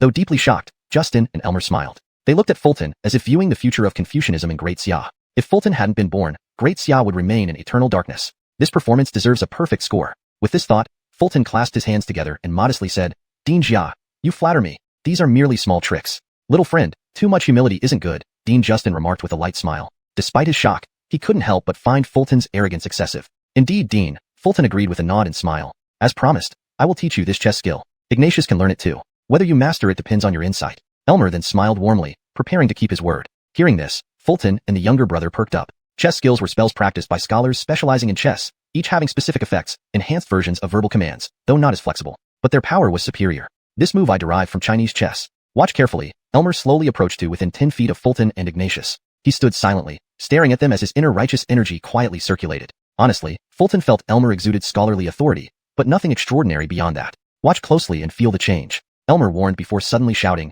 Pawn crossing the river.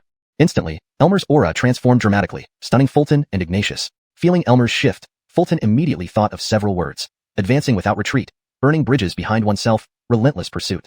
##### Chapter 180. Mastered in a second. Fulton was deeply shaken. Although Elmer, as a scholar, was not adept at direct combat, at this moment Fulton felt an indomitable aura emanating from Elmer. It was the momentum of someone who had crossed the river and could no longer retreat, burning his boats and committing entirely to the battle. This kind of momentum even suppressed Fulton himself. How could this be just a mere pawn across the river? Clearly, it was the unstoppable general cornered in the direst of straits. Beside him, his young brother Arnie was so stunned that he remained rooted to the spot, unable to react. Even Fulton, a level 8 warrior, was shocked to such an extent. How much more so for Arnie, a mere scholar? The technique of pawn across the river primarily serves to enhance one's momentum, said Elmer with a slight smile after retracting his move. It instills the momentum of being in an utterly hopeless situation with no way to retreat. As a fellow practitioner of martial arts, you should understand this. For scholars, this technique might not have significant utility, since it primarily boosts momentum, After all, it is well known that Confucian scholars rely on their eloquence in a fight rather than direct combat. However, this move was different for Fulton. For him, the increase wasn't just in momentum, but also in combat prowess. At the very least, it amplified his combat power by 30%. There's an old saying, the fierce are wary of the reckless, and the reckless are wary of those who have nothing to lose. The momentum of a cornered fighter who burns his bridges is the most formidable of all. Back when I created this move, it took me 7 nights to fully comprehend it using your method. You both shouldn't be too anxious, Elmer continued with a faint smile. This move came to Elmer from a game of chess, taking him 7 nights to master. Of course, for Confucian scholars, the actual utility of this move is limited. It only provides a brief intimidation through momentum during a game. But despite this, Elmer knew clearly that for Fulton, a warrior, this move was extremely powerful. After all, in close quarters combat, victory often depends not just on strength but also on momentum. As for how long it would take Fulton to master this move, and how much he could grasp, it would depend on his aptitude. Big brother, this move is truly profound, but it seems to have limited use for Confucian scholars. Arnie still hadn't recovered from his shock, standing beside his brother in a daze. This is a divine technique. Fulton furrowed his brow and gave a high appraisal. He could see that if used by a warrior, this move would indeed be a formidable combat skill. Moreover, if used on the battlefield, its impact would be beyond words. Imagine this.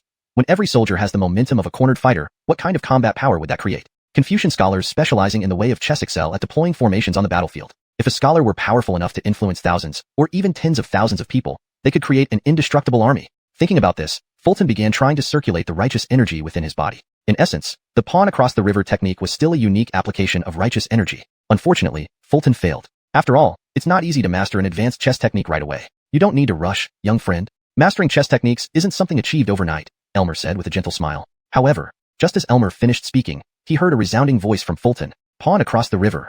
In the next moment, golden light erupted from within Fulton's body, enveloping his surface as if he wore a suit of golden armor. That wasn't the most important part. What mattered most was that Fulton's current momentum was like a cornered person exploding with resolve, ready to face death without hesitation. Even more astonishingly, his momentum was stronger than Elmer's earlier display. What Fulton demonstrated was a relentless spirit, a resolve to burn his boats, and a readiness to face death unflinchingly. It seemed as though a peerless general in golden armor now stood before Elmer and the others, ready to fight to the death despite being cornered. Not bad, really not bad, Fulton nodded in satisfaction. He could feel that after using the pawn across the river, his momentum multiplied many times over, playing a decisive role in life and death battles. Previously, Fulton, relying on the sword drawing technique, could cut down 3 Andrew, but now, with the 4C's sword and the pawn across the river, he could probably cut down 10 Andrew with a single strike. Indeed, Andrew had become the unit to measure Fulton's combat power. Though deeply impressed, Dean Justin remained calm, merely nodding with a satisfied smile. As for Elmer, he couldn't maintain his composure at this moment. His mouth hung open, looking completely astonished. How is this possible? It took me 7 nights using Xianong to understand the pawn across the river, yet you mastered it instantly? Apart from this, there was another point that shocked Elmer even more. Fulton's execution of the pawn across the river was clearly more refined than Elmer's own. This left Elmer struggling to accept it. Well, as they say, a disciple surpasses the master, but for you to surpass so quickly is simply too much. Big brother, your momentum just now is terrifying. Arnie stood nearby, even breaking into a cold sweat. Fulton's momentum had left even Dean Justin and Elmer in awe, let alone little brother Arnie. He was almost frozen in place. If this were on the battlefield, he would already be dead. Many thanks for the chess technique from Scholar Jian. Truly enlightening. Fulton bowed towards Elmer respectfully. He genuinely loved this pawn across the river technique and, if everything went smoothly, it would become one of his frequently used skills in the future. The boost in combat power was secondary. The key was the momentum. Winning or losing wasn't important, but never letting the momentum falter was crucial. Hearing this, Dean Justin nodded with a smile. Young friend, you are too modest. Compared to your mathematical skills, this chess technique is nothing. For the welfare of the people, it is the duty of us swordsmen to uphold righteousness, replied Fulton humbly, raising the conversation's level. Well then, welfare for the people. Us swordsmen. These words made Dean Justin nod again involuntarily. Young friend son, not only are you a great talent, but you also care for the world. No wonder you possess the qualifications for wielding the imperial sword, said Justin, genuinely satisfied with Fulton's response. Benefiting the people isn't just the responsibility of swordsmen, but also of Confucians. After all, Confucianism was established precisely to benefit the people. Chapter 181. 1,000 caddies per moo? Must be kidding. Chester and his younger brother left Long River Academy and rode their horses back home. Sweet potatoes had already been delivered, weighing several hundred caddies. In the courtyard, Bram, his father, and Claire were staring at the hundreds of caddies of sweet potatoes scattered about, looking utterly bewildered. Even though the villagers had explained that these were sent by Sir Chester, Bram and Claire remained confused. What was going on? Was there a shortage of food at home? Hundreds of caddies in one go. Is this stuff really food? The two were mainly confused because they didn't know what this thing was. At this moment, Bram saw his 2 sons walk in from outside. Immediately he asked, "Elder brother, what did you have delivered here? Your father has never seen it before." "Father, it's something very good. Put them in the shed, but make sure they don't get wet," Chester replied without further explanation. After all, explaining sweet potatoes wasn't easy in just a few words. Seeing elder brother not elaborating, Bram didn't press further. He knew that with Chester's current status, encountering things beyond his knowledge was too common. But his curiosity couldn't be suppressed. Is this for your trip to Qingzhou? Chester's upcoming trip to Qingzhou was known to Bram. A severe drought in Qingzhou led to embezzlement of disaster relief grain by officials. The imperial court was furious yet unable to solve it through local investigations, leading to the dispatch of an imperial envoy to thoroughly investigate the matter. Chester's involvement as a law enforcer was a great honor. Though Bram didn't know what these sweet potatoes were, he could guess. With Chester leaving in a couple of days and these suddenly appearing, connecting the dots seemed natural. Hearing this, Chester couldn't help but praise, "Father, you're quite capable now, even reasoning things out." "I guessed right?" Bram raised an eyebrow, excitedly. "Yes, this is key to resolving the drought in Qingzhou." Chester nodded, looking serious. Resolving the drought? Bram found it hard to understand. Giselbert also questioned, "Elder brother, why do you say that?" He'd heard sweet potatoes could help but still couldn't fathom how they would solve the drought problem. "Elder brother, Qingzhou's crops failed completely. Even if you have hundreds of caddies, it won't feed all those famine-stricken people." Claire frowned, equally puzzled. "Claire, this is a narrow view," thought Chester. Out loud, he said, "Sweet potatoes are drought-resistant and can grow even in arid soil, yielding significantly. Ordinary crops failed in the drought, but sweet potatoes could thrive." Chester was confident about this. Giselbert, Hudson, reacted first, understanding elder brother's intention. If sweet potatoes thrived in dry conditions? No, even a little yield would help combat the disaster. After all, the government's aid was limited. Even if the famine-stricken temporarily survived on aid, by autumn, if crops failed again, Qingzhou's people would face a massive crisis. Starvation and cannibalism weren't unimaginable. "Big brother, are you saying we can use sweet potatoes as food?" Giselbert asked. "Yes, sweet potatoes can be boiled, roasted, easily stored, and dried to last a year." Chester nodded, looking serious. Clearly, he had high hopes for sweet potatoes. "Sweet potato dry? Is that what the villagers sent before?" Father Bram recalled. "Yes, that's it." Chester confirmed. "Not bad. It's tasty and filling," Bram agreed, remembering its flavor. It was indeed a viable food option. "Big brother, how much yield does sweet potato give per moo?" Giselbert asked a crucial question. Per moo yield? That was a critical issue when considering them as food. Honestly, Chester hesitated. It wasn't that he didn't know, but revealing the number might shock everyone. In Daxia, southern rice yielded 2 to 3 shur, around 200 to 300 caddies, while northern millet and wheat around 1 shur, about 100 caddies. This was considered bountiful under ideal weather conditions. But in modern times, sweet potatoes could easily yield 3 to 5,000 caddies per moo. Admittedly, Daxia's agricultural technology wouldn't reach such levels, but 1,000 caddies should be achievable. Unclear specifically, but I believe 1,000 caddies per moo is possible, Chester finally said. His family was stunned. Their expressions were a mix of shock and disbelief. Bram and Claire, former farmers, knew crop yields well. 1,000 caddies per moo was tenfold anything previously known in Daxia's northern regions. Giselbert, who hadn't farmed but studied agriculture, knew how ridiculous that sounded. Such yields would be laughed off as absurd. "Don't joke, big brother. How can any crop yield 1,000 caddies per moo?" "I'm not joking." Taking a sweet potato and weighing it in his hand, about 4 ounces, he handed it to Giselbert. "A plant yields 4 to 5 sweet potatoes. Calculate the yield yourself." Stunned, Giselbert couldn't move. Father Bram looked puzzled, unable to grasp the math. Not that he wasn't shocked. He just couldn't compute it clearly. Chapter 182. The Female Scholar at Longha Academy. According to Fulton's statement, if one sweet potato plant could yield 4 to 5 sweet potatoes, that would be 10 shi of silver to 20 liang. More than a pound. So to say, a yield of 1,000 pounds per acre is no laughing matter. Planting 1,000 sweet potato plants per acre doesn't seem like a difficult task. Anders stared at the sweet potato in his hand, feeling its weight, his expression gradually turning rigid and fixed. "Brother, this is really something extraordinary." His little brother originally wanted to describe how significant the sweet potatoes were, but as he was about to speak, he realized that none of the words he had studied for over a decade in the classics could adequately express it. If everything goes as brother described, solving the great drought in Qingzhou will be just the beginning. This could multiply the power of the Great Xia several times over. According to historical records, the population of the Great Xia is approximately 10 million, which is already a peak. Not only a peak for the Great Xia, but no dynasty in history has ever surpassed this number. It's not that the people cannot bear more children, but rather they are limited by grain production. There simply isn't enough grain to support so many people. Imagine if sweet potato cultivation were promoted nationwide. Then, the grain production of the Great Xia could multiply several times. When the common people have enough to eat, they will naturally have the motivation to have more children. Within a few decades, the population of the Great Xia could reach 30 million, or even 40 million. At that time, would the Northern Liao still be a threat to the Great Xia? They wouldn't even count as a threat. After all, the population of the Northern Liao is only 1 million, while the Great Xia has 40 million. In a war, the Great Xia would have 40 people fighting against one person from the Northern Liao. "Eldest brother, are these sweet potatoes really as miraculous as you say?" Bram asked in astonishment, his eyes wide open, even smoothing out the wrinkles at the corners of his eyes. "These are just my speculations. We'll need to plant them to see the actual results." Fulton smiled faintly at his family's reaction. Indeed, these were only Fulton's speculations, but the real outcome could very well surpass his expectations. "Brother, what do you plan to do next?" Hearing this, Ander carefully pondered, and then asked about the next steps. "I plan to take half of the sweet potatoes to Qingzhou to try cultivating them locally, while keeping the other half in the capital. I want to find an agricultural expert to cultivate them," explained Fulton. "An agricultural expert?" Hearing this, Ander thought deeply, his eyes suddenly brightening as if he had an idea. "Why don't you seek help from Scholar Temperance of the Longha Academy?" "Who is she?" Fulton frowned, not knowing who Temperance was. Are there female scholars at the academy? Seeing his brother's puzzled look, Ander smiled lightly. Among the 7 great scholars at Lungha Academy, one specializes in the art of flowers, Scholar Temperance. The art of flowers and planting sweet potatoes? What's the connection? Fulton couldn't help but ask sarcastically, is she a female scholar? What's so strange about having female scholars? There are 2 female scholars at the academy, replied Ander indifferently. Among the 7 great scholars at Lungha Academy, 2 are women. One is Temperance, specialized in flowers, and the other is Eliza, specialized in music. Hearing this, Fulton didn't dwell on it further. So, is Scholar By skilled in growing crops? Any plant will thrive under her care, Ander explained bluntly. That's excellent, nodded Fulton in satisfaction. Then, when I go to Qingzhou, could you, second brother, deliver these sweet potatoes to Scholar Temperance? I'll write down the specific seedling cultivation methods for you later. Don't worry, brother, Ander nodded earnestly. Flower arts. What kind of combat style is that? Like a battle with plants against zombies? Fulton inwardly ridiculed as this matter came to a close. In the following days, Fulton reported to the Muhammad office as usual and casually mentioned his plan to go to Qingzhou to Ingrid. His intention was simple. He wanted Ingrid to accompany him to Qingzhou. Given the long journey, having a beautiful woman for company would be nice. Even if she was his superior officer. Ingrid readily agreed without suspicion. However, Fulton never expected that Andrew and Alec, who happened to overhear their conversation, insisted on joining too, almost begging on their knees. Reluctantly, Fulton agreed. The 4-man team from the Muhammad office was reassembled.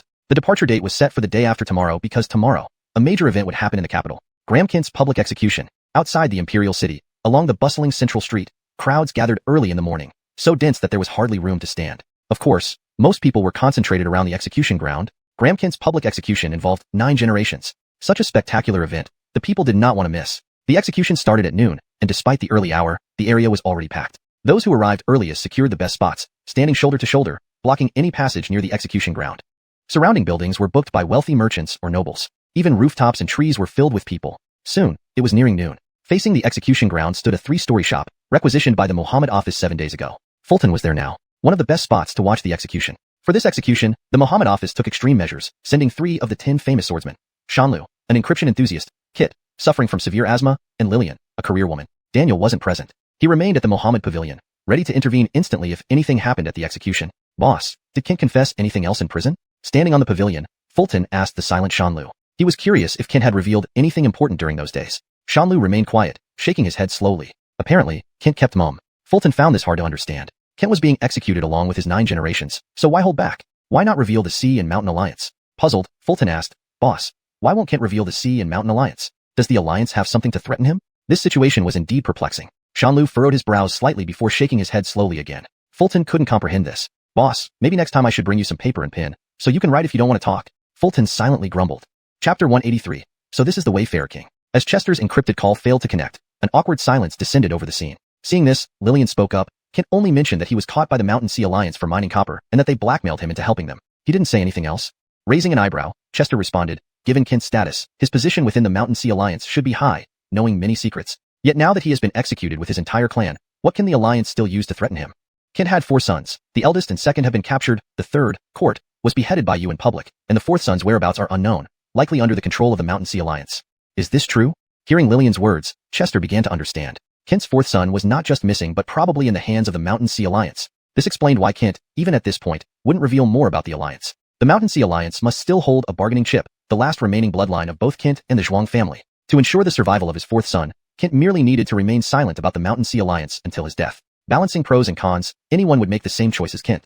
However, Chester wondered when the Mountain Sea Alliance had captured Kent's 4th son. If it was 20 years ago, that was terrifying indeed. The depth of the Mountain Sea Alliance's schemes far exceeded normal imagination. Thinking this through, Chester asked, when did Kent's 4th son go missing? 20 years ago. This was revealed during the interrogation of the Zhuang family steward. If not for him, no one would have known, Lillian said, shaking his head helplessly.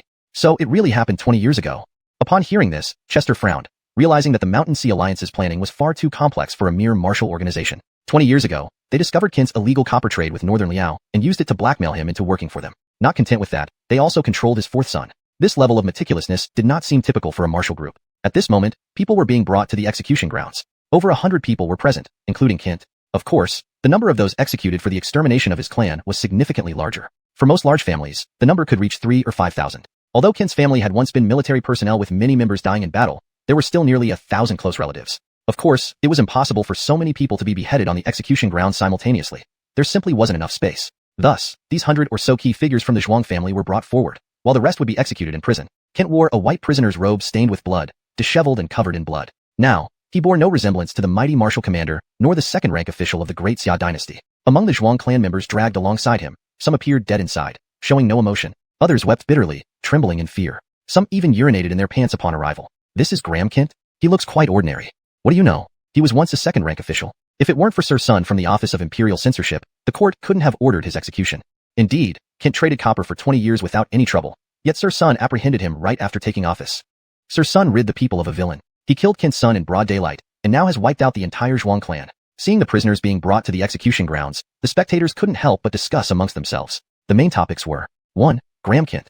2. Chester, who apprehended him. 1. A traitor aiding the enemy. 2. The hero who brought him to justice. Abandoning his dukedom and second-rank officialdom to aid the enemy, Kent was asking for death, Chester muttered to himself, seeing Kent being brought forward. Just then, Chester noticed Kent staring sharply in his direction from the execution grounds. Despite his disheveled appearance and blood-streaked face, his eyes remained piercing. He's looking at me. No, not quite.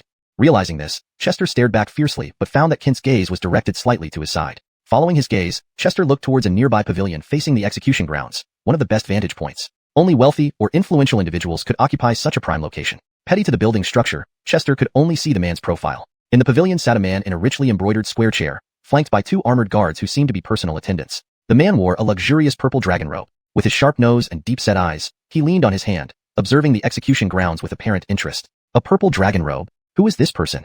Chester pondered. In the Great Xia dynasty, only someone granted this attire by the emperor or royalty could wear it, indicating a non-trivial identity. However, Chester didn't recognize him. But, if he didn't know, perhaps Lillian did. Chester then turned to Lillian and asked, who is the man in the pavilion?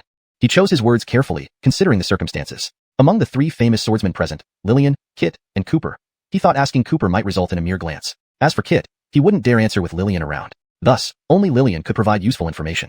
Upon hearing Chester's question, Lillian glanced over and replied, he is the Wayfarer King. So this is the Wayfarer King, Chester nodded. So this was the legendary Wayfarer King, the imperial bloodline of the previous dynasty. Legend has it that the founding emperor of the Great Xia dynasty was once a general in the turbulent times who helped establish the empire for the Zhou dynasty. At the height of his power, he usurped the throne. Perhaps feeling guilty, the first emperor left instructions to treat the former royal family well, granting them the title of Wayfarer King generation after generation. They could only be executed for treason, and even then, only within prison walls, not publicly beheaded. Such treatment was unprecedented across dynastic history. Chapter 184. The time has come. Proceed with the execution. The pavilion beside must be occupied by Kyler, which makes sense. Given Kyler's influence in the Great Xia, securing a prime viewing spot in a pavilion overlooking the execution ground isn't difficult. Moreover, since you, Kent, dared to rob the royal tombs of the previous dynasty, equivalent to desecrating their ancestral graves, having your decapitation witnessed by them is quite fitting. As Fulton pondered this, he couldn't help but glance at the neighboring pavilion once more. Just then, Kyler also turned his head and met Fulton's gaze. Undoubtedly, there was an awkward tension in that moment. However, it also allowed Fulton to observe Kyler's appearance clearly. He had sharp eyebrows, eyes as deep and dark as an abyss, seemingly capable of swallowing all the world's light. His nose was straight, lips neither too thick nor thin, forming a naturally disdainful curve. His appearance was so intense that one could not meet his gaze for long. In the next moment, Kyler turned away, no longer looking toward Fulton. Right then, the execution overseer arrived, Brennan, the governor of Jingzhou Prefecture. Following him were several executioners, numbering over a dozen. Even so, multiple rounds of executions would still be necessary. Seeing this, the surrounding crowd grew restless again. It's about to start. The time is almost here. The execution will commence precisely at noon, when heads roll one by one, making for a spectacular scene. All of this is what Kent deserves for treason. Amidst the murmurs of the crowd, the executioners, wielding heavy broad-bladed knives that gleamed in the sunlight, stood ready. One swing from such a blade would sever even the toughest neck. Don't kill me. Please don't kill me. It was all done by Kent. I had no idea. Kent, you bastard. Your actions are leading to the extermination of our entire clan. On the platform, the Zhuang family members awaiting execution, clad in prisoners' garments, knelt on the ground, some shouting curses, others trembling in silence. The extermination of 9 generations was a brutal fate, including distant relatives who had barely any contact for years. Their grievances were not entirely unjustified. Petty to Kent's actions, the entire Zhuang family faced annihilation today. Even in the netherworld, Kent would remain a sinner to the clan, a sin unforgivable. Seated atop the high platform, Brennan wore official attire with a solemn expression. In his hand was a torch inscribed with the word, execute, his eyes fixed on the sundial. At exactly the 3rd stroke of noon, the execution would proceed. The reason for executing criminals at the 3rd stroke of noon was traditionally believed to ward off evil spirits. This hour had the strongest yang energy, preventing ghostly retribution. Another theory held that the strong yang energy during this hour would burn away the soul of the executed, denying them even the chance of reincarnation. Die at the 3rd stroke of noon, and your path to becoming a ghost will be severed. This saying encapsulated the belief. As the blazing sun ascended higher, the watching crowd grew increasingly tense, afraid even to make a sound. Though it was mid-May and somewhat sultry, sweat dripped from the foreheads of the spectators, none daring to wipe it away, fearing any disturbance might affect the execution process. Kent never lowered his head, his gaze shifting from Kyler to Fulton. His eyes were filled with icy resentment and cursing. He couldn't speak due to the damage inflicted by severe torture, rendering him a crippled man. Kent knew he was a sinner to his clan but believed he had ensured the survival of the last Zhuang bloodline, a secret he never revealed, even to his fourth son, now forced to change his name. From his pavilion, Fulton met Kent's accusatory stare with unwavering resolve. He knew that even after Kent's death, his conflicts with the Shanghai alliance were far from over. This was merely the beginning. Beyond Kent, there were still Dominic and Jetty, both potentially more formidable figures. Just as Fulton thought, the sundial indicated the time had come. The third stroke of noon. Brennan confirmed the time with the sundial and tossed the torch without hesitation. The time has come, execute. The single word, execute, rang out powerfully, reinforced by Confucian command, ensuring everyone present heard it clearly. Upon receiving the order, the executioners raised their gleaming broad-bladed knives under the scorching noon sun. At this point, the previously weeping and cursing Zhuangs fell eerily silent. In their final moments, they contemplated their lives. Swish, swish, swish. The knives descended, heads rolled, and blood splattered onto the wooden platform. The first batch of a dozen Zhuang clansmen had perished. Next, the executioners moved, lifting their knives again with practiced precision. Swish, swish, swish. More heads rolled, and another dozen victims met their end. The crowd was left stunned, some turning pale or feeling sick at the gruesome spectacle. While many struggled to watch, others remained composed and vocal. He got what he deserved. He truly did. We owe thanks to Magistrate Sunday. Without him, Kent wouldn't have faced justice. You're right. To have such a dedicated official like Magistrate Sun is indeed a blessing for the people. Speaking of which, what rank does Magistrate Sun hold? Some emotionally stirred individuals found comfort in conversation to alleviate their true feelings. Above in the pavilion, Fulton remained silent, locked in a distant, intense gaze with Kent. Kent's eyes were complex, a smirk playing at the corners of his mouth. Fulton matched his gaze, firm and unyielding. Finally, after several rounds, only Kent remained on the execution platform. The executioners paused, setting aside their blood-stained knives for a fresh one, awaiting orders. As the principal offender, the execution of Kent required a second confirmation from the overseer. Kent, for conspiring with Northern Liao to betray the country and aiding the enemy, you are beyond redemption. Even the execution of 9 generations cannot cleanse your sins. Brennan rose, his voice ringing like a bell, resounding in every heart. With the final utterance of execute, Brennan flung the torch. It hit the ground. The great blade swung down. A head rolled. Translation ends here. Please provide further text for translation if needed. ####Chapter 185. Preparations to depart. With Kent's head rolling on the ground, the once renowned martial hero, a high-ranking official of the second level and deputy chief of the Secretariat, his life came to an end at this moment. The surrounding crowd was stunned. Some people were still in shock from the bloody scene they had witnessed. Others were excited, unable to contain their joy and excitement. Good. This villain is finally dead. It's a great relief. With Kent beheaded, those who dare to betray the country will think twice before acting. No, Kent's death is secondary. What matters is that with Lord Sun in charge, these traitors won't dare to act recklessly. Moments later, the surrounding crowd erupted into thunderous cheers. On one hand, they were expressing their pent-up feelings. On the other hand, they were marveling at how fortunate Great Xia was to have officials like Ronnie. It was predictable that with the Kent case finally closed, Ronnie's reputation in Great Xia would rise even higher. While it was unclear how things would play out in the imperial court, his praises among the common folk were unanimous. Ronnie stood atop the pavilion, no longer thinking about Kent. Kent was dead, and no matter what, the grudges between him and Kent were now settled. What remained was the issue with the Shanghai alliance. Ronnie knew that this was not something that could be rushed. The next focus of investigation should be Dominic. After all, the half-book in Ronnie's mind contained some information about Dominic. Dominic. In the 33rd year of Yuanda, he caused a person's death due to mishandling after drinking. This was likely the leverage the Shanghai alliance used to threaten and control Dominic. As for who died, Ronnie did not know, but it was certain that it was a significant figure. And the most prominent person who died in the 33rd year of Yuanda was Craig Yuanda himself. All of this would have to wait until Ronnie returned from Qingzhou for a thorough investigation. Tomorrow would be the day to depart for Qingzhou. Before departure, Ronnie first instructed Matthias to safely deliver the remaining sweet potatoes to the great scholar Temperance. Then he set off to the Muhammad Bureau with the rest of the sweet potatoes. Using sacks to carry sweet potatoes would be too conspicuous. So this time, Ronnie used boxes, the same ones given by Aquila along with gold and silk. Indeed, these sweet potatoes were receiving unprecedented treatment. When Ronnie arrived at the Muhammad Bureau with several large boxes of sweet potatoes, Andrew and Alec looked at him as if he were a fool. Shinong, what are you doing? We're here to investigate a case, not move house. Bringing so many boxes seems a bit too showy, don't you think? Andrew and Alec approached Ronnie and whispered a reminder. You don't understand. These are key to solving the drought in Qingzhou. Keep an eye on them, and don't lose them. For this, Ronnie didn't elaborate further, only stating that these boxes were important. It was best to keep the sweet potatoes a secret for now, or at least until they reached Qingzhou. Mysterious. Upon hearing this, Andrew muttered under his breath but didn't press further. He trusted Ronnie. If he said it was important, then it was important. As for the rest, since Ronnie wasn't willing to say more, Andrew wouldn't ask. Then Ingrid, dressed in her dark-colored official attire that accentuated her figure, walked over. She glanced at the large boxes Ronnie brought but didn't comment. She knew that if Ronnie brought these items, they must be useful. Then Ingrid turned to Ronnie and said, "Follow me. I'll introduce you to the Imperial Envoy." All right. Ronnie nodded and followed. The court-appointed Imperial Envoy was Thatcher, Deputy Minister of the Ministry of Revenue, around 40 years old, at the prime of both experience and ability. Deeply admired by Minister of Revenue Aloysius, he was considered a candidate for the next Minister of Revenue. Soon, Ronnie, accompanied by Ingrid, met Thatcher, who wore official robes. Thatcher had a beard, a mature and serious appearance that exuded a natural authority befitting a high-ranking official. Ingrid approached and bowed to Thatcher, saying, "Minister Jian, this is Ronnie." Thatcher scrutinized Ronnie, revealing no particular emotion in his eyes, neither admiration nor disdain. He stroked his beard and spoke calmly, "Young Master Son, your talents and accomplishments are promising.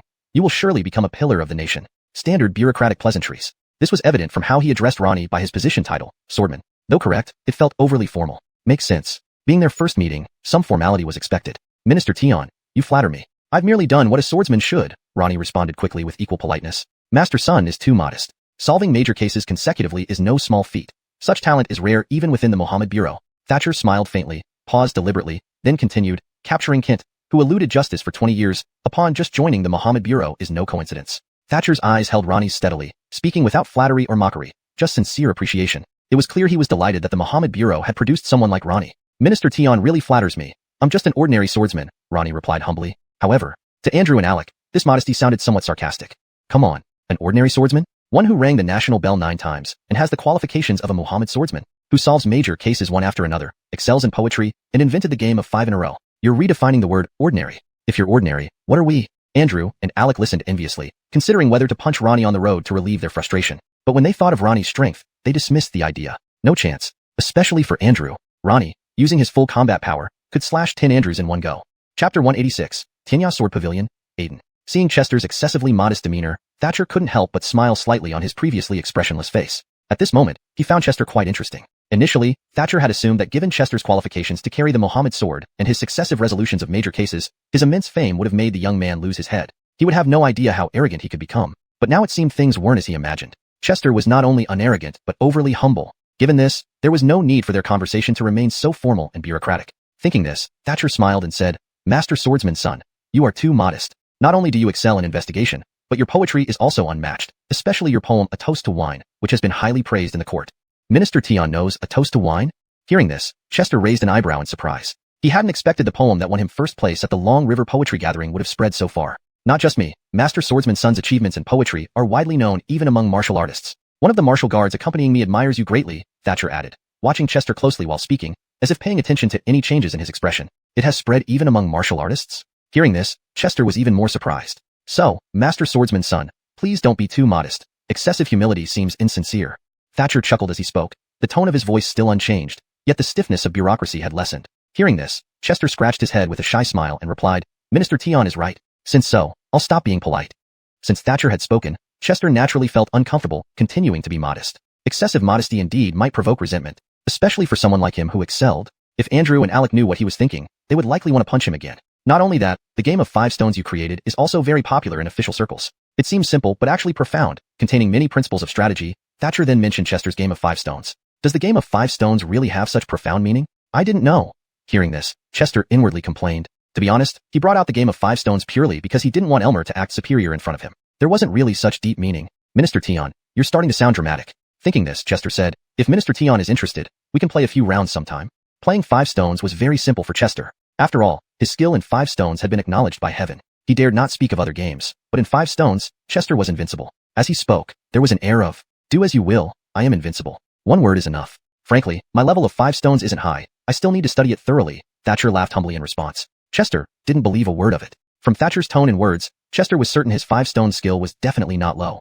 Otherwise, he wouldn't have brought up the topic. Sure enough, after telling him not to be overly modest, the next second he himself became modest, fitting of a deputy minister of revenue. While they were talking, a hearty voice suddenly came from not far away. "Is it Minister Chester? Finally, I see a real person."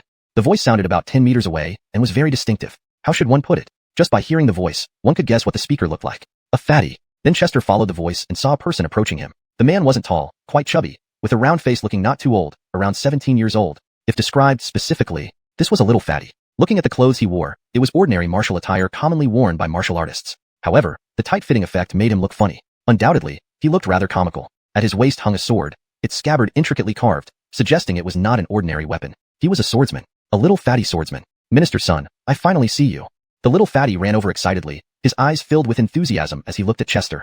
"This gentleman is?" Seeing this, Chester turned to Thatcher for clarification. Actually, recalling what Thatcher had just said, Chester already had an idea about who the little fatty was. Could it be that this little fatty is the martial artist who admires me? Too romanticized. Thought it was a girl, but turned out to be a fatty. He is a disciple of the Tianya Sword Pavilion, serving as my guard on this trip to Qingzhou, Thatcher briefly introduced. Tianya Sword Pavilion was one of the top prestigious sects in the martial world. The pavilion specialized in swordsmanship and had extremely strict requirements for accepting disciples. Even outer sect disciples possessed formidable strength. Legend had it that the Tianya sword technique of Tianya Sword Pavilion was the most mysterious and supreme sword technique in the world. The founding treasure of the pavilion, the Tianya sword, was a rare divine weapon. In short, Tianya Sword Pavilion was powerful, and its disciples were strong too. Since this little fatty was a disciple of Tianya Sword Pavilion, his strength shouldn't be underestimated, otherwise he wouldn't be chosen as Thatcher's guard. Then, the little fatty looked at Chester excitedly and greeted him in the traditional martial manner, saying, "My surname is Pettigrew, and my name is E, a disciple of the Tianya Sword Pavilion." Pettigrew, E. Hearing this, Chester had myriad thoughts he couldn't express. A moment ago, the surname sounded noble and otherworldly, almost aristocratic. The next moment, it was ruined by the name. Then, Chester raised an eyebrow and asked cautiously, "This E, is it the E of old, or the E of 666? What difference does it make?"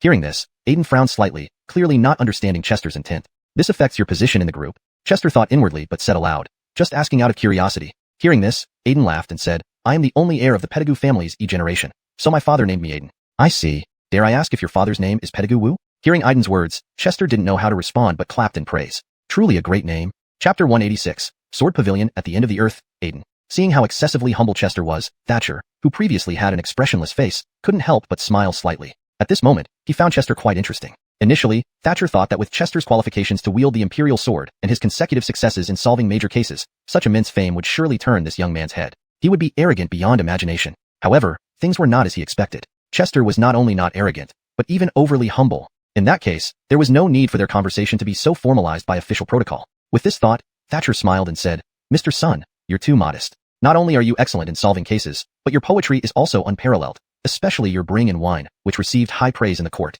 Minister Tian knows Bring and Wine too? Hearing this, Chester raised an eyebrow in surprise. He hadn't expected that the poem which won him the laureate at the Dragon River Poetry Meeting had spread so far. It's not just me.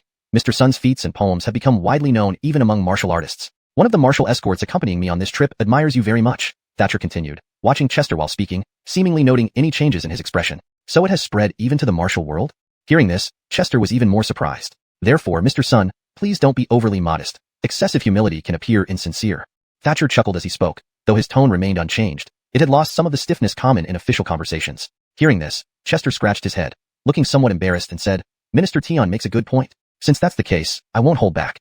Since Thatcher had said so, Chester naturally didn't want to continue being humble. Excessive humility indeed could come across as annoying, especially for someone as outstanding as him. If Andrew and Alec knew what he was thinking, they might want to punch him again. Not only that, the 5-in-a-row game you invented has become quite popular among officials. It appears simple but actually contains profound principles of strategy. Thatcher then brought up Chester's invention of Gamoku. Is there really such deep meaning in Gamoku? I didn't know, Chester inwardly complained. Honestly, he introduced Gamoku simply because he didn't want Elmer to show off in front of him. There weren't many profound principles. Minister Tian, you're getting a bit too carried away. Thinking this, Chester said, "If Minister Tian is interested, we could play a few rounds when you have time."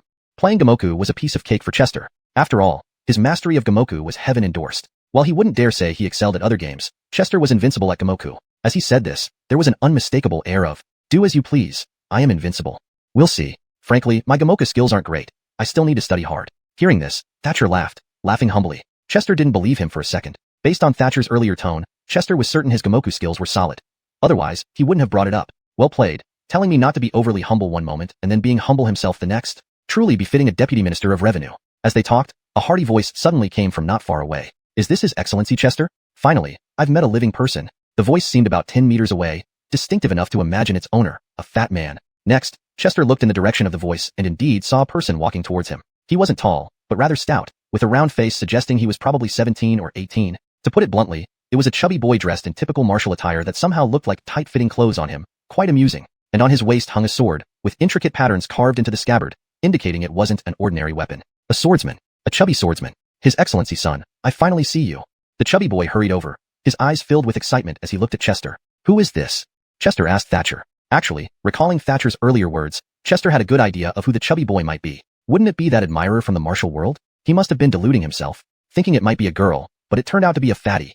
"This is a disciple of the Sword Pavilion at the End of the Earth, serving as my escort for this journey to Qingzhou," Thatcher explained. The Sword Pavilion at the End of the Earth was one of the most prestigious martial sects, specializing in swordsmanship with strict requirements for disciples, even the outer sect members being formidable. Legend had it that the Sword Pavilion's heavenly edge sword technique was unmatched, the pinnacle of sword arts. and their prized heavenly edge sword was a rare and powerful weapon. In short, the sword pavilion was incredibly strong, and so were its disciples. Given that this chubby boy was a disciple of the sword pavilion, he must be capable, or he wouldn't be guarding Thatcher. Then, the chubby boy excitedly greeted Chester with a traditional martial salute. I am Pettigrew, named E, a disciple of the sword pavilion at the end of the earth. Pettigrew, E. Hearing this, Chester had countless comments he didn't know how to express. One moment, the name sounded grand and noble like it belonged to an ancient lineage, and the next moment, it was ruined by a single character. Then Chester asked cautiously, does this mean old or impressive? What's the difference?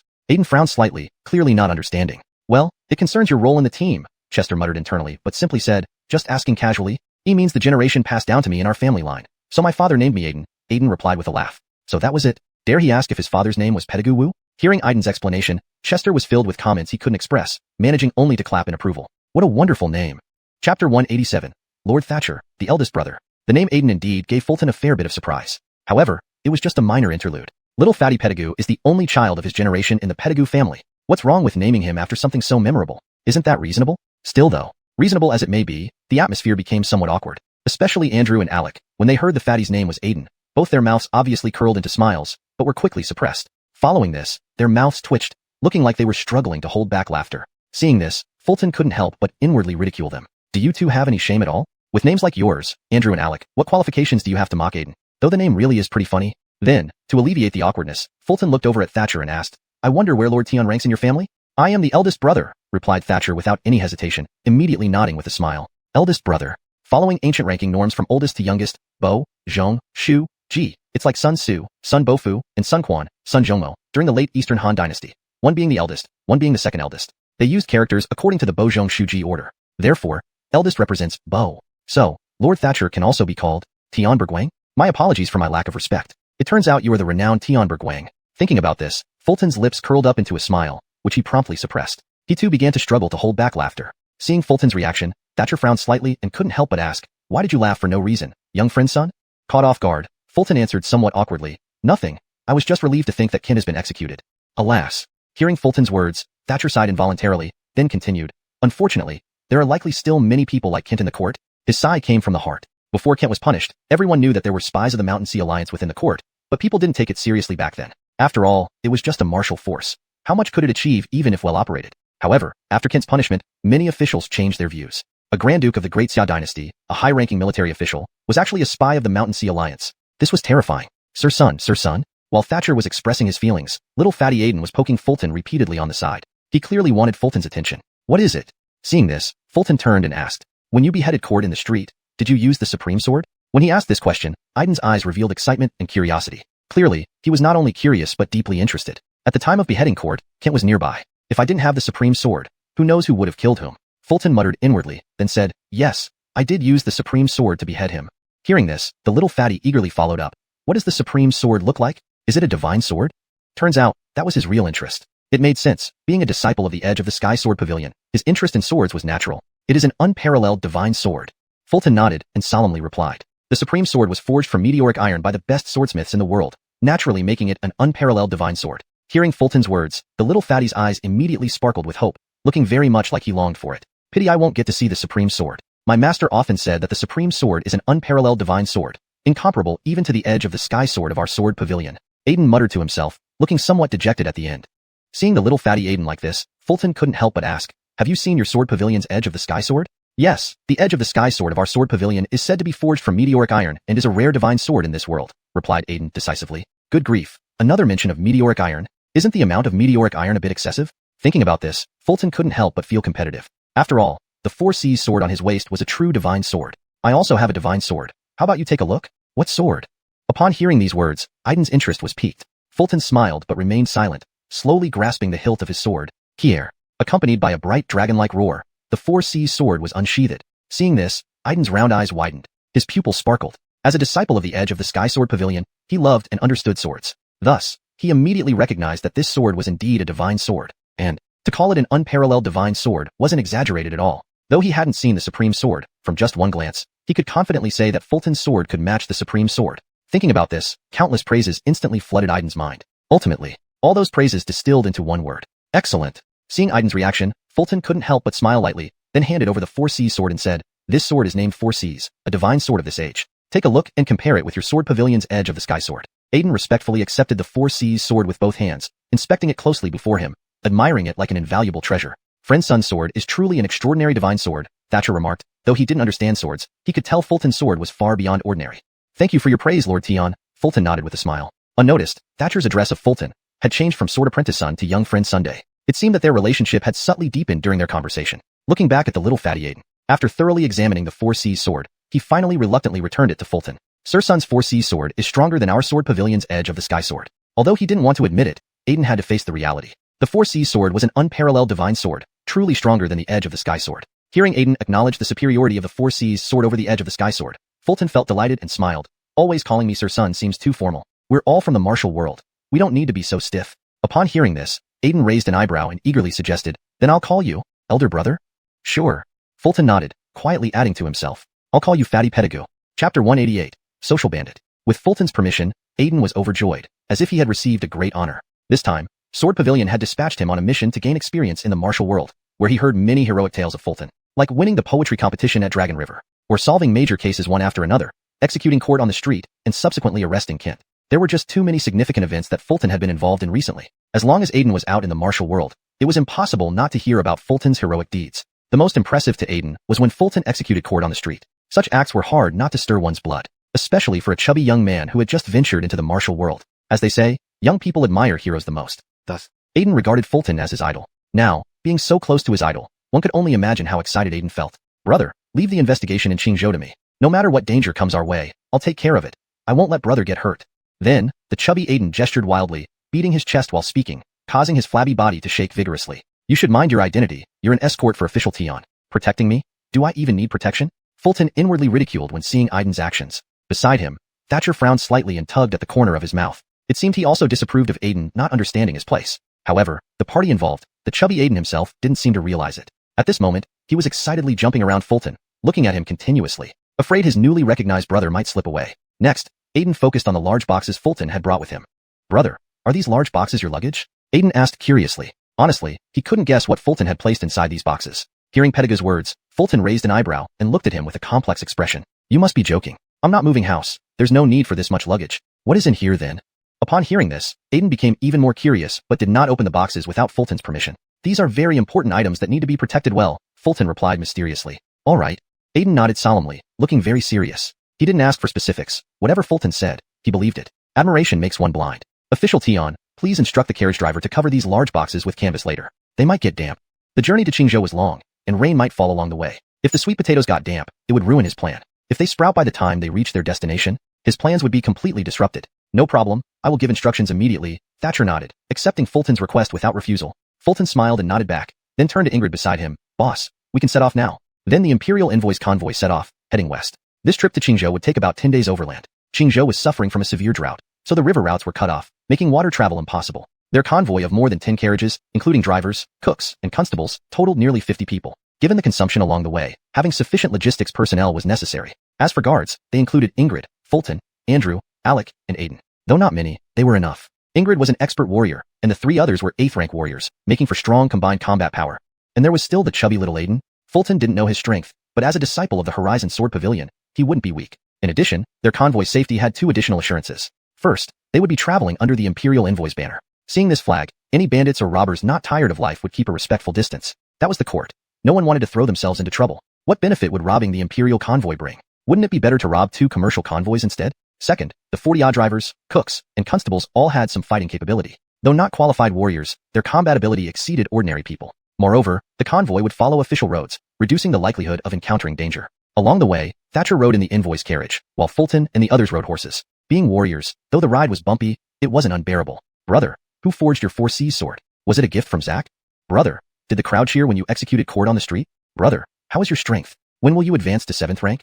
On the road, Aiden talked non-stop, constantly asking questions. Initially, Fulton answered patiently, but once he realized Aiden was a chatterbox, he stopped responding. Regardless, this didn't stop Aiden from asking questions. I'll ask my questions. If you don't answer, that's your problem. It doesn't stop me from questioning. These past few days, not only Fulton, but even Andrew and Alec were driven mad by Aiden. Since Fulton didn't answer his questions, Aiden took an alternative approach. He started asking Andrew and Alec directly. Who usually spends more money when you're with Sun Brother? Have you heard Sun Brother sleeps free with courtesans at Yingchun Building? True or false?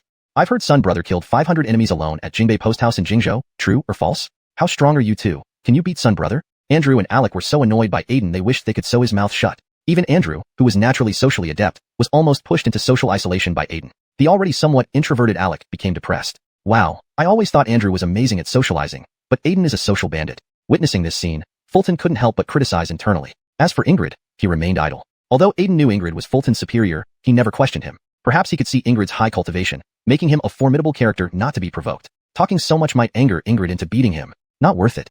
Chapter 189. Nighttime Chats. The group had been traveling for 10 consecutive days, journeying by day and staying at post stations at night to rest and feed the horses. They had now entered the territory of Qingzhou. If nothing unexpected happened, in another 5 days they would reach the area near Qingzhou City, which was hardest hit by the drought. Although they were already in Qingzhou, they had yet to reach the most severely affected regions. While they hadn't seen widespread starvation, they could clearly observe the parched and cracked earth. The land here was primarily loess, which during droughts hardened into blocks, cracking open with black fissures running across the ground. Along the way, they saw towering trees die from lack of water, their leaves scorched by relentless sun, turning dry and brittle. The grasses and flowers on the ground had lost their vibrant colors, withered and dried up everywhere. Though the people they encountered along the way still had some food, it was becoming scarce. Even the wells at the post stations where they stayed these past few days produced little water. To get more water, they had to walk a considerable distance to fetch it from rivers that were also drying up. It was clear that if the drought continued, famine would soon follow, leaving this area desolate with starving people everywhere. Since entering Qingzhou's territory and witnessing such severe conditions, Aiden had grown increasingly silent, talking less each day until he became completely quiet. Even his usually gregarious personality fell silent, affecting everyone else. Only at night, when they rested at the post stations, did they have the opportunity to chat quietly. This isn't even the most affected part of Qingzhou, yet it's already like this. Can you imagine what the counties near Qingzhou City must look like? Under the starry sky at night, Fulton couldn't help but sigh. The most severely affected counties were all near Qingzhou City, places where it hadn't rained for months. Rivers and wells were almost dry. Without rain, even the relief grain allocated by the imperial court would be useless. There would be no water to support life. Before natural disasters, humans seem so fragile, Thatcher remarked, reflecting a starkly different mindset from before the journey. Initially, he had been confident about uncovering the truth behind the disaster relief grain fraud case. But now, seeing the reality of the drought, his confidence waned. What good would solving the case do? Could it alleviate the drought, or save the people of Qingzhou? No, it couldn't. Even if it rained soon, it would be too late. The land had suffered for too long, and the planting season was missed. The autumn harvest would likely fail entirely, leading to true terror. There's nothing we can do. Natural disasters are unpredictable, and even if we could predict them, we can't stop them. Fulton sighed, frowning deeply. In this world, whether warriors or scholars, none could prevent natural calamities. Unlike the cultivators in the novels Fulton read in his previous life who could change the weather with a wave of their hand. That was merely wishful thinking. Reality was different. Even with enhanced abilities through cultivation, one still had to bow to nature's whims. However, Fulton didn't come to Qingzhou solely to solve a case. His mission was also to address the drought, or more precisely, mitigate its harmful effects. The solution was to plant sweet potatoes in Qingzhou. With food secured, the people could survive the year, and come next spring, prosperity might return. Natural disasters, though extreme, don't deviate far from natural cycles. A year of drought might lead to normalcy, or even abundant rainfall the following year. Brother, my heart aches, said Aiden sitting cross-legged on the ground, hands propping his chin as he stared at the sky with a worried expression. He had changed significantly since the beginning of the trip. The sights along the way left a deep impact on the young Sword Pavilion disciple, new to adventuring. He never imagined how strong the desire for food could be. People weren't thinking about improving their lives. They were simply focused on surviving each meal, not worrying about anything beyond that. Seeing Aiden like this, Fulton shook his head. This isn't the worst affected area yet. What will you do when we reach Qingzhou City? Aiden nodded solemnly, understanding Fulton's implication. Worrying prematurely wasn't productive, but his anger still simmered within him. Despite the severity of the disaster, some officials still dared embezzle disaster relief grain. This wasn't just stealing food. It was taking lives. Aiden spat bitterly. Those corrupt officials deserve death. If I catch any of them, I'll chop off their heads. But paired with his chubby appearance, his anger wasn't particularly intimidating. Understanding Aiden's mood, Fulton replied, corrupt officials cannot be eradicated solely by killing them. It won't help Qingzhou's situation. Our task is to find ways to minimize the impact of the drought. Fatso, as Fulton affectionately called Aiden, raised his eyebrows. Do you have a plan, brother? Fulton pointed to the dozen large iron chests beside him. These are my plans. We must protect them well. He spoke resolutely and clearly. Chapter 190. The Tetanus Blade. The closer they got to the center of the most severe drought, Fulton became more convinced that his sweet potatoes would play a significant role. Not only could they alleviate the drought in Qingzhou, but also transform the entire Great Xia. Thinking of this, Fulton's eyes sparkled with excitement as he gazed intently at the sky. Seeing Fulton like this, Aiden felt equally excited and immediately patted his chest and said, Big brother, don't worry. As long as I'm here, no one will dare touch these dozen iron chests. All right, your words put me at ease. Oh, fatty, the sword on your waist looks quite impressive. Does it have any special name? Hearing this, Fulton nodded with a smile and looked at Aiden's sword. To be honest, Fulton had been curious about this sword for a while now. Since meeting Aiden, he had never seen him draw it. Moreover, the scabbard was intricately carved with complex patterns, clearly not an ordinary item. It piqued everyone's curiosity. Even his cultivation level didn't attract such attention. Upon hearing Fulton's question, Aiden's round eyes darted around before he replied with a laugh. This sword isn't special at all. It can't compare to Big Brother's 4C's sword. Let us see it. After so many days, you've never even drawn your sword once. That's right. Even if you don't use it, a sword should still be cleaned and maintained regularly. Andrew and Alec, who had remained quiet for a while, now joined the conversation. They were curious too. Over the past few days, they hadn't seen Aiden take out his sword for maintenance. Even fine steel swords from the Muhammad office needed cleaning every few days. Otherwise, they degrade. As a disciple of Tianya's sword pavilion, it was unusual for him not to maintain his sword. Aiden scratched his head and said helplessly, well, this sword doesn't need cleaning or maintenance. Don't joke. What sword doesn't need maintenance? If you don't want to show it, just say so. Don't make excuses. Hearing this, Andrew and Alec showed disdainful expressions. Fine, I'll show you. Seeing their disdainful faces, Aiden finally drew his sword. Everyone was dumbfounded, not by shock but by surprise. It felt like they had misseen something. The sword was completely covered in rust, leaving no inch untouched, as if it had been submerged in the sea for 100 years and was only just brought up. This sword? Ingrid raised an eyebrow, trying to comment but failing to find the words. Andrew and Alec couldn't hold back their laughter. It was hearty and unrestrained. It seems Tianya's sword pavilion isn't wealthy enough to provide their disciples with anything better than a rusty iron sword. Even the standard issue steel swords from the Muhammad office were better. Just like that. Indeed, there was no need for maintenance. It was beyond salvaging. Seeing everyone's reaction, Aiden scratched his head sheepishly, feeling the awkwardness in the air. However, one person's eyes lit up as he stared at the sword, seeing something different. Well, this must be the legendary tetanus blade, Fulton thought, already imagining its power. If anyone were struck by this sword, even a small cut could lead to a fatal tetanus infection. One touch and you're dead. This is even more lethal than poison. Fulton spoke aloud. Fatty, this sword hides some dark magic. You can tell? Aiden became excited, thinking Fulton truly understood. Anyone hit by this sword, whether they seem fine at first, will eventually die from a terrible illness. Fulton nodded, keeping his gaze on the tetanus blade, finding it more and more fascinating. This wasn't just remarkable. It was a divine weapon. Who says warriors can only be brutish? Can scholars do enchantment like this? How did you know? My sword looks ordinary, but once it draws blood, it changes. Aiden nodded vigorously, like a chubby chick pecking at rice. Right, draws blood, ends life. Fulton sighed inwardly, then asked, does your sword have a name? Aiden, without hesitation, smiled thickly and said, Tianya's sword. Stop joking. Be serious. Fulton shook his head, not believing it. Although this tetanus blade is powerful, claiming it was the Tianya's sword from Tianya's sword pavilion seemed far-fetched. The Tianya's sword was the sect's divine sword and wouldn't look so shabby. Plus, how could Aiden, a fat novice, carry such a treasure on his travels? Hee. Aiden scratched his head and said, to me, this is the Tianya's sword. Hearing this, Fulton understood a little. In Aiden's heart, this was the Tianya's sword. That made sense. After all, even if the Tianya's sword were made of celestial iron, it might not be stronger than this tetanus blade, which had magical properties. Meanwhile, Andrew and others still frowned, puzzled by why a prestigious Tianya's sword pavilion disciple used such a rusty blade. They didn't know about its hidden power. Let's rest early. We'll push forward tomorrow. The further ahead we go, the drier it gets. Fill all water bladders before departure. Fulton stood up and gave instructions before going to rest. If they sped up, they could reach Qingzhou City in 3 to 5 days. Then, Craig's envoy Thatcher would meet the governor to discuss the drought and embezzlement of relief grain. Fulton's group would visit the worst-hit counties, piloting the sweet potato planting to see if it helps. Resources were limited, so they focused on one area for now. Along the way, Fulton hadn't been idle. Besides growing sweet potatoes, he pondered other solutions. Chapter 191. Bandits Attack. The Imperial Envoys Party, consisting of several dozen people, was traveling on the official road heading towards Qingzhou City. The closer they got to Qingzhou City, the more severe the drought became. Most of the grass on the ground had withered, leaving only the trees struggling to survive. Even so, these trees' leaves were turning yellow due to prolonged lack of water, and they would likely wither soon. However, upon seeing this scene, Fulton knew that the drought in Qingzhou wasn't as bad as it seemed.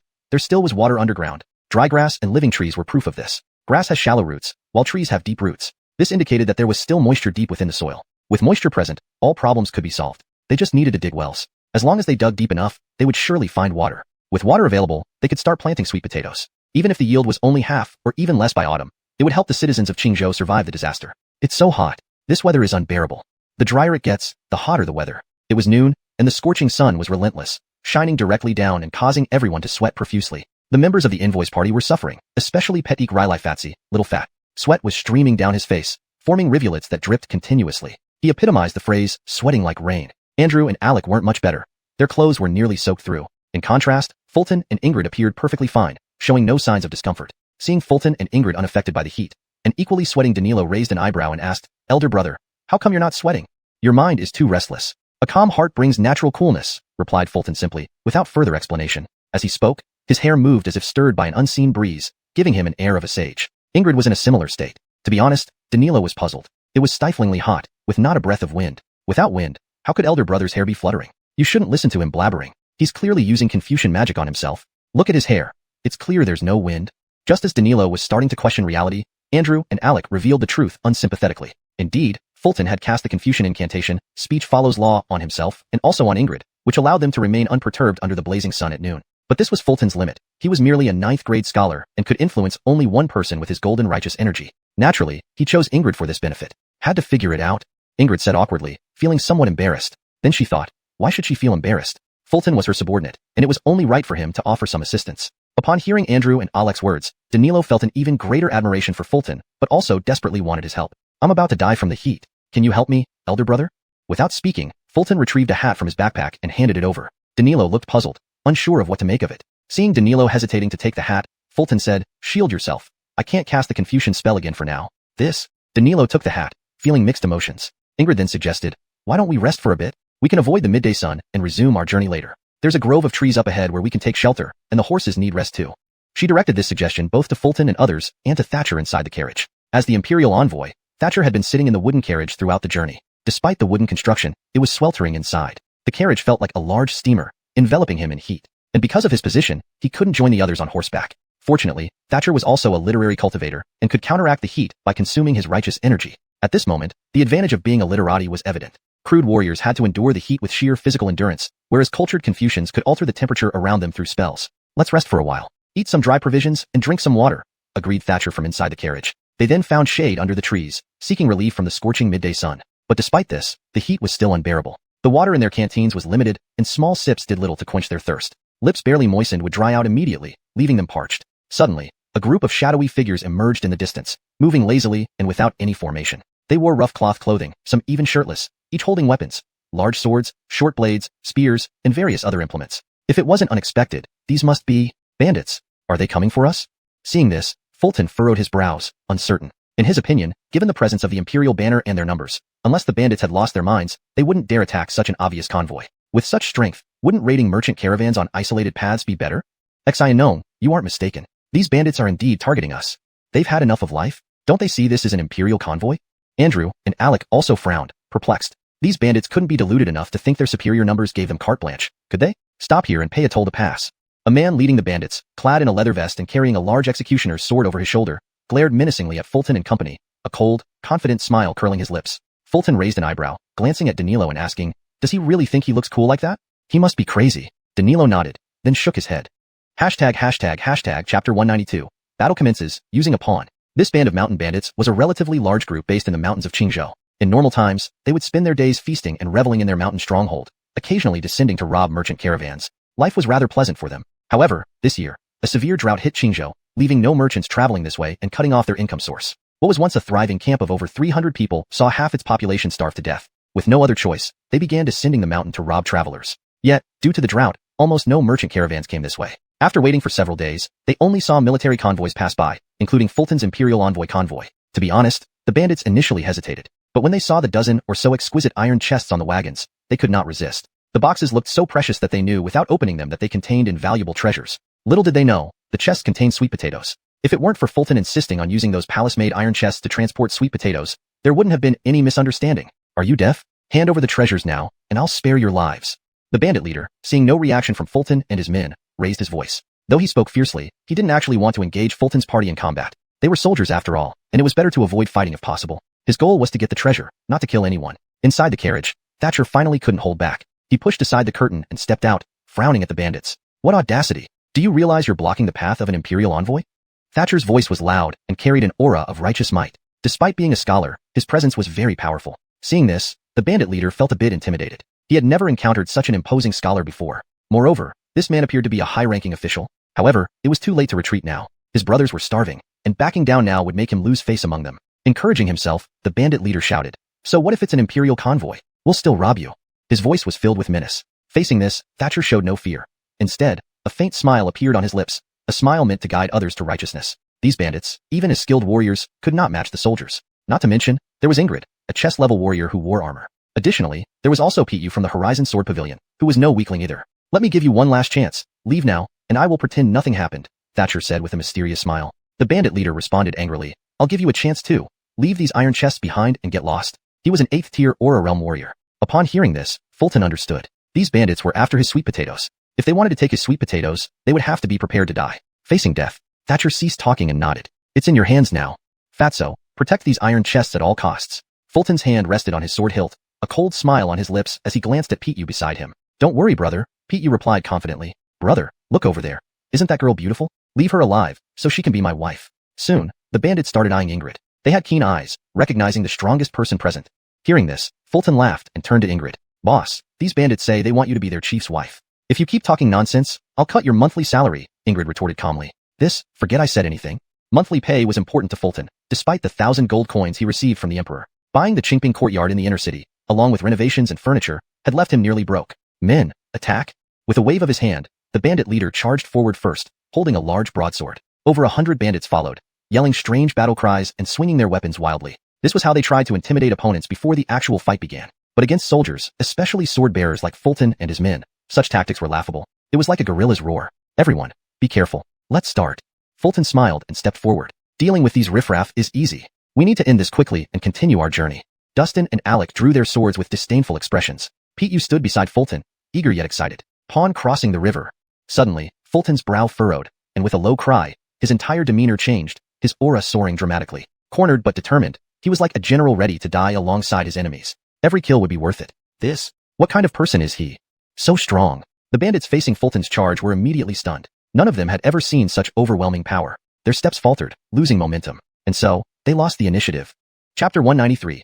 Andrew's sour lemon feeling. Fulton's overwhelming aura not only frightened the bandits who were attacking but also shocked his own companions. Ingrid's eyebrows slightly furrowed as she looked at Fulton, sensing the powerful aura emanating from him. A satisfied smile appeared on her lips. As a high-ranking martial artist of E rank, she naturally understood how advantageous such a formidable aura could be in battle. Honestly, if this move had been performed by someone else, Ingrid would have been even more astonished. But given that it was Fulton, she found it rather normal. This man, after all, possessed the qualifications to wield the supreme sword. It made sense that he would have some extraordinary skills. When did Xinon learn this? It's incredible. Such an imposing aura. They're already half defeated before the fight even starts. Andrew and Alex stared in disbelief at Fulton, unable to resist exclaiming. Unnoticed, the gap between the three of them was growing larger. Especially for Andrew, his heart felt not just shocked but also sour.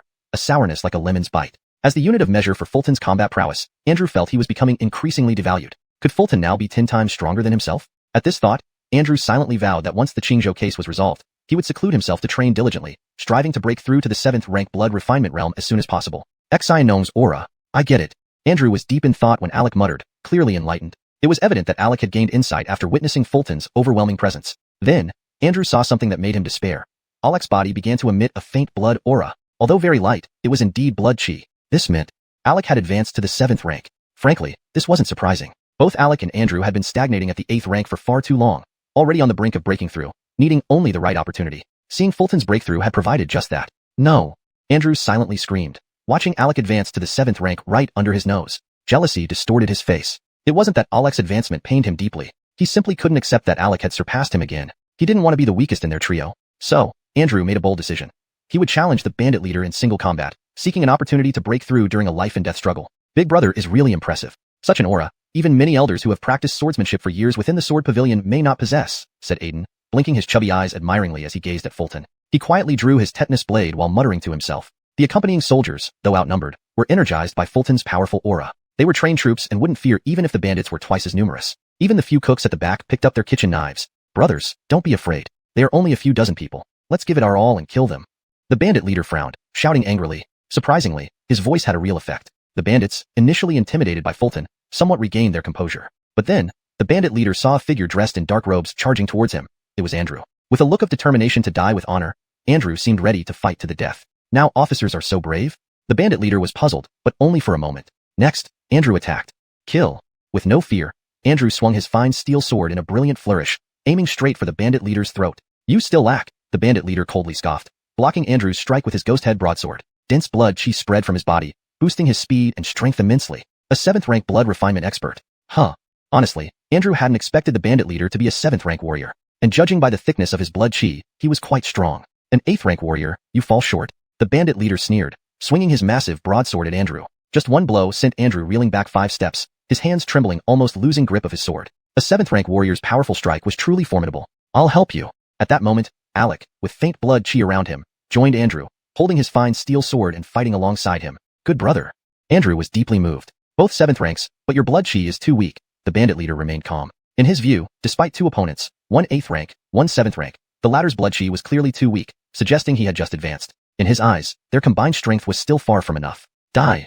Fulton also took action. His 4C sword was unsheathed, emitting a bright dragon cry as a sharp blade of light swept forward, instantly felling 2 bandits. These bandits weren't weak. Each was a ranked martial artist, which was rare among bandits. But alas, they faced Fulton. With the 4C's divine sword, Fulton's full power allowed him to slash down bandits effortlessly. 10 Andrews wouldn't be a match, let alone these bandits. Fulton, wielding the 4C's divine sword, dispatched bandits one by one. His sword movements were fluid, unmatched by any weapon, slicing through whatever obstructed it. This was absolute dominance. Fulton's aura, strength, and weapon completely overwhelmed his opponents. It was like a 500-pound wild boar rampaging through a vegetable field. No one could stop it. Simply put, crushing inferior opponents. Big Brother lives up to his name. These few strikes were truly amazing. Seeing this scene, Aiden's eyes gleamed, his hand gripping the tetanus blade trembling with excitement. Chapter 194. The Agile Pettigrew Fatso. The battle had been raging for a considerable amount of time, yet Ingrid remained idle. She stayed by Thatcher's side, guarding his safety. Most importantly, under Fulton's influence, the soldiers fought fiercely, driving the mountain bandits back. For now, Ingrid didn't need to get involved. Andrew and Alec cooperated seamlessly, especially with Alec having just attained the 7th rank through an epiphany, making their combined strength enough to match a peak 7th rank bandit leader without being at a disadvantage. As for Fulton, he was even more formidable. He entered a mode where he effortlessly took down bandits one after another, never stopping. Aiden had yet to make his move. He focused intently on Fulton's combat, looking visibly excited. Who is this guy? Is he even human? No way. He clearly has 8th rank cultivation. Why is he so powerful? The sword in his hand is no ordinary weapon. It's incredibly sharp. Under Fulton's onslaught, the bandits were thrown into chaos, filled with shock and terror. They feared Fulton's ruthless strikes. They feared his 4C's sword that could cut through iron like butter. And they most feared his all-or-nothing demeanor. Of course, these bandits might not have understood what all-or-nothing meant. After all, warriors are rough, and bandits are equally rough. A combination of warrior and bandit means double roughness. In their eyes, Fulton's unwavering, all-or-nothing stance turned into a lunatic who would fight anyone anytime. Fatso, now is the time to act. As the battle heated up, Fulton glanced sideways at Aiden, wanting to see the chubby boy's capabilities. I'm coming. Aiden responded, and then lunged forward with the tetanus blade. Don't be fooled by his weight. His speed was anything but slow. His movements were agile, almost magical, reaching the scene within mere breaths. Seeing this, the bandits were stunned. What's going on? This Fatso is so agile? And what's with that sword in his hand? It's way too rusty. However, right before their astonished eyes, Aiden's tetanus blade sliced through a bandit's throat. Instantly, blood gushed out. The blood-soaked tetanus blade absorbed the blood, gradually revealing its true form as the rust disappeared, radiating with a faint glow. What kind of trickery is this? Fulton was thoroughly amazed. He knew Aiden's tetanus blade was extraordinary, but he hadn't expected this. No wonder Aiden mentioned that his sword would change once it tasted blood. Following that, Aiden moved nimbly across the battlefield, proving he was far from a typical fat person. His sword, sharp beyond compare, struck at unusual angles, making it nearly impossible for the bandits to defend against. Almost none of them could withstand a single strike. This must be the renowned skyward bound sword technique. Even more astonishing, Fulton sensed a combat power surpassing his own from Aiden. If they fought, Fulton doubted he could win. Moreover, it was clear Aiden was still holding back. Just how much? You really do live up to your name? Thinking about it, Fulton couldn't help but inwardly scoff. Old Master E, when asked about cultivation levels, you never answered. But now you unleash such power in battle. Who else could you be if not Old Master E? Aiden could handle the minor foes alone, so Fulton stepped back and sprinted towards the bandit leader. At that moment, the bandit leader was locked in fierce combat with Andrew and Alec. Alec's blood energy grew denser, stabilizing his cultivation during the fight. Andrew fought bravely and would likely soon break through to the 7th rank blood cultivation stage. Damn it, who are you guys? The bandit leader swung his large blade, feeling their growing combat prowess, which deeply unnerved him. He had no idea how strong they would become. What if they surpassed him? Just then, he saw someone approach with a sword, precisely Fulton wielding the 4C's sword. One more? I'll go all out with you guys. Faced with this, the bandit leader's brows furrowed, brimming with anger. With so many brothers, 2 on 1 should be plenty. Why did they send so many people over? However, when he looked over, he froze. He saw an agile Fatso slicing through the crowd with deadly precision. His sword flashed rapidly, and none could stand against him. His brothers, all seasoned warriors, mostly 8th rank, were falling one by one. For a moment, the bandit leader doubted his eyes. Where did this Fatso come from, and how could he be so strong? Die! At that moment, Fulton emerged from the side, his 4C's sword slicing through the air like a bolt of lightning, aiming straight for the bandit leader's throat. The speed was overwhelming. It pierced the air with a piercing whistle. The bandit leader immediately raised his blade to block, but was knocked back by Fulton's powerful strike. The bandit leader was dumbfounded. What kind of 8th rank warrior was this? How could he possess such strength? I'm a 7th rank warrior. How could I be pushed back by a single strike? Before he could figure it out, Fulton was already attacking again. One stroke. A brilliant sword beam cut through the air, like a godly rainbow descending. Break apart. The bandit leader shouted, his blood energy condensed to its peak, unleashing his full potential. He countered with a powerful upward slash. Clang. The sound of metal rang out, and the bandit leader's broadsword shattered into 2 pieces. In the next moment, the sword beam slashed down. No! Amidst the bandit leader's screams, his head was severed, blood spurting skyward. The 7th rank warrior fell instantly. Weaker. Fulton flicked the 4C's sword, cleaning off the blood. By weaker, he evaluated the bandit leader's abilities. Bro, brother died? Brothers, avenge our brother. Witnessing their leader's decapitation, the bandits erupted in rage. Knowing they wouldn't surrender, Fulton concluded, all of them, kill them. With that, Fulton charged forward, sword in hand. Chapter 195, The Poor Horse. After killing a 7th rank warrior, Chester didn't seem overly excited. For him, this seemed to be an everyday occurrence. It wasn't surprising either. Chester was already at the peak of the 8th rank, just one step away from the 7th rank blood refinement stage. Add to that, he wielded the 4C's divine sword. Slaying a 7th rank warrior without any difficulty was not at all strange. Kill.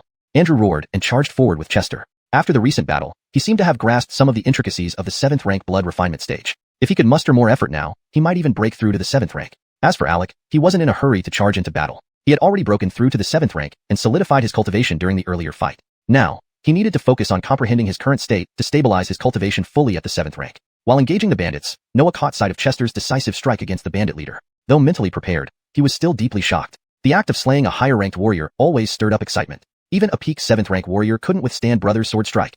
The bandit leader died without a grievance. Noah then quietly compared his own combat strength to his brother's. At present, he was still no match for his brother. However, if a few months passed, who knew what might happen? The ensuing battle was extremely bloody. Under the leadership of Chester and Noah, the army nearly crushed the bandits in an overwhelming assault. A few reckless bandits even tried to capture Ingrid and Thatcher to use them as hostages, but they met a terrible end. Despite her beautiful appearance, Ingrid was a genuine E-rank warrior.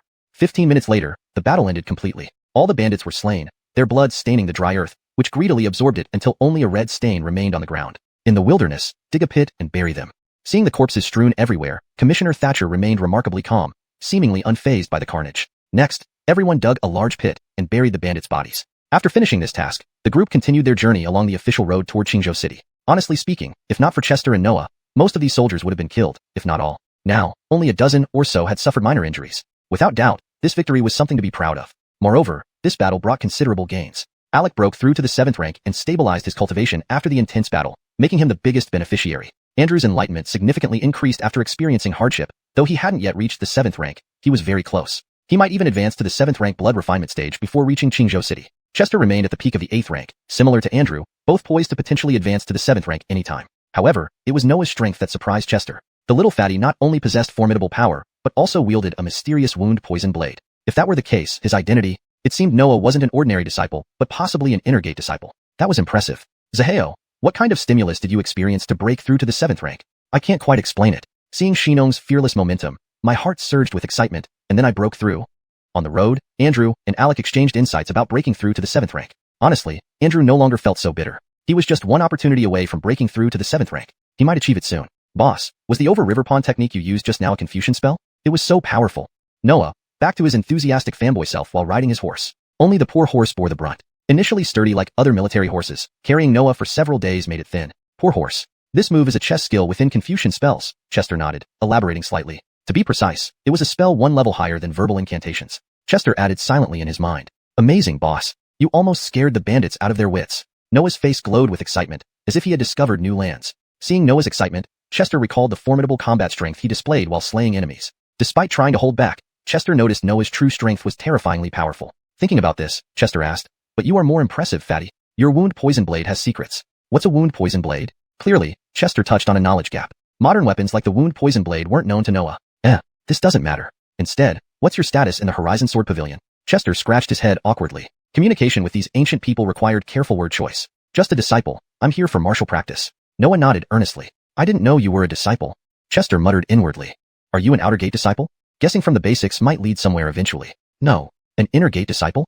Chester guessed again, raising his eyebrows higher. Inner gate disciples of the Horizon Sword Pavilion were formidable, respected in both the martial world and the imperial court. Not that either.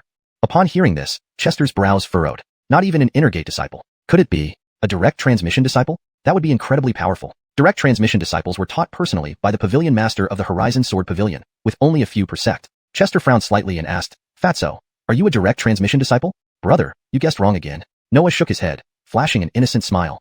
Hashtag chapter 196. Are you the sacred son? Not an outer sect disciple, not an inner sect disciple, and not even a true transmission disciple. Chester couldn't help but wonder if he had been deceived by Aiden. Could it be that this fellow wasn't even a disciple of the Edge Sword Pavilion at all? That didn't make sense either. After all, he was indeed out in the world for training, and this time, he appeared as Thatcher's bodyguard on the mission. The Imperial Court would certainly verify his identity thoroughly. But could there really be other disciples in a sect besides outer sect disciples, inner sect disciples, and true transmission disciples? This question truly touched upon Chester's blind spots. However, suddenly something dawned on him. Above true transmission disciples, wasn't there a sacred son? A unique sacred son within the sect. Fatso, are you the sacred son of the Edgesword Pavilion? Yet, looking at the plump figure before him, Chester found it hard to associate Pettigrew with the lofty title of sacred son. Hearing this, Aiden didn't speak. He simply nodded solemnly. He nodded. Chester's heart skipped a beat, pounding fiercely. Well, he was indeed the sacred son. Then this sword? Is it really the edge sword? Next, Chester recalled how Aiden had once mentioned that his rusty-looking blade was actually the edge sword from the Edgesword Pavilion. At the time, he thought Pettigrew was joking. Now it seemed like everything was true after all. The sacred son of the Edgesword Pavilion carrying the sect's most revered edge sword into the mortal world for training. It made perfect sense. Didn't I tell you already, big brother, this is the edge sword? Aiden did not deny it, nodding again. Edge sword, truly befitting of its reputation as forged from divine iron. It looked rusted and unassuming under normal circumstances, but transformed into an unrivaled divine sword once it tasted blood. Truly amazing. What level of cultivation do you have? Next, Chester asked what interested him the most. As the sacred son of the Edgesword Pavilion, your cultivation should be quite high, right? At least 9th rank 1000 Jian realm. I'm 5th rank condensation realm. This trip into the mortal world is a Tao enlightenment journey, Aiden revealed without hiding anything. Well now, 5th rank condensation, just one step away from the realm of the 10 famous swords. Having witnessed a 4th rank warrior fight firsthand, Chester understood that such a level was beyond his comprehension. A fighting style both spontaneous and simple yet profoundly complex. After this, don't call me big brother. You're the elder here. Chester thought inwardly, his gaze toward Pettigrew changing. He knew part of Aiden's admiration stemmed from the incident where Chester had wielded the imperial sword in public to execute court, an act of youthful valor and justice. Over the next few days, they encountered no more obstacles and eventually arrived smoothly at Qingzhou City, the area hardest hit by the drought. Within 100 miles of Qingzhou City, almost no green could be seen anymore. The grass was dead. Large trees barely survived with only a fraction of their leaves remaining, and those were yellowing. If the drought persisted, even this last trace of green would vanish. As they passed through farmlands, the crops were withered, indicating that this year's harvest in Qingzhou would likely be non-existent. When the old grain supplies ran out and no new crops came in, that would be the worst moment. Villages along the way were mostly deserted. Although starvation deaths weren't visible, everyone could imagine that many residents had perished from hunger. Who dares to embezzle the disaster relief grain in Qingzhou? What beasts? Andrew and Alec clenched their fists tightly, their brows furrowed, ready to confront corrupt officials. How can you punish corrupt officials if you don't even know who they are? Compared to them, Chester remained calmer. He knew this case wouldn't be simple. Hearing this, Thatcher, inside the carriage, lifted the curtain and poked his head out, satisfied with Chester's calm demeanor. Once we arrive in Qingzhou City, I will review the records. If it's about disaster relief grain, there must be documentation of storage and distribution, Thatcher said confidently as the Emperor's appointed envoy with full authority, including the power to execute first and report later. Thatcher naturally had the final say in the investigation method. Tiandarin's plan makes sense, Chester agreed, knowing that two crucial aspects couldn't be overlooked when investigating embezzlement, auditing accounts and interrogating Qingzhou's governor. Satisfied with Chester's approval, Thatcher nodded, silently praising himself. Chester's investigative skills were highly rated in the capital, having captured long-time spies like the Deer from the Mountains and Seas Alliance, the Nine-Tailed Fox, and the Giant Snake, all in one fell swoop. Qingzhou's governor is named Claude, a scholar official since Tahi Year 10. He has been serving as governor for 5 years and enjoys a decent reputation in the court. Come to think of it, I've met him before. How does he fare among the common people? Chester asked with raised eyebrows. To judge a governor's performance, one must consider not just court opinions but also public perception. After all, governors are the parents of the people, and serving them comes first. That I don't know. We'll see once we get into town, Thatcher admitted with a shake of his head. Just as they spoke, the convoy reached the city gates. Governor Claude led several officials waiting to welcome the envoy team. They seem pretty prepared, Chester remarked, frowning slightly. Frankly, his first impression of Qingzhou's bureaucracy wasn't good. Let's go in and take a look. Thatcher also frowned and ordered the convoy forward. Hashtag chapter 197, Qingzhou City. As they drew closer, Chester fixed his gaze on Claude, the magistrate of Qingzhou. Claude's cheeks were sunken, making him look extremely emaciated. His skin was dark and yellowish, with a pair of turbid yet bright eyes. Chester knew this condition was likely due to malnutrition from not having enough food for a long time. This made sense. Given the severity of the drought in Qingzhou, if Claude still appeared well-fed, it would be an obvious sign of corruption, rendering any investigation unnecessary. In Daxia, magistrates' ranks varied from 3rd to 5th class, depending on the size of the prefecture. As Qingzhou was a small prefecture, Claude held the rank of 5th class official and wore a crimson robe. However, his robe looked old and worn, faded from washing and patched in many places. Is this appearance genuine or just for show? Seeing this, Chester knew he couldn't jump to conclusions easily. While Claude seemed frugal and caring on the surface, who could truly tell what lay beneath? Just as he thought, the convoy stopped at the city gate. Your humble servant, Magistrate Claude of Qingzhou, greets your excellency, the imperial envoy. Claude, along with other officials, bowed respectfully at the city gate. Thatcher descended from the carriage, scrutinizing Claude closely, his brow furrowing involuntarily. It was evident that his thoughts mirrored Chester's. Was Claude's appearance deliberate or genuine? In Thatcher's view, it seemed more likely that it was an act. Thatcher nodded slightly. Magistrate Chu need not be so formal. Petering these special times, simplicity is best. Let us enter the city. His tone remained neutral, revealing no emotion. Very well. Claude nodded, then led the way into the city, guiding the envoy entourage. Inside the city, the streets were filled with starving citizens. The severe drought had ravaged surrounding villages, leaving bodies scattered and most houses abandoned. The court had gathered all nearby residents into Qingzhou City for daily disaster relief through soup kitchens. This was how the disaster relief grain was being used. The streets were lined with desolate shops, mostly closed and out of business. People could barely afford to eat, let alone shop. Amidst such hardship, survival was the only priority. Once prosperous, Qingzhou City now bore the marks of famine and hardship, though its past glory was still evident. Chester carefully observed his surroundings, hoping to find some clues. On the shaded alleyways beside the streets, emaciated citizens sat or lay on the ground. They looked pale and gaunt, their hollow eyes devoid of life, resembling the walking dead. Hunger had consumed their minds. Others lay motionless on the ground, barely breathing. Without the rhythmic rise and fall of their chests, one might mistake them for dead. Young children, even toddlers, wandered barefoot, sucking their fingers in a futile attempt to ease their hunger pains. Their bellies were swollen, a stark contrast to their visible rib cages, a clear sign of severe malnutrition. If they don't get food soon, these children may not survive the drought, Chester thought grimly. The scene here resembles hell. Is this how disaster relief is conducted in Qingzhou? The people look like they're starving. Andrew and Alec clenched their fists again. How can the disaster relief grain be diverted for personal use? Could Claude be responsible? Seeing this, Ingrid also frowned and whispered to Chester. It seems the rumors are true. The disaster relief grain has been embezzled, and not just a little bit. Chester nodded solemnly. The audacity of those who embezzle disaster relief funds is beyond comprehension. Imperial Envoy, came desperate cries from the people. Save us. Do we have any hope of surviving? Excited by the sight of the envoy's convoy heading towards the Yamen, government offices, the starving people tried to approach but lacked the strength. After arranging for accommodation, Claude and his officials reported the disaster situation to Thatcher. Your Excellency, allow me to report the drought situation in Qingzhou. First, send someone to bring the accounts of all grain warehouses in Qingzhou. I need to review them before anything else, Thatcher interrupted. He needed updates but couldn't afford delays in investigating the grain diversion. Very well, Claude complied, promptly dispatching someone to retrieve the records. Chester and the others moved to a side hall, awaiting the arrival of the account books. Once inside, Chester asked Ingrid, Boss, what's the plan? Let's review the account books first and see what we find. Why don't we let Andrew and Alec check the accounts while we take a walk around the city? Chester suggested. What do you mean? Ingrid was puzzled. Why should we do the accounting? Shinong, that's not fair. Andrew and Alec protested. Chester explained, we're not here for leisure. Checking the accounts is important, but so is observing the city conditions. Ingrid agreed. All right, I'll go with you. Nodding approvingly, Chester smiled inwardly. Good choice, boss. Getting out more often helps build rapport. Brother, I want to go with you too, interjected an unexpected voice. Pettigrew Fatso. Fatty, remember what I told you? Those iron boxes are crucial for resolving the drought crisis. Please guard them for me, Chester said sincerely. Fine, Aiden reluctantly agreed, though puzzled. It was somewhat ironic that a saint son of the Horizon Sword Sect, a formidable 5th-class warrior, was tasked with guarding several boxes of sweet potatoes. Note asterisk this translation aims to maintain the original narrative flow and character nuances while adapting to English idiomatic expressions where necessary. Hashtag chapter 198. Investigating information. Soon, the records of grain warehouse entries and exits were delivered by a clerk. Andrew and Alex stayed behind to verify the accounts, while Chester and Ingrid teamed up to gather intelligence within the city. Aiden remained to guard the task entrusted to him by Chester, guarding several large iron chests filled with sweet potatoes. Meanwhile, in the main hall of the prefectural office, Thatcher sat in the seat of honor, surveying the officials of Qingzhou seated below. His brows furrowed slightly. Mr. Chu, how many people have starved to death since the drought began? I do not know, Claude replied helplessly, shaking his head. He truly did not know. In the early days of the drought, he had urged his subordinates to record deaths so that they could report to the imperial court. But as the disaster worsened, this became an impossible task. Too many people were dying. It was simply unmanageable. Upon hearing this, Thatcher's brow twitched, but he did not show deep disappointment. This scenario was typical during calamities in various regions. Initially, local officials diligently recorded daily deaths, but as the situation worsened, keeping accurate records became impossible. Thatcher continued, have all the people from surrounding counties and villages gathered in Qingzhou City? They have all gathered in Qingzhou City, Claude nodded confidently. He was certain of this. All the people from the surrounding areas had been concentrated in Qingzhou for the distribution of gruel. How often is the gruel served?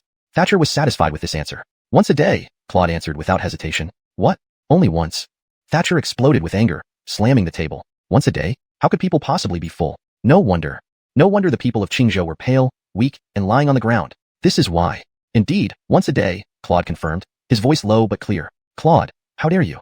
The imperial regulations clearly state twice a day during disasters. How did it become once a day under your watch? Thatcher was livid, his near-roaring voice showing his fury. To compel a learned man like him to raise his voice so much revealed the depth of his anger. Tianda Run, I wish I could serve gruel twice a day, but the supplies are genuinely insufficient, Claude admitted, his brows furrowed. He knew he was wrong but appeared helpless. The disaster relief grain supplies were limited. Serving gruel twice a day would deplete them too quickly. You, Thatcher pointed at Claude, unable to speak for a moment. Your Excellency, please do not blame the prefect. He has his difficulties. Blame us instead. We local officials are incompetent and deserve punishment. Please do not punish Claude. The officials of Qingzhou pleaded collectively, visibly sincere. though in Thatcher's eyes, they seemed to be covering for each other. After a long silence, Thatcher closed his eyes and took several deep breaths to calm himself. Then, he opened his eyes and asked, "What does Mr. Chu think about the accusations of embezzlement of disaster relief supplies?" "There is no such thing," Claude replied firmly without hesitation, which was expected by Thatcher. Even if Claude were guilty, he wouldn't admit it. This was a capital crime, and he would resist until the end. Thatcher probed, "What if problems are found in the grain warehouse records?" "Then take my head," Claude replied without hesitation, confident and resolute. "Very well. I will wait and see." With that, Thatcher had nothing more to ask. If Claude was so confident, he would wait for the investigation results. Then, everyone would know whether Claude was innocent or guilty. After leaving the prefectural office, Chester and Ingrid aimlessly wandered the streets. Actually, Chester didn't have a plan, but he wasn't completely unprepared. Before leaving, he changed into shabby clothes and smeared his face with mud to look like a refugee. "What are you doing?" Ingrid couldn't quite understand. Why would pretending to be a refugee help? "Leader, to get first-hand information, we need to blend in." Chester wished Ripley were here. With Ripley's expertise in disguise, their cover would be better. "All right," Ingrid conceded, acknowledging some logic but not fully understanding its nuances. "Who do you think is most likely to be embezzling disaster relief supplies?" "The prefect of Qingzhou, naturally." "That's what I think too." As they walked toward the city center where the government had set up soup kitchens, they discussed, Hungary. Why does heaven bring this drought? When will this misery end?" "Hold on, this is only the beginning. Winter will be the hardest." Along the way, people looked famished and pale. Even their curses sounded feeble. "Shino, the effectiveness of disaster relief seems poor given the condition of the people," Ingrid observed. "If there were enough relief grain, the people wouldn't be in this state." Chester agreed, frowning. Ultimately, there wasn't enough grain. Despite the million stones sent by the imperial court, it was still insufficient for Qingzhou's winter. The court knew this but had no solution. Saving all of Qingzhou's people would require millions of stones of grain, which the court simply did not have. Chapter 199. Sand and bran mixed in the porridge. The imperial court in Qingzhou are already in a difficult situation, and someone is still embezzling disaster relief grain. This person truly deserves death. Thinking about how the disaster relief supplies were already insufficient, and on top of that, there was someone embezzling them. Ingrid's eyebrows knitted slightly, and an indescribable anger welled up inside her. In her heart, whoever embezzled the disaster relief supplies deserved to die. As officials of the Great Xia dynasty, not only were they useless during the drought, but they also dared to embezzle disaster relief supplies. It was indeed adding insult to injury. While speaking, the two saw the originally seated or lying civilians standing up one by one, staggering and shakily moving towards the center of the city. "It's almost time for serving porridge. I'm starving. Hurry up, go late and you'll miss the queue." "Finally, it's time to serve porridge. I thought I wouldn't make it till then." It seemed it was time to serve the porridge. Qingzhou City only served porridge once a day. If missed, there would be nothing to eat for the entire day. The civilians used their remaining strength to rush towards the porridge shed. Chester and Ingrid followed behind, also heading toward the porridge shed. Inside the porridge shed, dozens of large iron pots were already set up, emitting steam as the porridge simmered inside. For a moment, the fragrance of rice filled the air, making the surrounding civilians salivate. Ordinarily, without a famine, if people had to eat the same food every day, they might vomit from it. But in times of famine, even ordinary plain porridge could be considered a delicacy. "Boss, let me check what's happening." With that, Chester pulled out a cracked bowl from his chest and immediately joined the queue of refugees.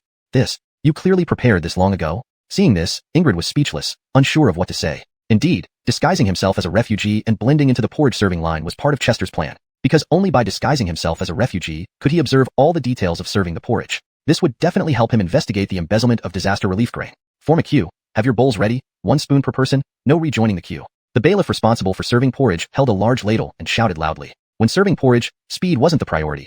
Order was most important. Starving civilians could do anything when desperate. If chaos broke out at the scene, it would be troublesome. However, Chester was surprised to see the civilians at the porridge serving site behaving very orderly, patiently queuing up with bowls in hand, waiting for their turn. So orderly? Upon seeing this, Chester's brows couldn't help but furrow. Keeping a queue orderly had always been a challenging issue throughout history. Even in Chester's previous life, it remained an unsolvable worldwide problem. Yet, at the porridge serving site in Qingzhou City, this problem seemed solved. Undeniably, this was quite unexpected for Chester. The bailiffs serving porridge moved smoothly and efficiently, scooping ladles continuously. The civilians who received their porridge would proactively step aside, finding a corner to slowly savor their bowl of plain porridge. After observing, Chester noticed that none of the recipients gulped down the porridge in one go.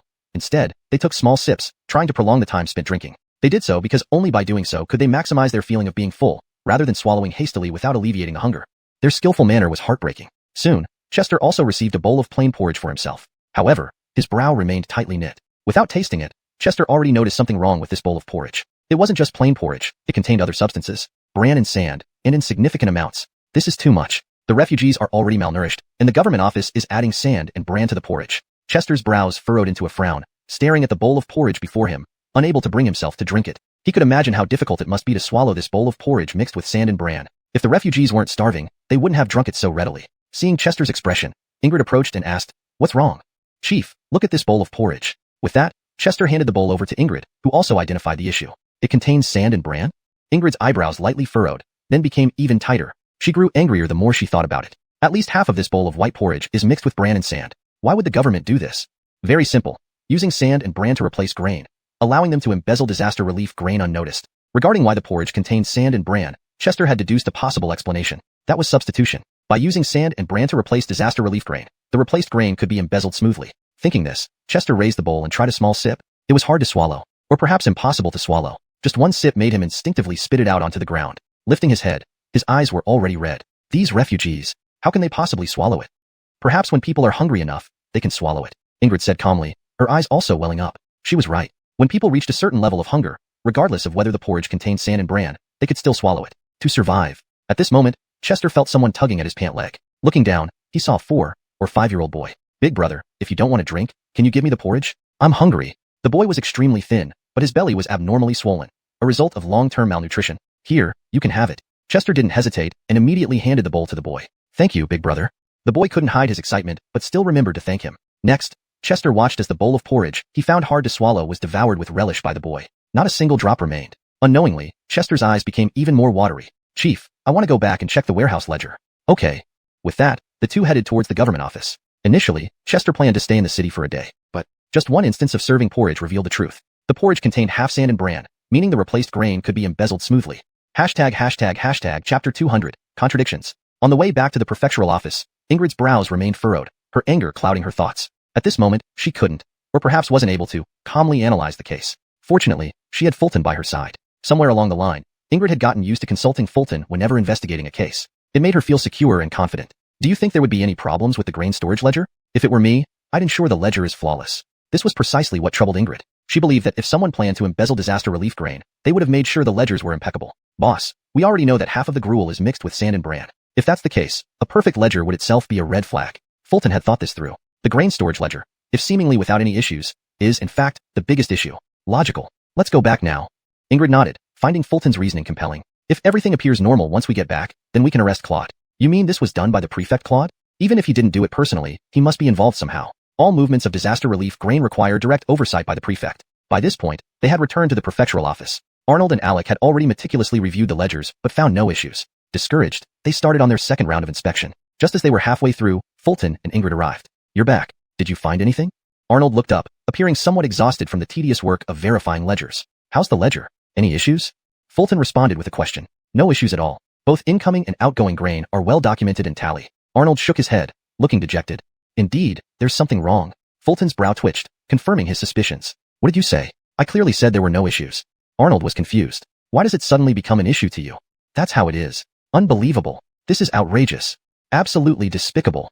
Fulton explained what he and Ingrid discovered, infuriating Arnold and Alec. No wonder the ledger seemed flawless. The real problem lay elsewhere. Fulton scanned the ledger again, seeing no immediate issues. Since the drought began, roughly 500,000 Sure units of grain were recorded as incoming, matching the outgoing figures. Tampering with incoming records was difficult since these required verification by imperial transport officials. Thus, nearly all grain was accurately recorded. However, outgoing records could be manipulated. For instance, adding sand and bran. Thinking this, Fulton passed the ledger to Ingrid with a frown. Ingrid nodded and quickly glanced through it, her own brows knitting. The outgoing figures don't add up. It's definitely been tampered with. They both concluded the same. The incoming records were fine, but the outgoing ones had significant discrepancies. At least half the grain was embezzled. I think we should make arrests now. Start with the prefect Claude for interrogation. We'll report to Commissioner Jian first and act based on his decision. Ingrid agreed. Ultimately, it was up to Thatcher. With that, Fulton's next task was simple. Wait for Thatcher's return and update him on the progress. But isn't it too simple? Despite the breakthrough, Fulton felt a growing sense of unease. The investigation had progressed smoothly almost too easily. They only checked the ledgers and inspected a gruel distribution site, yet they uncovered a scheme. Wasn't it too simple? Pettied. I noticed Claude looks malnourished and his official robe has many patches. Would such a person really embezzle disaster relief grain? At that moment, Aiden joined them, sharing his thoughts. I've noticed that too. But we can't be sure if what we see is the truth or a deliberate act. Aiden raised a valid point. While Fulton had also observed those details, he couldn't determine whether they were genuine or staged. If staged, Claude's meticulousness was terrifying. Pettied. If Claude is this meticulous, would he overlook such an obvious flaw? Aiden asked skeptically. Fulton smiled faintly, thinking it a jest. But then, he realized the contradiction. If Claude was so meticulous about details like malnutrition and patched robes, how could sand and bran end up in the gruel? Wasn't ensuring quality control in the past few days feasible given the arrival of the Imperial envoy? This is indeed complex. Mixing sand and bran is evident, suggesting negligence. Yet, Claude wouldn't overlook such minute details. Exactly. If he's so detail-oriented, why miss the gruel contamination? Fulton pondered, unable to reconcile these contradictions. The two aspects of the case were entirely conflicting. Just as he was deep in thought, Thatcher returned. Chapter 201. Claude, confessed? Thatcher walked in from outside, his brows slightly furrowed, indicating he was not in a good mood. Just moments ago, he had listened to the report on the disaster situation given by Chuzhou's governor, Claude. Not knowing the exact number of civilian deaths wasn't an issue. After all, few prefectures could accurately count that over the years. But the fact that they were only providing porridge once a day truly enraged Thatcher. While the shortage of disaster relief supplies was an undeniable fact, it shouldn't be an excuse for inefficiency. Disaster relief was inadequate, and no excuses would justify that. How is the ledger verification going? Upon entering the room, Thatcher saw Ronnie and others present and casually asked a question. He had only been listening to the official's report for a short while. Even if Ronnie were exceptionally skilled, what could he possibly accomplish in such a brief time? Surely not solving the case already. But Thatcher had underestimated the situation. Sir, we have made significant progress with the case, but there are still a few points that need further investigation, Ronnie truthfully replied, referring to the inconsistencies in Claude's statements. Heavy progress. Surprised, Thatcher thought to himself, impressed by the chosen investigator appointed by the Curtis, whose abilities were clearly exceptional. Initially, when the Curtis assigned Ronnie to investigate, Thatcher had harbored some disdain. In his view, Ronnie's position relied heavily on Daniel's patronage, and his true capabilities were uncertain. However, after encountering bandits on the journey, Thatcher's perception of Ronnie had changed significantly. Ronnie's combat prowess, he slew a 7th-rank bandit with a single strike as an 8th-rank cultivator, was impressive enough to stand out among peers. And upon arriving in Suzhou, Ronnie uncovered crucial details of the case in an incredibly short time, leaving Thatcher both surprised and impressed. Governor Jian, please take a look at this ledger first, Ronnie said, handing the ledger to him. As a scholar, Thatcher read faster than any warrior, quickly flipping through the pages. After a brief moment, he closed the ledger and remarked, there seems to be no problem with the numbers. The entries match perfectly. Governor Jian, therein lies the greatest problem.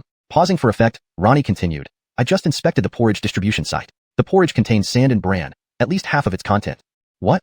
Instantly, Thatcher's brow furrowed into a frown, his anger boiling over. If he had been standing next to a table, he might have slammed it in fury. As a finance official, Thatcher was particularly sensitive to numbers. Hearing about the adulterated porridge immediately highlighted the issues for him. Sir, it appears this method has been used to embezzle disaster relief supplies. There are problems with the ledger, Ronnie explained, presenting his analysis without mentioning the inconsistencies. Thatcher listened intently, his breathing becoming heavy and his chest rising and falling. Furious, it felt like a raging fire burned inside him. He recalled Claude's earnest assurances that no one in Suzhou had embezzled disaster relief funds, even offering his life if discrepancies were found in the records. Seeing Claude's serious demeanor, Thatcher almost believed him. Now it was clear Claude had orchestrated this deception. Thinking this, Thatcher roared, bring Claude here. Regardless of his involvement, he cannot escape blame as the prefect. Moments later, 2 guards brought Claude forward, his expression calm and unresponsive, seemingly unbothered by his arrest. Claude, do you acknowledge your crimes? Thatcher's voice was stern and commanding. Claude remained unperturbed and countered, I do not know what crime I have committed. Very well, so you're still being stubborn? Thatcher sneered, is it true that due to the severe drought, the number of civilian deaths is unknown? Yes, Claude nodded. Is it also true that you reduced daily porridge distribution from twice to once? Thatcher pressed. Yes, Claude did not deny it. And in that single meal, you added sand and bran to the porridge. How can you call yourself human? Thatcher shouted, unable to control his anger. Hearing this, Claude's composed expression briefly faltered before he calmly responded. Adding sand and bran to the porridge was my decision, and mine alone. If you wish to punish someone, then punish me. Saying this, Claude resumed his calm demeanor, seeming relieved. It showed a certain integrity. He stood by his actions. Why did you embezzle disaster relief supplies? Where is your conscience? Thatcher sighed deeply, believing Claude's confession. The case seemed resolved. Within less than a day of arriving in Suzhou, they had cracked the case. However, hearing this, Claude's emotions flared. Tian Governor, I previously stated that no one in Suzhou has embezzled disaster relief supplies. For this matter, Claude's tone was firm, showing no intention of confessing. You still insist? Thatcher frowned, confused. Claude had readily admitted to adulterating the porridge. I say again, no one in Suzhou has embezzled disaster relief supplies. Claude's expression hardened. Seeing this, Thatcher shook his head helplessly and waved. Throw Claude into the dungeon and interrogate him harshly. Humph. Without protest, Claude was led away with a cold snort. This isn't obvious? Claude admitted to adding sand and bran to the porridge, enough for a conviction. Who would have thought that a prefect would lead the embezzlement of disaster relief supplies? Clearly, Suzhou's bureaucracy is rotten from top to bottom. Andrew and Alec clenched their fists, voicing their disgust after witnessing Claude's removal. Did we solve the embezzlement case so quickly? Big brother, you're truly remarkable. Aiden marveled at Ronnie's investigative skills. They had barely arrived in Suzhou, and the case was already solved. But something doesn't add up, Ronnie muttered, frowning deeply. Throughout the exchange, he closely observed Claude's expressions and micro-expressions. Claude had not lied, not once. The contradictions only grew more apparent. Chapter 202. Something's off with this case. Given the current situation, everyone present firmly believed that Claude was the one who had embezzled the disaster relief grain. It seemed like a surefire conviction, as there was irrefutable evidence. The porridge at the soup kitchen was mixed with sand and bran, clear proof of his misconduct. Moreover, Claude had explicitly admitted to this action, even emphasizing that it involved no one else. To the crowd, this confession was enough to establish his guilt. Embezzling disaster relief supplies carried a minimum penalty of death. If the Emperor were enraged, extermination of 3 generations of Claude's family wasn't out of the question. Yet, Chester felt something was amiss. The investigation process had been unusually smooth, with all evidence laid bare, leaving no room for doubt. This did not align with Claude's meticulous nature. Several details appeared inconsistent upon closer examination. In Chester's mind, the case was far from over. Noticing Chester's furrowed brow, Ingrid approached him quietly and asked, "What are you thinking?" "This case is off. I don't think Claude is connected to the embezzlement," Chester said frankly, laying out his thoughts. "But he admitted to mixing sand and bran into the porridge himself," Ingrid responded, perplexed. Claude's admission seemed conclusive. Could there really be any other possibilities? "He only admitted to adding sand and bran, not to embezzling the disaster relief grain," Chester corrected him. "Does that make a difference?" Ingrid raised an eyebrow, then hesitated mid-sentence. "Are you suggesting someone else embezzled the grain?" "It seems likely," Chester nodded. Ingrid stood pondering, resting her chin on her right hand, forming a stable triangle with her arms. The triangle holds up well, doesn't it? Not many can pull that off, Chester thought to himself, impressed despite the seriousness of the moment. However, Ingrid was too absorbed in her thoughts to notice his amusement. Why would Claude add inedible substances like sand and bran if he hadn't embezzled the grain? Why change the frequency of the soup distribution to once a day? These questions nagged at her. After much contemplation, Ingrid still couldn't piece it together but noticed the inconsistencies within the narrative. Seeing this, Ingrid turned to Chester, finding him looking at her meaningfully. "Cough. What are you staring at?" she asked, slightly uncomfortable under his gaze. "Nothing. You're very focused when you think," Chester quickly replied, shifting his gaze. Ingrid didn't dwell on it. They were both straightforward people. Subtleties were not their forte. "What do we do now? Should we report this to Commissioner Tian?"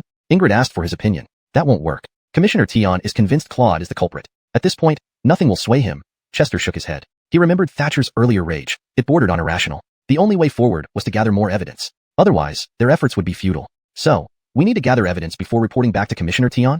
Ingrid understood immediately. "Exactly. How do you plan to proceed?"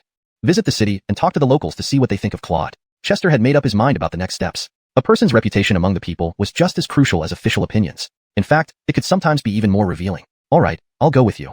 Let's check the city first, and if possible, I want to meet Claude in the jail tonight." Leaving the government office, they arrived on the streets of Qingzhou City as dusk fell. Few pedestrians walked the streets. Instead, starving civilians lay listlessly along the sides, conserving energy by barely moving. Though warm, the weather would turn harsher in autumn or winter, making survival even more difficult. Chester and Ingrid entered Qing Shanlu, the largest tavern in Qingzhou City. Despite being open, the place was nearly empty. Drought-stricken months left little money for luxuries like dining out. Inside, though orderly, corners were occupied by refugees seeking rest. The innkeeper watched silently, tacitly allowing them to stay. Qing Shanlu used to bustle day and night, but drought brought the bustling city to its knees. The innkeeper continued operating, offering nighttime shelter to the elderly and children, showing some compassion during hard times. The resilience shown here amidst disaster was rare yet commendable. Chapter 203, 2 bowls of plain noodles. The innkeeper stood in the main hall, and his eyebrows couldn't help but arch when he saw a man and a woman walk in. Judging by the look on his face, he was clearly taken aback. Guests actually came. "Please come this way, honored guests." The innkeeper quickly reacted and came forward to greet them. This man and woman were none other than Fulton and Ingrid. Fulton walked in and looked around. When he saw the famine victims lying in the corner, he nodded slightly with approval. He could see that this was the innkeeper doing charity work, and the famine victims were very considerate. They all huddled in the corners, trying not to disrupt the inn's business. Thinking about it, Fulton asked, "Innkeeper, what food do you have?" "Sorry, sir. The great drought has lasted for months in Qingzhou, and we only have plain noodles now." The innkeeper bowed repeatedly as if feeling very apologetic. "That will do, 2 bowls of plain noodles." Fulton didn't mind at all. He wasn't there primarily to eat. "Please wait a moment, sir." The innkeeper nodded, a smile reappearing on his lips after a long absence. Though just 2 bowls of plain noodles, it was still business. Money aside, having patrons brought life to the business. With people coming, the business felt more alive. Seeing customers enter, the famine victims in the corner instinctively moved further into their space, not wanting to affect the innkeeper's business. Petering such a catastrophic year, nobody had it easy. However, upon hearing Fulton order 2 bowls of plain noodles, they couldn't help but swallow their saliva. Fulton and Ingrid sat down by a window, scanning the famine victims inside the restaurant before retracting their gaze. "Boss, did you notice that the famine victims in Qingzhou are different from those in other places?" "They are indeed different, seeming more orderly and calmer." Ingrid had also noticed the point raised by Fulton. Whether it was the famine victims here or those at the soup stalls earlier, they all followed order. This was unlike the situation elsewhere. When Ingrid was young, during his father Brennan's tenure as county magistrate, he had witnessed a famine. Compared to Qingzhou City, that was simply hell. There was no semblance of order, and the victims acted solely on survival instincts and desires. To stay alive, they would do anything. In front of survival, all orders, all righteousness, seemed illusory. One cannot deny that the order among these famine victims has a lot to do with Claude. Fulton nodded and then glanced out the window, noting how the famine victims on both sides of the street stayed close to walls even though there were no passers-by. "Why do you say so?" Ingrid was puzzled. No matter how one looked at it, Claude was a suspect in embezzling disaster relief grain. How could one say the order among the famine victims had something to do with him? Seeing Ingrid's puzzled expression, Fulton chuckled softly and explained, "It's precisely this once-a-day gruel mixed with sand and bran that keeps the last bit of sanity among the famine victims." "You mean to say this is considered a merit of Claude?" Ingrid still found it hard to understand. Whether it's a merit or a sin, We'll know soon enough. Hearing this, Fulton did not continue but instead looked towards the kitchen. There, the innkeeper personally carried 2 steaming bowls of plain noodles over. Eat slowly, honored guests. The innkeeper placed the noodles steadily on the table with a smile and turned to leave. Wait a moment, innkeeper. Seeing this, Fulton first called out to the innkeeper, then smiled and asked, tell me, given the severity of the drought in Qingzhou, don't you blame the court for failing in disaster relief? His words were straightforward. A little too direct, sir. I'm just an ordinary merchant. How dare I criticize the court? Upon hearing Fulton's words, the innkeeper naturally dared not speak the truth, despite his deep-seated resentment. Just casual talk, innkeeper. There's no need to be so tense. Hearing this, Fulton smiled again and continued, what do you think of the Qingzhou prefect? From what I've seen, the daily supervision here is only once a day, which doesn't match the court's stipulations. Fulton put the question bluntly. Furthermore, he subtly criticized Claude to gauge the innkeeper's reaction. Don't talk nonsense, sir. Magistrate Chu is a good official. The innkeeper's reaction was significant. He immediately waved his hands. He violates the court's regulations on providing gruel, yet he is still a good official? Fulton pursued. The magistrate has his reasons. The grain can barely support 1 daily serving, not 2. The innkeeper hurriedly explained, seeing Fulton's skepticism. Seeing the innkeeper's response, Fulton couldn't help but frown. He could tell the innkeeper sincerely defended Claude, almost subconsciously. If not, his responses wouldn't have been so quick. This confirmed Fulton's earlier suspicions. This case was indeed not simple. Reflecting on this, Fulton arched an eyebrow and probed. The court has already sent disaster relief grain. How could it not be enough? Did Claude embezzle it? Absolutely not. The innkeeper answered promptly without any hesitation. Are you sure? Fulton raised an eyebrow and pressed further. Even if someone did embezzle the relief grain, it certainly wasn't Magistrate Chu. He's a good official. The innkeeper nodded earnestly, speaking decisively. All right, I have no more questions. You may return to your duties. Hearing this, Fulton chuckled and waved his hand. Enjoy your meal, sir. Call me if you need anything. The innkeeper acknowledged and turned to leave. Then, Fulton turned to Ingrid and asked, Boss, do you think he was lying? His expression was natural, and he responded quickly. Doesn't seem like a lie, Ingrid nodded, giving his opinion. No wonder he's a Jian of the Muhammad office, quite adept at reading people. Just as I suspected. Fulton thought to himself and then said, I mentioned earlier that this case has issues. It appears that my suspicion was correct. It makes sense, Ingrid nodded. Contradictions, everywhere in this case. Claude had an excellent reputation among the public, conflicting with his actions. Providing gruel only once a day, mixed with sand and bran. Most importantly, the common people knew this yet didn't blame him. Very strange indeed. We shouldn't rely on one person's words. Let's ask some more people. Then, Fulton made up his mind to find more locals and inquire. If the answers remained consistent, he would have a better idea of what was going on. Chapter 204. Boss, you're too close. Boss, bill please. Summoning the innkeeper once again, Chester pulled out a small piece of silver from his sleeve and placed it on the table as he spoke. Sir, your noodles haven't been touched? Seeing the 2 bowls of vegetable noodles untouched, the innkeeper looked puzzled. You don't need to give me change. Cook another dozen bowls of vegetable noodles. Don't let the children go hungry. With that, Chester smiled, picked up the silver piece, and placed it in the innkeeper's hand. From the start, Chester had no intention of eating these 2 bowls of noodles. They were merely props to gather information. Now, seeing the elderly, women, and children in the hall, his heart couldn't help but soften. He could not possibly feed all the famine victims, but at least he could ensure those in Qingshan building had a full meal. Sir? The innkeeper thought he had misheard, so he asked for confirmation. Cook the noodles, replied Chester firmly. All right. Though confirmed, the innkeeper still seemed uncertain. How could someone order 2 bowls of noodles, not eat them, and instead treat the disaster victims to food? Thank you, sir. May you live in peace and health. Thank you. Thank you. Only then did the dozen or so famine victims in the hall react, immediately kneeling and kowtowing to Chester. In times of great disaster, even a bowl of vegetable noodles was immensely significant. It's just what I can do. No need to thank me. After you've eaten, I have some questions to ask, Chester said with a gentle smile, reaching out to calm them down. Indeed, he planned to ask the famine victims in Qingshan building about their situation. Since they would owe him for the meal, they would likely tell the truth when he questioned them. If their answers matched, they must be telling the truth. Soon, the innkeeper brought up several bowls of simple vegetable noodles. It was just noodles with a bit of broth and a pinch of salt. Qingzhou had been suffering from drought for months, and water supplies had dwindled. There was barely enough water for drinking, let alone laundry or bathing. Irrigating crops was out of the question. Sir, your noodles are ready. First, the innkeeper placed the bowls on a large table, then glanced at Chester. This was his purchase, after all, and he needed to confirm how to proceed. Meanwhile, the famine victims in the hall, despite being hungry, remained disciplined and did not rush forward. Everyone gets 1 bowl, innkeeper. You should have 1 too. Chester walked over with a gentle smile. Sir, this is... The innkeeper hesitated. Don't be polite, come. Chester handed him a bowl of noodles directly. Seeing this, the innkeeper tried to refuse, but his stomach growled uncontrollably. Thank you.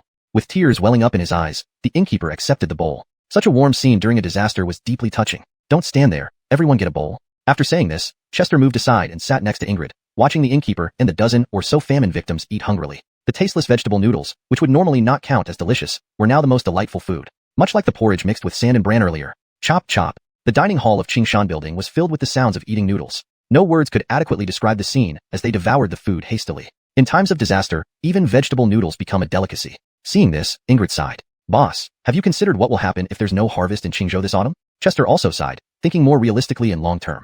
Ingrid knew what Chester was getting at, but could only smile bitterly. It's a natural disaster. There's nothing we can do. Natural disasters were inevitable. Human efforts alone could not prevent them. While we can't avoid them, we can minimize their impact. Ingrid agreed. Natural disasters were unpredictable, and even in Chester's former high-tech world, prevention was impossible. Hearing this, Ingrid raised an eyebrow. What do you plan to do? Boss, do you remember the dozen iron boxes I brought? Chester nodded, a smile creeping onto his face. How could I forget? What's inside the boxes? Ingrid naturally remembered the mysterious iron boxes. They had even been attacked by bandits because of these boxes, though the bandits met a tragic end. Ultimately, it was due to these boxes. The boxes contain something that can mitigate the effects of Qingzhou's drought. What is it? Curiosity got the better of Ingrid. She leaned forward, almost face-to-face with Chester. Boss, you're too close. Despite enjoying the moment, Chester found it inconvenient for conversation. Ah, sorry, I'm too close. Ingrid stepped back, blushing furiously despite trying to act nonchalant. No problem. Actually, this isn't close enough. Negative distance would be ideal, say, -20 centimeters? Just kidding. Ingrid turned beet red. Actually, boss, near Jingbei Station, I found a plant called sweet potato that can serve as food. It has a high yield and is extremely cold resistant. It only needs a little water to thrive. So you want to cultivate sweet potatoes in Qingzhou? Chester explained briefly, and the quick-witted Ingrid understood immediately. High yield and cold resistance were perfect for Qingzhou's drought. Not just here. Ideally, I want to cultivate sweet potatoes nationwide. Chester nodded, gazing into the distance. If sweet potatoes could be grown across the country, the benefits to the Great Xia would be immeasurable. Chapter 205 Blushing too frequently. Watching Fulton's earnest expression, Ingrid momentarily felt that the man before her seemed almost unrecognizable. Back then, when she first met Fulton, she thought he was a rake. If not for her father, Brennan's timely arrival, who knew how long Fulton's grave would have been left untended. But now, Fulton had not only joined the Muhammad Bureau as an enforcer but had also made waves within a short period of time, gaining immense fame. The 9 peals of the nation calming bell. The poet laureate of the Dragon River Poetry Meet. Executing court with the imperial sword in broad daylight. Successively capturing spies from the Mountain and Sea Alliance. Any one of these feats alone would be enough for an ordinary person to boast about for years. Now, all of these accomplishments were concentrated in one individual. Ingrid found herself lost in thought as she stared at him. Boss, don't look at me like that. Seeing her reaction, Fulton couldn't help but mutter internally. Boss, did you hear what I said? I mentioned promoting sweet potato cultivation nationwide. Hearing this, Ingrid snapped back to reality, her face reddening again without her noticing. Ah yes, I heard you. Continue. We can discuss this later. Seeing her state, Fulton didn't continue. This wasn't something that could be explained in a few words. Moreover, the disaster victims at Qingshanlu had already finished eating their noodles. They had devoured everything, even drinking the last drop of broth. In times of drought, food and water were equally precious. Thank you, Your Excellency. An elder among the victims bowed to Fulton in gratitude. Sir, please, it was just a small effort. Fulton smiled in response. You two are truly kind-hearted people, matched perfectly, the elder remarked.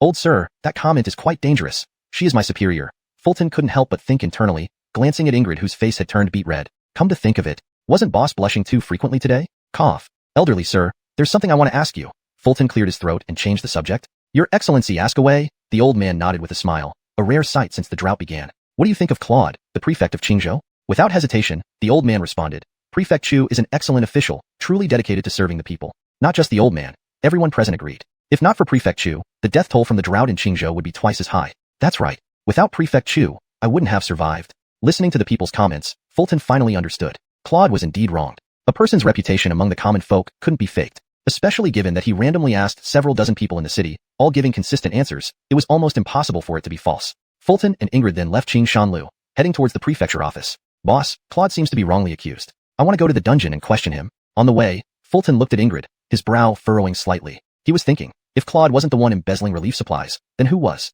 You're right. Claude is seen as a good official by the people. Such a person wouldn't embezzle disaster relief funds. It's contradictory.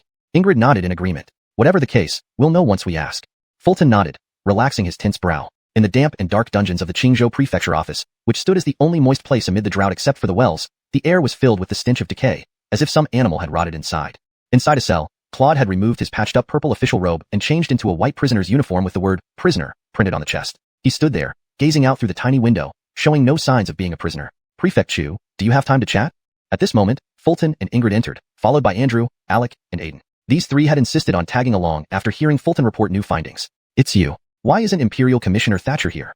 Hearing someone call him, Claude slowly turned around, looking at Fulton and the others in the dim candlelight, a hint of disdain in his voice. Despite being in chains, Claude was still a 5th-rank prefect, not yet convicted. In his view, only Imperial Commissioner Thatcher had the authority to speak with him. Fulton understood this. Introducing himself, he said, Prefect Chu, allow me to introduce myself. I'm Fulton, an enforcer of the Muhammad Bureau. This is Ingrid, known as Lenore Jianjia. Hearing this, Claude's brow twitched, and he sized up Fulton. Clearly, he had heard of Fulton's name. As for Ingrid, from his reaction, it was evident he hadn't heard of her. Yes, it's me, Fulton nodded. Brent's son has youthful talent and righteousness. I've heard many accounts of your deeds, especially your invitation to wine, which I greatly admire. Claude's tone changed upon receiving a definite answer, devoid of any previous condescension. It seems my reputation has reached Qingzhou, thought Fulton inwardly, reflecting on the advantages of having a good reputation. He also noticed an interesting point. Scholars like Claude focused more on his poetic talents, while figures like Aiden admired his bold actions. With a smile, Fulton said, "Thank you for your praise, Prefect Chu. Actually, I came here today to ask you a few questions. If you wish to ask about the disaster relief supplies, I regret to say I cannot provide any information. My stance remains the same. No one in Qingzhou's government embezzled those supplies." Claude frowned slightly and firmly stated. Clearly, he was confident not only in himself but also in his officials regarding the matter of embezzlement. Seeing Claude's expression, Fulton chuckled. "I believe the disaster relief supplies weren't embezzled by you, Prefect Chu, but I have a few things that need clarification, so I need your help to understand. You believe I didn't do it?" Claude was surprised. After all, he had admitted to mixing sand and bran into the gruel. He thought he wouldn't escape punishment, let alone receive sympathy. Yet now, Fulton said he believed him, inevitably touching Claude's heart. Chapter 206, Claude's Helplessness. Chester first smiled and nodded at Claude, then slowly spoke. "Without concealing from you, Magistrate Chu, before coming to see you, I went around the city and asked the common folk. According to them, you are a rare good official. I don't believe that an official praised by the people would embezzle disaster relief grain." Upon hearing this, Claude laughed, a somewhat self-deprecating laugh. "It seems that all these years of adhering to my principles and not succumbing to greed have garnered me quite a reputation among the people." Claude was laughing at himself. He was mocking himself. What use was it being a good official? Still, he could not prevent natural disasters. Despite his best efforts, he could not stop famine victims from starving to death. Every day, he lived in deep self-blame. Seeing Claude's self-reproaching and self-deprecating demeanor, Chester remained silent for a moment, giving him ample time. A while later, he finally asked, "Magistrate Chu, there are two things I still can't understand. Initially, the court stipulated twice daily porridge distribution. Why did you change it to once a day?" "I didn't want to do it, but we simply didn't have enough grain." Claude sighed helplessly, shaking his head. "Not enough grain? What about the relief grain sent by the court?" Hearing this, Chester raised an eyebrow and pressed on. The relief grain did arrive, but it was far from enough. Even reducing the frequency to once a day and mixing half sand and bran into the porridge, it's still not enough. Not enough. Claude grew more agitated as he spoke, almost shouting in the end. It was as if he were roaring out his helplessness, releasing the long-suppressed frustration. Seeing Claude like this, everyone present was affected to varying degrees by his emotions. They could feel Claude's helplessness, despair, and anger. Perhaps noticing his loss of control, Claude gave a bitter laugh, then spoke slowly, as if telling a story. "When the drought in Qingzhou first began, I was full of confidence, believing that the court wouldn't neglect us. As long as the relief grain arrived on time, I could lead the people of Qingzhou through this calamity. But I never imagined that the relief grain sent by the court would be so minimal, barely enough for daily porridge. When I saw countless people dying of hunger right before my eyes, I finally understood." As he spoke, tears welled up in his eyes. His hands trembled uncontrollably, and halfway through his speech, he collapsed onto the ground. What happened to Magistrate Chu? Was he poisoned? Seeing this, Andrew, Alec, and Aiden panicked instantly. After hearing Chester's analysis and Claude's explanations, they had already believed Claude was falsely accused. But now, seeing Claude collapse and shake on the ground, they were thrown into confusion. However, Chester knew that Claude wasn't poisoned but suffering from low blood sugar due to prolonged malnutrition. Realizing this, Chester immediately said, "He has low blood sugar. Quickly, bring him some sugared water." "Low what?" "Sugared water. I'll get it."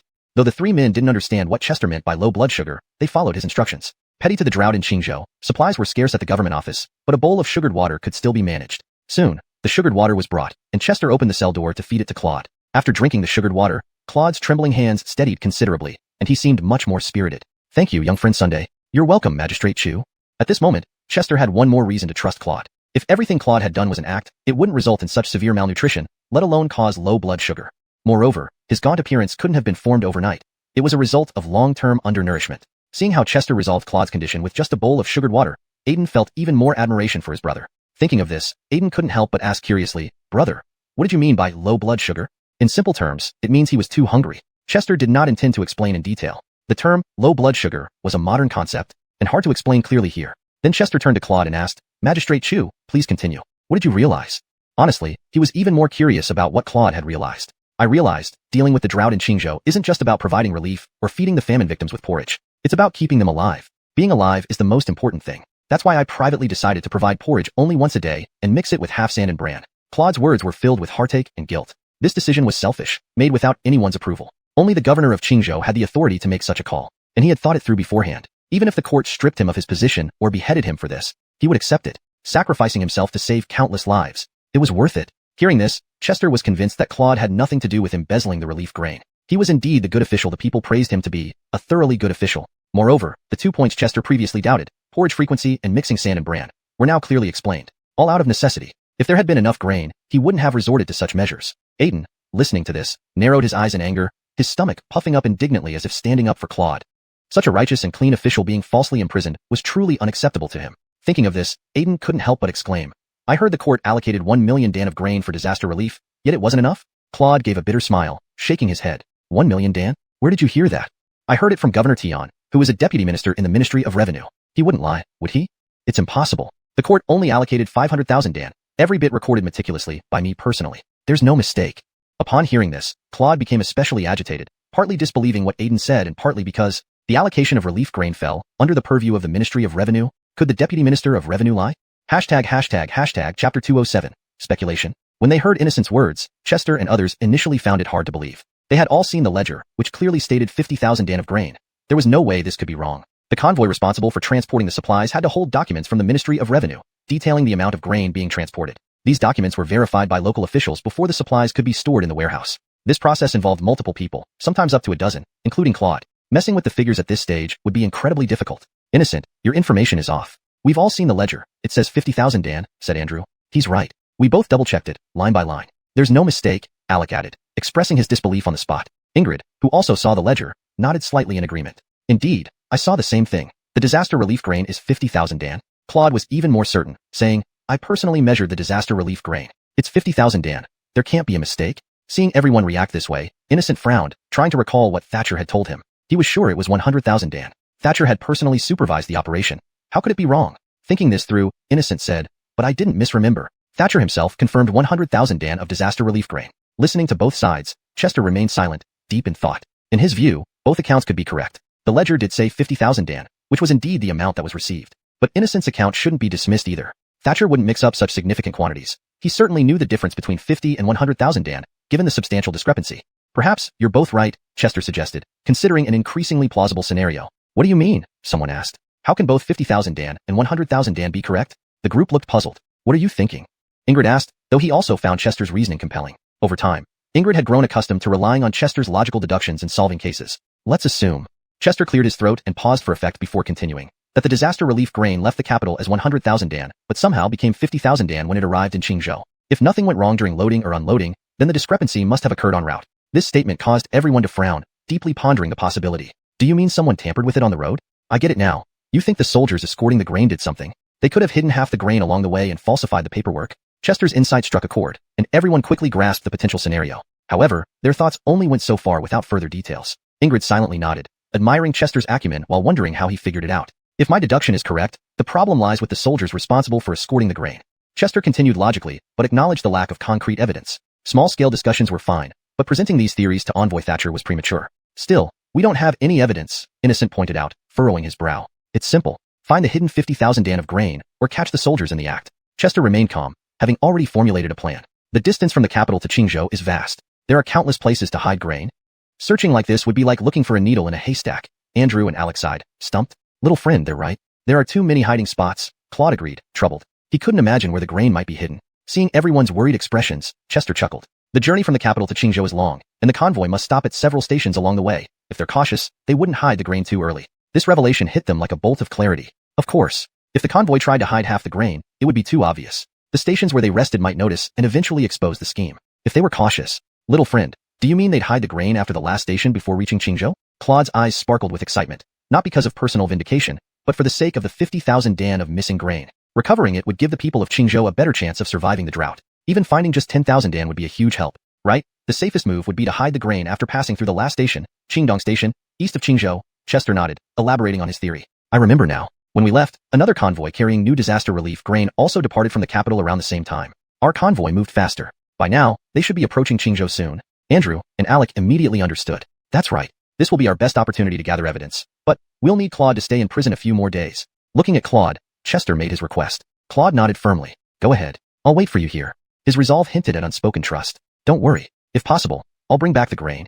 Agreed. Claude smiled, his expression illuminated by the faint candlelight behind the iron bars. Chapter 208. Qingdong Post Station. Qingdong Post Station is the closest post station to the east of Qingzhou City, about 50 miles away. In normal times, this place would be bustling with many passing caravans. But now, petty to a severe drought in Qingzhou for several months, no more merchant caravans pass through here. However, today, an unusual caravan arrived at Qingdong Post Station, or more precisely, it was a couple of merchants accompanied by two servants. They didn't have much cargo, just one carriage. In reality, these were all external visual impressions. After all, among these 4 people, 2 were dressed elaborately while the other 2 wore simple clothes. There was also a vast difference in their demeanor. Yes, these 4 were Fulton and his companions. Xi and Nome, you went overboard. We agreed on casual wear, but why are you wearing brocade? Now it looks like Alec and I are your servants. Please remove Blake. The post station attendant just greeted me, asking how well I'm paid as a servant to a wealthy merchant. Andrew and Alec grumbled non-stop during the journey, looking quite pitiful. It was agreed that they would all wear plain clothes for easier movement, but then you and the leader end up wearing brocade clothes? I can't help it. My family has an abundance of brocade. I can't even find ordinary clothes, Keenan said casually, without any fault. The Emperor had bestowed them with 100 bolts of brocade, which Claire used to make clothes, adding several pieces for each family member, only using up 5 bolts. Adding the gifts from Fulton, 10 bolts of fabric were barely touched. At this rate, the 100 bolts of brocade could last for 10 years. Why look at me. This is what Fulton gave me. Ingrid seemed indifferent, glancing at Andrew and Alec. Her gaze clearly questioned. Didn't Fulton give you brocade too? Who's to blame if you don't wear it? That's brocade. I want to save it for when I get married. My mother confiscated the brocade as soon as we returned, saying it's a treasure from the palace and should be venerated. Seeing this, Andrew and Alec appeared utterly helpless. Upon hearing this, Fulton wasn't surprised anymore. After all, every family has its own difficulties. Especially with what Alec mentioned, Fulton couldn't agree more. His father was also someone who liked to venerate things. Despite this, Fulton still wanted to tease the two. Look at you two. So upset over just some brocade? As long as you stick with brother, I'll ensure you eat well and live comfortably. Next, they entered the post station, found a random table to sit at, and began observing the surroundings. By calculation, the convoy delivering disaster relief supplies should be arriving soon. Xi Nome, why isn't that fatty Aiden here? Noticing Aiden's absence, Andrew immediately asked. Agreed to come together. Why did one person disappear? Speaking of which, when did this fatty disappear? Over time, Andrew and Aiden developed a good relationship, both being chatterboxes, one socially adept, the other a social brute. Even introverted Alec improved significantly under their influence. Watch your words, Andrew. That fatty is a 5th rank condensation realm warrior, Fulton thought to himself before replying. I sent him ahead to scout the area. Aiden, being a 5th rank warrior, was the safest to operate alone among them. Moreover, despite his weight, he was surprisingly quick. He could probably explore within a few dozen miles radius in a day. What do we do now? Hearing this, Andrew asked without suspicion. Just wait. Fulton answered bluntly.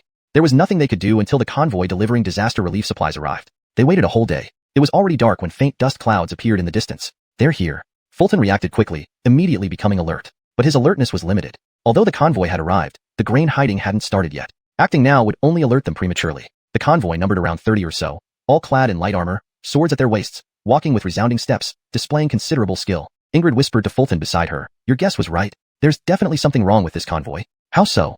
Curious, Fulton asked. 10 7th rank warriors, 28th rank, and the leader seems to be 9th rank, Ingrid whispered back. She determined this based on the aura emanating from them, relying on her experience. When she said there was something wrong, it was because of their high ranks. A regular convoy escort wouldn't have such strong warriors. Too strong. Hearing this, Fulton furrowed his brow. Frankly, this level of strength alarmed him. He even felt they might be outnumbered. Not only that, but their levels were also higher than theirs. If it came down to a fight, it would be dire. If we fought, wouldn't Alec and I die miserably? Seeing this, Andrew teased, involving Alec. Shut your crow's mouth. I haven't lived enough, Alec muttered, inwardly cursing Andrew. Don't panic. Let's see how things develop. Fulton tried to calm them down. If worst comes to worst, they would wait until they discovered the hidden grain location and then call for reinforcements. The postmaster, where are you? We are from the capital's Imperial Guard, escorting disaster relief supplies. Do you have anything to eat? Bring it quickly. Soon, the lead soldier entered the station, shouting loudly, startling Fulton again. What a big voice. Fulton felt that even with Confucianism's resonant voice buff, his voice wouldn't match. Hearing this shout, the originally busy postmaster jumped, rushing out of the room. Upon seeing the soldiers in light armor, he smiled broadly. Officers have arrived. Quickly heat water and prepare noodles. Orders followed, and soon, nearly 40 bowls of plain noodles were served. Eat quickly. After eating, go tend to the horses. Before eating, the lead soldier with the loud voice commanded, which reached Fulton due to the volume. Such urgency, they must be planning to travel through the night. Upon hearing this, Fulton already guessed when they would act. Chapter 209. It's the Mountain and Sea Alliance. Although the opponents were very strong, they were not invincible to Fulton. The leader with E-level cultivation could be dealt with by Ingrid. The remaining 10 7th rank and 28th rank warriors would rely on Fulton and Andrew along with Alec. Despite the peril, it wasn't unattemptable. Plus, there was still an ace in the hole, Aiden. If he arrived on time, everything would be fine. A 5th rank warrior's strength wasn't something to be trifled with. With this thought, Fulton turned his head and whispered to Ingrid, Boss, did you hear what they said?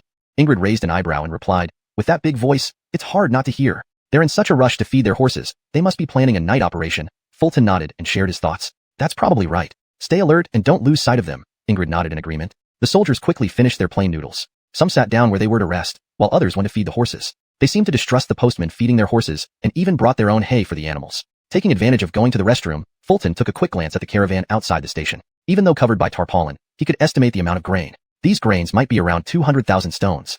According to Claude, disaster relief grain had been delivered in 5 batches, each batch containing 100,000 stones, totaling 500,000 stones. If that was true, each batch should actually contain 200,000 stones, meaning half had been hidden by these people. No wonder the food supply in Qingzhou was insufficient. It was unrealistic to expect it to suffice. Considering the current situation in Qingzhou, even if all 1 million taels of silver had been transported, it wouldn't have helped much. At best, fewer people would have starved to death. Stop staring. Keep looking and I'll gouge your eyes out. Don't you see we're working? Move away if you want to stay alive. The soldiers feeding the horses noticed Fulton acting suspiciously and immediately reprimanded him. I'm leaving. Fulton didn't get angry. Instead, he nodded respectfully and returned to the station. Now he was almost certain these people would act under the cover of night, secretly taking half of the carts to hide in the nearby mountains. Talking of which, 30 miles north of Qingdong Station lay a deep mountain range, rarely visited by people. Especially during the current drought, it was practically uninhabited, even by wild animals. If Fulton were them, he'd definitely choose this place to hide the grain. Night fell, and the station master and postman retired early. With the station's remote location and lack of nighttime entertainment, people naturally went to sleep earlier. However, the soldiers escorting the disaster relief grain were anything but idle. They made their move. They stealthily rose, pulling away half the carts and heading north, just as Fulton had predicted. Seeing this, Fulton and his companions, who had been keeping watch, hurriedly followed. To ensure safety, Fulton cast a concealment spell, a simple yet effective Confucian technique for masking and weakening the perception of martial artists. Under its effect, they followed the grain convoy into the mountains without being detected. Boss, if we hide this batch, we'll have a total of 200,000 stones of grain. Should we contact the Alliance to find a way to transport it? Exactly, boss. 200,000 stones is significant for the Mountain and Sea Alliance. This will be a huge achievement for us. On the way, someone couldn't help but ask softly, but the silence made their voice sound very clear. No rush. As long as the drought in Qingzhou continues, the Imperial Court will keep sending disaster relief grain. Moving it now would draw too much attention. The leader sneered more clearly. Boss is wise. Only boss can think so far ahead. Fulton finally understood everything. So, it was another scheme by the Mountain and Sea Alliance. Truly, they were omnipresent. What was the code name of this loud-voiced man? Dominic or Jetty? Probably neither. Given his status, he was nowhere near Antonia, codenamed Big Snake. Why are they everywhere? The court strikes against the Mountain and Sea Alliance over the past 2 years haven't been severe enough, allowing them to become overly arrogant. Turns out the corruption in disaster relief grain is a ploy by the Mountain and Sea Alliance. These people deserve to die. Upon learning the truth, Andrew and Alec clenched their fists tightly, wanting nothing more than to kill these people immediately. That was disaster relief grain. Even if it weren't 500,000 stones, just a few hundred stones could save thousands of lives. Petty to their actions, hundreds of thousands of people might have died because of the hidden grain. Each life was precious. People from the Mountain and Sea Alliance never consider the lives of ordinary citizens. It's not just individuals but all of them. Fulton had grown accustomed to the ways of the Mountain and Sea Alliance. From the first incident with Inspector Lu Su murdering several officers to conceal his identity, to Antonia selling copper mines to Northern Liao to provoke a war, all show disregard for civilian lives. As he pondered, the convoy reached a cave entrance blocked by boulders. Without hesitation, the loud-voiced man, a 5th-rank martial artist, stepped forward and swept the blocking rocks aside with a single palm strike, demonstrating immense strength. Move faster, we need to return before daylight. Don't let the station staff suspect. Following his orders, his subordinates began offloading the grain.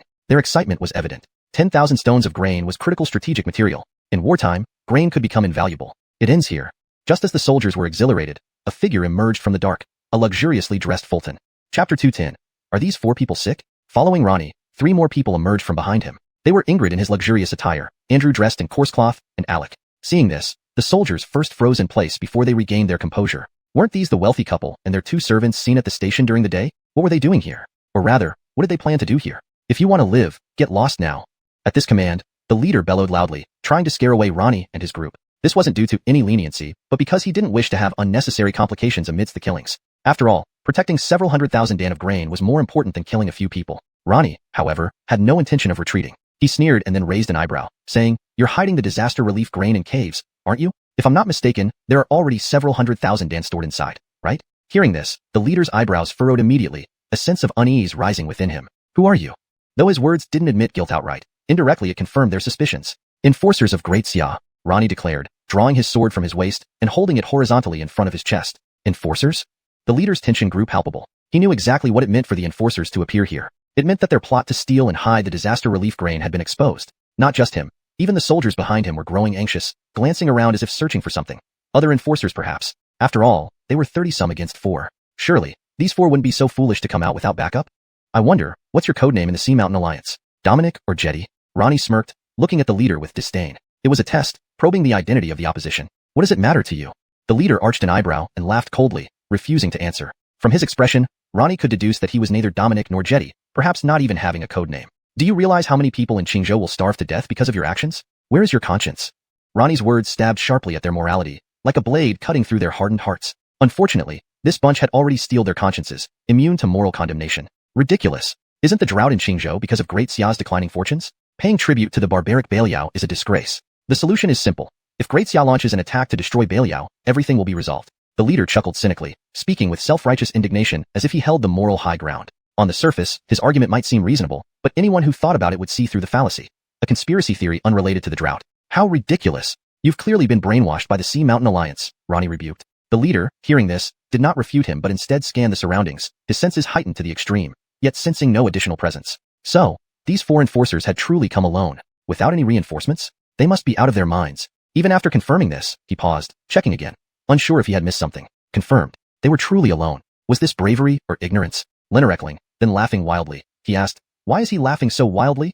He looks down on us, Andrew and Alec remarked, frowning as they felt humiliated by the laughter. Finally stopping, the leader's wild laughter turned into a sneer. Have the enforcers become so fearless that 4 of you dare to confront us alone? Are your eyes blind, not seeing our numbers? Upon hearing this, Ronnie and his companions showed no particular reaction, but the soldiers were shocked. They had searched too and found no ambush, yet intuitively assumed it was impossible, attributing it to their limited abilities. However, when the senior warrior said this, they were thoroughly surprised. These 4 really came alone, with no reinforcements? Had they come to arrest them, or to die? They make a good point. Aren't we outnumbered? Andrew remarked, finding the statement reasonable. Not really. Just 1 fighting 10 each, Alec shrugged, feeling invincible after recently advancing to 7th rank blood refinement. Meanwhile, Ronnie remained in front, the 4 C's sword poised, exuding a powerful aura matching their opponents. Who says we can't take you down just because we're outnumbered?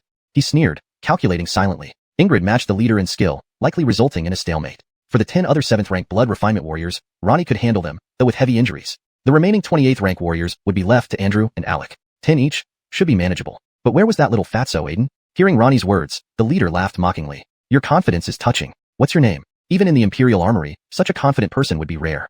Unchanged in both action and speech, Ronnie. As he spoke, his inner chi flowed, causing his clothes to flutter without wind, giving off the air of a transcendental master. You are Ronnie. The leader's brows knitted together, his voice rising higher, almost piercing. Even his subordinates winced, instinctively covering their ears. Clearly, the leader knew Ronnie, and was utterly stunned. Chapter 211. It's not going according to plan. Fulton was as famous in the capital as he was infamous within the Shanghai Alliance. However, while his reputation in the capital was one of awe and respect, it was quite different in the Shanghai Alliance, where he was known for his nefarious deeds. Fulton, who had captured the Antony, the Carolyn, and the Great Serpent, had now made it onto the must-kill list within the Shanghai Alliance. Anyone who killed Fulton would undoubtedly receive great merit. The loud voice leader was shocked on 2 counts. First, by Fulton's identity, and second, by his own good fortune. Killing Fulton and claiming the credit would not be difficult at all, especially with his E-rank strength. How could it possibly be hard to kill an 8th rank Fulton? Leader, you hold off this loudmouth one. We'll handle the rest. Fulton gripped the sword of 4 C's tightly, preparing for the impending battle. Ingrid would hold off the E-ranked loudmouth, while Fulton relied on his swordsmanship to quickly take down a 7th rank opponent. This way, the remaining fight would proceed more smoothly, minimizing injuries. Don't worry, I'll not only hold him off but kill him, Ingrid nodded confidently. The rest is up to Alec and me. Don't worry. Don't worry. Andrew and Alec also appeared fully confident. Alec's confidence stemmed from his recent promotion to the 7th rank blood refinement stage, while Andrew's source of confidence remained a mystery. Since the last major battle, Andrew had been on the verge of a breakthrough, though it hadn't yet materialized. Perhaps this battle would provide the necessary catalyst for his ascent to the 7th rank. Hold these 3 here. I will deal with Fulton personally.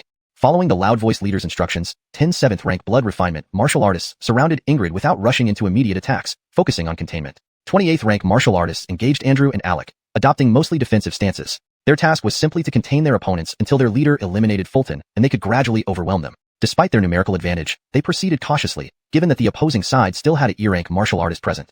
This doesn't seem like how we planned it, Fulton muttered, watching the fierce-looking soldiers standing before him, a mix of frustration on his face. The situation was not going as expected. Although Fulton possessed extraordinary combat prowess, along with Confucian spells and the sword of 4 C's, it didn't mean he could easily defeat a E-rank martial artist. Fulton, once I sever your head and earn this great merit, perhaps I can finally have a position within the alliance.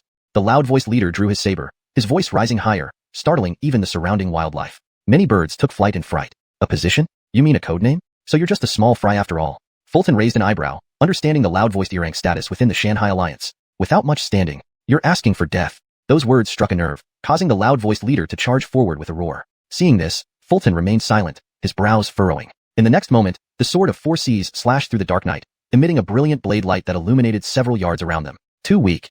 The loud-voiced leader sneered, meeting the strike with his saber. Clash. As weapons collided, Fulton felt an overwhelming force travel up his arm via the sword of 4 C's, sending him flying backward. He was defeated in one move. There was no way around it. His opponent was a 1000 Catty realm martial artist. The Thousand Caddy realm truly lived up to its name, wielding immense power. After flying back a considerable distance, Fulton managed to stop himself by embedding the sword of 4 Cs into the ground. His tiger mouth, the area between thumb and index finger, had split open, blood flowing freely. Yet, his fighting spirit remained undiminished.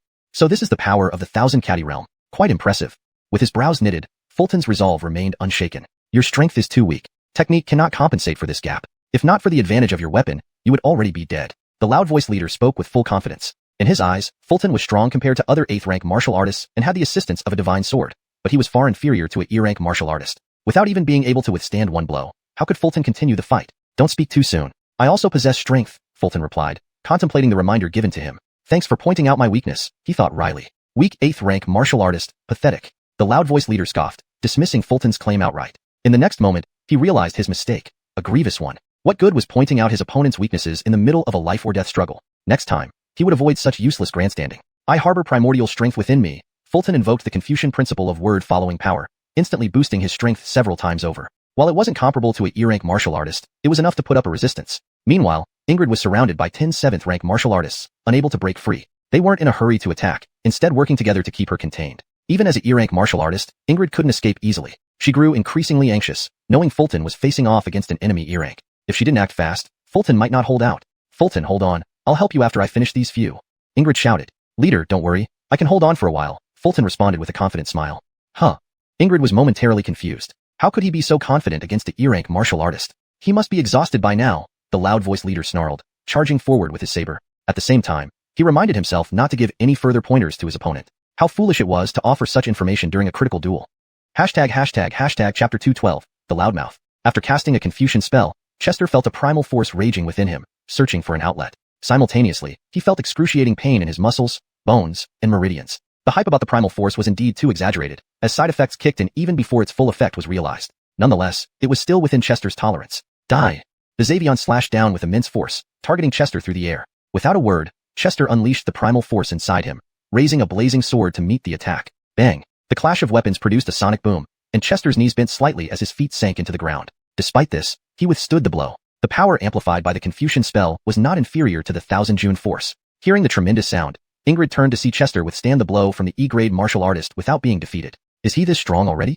Ingrid was deeply astonished. As an E-grade martial artist herself, she knew all too well the gap between E-grade and 8th grade. It was something talent couldn't bridge, a fact widely accepted. But today, Chester had shattered that notion. By sheer talent, he actually did it. Holding up a blow from an E-grade martial artist? Is Shinong serious? Why do I feel so far behind when compared to him? Andrew and Alec were equally stunned. They were more shocked than Ingrid. To Andrew, although Chester was at the same cultivation level, their combat strength differed greatly, almost insurmountably. To Alec, despite just advancing to 7th grade blood cultivation realm, he could never match Chester's fighting prowess, even if he went all out. At least, he wouldn't be able to hold back a blow from an E-grade martial artist as easily as Chester did. Even the leader of the soldiers, the loudmouth, was amazed. He hadn't expected Chester to recover and improve so swiftly after just a minor reminder.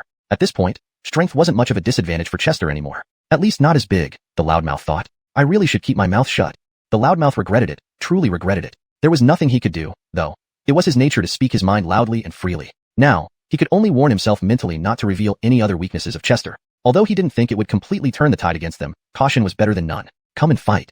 Chester brimmed with fighting spirit, wielding the 4 C's divine sword and launching successive world-class sword beams, accompanied by sharp whistling sounds as he took the initiative to attack. Faced with the E-grade martial artist, Chester chose to attack rather than defend. This move astounded everyone. At least the soldiers were stunned. How dare he take the offensive, barely surviving several moves under our leader's attacks. Forget whether he is initiating an attack or not. How can he be this powerful? Is this the strength of an 8th grade martial artist?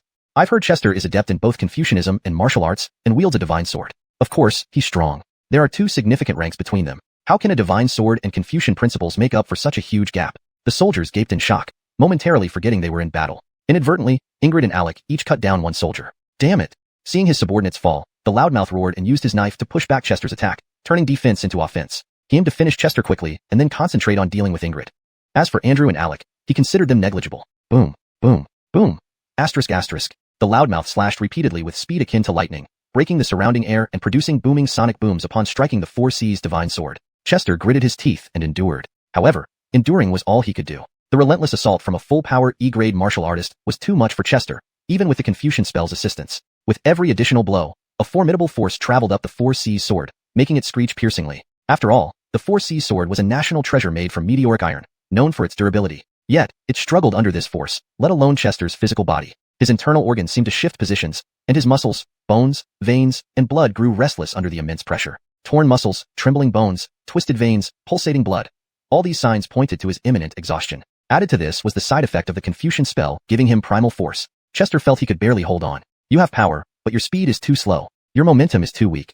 Seeing Chester nearly collapsing, the loudmouth's old habit resurfaced. Worse, he revealed two of Chester's weaknesses, speed and momentum. These elements, combined with power, could amplify combat effectiveness. Unfortunately, despite the reminders, Chester couldn't enhance his speed and momentum right now. One Confucian incantation was already active, and adding another would overwhelm him with side effects. He could only raise his 4 C's sword repeatedly, blocking each thunderous strike, but his arm grew heavier, and his inner primal force depleted further. At this rate, he'd soon be unable to hold back the attacks, making him vulnerable.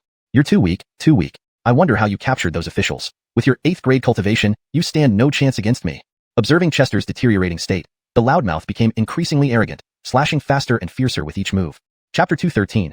Many thanks for the reminder. Fulton breaks through on the battlefield. Although Fulton was holding on with great difficulty, he could still persist for a while and wouldn't lose just yet. But that loudmouth's incessant chatter was really getting to him. This chatterbox seemed like he'd die if he stopped talking. If you want to fight, just fight. Can it be more straightforward? On second thought, this loudmouth had quite an impact. Ingrid and the others all cast their gaze towards Fulton. They could see that Fulton was now completely overpowered, and it was only a matter of time before he was defeated or even killed. Yet, despite their worry and anxiety, they were helpless. They too were surrounded and couldn't break free immediately. Still, our boss is amazing. Fulton is no match at all.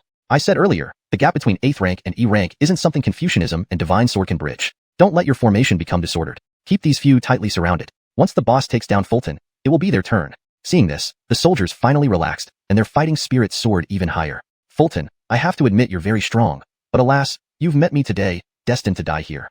The loudmouth soldier laughed maniacally, continuing his sonic attacks on Fulton. Shut up. Hearing this, Fulton wanted to slap him away but couldn't. A loudmouth plus a big voice, truly a nightmarish combination. With your dual cultivation in both martial arts and Confucianism, along with your divine sword, you should have the power to defeat opponents above your rank. Unfortunately, I'm far too strong. Seeing Fulton's look of impatience, the loudmouth soldier only got more energized, speaking non-stop without stopping once. This left Fulton increasingly annoyed. His combat strength even began to decline. If you were at 7th rank blood refinement stage, your speed would drastically improve. Sadly, you cannot break through in battle. The loudmouth grew even more arrogant, then suddenly stopped mid-sentence. He reminded Fulton again. His actions clearly demonstrated his mouth working faster than his brain, blurting out words without thinking whether they should be spoken. Breakthrough in battle, good idea. Upon hearing this, Fulton felt enlightened as if cold water had been poured over his head, instantly understanding what he needed to do next. He was already at the peak of 8th rank Chi mastery. To break through to 7th rank blood refinement stage required only an opportunity. And now, wasn't this life or death battle the perfect opportunity? At this moment, Fulton even felt that the loudmouth wasn't so annoying anymore. Thanks for the reminder. How reckless my mouth has been. It was too late for regret. Fulton had heard him and accepted his suggestion. Although breaking through on the battlefield was difficult, it wasn't impossible. Like Alec before, who broke through on the battlefield. Since Alec could do it, Fulton believed his talent would also allow him to succeed. Once Fulton figured this out, the strength he had lost from the loudmouth's sound attack returned instantly. No problem, breaking through in battle isn't easy. If I press the attack quickly enough, I'll definitely kill him. Upon seeing Fulton's reaction, the loudmouth appeared calm on the surface, but inside, he was mentally slapping himself repeatedly. How long would this bad habit persist? Facing the loudmouth's fierce assault, Fulton calmly defended each move, blocking one after another ingeniously. Since speed can't be made up for temporarily, we need to hold the momentum. Pawns crossing the river. In the next moment, Fulton roared fiercely and used the chess skill, pawns crossing the river. Around him, Chi surged wildly, unleashing a desperate and resolute aura that rivaled the Xavion's formidable E-rank warrior aura. Pawns crossing the river can no longer retreat. This is impossible. Feeling Fulton's aura, the loudmouth's face turned to shock. He found it hard to accept that such an aura could come from an 8th rank warrior. For that split second, he froze. That brief pause allowed Fulton to seize the opportunity to turn defense into offense. Boom, boom, boom. The 4 C's sword flashed like lightning, slashing out dazzling sword light that caused sonic booms. Meanwhile, Fulton divided some of his focus to sense the changes in his blood, trying to blend his chi with it to control his blood flow. That's how martial artists reach the blood refinement stage, blending chi with blood to gain the ability to manipulate blood. Before 7th rank, martial artists could only control their physical bodies. After reaching 7th rank, they gained the ability to control their blood. This marked a significant milestone for martial artists. Whether in speed or strength, 7th rank warriors were unmatched by 8th rank ones. Of course, Fulton was an exception. Petty to constant battle with the loudmouth, Fulton's body occasionally experienced heavy pressure, causing his blood to stir involuntarily. Now, under deliberate control, his chi instantly merged with his blood, calming the agitation. Is it done? Feeling this, Fulton raised an eyebrow, suddenly feeling enlightened. In the next moment, his blood churned violently again, several times stronger than before. But this time, it was under Fulton's active control. Being able to control his own blood meant that at this moment, he had successfully broken through to 7th rank. Then, the agitated blood continuously pounded Fulton's veins, increasing both the speed and volume of the blood flow significantly. Faint bloody chi emerged from his skin. At this moment, Fulton felt an endless surge of power within him, greatly enhancing his speed and reaction. He really broke through. The loudmouth was stunned, wanting to slap himself multiple times. At this moment, he decided internally that if he survived this unharmed, he'd glue his mouth shut when he returned and never talk excessively again. So strong. This is 7th rank blood refinement. Despite having just broken through to 7th rank blood refinement and his cultivation not fully stabilizing, Fulton felt a world of difference from his previous self. His 8th rank self was pitifully weak. His 7th rank self was incredibly powerful. So powerful that he believed he could challenge a rank warrior and win. Immediately, Fulton stepped forward, his foot shattering the ground beneath him as he shot out like a cannonball, moving at astonishing speed. Battle. Translation provided strictly according to the instructions, maintaining paragraph structure and ensuring a natural, fluent English text. Chapter 2:14. Sword unsheathed, dragon's roar fills the sky. At this moment, Chester's cultivation had already advanced to the 7th rank blood refinement realm, significantly boosting his combat power. In addition to this, he still had the Confucian spells Primal Force and Pawn Crossing the River previously cast upon himself. As a result, his current combat strength was terrifying. While it wasn't enough to suppress a 9th rank warrior, he could at least hold his own against one. It's important to note that Chester's cultivation hadn't stabilized yet. Once it did, he might surpass a 9th rank warrior. By then, Vinny would be in serious trouble. Impossible. Even if you've advanced to the 7th rank, there's no way your combat power can be this strong. Vinny stared at Chester in shock, disbelief evident on his face. He felt an intense sensation. It was as if he wasn't battling a 7th rank warrior, but rather a 9th rank warrior on par with him. The feeling was bizarre but undeniably real. What made Vinny despair even more was that he sensed Chester's strength growing with every continued clash. At this rate, Chester might surpass him. Great, Chester has broken through to the 7th rank during the battle. This should ensure his safety. Not far away, Ingrid saw the blood chi radiating from Chester and his rapidly increasing strength. She instantly understood what had happened. Involuntarily, a gratified smile appeared on her lips. Shinong has also broken through. I need to step up my game. Perhaps Shinong can defeat this 9th rank warrior. Witnessing this, Andrew and Alec were greatly inspired. Their combat power surged, forcing the 28th rank warriors surrounding them into retreat. Of course, Alec contributed more because he was also a 7th rank warrior. This is impossible. How can anyone break through during a battle? Why does it feel like our leader is at a disadvantage now? This is absolutely impossible. Even if Chester advanced to 7th rank, he is still 2 major ranks below our leader. How could he win? The soldiers' hearts went up and down like a roller coaster. Sometimes they thought they would win, sometimes it didn't seem so sure. Now, they even believed their leader might lose. Although it felt strange, it's what they genuinely thought. 9th rank, nothing special. I thought you'd be tougher. Looks like you're just average. As he spoke, Chester's blood chi became even denser, and his combat power grew stronger. He also started using sound attacks, taunting Vinny sentence after sentence, which was infuriating to listen to. Whoa! Vinny yelled in frustration, but it was all in vain. He was already at a disadvantage, and it was difficult to reverse the situation. Describing his state as impotent fury was apt indeed. You few, quickly surround and kill these 3. I'll hold off Chester. Admittedly, Vinny's intelligence was quite commendable. Unable to defeat Chester, he changed tactics. Hold off Chester, and let his men kill the remaining 3. That 9th rank warrior could remain alive, but these 8th rank and 7th rank warriors had to die. Once these 2 were dead, the remaining Chester and the 9th rank female warrior wouldn't be much of a threat anymore. He planned beautifully, though his command left the soldiers grumbling inwardly. What? Didn't we agree to hold off the opponents while our leader kills Chester? Why change plans now? Is this a tacit admission that our leader can't beat Chester? How strong is Chester's talent? Just advancing to 7th rank, and he can fight a 9th rank. While criticizing, the soldiers were filled with astonishment. Originally, they had all the advantages, both in numbers and cultivation. But now, just because Chester broke through to the 7th rank blood refinement realm mid-battle, the situation had completely turned around. This reversal was hard to accept. With your abilities, you can't hold me. Holding the divine sword, Chester thrust a piercing beam straight at Vinny's forehead, a lethal strike. Arrogant! Vinny roared, blocking with his long saber. However, the tremendous force sent him flying backward. This scene felt familiar. After sending Vinny flying, Chester didn't chase immediately. Instead, he sheathed his sword. Next, he stepped forward, shattering the earth beneath him, dashing out like a shooting star. Sword drawing technique. Kyo, accompanied by a resonant dragon's roar. A streak of sword light sliced through the night sky, illuminating the heavens. Vinny's eyes widened instinctively as he raised his saber to block, but there was no confidence in his heart. This time, he blocked instinctively without any words. Finally, his brain worked faster than his mouth. Swish! Chester's sword was incredibly fast, slicing straight through, cutting his opponent's weapon in half. Next, the blade landed, and with it, Vinny's wrist holding the saber was severed. Perhaps the blade was too sharp, or the sword light too swift. For a long time after his wrist hit the ground, no blood spurted from the wound. My hand! It took several breaths for Vinny to realize his hand was severed by Chester. He clutched his neatly severed right wrist with his left hand, looking terrified. His yell was undoubtedly his strongest ever, echoing across the heavens. I'm not hallucinating, our leader lost? Just moments ago, weren't we planning to hold off Chester? He lost in just a few exchanges? Might we all die here? Seeing this, the soldiers looked at each other, unsure whether to continue fighting or surrender. 7th rank combat strength, truly impressive.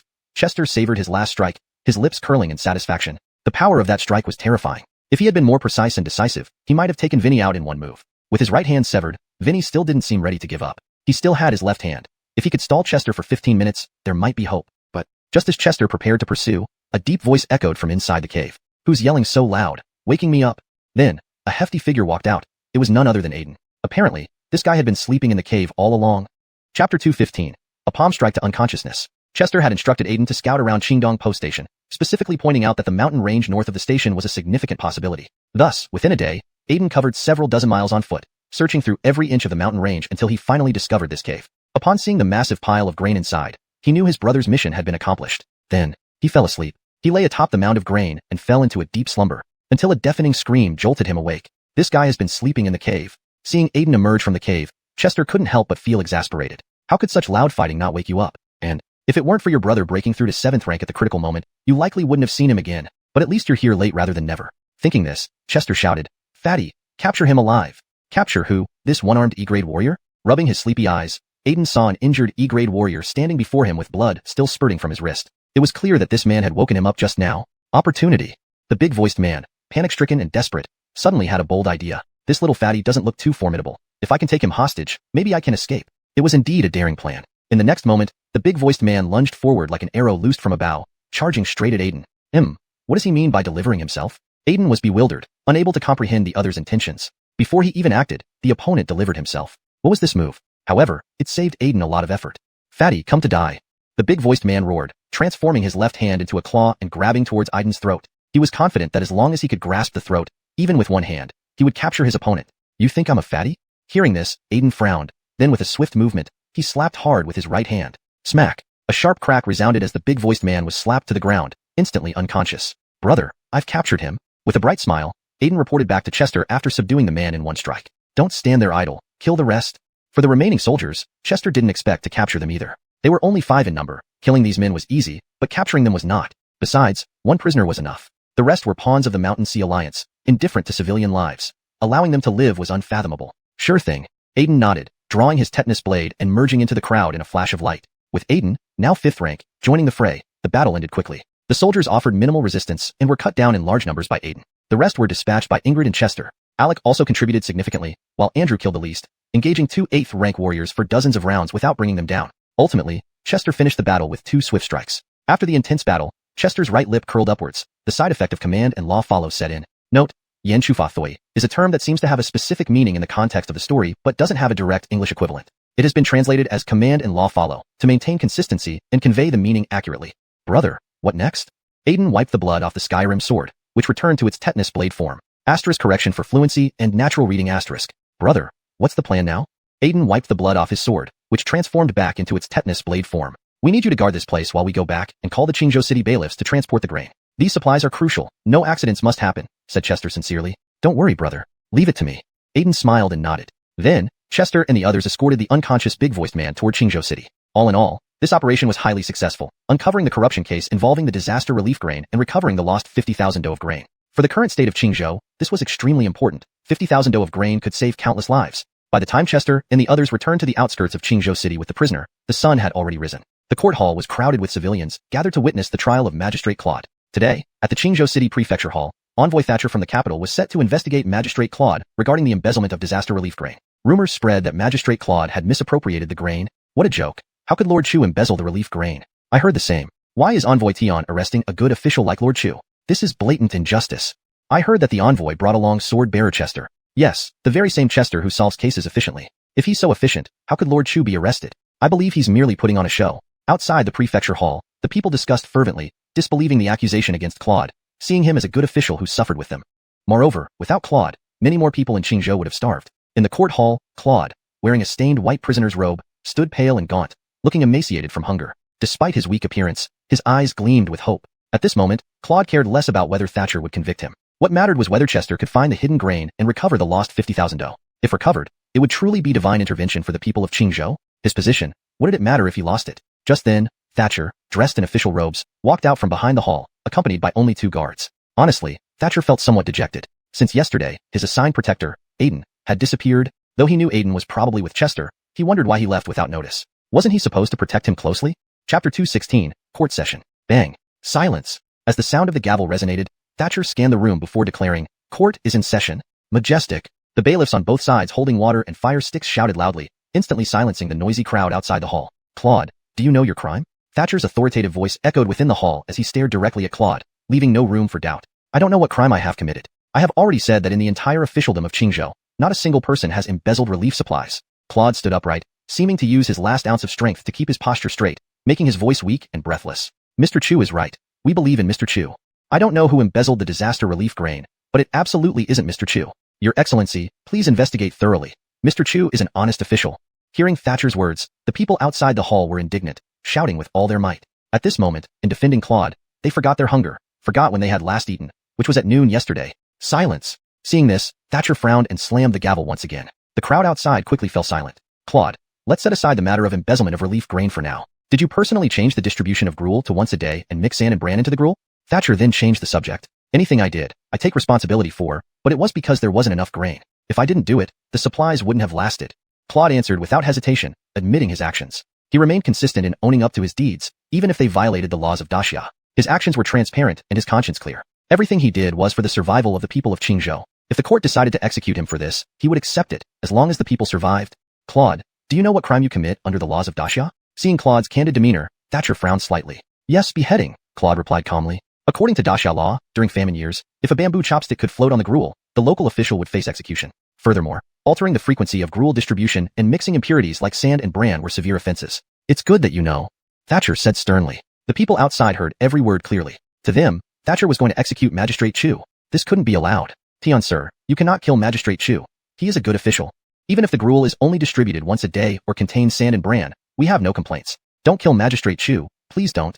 The people became increasingly agitated, some even rushing towards the bailiffs maintaining order. However, these malnourished citizens hadn't eaten properly in months. They lacked the strength to push against the bailiffs, who simply stood firm with their sticks, causing the protesters to fall to the ground. "Silence! Silence!" Seeing the chaos, Thatcher repeatedly banged the gavel, but it was futile. The people, unaware of court etiquette, knew only that they had to save Magistrate Chu, regardless of their weakness or the risk of angering the imperial commissioner. Frustrated by the lack of order, Thatcher shook his head repeatedly, considering whether to issue warrants to punish some of the rioters as a deterrent. But, considering the people's weakened state, any punishment could be fatal. Just as tensions reached a boiling point, a voice rang out from outside the hall. "Tian, sir, hold on, I have a new discovery." The voice belonged to Nero, arriving at this crucial moment. Hearing Nero's voice, Thatcher felt a sudden sense of reassurance, as if Nero's presence alone could calm the situation. Indeed, the nearly irrational crowd immediately made way upon hearing Nero's voice, recognizing that he brought new evidence that might save Magistrate Chu. Next, under the expectant gaze of the crowd, Nero escorted a bound officer with a loud voice into the hall. Seeing this, Thatcher urgently asked, "Nero, what have you discovered?" Without answering, Nero kicked the bound officer to his knees and then said, "Sir Tian, I've solved the case of the embezzled relief grain. This man is the true culprit." "Truly?" Thatcher was elated but soon noticed the officer's attire, military standard light armor. The man looked familiar. Thatcher had seen him somewhere before. At the same time, the people outside also noticed the officer's clothing. "Isn't this a soldier? He looks familiar. Now I remember. Isn't this the one who escorts the relief grain every time? We've seen him several times." Soon, someone in the crowd identified the officer. "There's no other explanation," Nero explained. "This man is responsible for escorting the relief grain and is also a member of the Shanghai Alliance. Each time, he hides half of the supplies, then alters the warehouse records to conceal the theft." So, it was him. Hearing Nero's words, Thatcher suddenly understood. He recalled where he had seen this man, during the distribution of relief grain. Every time, Thatcher would remind the soldiers to be extra cautious. "Is this how you show caution? How can anyone be so despicable as to embezzle disaster relief grain?" Another member of the Shanghai Alliance. "Why do I feel there's not a single good person in that group? This kind of person must die to satisfy public outrage." Upon hearing this, the crowd outside the hall was furious, ready to tear the man apart. They were victims of drought and famine, having barely survived. Though they survived, many had lost loved ones due to lack of food. And here was the real culprit. The anger in their hearts was understandable. Chapter 217.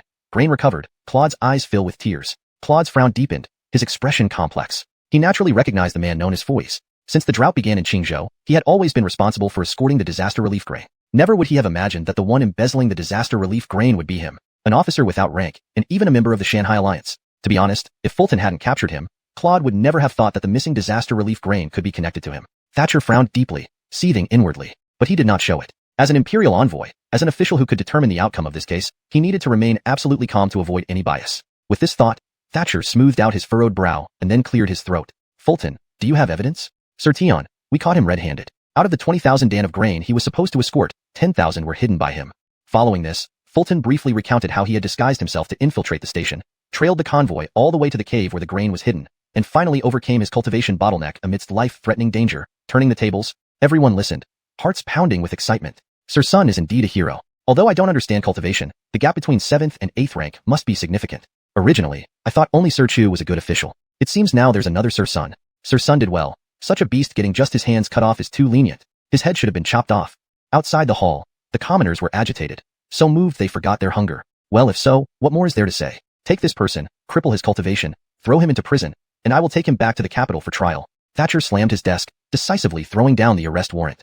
Thus, while still unconscious, Fuiz was sentenced. Speaking of, just how much force did Aiden use? How long has it been? Yet he hasn't woken up. He couldn't possibly never wake up again. Compared to punishing the embezzler, Claude was more concerned about whether the lost grain had been found. Little friend's son, the grain?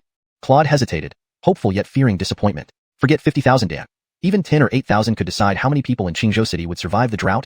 Seeing Claude's expression, Fulton smiled slightly. All 50,000 Dan are in the cave. Too wonderful. At those words, Claude's eyes instantly moistened. In the next moment, hot tears slid down his gaunt cheeks and fell to the ground. Someone, quickly send men to bring the grain back.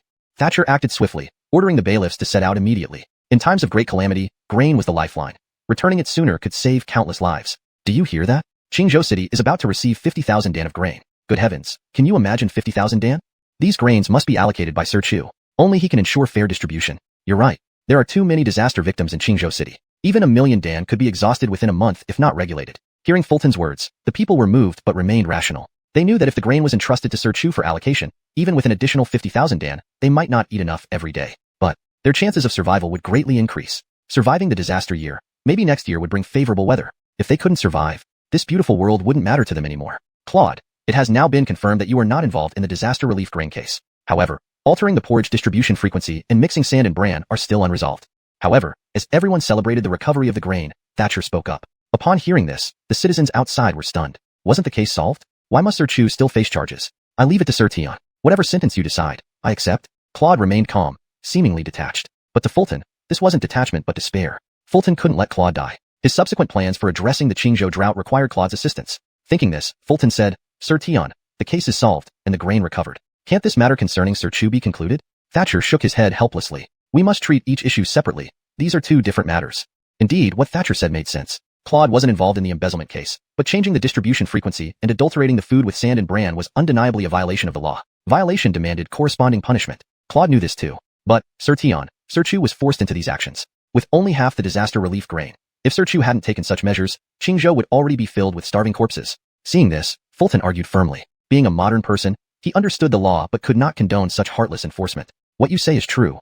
Hearing this, Thatcher struggled to refute it. He also understood that Claude's actions were driven by necessity. And if Claude hadn't taken those measures, Qingzhou City's situation would indeed be as dire as Fulton described, starvation leading to cannibalism and complete loss of sanity among the starving. But each issue must be addressed appropriately. As an envoy overseeing the case, Thatcher couldn't act emotionally. Fulton saw this clearly. Sir Tian, I have plans to tackle the Qingzhou drought further. How about allowing Sir Chu to assist me temporarily, then we can offset his crimes after the drought ends. Of course, if his contributions aren't sufficient to redeem his crimes, you can chop off his head, I won't object. Thatcher found it hard to refuse Fulton's proposal. Initially, he hadn't wanted to punish Claude but had no choice due to legal constraints. Now, Fulton offered him a way out. Naturally, he took it. Chapter 218, Chester's Plan, Roasted Sweet Potatoes. Thatcher pondered for a long while, considering how to respond to Chester's proposal. However, his hesitation was interpreted by the people as uncertainty. Your Excellency, please do not hesitate any longer. Magistrate Chu is a good official. If you give him a chance, he will never let you down. Please give Magistrate Chu a chance. I beg of you. Some people knelt before Thatcher, continuously banging their heads on the ground in earnest plea, even to the point of bleeding. Seeing this, Thatcher immediately responded, Very well, it shall be as you wish. Thank you, Lord Tian. Hearing this, Chester bowed gratefully with a smile. Thank you, Your Excellency. Thank you, Lord Tian. The crowd remained on their knees, their faces filled with relief and joy. As for Claude, he wasn't particularly elated at the temporary reprieve from his punishment. Rather, he was intensely curious about Chester's plan. He wanted to see what strategy the man who had become famous in the capital for solving cases and composing poetry would employ against Qingzhou's drought. By late afternoon, the grain convoy returned. Petty to the limited number of horses and carts available in Qingzhou, only 100,000 Dan of grain arrived this time. The remaining hundreds of thousands of Dan would be transported over several days. Claude, now back in his official robes after shedding his prison clothes, couldn't stop smiling upon seeing the carts full of grain roll in. He had already planned that with this grain, they could increase the frequency of distributing porridge in Qingzhou City to twice a day. However, he still intended to mix in some sand and bran, though just a third should suffice. Big brother, Lord Tian has summoned you and Magistrate Chu, said an energetic Aiden, walking up from a distance. No wonder he looked so lively. He had been sleeping for most of the time, only briefly waking up to fight, knocking out a loudmouthed soldier with one slap before falling asleep again. He only woke up when Andrew and Alec brought the local government officials to the scene. Afterward, Chester and Claude headed to the meeting hall, where Thatcher had been waiting. Little friend son, please share your plan. Thatcher smiled, clearly intrigued by Chester's scheme. Solving the disaster relief grain case was already a significant achievement, but if he could address or mitigate Qingzhou's drought, it would be an enormous feat. With such accomplishments, Thatcher might have a chance to become the Minister of Revenue. Claude didn't speak, but his curiosity was evident on his face. He was even more curious than Thatcher. Gentlemen, please follow me, Chester said with a mysterious smile, leading them to the courtyard. There, he revealed a dozen iron chests he had brought along. Lord Jian, you've always been curious about what these chests contain. Today, I'll unveil the secret, Chester chuckled, pointing at the iron chests. Indeed, Thatcher had been curious since they first saw the chests, while Claude had never seen them before. His confusion was apparent. Why did Chester bring these heavy chests all the way from the capital? What important contents did they hold? Chester then opened one of the iron chests and took out several sweet potatoes, placing them on the ground. Thatcher and Claude exchanged puzzled glances. What was this thing? Neither had ever seen anything like it. Did this have anything to do with Chester's plan? Could it solve Qingzhou's drought? May I ask what this is? They asked simultaneously. This is called a sweet potato. It's a new type of crop I discovered on the mountains near the capital, Chester explained with a gentle smile. Crop? Is this edible? Despite his explanation, both men still looked bewildered. Sweet potatoes were so different from the usual grains they knew. In Daya, grains were mostly small seeds like wheat, millet, and rice. This large, tuberous root was unfamiliar.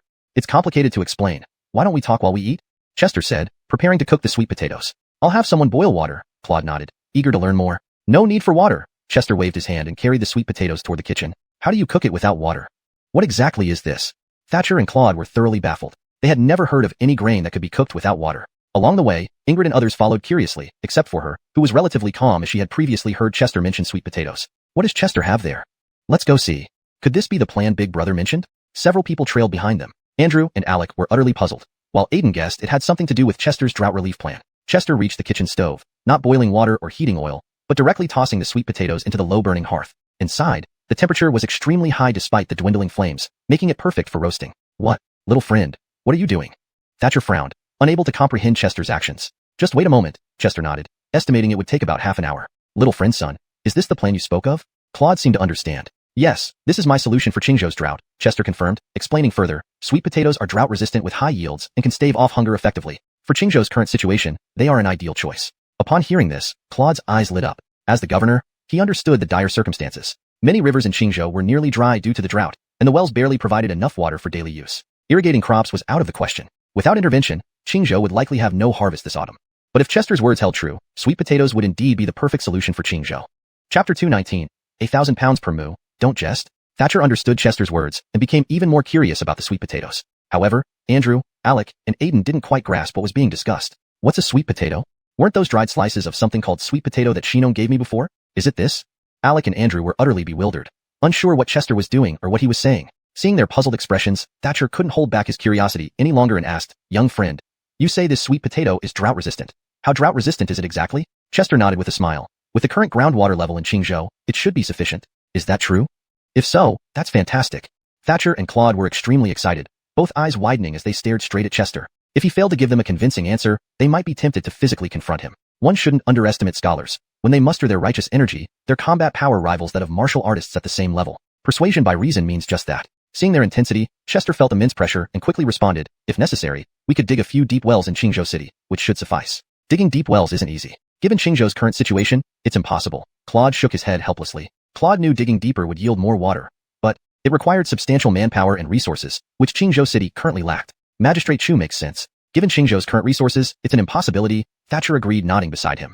Now that we have grain, with so many displaced people, digging a few deep wells shouldn't be a big problem, right? Chester didn't seem concerned. To him, as long as they had grain, digging wells wasn't an issue. Grain alone won't do. We need silver to recruit labor, and Qingzhou has no silver. Claude frowned deeply, still not catching on to Chester's point. Seeing this, Chester chuckled. Magistrate Chu, do you think grain or silver would attract more laborers among the displaced? You mean, if we use grain instead of silver? Thatcher and Claude were quick thinkers. With Chester's hint, they quickly understood. Grain and silver, aren't they essentially the same? In fact, grain was even more valuable in Qingzhou at the moment. Seeing their realization, Chester nodded and smiled. We can recruit displaced people to dig wells, providing food instead of wages. Many would likely agree to this. Your idea is rather innovative, young friend. This method might work. Thatcher and Claude were astonished, finding Chester's idea groundbreaking and revolutionary for statecraft, applicable not just in Qingzhou but potentially everywhere. The court will eventually provide disaster relief. Why not offer work instead of mere aid? Chester summarized succinctly, earning nods from Thatcher and Claude. Offering work instead of aid. Though the phrase sounded modern, as scholars, they grasped its essence. While unconventional, it does suit our current situation. Thatcher pondered aloud, chin in hand. Son, your method is truly unprecedented. Claude's eyes shone brightly, giving high praise to Chester's proposal. Let's start by digging 10 deep wells in Qingzhou City. Once we have water, we can consider planting sweet potatoes, Chester continued, outlining his plan. Sir, I was going to ask, how much yield does sweet potato have? I want to know too. So do I. This question lingered in everyone's mind. No matter how drought-resistant sweet potatoes were, yield was crucial. If the yield was low, it wouldn't be very useful. 1,000 pounds per moo should be feasible. Chester gave a conservative estimate, uncertain himself. However, even this conservative statement shocked everyone. 1,000 pounds per moo of grain, such productivity was mythical. The astonishment on everyone's faces lasted, frozen in disbelief. You're exaggerating, aren't you? 1,000 pounds per moo? Stop jesting. Thatcher and Claude frowned skeptically, nearly accusing Chester of boasting but stopped themselves, deeming it unrefined. Your bragging almost had me believing, Andrew said bluntly, while Alec added sarcastically, if you blow this much using Confucian magic, you'll face divine punishment. Lenarijo and Aiden remained silent, but eyed Chester with suspicion. Is it that unbelievable? Seeing their reactions, Chester felt frustrated. He tried to understate to avoid skepticism. Yet, it still surpassed their imagination. I've entrusted some sweet potatoes to Scholar Temperance at Lungha Academy for cultivation. The results should be ready soon. If you don't believe it, Magistrate Tian, you can visit Lungha Academy after returning to the capital. Chester looked earnestly at Thatcher, also addressing Andrew and Alec. You two doubt this now. Wait until Scholar Temperance grows the sweet potatoes. You'll taste the irony then. Scholar by excels in agriculture. Entrusting her ensures a fine outcome.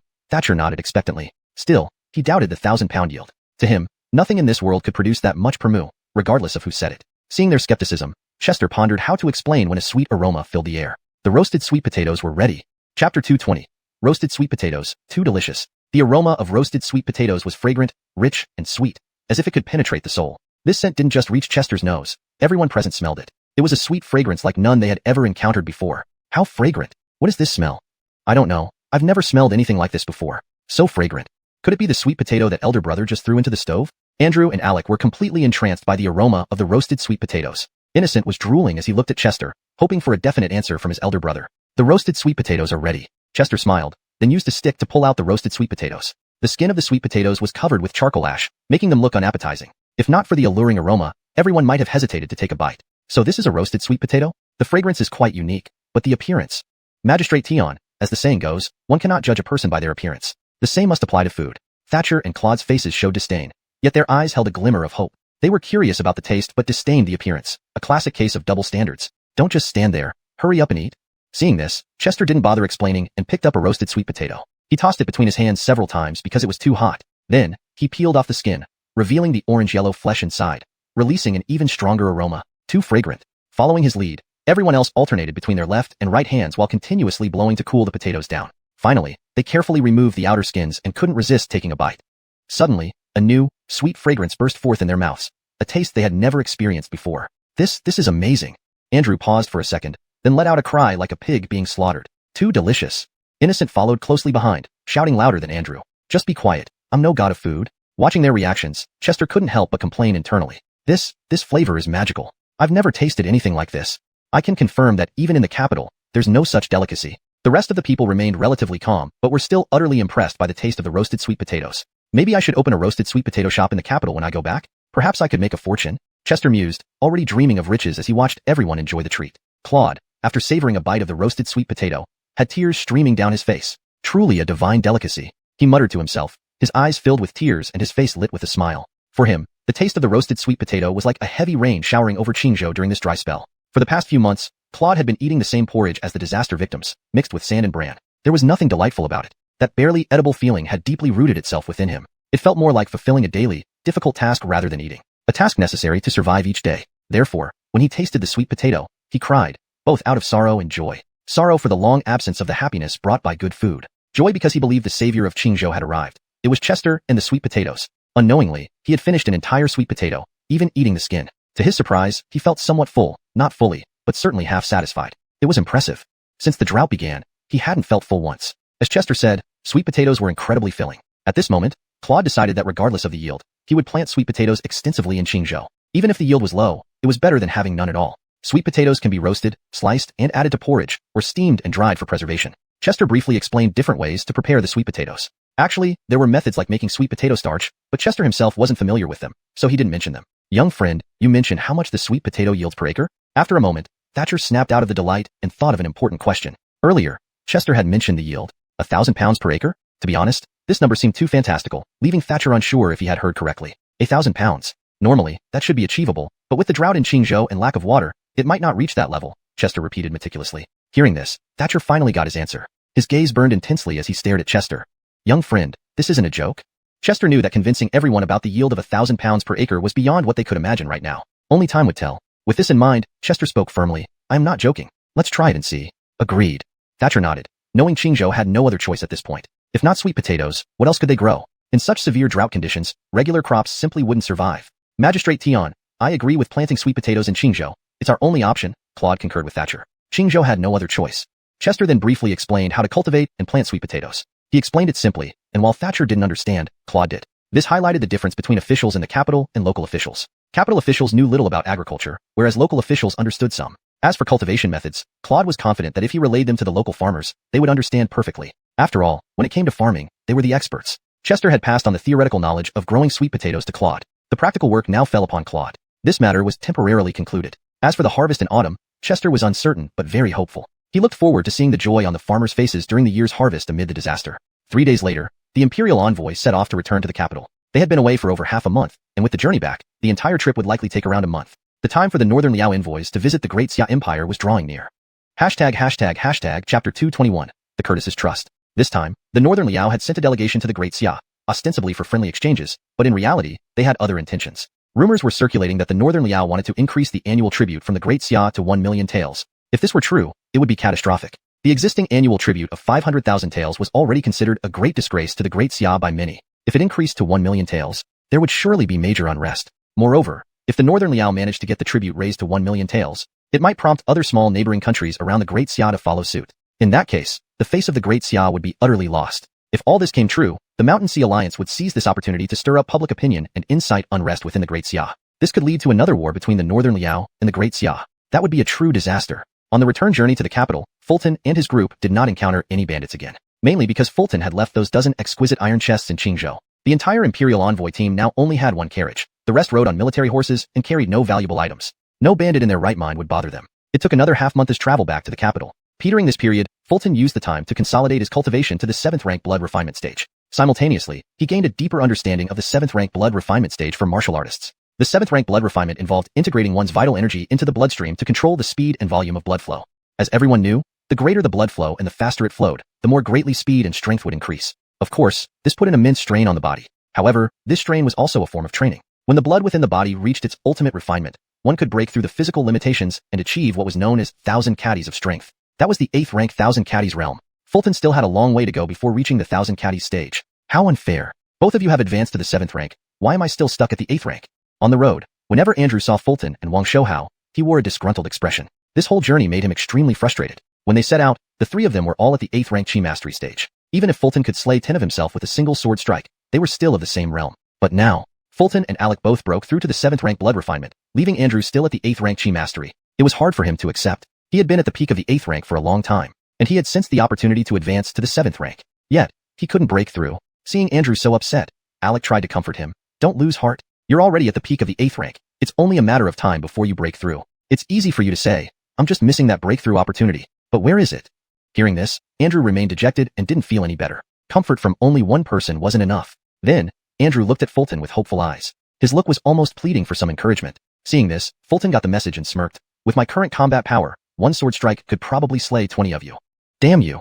Andrew spurred his horse to charge at Fulton recklessly. Inside the eastern palace of the imperial city, the Curtis was anxiously waiting in his study, accompanied by the Curtis and Minister of Revenue Aloysius. Calculating the time, the imperial envoy team had been in Qingzhou for a month. If everything went smoothly, they should have solved the case by now. Before departure, the Curtis had specifically instructed Thatcher to send an urgent report back once the case was cracked. But until today, not a single piece of news had come from Qingzhou. The Curtis paced back and forth anxiously. This time, the Qingzhou grain corruption case had been directly assigned by Aquila to the Ministry of Revenue. Assigning it to the Ministry of Revenue essentially meant assigning it to the Curtis. After all, the Curtis was the daughter of the Minister of Revenue.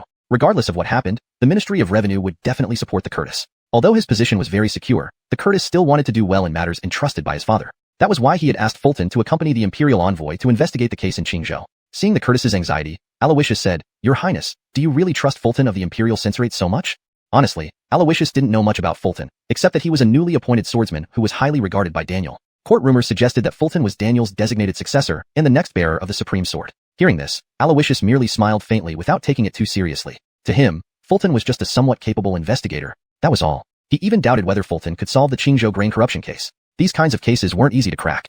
I trust him. If anyone can solve the grain corruption case, it would definitely be him. Upon hearing this, the Curtis smiled confidently, seeming to relax a little. Seeing the Curtis's demeanor, Aloysius became even more puzzled. What did the Curtis see in Fulton that led him to believe in him so much? Perhaps sensing Aloysius's confusion, the Curtis smiled gently and said, "Father, Lord Sun has great potential." He quickly apprehended spies from the Mountain Sea Alliance after joining the Imperial Censorate. His investigative skills are strong.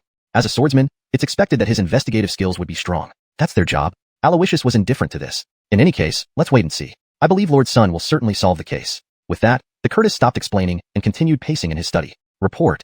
Urgent news from Qingzhou. At that moment, a fast-riding military horse galloped toward the Eastern Palace. News from Qingzhou had finally arrived. The horse stopped outside the palace, and the message was brought in by the guards at the gate. Soon, a guard quickly approached the study and bowed at a respectful distance of 3 meters from the door. "Your Highness, we've received an urgent report from Qingzhou." The Curtis froze for a moment before turning swiftly. "Bring it in immediately." "Yes, Your Highness." The guard responded and entered to hand over the document. Sure enough, just as I expected, Fulton has indeed solved the case. Upon receiving the document, the Curtis unfolded it with a smile, his grin widening as he read it. He did solve it pretty quickly, Aloysius muttered, realizing he had underestimated Fulton. Not surprising at all. The Curtis wore an "I told you so" expression. In her view, Fulton was extremely capable, and such a case wouldn't stump him. Chapter 222, Return to the Capital. In the study, the Curtis's anxious expression had vanished, replaced by calm and composure. After learning that the case had been solved, he breathed a sigh of relief. Next, it was time to review the details of the case. He also wanted to know how Fulton managed to crack it. The emergency report was written by Thatcher himself, but because it was an urgent message, it was concise. However, it was sufficient. Moreover, Thatcher had been honest in his account, neither exaggerating his own merits nor concealing any mistakes. For instance, the report recorded, when the Imperial envoy's entourage arrived at Qingzhou, Thatcher had initially arrested Prefect Claude based on his personal judgment. It was then Fulton, relying on the grain storage records, identified the discrepancies, deduced where the disaster relief grain might be hidden, and eventually, with just a few swordsmen from the Imperial office, successfully solved the case. Fulton indeed lives up to his reputation. His reasoning skills are exceptional, and his intuition is sharp, remarked the Curtis approvingly. Then, he passed the report to Aloysius beside him. The Curtis also leaned in to take a look. Seeing how Fulton, after investigating the people and confirming Claude's good reputation, hypothesized Claude's innocence and meticulously examined the grain storage records, ultimately leading to solving the case. This entire process was seamless. This case was brilliantly solved. The Curtis couldn't help but praise. Indeed, there's nothing to criticize. Aloysius blushed, recalling how he had doubted Fulton's investigative abilities just moments ago, and now felt humbled. Clearly, Fulton was a prodigy in solving cases. The report also mentions that Fulton brought sweet potatoes found near Jingbei Post House to Qingzhou, claiming they could solve the drought problem. What exactly are these sweet potatoes? The Curtis asked Aloysius. The Curtis had never heard of sweet potatoes before, but his lack of knowledge did not mean Aloysius didn't know. As the Minister of Revenue, overseeing the nation's finances and grain supplies, Aloysius should have been familiar with all types of crops. Well, I haven't heard of sweet potatoes either, Aloysius admitted, feeling embarrassed. As the Minister of Revenue, there were still things he didn't know about. If this sweet potato can really help alleviate the drought in Qingzhou, Fulton will have made a significant contribution. Strange, the report doesn't mention the yield. Upon hearing this, the Curtis paid little attention and continued reading the report. There was no mention of the yield. This was intentional on Thatcher's part. He feared that if he wrote down a yield of 1,000 pounds per acre as claimed by Fulton, the Curtis and the minister would think he was a fool. No joke. If he had written that, Aloysius would likely rush to the Imperial office to confront Daniel and Fulton. Being the Minister of Revenue, anyone claiming a yield of 1,000 pounds per acre would naturally raise doubts. For Qingzhou now, regardless of the yield, having even a small amount will be helpful. Aloysius was not too concerned about the yield. Given Qingzhou's current situation, whether planting wheat or millet, nothing would survive. Even with low yields, sweet potatoes were still beneficial. Agreeing, the Curtis nodded and continued reading the report. Thatcher also mentioned that sweet potatoes are delicious when roasted. Roasted? Seeing the Curtis's curiosity, the Curtis kindly suggested, "If you're curious, Your Highness, you could ask Fulton to come to the palace and roast some sweet potatoes for you." Very well. Nodding, the Curtis's eyes sparkled with anticipation. The envoy's entourage finally returned to the capital after more than a month away. Finally back. I'm so thirsty. Tonight, we must drink. Before entering the city, Andrew was already visibly excited as they approached the gates. Do you want to go drinking somewhere tonight? Alec raised an eyebrow, unusually animated. Sure. Count me in.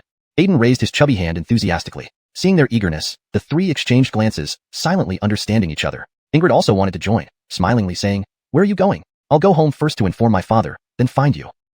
Suddenly remembered. I need to water the flowers at home. My father told me to get some soy sauce from East Street. Haven't visited the sect in a while. Hearing Ingrid, the trio quickly declined, thinking he wasn't quite fitting for their planned evening. You're weird. Ingrid raised an eyebrow and turned to Fulton. I know. Where are you heading? I'll check on my family first. They should have moved into the inner city by now. Good. Rest well after the hard work in Qingzhou, Ingrid nodded. Why not join us at Ingshun Tower? With you, we can invite several courtesans. Elder brother, I've never been to Ingshun Tower since coming to the capital. Andrew and Aiden nudged Fulton between them, whispering softly. Don't tell me, elder brother, you'd visit Ingshun Tower? Fulton frowned inwardly, thinking sarcastically. I need to go home. Alec will treat us. Come on. Alec, what? Ingshun Tower was particularly lively that night. Upon hearing that Fulton had arrived, the courtesans canceled their engagements and gathered around Nine Lady, hoping for a chance to spend the night with him. A poem or CI from him could significantly increase their value. But with 9 courtesans, each bringing a maid, it made the tiny room very crowded. Moreover, Nine Lady seemed displeased. Master son, don't pay attention to these frivolous girls. They just crave your poetry. She sat stubbornly beside Fulton, asserting her status. Don't worry, Nine. I missed you most during our absence. As Fulton spoke, 5th Miss Chiron sauntered over with a wine cup, settling comfortably in Fulton's lap. And Miss Chiron, drink up, ahaha. That night, Fulton drank happily. Chapter 223, simultaneously recommending Chester. The next morning, when Chester woke up, the beauty beside him was still fast asleep. He, a martial artist, was robust and strong, but it was different for Tisha. She was quite frail. Plus, Chester had been away for a whole month. One could imagine how intense last night's rain beating on the banana leaves must have been. My head hurts a bit. That turbid wine isn't very palatable. Perhaps from drinking too much last night, Chester felt a slight headache now. In Daxia, the alcohol was low-degree turbid wine, which he wasn't quite used to. And the millet rice served in the capital city was another thing he wasn't accustomed to either. In the future, I should research how to make distilled liquor. It shouldn't be too difficult. Chester had a rough idea about distilling alcohol in his mind. Simply put, it involved utilizing the different vaporization temperatures of alcohol and water. However, this required special equipment, something Chester hadn't figured out yet. Of course, this wasn't what he needed to worry about at the moment. He then changed into fresh clothes and walked out of Ingshun Tower toward Qingping Courtyard. Ingshun Tower was located in the southeastern corner of the inner city, while Qingping Courtyard was in the northwest corner. Walking would take a considerable amount of time. Fortunately, it was early, and there weren't many people on the streets. Chester strolled leisurely, enjoying himself. This journey was also a good time to organize his thoughts on what needed to be done next. I need to visit Lungha Academy to pay my respects to the great scholar Temperance and check on the sweet potato cultivation. I might as well invite Ignatius to play chess with me. Perhaps I can even learn a few moves for free. Regarding chess skills, after several battles, Chester increasingly found them useful. Most importantly, as his Confucian rank improved, not only did his verbal commands become more powerful, but his chess skills could also influence others. Imagine if his Confucian rank was high enough to influence an entire army. That would be terrifying. An entire army equipped with the pawn crossing the river, chess skill would be extremely formidable. I also need to prepare for the Northern Liao Envoys competition. Based on what the Curtis mentioned earlier, they are likely to recommend me to participate, but what exactly will we be competing in? The Curtis had previously informed Chester about the Northern Liao Envoys' visit to Daxia, ostensibly to increase the annual tribute. This was clearly unrealistic. If Daxia agreed to increase the tribute, although they could afford it, it would lose face. Moreover, the Sea Mountain Alliance might use this issue to incite war between the two countries, leading to true disaster. Therefore, Daxia absolutely couldn't lose this competition. So, I should find some time to visit the Eastern Palace and report on the Qingzhou case after returning from the academy. There's so much to do. Although the case in Qingzhou had already been reported urgently by Thatcher, and Chester would personally report to the Curtis upon his return, it didn't mean he didn't need to visit the Eastern Palace. After all, as the Curtis appointed chief investigator, reporting back after concluding the case was the most basic etiquette. Meanwhile, in the imperial study within the palace, Aquila was meeting with Daniel and the Curtis. His brows were slightly furrowed as he looked at a list on the desk, appearing somewhat unhappy. The Northern Liao envoy was almost here, and it was unlikely he could be in a good mood. Is there anyone you've considered for the Northern Liao envoys competition? Aquila asked, frowning at Daniel and the Curtis. Several months ago, Aquila had instructed them to find qualified candidates for the competition. This was no trivial matter, not one to be taken lightly. Without hesitation, Daniel nodded and said, Your Majesty, my subordinate Chester is perfectly suited for this task. A mere 8th rank martial artist? That's not sufficient, Aquila remarked. Previously, Daniel had recommended Chester, but Aquila hadn't given it much thought. At the time, Chester was just an 8th rank martial artist. No matter how significant his qualifications were, he still needed time to grow. Your Majesty, don't forget he's proficient in both martial arts and Confucian studies. Furthermore, I've received news that Chester has advanced to the 7th rank during his investigation in Qingzhou, Daniel patiently explained, showing confidence in Chester. So that's the case. Speaking of which, Chester uncovered the corruption regarding disaster relief grain and retrieved the missing grain, earning great merit. I should reward him later. Hearing Daniel's words, Aquila immediately recalled the document sent back yesterday. Chester not only solved the disaster relief grain embezzlement case and captured spies from the Sea Mountain Alliance, but also recovered 500,000 dan of grain. This significantly alleviated pressure for both the court and Qingzhou. Aquila was very satisfied with this. Daniel bowed and smiled, saying, Minister, she thanks your Majesty for the reward. Aquila smiled in response, and then turned to the Curtis. Curtis, who do you recommend? Father, I also recommend Chester, the Curtis smiled. Hearing this, Aquila pondered for a moment and then laughed. I didn't expect both of you to recommend the same person.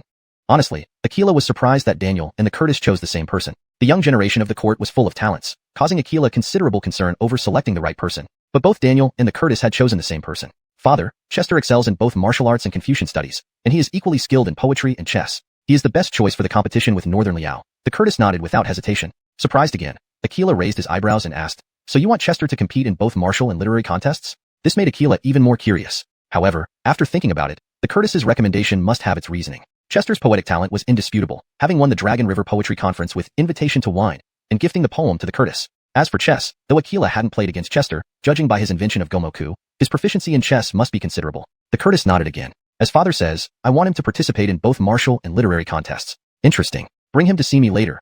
I want to see how capable he truly is. Aquila nodded, indicating he wanted to personally assess Chester's capabilities. If Chester met the standards, sending him to compete with Northern Liao would be a wise choice. Being young and part of the court, Chester perfectly fit the criteria. Winning would make it hard for Northern Liao to renege on the results. Chapter 224, The Father and Matthias's Intentions. Aquila and his two companions were discussing Fulton's case in the palace when he had already arrived at his doorstep. The house was located in the northwest corner of the inner city, in a quiet courtyard named Qingping. The mansions in the inner city are truly different. Even the gates are grander than those in the outer city, Fulton thought with a sense of accomplishment as he looked at the residence he had bought for 9,000 taels of silver. This was in the capital, with prime real estate, a 3-section mansion that even offered views of the imperial city walls right outside the door. If this were back in Fulton's previous life, it would be a large quadrangle courtyard near the Forbidden City in the imperial capital, a truly impressive place. How incredible! Houses I couldn't afford in my past life have become reality here. Thinking of this, Fulton couldn't help but sigh and marvel. At that moment, servant Dwayne was sweeping the front gate and, upon seeing Fulton return, excitedly shouted, "Master, DeLang is back." Fulton nodded and smiled in response before stepping over the threshold into the house. Honestly, he didn't know when the family moved to the inner city, but the cleanliness and neatness inside suggested they had been there for several days already. In the yard, Claire and Bridget were watering flowers, while his father, Bram, wielded a long spear in an impressive display. Under the crabapple tree, Matthias Arnie sat reading, engrossed in his book. It was a scene of perfect harmony. Upon seeing Fulton, Bram stopped practicing with his spear and leaned it against the wall. Wiping the sweat from his brow, he asked, "DeLang has returned. How did the case in Qingzhou go?" Matthias Arnie also ran over, book still in hand, asking, "Brother, did you find the disaster relief grain? How are the people in Qingzhou faring?" Clearly, both were very curious about the Qingzhou case. One sought the latest information to boast at the Imperial Guard Barracks, while the other aimed to do the same at Long River Academy. Their motives were the same. This father-son duo. The case is solved. The people of Qingzhou are holding up for now, thanks to their capable prefect. Fulton had no idea about their true intentions and merely gave a simple reply. But this wasn't enough. Too little information for bragging. With this thought, Bram hurriedly asked, "Who embezzled the disaster relief grain?" Matthias followed up, "Was the stolen grain recovered?" The soldiers responsible for transporting the grain were members of the Shanghai Alliance. They hid the grain, but they've been apprehended, and the grain has been recovered. In this battle, I advanced to the 7th rank blood forging realm. Fulton explained the case briefly and mentioned his promotion to the 7th rank. Shanghai Alliance, huh? It seems they've infiltrated everywhere in the court. It's good that the grain was recovered. Now more people will survive this drought. Hearing the detailed account, Bram and Arnie pondered, entirely missing the significant point of Fulton's words. They were busy thinking of how to show off at the barracks and academy. My son/elder brother is the magistrate who solved the Qingzhou case, deducing every clue flawlessly until the criminal had nowhere to hide. Seeing they weren't responding, Fulton frowned slightly and reminded them, "I've reached the 7th rank." Only then did Bram react, excitedly asking, "You've reached the 7th rank?" Truthfully, Bram was incredibly thrilled. Before falling into a coma, Fulton had only been a 9th rank warrior. After waking just a few months ago, he was already at the 7th rank, breaking through 2 ranks in quick succession. Bram even began to doubt, when had his son's talent gotten so good? Seeing his father's excitement, Fulton helplessly spread his hands. "Father, I've said it twice. You've been breaking through quite frequently recently." Even little brother felt immense pressure hearing this news again. "Have I? Frequently?" Fulton shrugged, sounding rather nonchalant. Considering it, he had indeed progressed from a 9th rank warrior to a 7th rank warrior, all while achieving 9th rank scholar status, a series of rapid advancements. Speaking of which, shouldn't he make progress in Confucian studies too? What's the 8th rank called again? Enlightenment? Little brother quietly calculated that elder brother had broken through 3 times, while he himself had only once, and that was with some assistance. He truly wasn't as impressive as his brother. Recalling this, Arnie sighed and said, "Oh yes, brother. I gave the sweet potatoes to Jenna. She's very interested and said she wants you to visit her when you return." Why not today then? A day chosen on a whim can be as lucky as one planned, Fulton smiled. "Sure, I'm heading to the academy anyway," Brent replied, smiling. Thus, the brothers prepared to set off. At that moment, Claire came over, saying gently, "DeLang, it's early. Why not eat breakfast first?" The tone was surprisingly gentle, unlike her usual manner with Fulton. Noticing this, Fulton silently noted that Claire must be happy about their new home. After all, Fulton had paid the full amount for the Qingping courtyard, enhancing their family standing. More importantly, Claire was extremely satisfied with the new home, having Bridget clean it thoroughly multiple times a day. Their dog, Armando, originally well settled in the small courtyard in the outer city, found it difficult to adapt to the much larger residence in the inner city. With such a vast territory, marking it all seemed like a never-ending task. As a result, Armando drank water compulsively and marked its territory throughout the courtyards, which led to being chased around by Claire. "All right, let's eat first," Fulton agreed. Then, after breakfast, the brothers rode horses toward Long River Academy. In the 100 Flowers courtyard at Long River Academy, Temperance was tending to her flower garden. As an expert in floral arts, her courtyard was nothing short of a bird-filled, blossoming haven. Her garden was a riot of colors, competing for beauty, with willows and crabapple trees adding to the picturesque scenery. The lushness of these plants seemed out of sync with the seasons, too vibrant. Temperance, dressed in pink silk robes adorned with peony flowers, had skin as fair as white jade and fingers as delicate as green onions. Standing amidst the blooms, she exuded such ethereal beauty that even the most striking flowers couldn't compare. It seemed these flowers existed solely to highlight her splendor.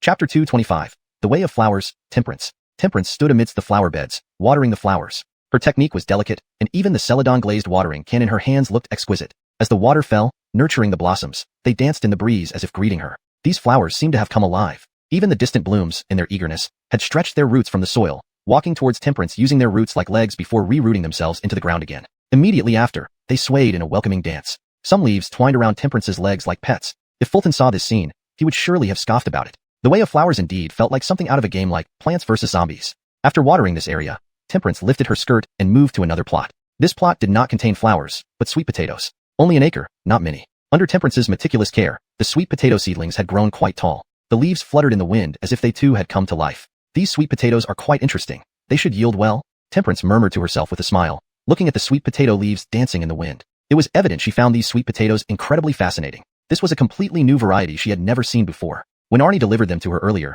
she confidently stated that there wasn't a plant she hadn't seen in the Great Xia. But then, she was proven wrong on the spot. Even now, thinking about it made her cheeks flush. Temperance, my elder brother is here. Suddenly, Arnie's voice rang out from afar. Hearing this, Temperance turned around just in time to see Arnie and a man in official attire from Muhammad office, sword hanging from his waist, walking towards her. It was Fulton. At the Long River Poetry Gathering, Temperance had met Fulton and remembered his remarkable rendition of Let Us Drink.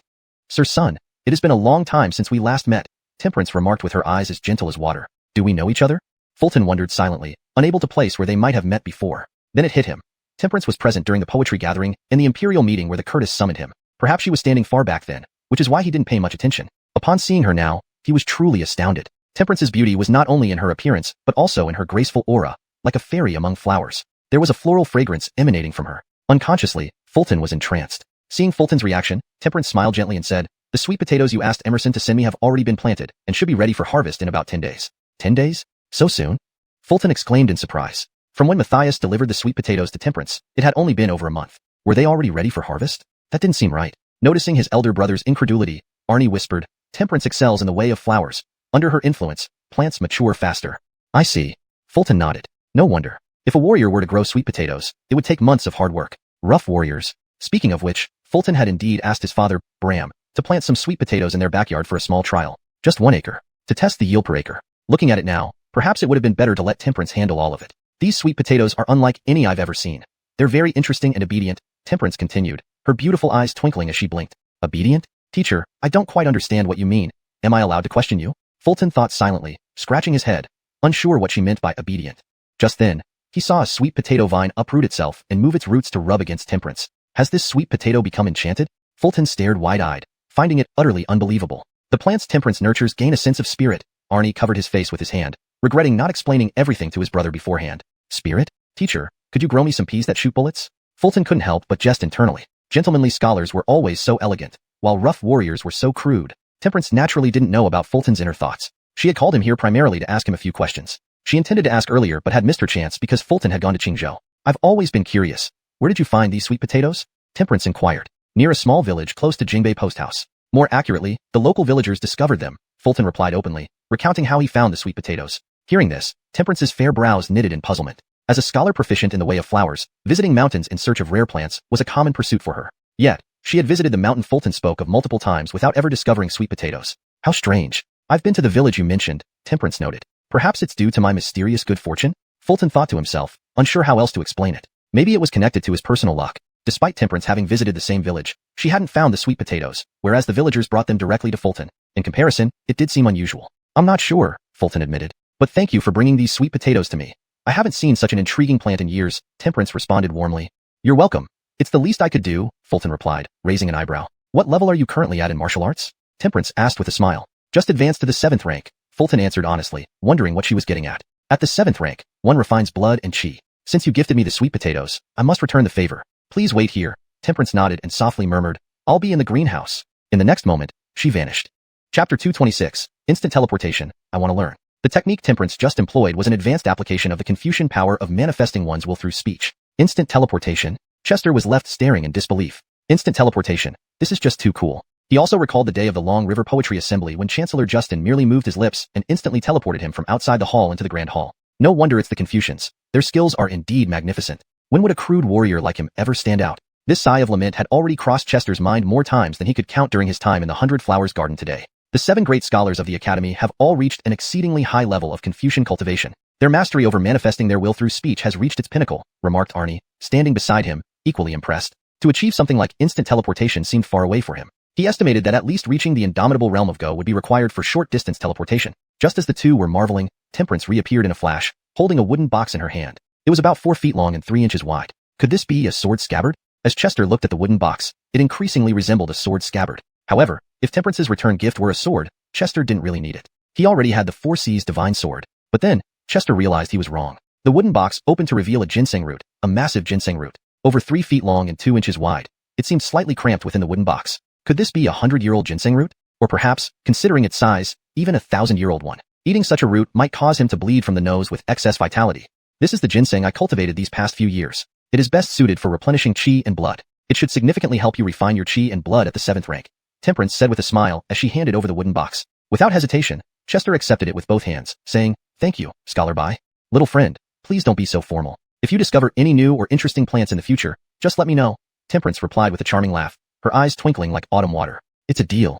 Chester agreed immediately. "I'll inform you again when the sweet potatoes are harvested," Temperance continued with a warm smile, as if her happiness would never fade. "All right," Chester nodded, then left the 100 Flowers Garden with his brother. This trip had yielded a great harvest. The value of the ginseng personally cultivated by Temperance was incalculable. "Brother, you've struck gold. If Scholar Bai's ginseng were sold in pharmacies, there would be a frenzy to buy it," Arnie commented enviously as he eyed the wooden box. Temperance excelled in the flower path of Confucianism, making her cultivated ginseng several times more potent than ordinary ginseng and endowed with spirit essence. Consuming it would not only replenish qi and blood, but also extend one's lifespan. It could even drastically improve Chester's martial cultivation. Seeing the exaggeratedly large ginseng, Chester couldn't resist saying, "Let's stew it and strengthen our whole family."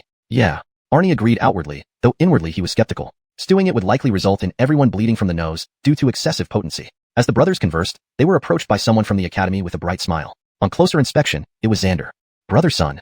Xander waved energetically from a distance, unsure whether he was greeting Dalarang or Enrique. "Brother Kai." Both Chester and Arnie nodded in unison. "Brother son, we haven't seen each other in a long time." Xander hurried forward, intending to discuss his recent poetry with Chester. However, at that moment, a towering figure suddenly appeared before him. Caught off guard, Xander didn't react in time, and smashed right into the person. Then, he was forcefully pushed back by the powerful righteous energy emanating from the other. It was Chancellor Justin. Another instant teleportation. Today, the Confucians seemed determined to show off and leave me flabbergasted, Chester mused sarcastically. Irritated, Xander picked himself up and tried to see who this person was. Before he could say anything, he recognized the face. Chancellor. Chancellor? Xander was visibly apprehensive, unsure why the Chancellor had suddenly appeared. "Little friend, follow me," Chancellor Justin said without acknowledging Xander. With a wave of his hand, Chester and Arnie vanished from the spot. Chester felt darkness envelop him, and when he opened his eyes again, they were inside the Chancellor's private courtyard. At the desk, Elmer was hunched over a stack of white papers, looking thoroughly distressed. The papers were filled with numbers, Arabic numerals. Apparently, the two had been engrossed in studying mathematics. "Little friend, as you can see, we've mastered addition. However, adding identical large numbers still poses a challenge," Chancellor Justin pointed out, indicating the papers on the desk. Several rows of 5-digit numbers repeated over and over. No wonder Elmer was frustrated. Seeing this, Chester thought, why do two great scholars torment themselves like this? "Shino, I recall you mentioned a simpler method for adding identical numbers?" Elmer's hair was a mess, evidence of his intense mental strain. For over a month, he'd abandoned chess to study mathematics in the Chancellor's courtyard with enthusiasm. "Yes, there is a simpler method for adding identical numbers," Chester clarified silently. "Multiplication." "Teach me quickly," Elmer said eagerly, unable to contain his excitement. His expression was akin to saying, "Coach, I want to learn math." "Rest assured, little friend, the Academy won't shortchange you. You may request anything you desire," Chancellor Justin said with a warm nod. "Well, I haven't decided yet, but I'll keep my options open," Chester replied. What he actually wanted to ask was, "Chancellor, can I learn your instant teleportation skill?" It would avoid many awkward situations. Like, if I'm supposed to be under a car instead of inside it, I could use instant teleportation to resolve the issue instantly. Chapter 227. The opportunity to reveal one's true worth in front of everyone has come. Dean Justin was completely oblivious to Fulton's inner monologue. "What are you talking about with underneath the carriage?" Then, Dean Justin nodded with a smile. "Of course, it can be on credit." Hearing this, Fulton nodded approvingly and then said, "Actually, this method is very simple. I call it multiplication." "Multiplication? What is multiplication?" Next, Fulton spent approximately half an hour thoroughly explaining the multiplication table to the two men, leaving them dumbfounded by his genius. Fulton could see that both Justin and Elmer's eyes were filled with an intense thirst for knowledge. Truly, scholars were scholars. Their learning abilities were top-notch. This multiplication table is indeed wondrous. It seems simple but explains multiplication so profoundly. We must keep this table. We'll have the students at the academy recite it daily. Justin and Elmer looked at the multiplication table before them as if they had just received a new toy, clearly excited. At the same time, they found Fulton even more unfathomable. How could such a prodigy practice martial arts? Even Dean Justin felt an urge to go to the office of Imperial Censors and have a good argument with Daniel, trying to snatch Fulton for the academy. Your Imperial sword needs an heir, but Confucianism also needs one. Brother, when did you learn so much? The gap between us is growing larger, little brother Arnie thought, feeling envious watching Fulton reveal his true worth in front of everyone. He became increasingly admiring of his elder brother. After all, he had displayed his skills in front of none other than Dean Justin of Lungha Academy and Go Master Elmer. Young friend, I have a question that has been troubling me. I wonder if it's appropriate to ask? Dean Justin asked, looking at Fulton with a furrowed brow. Please, Dean, speak. Fulton nodded in response. Why did you choose to pursue the path of martial arts? With your talent? It doesn't make sense, Dean Justin asked, perplexed. He couldn't find a reasonable explanation for Fulton's decision not to read books. Because brother nearly drove his teacher crazy back then? Hearing this, little brother Arnie seized the chance to complain silently. Fulton himself felt somewhat awkward hearing this question. To be honest with you, Dean, my early education failed. Though it was the original Fulton who failed, saying it still made him feel a bit embarrassed. Failed? Impossible. Young friend, as a prodigy through the ages, how could your early education fail?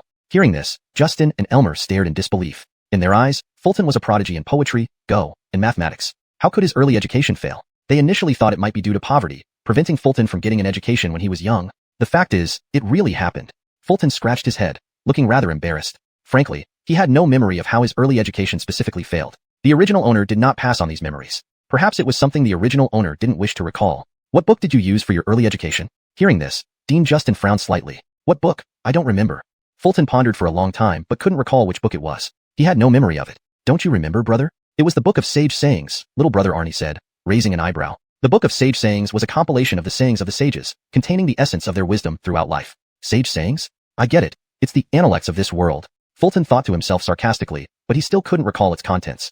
Justin smiled faintly and waved his hand, producing a golden glow. A book appeared in his hand. The Book of Sage Sayings. Take a look, young friend. Do you remember anything? Justin handed the book over. Flipping through the pages, Fulton immediately froze. The summer version of the Analects was far more complex than the one he knew from his previous life. No child could possibly understand it.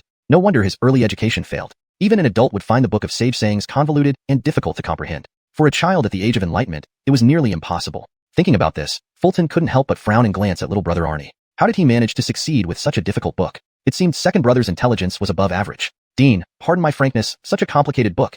It's very hard for a child to succeed in enlightenment, Fulton expressed openly, not keeping it inside. Dean Justin paused, not expecting Fulton to say this. But, wasn't this the reality? Although the sage sayings were obscure and profound, they contained the lifelong wisdom of the sages and fundamental truths of life. Teaching children through the wisdom in these books aimed to impart life's fundamental principles. However, making young children read the sage sayings for enlightenment was indeed challenging. You're right, young friend. But using the sage sayings for enlightenment has been the norm for over 100 years. Most importantly, there isn't any other book that is both simple and contains life's fundamental principles. Justin frowned deeply, revealing the root cause. As for his latter words, he sounded helpless. Simplicity and depth were inherently contradictory. If it were simple, it wouldn't contain profound wisdom. If it contained profound wisdom, it couldn't be simple. So, despite knowing how difficult the sage sayings were, Confucians had continued using them for centuries. It was a necessary compromise. As simple yet profound as life's fundamental principles, no such book exists? Hearing Justin's words, Fulton raised an eyebrow, probing. He asked because he wasn't sure what books existed in Daxia, but in his mind, there was one book that fit Justin's description. No, without hesitation, Justin shook his head regretfully. Hearing this, Fulton couldn't believe it. He looked at little brother again, who also shook his head with an even more helpless expression. Why are you looking at me, brother? Even Dean Justin, who has read countless books, says there's none. What do you expect from me? Turning back to Dean Justin, Fulton hesitantly asked, does the three-character classic count? Justin frowned. What is the three-character classic? Hearing this, Fulton inwardly rejoiced, thinking, here's the opportunity to show my true worth in front of everyone. Hashtag chapter 228. The three-character classic, two great scholars astonished. The Great Xia dynasty did not have a three-character classic. It only had a version of the Analects of Hendrik that was abstruse and difficult to understand. Though it contained profound life principles, it needed to be understandable by children. The three-character classic was different. It didn't claim to contain deep philosophies, but excelled in its simplicity, truly simple. Brother eldest, what book is this three-character classic you speak of? Why have I never heard of it? Brent's words were precise. He didn't say he had never seen it, but that he had never heard of it. Indeed, it was unheard of. Not only had Brent never heard of it, but even Chancellor Justin and Elmer had never heard of it. At that moment, both looked at Chester with puzzled eyes. Young friend, what are you talking about? The three-character classic. I wrote it in my spare time. It's a very simple book. Chester thought for a long time but couldn't find a good reason to explain its origin. With no other choice, he attributed the work to himself. As for its simplicity, it wasn't flattering. It truly was simple. The entire book contained only a little over 1,000 characters. How could it not be simple? Young friend, you've written a book? Upon hearing this, Chancellor Justin raised an eyebrow, looking surprised. Writing books was always the domain of scholars, and it was rare for a warrior to write a book. But Justin then considered that Chester was also a scholar of the 9th rank in the Confucian path, skilled in poetry and chess. Writing a book wouldn't be so strange. The three-character classic sounds like a good name. Elmer nodded. Though he was also surprised, he wasn't shocked. After all, given Chester's poetic talent, it wasn't odd for him to have written a book. When did you write a book, brother?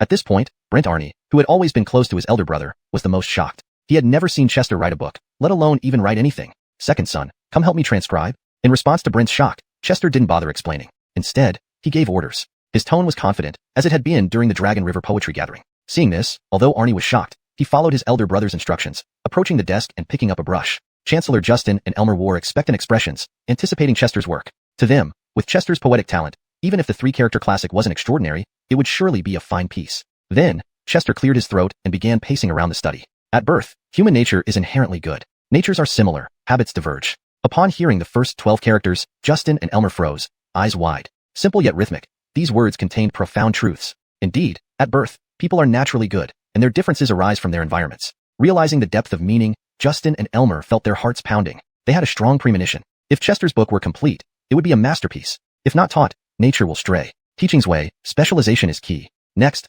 Chester recited the second passage, equally rhythmic and simple, continuing from the first. Justin and Elmer were even more moved. A simple book containing life's wisdom, it really existed. Their view of Chester rose even higher. He was truly a heavenly being. In ancient times, Mincius' mother chose her neighbors wisely. When her son failed to learn, she cut the loom. Neil had a method. Teaching 5 sons, each gained fame.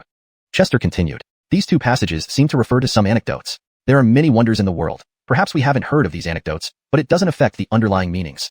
Although Justin and Elmer hadn't heard of the anecdotes, they could still appreciate Chester's intent from the simple text. How impressive, truly impressive. Chancellor Justin pondered the teachings within the three-character classic, all easily understandable, teaching young children the benefits of learning. When a child does not study, it is inappropriate. Childhood spin idle, leads to old age regret. Jade unpolished remains a stone. People unlearned lack virtue. As a child, one should respect elders and learn propriety. Fragrant at 9 years old, warming the bed. Filial piety towards parents, duties to perform. As Justin reflected, Chester's next words elevated the teachings further. Jade unpolished remains a stone. People unlearned lack virtue.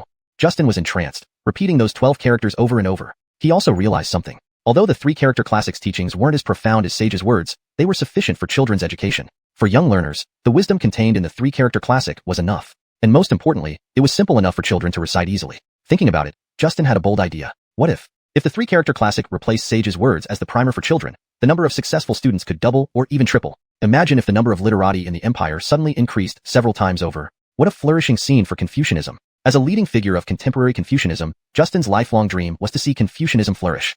At this thought, tears welled up in Justin's eyes. Chancellor, are you alright? You're the first person I've ever seen crying over the three-character classic. Seeing this, Chester couldn't help but think sarcastically. Turning to look at Elmer, he saw tears streaming down his face as well. Elmer lagged slightly behind Justin, but also realized the potential. You too. Chester had countless remarks bubbling up inside him, but could hardly voice any. He then proceeded to recite the rest of the three-character classic. Brent diligently transcribed, without noticing the Chancellor's state. He just thought the three-character classic was excellent, easy to understand and rhythmic. When Chester finished reciting and he finished writing, he slowly lifted his head, seeing Justin and Elmer with tears brimming in their eyes. Ah, what happened to these two great scholars? Seeing their state, Brent Arnie was dumbfounded, unable to understand what was going on. Could it be because of brother's three-character classic? It shouldn't be. While Brent acknowledged the quality of his brother's work, he couldn't foresee its far-reaching impact on Confucianism. Justin quickly stepped forward, grabbing Chester's hand with excitement. Wanting to say something, he opened his mouth, but no sound came out. Just then, thunder rumbled in the sky. Chapter 229. Celestial phenomena too frequent. Thunder rumbled in the sky, yet no dark clouds gathered. Golden light. The entire sky was bathed in golden light, enveloping the upper air above Long River Academy. A celestial phenomenon. What's going on? Why is there a sky full of golden light at Long River Academy again? Hasn't this celestial phenomenon appeared too frequently at Long River Academy recently? It feels like something big is happening again.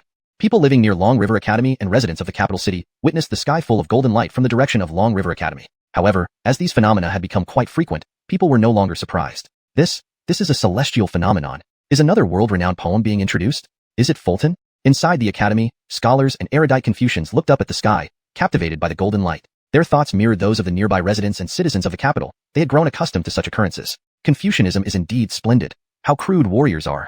Seeing this, Fulton knew that this celestial phenomenon was caused by him, silently criticizing in his heart. The spectacle of Confucian magic was truly majestic. Back when he rang the national bell at Muhammad Bureau, it wasn't nearly as grand. Meanwhile, atop Muhammad Pavilion at the Muhammad Bureau, Daniel, dressed in white scholar robes, turned his gaze toward the north. There, the golden light converged, forming a dense glow. Behind him stood Ripley and Ingrid, another celestial phenomenon at Long River Academy. It seems someone has earned the heavens' approval. Daniel furrowed his brow, looking in the direction of the academy with a faint smile, muttering to himself. Hearing this, Ripley nodded, moving his eyebrows slightly, a secret form of communication. Unfortunately, Daniel couldn't see it as he faced away. Recently, celestial phenomena at Long River Academy have been quite frequent, Ingrid agreed cautiously. Daniel nodded slightly, then said calmly, "Where's Fulton? He hasn't shown up since returning from Qingzhou." Upon hearing this, Ripley glanced at Ingrid, exchanging some glances before Ingrid's well-arched brows knitted together. She didn't know how to explain it. Did she give Fulton a leave? Mentioning it would likely bring criticism. Ingrid whispered quietly, "Perhaps he's resting at home." Her words were watertight. Fulton was indeed resting at home, permitted by her as Sword Jia. "Tell him to see me when he returns." Daniel nodded with a smile. "Yes," Ingrid acknowledged. However, just then, the golden light rapidly converged in the north, finally forming a human shape. It was a colossal figure floating in the air, showing only its back of the head. "What's this?" Seeing the back of the head, Daniel's brow furrowed, and he immediately stepped forward, gathering energy and flying into the sky towards the north. He was truly flying, and incredibly fast. In the blink of an eye, he vanished from Ingrid's stunned sight. "Sir Ripley, what level of cultivation is needed for aerial flight?" Ingrid asked in disbelief, turning to Ripley beside her. Ripley remained silent, merely shaking his head. "Don't ask me. I can't fly." At Long River Academy, the sky was still ablaze with golden light, accompanied by booming thunder, shaking the entire academy. Celestial phenomenon. It means the three-character classic has received the heavens' approval. "You're right, young friend. You've made another great contribution to Confucianism." "Why did I say another?" Seeing this golden sky, President Justin and Elmer were extremely excited. Justin grabbed Fulton's hand, shaking it vigorously. "Young friend, I thank you on behalf of Confucianism. The three-character classic will completely solve the problem of many failures in children's education." As he spoke, Justin patted Fulton's shoulder with genuine gratitude. Seeing this, Fulton smiled gently but thought inwardly. "President, this is just a three-character classic. If I introduce 100 family names and 1,000-character text, wouldn't you be overjoyed beyond imagination?" Rumble. While Justin was speaking, the golden light continued to gather in the sky, the thunderous sound echoing. Suddenly, a beam of golden light descended straight into Fulton's body. Remaining calm, Fulton knew this was the talent energy entering his body after writing the three-character classic. It was a good sign, so he felt no tension. Feeling the golden talent energy blend with his inner righteous chi, Fulton experienced an unprecedented sense of comfort and clarity. Suddenly, something within him seemed to stir. In the next moment, his thoughts became crystal clear, unobstructed. At the same time, his internal righteous chi surged twice as much. At this moment, he successfully advanced to the 8th level of literati enlightenment. 8th rank? Even Fulton was surprised. Was advancing in literati ranks so easy? Writing one, three-character classic and he advances? My brother has now advanced 4 times while I have only advanced once. Brent felt somewhat jealous seeing his brother advance to the 8th rank of literati. But honestly, he was still happy for him. Joy and jealousy didn't interfere with each other. "Congratulations on advancing to the 8th rank of literati." President Justin bowed respectfully to Fulton. Fulton hurriedly returned the bow, saying, "President, this is not necessary. You composed the three-character classic for the prosperity of Confucianism. Shouldn't I express my gratitude?" At this moment, a crowd of students followed the earlier golden light to the president's courtyard. Numerous learned Confucians also appeared. They were curious who had triggered the celestial phenomenon. Besides, the golden light in the sky hadn't disappeared yet. Who triggered the golden light phenomenon? Last time it was Poet Sunday. Could it be Poet Sun again this time? I saw him go to Baihua Courtyard. Students discussed as they watched President Justin smiling, leading Fulton out. Although President Justin was smiling, his eyes showed unshed tears, as if he had just cried. Just now, it was indeed Poet Sun who triggered the celestial phenomenon. Isn't this not the main point? Look at the president's eyes. They seem as if he just cried. I don't get it. The president's face clearly shows a smile, but why are there tears in his eyes? What did you do, Poet Sun, to make the president cry? Seeing this scene, the students scratched their heads, unsure of the meaning. President, are you crying or laughing? However, this obviously wasn't their focus at the moment. Just then, the golden light in the sky condensed into a massive human face. Chapter 230, The Face of the Scholarly Sage. This human face, though formed from radiant golden light filling the sky, had features that were astonishingly clear. It was enormous, making it hard not to be detailed. This face was several yards long. It belonged to a man with a beard, wearing a scholarly cap. His eyebrows were extremely long, stretching outward and eventually hanging down beside his face. His eyes, like stars, were profoundly deep, seemingly filled with myriad truths. His nose was high and straight, adding depth to his entire face. His mouth curved slightly upward in a smile, as if in approval or acknowledgement. This face seemed somewhat familiar to Fulton, but he couldn't quite place where he had seen it before. However, just because he couldn't recall it didn't mean that the great scholars and students present at Longha Academy couldn't. In fact, everyone except Fulton recognized this face immediately. The scholarly sage. This visage was unmistakably identical to the statue of the scholarly sage in the academy. Student greets the scholarly sage. Upon seeing this, Dean Justin was the first to react. With an extremely excited expression, he immediately bowed deeply. Even as the dean of Longha Academy and the leading figure of Confucianism in his time, he remained a student in the presence of the scholarly sage. With the dean bowing, No one else dared to delay. One by one, all the great scholars and students bowed respectfully to greet the scholarly sage. This is the scholarly sage? Seeing this, Fulton finally realized what was happening. Goodness gracious. Writing a simple 3-character classic was enough to summon the scholarly sage, and judging by the scholarly sage's expression, he seemed very pleased. Beside him, his younger brother, Arnie, bowed eagerly and, upon standing up, saw his elder brother still standing there, lost in thought. He urged anxiously, "Brother, quickly pay respects to the scholarly sage." "Oh," Fulton responded, finally bowing. "Heaven's sake, why would the scholarly sage's face appear amid these celestial phenomena? What does this mean?" "First, we need to confirm, was it truly Nathaniel who caused these celestial phenomena? Whatever the reason, this is undoubtedly a monumental event." In moments, when the great scholars and students lifted their heads to gaze again at the scholarly sage's face in the sky, they were filled with questions. What kind of significant event could have caused the appearance of the scholarly sage amid these celestial signs? This question clearly exceeded their understanding. While they didn't know exactly what had happened, it didn't stop them from being shocked. Anyone present, who wasn't foolish, could guess that this was related to Fulton. After all, the 2 previous occasions when Lungha Academy was bathed in golden light were due to Fulton, once for composing Bring in Wine, and another for creating 5-stone chess. Both times it was because of Fulton, so this time, it must also be because of him. Dean Justin smiled and stepped forward, explaining, "Young friend's son has just completed the 3-character classic here, an outstanding masterpiece for the enlightenment of Confucianism, hence drawing the scholarly sage." Using brief words, he explained why the scholarly sage appeared. As for the content of the 3-character classic, Justin did not elaborate. Soon enough, the great scholars and students would certainly have the opportunity to read it. Indeed worthy of Nathaniel, causing celestial phenomena is impressive enough, but now the scholarly sage has arrived. Nathaniel is truly a peerless genius of all ages. What book did the dean mention? The 3-character classic? If it can summon the scholarly sage, it must be a divine work. How I wish to read it. To think that someone with such poetic and chess prowess, now an author, isn't part of our scholarly circle is indeed regrettable. Hearing Justin's words, everyone marveled at Fulton's extraordinary talent. Many also noticed how the dean addressed Fulton. "Little friend Sunday." Very few people in the world deserved such a respectful title from the dean. Seeing everyone's astonished reactions, his little brother Arnie felt a strong sense of pride. He whispered to his elder brother, "Brother, this marks your firm foothold in the scholarly world. Within a few months, you will be known across the land." His statement wasn't flattery but genuine emotion. The 3-character classic, once promoted nationwide for children's education, would replace the teachings used for centuries. When all of the Daisya scholarly community began reading this book, Fulton's reputation would reach unprecedented heights. Being renowned across the land would be an understatement. Fulton himself was aware of this. "Seems I'm becoming a superstar. Not used to it yet," he chuckled to himself. As everyone marveled at Fulton's actions, a figure suddenly appeared in the distant sky, swiftly gliding through the air. It was Daniel. He moved his legs continuously in midair, stepping on nothingness as if walking on solid ground, incredibly fast, almost flying. "Look, there's someone flying in the sky." Soon, someone spotted Daniel soaring through the air. "Don't joke around, humans can't fly." "Yes, you must be seeing things." The students initially dismissed it, thinking it impossible. In truth, advanced Confucians could theoretically fly using speech as law, but it consumed too much righteous qi, an inefficient method. Instant teleportation would be faster and less draining. If anyone could fly, it would be high-ranking martial artists who had both the ability and stamina for aerial flight, but they couldn't teleport either. More and more people looked up and spotted Daniel speeding towards them. He really is flying. That's Daniel from the Imperial Armory. Is this the power of Dacia's top martial artist? Indeed terrifying. Though amazed, they weren't overly shocked. After all, the scholarly sage's presence hadn't faded, and they were already thoroughly astonished earlier. Daniel, after adjusting his direction with a few steps, came to stand directly before the golden light face. Indeed, it is the scholarly sage. Yes, Daniel came to confirm this. From inside the Imperial Armory, he could only see the back of the scholarly sage's head, but still recognized him instantly. Thus, he sped over to confirm this matter and resolve his curiosity. Who among the scholars at Lungha Academy had the power to summon the scholarly sage? Looking down, he saw Fulton standing beside Justin, smiling. Why is this kid here? Daniel wondered. Chapter 231.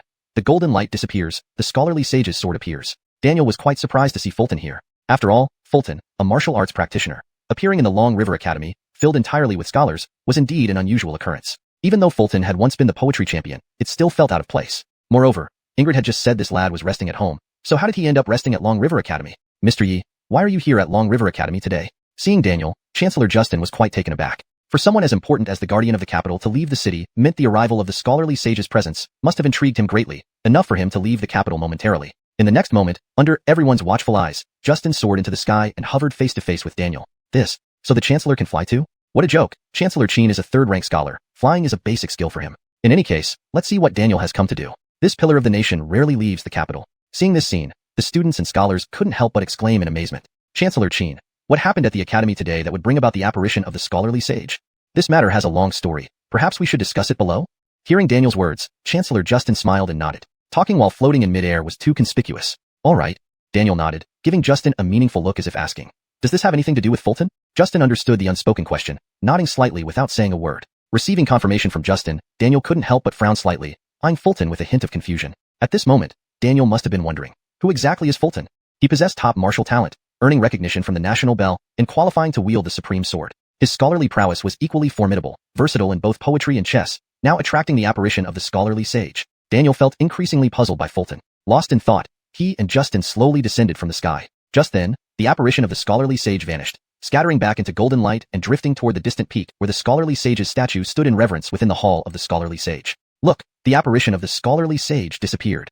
Where is the golden light going? To the hall of the scholarly sage on the mountain peak.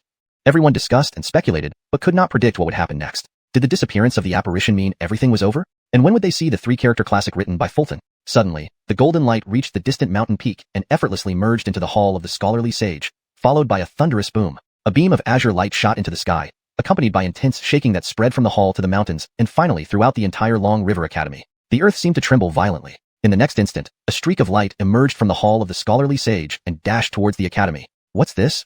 The streak moved swiftly, yet Daniel's keen eyes could discern clearly. It was a sword. The scabbard was intricately carved, glowing with soft gold, the hilt adorned with gemstones and tassels at the pommel. A scholar's sword. This sword came from the hall of the scholarly sage. Could it be? Seeing this, Daniel furrowed his brows, forming a bold hypothesis. Just as he thought this, Justin shouted excitedly beside him. As a scholar, such loud shouting wasn't fitting for him, but the reality was unmistakable. It's the scholarly sage's sword. Justin was almost jumping with excitement. What? The scholarly sage's sword? Flew out from the hall of the scholarly sage? The sword held by the scholarly sage's statue? It can fly? Hearing Chancellor Justin, everyone was astounded, but even with their best efforts, they couldn't see the streak clearly. Nevertheless, since the Chancellor confirmed it was the scholarly sage's sword, it must be correct. Initially, everyone believed the scholarly sage's sword was merely a decorative piece on the statue. Now it appeared to be something more. It wasn't just any weapon. It was a magical artifact. Only magical artifacts possess self-awareness and the ability to fly independently. As the crowd pondered, the streak suddenly darted down from the sky, heading straight for the crowd.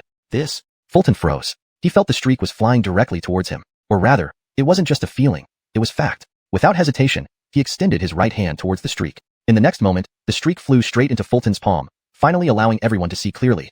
It was a sword, the scholarly sage's sword. Heavens, the scholarly sage's sword flew to Sun Shichi's hands. Doesn't this mean the scholarly sage acknowledges Sun Shichi? It seems Sun Shichi isn't just qualified to wield the supreme sword, but also the scholarly sage's sword. Seeing this, everyone was utterly shocked, their hearts pounding with disbelief. Daniel was deeply shaken by the sight. This situation left him with mixed feelings. What did this act of the scholarly sage's sword signify? Was it attempting to take Fulton away right before his eyes? Chancellor, what's going on? Holding the scholarly sage's sword, Fulton was thoroughly bewildered. First, the scholarly sage's face descended upon him, smiling. Now, the sword had flown into his hands. What did this mean? Justin smiled calmly and said, "Congratulations, young friend. This signifies the scholarly sage's acknowledgement of you and your three-character classic.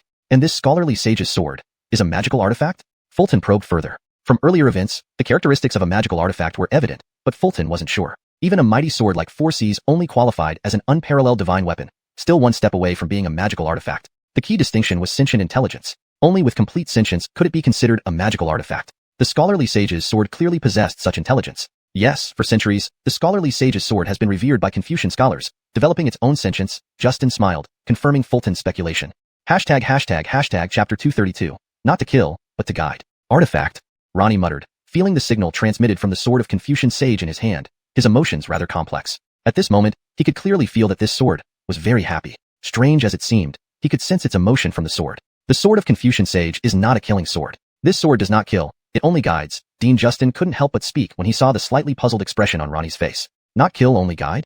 Ronnie repeated these two phrases, unable to comprehend their meaning for a moment. The sword of Confucian sage is the self-reflection sword used by the sage himself, capable of cutting away troubles and dispelling heart demons. Dean Justin continued to explain. So miraculous. With this explanation, Ronnie finally understood. Indeed, it was an artifact. A surge of strong curiosity arose in Ronnie's heart. He wanted to see what this self-reflection sword looked like. In the next moment, he drew the sword of Confucian sage. Clank. After a resonant sword cry, the true appearance of the sword of Confucian sage was revealed before everyone. Different from other swords, this one emitted a gentle glow all over, smooth and warm like jade, as if it could soothe people's restless hearts. The most critical point was that this was an unsharpened sword, a scholar's sword. In Daxia, there were two types of swords, martial swords and literary swords. Martial swords were sharpened, while literary swords were not. At this moment, Ronnie also noticed the two vigorous small characters carved on the sword's body. Ziwei. The sword of Confucian sage was named Ziwei. I seem to remember that the sword, Ziwei, belonged to Pedagogue Chiobai? No, that was Ziwei. Upon seeing it, doubts surfaced in Ronnie's mind, but he quickly resolved them. There was a difference between Ziwei and Ziwei. The former was the sword of a sage, while the latter was Pedagogobai's sword, or perhaps it belonged to some noble. Look, Poet Master Sun has drawn the sword of Confucian sage, and it's called Ziwei. I dare say, within decades, Poet Master Sun will surely become the foremost leader of Confucianism. Dean, where can we find the three-character classic, and when will we be able to read it? Seeing Ronnie draw the sword, everyone cheered loudly, shedding all the elegance they usually carried as scholars. At this moment, they just wanted to vent their inner excitement. Seeing everyone's excited expressions, Justin smiled calmly without answering their questions, turning instead to look at Daniel. Young friend's son recently wrote a book called The Three-Character Classic. This book contains only a little more than 1,000 words, yet it carries countless principles of life, making it perfect for educating young children. That's why the phantom image of Confucian sage appeared earlier, and the Ziwei sword flew into his hand. With this statement, Daniel understood. At the same time, he looked at Ronnie with calm eyes, though his gaze held complicated emotions. It was as if saying, "Nice job, kid. Whenever you come to Long River Academy to create poetry and prose, you manage to attract celestial phenomena 3 times over. This time, you even summoned the phantom of the Confucian sage and received his implicit approval." The Ziwei sword in Ronnie's hands was the best proof. Thinking about this, Daniel smiled lightly and asked, "What kind of book is the three-character classic?"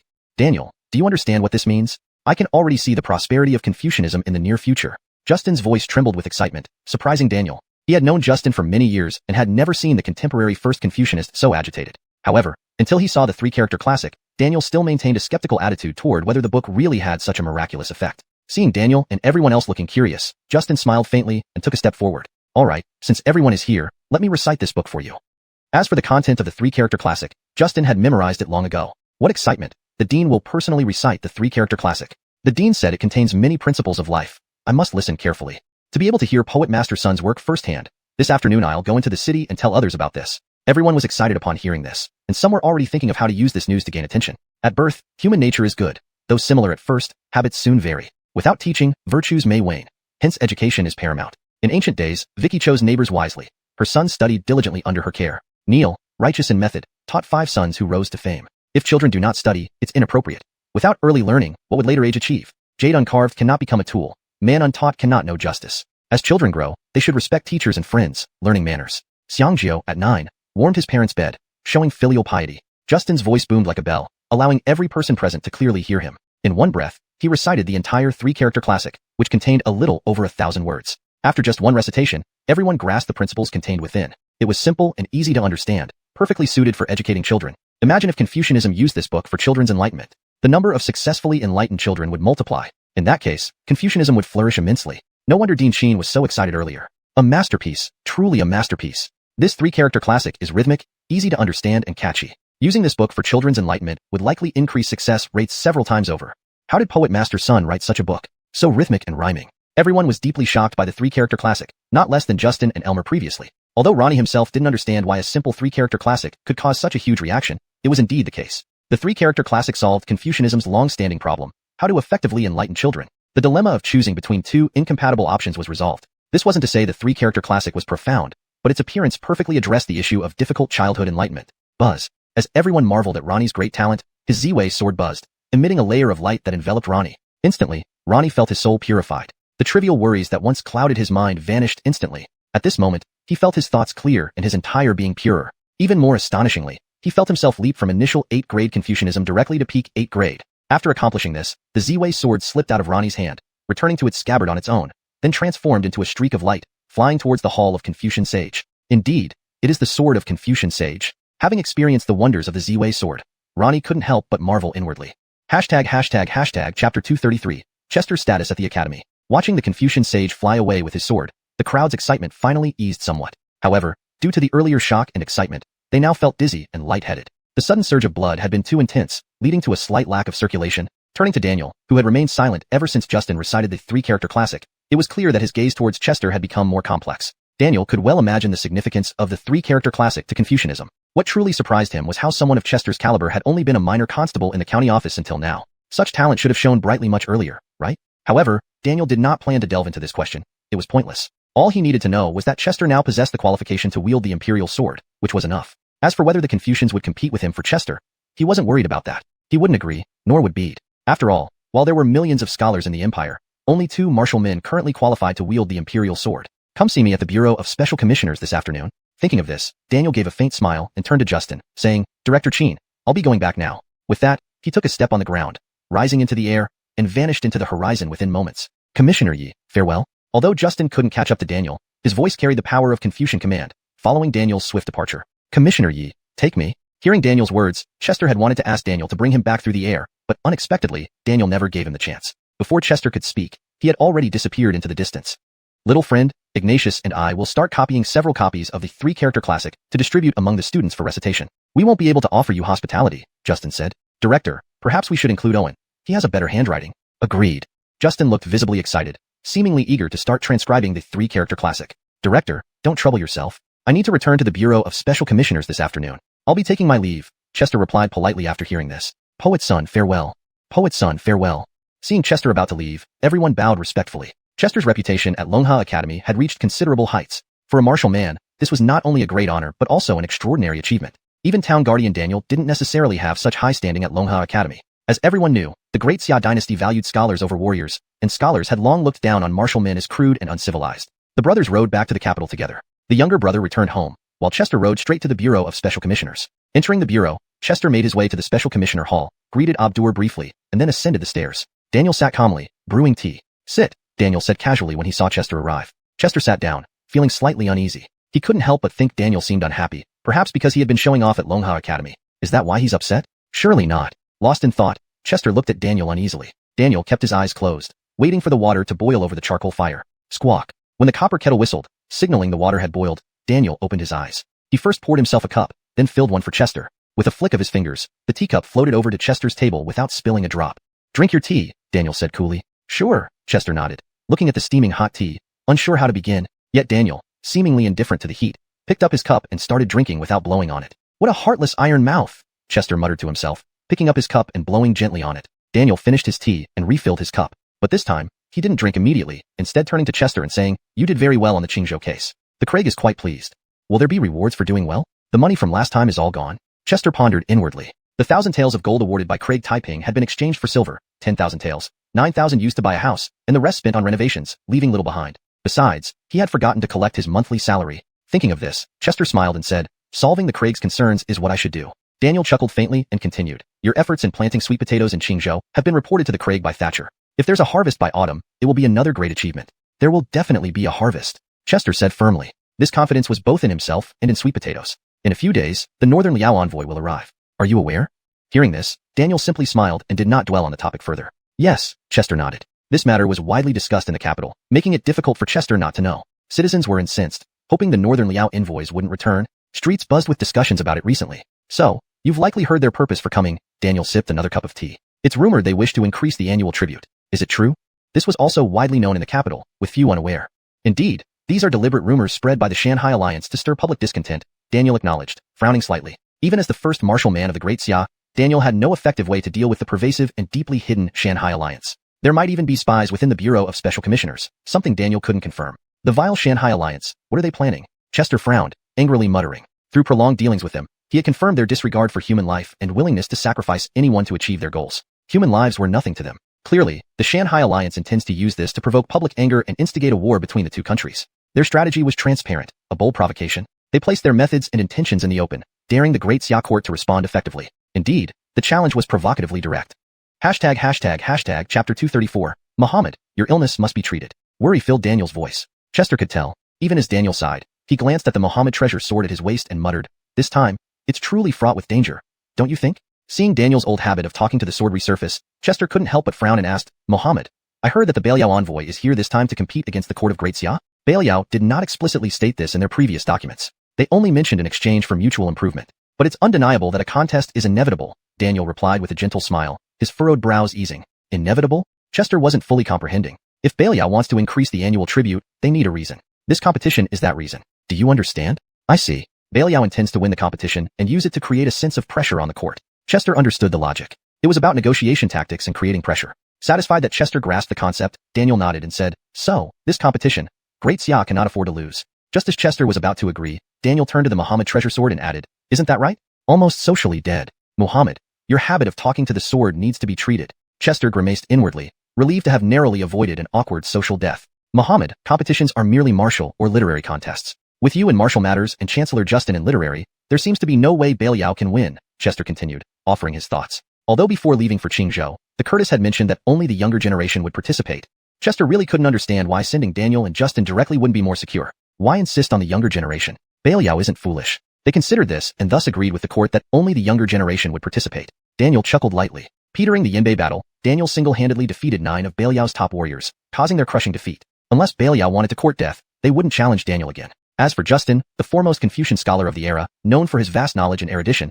engaging him in a literary contest would also be unwise. After all, Belial's goal was victory. Naturally, they chose a path where their chances were higher. Chester could also imagine why the court agreed to Belial's demand. Great Xia always saw itself as the supreme empire, while Belial was predominantly composed of northern tribes. So, when they made this request, even if slightly unreasonable, the court reluctantly agreed to maintain its prestige. This morning, Bede summoned the Curtis and me into the palace and asked if we had any recommended candidates. Can you guess who I recommended? Daniel looked at Chester calmly, a hint of hope in his eyes. Muhammad, after you put it like that, it's hard for me not to guess.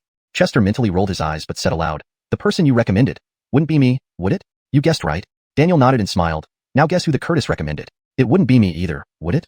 Chester raised an eyebrow, feeling helpless. Yes, both the Curtis and I recommended you, even for the literary contest, Daniel laughed. Literary contest, but I'm just a warrior. Chester was puzzled. Sending him to the martial contest was understandable, but the literary one? He was far from proficient unless it involved poetry or Go, a board game.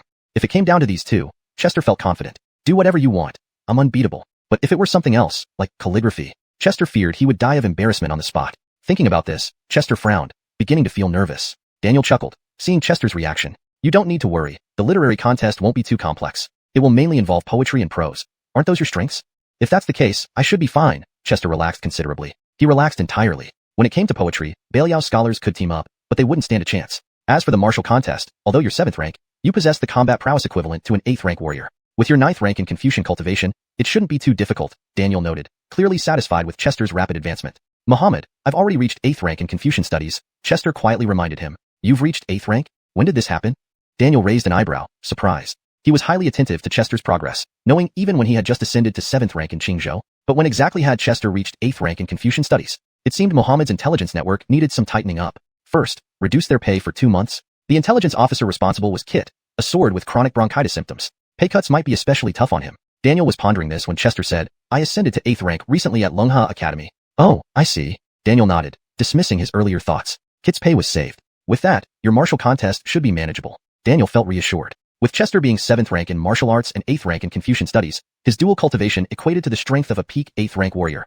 According to intelligence, Belial's contestants were mostly 8th rank fighters. As long as Belial didn't throw any curveballs in the literary contest, Chester should handle it well. After all, his poetic prowess was unmatched, and his rendition of Invitation to Wine was hailed as the most grandiose poem since Great Xia's founding. Rest assured, Muhammad, if Bede assigns me to compete, I will not let Belial succeed. Chester himself felt quite confident. Not fully confident, though. The Belial tribes had natural talent in martial arts, boasting extraordinary physical power bolstered by their 8th rank abilities. They would likely be much stronger than ordinary 8th rank fighters. Bede will summon you to the palace tomorrow to assess your capabilities. Perform well. Daniel left unsaid the latter part of his sentence. Don't embarrass us. To enter the palace to meet the emperor so soon? Chester was taken aback. Though he had been gaining prominence lately, he was still just a low-ranking sword disciple in Muhammad Bureau. Normally, he wouldn't have the privilege of meeting the emperor. Hashtag chapter 235. Roasting sweet potatoes at the Eastern Palace. Seeing Chester's somewhat agitated demeanor, Daniel gave a faint smile and said, Bede hasn't mentioned how he will test you, but it won't be easy. Make sure you prepare yourself. Rest assured, I understand. Chester nodded upon hearing this. In his heart, Chester knew what was at stake. After all, the current situation with Belial was extremely critical, and Craig Taizong had to be exceedingly cautious. And only a few months ago, Chester was still an obscure figure. Indeed, it wasn't until after he regained consciousness that he began to make any accomplishments. Therefore, Craig Taizong would definitely need to thoroughly test Chester before putting his trust in him. So, come with me to the palace tomorrow morning to meet Bede, and in the afternoon, go to the Eastern Palace. The Curtis wants to see you. Daniel nodded approvingly upon saying this. All right. Chester had no objections about meeting the Curtis in the afternoon. He had also planned to visit the Eastern Palace once he returned. Unfortunately, there were too many matters to attend to. Oh, by the way, the Curtis said to bring some sweet potatoes and roast them, Daniel added. This statement wasn't as lighthearted as it seemed. Implicitly, it was a way of saying, why didn't you bring some sweet potatoes for me? I got it. I'll arrange it right away. Though annoyed, Chester responded, I have some sweet potatoes at home. I'll send some over later. Good, Daniel agreed immediately without hesitation. Well, Chester hadn't anticipated this kind of reaction from Daniel. As afternoon approached, Chester first had his servant Wong carry a sack of sweet potatoes to deliver to Daniel at the Muhammad office. He then carried a bag of sweet potatoes himself to the Eastern Palace. At this point, he had no more surplus food at home. The remaining sweet potatoes he planted in the fields, expecting a harvest by autumn. That was quite a long wait. Walking through the inner city streets, carrying a sack of sweet potatoes made Chester look quite unassuming. He found it amusing to overhear the passers-by chatting. Did you hear? This time, The leader of the Beliao delegation is a prince named Clark. What a domineering name. Yelu is the royal family of Beliao, rumored to have pure bloodline, and every person is born with incredible strength. What good is being born with incredible strength? What about Yelu Yuan, the top Beliao fighter who was defeated by Inspector Yi? The residents of the capital were all talking about the Beliao delegation. It was evident that this topic would dominate conversations for a while. Clark. Isn't that like sharing my name? No can do. There can only be one Shinong in Tongluan, and that's me, Chester. Chester mused, with the background music of a triad film echoing in his mind. This time Beliao has certainly prepared well for their visit to Daya. If they win the competition, they'll likely take the opportunity to ask for an increase in tribute. The damned Beliao, they're asking for too much. Why doesn't the emperor just send troops to destroy them? Exactly. Even if it results in countless deaths and weakens Daya, why not do something decisive once and for all? The crowd grew more and more passionate as they debated. It seems keyboard warriors exist in any era. In this period, they'd be called brush warriors, right? Frankly, calling these people brush warriors was giving them too much credit. While Daya's scholarly culture flourished, there weren't actually many literate people. It was just too hard to receive basic education, and these citizens debating likely couldn't even write themselves. They just like to talk big. Do you think who the court will send to compete this time? I think Inspector Chester is excellent. I remember. Inspector Sun cut down court on the street with the Imperial sword. So cool. That makes him the standout among the younger generation, indeed. The conversation gradually shifted to focus on Chester. Undeniably, he had gained considerable fame in the capital. Soon, Chester arrived at the palace and presented his token to enter the Eastern Palace under guard escort. The Curtis and Curtis had been waiting for some time. The Curtis greeted Chester with a calm smile, echoed by the warm and spring-like grin of the Curtis. Inspector Sun, we've been waiting for you, said the Curtis with a smile. Greetings, Inspector Sun, chimed in the Curtis, her voice as pleasant as tinkling bells. Chester placed the sack down, bowed deeply, and greeted. Greetings, your highnesses. Noticing the sack Chester set down, the Curtis raised an eyebrow. Is this the sweet potato? He had heard about the sweet potatoes from Thatcher, who praised them as a heavenly delicacy. Hearing such praise, the Curtis's curiosity was piqued. After all, having tasted exotic delicacies as the Curtis of Daya, he usually lost interest in new foods quickly. But now, something entirely unknown was described as a heavenly delight. Needless to say, the Curtis was incredibly curious. Even the typically composed Curtis's expression changed due to his fascination with sweet potatoes. Everyone could tell. He was very interested in them. You're revealing your gluttonous nature, Your Highness? Chester thought internally, replying, Yes, Your Highness, this is the sweet potato. Then don't delay. Let's roast them, the Curtis laughed. Just a moment, Your Highness. Chester nodded and started looking around the courtyard for a suitable vessel to roast the sweet potatoes. Considering the dignity of the Curtis, he couldn't just throw them into a stove. Soon, he saw a large earthenware jar. Its shape was perfect for roasting sweet potatoes. With this thought, Chester asked the Curtis, Your Highness, may I use this jar? Yes, the Curtis nodded without hesitation. Next, Chester placed some tiles inside the jar and instructed a palace eunuch to fetch some hot coals. All that was left was to wait. Having done all that, Chester turned to the Curtis and said, Roasting sweet potatoes takes about half an hour. Please be patient, Your Highness. Nodding, the Curtis then asked with a smile, Inspector Sun. Inspector Yi must have told you about the Beliao delegation visiting the capital, correct? As he spoke, the Curtis's eyes sparkled, and the Curtis beside him smiled similarly. Chapter 236. The Great Xia sends only one person. Upon hearing the Curtis's words, Chester was well aware that as long as he passed Aquila's test tomorrow, he would most likely be chosen to compete against Beliao. Daniel had recommended him, and so had the Curtis. Now, he was uncertain if other ministers in the court had recommended anyone else. Frankly speaking, Chester wasn't afraid of competing against Beliao. Rather, he felt excited and exhilarated. Competing for national honor was an event hard not to get excited about. Moreover, considering the importance of this event, once Chester was selected and won, there would definitely be rewards, substantial ones. Thinking this far, Chester said, Your Highness, Muhammad just told me before coming here that I will enter the palace early tomorrow morning. The Curtis nodded, replying, You are jointly recommended by this palace and Zach. I have confidence in you.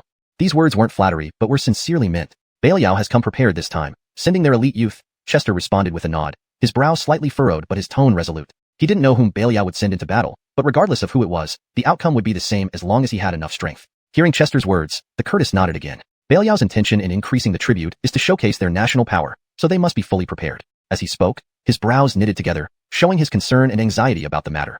Beliao's aim went beyond simply increasing the tribute. It was to demonstrate that Beliao's national power surpassed that of the Great Xia. The Curtis could even foresee what they would do next, negotiate from a position of strength after increasing the tribute. They might demand more items to be traded in the market, like copper mines or books. Of course, these were just future concerns. I heard from Mohammed that the competition will be divided into literary and martial contests, with Beliao sending E-level warriors for the martial part. Chester continued, relaying the information he had gathered from Daniel. He wanted to confirm this. As for why he only confirmed the martial contest, it was his personal judgment. If the literary contest involved something he was good at, such as poetry or Go, Chester wouldn't worry. In these two areas, he was virtually invincible and needed no preparation. But if it involved something he wasn't good at, like calligraphy, then preparation wouldn't make a difference either. According to reports from Beliao's spies, the Curtis added, This is correct. Beliao will send multiple participants. Multiple? Chester raised an eyebrow. This was something Daniel hadn't mentioned to him before. If Beliao sent multiple people, did that mean the Great Xia court also had other candidates? Pequafat, a young generation E-level warrior, seemed like a good choice. If he participated, victory should be easy. But no, he wasn't part of the court and thus ineligible to participate. The Curtis continued, Belial will send 3 for the martial contest and 3 for the literary contest. So, how many will we send? Only you. Huh? Chester was utterly confused by the Curtis's response. What situation was this? Belial sends multiple participants, while the Great Xia sends just 1. Seeing Chester's puzzled look, the Curtis explained with a smile. Belial has its considerations, and so do we. The Emperor wants to crush Belial's arrogance through this contest. Hence they send multiple participants while we send only 1. Ah, I see. Chester understood better now, but still found the Emperor's consideration debatable. Then, the Curtis smiled and looked at Chester, saying, though this contest is difficult, I have confidence in you. Speaking of which, who exactly will Belial send?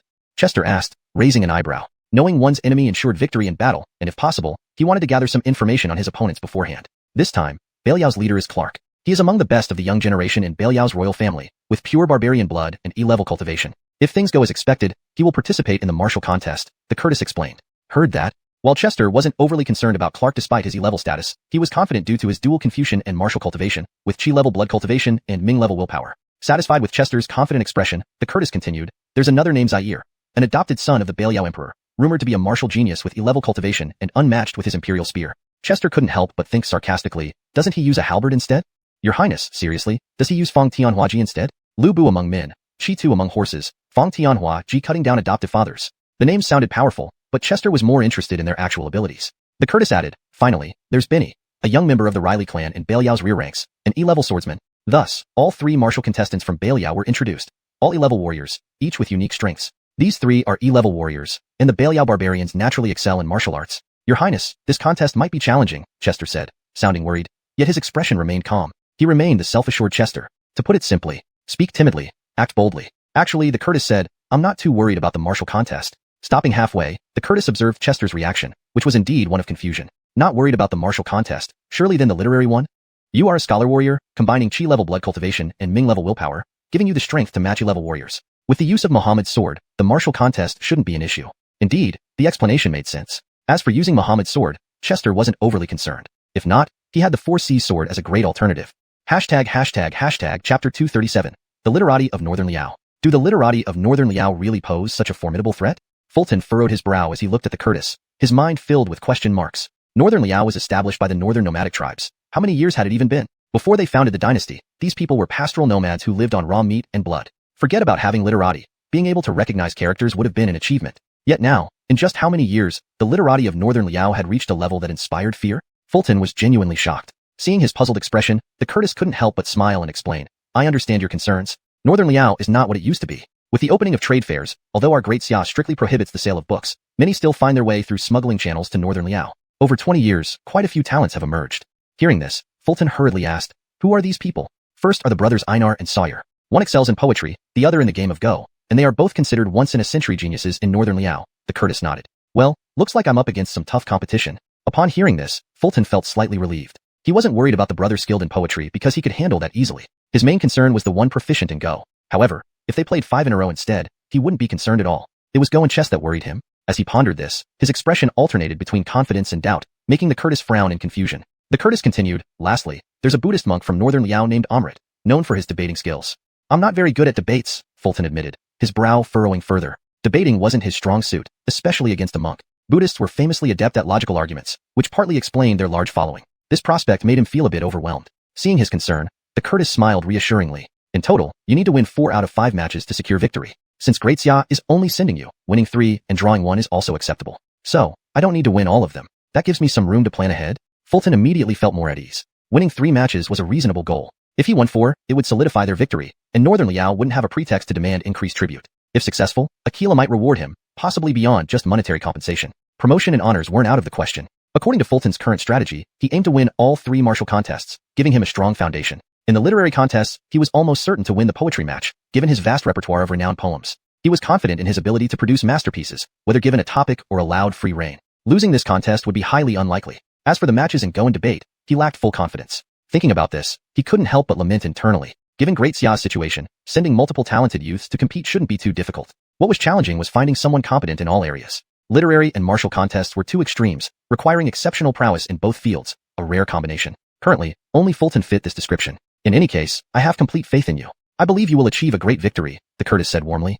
Your Highness, please rest assured. I will do my best, Fulton nodded resolutely, returning a determined smile. This contest was crucial. If Northern Liao won, the annual tribute would rise to 1,000,000 taels, and losing face would be the least of their worries. More concerning was the risk of conflict incited by the Mountain Sea Alliance, potentially leading to war between the two nations. This was the worst-case scenario. Of course, Fulton wouldn't allow that to happen. Just then, he caught the scent of something sweet nearby, the aroma of roasted sweet potatoes. The Curtis and Rosanna noticed it too. The unique fragrance, distinctly earthy and sweet, was unfamiliar yet inviting. Their brows lifted, and their noses twitched involuntarily. Is this the aroma of sweet potatoes? Truly refreshing, the Curtis remarked. Your Highness, I've never smelled anything like it. It's quite magical, the Rosanna added, her face showing delight. It was time. The sweet potatoes should be ready. Your Highness, the roasted sweet potatoes are done. Let me get them for you, Fulton said, quickly retrieving the baked sweet potatoes from the pot. This batch looked much better than the last. There was far less ash clinging to them. Next, he instructed a nearby eunuch, peel them while they're hot. The eunuch nodded and began peeling the sweet potatoes with chopsticks. Soon, the freshly peeled, orange-hued sweet potatoes were brought forward. The Curtis and Rosanna, encountering them for the first time, looked at them with surprise, like children marveling at a new toy. Minister's son, this is roasted sweet potato? The Curtis asked, eyeing the steaming delicacy. Your Highness, try it while it's hot, Fulton replied with a smile. Come, enjoy this unparalleled treat. Fulton was eager to see their reactions, especially the Rosanna's. She always seemed so serene and dignified, unlike the fierce spirit of Ingrid or the gentle grace of Dixie. Her charm lay in her intellectual sophistication and warmth, making her irresistibly approachable. Unfortunately, she was the Curtis, and no matter how brave Fulton felt, he dared not entertain inappropriate thoughts. Taking a small bite, the Curtis and Rosanna's expressions shifted instantly to one of surprise and disbelief. They took another bite, then another. They couldn't stop. Chapter 238. The two astonished by roasted sweet potatoes. The taste and texture of the roasted sweet potatoes were something both the Curtis and Curtis had never experienced before. The sweet, moist flavor and soft, glutinous texture instantly won them over. They even started eating large bites, a rare occurrence for the pair.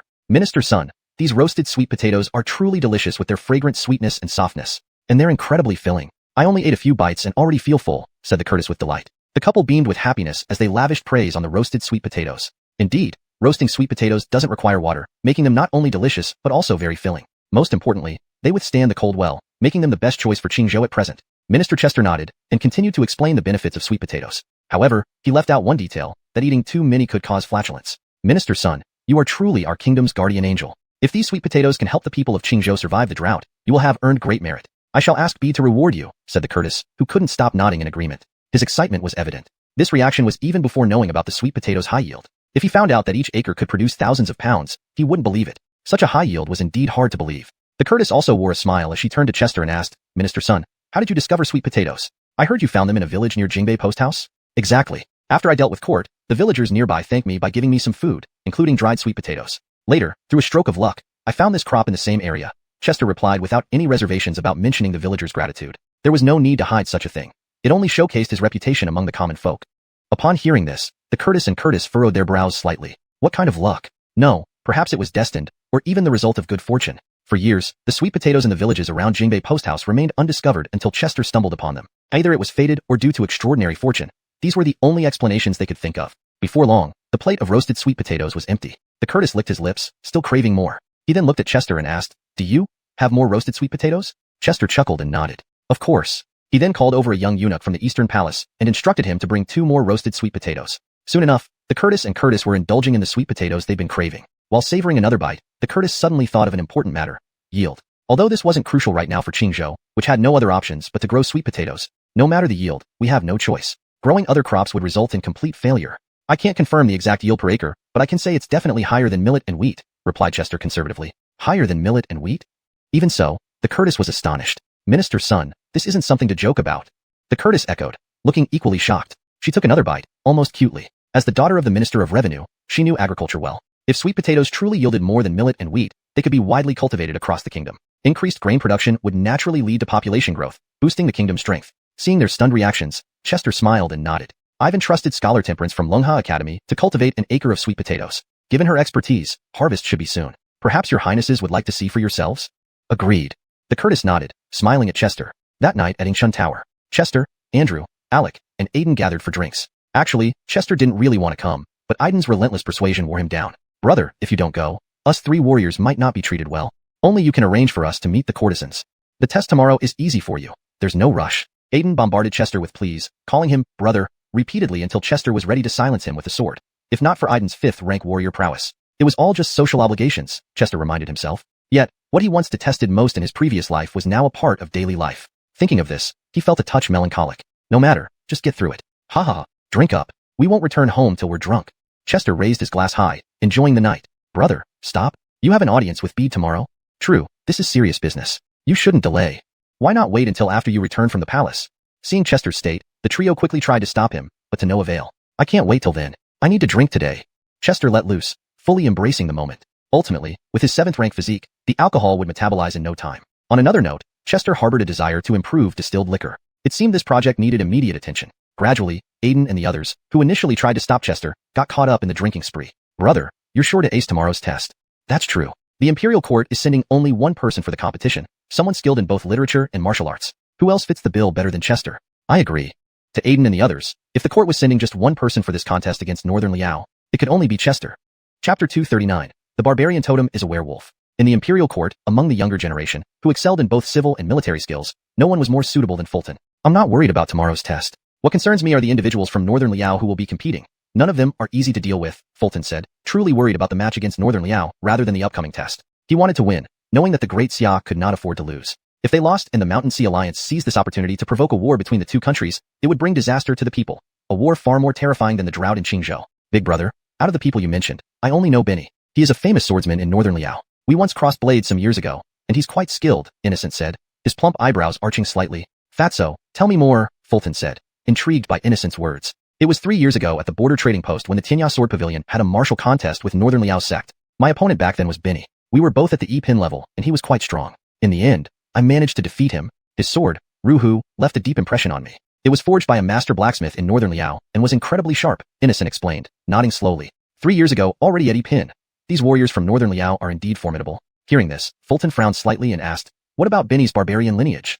Upon hearing this, Innocent seemed to recall something, immediately nodding. Right, big brother, you must be cautious when fighting barbarians. Once their barbarian bloodline is activated, they become incredibly strong. Never try to match their brute strength. Is it just brute strength? I doubt it's that simple. Fulton pondered this deeply. He knew that the reason why Northern Liao's barbarians excelled in combat was due to their barbarian bloodline. If it merely manifested as brute strength, Fulton found it hard to believe. After reaching the E-pin Qianjun realm, warrior strength approaches a limit, and even with the enhancement of brute strength, there shouldn't be such a significant difference. Thinking about this, Fulton looked at Innocent and asked, Fatso, think carefully. Aside from brute strength, does Benny have any other special abilities? Innocent thought for a moment, then raised his brows.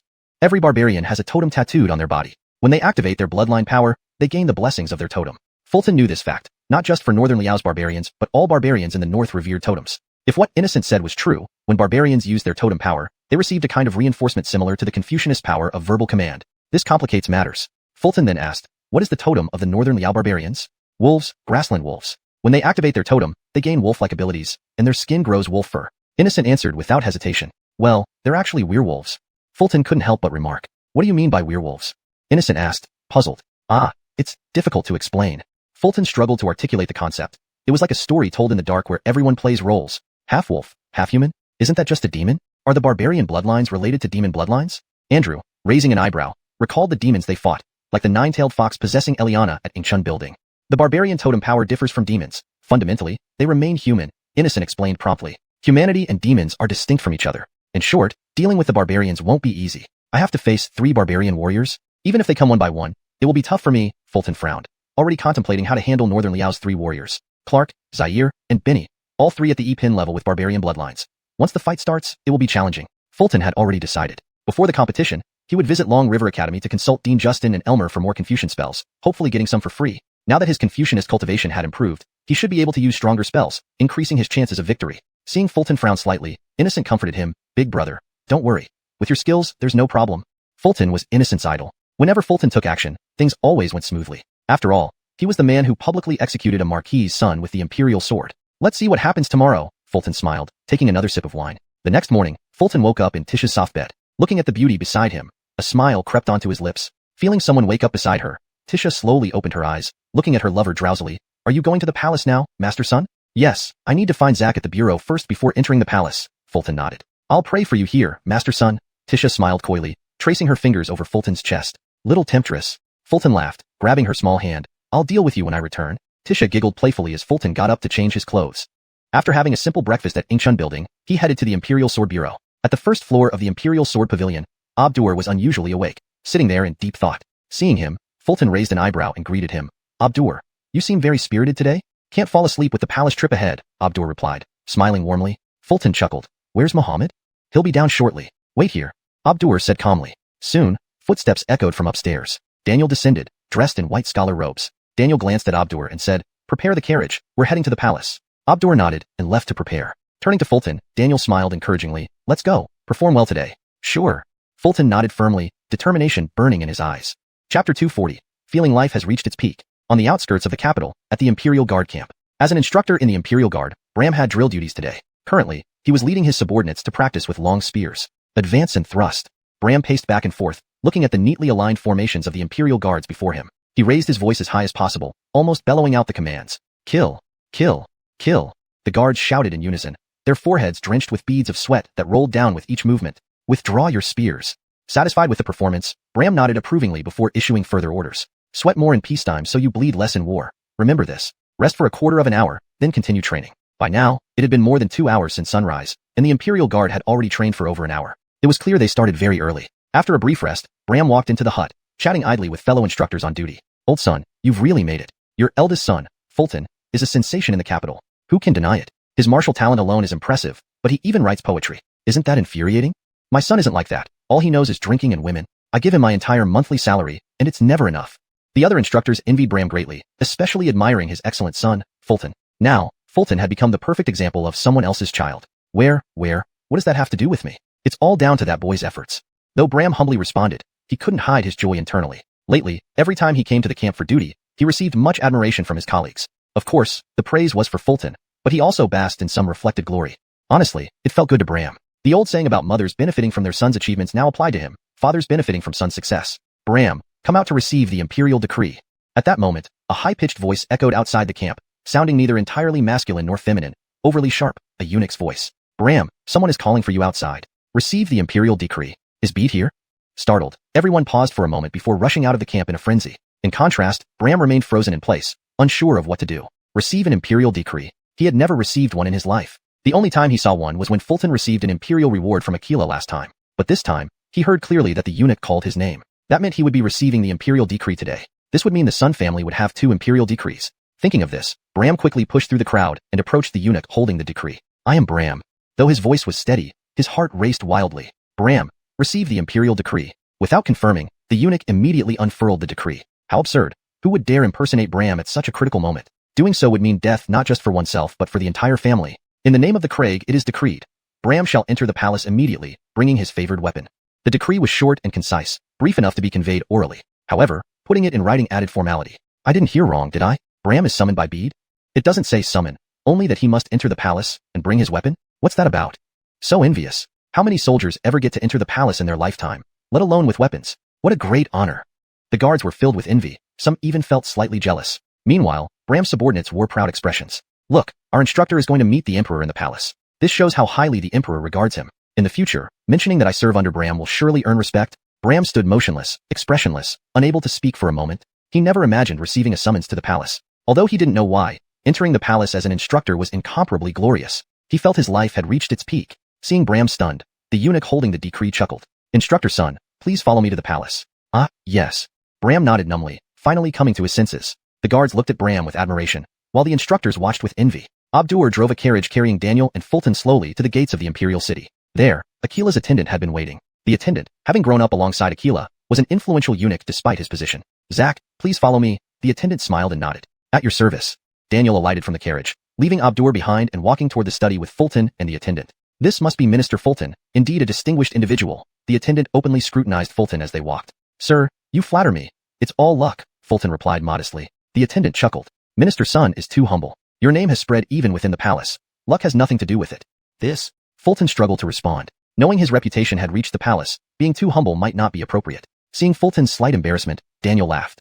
Stop teasing him. Bede intends to test his abilities today. He's quite nervous. Yes.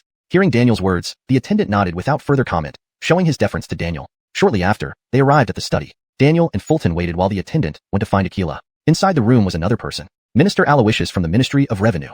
Aloysius first greeted Daniel with a smile and nod, then fixed his gaze on Fulton, his smile vanishing instantly. He silently mused. So, you're Fulton? Previously, Aloysius had held some prejudice against Fulton, which still lingered. Who is this man, looking at me with apparent hostility?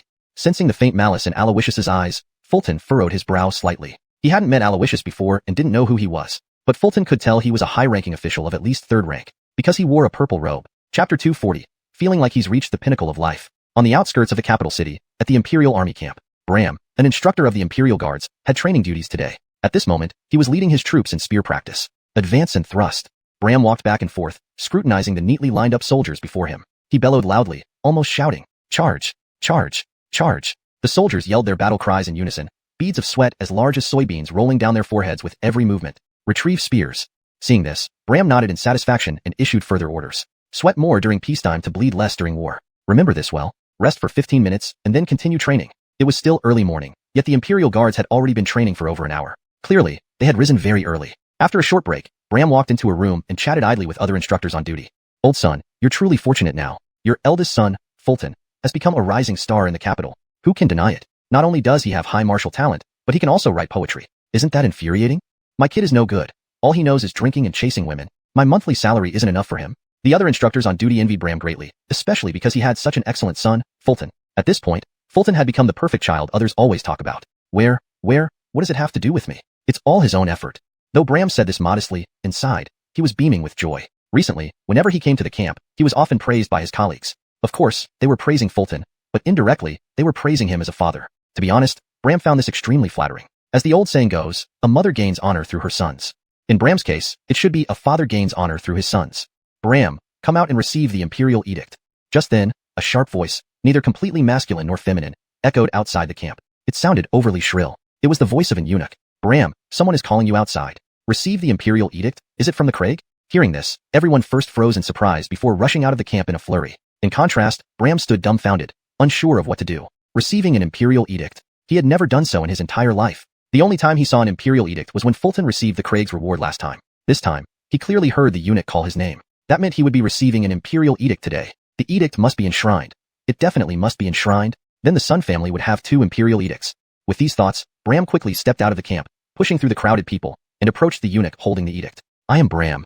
His words were calm and steady, but inside, his heart was pounding. Bram, receive the Imperial Edict. The eunuch did not verify further and immediately unfurled the edict in his hand. What a joke, to receive an Imperial Edict.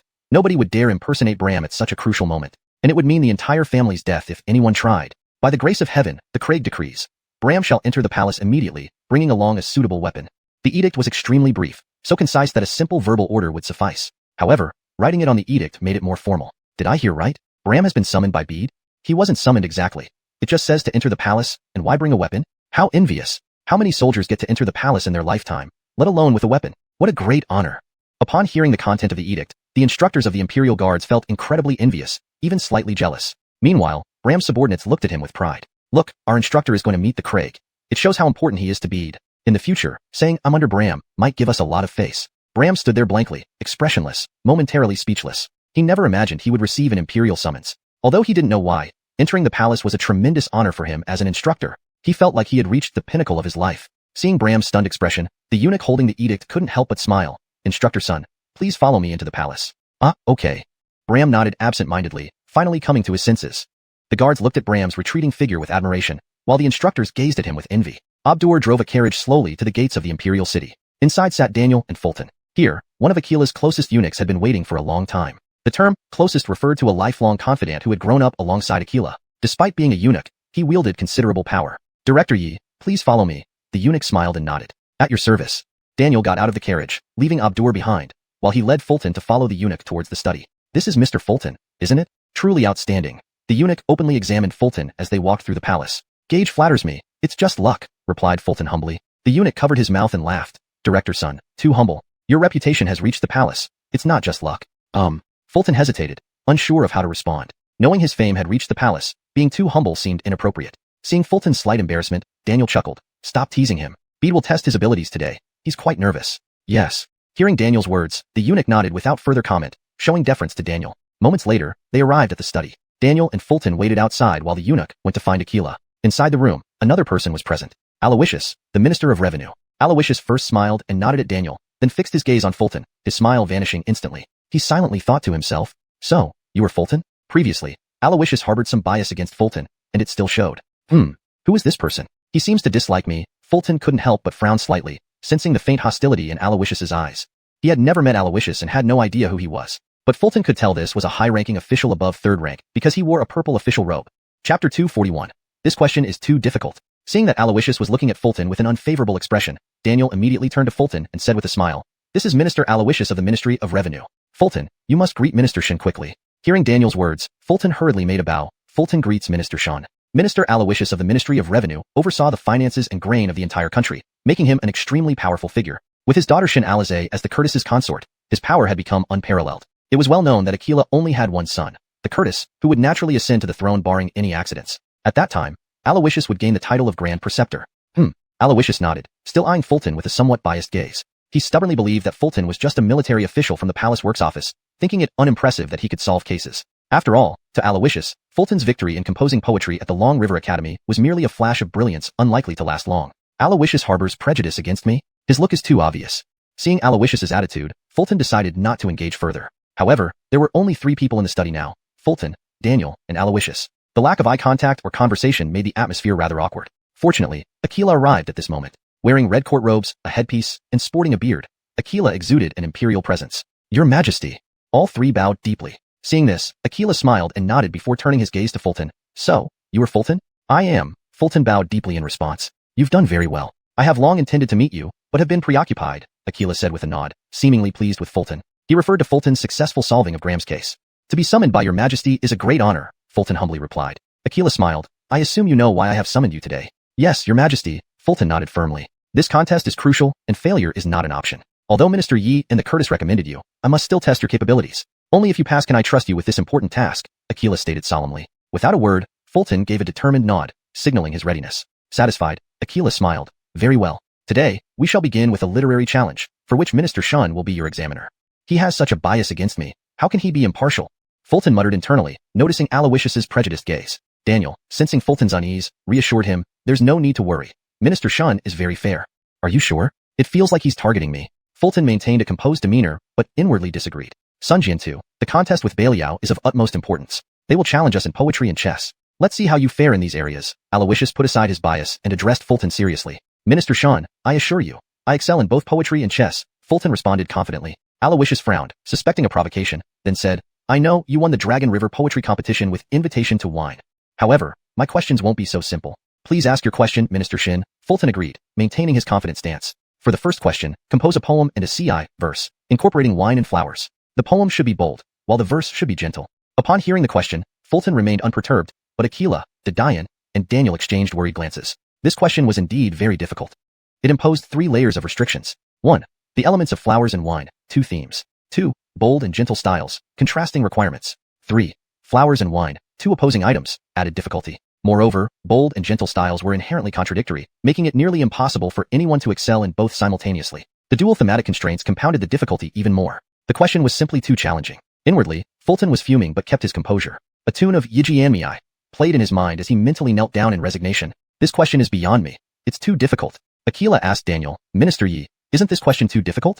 "It is indeed quite challenging," Daniel conceded. Deep down, he doubted even Fulton could complete it successfully. Turning to Aloysius, Aquila questioned, "Minister Shun, is this question too difficult?" Though he intended to test Fulton, Aquila didn't mean to be overly harsh. Even an accomplished poet like himself found it daunting. "Your Majesty, I believe Sun Jian has the talent to handle this. Let's give him some time to think," Aloysius insisted without offering to change the question. To be honest, Aloysius intended to test Fulton strictly, not mock him. If Sun admitted it was too hard, Shun could offer a different question. The poetic talent pool was sparse in Daxia, and few besides Fulton could compete effectively. Chapter 242. Raising a cup to invite the bright moon, with shadows forming 3. In the study, Aquila furrowed his brow slightly, pondering over the question posed by Aloysius. He was thinking about how he would answer if he were in Chester's position. After much deliberation, he couldn't come up with a solution. It was too difficult. Poems and lyrics had entirely different styles, fundamentally opposing forms of expression. How could they coexist? Aquila even thought that for Chester to be able to provide answers, creating 1 poem and 1 lyric was already quite an achievement. He did not need these works to be masterpieces to pass this test. Daniel looked at Chester with hope in his eyes. He believed in Chester's talent and knew just how remarkable it was. Just look at how the scholars of Long River Academy revered Chester, a martial artist, despite usually holding their noses high in disdain for non-literati. Though the question was extremely difficult, Daniel inexplicably trusted that Chester would not only find the answer but also astonish everyone present. As for why Aloysius chose such a challenging question, both Aquila and Daniel were clear. It was meant to give Chester a taste of his own medicine. Aloysius looked very confident, stroking his beard while watching Chester, firmly believing that Chester could not possibly solve this riddle and would soon concede. Then, he could offer something simpler. Chester, on the other hand, frowned as he quickly searched his mind for poems and lyrics. A moment later, he found none. Though he knew many poems, not one fit this requirement, at least not yet. However, it wasn't impossible. If he were to write a poem about wine, Kieran's work came to mind. All grand and expansive, but there needed to be flowers involved, making it more complicated. Wait, Aloysius only said it had to include wine and flowers without specifying they had to be central themes. Thus, as long as the flower elements were represented, it would suffice. Got it. Chester had his poem. As for the lyric, glancing out the window of the study at the imperial garden where blooming crabapple blossoms caught his eye, inspiration struck him once more. Flowers, wine, and a lyric of the delicate school. What could be more fitting? Seeing Chester deep in thought, Aloysius assumed he wouldn't yield anytime soon. Bowing to Aquila, he suggested, "Your Majesty, let's have a cup of tea and wait." Agreed. Aquila nodded, then turned to his attendant. "Fetch some tea." Aquila also believed Chester would take some time to think. "Yes, Your Majesty." The eunuch agreed and was about to prepare the tea when Chester's voice suddenly broke the silence. "I've got it." "What? So soon?" Both Aquila and Daniel reacted identically, surprised, though not astonished. "This is impossible." Aloysius reacted much more strongly. His brows shot up, and in excitement, he nearly yanked out his own beard. Impossible. Absolutely impossible. These words reverberated in Aloysius's mind, both an instinctive reaction and his honest belief. "Already composed a poem? Quickly recite it for me." Aquila was initially surprised, but soon turned to anticipation and excitement. "This young man," Daniel muttered, looking forward expectantly. The eunuch tactfully moved to a side table, pen poised to record Chester's creation. Humble effort. Chester started modestly, pacing within the study. "A pot of wine among the flowers, I drink alone, unaccompanied." The first line perfectly met Aloysius's criteria, flowers and wine. Whether it was majestic, however, remained to be seen. Raising a cup to invite the bright moon, with shadows forming three. With the second line, the scene of drinking under the moonlight sprang vividly to life. Beautiful, absolutely beautiful. Aquila smiled, clearly satisfied with Chester's creation. Even unfinished, just 2 lines were enough to call them excellent. To craft such exquisite lines in such a short time was indeed commendable. "Since the moon cannot share my cup, and the shadow only follows my body, I shall keep the moon and shadow for company, enjoying life until springtime arrives." 2 more lines revealed a majestic aura. Drinking alone among flowers might be lonely, but Chester had depicted it into a majestic spectacle. Drinking alone? Inviting the moon as a companion. What grandeur. Excellent poem. Aquila could not resist praising during a pause in Chester's recitation. Daniel smiled silently, his face showing approval. Yet, as Aquila and Daniel marveled, they wondered. How could Chester produce such a masterpiece in such a short time, perfectly answering the prompt? Is this lad truly a prodigy unparalleled?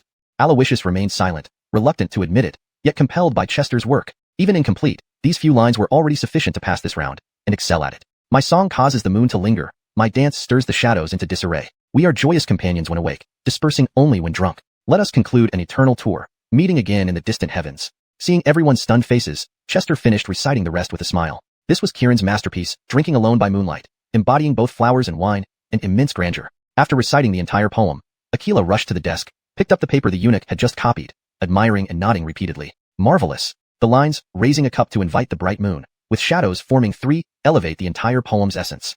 Clearly, Aquila admired Chester's poem immensely. "Indeed, as your Majesty said, has Chester passed this test?" Daniel smiled, speaking to both Aquila and Aloysius. "Such a supreme masterpiece certainly passes," Aquila chuckled, then remembering he had entrusted Aloysius with full authority over the literary contest, added, "But we should respect Shan Minister's opinion." Aloysius's face darkened, deeply impressed though unwilling to admit it. He finally conceded, "Let him pass." At those words, Aloysius felt his old face burning hot, as if slapped by Chester. Still, the literary challenge wasn't over. The majestic poem was within Chester's expertise, so passing this round didn't mean much. Composing the lyric in the next round would be the real test. Chapter 243. Knowing, the green outweighs the red. To appreciate poetry, one must understand that it thrives on evoking emotions. A poet must infuse their personal feelings into the poem to create something truly moving. Therefore, for Fulton, after composing a bold and vigorous poem, switching to a delicate and refined piece in a short span of time would be quite challenging. Aloysius was convinced of this, as were Aquila and Daniel. So, they all watched closely, eager to see how long it would take Fulton to compose the next piece, or if he could manage it at all. In truth, Fulton had already decided what kind of poem he would write, but did not wish to reveal it just yet. The atmosphere wasn't quite right. Without the proper ambience, the impact of his performance wouldn't be as impressive. Besides, Aloysius might not realize how foolish it was to challenge Fulton. With this in mind, Fulton bowed and said, "Your Majesty, I am feeling somewhat thirsty." Aquila smiled and replied, "Jian, quickly brew some tea." The response was surprisingly swift. Both Aloysius and Daniel were taken aback. They knew Aquila wasn't usually so accommodating, even to them. Getting tea in the imperial study wasn't an everyday occurrence. And now, here was Fulton asking for tea openly. Furthermore, they noticed that Aquila instructed Jian to quickly bring the tea, which indicated his favor towards Fulton. Aloysius began to regret challenging Fulton. It was clear that Aquila admired him greatly. Who knew, Fulton might become one of the emperor's closest confidants. Shortly after, Jian returned with a tray holding 4 steaming cups of tea, one for each person present. Aquila picked up a cup, blew on it gently, then looked at everyone and smiled, saying, "Drink up while you think." This statement was ostensibly directed at everyone, but it was clearly meant for Fulton. Even the eunuch beside them couldn't resist stifling a chuckle. Indeed, Aquila was in high spirits, confident that Fulton would soon produce an excellent piece of poetry. He was looking forward to adding both a magnificent poem and a splendid lyric to his collection, although Fulton hadn't formally offered these works yet. But Aquila was sure Fulton wouldn't dare leave without giving them away. Fulton took a sip of his tea, finding it refreshingly aromatic. He never tasted anything quite like it before. This tea is so fragrant. Could this be imperial tea? Fulton wondered. His immediate thought was when Aquila would bestow upon him 2 pounds of such tea. Nonetheless, it was time to focus on the task at hand. Fulton gazed out the window toward the imperial garden, his eyes lighting up as if he'd found inspiration. Your Majesty, the crabapple blossoms in the garden are truly remarkable, he remarked. Yes, this was precisely what he needed to do. Pretend to be inspired by the garden's beauty to compose his lyrics. This would heighten the dramatic effect of his performance. Aquila nodded and replied, the season for crabapples is almost over. The recent heavy rain knocked many flowers off the branches. That rain. How fortuitous, Fulton thought, secretly pleased. Though he hadn't been aware of the recent rain in the capital, it fit perfectly into the lyrics he was about to compose. He spoke up, Your Majesty, inspiration has struck me. Already? Aquila raised an eyebrow, and then seemed to remember something, turning to Daiban, bring a musician here. With a musician on standby, Fulton felt less pressured. Lyrics were always better accompanied by music, enhancing their aesthetic appeal. Soon, the musician arrived hastily, greeted Aquila respectfully, and positioned himself in a corner with his lute. The musician was understandably nervous. Listening to music wasn't something they expected from the emperor, and they hadn't prepared for it. Seeing this, Aquila gestured, Fulton, you may begin.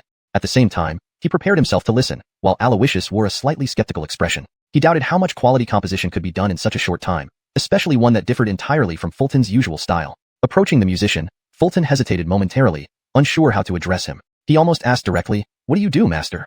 Instead, he queried, Musician, do you know the melody Rumengling? Yes, the musician replied, nodding and plucking the strings, producing a melodious tune. Perfect, Fulton thought as he paced around the study. While he wasn't certain if this was the exact Rumengling, the melody certainly matched the mood of the lyrics. Last night, the rain fell lightly, the wind blew fiercely. Deep sleep could not dispel the lingering effects of wine. As the first line emerged, supported by the musician's melody, the scene immediately became vivid. With alcohol mentioned and a gentle style, only flowers remain to complete the setting. Asking the maid who raises the curtain, she replies the crabapple remains unchanged. No, the green outweighs the red. The second stanza left everyone in awe. The inclusion of alcohol and flowers, along with its gentle tone, perfectly fit the theme. The phrase, green outweighs the red, was the stroke of genius. Surely, this described the very crabapple blossoms in the imperial garden. The context was spot on, making it evident that this was composed on the spot. Creating such an outstanding piece spontaneously, Fulton's talent surpassed everyone's expectations. Green outweighs the red, green outweighs the red, wonderful. Aquila muttered, unable to contain his smile. I didn't expect the Imperial Arms Bureau to have such a talented poet, Daniel thought, smiling. Since he took charge of the bureau with the imperial sword, the place had nothing to do with scholars or poets. The 10 renowned swords were masters of martial arts, not letters. Writing their own names clearly was already an accomplishment for most. But Fulton was different. With exceptional martial talent and stunning poetic skills, he had created new forms of chess and classic literature, winning admiration from the scholars at Long River Academy. Daniel was indeed very pleased with this outcome. Chapter 244, The Chess Examination. I was wrong, completely wrong. Aloysius regretted it deeply, wishing he could slap himself. Fulton's poetry talent surpassed all others, ancient and modern. Even such a difficult question was answered by him so perfectly. Both the poem and the verse were masterpieces. Marvelous, truly marvelous. Fulton, your verse has left me in awe of the crabapple blossoms in my imperial garden. Aquila clapped his hands in approval, clearly thrilled. Aquila loved both the poem and the verse created by Waverley. They were the best works on flowers and wine he had seen in nearly 2 decades. Your Majesty flatters me. I not only excel in describing flowers and wine, but also specialize in flower wine. Fulton internally berated himself, but then bowed politely. Your Majesty, have I passed the first test? Of course. Aquila replied readily and then turned to Aloysius, asking, Minister Jian, what do you think? Given the astonishing poetry Fulton composed, he has certainly passed. Aloysius nodded, though he looked somewhat embarrassed. What is the next test?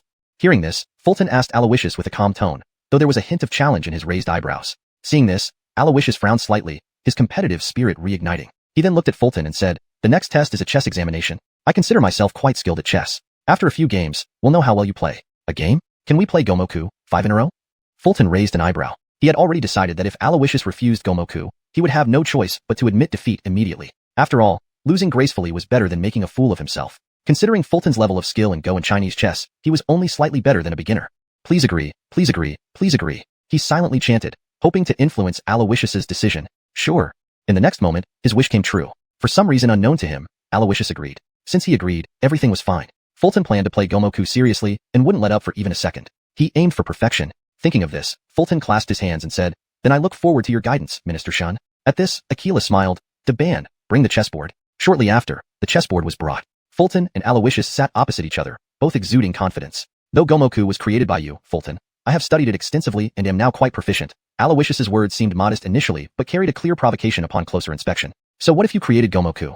I will defeat you in your area of expertise. Aloysius was very confident about his chess skills. Before becoming an official, he was a scholar devoted to the study of chess. Moreover, Elmer from Long River Academy was once his senior brother. This shows that Aloysius was not fully prepared. If Elmer was your senior, why didn't you ask him whether he won or lost more often against Fulton? Ultimately, it was overconfidence. Fulton remained calm, merely smiling and nodding. I look forward to your guidance, Minister Shun. Aloysius smiled confidently and asked, will you play black or white, Sun Swordman? On the surface, he was giving Fulton a choice, but in reality, he was showcasing his own confidence. White pieces move first, while black moves second, giving white a slight advantage. By offering Fulton the white pieces, Aloysius intended to ensure he would accept it and thus lose convincingly. Either one is fine, Fulton shrugged, exuding confidence and calmness. Whether black or white, it doesn't matter. I'm invincible. This was Fulton's current mindset. Seeing Fulton did not fall into the trap, Aloysius immediately suggested, how about you take the white pieces, Sun Swordman? Fine. Fulton nodded. Then, Fulton placed a white piece on the board. Aloysius didn't hesitate and placed a black piece. The match began. Minister Yi, what do you think of Fulton's chess skills? I've never played with him, but according to Ignatius, they're pretty good. Aquila sipped his tea, looking at Daniel beside him. Frankly, he wasn't particularly concerned about whether Fulton would pass this round. Chess wasn't his favorite, whereas poetry and calligraphy were. Fulton's earlier performance in these areas was stunning enough for him. As long as Fulton passed the martial arts test, Aquila would select him as the contestant. Regarding the chess test, the outcome was inconsequential. Minister Shen is indeed skilled at chess, which I know well, Aquila nodded and turned his gaze towards Fulton and Aloysius. He was aware that Aloysius's chess skills were among the top in the court. Surely defeating Fulton, a warrior, should be easy. Even though Fulton created Gomoku, many creators are not necessarily proficient in their own creations. Just as Aquila took another sip of tea, he noticed Aloysius frowning intently at the board. I lost. Aloysius spoke unwillingly but had to concede. Huh? Hearing this, Aquila looked closely, seemingly disbelieving. So quickly, he admitted defeat? Fulton won? No way. Aloysius's chess skills were excellent. Minister Shun, you must have been too relaxed. Fulton maintained a calm demeanor, speaking humbly. One more time. Losing a game, Aloysius couldn't admit defeat yet. He had indeed been too relaxed just now. Really won? Fulton is so skilled at chess? Eyeing this, Aquila raised an eyebrow at Daniel, who smiled without a word. Aquila inwardly marveled, realizing how formidable Fulton's chess skills truly were. Before the board again, Aloysius was intensely focused, all his attention on the game. This time, he intended to turn things around, but it made no difference. Gomoku was a divine acknowledgement for Fulton. No matter who sat opposite him, he wouldn't lose. Invincible. Soon, another game ended. As expected, Aloysius lost again. His frown deepened. He couldn't understand why Fulton was so strong. From the first move, he was consistently outplayed by Fulton, forced into a defensive position without any chance of counterattack until he ultimately lost. It was an extremely unpleasant chess experience. Chapter 245. Darling, why are you here? Inside the Imperial Study, Fulton and Aloysius sat opposite each other at a chessboard, where dozens of pieces had already been played. Fulton wore an expression of calm and composure, while Aloysius frowned deeply, his hand holding a piece hovering in midair, unable to place it down. He had lost again. Yet another defeat. Minister Shun, you have no moves left, Fulton said with a slight smile as he looked at Aloysius. The words, no moves left, naturally referred to the chessboard. Counting this match, Aloysius had now lost 3 consecutive games. Each loss was complete, leaving no room for victory. I've lost. Aloysius admitted his defeat with a nod, no longer daring to underestimate Fulton. He had to admit that not only was Fulton unparalleled in poetry, but his chess skills were also exceptional. Among the young officials in court, no one could match him. Even among the older generation, few could rival him. Sending Fulton to Northern Liao was indeed the right choice. Fulton had passed the test, and this trial completely changed Aloysius's view of him. Initially, Aloysius had harbored some bias towards Fulton without ever having met him. Such prejudices, once ingrained, were difficult to change. However, Fulton's absolute strength had erased Aloysius's prejudice. Minister Shun, shall we continue? Fulton sat upright, smiling at Aloysius. No need. Your chess skills are extraordinary. I am not a match for you. The literary challenge, you have passed. Aloysius was gracious enough to concede fully. At this point, both challenges Aloysius had set were perfectly completed by Fulton. In particular, on what Aloysius considered a fair level playing field in chess, Fulton's overwhelming skill had consecutively won him 3 matches, leaving no hope of victory for Aloysius. Seeing this, Aloysius had nothing more to say. Very good. Your performance has greatly satisfied me. Vaughn smiled at Fulton after the literary contest ended. He then gestured to the attendant, who understood immediately and took the copied poems to be framed.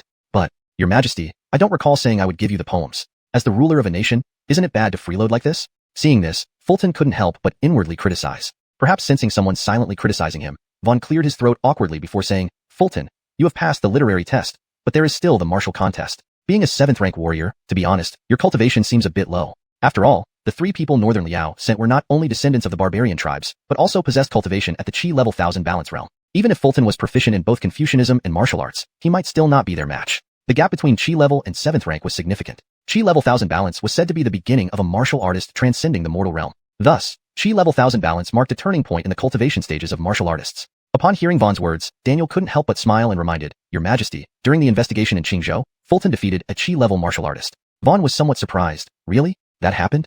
This news was new to Vaughn.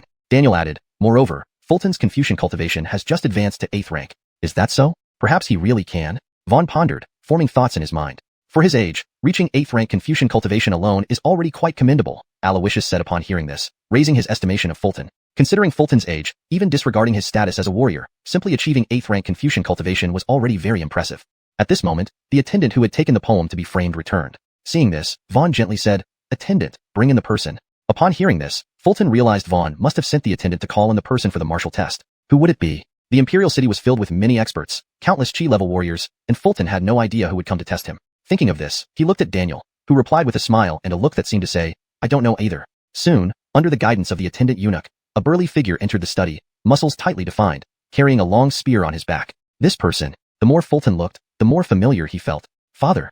Indeed, this person was Bram. Honestly, Fulton had no idea why he would see Bram here. Could it be? Vaughn wanted to see a father-son sparring match? In this context, since father was also a Chi-level warrior, it made sense as part of the martial test. Daniel had met Bram before and knew he was Fulton's father. Observing this, Daniel murmured with a smile, Interesting. However, while Fulton saw Bram did not notice him. Entering the palace for the first time, Bram was incredibly nervous, walking with his head down and not paying attention to anyone else, let alone looking around. Even when he reached the study, Bram didn't dare raise his head to look at Vaughn.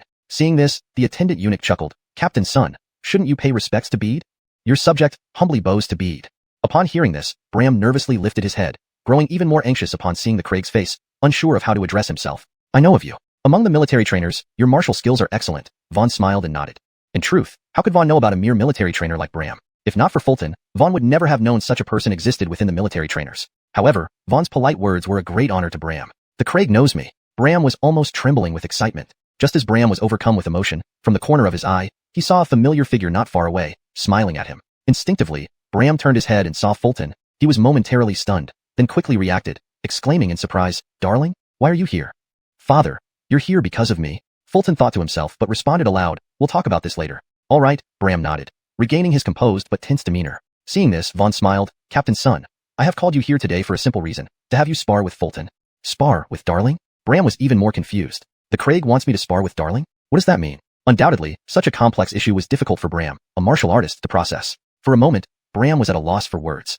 Chapter 246, Sweeping Away Father, Embracing True Self. Although Bram did not understand why the Craig wanted him to spar with eldest son, he had to comply since it was the Craig's command. I have never hit you before, but today will be an exception. Eldest son, don't blame your father for going all out. This is the Craig's order and I cannot hold back, Bram thought. His gaze filled with apology as he looked at Fulton. What does that look mean? Are you preparing to show me what a mountain of paternal love looks like? Crumbling? If so, don't blame me for showing you what sweeping away father, embracing true self means. Fulton sarcastically thought upon seeing Bram's expression. Sweeping away father, embracing true self. That was precisely what Fulton intended to do. Seeing the silence between the father and son, Aquila couldn't help but smile. The only thing I ask is that you both give it your all. Your Majesty, please rest assured, I will not hold back. Today, I will let eldest son see what the Sun family spear truly is, Bram replied, giving a respectful salute, his face solemn. Dad, when did we ever have a family spear technique, and why didn't I know about it? Hearing this, Fulton raised an eyebrow skeptically. If there were Sun family spear techniques, wouldn't they have been passed down to him already? This place is narrow. Perhaps you two should spar in the Imperial Garden instead. With that, Aquila headed toward the garden, followed by Daniel and the Hicks. Father and son quickly followed, and arrived at the Imperial Garden. The garden bloomed with peonies described by Fulton earlier as having green leaves overshadowing red flowers. In the center was a clear open space perfect for their bout. Dad, please teach me. All right, eldest son. The two exchanged salutes, the scene somewhat peculiar. This confrontation caught Fulton off guard. He hadn't expected his opponent to be his father, Bram. However, Bram was also a E-rank martial artist who prided himself on his invincible Sun family spear. As an opponent, he was quite fitting. Aquila wanted to gauge whether Fulton's combat prowess could match a E-rank martial artist, not for a fight to the death. Dad, come on.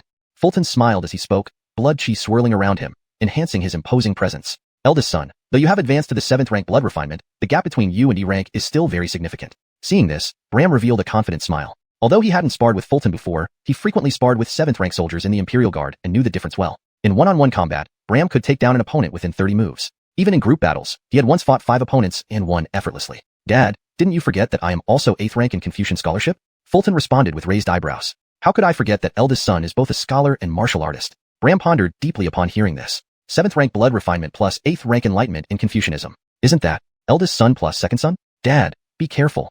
Seeing Bram lost in thought, Fulton smiled faintly. Then, with a step, his figure turned into a blur, charging towards Bram at incredible speed, much faster than a typical 7th rank martial artist. In fact, no 7th rank martial artist could possess such speed. Come on then. Bram shouted loudly, drawing the long spear from his back. At the next moment, the 4C's sword unsheathed from Fulton's waist. With a dragon-like roar, the 4C's sword unleashed a brilliant blade aura towards Bram. The brilliance of this sword strike was extraordinary, its power terrifying. Huh. Bram, undisturbed, held the spear with both hands and used a heaven-burning strike while shouting, "Open up!" In the next instant, Bram parried Fulton's attack, sending him flying far but maintaining balance without falling. Eldest son, your strength is still lacking, Bram said calmly, holding the spear defensively in front of him. He didn't intend to attack just yet. He wanted to observe eldest son's strength. I have the power of primordial chaos within me, Fulton smiled, as he channeled the immense strength from Confucianism's ability to enact laws through words. With this empowerment, Fulton possessed the might to match a E-rank martial artist. Moreover, after advancing to 8th rank in Confucianism, his internal righteous chi had become even more abundant, making his verbal command stronger. Fulton was now much stronger than when he was in Qingzhou. The might of a martial artist's body isn't something a mere scholar can catch up to just by speaking. Seeing this, Bram sneered disdainfully. He believed that the physical training of a martial artist could never be surpassed by the incantations of Confucian scholars. Fulton merely smiled coldly. Can I catch up or not? Why not find out? Boom. The clash between their attacks wasn't a sharp metallic clang but a deafening sound wave due to the immense force. For a moment, they were evenly matched. Feeling a force equal to his own, Bram was taken aback. Just moments ago, he dismissed it as impossible, yet Fulton had made it real. As a father and E-rank martial artist, Bram felt as if he had been slapped in the face. Intriguing. Using Confucianism's command-based powers to make up for a lack of physical strength. This style of combat is new to me, Aquila observed, smiling approvingly at Fulton's performance. In theory, no matter how strong a 7th rank martial artist was, they could never compete against the E-rank martial artist due to the immense strength gap. A single blow would often cause 7th rank weapons to be dislodged. However, with the enhancement from the Confucian ability, Fulton's strength had greatly increased, allowing him to confront a E-rank martial artist head-on. It was impressive. Eldest son, this is cheating. How can you have such strength without reaching E-rank? As they continued sparring, Bram grew increasingly uneasy. He even began to feel unbalanced. After decades of cultivating his E-rank physique, it had been matched by his son with a single declaration. He found it hard to accept. Note: names are romanized according to pinyin. The original tone and style are maintained while ensuring fluency and naturalness.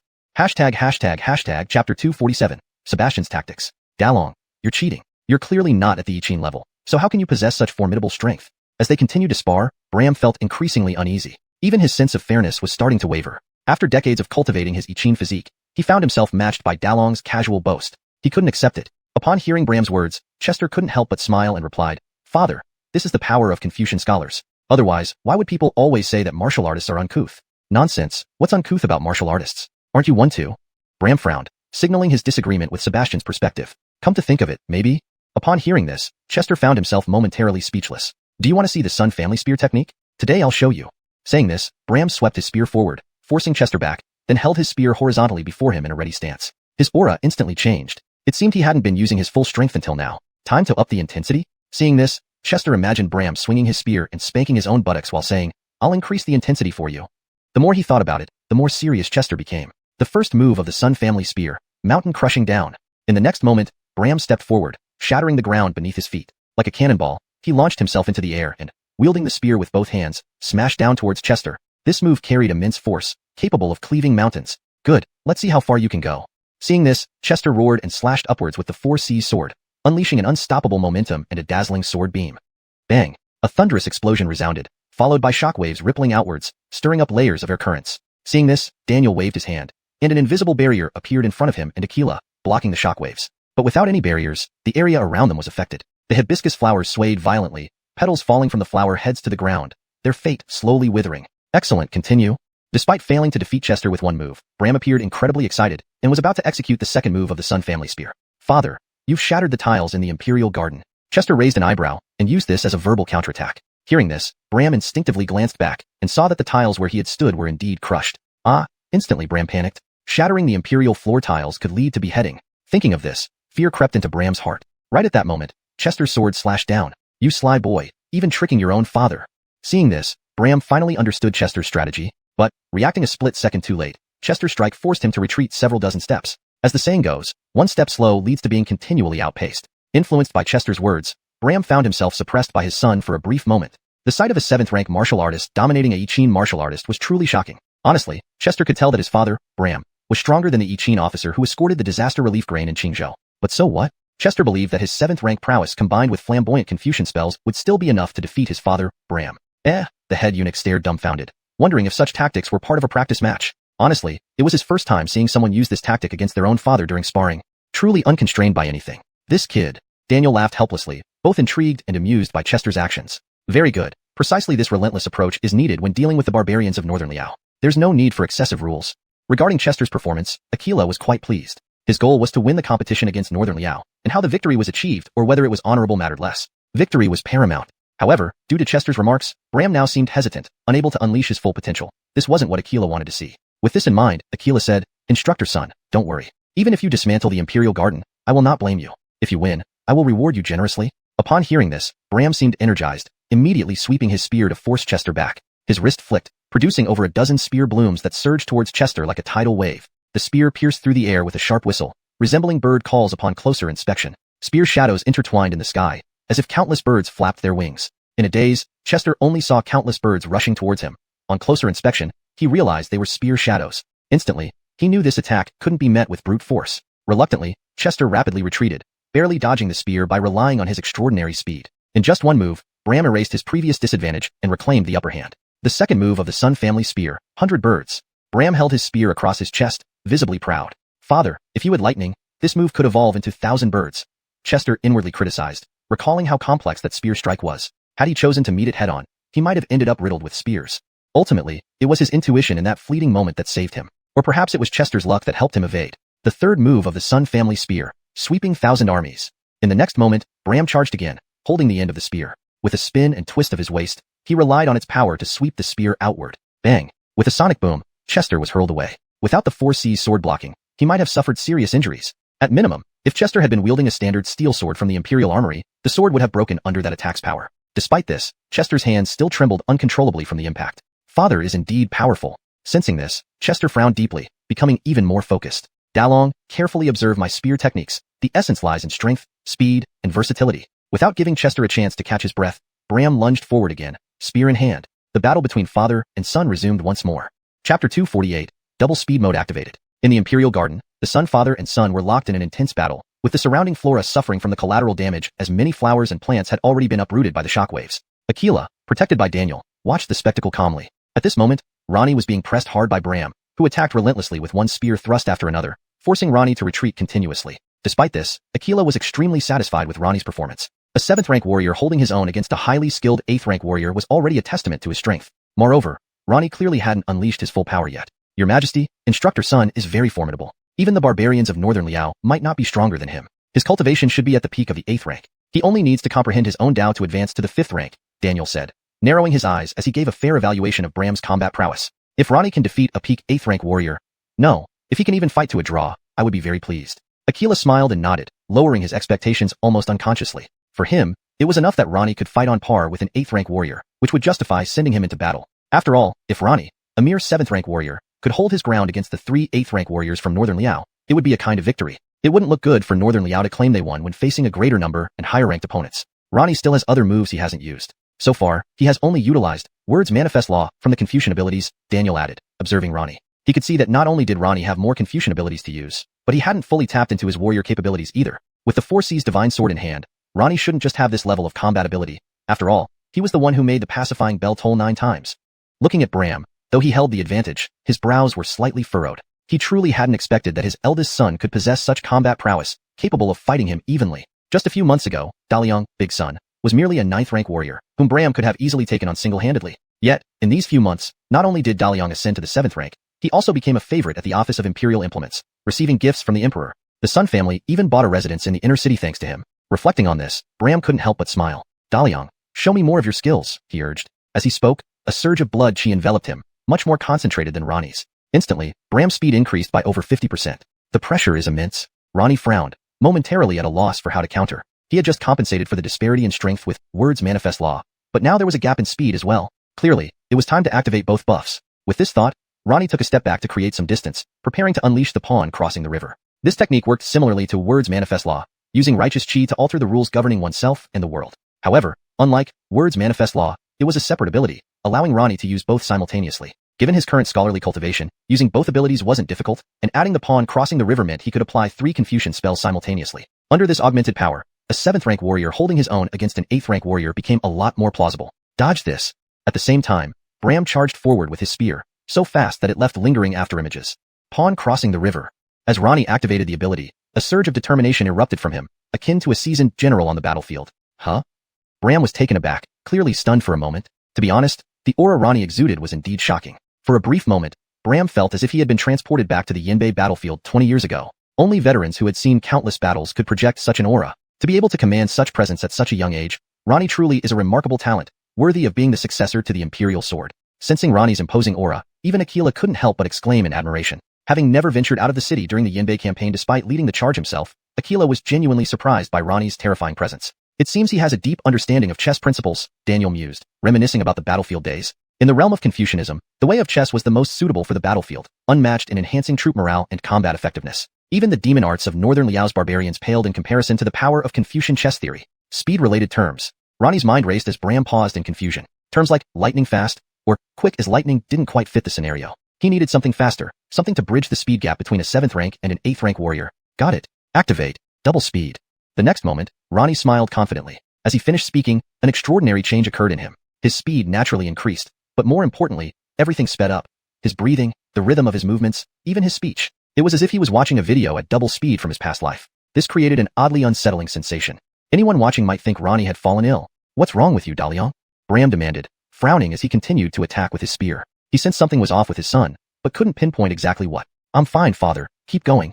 Ronnie replied at breakneck speed, causing an inexplicable sense of urgency in anyone who heard him. Hearing this, Bram was now certain something was definitely wrong with Daliang. Minister Yi, what's happening with Ronnie? Why does he look so strange? Aquila turned to Daniel, his brows furrowed, unable to understand Ronnie's actions. While speeding up was understandable given Ronnie's words manifest law ability, this full-body acceleration was something Aquila had never seen before. Chapter 249. A draw. The Craig is pleased. Fulton's current state was beyond everyone's comprehension. This wasn't just a simple increase in speed. Everything about him was faster. Interesting. His understanding of words followed by law seems quite different from that of typical Confucian scholars, Daniel observed with amusement. He laughed simply because Fulton's approach was uniquely ingenious. Of course, he had no idea about the double speed concept. As such, the battle between Fulton and his father, Bram, grew more intense. Bram's speed and strength were at the peak of E rank, while Fulton, bolstered by Confucian magic, matched him at the E rank level. Even if not reaching the peak E rank, it was very close. In this aspect, they were almost equal. Next came their weapons. In this regard, Fulton had a clear advantage. The 4C's divine sword, forged from celestial meteoric iron, was undoubtedly stronger than the long spear in Bram's hands. Lastly, there was the comparison of Fulton's swordsmanship to Bram's spear techniques. Here, Bram clearly outmatched his son. Overall, their combat capabilities were evenly matched. The battle reached a deadlock. Daniel saw that their fight would end here. It couldn't progress any further. A draw seemed inevitable. Considering this, Daniel spoke up, Your Majesty, unless it's a life and death struggle, it will be difficult for Fulton to defeat Captain Sunday. The same applies to Captain Sunday. His words made sense. Both fighters were now equally matched. To decide a winner, an all-out, life-risking battle would be required. But this was merely a sparring match between father and son, so a life and death duel was impossible. The Craig understood this logic as well. That's enough. Stand down. He smiled. Upon hearing this, the father and son halted, breathing heavily, their chests heaving. Of course, Fulton's chest rose and fell twice as fast as a normal person's. I didn't expect Darren's fighting strength to have grown so strong. If he advances to E rank, I might not be a match for him anymore. Bram was thoroughly satisfied with this battle and had given it his all. Although he hadn't won the bout or earned the Emperor's rewards, he felt gratified. With such a capable son, what more could one ask for? If I could activate 4 times speed, I might win. However, with my current level of Confucianism, using 4 times speed, I fear my heart rate might surge excessively, leading to sudden death. Fulton mused aloud as he withdrew the Confucian spell on his body. One side of his mouth curled up uncontrollably. Here comes the crooked mouth Joe again. What expression is that, Fulton? Seeing Fulton's face, the Emperor slightly furrowed his brows. He sensed that Fulton was trying to show off, but he lacked evidence. He had once vowed never to allow anyone to show off in front of him. Your Majesty, this is a side effect of Confucian magic, Daniel explained with a smile. So, it's like that. The Emperor nodded, relaxing and smiling. It appeared he overreacted. Then, the Emperor said with a smile, Fulton, your performance has been excellent. You've passed both the literary and martial trials. I have decided that you will represent us against the Northern Liao delegation. From what he'd seen, Fulton was the most suitable candidate. Though his cultivation was lower, he excelled in both literature and martial arts, and was proficient in poetry and chess, something hard to find elsewhere. Your Majesty can rest assured. I will ensure the Northern Liao delegation leaves in defeat. Fulton clasped his fists in salute. What? Darren is to compete against the Northern Liao delegation? Bram was stunned, his heart pounding wildly not due to the recent fight but from this news. The arrival of the Northern Liao delegation had already become common knowledge across the empire. Speculation abounded about the competition between the two countries. Yet, one thing was certain. If the Northern Liao delegation won, they would likely demand an increase in tribute payments, causing embarrassment for the court. Therefore, selecting the competitor against the Northern Liao was crucial. Winning would make him a national hero. Losing might result in everlasting shame. Even so, being chosen was incredibly exciting. This was a chance to bring honor to the nation. Just imagining it was thrilling. Bram started fantasizing. If Fulton defeats the Northern Liao delegation, he would bring glory to the Sun family name. The emperor, pleased, might even bestow rewards upon them. Thinking this, Bram nearly danced with excitement. Elliot, take them away. I am feeling tired. Yes, your majesty. Then, under the guidance of the eunuch, they left the palace. Daniel returned to the imperial workshop, while Fulton went back to Chimping Manor with Bram. Darren, you must do your best. Bringing glory to the family rests on your shoulders. On the way, Bram looked at Fulton with paternal affection, seemingly forgetting how he had earlier brandished a spear, promising to teach Fulton the Sun family's ancestral spear techniques. The Northern Liao delegation consists of experts. I have no absolute confidence. Fulton remained calm. Given the reputation of the Northern Liao delegation, even he couldn't be completely sure until they faced off. One should always be modest. Perhaps he'd visit Longhao Academy before the competition and learn some Confucian spells. Darren, you must win. This is a contest between our country and Northern Liao. Winning would make you a hero of Daya. Losing? Bram's serious gaze conveyed the gravity of the situation. Indeed, if Fulton won, it would bring prosperity and recognition to the Sun family. If he lost, he would be condemned forever. Losses shouldn't happen. I'm mainly thinking about how to win gracefully. Fulton reflected on his strategy. Assuming he won the poetry and chess segments of the literary trial, and assuming a loss in debate, he only needed to win one round of the martial trials to stand undefeated. Since the court sent only one contestant for both literary and martial competitions, a tie was essentially considered a victory in a certain sense.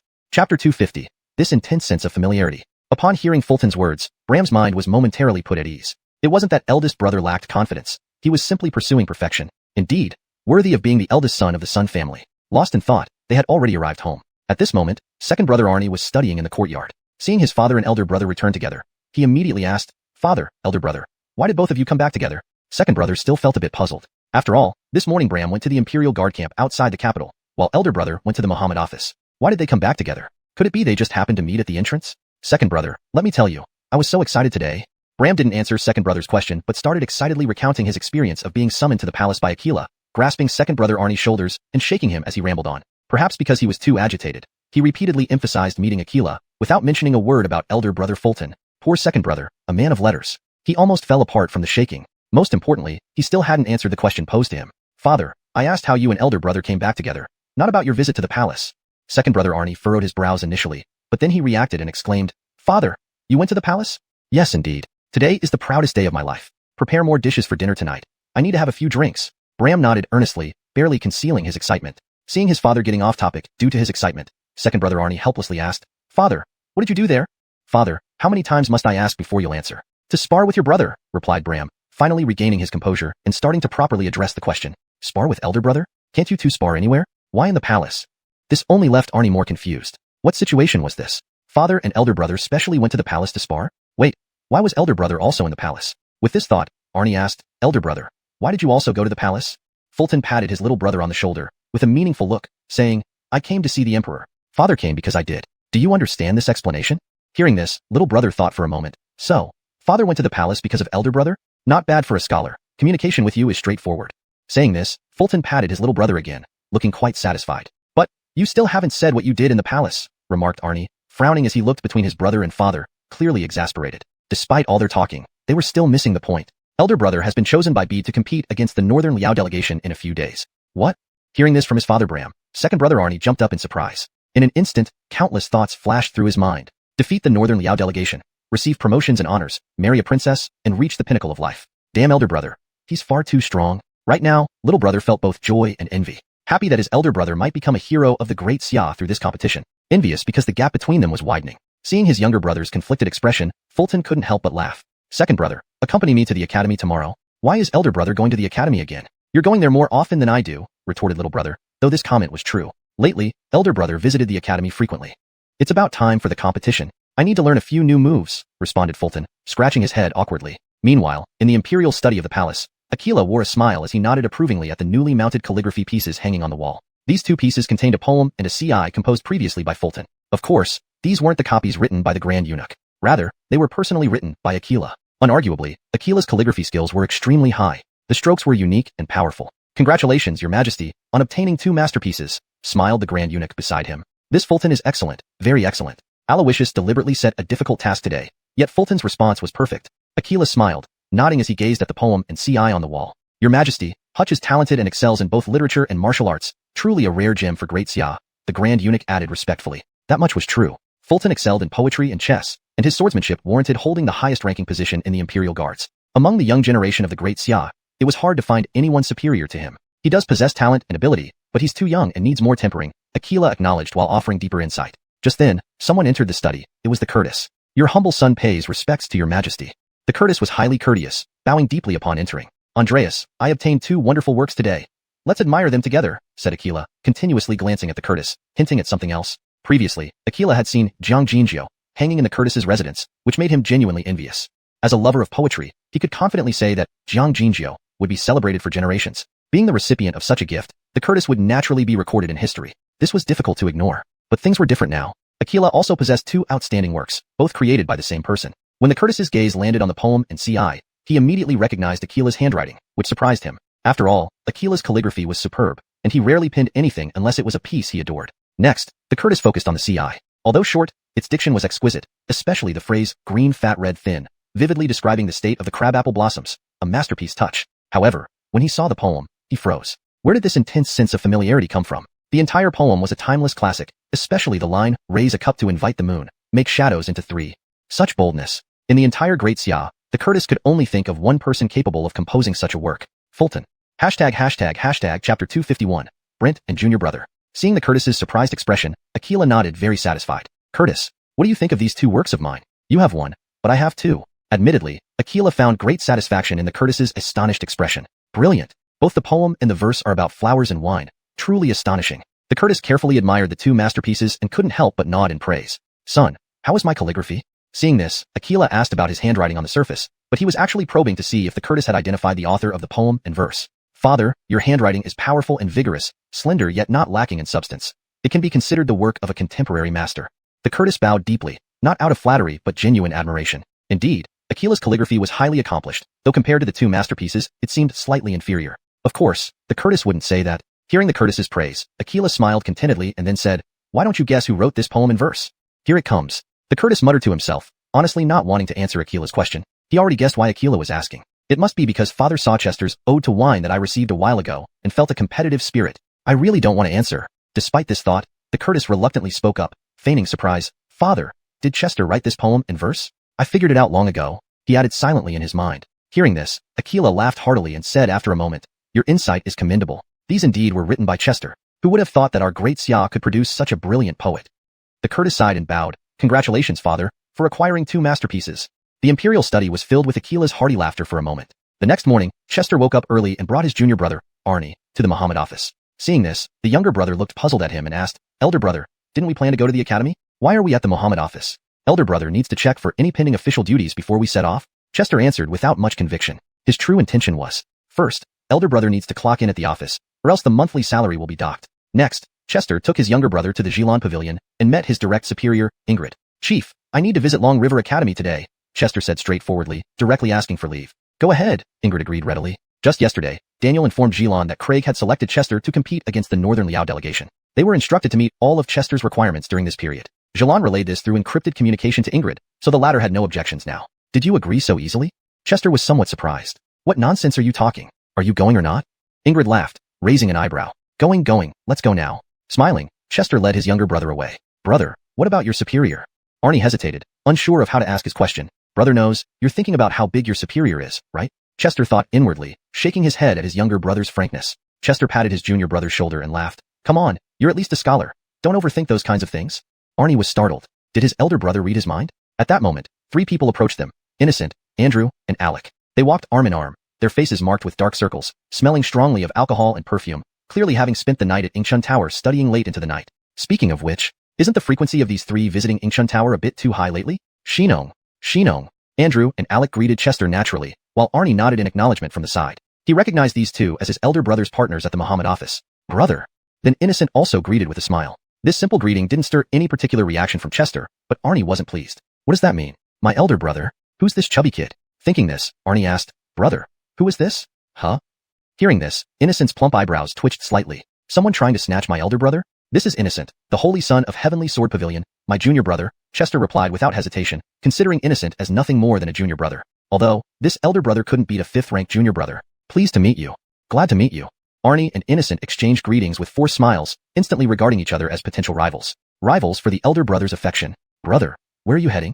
Innocent asked first. Long River Academy, Chester answered without thinking. Long River Academy? What for? Innocent frowned, curious why his elder brother, a martial artist, would visit a place like Long River Academy. Indeed, Innocent was unaware of Chester's standing in the Confucian world. As a martial artist, he only cared about Chester's actions within the martial community. Like facing 500 assassins alone at Jingbayan, or slaying the infamous court with the imperial sword on the streets. As for Long River Poetic Assembly and Ode to Wine, Innocent knew nothing of them. Seeing Innocent's reaction, Chester raised an eyebrow. What? I can't go to Long River Academy? Brother, that place is full of scholars. They might mock us for being martial artists, Innocent said hesitantly, with complex emotions in his eyes, as if recalling some unpleasant memory. So what if they are scholars? I am a scholar too, Arnie retorted under his breath. Unwillingly, unknowingly, the atmosphere grew tense between the junior brother and the little brother. Don't worry, the disciples at Long River Academy won't mock me, Chester remained calm. Fatso, looks like you don't know my status at Long River Academy. They won't mock me. They only want to freeload off me. Chapter 252. Eldest brother respected at the academy? To be honest, Aiden meant well for Chester. As a 5th-rank martial artist, he had once been mocked by many Confucian scholars. In the eyes of these scholars, no matter how high a martial artist's rank was, they were still considered crude.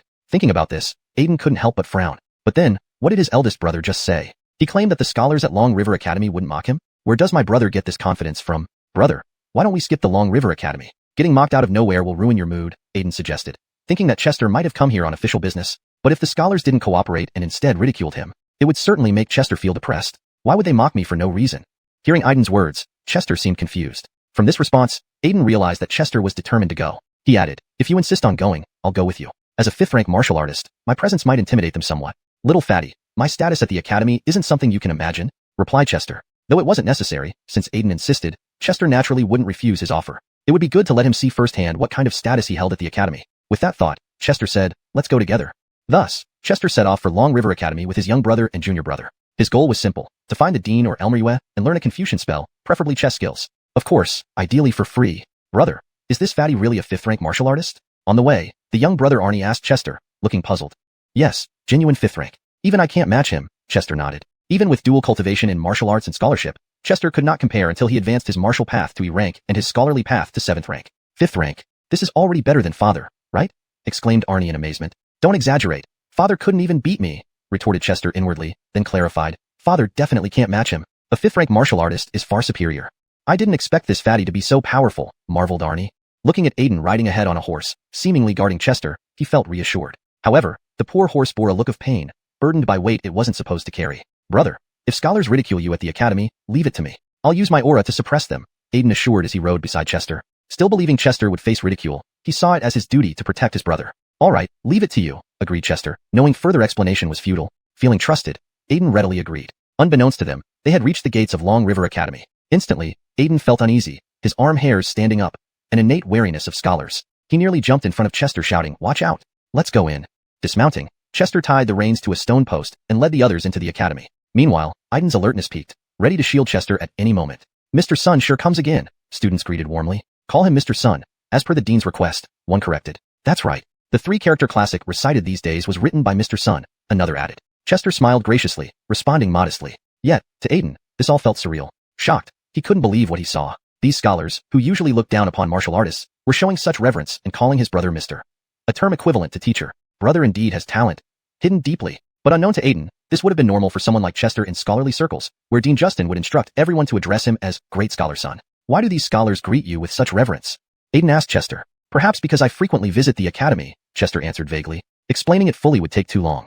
Primarily, it was due to winning the Long River Poetry Contest with Ode to Liquor, inventing the game of Go, authoring the 3-character classic, and mastering mathematics. Chester's diverse talents earned him praise from none other than Justin. Brother, does frequent visiting solve everything? Aiden laughed helplessly, understanding Chester's reluctance. Scholars' biases against martial artists were deeply rooted. Just getting familiar wouldn't resolve it. As they approached Dean Justin's courtyard, Aiden was stunned again. Is this Justin's courtyard, the foremost scholar of today? Despite not being a scholar, he knew of Justin's stature, rivaling the legendary Daniel. Unexpectedly, Chester was meeting Justin today. Could it be? Brother is seeking guidance from the dean? The three entered the courtyard under the watchful gaze of Aiden. Chapter 253, Gradual Transformation of Thoughts. Fulton had no idea what was going through Aiden's mind at this moment. Otherwise, he would have certainly thought that Aiden's thoughts were gradually becoming transformed. This business of seeking advice. It's clearly just about learning knowledge. Seeing the look on Aiden's face, Arnie, his young brother, couldn't help but scoff. Look at your expression like you don't know anything. Big brother's status in the academy is quite high. How high exactly? Surely not so much that even the Chancellor respects him? Upon hearing this, Aiden frowned, then started to overthink it again. Could it be that the scholars of Long River Academy respect my brother because of the incident where he publicly condemned and executed court? It's possible. After all, that event was indeed shocking. Moreover, it seems scholars also highly respect Daniel and Zack due to their understanding that the Muhammad sword is a protector of the nation. Now, I get it. My brother must also possess the ability to hold the Muhammad sword, which is why the scholars of the academy respect him so. Having figured this out, Aiden couldn't help but look at Fulton with renewed admiration, as boundless as the surging waters of the Long River. Regarding the gradual transformation of Aiden's thoughts, Fulton did have some awareness, but he never imagined it had reached such an extent. Good heavens, if he sees how Chancellor Justin treats Fulton shortly, one can only imagine his reaction. Let's go. The Chancellor should be inside, said Fulton, faintly smiling, then led the two of them inward. Brother, what kind of questions do you need to ask Chancellor Jian, who is the foremost Confucian scholar of our time? As they walked, Aiden still couldn't understand this matter. If Fulton wanted to seek advice on issues related to Confucian scholars, considering his background as a warrior, it surely wouldn't be something profound. Since it isn't profound, there's no need to consult the leading Confucian scholar of the time, Justin. He couldn't wrap his head around it. Fatty, you're talking a lot today, said Fulton, his brows slightly furrowed upon hearing this. Big brother, what are you saying? Hearing this, Aiden continued to jest. What are you talking about? Which day do I talk less? As they spoke, they saw Chancellor Justin. At this moment, he held a book in his right hand, his left hand behind his back, deeply engrossed in reading. It was precisely the three-character classic he was holding. Behind him on the desk, Elmer looked unkempt with heavy black circles under his eyes, frantically calculating numbers, appearing to have lost sleep for days. There were also several other renowned scholars whom Fulton recognized. The eminent scholar Amin, skilled in poetry, Owen, skilled in calligraphy, and Zachariah, skilled in the way of wine, each held a writing brush, copying something down. Chancellor. Fulton stepped forward and greeted Chancellor Justin softly. You've come, young friend. Hearing Fulton's words, Chancellor Justin reacted enthusiastically, immediately lifting his gaze and staring at him intently. Fulton has arrived? You finally came. Young friend, this arithmetic problem is too difficult. This old man can't solve it. The scholars' reactions were slightly delayed, but when they saw it was Fulton, they became just as excited as Chancellor Justin, if not more. Indeed, Elmer and others immediately surrounded Fulton, asking him questions nonstop. Young friend, see if I reverse the multiplication method. Would that be correct? Elmer was the most enthusiastic, asking mathematical questions. Moreover, his black circles were pitch black, indicating he hadn't slept for days. The charm of mathematics is indeed this great. Scholar Jia, you're right. Reversing multiplication results in division. Fulton thought sarcastically but replied verbally with, yes, yes. Other scholars also gathered around, asking questions about the three-character classic. Young friend, we haven't heard many of the allusions in the three-character classic. Where did you find them? There are so many books in the world. How can you be sure you've read them all? Since you could write them, they must have a source.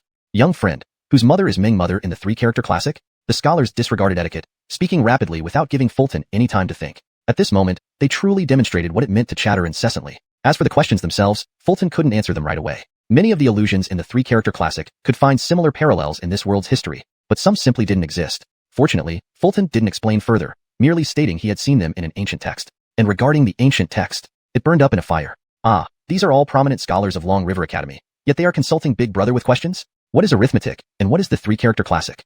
Looking at Aiden, seeing this scene, he felt as if he had been struck by lightning, completely stunned. Stunned, motionless, dazed. He was genuinely bewildered, utterly confused about what was happening. He even wondered if he hadn't woken up properly. What's going on here? Aren't these people eminent scholars from Long River Academy? Even the students of Long River Academy are arrogant. How much more so for erudite scholars? Yet, now several scholars are surrounding Fulton, asking him questions. Aiden felt a chill run through his scalp and opened his mouth to speak but couldn't produce a sound. Step aside. Let me, the Chancellor, take the first turn.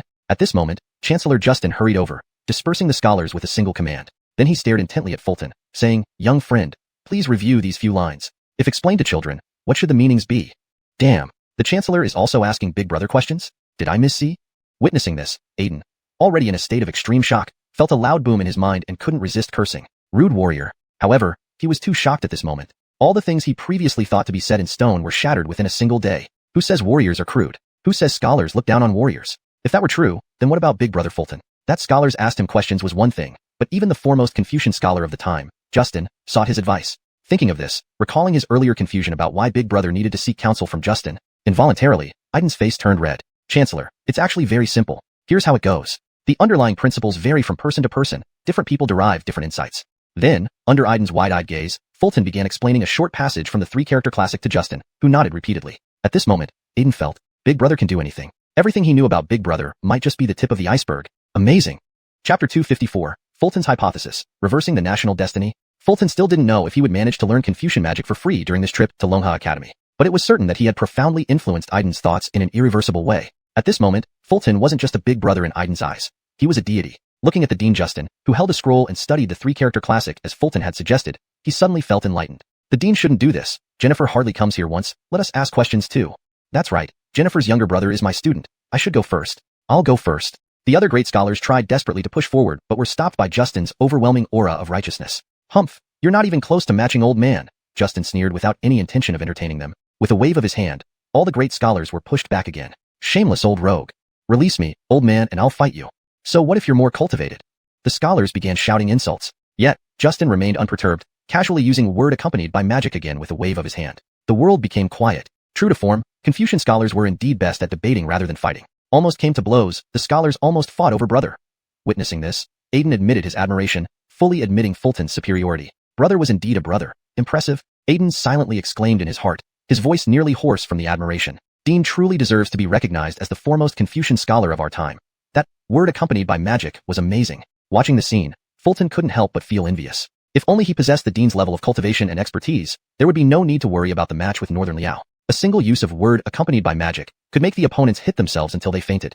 Little friend, I heard you've been selected to compete against the Northern Liao delegation? Justin then shifted the topic after discussing a few questions with Fulton. As the foremost Confucian scholar of his time and the Dean of Longha Academy, his sources of information were obviously extensive. Even matters happening within the palace could reach him instantly. Dean, your news is quick.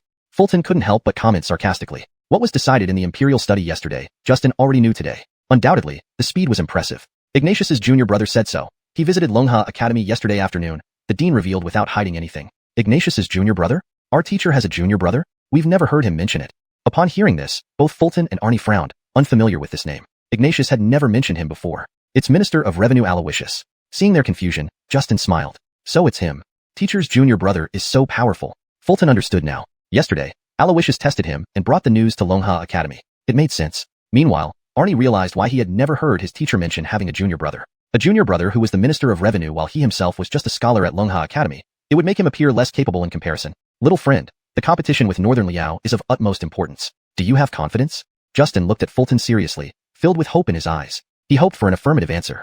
Without hesitation, Fulton nodded and replied, I do have some confidence. Winning 3 matches out of the 5 should not be too difficult. Although confident, his response was cautious. Just 3 will suffice. Hearing this, the tension in Justin's eyes disappeared. He shared Akila's view, drawn matches would equate to victory. Seeing Justin's expression, Fulton couldn't help but smile. But I'm thinking about how to win more, ensuring Northern Liao has no excuse. Win more? Justin was genuinely surprised by Fulton's ambition. You're thinking quite a lot, little friend. While Northern Liao might be considered a barbaric tribe with inferior culture and territory compared to Great Xia, it was still a dynasty. Selecting top chess players from such a dynasty meant their skill level would be formidable. Not being satisfied with a draw, you wish to win more? Justin watched as Fulton's smile deepened. Then he asked, imagine if I could win 4 or more matches. Wouldn't that utterly destroy Northern Liao's face? Wouldn't we reverse and suppress their national destiny? Within a century, perhaps Northern Liao would cease to exist. National destiny, reversal, and suppression? Justin's eyebrows furrowed as something clicked in his mind. Indeed, what Fulton proposed was profound yet plausible. Justin, being the foremost Confucian scholar, could perceive the concept of national destiny accurately. 2 decades ago, in the Battle of Yanbei, the Great Xia army initially suffered defeats at the hands of Northern Liao, putting the country's fate on shaky ground. Had that battle been lost, Great Xia's national destiny would have shattered, leading to its demise within a century. Not an exaggeration. Fortunately, Daniel emerged at a critical juncture, shouldering the national destiny alone and engaging 9 Northern Liao experts in combat, temporarily sustaining the national destiny. Despite signing the Yanbei alliance, Northern Liao's national destiny had continuously suppressed that of Great Xia over the past 20 years, an undeniable fact. But now, this match could indeed be an opportunity to reverse the national destiny.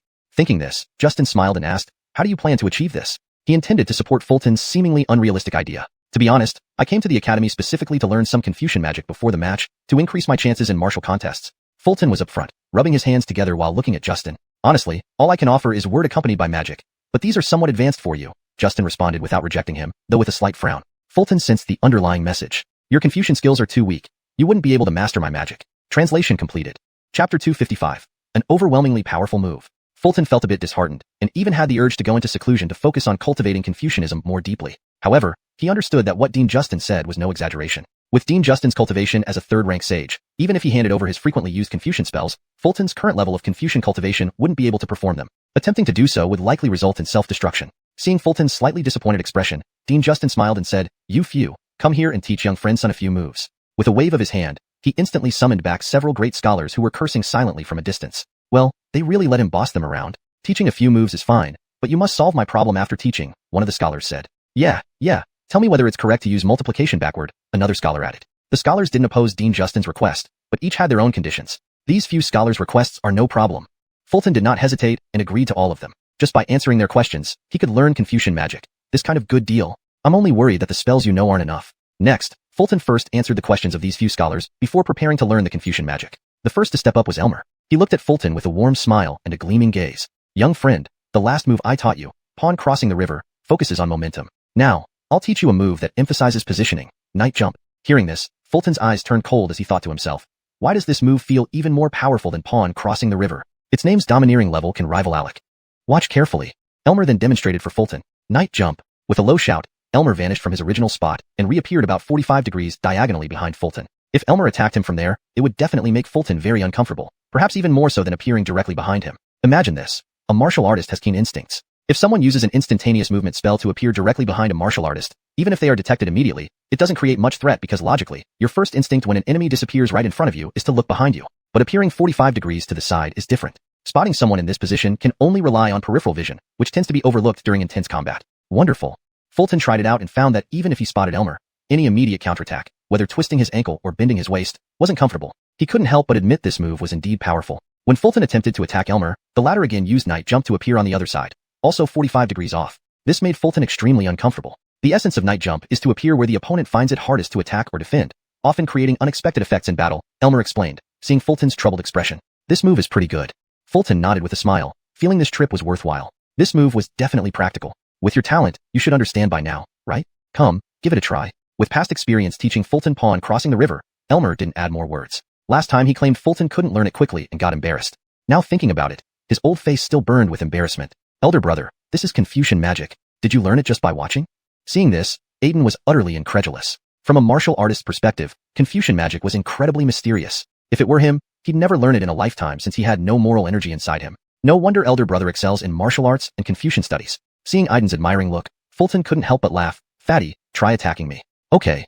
Aiden agreed and got ready for the battle. Night jump. With a low shout, Fulton disappeared and reappeared beside Aiden. Elder brother, this move is amazing. One only truly understands how annoying and difficult this move is once experienced firsthand. Good, really good.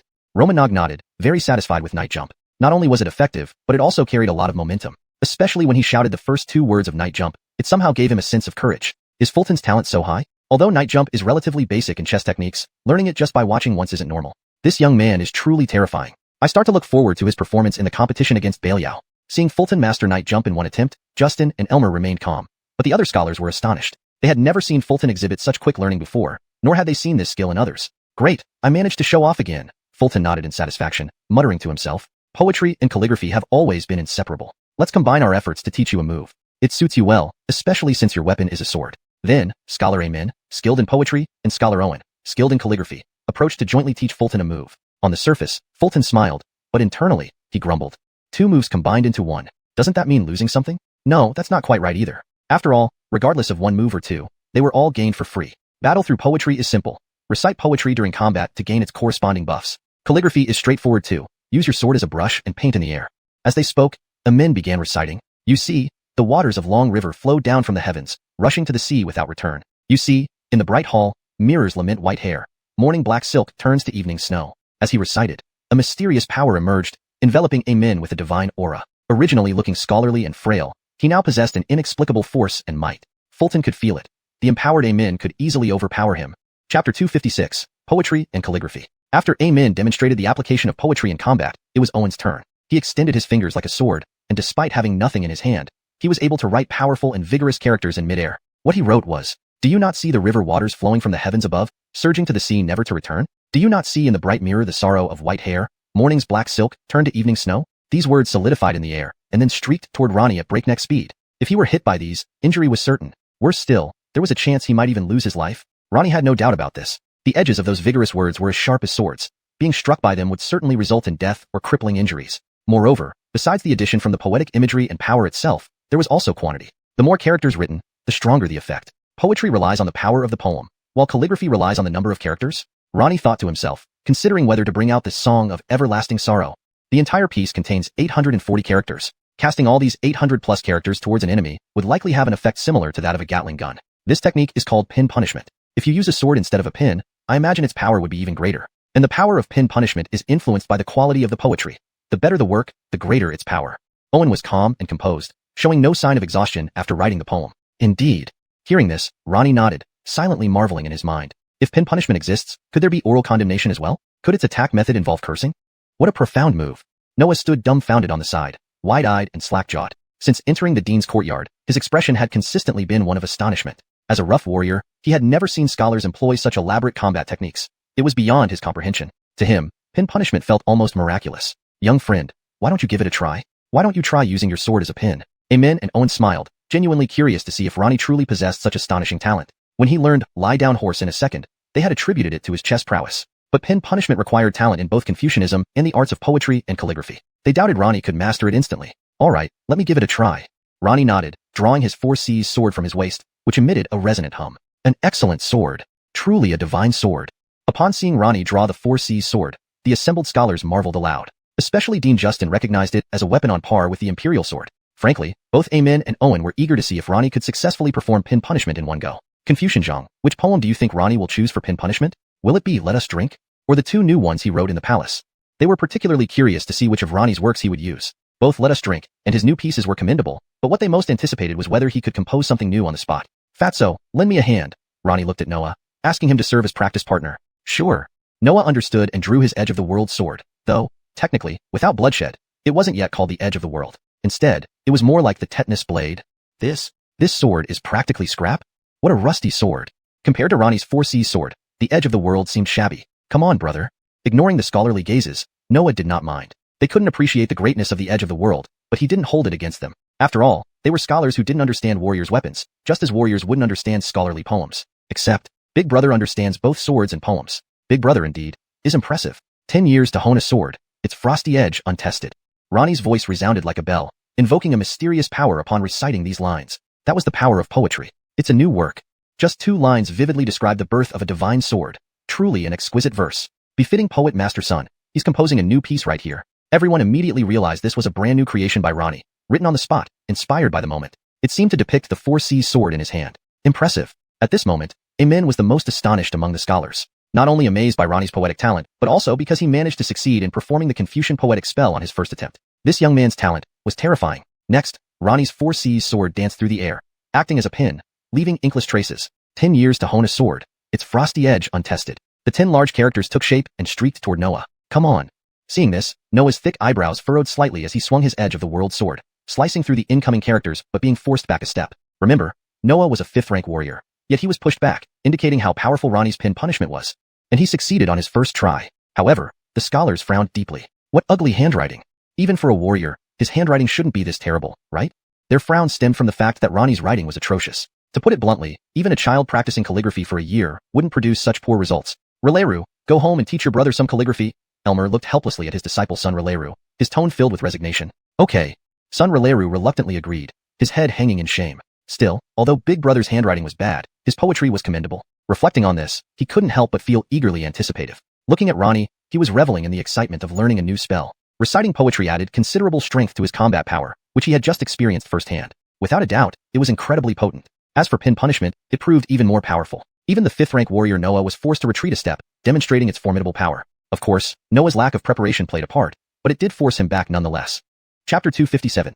Who has injustices to redress? Unmatched vigor. Chester felt the power of poetry bolstering him as he prepared to recite the latter half of his poem. The scholars of the academy held their breaths, momentarily ignoring Chester's poor handwriting. They were still eagerly anticipating the continuation of the poem. The first verse was succinct and powerful, describing a divine sword with one sentence. According to poetic logic, the next line should express deeper sentiments. Whether this poem would be considered a masterpiece or an extraordinary work hinged on its emotional expression. Would it be unmatched in its grandeur or slightly lacking? Today I present it before you, who has injustices to redress? As Chester recited, the 4C's divine sword in his hand danced through the air, coalescing the next 10 characters into form. Boom, boom, boom. With a series of thunderous booms, the characters formed by the pen strokes exploded into fiery light under the slash of Aiden's sword, rising like thick fog. This time, Aiden retreated 3 full steps. The power of these 10 characters was clearly much stronger than before. Quite simply, the second half of this poem exuded an overwhelming vigor, making it a stroke of genius, hence its potent force. A stroke of genius, truly a stroke of genius. The phrase, who has injustices to redress, is exceptionally grand. Jennifer's poetic talent can be described as peerless. The scholars at the academy weren't particularly concerned with Chester's combat prowess, they cared about his poem. Yet another outstanding piece of poetry. 20 simple words, bursting with unyielding vigor. Moreover, this wasn't even Chester's greatest strength. His true prowess lay in his versatility. He could be both grand and delicate. For someone to excel simultaneously in two such contrasting styles was something hard to imagine.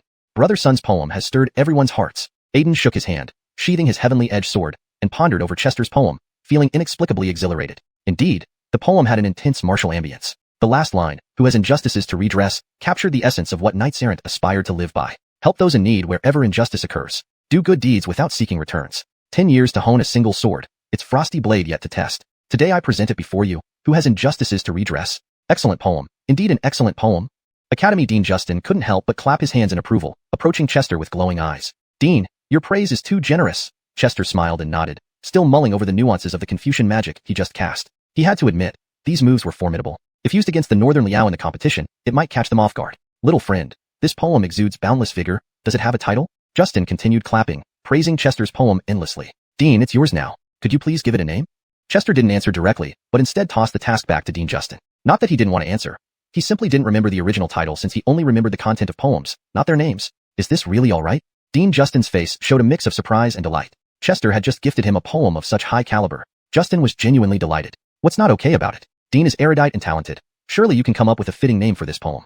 To Chester, it was no big deal. After all, it was just a poem, and he really didn't mind giving it away. Moreover, he intended to visit Longha Academy again often. Building a good relationship with the dean by gifting poems was essential. If that's the case, then this old man will not refuse. With a smile, Justin nodded, pondering deeply for a while. Almost missed my chance. I've heard Chester once gave 2 lyrics to the courtesan at Ingshun Pavilion and later presented Bring in Wine to the Curtis during a poetry gathering. Now, he's given this fine poem to the dean. Could it be that he just likes giving poems away? If so, we should try to get closer next time. Maybe there's a chance to receive a poem from him. Seeing this, the scholars couldn't help but feel a twinge of envy. They thought about how, if given the chance again, they must act swiftly. Perhaps Chester might just gift a poem when he's in a good mood. Upon hearing this poem, I envisioned a knight-errant carrying a sword, living by justice. How about naming it Swordsman? Dean Justin, after much contemplation, finally decided on a title. As the dean wishes, Chester nodded, offering no objections. Then he turned his gaze to the drunkenly incapacitated scholar Zachariah, as if he had something to say. Scholar Chow, it's just you left now. Be proactive. Let me enjoy some benefits, quickly, painlessly. Despite being tipsy, Zachariah understood Chester's intentions. This old man gives you a flask of fine wine. Pull it out in a crucial moment, and it might help you win the competition. Saying this, Zachariah fished out a small wine gourd from his waist pouch. How can such a tiny pouch hold a wine gourd? Could it be a spatial bag? Seeing this, Chester barely paid attention to what kind of wine was inside. Spatial magical items were truly captivating, even more so than the wine. Zachariah's waist pouch was indeed a spatial artifact, difficult to craft, invaluable, but within the means of a scholar like Zachariah. Little friend, this old drunkard doesn't share his wine easily. Consider yourself lucky today. The wine I brew is potent. Be careful not to get drunk.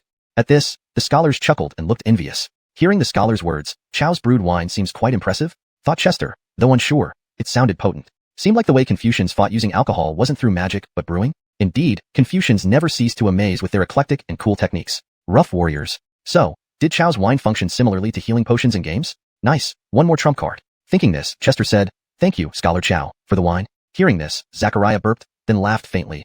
Wine is delightful, but don't overindulge. 1 sip at most per time. Chester nodded and clasped his hands. When the opportunity arises, may Scholar Chow also taste the wine I brew. Upon hearing this, Zachariah raised an eyebrow. Little friend knows how to brew wine? Clearly, he was surprised. Chapter 258. The most critical time has arrived. Upon hearing Chester's words, not only Zachariah was astonished, but the other great Confucian scholars present were also taken aback. It was important to note that Confucian winemaking had a different meaning from ordinary winemaking. Ordinary wine was simply for daily enjoyment, while Confucian wine had various enhancing effects. If Chester referred to ordinary winemaking, it wouldn't matter much. However, if he spoke about Confucian winemaking, it was indeed surprising. Chester excelled in both scholarly and martial arts. His martial talent aside, his scholarly talent was almost miraculous. He was proficient in poetry and chess, had written the 3-character classic, and could instantly master various Confucian spells, though his handwriting was a bit poor but compensated with immense power. If he also knew how to make wine now, he would possess 4 out of the 7 paths of Confucianism: poetry, calligraphy, chess, and alcohol. This majority share was genuinely frightening. Did I boast too much? Seeing everyone's expressions, Chester silently wondered if he had overstated himself. Winemaking? He had no clue. All he had was an idea for distilling alcohol. Whether this idea could be put into practice remained uncertain. Little friend, are you referring to ordinary winemaking or Confucian winemaking? Zachariah asked with a tipsy gaze, yet his eyes were filled with earnestness. I'm not entirely sure yet. I just have a preliminary idea. Chester scratched his head, feeling slightly embarrassed. I see. With that, Zachariah burped and stopped asking further. Little friend, judging by the timeline, the Beliao delegation will soon arrive in the capital. Everything depends on you then. President Justin looked seriously at Chester, his words carrying both instruction and hope. Rest assured, President. I'll do my best. Chester nodded confidently. At Long River Academy, he had achieved more than he had aimed for. Initially, mastering a single Confucian spell without effort would have been great. In the end, he mastered 3 spells and got a pot of fine wine. His confidence soared, ready to thoroughly defeat the Baliao tribes. In the following days, Chester took leave from the government office to practice the newly learned Confucian spells at home. Meanwhile, the Baliao delegation approached the capital, creating a progressively tense atmosphere.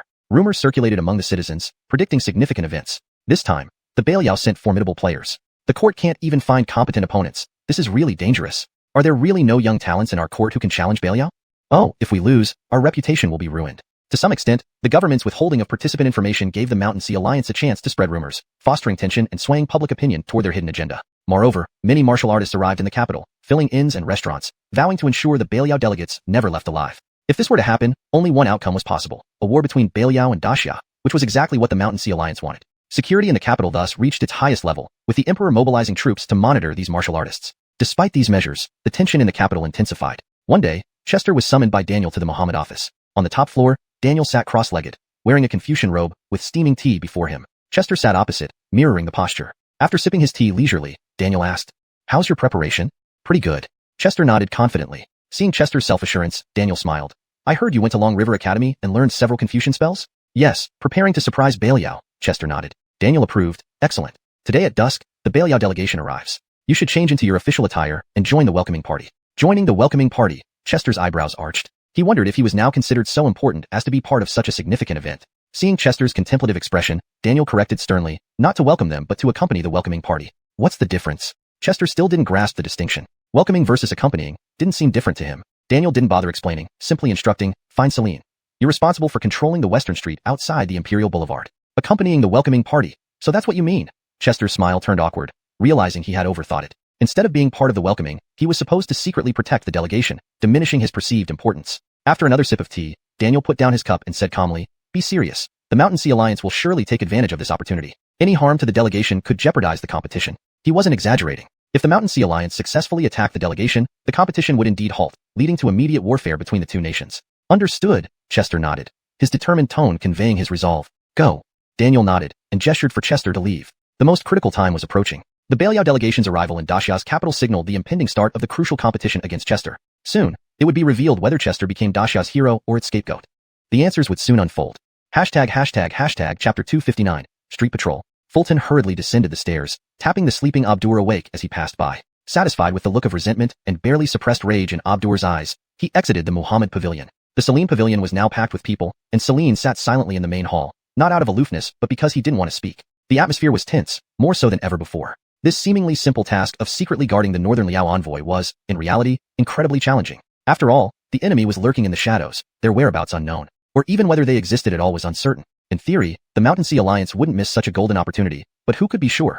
If everything about the alliance followed logic, it wouldn't have lasted for so many years in the Great Xia dynasty. However, despite this, precautions were necessary. For this reason, the Great Xia court had raised the security level to its highest. From the Northern Liao to the capital, the route was guarded by imperial guards. Once inside the capital, both sides of the streets were cleared in advance, and the Muhammad office dispatched all its swordsmen to ensure no one could breach the secured area. Celine's responsibility was the western side of the outer city's Imperial Street. In front of him stood 10 fully armored swordsmen, each leading a group of sword disciples, over 100 men in total. The first floor hall was unnervingly tense.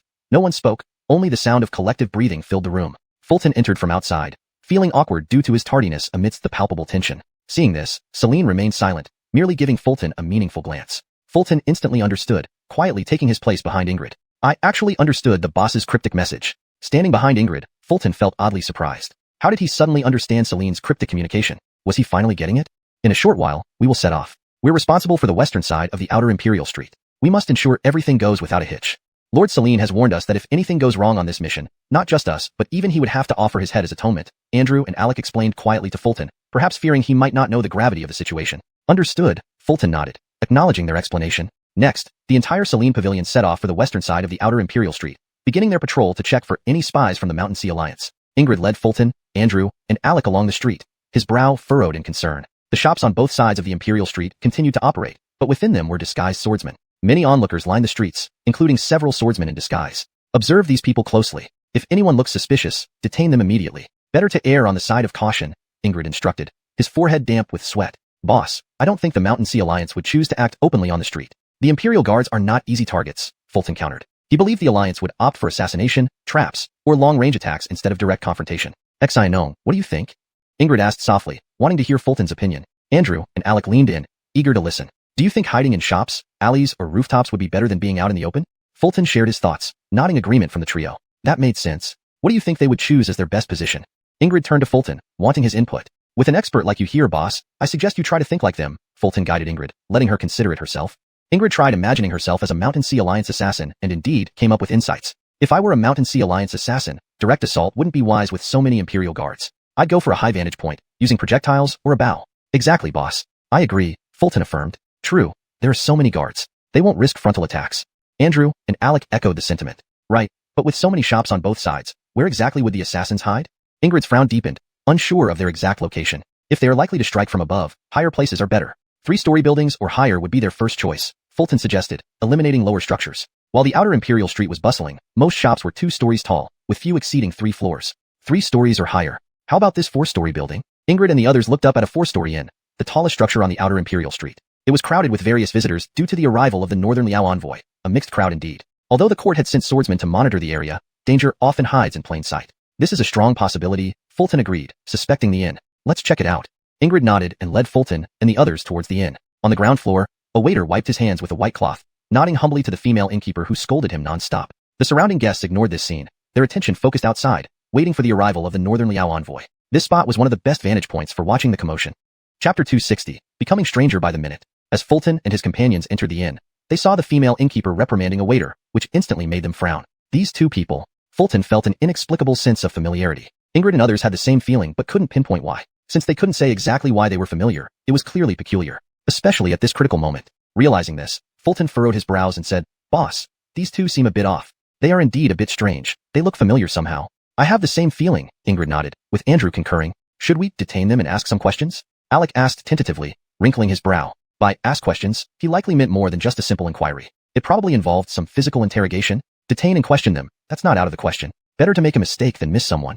Hearing this, Ingrid frowned, about to issue an order. Boss, wait, I think these two are familiar. At this moment, Fulton waved his hand. Just now, he noticed the waiter's gaze avoiding him, giving off a feeling of trying not to be recognized by an acquaintance. Because of this glance, Fulton had a good idea who they were. There was only one person in Fulton's acquaintance who feared women so much. Greg, the late-stage henpecked husband. Since the waiter's identity was confirmed, the female innkeeper's identity wasn't hard to guess either. Famous sword wielder, Missy. Speaking of which, isn't it odd for an inn to be run by a woman? None of these martial artists seem to notice this. Did you recognize them?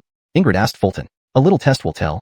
Fulton smiled, then walked up and stood next to the innkeeper and the waiter, watching intently with a serious expression. The innkeeper continued berating the waiter about various grievances while the waiter lowered his head in shame, primarily because he dared not meet Fulton's eyes. He was definitely avoiding eye contact. Seeing this, Fulton became even more certain. It was Greg. No doubt about it. Definitely him. With this thought, Fulton asked, Innkeeper, what did the waiter do wrong that you're scolding him like this? The innkeeper glanced at Fulton but didn't answer, clearly not wanting to engage with him. She resumed lecturing the waiter. Seeing this, Fulton chuckled. Lady Missy, that's not very considerate. You should at least respond to my question. Who is Missy? You must be mistaken. The innkeeper finally spoke, though she denied Fulton's assertion. You're really not Lady Missy? Fulton deliberately raised an eyebrow. No. The innkeeper shook her head and turned away from Fulton, walking behind the counter and ceasing to scold the waiter. Too obvious. Seeing this, Fulton followed her, leaning on the counter with both hands and smiling. Lady Missy, there's no need to take things so seriously when on duty, right? I really don't know anyone named Missy. The innkeeper shook her head again, still denying. At this moment, the waiter came over, frowning at Fulton. Sir, if you continue like this, we'll have to ask you to leave. Seeing this, Fulton raised an eyebrow and pointed to a hidden corner inside the counter. Next time when you change your appearance, hide your swords better. Indeed, in that hidden corner, 2 precious swords were placed. One Missy, one Greg. Seeing this, the waiter slapped his forehead and complained. Madam, I told you to put the swords upstairs, but you insisted on keeping them in the counter. Do you have to speak up? Hearing this, the innkeeper frowned, silencing the waiter. Master Greg, worthy of your name. Seeing this, Fulton inwardly ridiculed, then asked, why are you two disguised here? Realizing their cover was blown, Greg and Missy ceased hiding. Greg explained, there are many martial artists here. Muhammad is worried about the safety of this place, so he asked us to keep watch. Hearing this, Fulton couldn't help but criticize. What a big deal. 2 4th-grade warriors stationed here would certainly tightly control these martial artists. Then, Fulton beckoned Ingrid and the others over and said, Boss, this is Lady Greg and Lady Missy in disguise. Hearing this, Ingrid marveled at Fulton's perceptiveness and hurriedly greeted, Greeting your excellencies. Greeting your excellency. Greeting your excellency. Andrew and Alec also whispered hastily. No formalities needed during the mission. Missy nodded. Then, Greg wiped the counter with a cloth in hand and asked quietly, why are you all here? Fulton replied, we suspect that Sea Mountain Alliance assassins might be lurking here. On what basis? This time, Missy questioned. This move revealed their hierarchy. Small matters handled by Greg, major issues by Missy. Fulton then explained their analysis to Missy, who nodded frequently, finding it reasonable. Controlling the vantage point and attacking the Belial envoy with projectiles or bows would indeed be a good strategy. Is anyone staying on the 4th floor? Fulton looked upstairs and asked. The 4th floor has been booked by the Yudao Min sect a month ago, but they haven't shown up yet, so it remains vacant, Missy answered. Hearing this, Fulton frowned and murmured. Indeed, something seems amiss. Originally, he had merely guessed, but upon hearing Missy's words, he was certain there was a problem. Everything was too coincidental. Do you mean there might be someone lurking on the 4th floor now? Missy also frowned, sensing the abnormality. The cost to book the entire 4th floor wasn't insignificant. With the Belial envoy almost here, the absence of Yudao Min seemed unreasonable. Have we been guarding here for a month? If someone went up to the 4th floor, wouldn't we know? Greg, disguised as a waiter, frowned. That's true. With 2 4th-grade warriors watching, any presence on the 4th floor would be detected. Considering this, Fulton pondered another possibility. With 2 4th-grade warriors around, a human presence on the 4th floor would be detected. But what if it wasn't a human? Chapter 261. Numerous weapons. At this thought, a series of plans flashed through Fulton's mind, all from the perspective of a Sea and Mountain Alliance assassin. He found them feasible, very feasible. At this realization, Fulton raised his hand to speak. Why are you raising your hand? Nicola frowned upon seeing this. I have an idea. Fulton felt somewhat awkward, finding himself out of place with these people who seemed like they belonged to ancient times. Go ahead, Nicola nodded, her eyes brimming with curiosity, eager to hear what Fulton had to say. With the vigilance of a 4th-rank warrior, hiding people on the 4th floor is unrealistic. But what if the 4th floor isn't hiding people? Fulton raised an eyebrow as he spoke. Not people? You mean monsters? Even monsters wouldn't escape the vigilance of a 4th-rank warrior. The others couldn't quite figure out where Fulton was going with this despite his hints, and they continued to rack their brains. Hearing this, Fulton sighed in exasperation, covering his forehead. These people completely didn't follow his line of thought. It seems next time he should just get straight to the point. Thinking this, Fulton began. My point is that the 4th floor might be hiding weapons, ranged weapons. Weapons? Booking all rooms on the 4th floor a month in advance was for hiding weapons? Upon hearing this, everyone furrowed their brows. Some fell into deep thought, while others were utterly confused. A month ago, the capital wasn't under martial law, so it was still possible to bring weapons into the city. That's why they booked the rooms a month in advance. Seeing everyone's reactions, Fulton continued. That makes sense. But how would they retrieve the weapons? Nicola nodded, finding Fulton's logic compelling. It's simple. When the Northern Liao delegation arrives, they could create a diversion or draw us away. This sounds feasible. I know. Sometimes I really think your mind is terrifyingly sharp. Fulton's words left everyone secretly alarmed. If everything were true, it would be horrifying. Hiding weapons on the 4th floor, causing chaos when the Northern Liao delegation arrives, taking advantage of the confusion to enter the 4th floor, grab the weapons, and assassinate the Northern Liao delegation. A seamless series of actions, impossible to guard against. Of course, this was currently just a conjecture by Fulton, without any evidence. Pure speculation. Don't we just need to go up and see for ourselves to find out if it's true or not?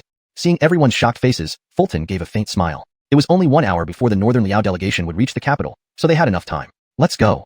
Without hesitation, Nicola made her decision. This was entrusted to her and Kit by Daniel. If anything happened here, she'd have to present Kit's head as penance. They rushed upstairs to the 4th floor and opened the first room near the staircase. The room was neat and orderly, but the table was covered with thick dust, clearly unused for a long time. Haven't you even swept the room during this month? Fulton frowned at the sight. The Imperial Order only told us to guard this place, not to clean the rooms. Besides, we are among the 10 great swords. We can't be doing such menial tasks. Hearing this, Nicola and Kit exchanged glances, both expressing similar thoughts. Not me, not mine. Do you expect the guests who stay here to clean their own rooms? Hearing this, Fulton smirked inwardly, sympathizing with those guests. For some reason, Fulton felt certain. Those guests who stayed here probably spent money for nothing but trouble. As expected, Nicola confirmed Fulton's suspicions in the next moment. Whoever complains gets dragged to the backyard and beaten. Speechless, Fulton silently applauded with 666 in his heart. We must focus on business first. Look under the bed, on the beams, especially check the floors for hidden compartments. Fulton stopped worrying about cleanliness. Soon, they found various weapons under the bed, on the beams, and in hidden compartments. Bows, crossbows, all ranged weapons. Fulton was spot on. If it weren't for the Imperial decree making you the successor, I'd really suspect you hid these weapons. Nicola admitted her defeat, thoroughly impressed by Fulton's reasoning skills. She and Kit had guarded the place for a month without noticing anything unusual, yet Fulton uncovered the Sea and Mountain Alliance's plot within 15 minutes. Was it due to his keen reasoning, or mere luck? Nicola didn't have an answer. Hearing this, Fulton shot her a look that said, "Don't be silly," then replied, "It seems the Sea and Mountain Alliance is planning something big. These weapons together could kill the Northern Liao delegation 10 times over. Just one room contained so many weapons. The rest were not hard to imagine. The total quantity of weapons was indeed enough to wipe out the Northern Liao delegation multiple times. What do we do now? Should we take these weapons?" Nicola looked at Fulton, seeking his opinion rather than taking action herself. This showed how much she valued his insight. Although not his direct superior, she was one of the 10 great swords, while Fulton was merely a sword apprentice. "I have an idea," Fulton smiled coldly. "Why don't we cut the bowstrings and crossbowstrings, then wait here for the Sea and Mountain Alliance's assassins to fall into our trap?"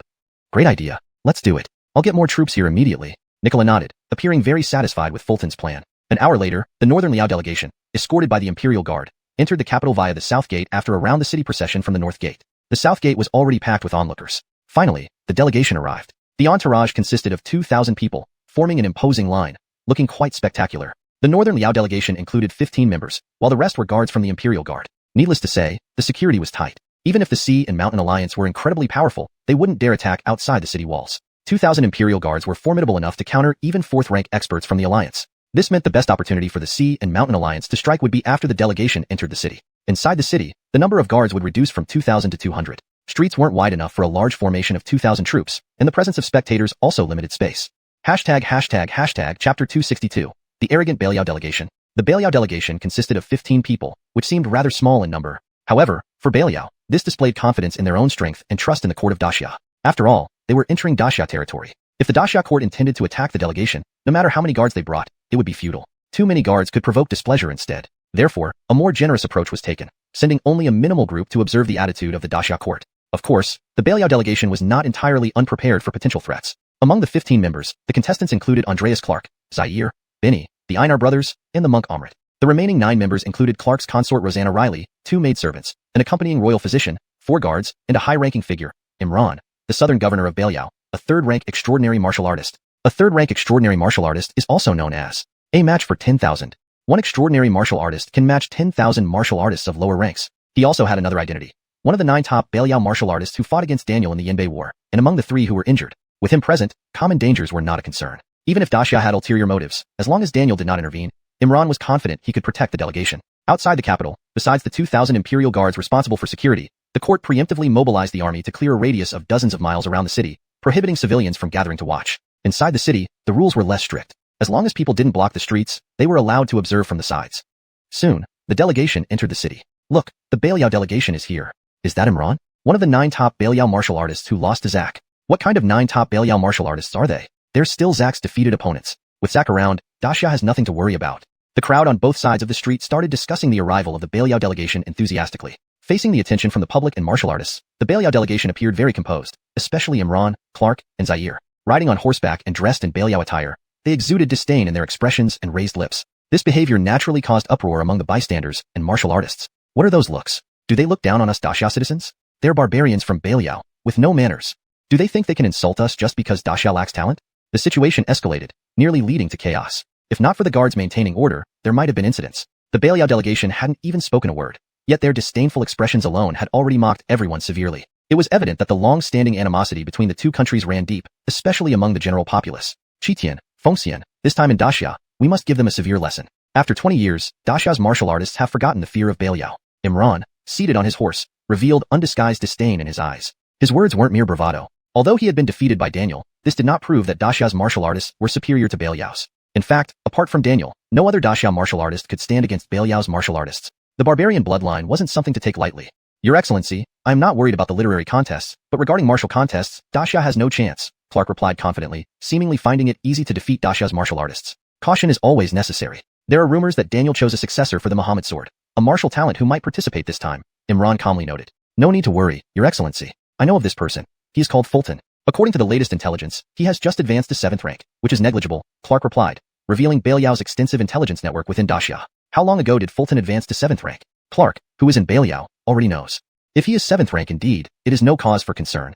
Imran nodded. Beliao sent 3 participants at the E rank. Unless Daxia court is foolish, they wouldn't send a 7th rank martial artist. The gap between E and 7th rank was immense, too vast to bridge. Knowing Fulton was Daniel's successor, they still believed Daxia wouldn't dare to send him. The Daxia people are too weak. While Daniel is strong, such individuals appear once every 100 years. Most Daxia citizens remain pitifully weak. Clark laughed arrogantly. In his view, only the bloodline of the barbarians was noble. As for Daxia, they can read books, sure. Martial arts? Far inferior. The crowd couldn't understand why he laughed, but seeing his smug demeanor stirred widespread indignation. I feel like he's mocking us, but I have no proof. What proof do we need? He is being arrogant despite being on Daxia soil. This angers me. If the court loses again to Beliao, I will return home to be a mountain king. A weak and incapable court doesn't deserve loyalty. The crowd fumed, wishing to rush forward and deal with the Beliao delegation.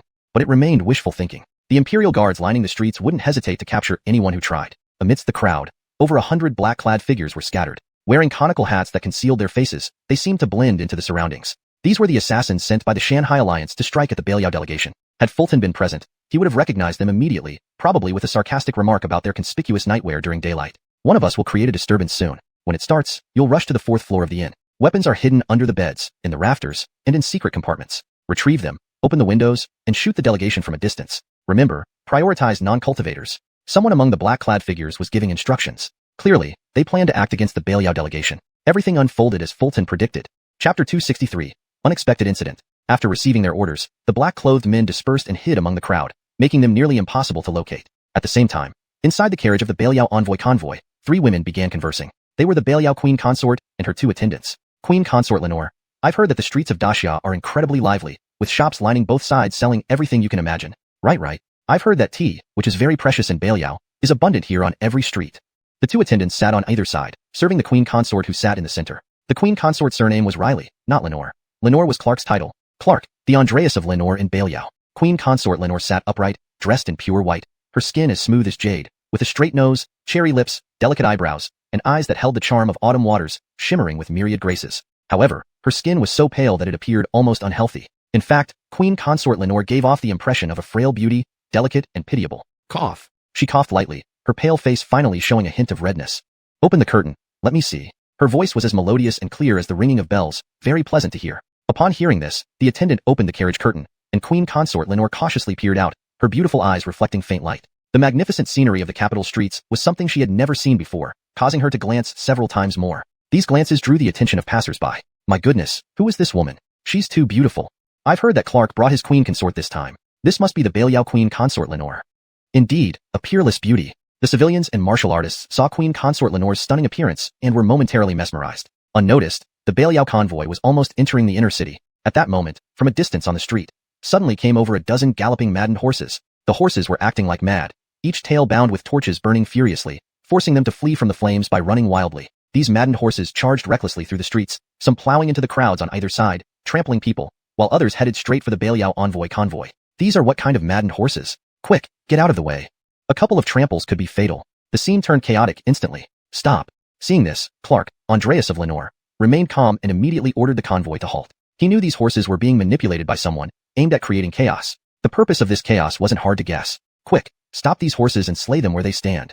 Do not let them harm the Beliao envoy.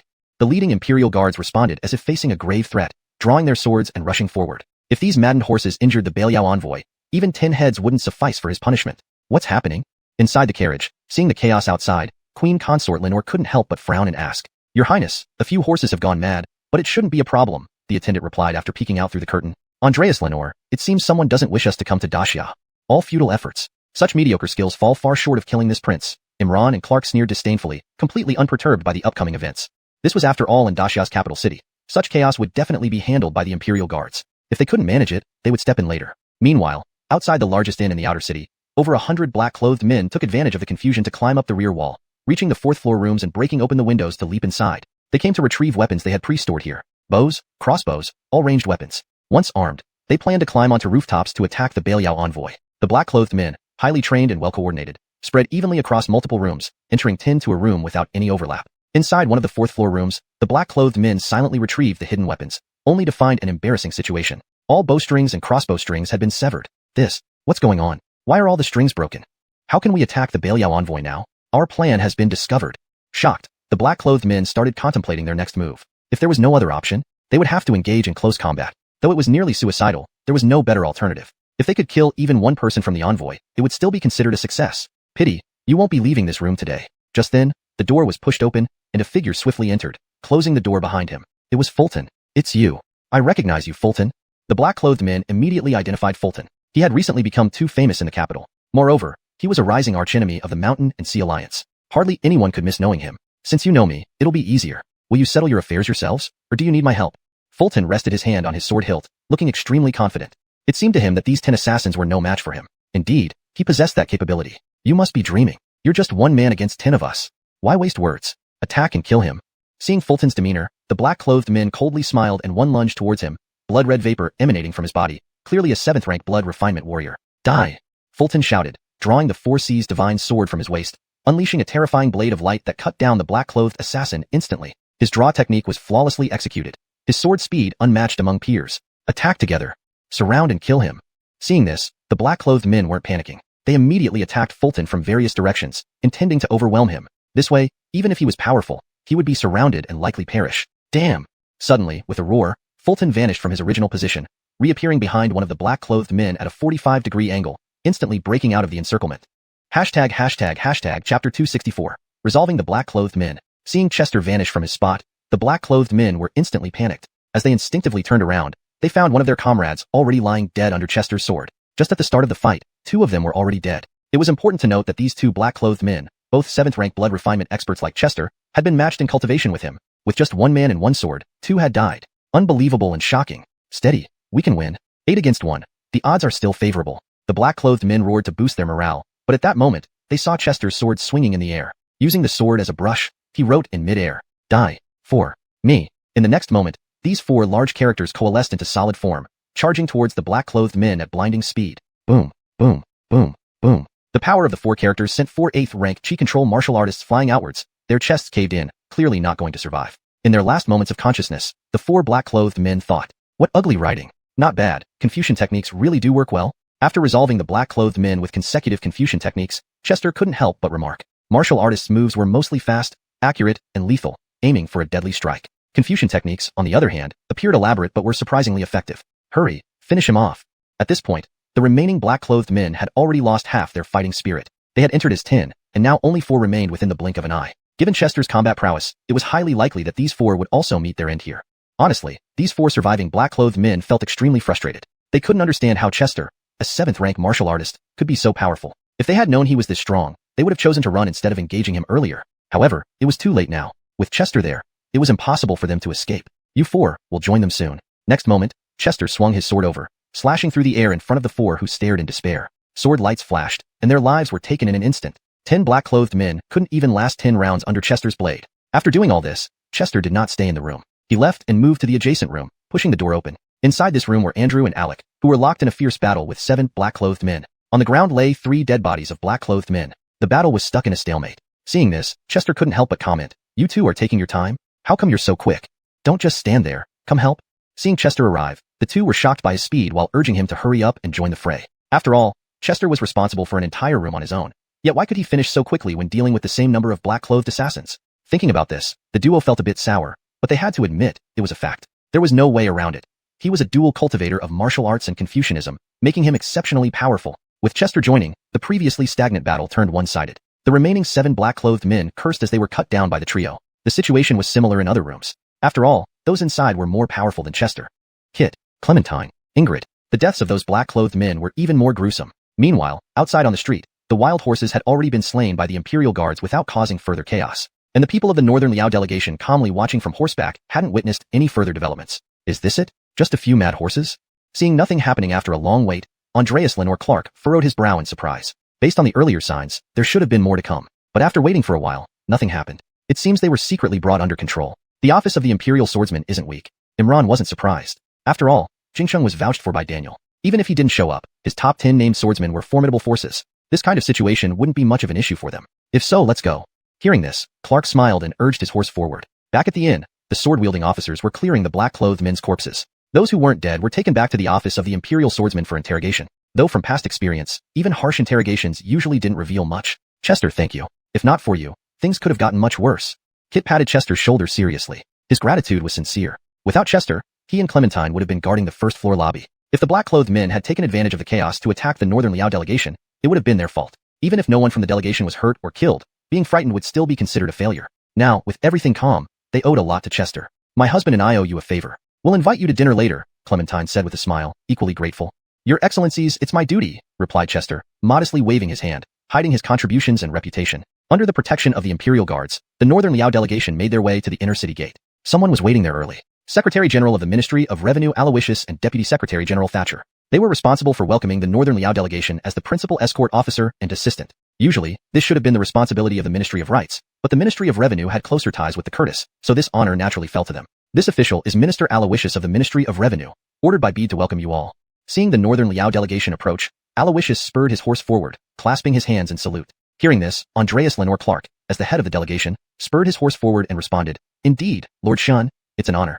This was purely a formal response. What honor indeed? Clark might not even have heard of him. Please follow me. Bede has set up a banquet in the inner hall. You may proceed to Banjing Pavilion first. Aloysius clasped his hands again and turned to lead the group into the inner city. Banjing Pavilion was located in the outskirts of Jingxing, designated for foreign delegations and used exclusively for that purpose. Additionally, whenever foreign envoys arrived, Aquila would host a banquet in the imperial palace to showcase the courtesy of the Great Xia Empire. Naturally, the attendants were not allowed into the palace for the banquet. Thus, they had to return to Banjing Pavilion to wait. Chapter 265. The secret plot of the Mountain and Sea Alliance. In the inner city, within an unknown residence, it was daylight outside, but the room was incredibly dim. The windows were all covered with black cloth, and even candles were needed for lighting. Two figures sat side by side, cloaked in black robes that obscured their faces. Lord Yusef, the assassins we sent to the outer city have been discovered. The plan has failed. No matter. If Daniel couldn't prevent this, he wouldn't be Daniel. From now on, everything depends on you, Ben. These two individuals were none other than Ben and Yusef of the Mountain and Sea Alliance. It appeared they were not too concerned about the failed assassination attempt on the Beliao delegation in the outer city. Clearly, they had further plans in place. Rest assured, Lord Yusef, I will complete this task, Ben said, nodding his head in a respectful manner. This is a rare opportunity, and we cannot rely solely on the Beliao delegation winning the competition. We must make additional preparations. Yusef spoke again, his voice raspy. My lord, rest assured. I have already formulated the next plan. Ben nodded. Though his face was hidden, he seemed confident. If so, then proceed according to your plan. Report any developments to me immediately. Yusef's voice became softer as he spoke. At this moment, Ben seemed to recall something urgent and asked again, My lord, what should we do about Fulton, who has thwarted our plans multiple times recently? Should we take him out during this opportunity? No need. I've reported him to the leader, who believes this person is peculiar and requires further observation. Yusef shook his head. Understood, Ben nodded without daring to question further. With that, Yusef coldly smiled. However, we can use this event to give him a small warning, letting him know that opposing the Mountain and Sea Alliance will have consequences. Agreed, though Ben did not understand why Yusef suddenly changed his mind, he did not dare show any hesitation. That's all for today. I have matters to attend to. Report to me immediately if anything happens. Yusef's voice grew fainter until it disappeared entirely, and his body slumped back in the chair, motionless. Seeing this, Ben remained silent, stood up, and slowly walked out of the room. The delegation entered the imperial city, and Fulton and others returned to the Muhammad Bureau. This did not mean they had nothing left to do. Over the next few days, the swordsmen would patrol both the inner and outer cities at night, raising the security level to its highest point. Of course, Fulton was not included in the night patrols. Andrew and Alec expressed their dissatisfaction with this arrangement. I don't understand why you don't have to participate in the night patrols. Andrew is right. We are on the same team. If you don't have to do it, shouldn't we too be exempt as well? In truth, their complaint was not that Fulton didn't have to patrol, but rather that they did not want to patrol either. Their argument was that since Fulton didn't have to patrol, it was only logical that they, being on the same team, should also be exempt. I have to attend a banquet at the palace, which is why I'm not patrolling. Are you two coming with me? Fulton shrugged, looking helpless. Can we? Is that okay? Upon hearing this, the two actually took it seriously, but upon further thought, they decided against it. Fulton attending the banquet was accompanied by Muhammad. They, on the other hand, had better not push their luck. Seeing their reaction, Fulton shook his head helplessly. Ingrid beside him chuckled and said, If you really don't want to patrol, it's not impossible. Really, Chief? You're always so kind to us. Hearing this, Andrew and Alec brightened up, ready to accept the offer. Good grief, this was unexpected. Of course, but it means deducting 2 months' salary, Ingrid nodded, maintaining a serious expression. No, I'll go patrol right away. Deducting salary won't work. Upon hearing the mention of salary deductions, they reacted violently, turning and fleeing. Who could joke about losing their salary, especially when there was Yingshanla to think about? These two. Fulton was speechless, unsure how to describe Andrew and Alec. Hurry along, don't keep Muhammad waiting, Ingrid urged. Head, how about we all go to the banquet together? Fulton raised an eyebrow, teasingly suggesting. What? How can that be? Ingrid was taken aback, not realizing the hidden meaning. Seeing Ingrid's surprise, Fulton grinned mischievously. Why not? I'll just say you're part of my family. That way, you can come along, right? Ingrid's face turned red instantly, and she scolded. Do you want to lose your salary too? Chief, I'll be off first. Seeing this, Fulton laughed, successfully teasing his superior before running off. Rascal, Ingrid muttered, watching him leave. In the imperial city, inside the inner palace, Aquila hosted a grand banquet. All the high-ranking officials gathered here, showcasing the Great Xia's respect and courtesy towards the Beliao delegation. Shortly after, under the lead of Aloysius and Thatcher, the Beliao delegation arrived at the inner palace. Beliao envoy Clark greets the Emperor of the Great Xia. Clark bowed respectfully, followed by the rest of the delegation. Aquila smiled and said, Distant guests are always welcome. Today, I have specially prepared this banquet to honor our esteemed visitors. Thank you, Craig of the Great Xia. Thank you, Craig of the Great Xia. Thank you, Craig of the Great Xia. The Beliao delegation returned the courtesy, following the palace maidens to their designated seats on both sides. Farther away, Fulton knelt beside Daniel, his legs numb. In the Great Xia, chairs were available, but in such formal occasions, only Aquila was allowed to sit. Everyone else had to kneel. Clearly, Fulton was not accustomed to this posture. Perhaps noticing Fulton's discomfort, Daniel, clad in a purple official robe, chuckled. If your legs are numb, relax a bit. The banquet hasn't started yet. Thank you, Muhammad, Fulton nodded, thinking to himself how unusual Daniel looked in official attire. He still preferred her in a white scholar's robe. Whether by design or coincidence, Imran's seat directly faced Daniel. Their eyes met, with Imran brimming with battle intent, while Daniel remained calm and collected. Humph. Defeated opponent. Chapter 266, The Anxious Belial Delegation. When Daniel saw Imran's terrifying gaze, he didn't flinch. However, Fulton standing nearby felt uncomfortable. This was the stare of a third-rank extraordinary warrior. Even though it wasn't directly aimed at him, Fulton could hardly bear it. Third-rank warriors are this terrifying. Even a glance can be so oppressive. Fulton muttered under his breath. Under immense pressure, sweat started trickling down his forehead. Daniel. Imran gritted his teeth. The sight of Daniel reminded him of the scar left by Daniel during the Yinbei battle 20 years ago. That scar ran across his entire chest and, even after 2 decades, it still hadn't fully healed. After all, a third-rank warrior had transcended humanity. Not only scars but even severed limbs would regenerate given time. But the scar Daniel left on him never healed, partly because Daniel's sword chi was too formidable, lingering around the wound, preventing natural healing. It also served as a reminder for Imran, a constant reminder of his defeat at Daniel's hands, spurring him to keep striving. Despite this, Daniel remained calm and composed. He attended the banquet more to maintain decorum than anything else. Just his presence here was enough to command respect. The top warrior of the Great Xia dynasty was truly terrifying. Seeing this, Jediah raised his wine glass with a smile. Welcome our guests from Belial. To honor the friendship between our 2 countries, let us drink this cup. Thank you, Your Majesty. Thank you, Great Xia Craig. All the officials and Belial envoys raised their cups and drank the wine in one go. Afterward, dancers entered the hall, dancing gracefully to the sound of an ancient zither. They wore sheer silk skirts, revealing almost perfect figures that captivated everyone's attention. However, Fulton didn't look at the dancers. His gaze rested on the Belial delegation. That must be Clark, broad-shouldered and big-chested, clearly of barbarian descent. And this is Zaire who once cut my adoptive father, definitely not someone to mess with. As for Benny, he looks more ordinary compared to them. Is he really of barbarian blood? Fulton was sizing up his opponents. These 3 warriors all looked formidable. Luckily, Fulton had learned some new moves at Long River Academy, which should help him deal with these 3. Even if he couldn't win, surely he could hold his ground. Turning to the scholars, there were Einar and Sawyer, both wearing scholar robes. They didn't look like they were from Belial, but rather seemed more like people from the Great Xia. This was understandable since much of Belial's territory used to belong to the Great Xia, and many residents stayed behind, becoming Belial citizens. Over the years, despite the ban on books being brought into Belial, merchants still found ways to smuggle them in. If a new book was published in the Great Xia, it wouldn't take more than 10 days for it to appear in Belial. Therefore, never underestimate the scholars of Belial. As for Amrit the monk, he was drinking tea and eating vegetarian food. He was the only one not drinking alcohol, adhering to monastic rules. One excels in poetry, another in chess, while Amrit is skilled in debate. They all seem quite formidable, Fulton thought, realizing he shouldn't underestimate them. Then his eyes landed on the woman in white beside Clark, the Belial Lenore Wangfei. Clad in pure white, her porcelain-like skin shone brighter, but her beautiful face bore a touch of frailty. This must be the Belial Lenore Wangfei. She doesn't seem very healthy. Fulton knew who she was. The names of the delegation members had been sent ahead of their arrival. Just then, Clark stood up with his wine glass in hand and bowed to Jediah. Great Xia Craig, we have come to strengthen the friendship between our 2 nations, but we also wish to engage in friendly competition. What do you think about this? Upon hearing this, Jediah's eyebrows twitched slightly before relaxing again. He hadn't expected the Belial delegation to be so direct, demanding a competition right away. Honestly, this made him somewhat unhappy, but as the emperor, he had to maintain composure. Why such haste, Belial Lenore Wang? Perhaps we should discuss this another day?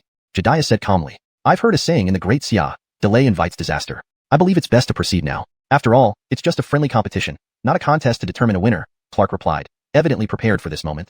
Jediah's brow furrowed again. He clearly wasn't pleased. Yet this was a foreign envoy, not his subject. Besides, he had already decided who would participate. Whether it happened sooner or later didn't matter much to him. Most importantly, declining now would embarrass the Great Xia. With this in mind, Jediah nodded. Since Belial Lenore Wang insists, I will agree. Thank you, Great Xia Craig.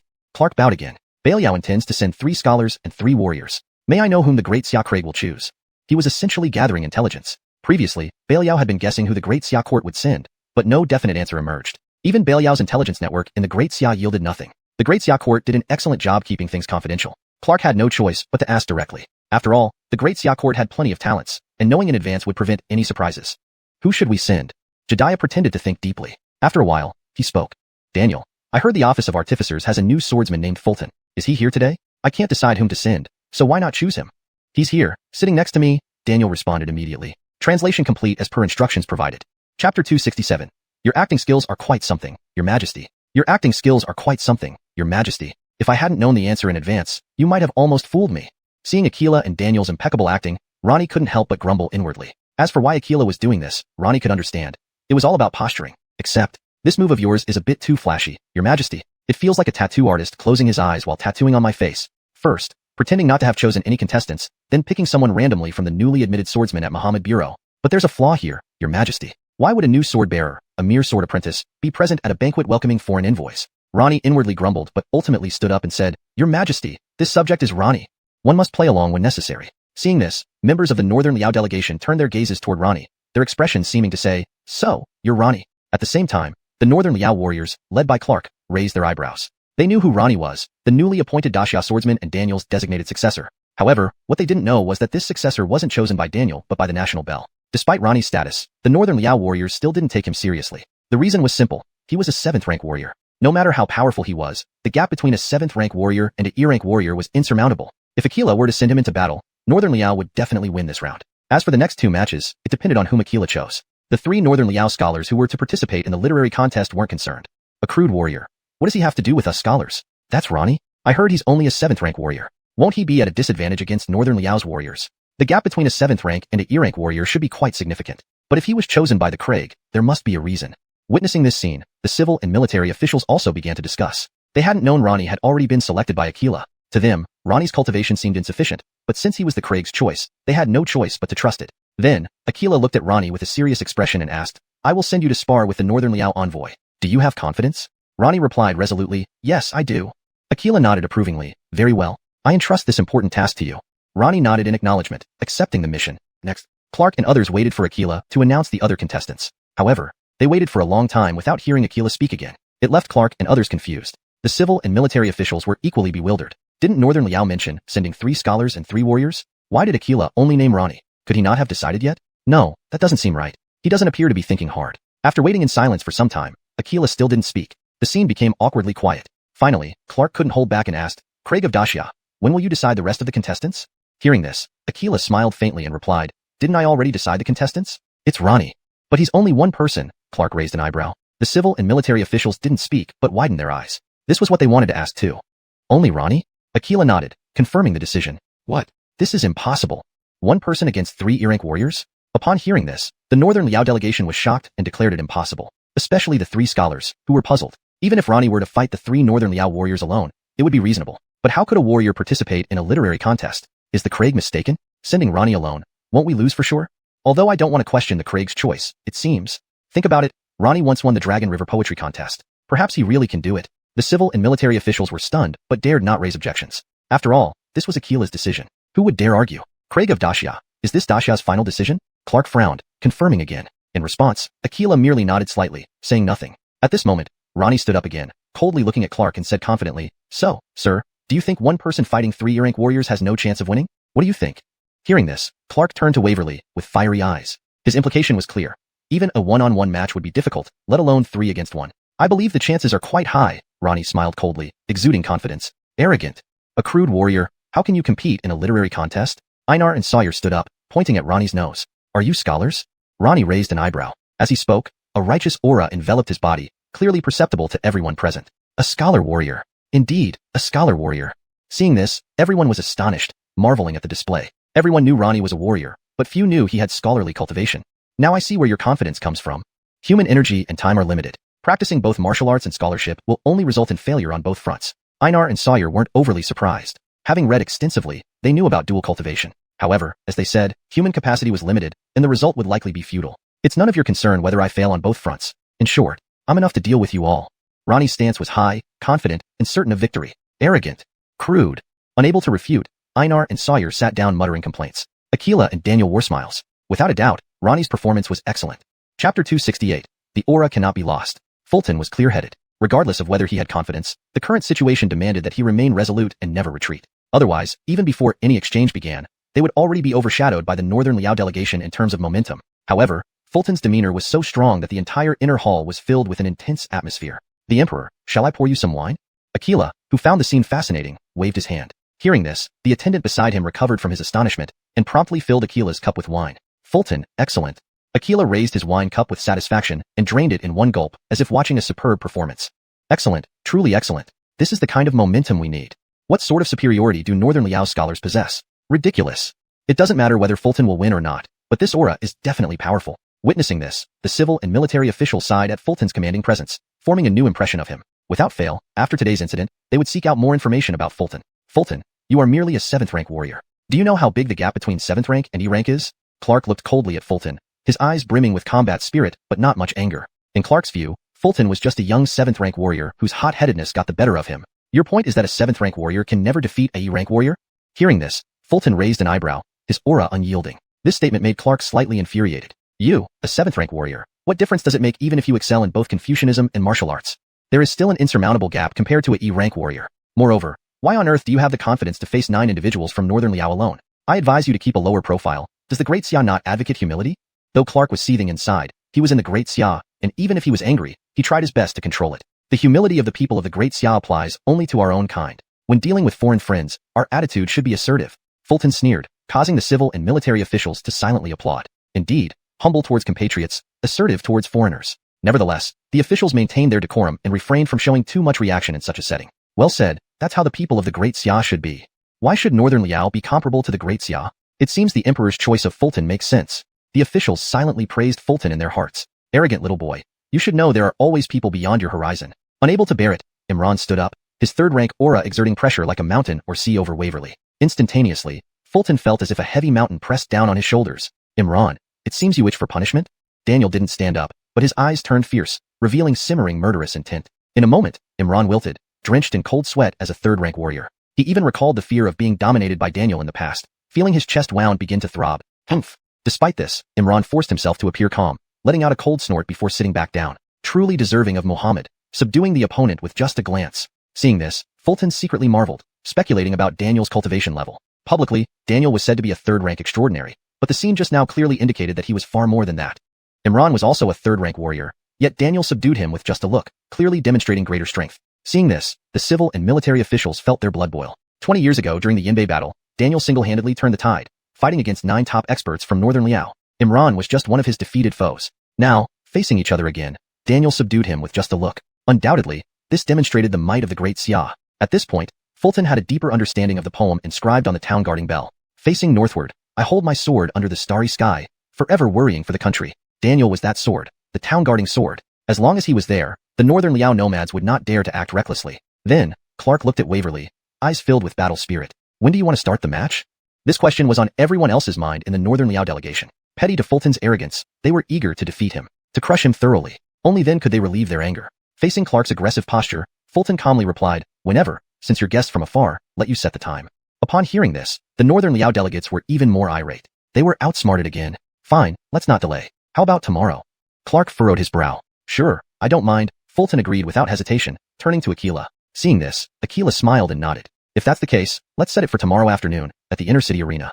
The Inner-City Arena was prepared long ago, 3 meters high and 30 meters wide, with tiered spectator stands that could accommodate nearly 10,000 people. These seats had been reserved by officials months ago. Ordinary citizens wouldn't get the chance to watch here. However, there were pavilions, walls, and trees nearby, places where people could stand. Tomorrow afternoon's friendly match between the Great Xia and the Northern Liao delegation was bound to be packed and crowded. All right, tomorrow afternoon it is. Tomorrow, I will show you how ridiculous you are. The Great Xia, known for its abundant talents, ultimately sends a mere swordsman to fight. Truly laughable.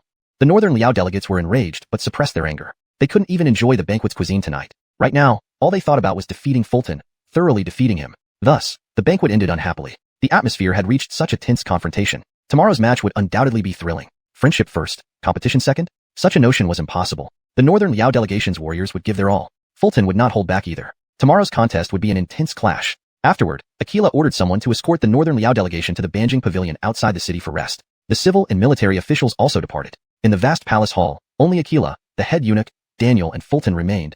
Chapter 269, Complete Chaos in Battle. Aquila wore a smile on his face, holding a wine glass in his hand, looking very pleased. He smiled at Fulton and couldn't help but praise him. Fulton, what you did just now is excellent. You didn't lose ground in terms of momentum when facing the Northern Liao envoy. Your Majesty flatters me, Fulton replied with a bow. However, in his heart he thought, only didn't lose ground in momentum? Clearly, I crushed them, right?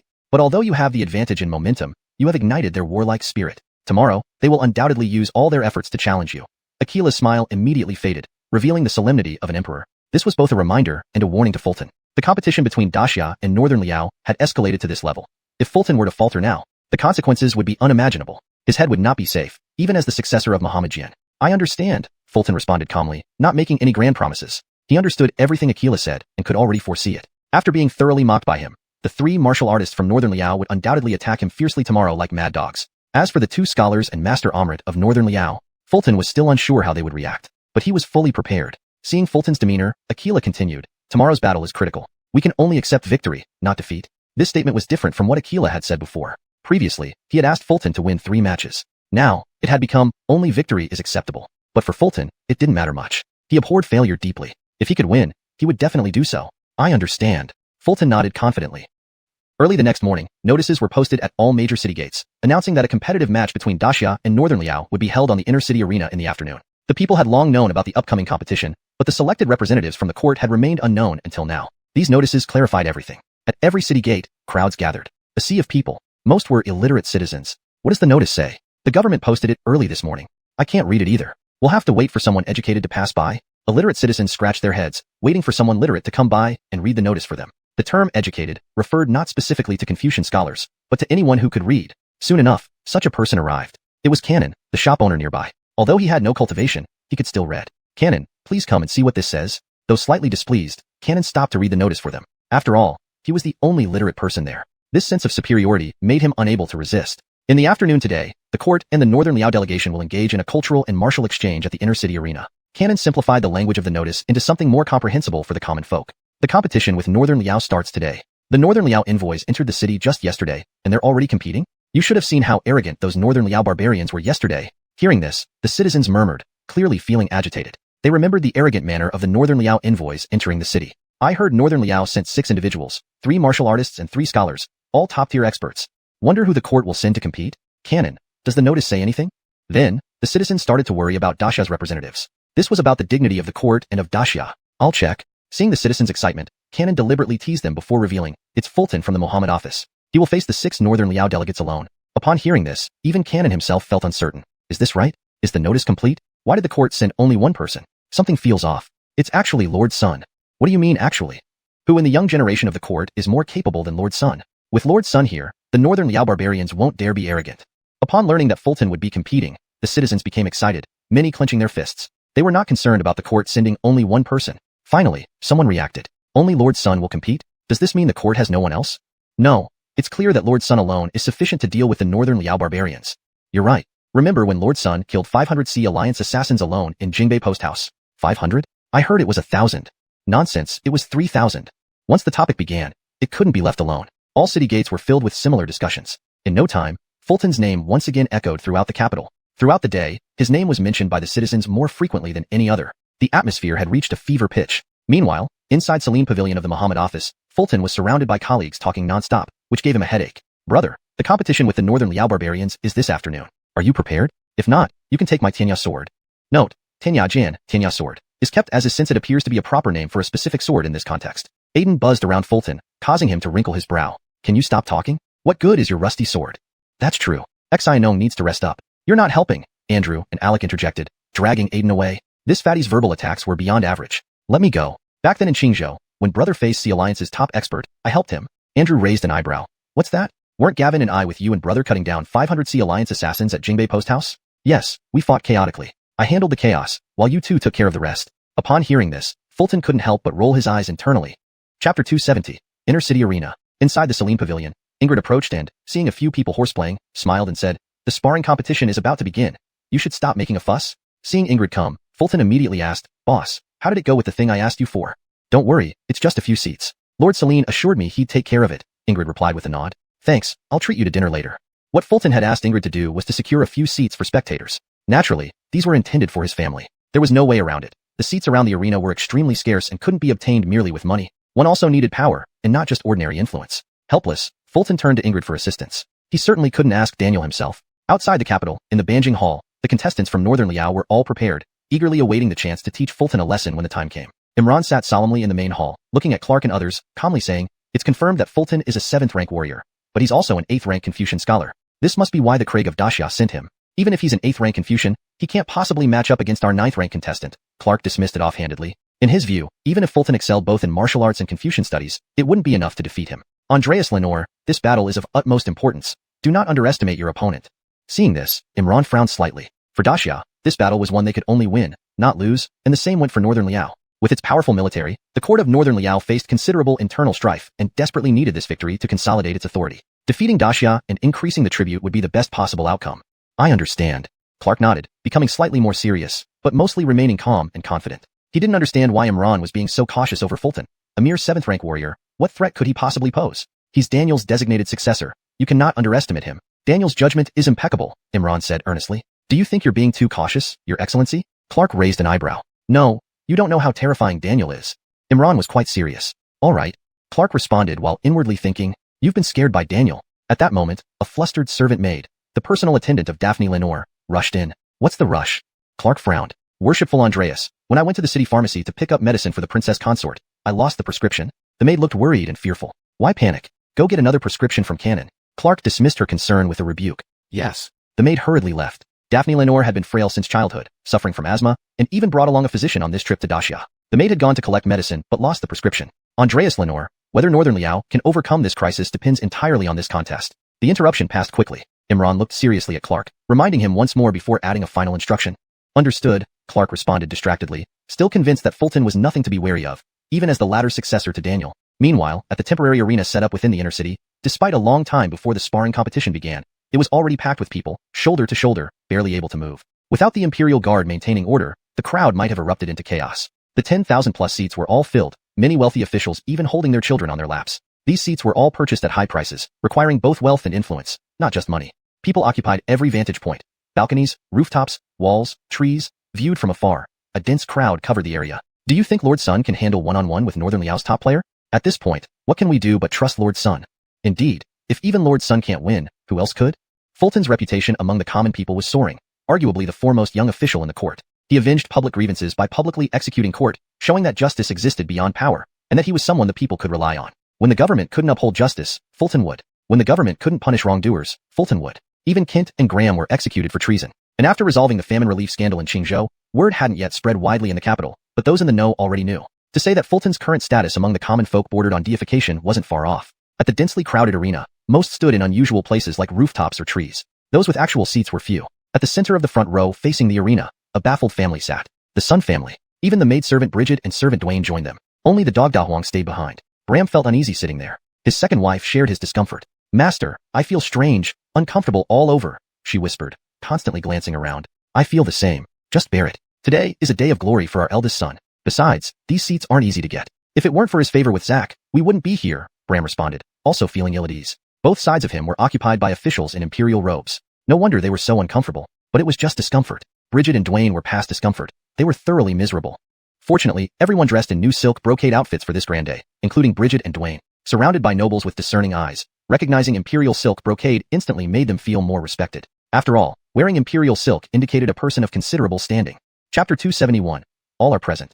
The afternoon arrived, and the weather became increasingly sweltering. The onlookers, with no shelter from the sun, were drenched in sweat. However, not a single person complained or left early for a sip of water. What a joke. At this point, if anyone leaves, they won't get a spot back. Thus, despite the perspiration and parched throats, nobody budged. Finally, a detachment of imperial guards approached from afar. It was the envoy of Northern Liao, escorted by the imperial guards, making their way to the arena. First came Clark, Zaire, and Benny, 3 martial artists from Northern Liao. Their brows furrowed slightly, and a faint yet palpable aura of hostility emanated from them, as if they were preparing for a grand battle. Next were the 2 brothers, Einar and Sawyer, who appeared remarkably calm, their faces devoid of any expression. Lastly, it was Venerable Amrit riding on horseback, his eyes closed, hands clasped in prayer, exuding a sense of tranquility. His body moved in rhythm with the horse's gait, maintaining balance without holding the reins. The Northern Liao envoy arrived quickly. Looks like they can't wait to lose. Right you are. Before Administrator Sun, they're nothing but weaklings. Seeing the Northern Liao envoy under the protection of the Imperial Guards, the crowd made no effort to conceal their disdain. They were almost shouting at the top of their lungs. To this, the Northern Liao envoy took notice but did not care. It was only human nature and understandable. If it were the Xia dynasty's envoy in Northern Liao, the treatment would likely be no better. Gross Xia people, soon I'll show you the terror of Northern Liao. Andreas Lenore, why don't I take the lead? My sword Ruhu is itching for action. Clark's lips curled into a mocking smile, while Benny could barely contain his eagerness. In his view, Ronnie, a scholar warrior proficient in both civil and martial arts, was nothing more than an insignificant insect. He wasn't even sure if he was worth drawing his sword against. Soon after, another group of Imperial Guards arrived, escorting a lone individual, a squad of over 100. That person was Ronnie, dressed in the uniform of an Imperial Guard. Look, it's eldest brother. Brother looks particularly spirited today. Seeing Ronnie arrive, Father Bram and little brother Ander excitedly stood up, looking around as if afraid that others might not know of their connection to him. It couldn't be helped, Ronnie was now a rising star. Just showing their relationship with him would make them slightly more respected among the spectators. After all, those sitting nearby were either in red robes or purple robes. Witnessing this, the surrounding officials cast curious glances toward the 2 men. So these are Ronnie's father and younger brother. No wonder they drew so much attention. Ronnie had become a favorite of the court and the Craig.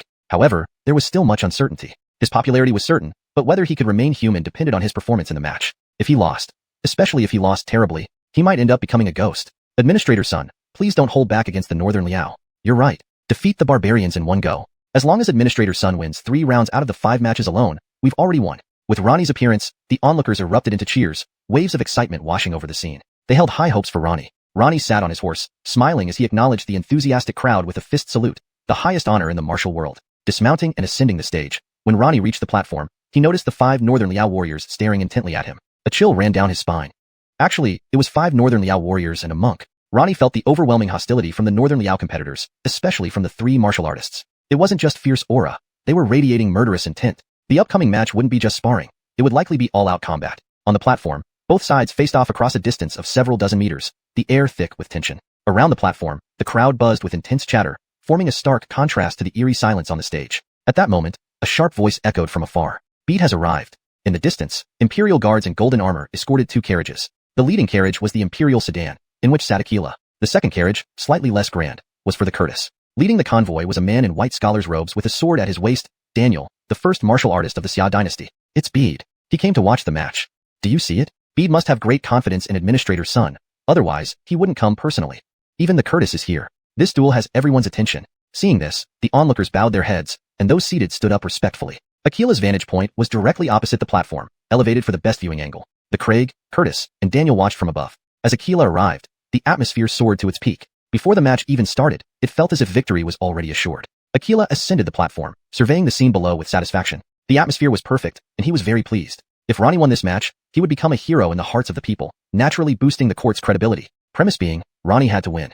If he lost, the court's credibility would plummet. This was a high-stakes gamble, a gamble only Aquila dared to take. Hence, he had spent so much time selecting the right person, only finalizing his choice of Ronnie as the Northern Liao envoy neared. Aquila believed Ronnie would give him a satisfactory answer. Gentlemen of Northern Liao, welcome to our land and to this friendly contest. As the saying goes, guests are always welcome. How should we conduct this match? Why don't you decide? Aquila spoke from the edge of the platform, spreading his arms wide. His voice, though not loud, resonated clearly to every person present. His words carried the natural authority of an emperor, commanding everyone's undivided attention. Not a word missed. Chapter 272. I've never lost in sword patilling. Aquila's words were extremely well chosen. Though he seemed to throw the problem to the Beliao delegation, the initiative was still firmly in his control. Furthermore, from the moment Aquila decided to send only one person for this exchange match, he had already taken the upper hand. As the host of the Grand Xia dynasty, sending out only one combatant showcased its majesty and poise. Moreover, it gave Fulton a buffer zone. The method of sparring was chosen by the opponent, who had an inherent advantage regardless of their choice. If Fulton lost 1 or 2 rounds, he could always find plausible excuses. Unreasonable rules, slippery floor, lack of sleep. Clark understood this clearly. However, he had long planned his response. He furrowed his brow slightly and stepped forward, answering, "Thank you for your gracious offer, Craig of Xia. In my opinion, why not alternate between martial and literary contests?" Agreed. Upon hearing this, Aquila nodded with a smile. Clark's response was impeccable. It appeared like a step back, but didn't actually retreat at all. Alternating martial and literary contests ostensibly gave Fulton more recovery time between matches. But in reality, imagine someone just coming off a fierce battle, breathless, trying to compose poetry.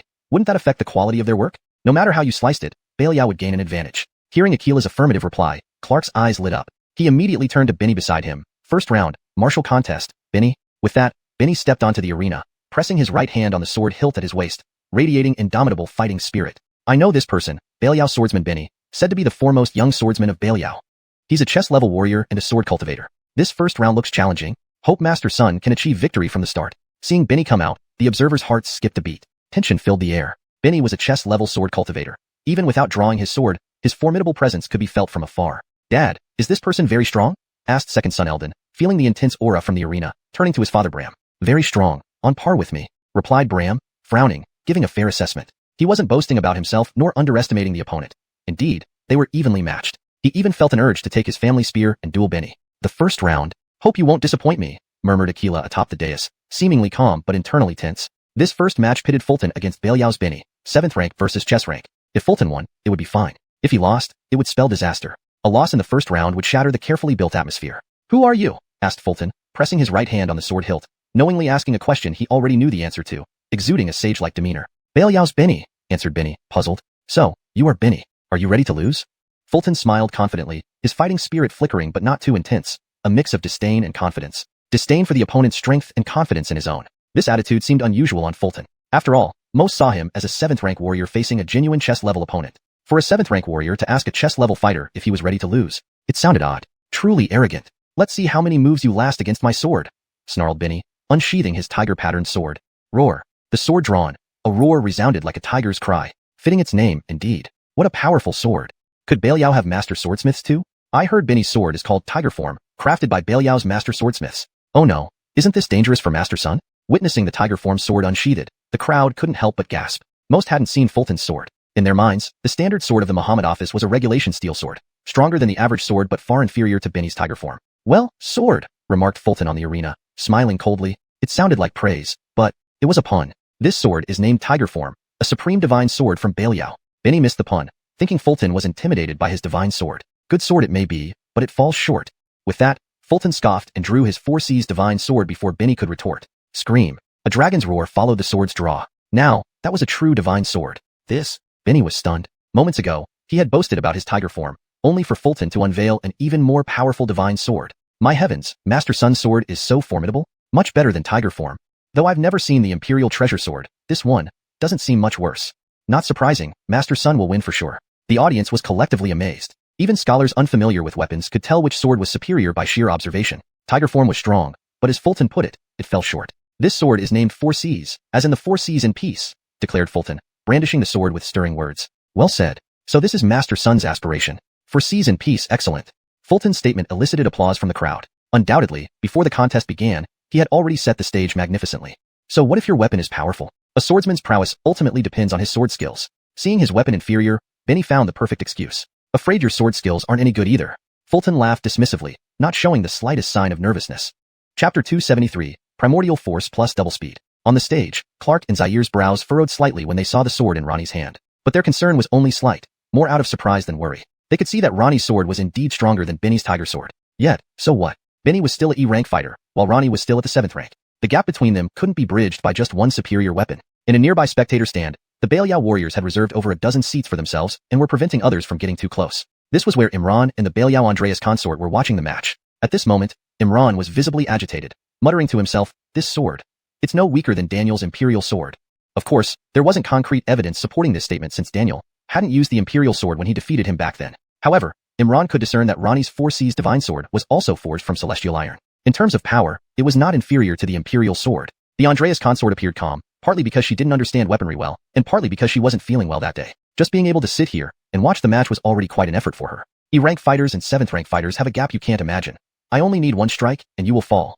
On stage, Benny looked confidently at Ronnie, planning to defeat him with a single powerful blow. To him, it was simple. Just unleash one mighty strike. 1,000 caddies worth of force wasn't something a 7th rank warrior could withstand. So, try me. With that, Ronnie provocatively waved his hand. Good courage.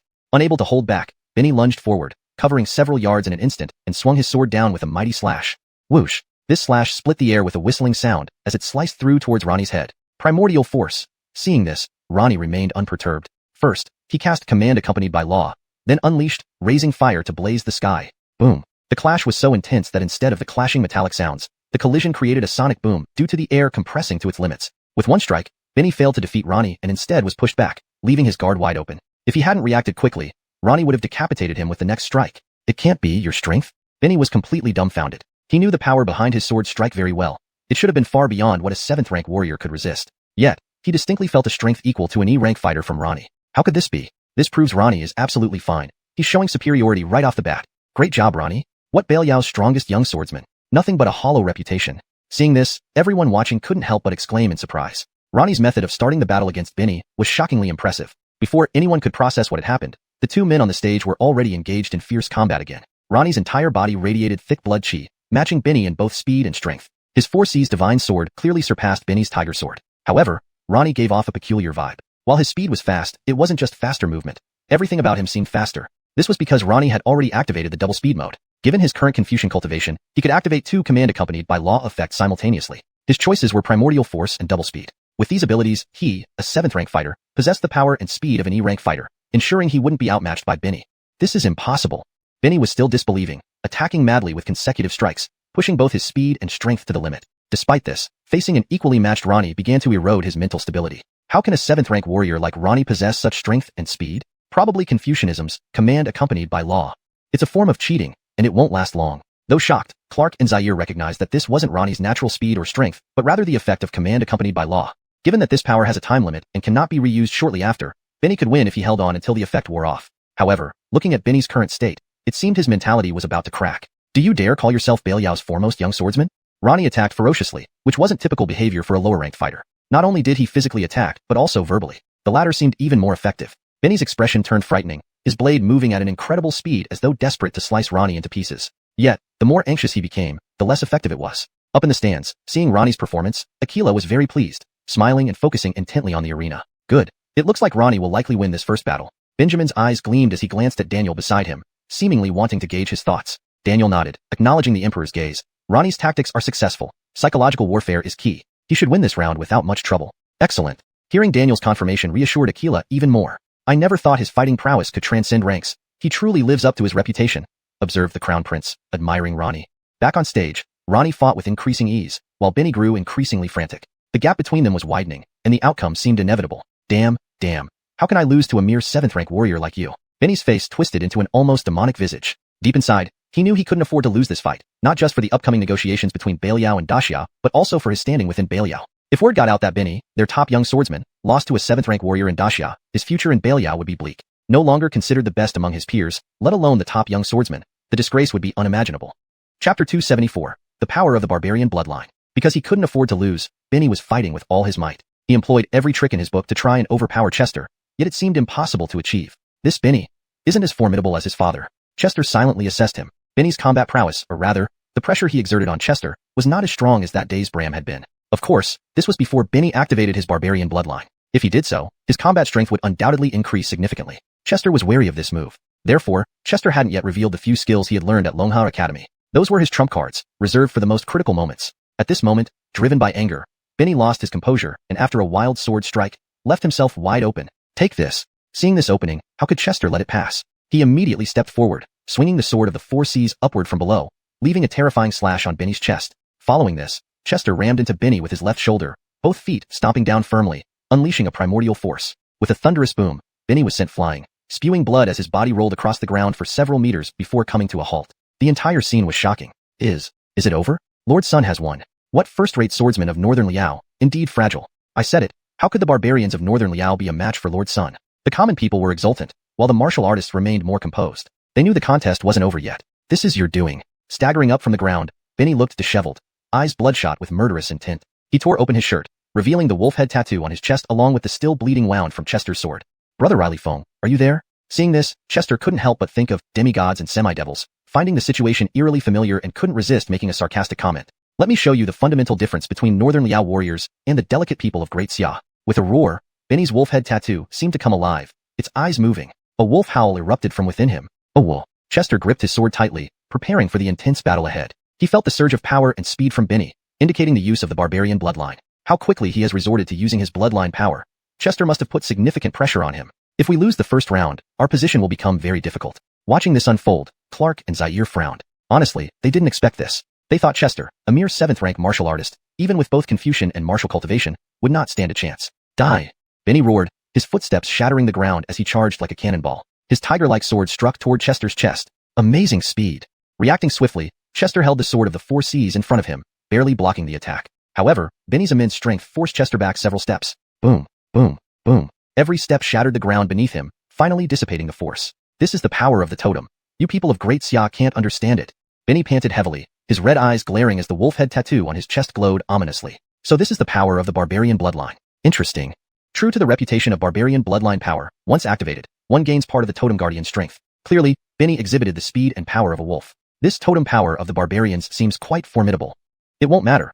Lord Sun surely has his own hidden cards. You're right. How can these barbarians be a match for Lord Sun? Despite their confidence, the onlookers felt a sense of unease. Benny's display of power made them worry. The atmosphere grew tense. To make me resort to my bloodline power, you should feel proud enough. Benny panted heavily, appearing eager to defeat Chester. It was evident that using the barbarian bloodline increased his combat strength, but also put immense strain on his body. His red eyes and heavy breathing testified to this. Recalling that a 7th-rank martial artist possesses the strength of 1,000 units and enduring stamina, even running under heavy loads without heavy breathing, Benny's current state spoke volumes about the physical toll on him. Thus, the best strategy for Chester now was to delay until Benny couldn't bear the strain any longer. But Benny wouldn't allow that. He launched a relentless attack, aiming to defeat Chester with sheer intensity. Boom, boom, boom. The platform echoed with thunderous sounds as Benny's relentless strikes met Chester's defenses. Each block forced Chester to retreat, gradually edging him towards the edge of the platform. If he fell off, he would lose. Won't Lord's son fall? If he does, he loses. Everyone's hearts were pounding, watching this perilous exchange. Sir Yi, will Chester lose? Aquila, observing from the high platform, couldn't help but voice his concern. Your Majesty, please rest assured. He will find a way. Daniel smiled calmly, confident in Chester. Daniel noticed Chester's calm expression, unworried, indicating he had a backup plan. Daniel was certain of it. Chapter 275, Victory. The citizens of Daxia, the martial artists, and the civil and military officials were all on edge. They were all worried about Chester. What do you have to win against me? On the platform, Benny grew increasingly excited as he took a step forward, ready to strike Chester off the stage with one sword slash. If he fell from the platform, it would be considered a loss. This slash was at an extremely tricky angle, with hidden variations that made it difficult for Chester to dodge. He had no choice but to block it head-on. Blocking it while standing at the edge of the platform would surely result in him being knocked off. From any perspective, this was an unsolvable situation. Even when Benny drew his sword, Clark and Zaire stood up in excitement. Was it over already? If they could secure victory in the first round, perhaps they could raise the annual tribute even higher? Increase it to 2 million. How about that? But at that moment, Chester, who had been forced into a corner, remained unervingly calm. This formed a stark contrast to the ferocious expression of Benny. Get down. Benny snarled like a wild beast, perhaps too agitated, and inadvertently increased the force behind his attack. A bit more power wouldn't hurt. It added safety. Damn. At the same time, Benny heard Chester shout loudly. What did damn mean? Benny's mind was full of questions. Before he could understand what damn meant, he saw Chester disappear right before his eyes. Huh? Benny was dazed and tried to retract his force, but it was too late. There was nothing he could do. He had used too much force. To everyone's surprise, Chester appeared beside Benny in an instant using some mysterious move, and Benny, due to his excessive force, flung himself off the platform. As he fell, Benny turned around and saw Chester looking at him with a smile. He waved his hand while watching. What did that wave mean? Before he could figure it out, he had already fallen off the platform. From 3 meters high, the fall was painful indeed. He won. Minister Sun won. Brilliant. It turns out Minister Sun was playing chess with every move, luring Benny to the edge of the platform. Amazing, truly amazing. Upon seeing this, the crowd watching first collectively froze, then erupted into thunderous cheers. Well done, very well done.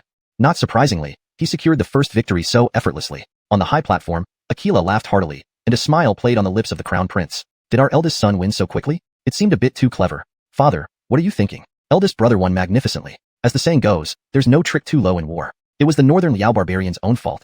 In the audience seats, Bram was in shock and confusion, while little brother Arnie was extremely excited. Winning was winning. Whether it was a clever trick or not didn't matter. Lost again. Tricky Daxia people. Clark and Zaire clenched their teeth in anger, their faces filled with frustration. Indeed, the method by which this battle concluded was beyond their imagination. Moreover, it ended too abruptly. This truly confirmed an ancient saying. The outcome of victory or defeat can happen in an instant. You cheated. Below the platform, Benny, now dust-covered, had climbed back up. His bloodline strength had dissipated, leaving him weakened from the massive physical toll. But he was still highly emotional. Nonsense. We faced each other openly on the platform. How could it be cheating? Chester responded with a calm smile, showing no concern. Can these Northern Liao barbarians not accept defeat? Losing is losing. Why are you making excuses? Hearing this, whispers spread among the crowd, fueling Benny's rage even more. I'm not convinced. If you dare, let's fight fair. Benny frowned, believing he had merely been caught off guard by Chester's strategy. In a fair fight, he wouldn't lose. However, as soon as he said this, he began to regret it internally. With his bloodline strength gone and him in a weakened state, even if Chester gave him another chance, he wouldn't be able to win, and it would cost him his dignity. So, he feared Chester would suddenly agree. The next moment, his fears came true. If you're willing, come up and fight again. Chester accurately gauged that Benny was in a weak state and was not afraid of another round. Benny had no words. After a long silence, he finally admitted, I understand. Losing means losing. You win. His admission was incredibly sheepish. The scene erupted once more into thunderous cheers. Minister Sun's move was brilliant. The Northern Liao barbarians lost face completely. Indeed, Chester's move was devastatingly psychological. You accused me of cheating? I give you a chance to fight again, and you still fail. From a distant pavilion, the 10 famous swords watched the proceedings in a row. Ingrid and Andrew stood nearby. Seeing this spectacle, they couldn't help but clap in praise. No wonder I admire my big brother. This move was amazing. Aiden wore an astonished look, deeply impressed by Chester's tactics. When it comes to putting on a show, Shinong surpasses me by leaps and bounds. Andrew kept clapping, showing his admiration. Damn. Your Majesty need not worry. If he faces me next, I won't give him any chance. Clark gritted his teeth. Zaire, however, remained relatively calm. Hearing Zaire's words, Einar couldn't help but laugh. In the next round, in the literary contest, I will utterly crush him. The first literary contest was poetry. North Liao's intelligence here was significantly outdated, as they hadn't even heard of the renowned poet Sun Shikiai. Win the literary contest, and I'll beat him in the next martial contest, Zaire said, a cold smile spreading across his face. As for the chess match, I'll make him realize there are always greater masters in this world. Sawyer joined in. In their plan, Einar would go first, dealing a crushing blow to Chester in poetry, followed by Zaire in martial arts. Finally, Sawyer would seal the deal in chess, winning all 3 rounds. This would utterly crush Chester's confidence and the entire Daxia court's morale. They would become heroes of North Liao, worshipped by the people. Everything was perfect. Undeniably, they had beautiful dreams. At this point, the effect of the Confucian virtue that empowered Chester had faded. His lips curled into a cold, triumphant smile, gazing down upon them as if he ruled the world. Chapter 276, Bold and Heroic Poetry. Once again, the twisted-mouthed Fulton appeared online, and everyone was startled and shocked to see him. If this expression were on anyone else's face, it would undoubtedly be an infuriating look. But now, as this expression appeared on Fulton's face at this moment, everyone felt only admiration for his distinguished demeanor. Cheers surged like waves, one wave after another, each higher than the last. At this moment, Fulton was the hero of Daxia. On the stage, Fulton sheathed his sword and opened his arms wide, basking in the crowd's cheers. After a while, the cheering died down and Fulton turned around, looking at the twisted-mouthed representative from Beliao, and asked, "Who's next?" What arrogance! Previously, Fulton had been facing away from them, so they hadn't seen this version of him. Now, the Beliao warriors wished they could tear him apart with their bare hands. Next, Einar stepped forward and bowed, saying, "After the martial contest comes the literary one. This round, we will compete in poetry." Einar looked refined and gentle, but his eyes blazed with combativeness. He was originally from Daxia. His ancestors fled to Beliao due to warfare and eventually settled there. Having grown up in Beliao, even though he was a scholar, he still carried a touch of the nomadic warrior spirit. His poetry was characterized by boldness and heroism. "Fine, how shall we compete?"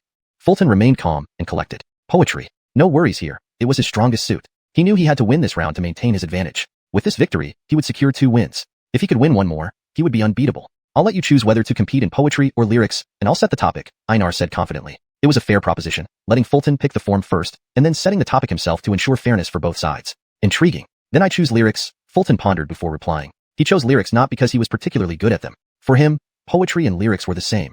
They were all copied. Correction, borrowed.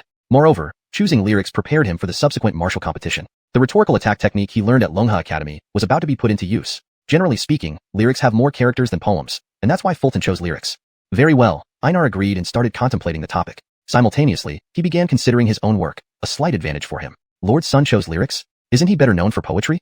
You must be misinformed. I heard that Lord Sun is also exceptionally skilled in writing lyrics, like the recently popular Chilling Cicadas and Subtle Clouds Playing Tricks, which were composed by him. The songs you mentioned, weren't they from Ingchun Tower? Could it be? Seeing Fulton choose lyrics, the crowd initially felt puzzled. They remembered him winning the poetry contest at Longha Academy with Ode to Wine, indicating that poetry was his forte. Yet he chose lyrics, leaving many confused. Soon, someone clarified the confusion. Meanwhile, Vaughn and the Curtis on the high platform frowned slightly, paying close attention. They eagerly awaited Fulton's upcoming performance. After much thought, Einar finally decided and stepped forward, saying, "I've made up my mind. The style should be bold, and the topic, heroic spirit." Honestly, by the time he finalized the style and topic, he already had a rough draft in mind. Admittedly, this move gave him extra thinking time. An insidious tactic unnoticed by commoners, but spotted by scholars. Cunning Beliao savages, using underhanded tricks. Think no one can see through that? Winning this way isn't honorable. Scholars in the audience couldn't help but stand up and protest. Bram, frowning, asked, "Second brother, what do they mean?" Although he didn't fully understand the scholar's comments, he sensed that it wasn't favorable for elder brother. This Beliao savage's seemingly fair proposal actually gives him an advantage. Truly sly. Eldon frowned, his tone filled with indignation. "What can we do?" "Trust elder brother's wisdom. He definitely noticed it and has a plan." Eldon wasn't overly worried. Everyone present saw Einar's ulterior motives, and surely, elder brother did too. Since he dared accept, he must have a counterplan. Meanwhile, royal musicians had already come onto the stage with ancient zither. This had been prearranged. If they chose to compete in lyrics, musicians would accompany the recitation live, enhancing its beauty. The musician glanced meaningfully at Einar as he passed by, almost sympathetically. Seeing this, Einar frowned, wondering what the musician meant. In fact, it was the same musician who once accompanied Fulton in the imperial study, having witnessed his talent. So he regarded Einar thus. "Rude Beliao savage, think you can challenge Lord Sun? Not in your league." Internally criticizing Einar, the musician tuned the zither. Feeling an overwhelming sense of national pride, he couldn't calm down. Then, placing his hands on the strings, he played a piece embodying boldness and heroic spirit, stirring everyone's blood. Finishing the tune, Einar nodded in satisfaction. "Brother Sun, why don't you go first?" Another sly move. Einar needed to refine his draft. Perfect timing to finish details while Fulton composed. Witnessing this, the crowd cursed Beliao's deceitfulness but couldn't object much. Choosing the order was an inherent part of the contest. Looking at Fulton on the stage, he seemed confident, as if asking, "Sure you want me to go first? Afraid my lyrics might overshadow yours." At this moment, Fulton already had a composition in mind. Bold, heroic, full river red. Translation ends here for Chapter 276. Chapter 277, The River Full of Red. Einar had thought everything through clearly and meticulously in advance, even devising a strategy beforehand. He had already drafted his poem and verse well ahead of time, and only needed to make adjustments based on the situation on site and Fulton's creations. In short, he had prepared both a poem and a verse with a bold and heroic style. This way, no matter whether Fulton chose poetry or verse, as long as Einar requested a bold and heroic theme, his pre-prepared works would be ready to use. Moreover, by deliberately letting Fulton go first, Einar could adjust his own work accordingly. On the other hand, it also allowed for a stark comparison between their pieces. Imagine the scene. When Fulton hastily presents an unrefined work, Einar stands on the platform pretending to recite a meticulously crafted verse without much effort. The audience would surely be astounded. Scholars of the great Xia dynasty would certainly be awestruck by him. None of the scholars present realized what Einar had planned. They merely thought that he was employing some cunning tactics, showing his depth of scheming. But they didn't know how far Einar was willing to go. This wasn't just about being shrewd. This was about disregarding one's dignity. This round, Fulton will definitely not win, brother, said Sawyer, who understood his brother's plan thoroughly. He wore a confident smile, looking forward to the upcoming spectacle. What do you mean? How can you say that? Emiliano and Otis asked curiously, while Benny remained silent, his face filled with doubt. At this moment, Benny seemed lost in despair. He couldn't understand why he had lost so easily. Indeed, he was still ruminating over his loss. Then, Sawyer briefly explained his brother's plan. Is that possible? You scholars are really sinister. In the future, I'd better stay away from you scholars. Otherwise, I might fall into your traps one day. Emiliano and Otis were stunned. To them, warriors, Einar's strategy was utterly devious. Why call it devious? In war, deceit is not shameful. Sawyer laughed, finding nothing unusual in this. On the platform, Fulton paced back and forth, noticing the hopeful looks from the crowd below. Knowing the time was ripe, he nodded to the musician. Musician, play the same tune again. The musician nodded in agreement, her slender fingers caressing the strings. The rousing melody began anew. Seeing this, everyone held their breath, their faces tense with anticipation. They knew Fulton had found inspiration for his verse. The common folk, martial artists, civil and military officials, all reacted similarly. Even Vaughn and the Curtis watched intently from the high platform. Humph, such a short time. He won't have composed anything refined. Einar watched Fulton excitedly, confident that within such a brief period, Fulton wouldn't produce a superior work. All Einar needed to do was present his carefully revised piece after Fulton's, and it would surpass it effortlessly. At that moment, anyone could see which was the pebble and which was the jade. As Fulton listened to the music, his voice echoed passionately, exuding an indomitable spirit of heroism. Wrath makes my hair stand on end. Leaning on the railing, the storm ceases. Lifting my eyes, I look up to the sky, roaring aloud. My heart stirred to its depths. Fulton's recitation was filled with emotion, complemented by the musician's composition, leaving everyone mesmerized. At that moment, regardless of their background, an image formed in everyone's mind. A seasoned general ascends a platform, surveying the horizon, laughing defiantly at the heavens, his fury making his hair stand on end. Heroic, grand and majestic, exquisite verse, indeed worthy of Fulton. With just those few lines, Vaughn knew this round was secure. Rhyming perfectly, words chosen wisely. How did he achieve this in such a short time? He's amazing. The Curtis gazed at Fulton, amazed by his ability to compose such a masterpiece so quickly. Brilliant. Administrator Sun's lines gave me goosebumps. This adjustment maintains consistency in how characters are referred to and reads more naturally in English. I can't explain why, but I feel like rushing to Belial to fight the barbarians. The common people and martial artists, moved instinctively, felt their blood boil, yearning to crush Belial. It can't be. How is this possible? On the platform, Einar was dumbfounded, muttering repeatedly, his expression frozen in shock. He couldn't fathom how Fulton had managed to compose such a magnificent verse in such a short time. And worse yet, he was a warrior. 30 years of fame turned to dust. 8,000 miles of cloud and moon. Do not wait idly. Let the youthful head turn white, lamenting in vain. Fulton continued, his heroic spirit soaring, blending with the stirring melody, deeply moving everyone. The upper part of the verse finished, silence engulfed the area. It was deathly quiet. One could hear a pin drop. People were either stunned by the impact or immersed in the verse's imagery, struggling to give an honest evaluation. This boy. On the high platform, Daniel's smile froze. He felt as if Fulton's words were directed at him. Especially those lines, 30 years of fame turned to dust.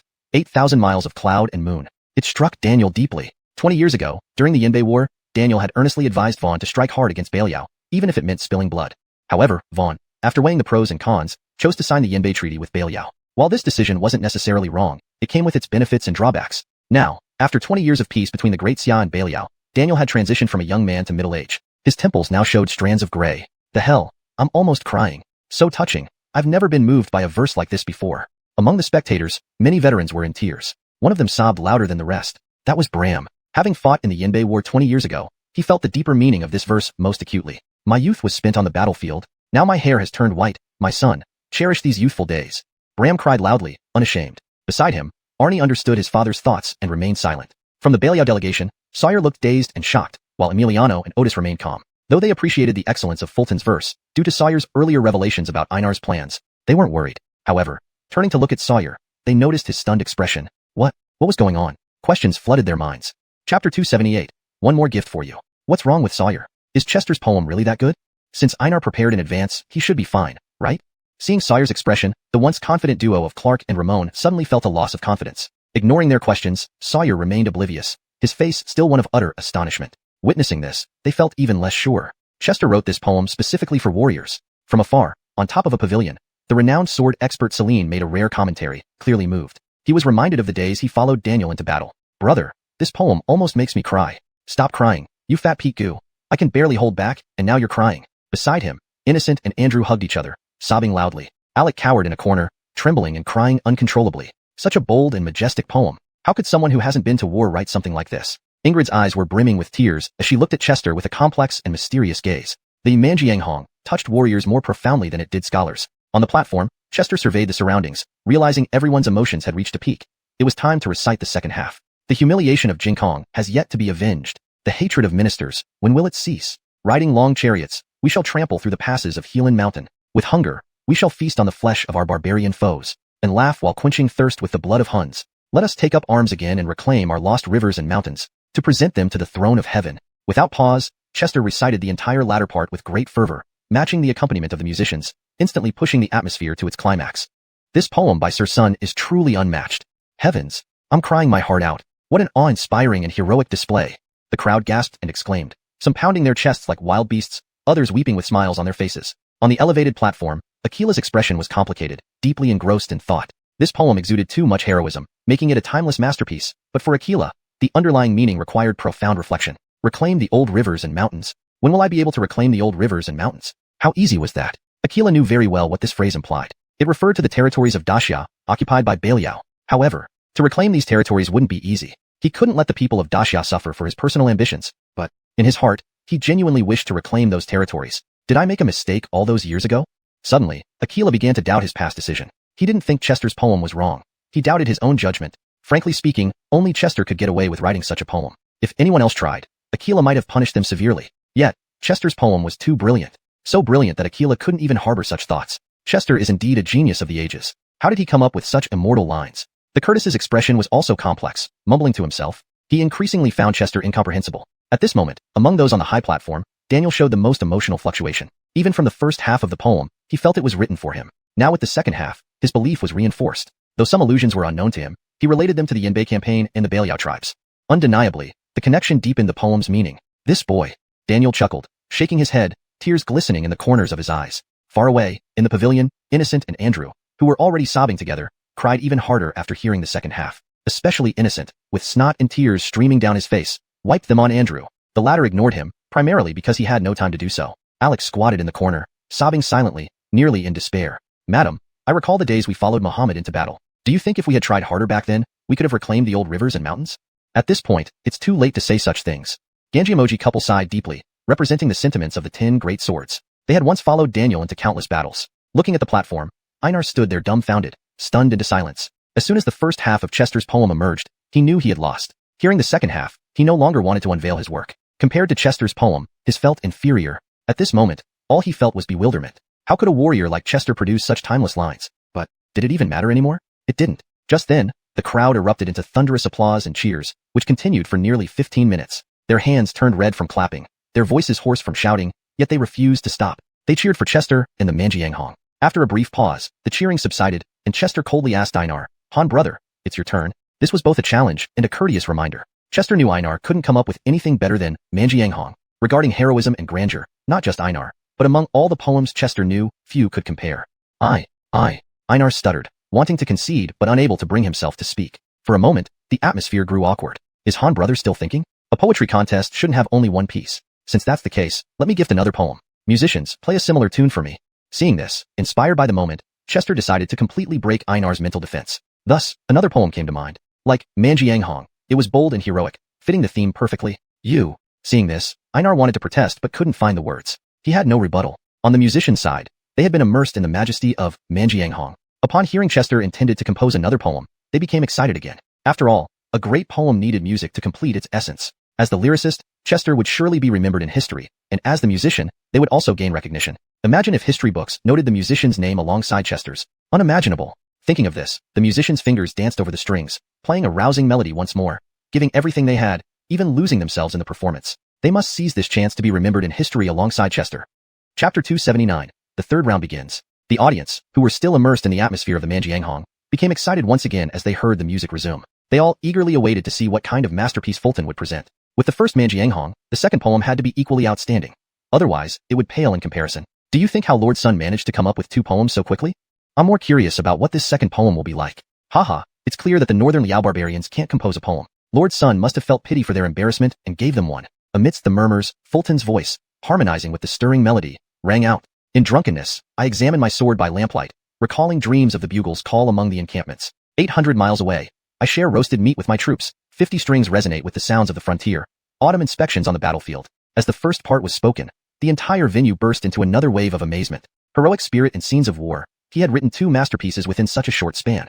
How did Fulton do it? Moreover, from the opening lines, this poem was not inferior at all to the previous one. Truly, he was a timeless genius. At this moment, this was what everyone thought. Standing on the platform, Einar felt like dying. He believed he should be beneath the platform, not on it. On the high stage, Aquila and the Curtis were stunned once again, while Daniel began overthinking things again. This poem made him feel like Fulton wrote it specifically for him. Today's contest was clearly between the Xia dynasty and the Northern Liao court, but Fulton openly flattered him Daniel. It made him very pleased.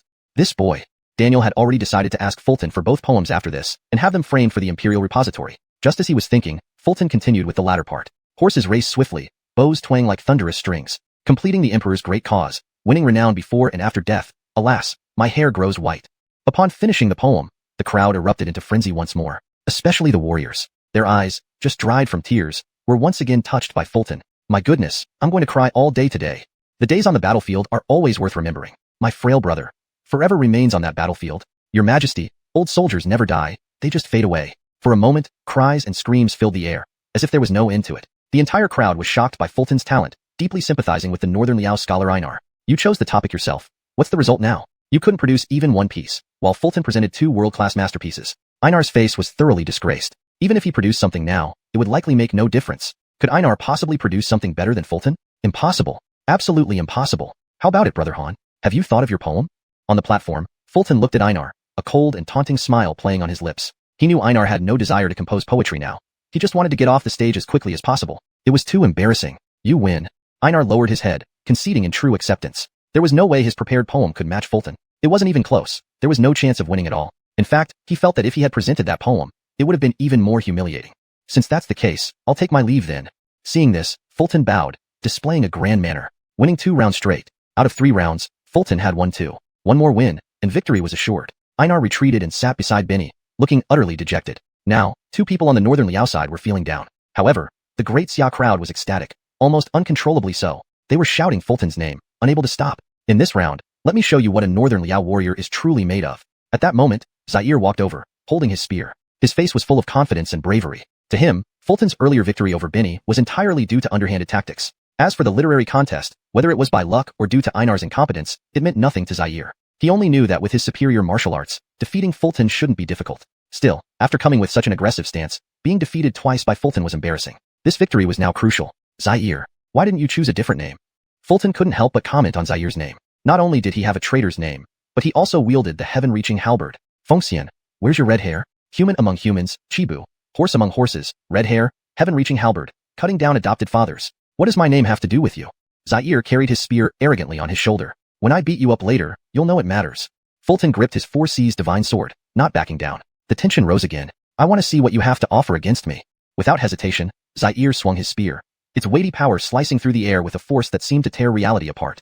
Fulton coldly snorted, instantly casting 2 Confucian spells on himself, and drew his sword. Boom. A loud sonic boom resounded as the clash ended in a stalemate, each retreating a step. A draw. Yet, a smirk appeared on Zaire's lips. For him, battle and cultivation were his favorite things, especially against an evenly matched opponent. That intense struggle to achieve final victory was what he cherished most. From just one exchange, he sensed that Fulton's combat strength was no less than his own. He began to understand why Benny lost. Isn't this unfair? Lord Sun just fought physically and literarily.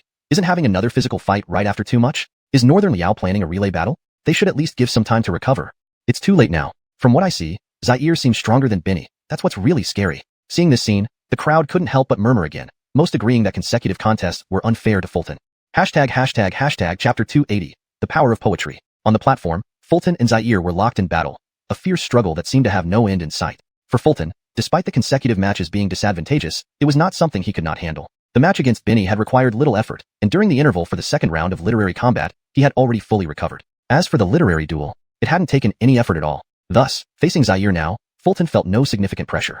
Gradually, the crowd also noticed this. Fulton's condition while battling Zaire was not much different from when he fought Benny. This indicated that Fulton had fully recovered, or perhaps he hadn't exerted much effort in his previous fight against Benny. My god, Lord Sun is so powerful. He defeated Benny, a martial warrior of E rank, without much effort.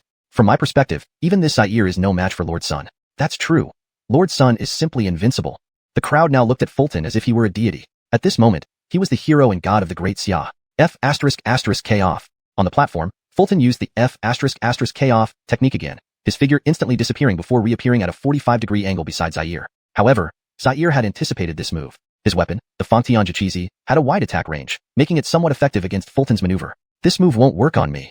The moment Fulton vanished, Zaire swept horizontally, forcing Fulton to retreat defensively. Undoubtedly, the Fangtian Jiqizi had an exceptionally broad attack range. Flamboyant Confucian magic is useless against the noble warriors of Northern Liao. Having forced Fulton back, Zaire became excited, immediately activating his barbarian bloodline to decisively end the fight with Fulton. You wish. Fulton could only silently comment on Zaire's overconfidence. So far, it had all been probing.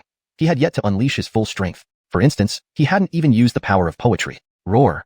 With his barbarian bloodline activated, Zaire's eyes turned blood red, radiating a wild aura. Even within him, a faint roar of beasts echoed. It was evident that Zaire's combat power had significantly increased. People began to worry if Fulton could win this round. However, at this moment, they saw a confident smile form on Fulton's lips. Besides the bloody vapor symbolizing his status as a 7th-rank martial warrior, a golden aura of righteousness spread around him. Next, he recited loudly. Rage fills my cap. Leaning by the railing, the rain stops. Lifting my gaze, I look up to the sky, roaring fiercely, filled with righteous passion. The humiliation of Jinkong remains unavenged. How can the hatred of ministers be quelled? Drive the chariots forward, trampling the peaks of Helan Mountain. Hungry, I shall feast on the flesh of the barbarians. Thirsty, I shall laugh as I drink their blood. Let us begin anew, reclaiming our lost lands, and return to the imperial palace. This poem was none other than Manjianghong, which he had composed earlier. What does reciting a poem do in a fight? Seeing this, the crowd was puzzled, but the scholars present understood what Fulton intended to do. This was the augmentative spell of Confucian poetry, boosting one's combat power based on the poem's meaning. Fulton's Manjianghong was a timeless classic, and its effect on enhancing combat power would be formidable indeed. Sure enough, as Fulton recited Manjianghong, an intangible, mysterious force strengthened him, heroic and indomitable. When the poem ended, his entire demeanor transformed radically. He seemed like a battle-hardened general or the guardian spirit of Great Xia, wielding the sword for justice. At this moment, everyone felt an unreal sensation, as if they saw a glimpse of Daniel and Fulton. Too similar, just like Muhammad did in those days. Daniel's foster father died by Muhammad's sword. Who would have thought that Fulton, merely a 7th-rank martial warrior, would become so powerful under the influence of Confucian spells? From a distant pavilion, the 10 famous swords marveled, gazing at Fulton on the platform, feeling as though they saw the younger Daniel once more. This can't be. This can't be. In the Northern Liao spectator section, Imran's expression was dazed, fear clouding his eyes, reminiscing about some past trauma. Indeed, he recalled the terror of being dominated by Daniel during the Yanbei battle. Even the frightening scar on his chest throbbed painfully. Now, augmented by poetic power, Fulton's combat strength reached an unprecedented peak. He felt capable of fighting 10 opponents at once. Why didn't I use this earlier? He murmured, gripping the 4 C's sword tightly, stepping forward with blinding speed, charging towards Zaire. Fight! Though Fulton's momentum was strong, Zaire, with his barbarian bloodline activated, was also at his peak. He did not fear Fulton. Boom, boom, boom. Their clash created explosive sounds on the platform, but it was not evenly matched. Zaire kept retreating, seemingly unable to hold his ground. No, this can't be. Zaire's face showed disbelief, gradually turning grim. Benny had worn the same grimace earlier. If Zaire couldn't summon greater power, this battle might end here, with no miracle happening. Winning this round, Fulton would have secured 3 victories. With 3 wins out of 3 rounds, he was virtually unbeatable. Or rather, Fulton had already won, and Great Xia had won. Gradually, the spectators grew increasingly excited and tense, eagerly awaiting Fulton's triumph over Zaire. Simultaneously, Northern Liao members were anxious and worried. They feared Zaire losing this round, which would place them at a severe disadvantage. But what good would their worry do now? Zaire's impending defeat was evident. He had no energy left for a counterattack. Chapter 281. Winning the 3rd round. On the arena, Fulton wielded the 4 C's sword continuously, striking fiercely at Ramon's heaven paint halberd with one sword after another, forcing him to retreat frequently. There was no other way. Fulton's assault was simply too fierce. This was something Ramon could not withstand. I don't believe it. I don't believe it. Ramon roared in fury, but it did nothing to help him. He kept retreating under Fulton's relentless strikes, almost out of space to retreat. According to Fulton's plan, he would force Ramon off the arena, which would end the match. After all, this was a friendly duel between 2 nations. He had to show some respect and restraint. Just giving a slight tap would suffice. However, that was not what Ramon intended. He couldn't afford to lose, not at all. As a martial warrior from Northern Liao, losing to a 7th-rank warrior from Great Xia would be an eternal disgrace. He would face endless ridicule upon returning to Northern Liao. Thus, from any perspective, he couldn't lose. I can't lose. I mustn't lose. With this thought in mind, Ramon reached into his robe while retreating. There lay his secret weapon. There's no hope for the barbarians of Northern Liao. They're bound to lose. Indeed, Sir Sun lives up to the rumors. I didn't believe it before when they said he would be the next wielder of the Imperial Sword, but now I do. He's more than just the wielder of the Imperial Sword. From what I see, Sir Sun could even command the Confucian Order. The crowd clearly saw that Fulton was about to win, and soon. Within a dozen moves, if Ramon didn't collapse, he would still be forced off the arena, ending the match in Fulton's favor. However, at that moment, an unexpected turn of events occurred. Ramon pulled out a paper packet from his robe, crushed it in one hand, and flung its contents toward Fulton. It was poison powder, hidden in his robe all along. Despite reacting quickly, there was no time to dodge. Fulton could only hold his breath, but the powder already covered his eyes, blinding him momentarily. Taking this opportunity, Ramon swept his halberd sideways, sending Fulton flying. Playing dirty, isn't that a foul? Do the Northern Liao barbarians have such small minds? Your Majesty, shouldn't they be declared losers? Seeing this, the spectators grew angry, their curses echoing loudly. However, Ramon didn't care. He immediately swung his heaven-paint halberd and charged forward. All he wanted was to win, by any means necessary. Just shut up. As long as I win, the method doesn't matter. Perhaps due to the loud curses around him, Ramon snapped. His expression became increasingly sinister. For their part, the Northern Liao delegation had no objections. To them, winning was all that mattered. Up on the platform, Aquila and the Curtis frowned slightly but remained silent. It was indeed a low blow, but the rules hadn't explicitly forbidden it. Therefore, Ramon hadn't technically fouled. So devious. Though holding his breath, Fulton still felt dizzy and disoriented, obviously poisoned. With no other choice, he forcibly activated the third type of Confucian verbal spell, impervious to poison. Though it increased his burden, it was better than being poisoned. He then opened his eyes. Ramon was already charging towards him, giving you some punishment. Seeing this, Fulton bellowed in anger, leaping high and slashing down at Ramon mid-air. Honestly, this was something Ramon hadn't anticipated. He thought Fulton was poisoned, but hadn't expected him to be unaffected. Reacting half a beat late, Ramon still managed to block with his halberd using his martial instincts. But Fulton struck without reservation, unleashing his full strength. The sword blade glowed with golden light, making the 4C's sword even sharper. One strike severed Ramon's halberd, and the momentum of Fulton's sword didn't falter, slicing off his arm in the next moment. Blood spurted forth. Ah! Ramon clutched his severed arm, retreating with despair in his eyes. Being a second-rank warrior, losing his arm meant he likely wouldn't reach the 5th rank ever again. His martial path was ruined. Good. That's what you get for cheating. Sir Sun did well. He gave those Northern Liao barbarians no chance. This is called getting burned while trying to steal. Did the Northern Liao barbarians learn anything?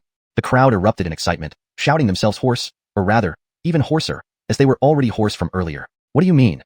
From the Northern Liao delegation, Imran stood up and flashed onto the arena, glaring furiously at Fulton as if ready to kill him. Simultaneously, a figure in white Confucian robes also appeared on the arena. It was Daniel. Imran, you used a low blow first. Can't handle a loss? Daniel remained calm, exuding no visible aura, but Imran was frozen in fear. Daniel was right.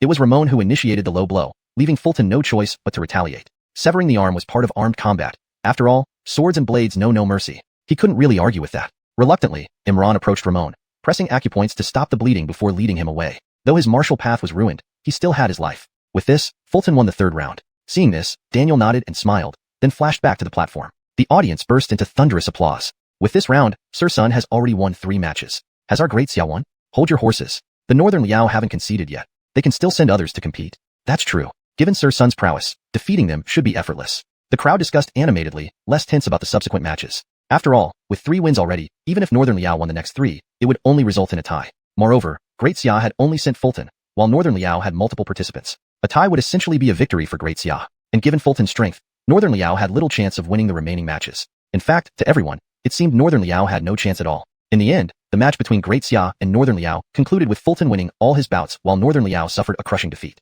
###Chapter 282, Gamoku match. The next match was a game of strategy, something that Chester wasn't entirely confident about. He would have more confidence if the opponent chose Gamoku, 5 stones. But if they opted for Go or Chinese chess, Chester would have to admit defeat on the spot. Or he could find an excuse, say that 3 consecutive matches were too tiring, and simply concede 1 round to the opponent. This way, he could avoid the match while showcasing magnanimity. Perfect. Thinking this, Chester asked, who's up next?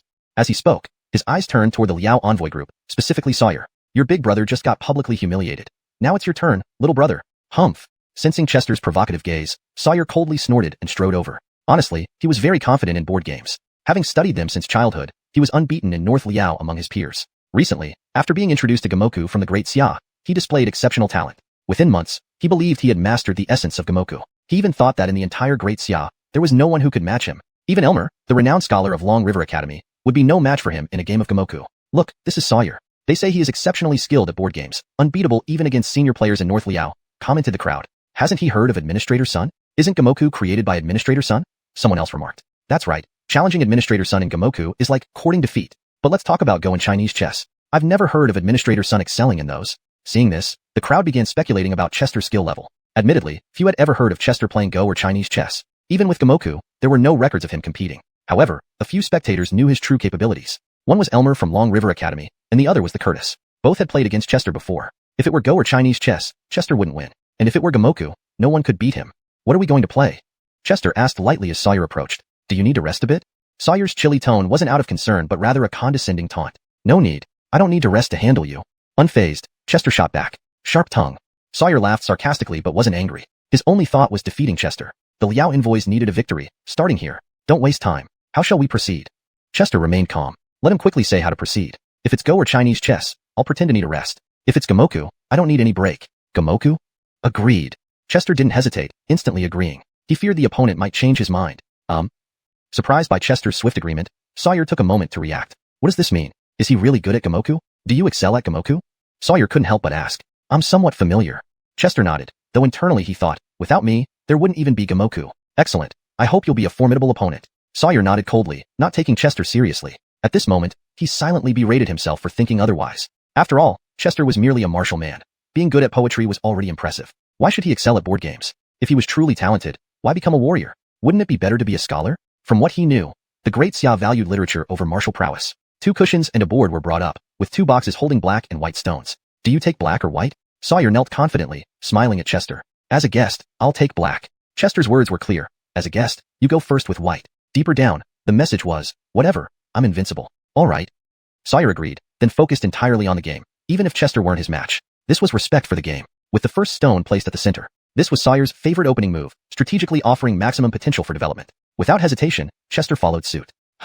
Sawyer continued, undeterred. But Chester relentlessly countered every move, creating a relentless pressure. After several turns, Sawyer grew anxious. He saw no path to victory, especially after failing to breach Chester's defense. He found himself on the defensive. Damn it, we can't see the board clearly. We won't know who wins or loses.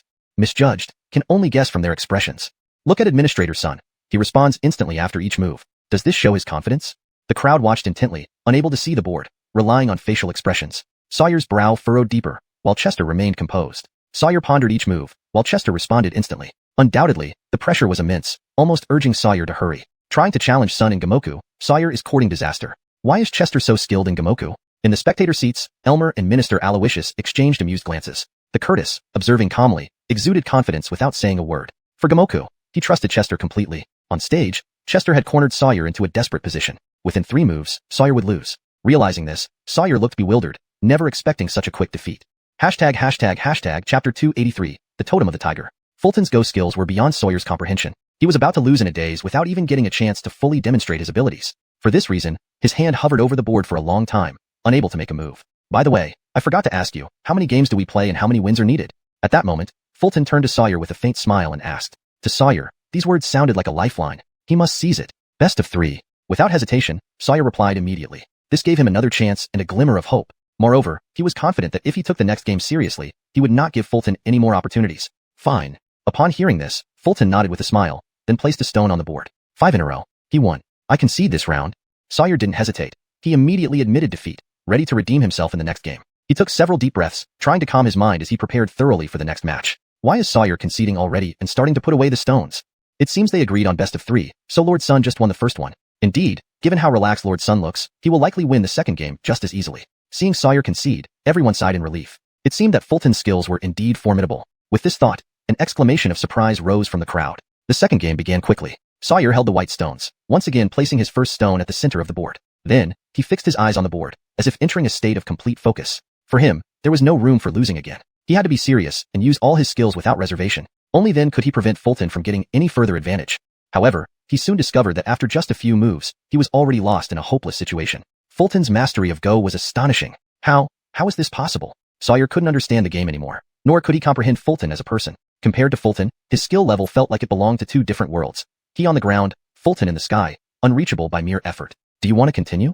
Fulton smiled coldly and made another move. 5 in a row. He won again. You've won.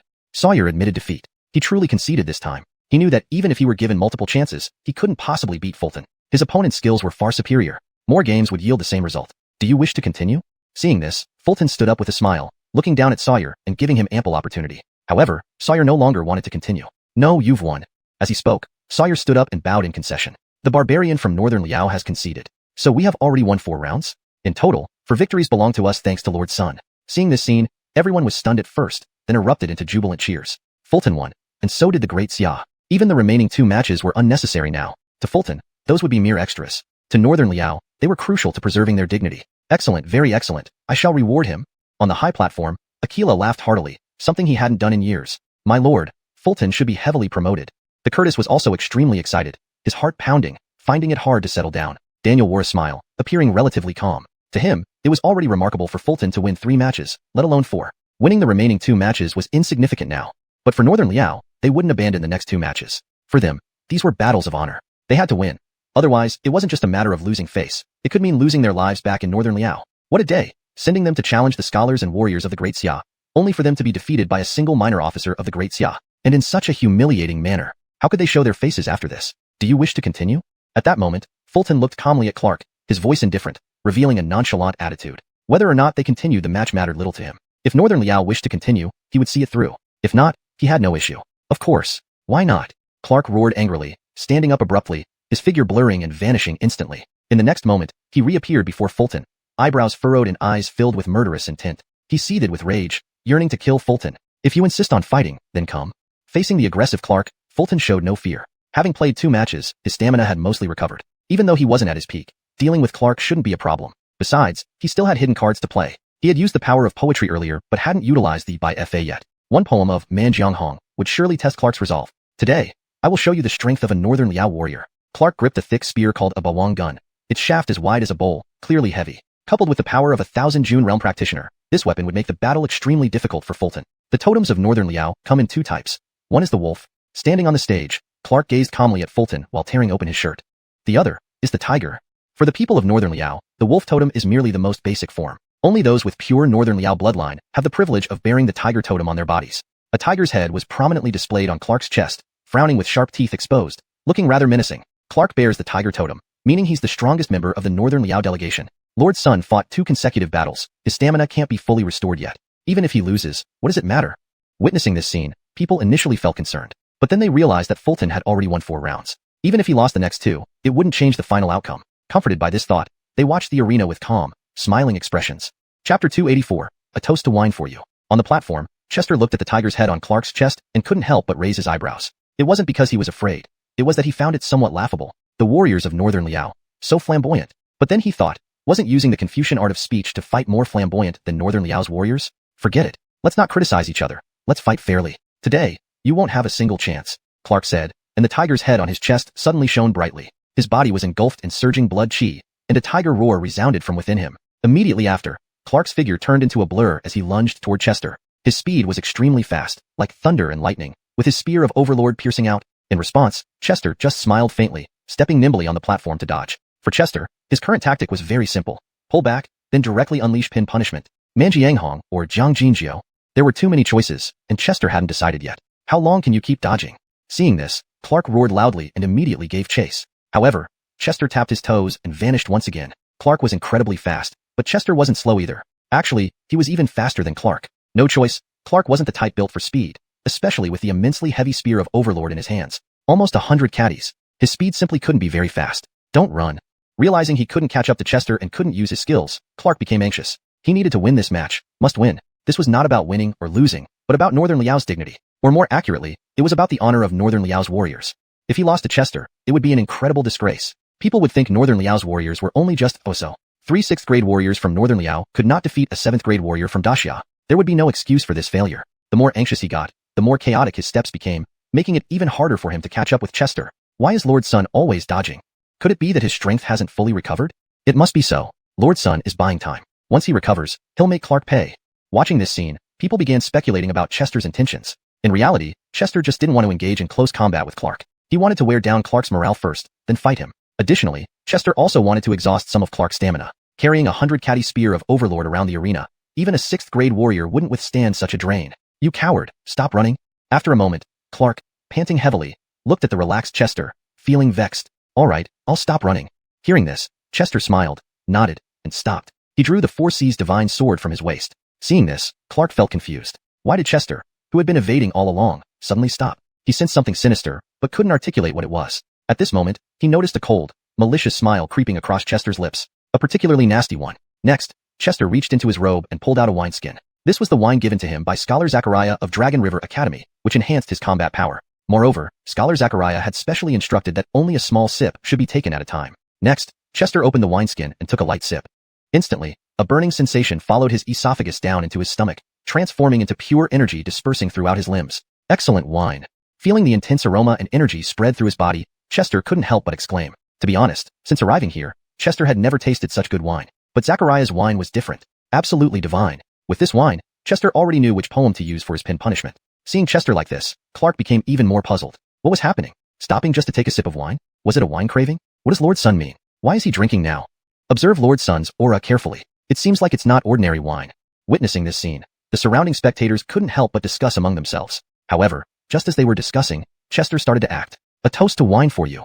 Chester used his sword as a pin, dipping it in invisible ink, writing characters mid-air with a flick of his wrist. Have you not seen the yellow river's waters come from the heavens, rushing eastward, never to return? Have you not seen the bright mirror in the high hall lamenting white hair, turning black silk to snow by night? Life's joys must be savored to the full. Don't let the golden cup face the moon empty. Talents bestowed by heaven will find their place. Even if gold is spent, it will return. Each word coalesced mid-air behind Chester, vivid and real. Just a little ugly. Everyone realized these were the exact words of Chester's renowned A Toast to Wine. Initially, he won the title of Poetry Champion with this poem at the Dragon River Poetry Meeting. What kind of magic is this? How can Lord Sun write in the air with his sword? If my guess is right, this must be a Confucian art. Isn't it cool? Is this Lord Sun's ultimate move? So Clark is doomed? Seeing this spectacle, everyone couldn't help but be astonished by Chester's showy techniques. Such a mesmerizing technique was unprecedented. Truth be told, if a Confucian scholar used this move, it wouldn't be surprising. But this came from Chester, making it exceptionally impressive. A warrior like Chester, not only composing poetry but also mastering various Confucian arts. It was amusing to even imagine. Phew. Gripping the spear of Overlord, Clark didn't understand what Chester was doing but felt a vague sense of tension. He sensed something big was about to happen. By his guess, it must be Chester's ultimate move. Whatever it was, he would see soon enough. This poem, can you block it? Next, Chester shouted, pointing the 4C's sword forward. The floating poetry words flew crazily toward Clark. The poem was extraordinary. The characters looked somewhat unconventional, but for pin punishment, the appearance of the characters didn't affect its power. Chapter 285. Only half a verse. Seeing a poem flying towards him, Clark couldn't help but frown. As a warrior, especially one from the relatively barbaric northern Liao, he had never encountered such flashy Confucian magic. Pin attacks were far removed from his realm of experience. However, relying on his warrior instincts, he sensed the danger in this. Come on then. Clark roared, brandishing the Overlord spear and thrusting it at the first character. Ruler. Boom. With a tremendous explosion, the character shattered. But the immense backlash forced Clark to take a step back. Boom. The next boom was from Clark forcefully stomping on the platform to absorb the massive force. His foot crushed the platform, dispersing the power. However, just as he did that, the second character arrived, giving Clark no chance to react. Not. Boom. Another explosion resounded, forcing Clark to retreat another step. Fulton's pin attack was immensely powerful, especially after drinking Zachariah's wine. His combat prowess had reached a peak, surpassing even his battle against Zaire. This? Clark frowned, feeling immense pressure. This technique was too formidable, especially since just 2 characters had already left him scrambling. What about the next few dozen? He could barely imagine. How amazing is Lord Sun's move? This is the Confucian pin attack. I heard there's also a verbal attack that can make someone vomit blood. The Northern Liao barbarians are done for. They have no chance. Seeing this spectacle, the crowd couldn't help but cheer loudly. To them, Clark's defeat was certain. While resisting the pin attack, Fulton didn't idle. He hadn't yet written the second part of the poem. To enjoy mutton and beef, I'll drink 300 cups in a session. Master Tsin, Scholar Dancio, please continue to drink. Do not stop your cup. Let me sing you a song. Listen carefully to my words. Riches and honors are but trivial things. I only wish to remain drunk and never awaken. Since ancient times, sages have been lonely. Only drinkers leave their names behind. Once King Louis feasted at Pingle with revelry beyond measure. Why should the host worry about money? Let us buy more wine and drink together. A flower horse, 1,000 gold fur. Call the child to fetch fine wine, to dispel 10,000 years of sorrow.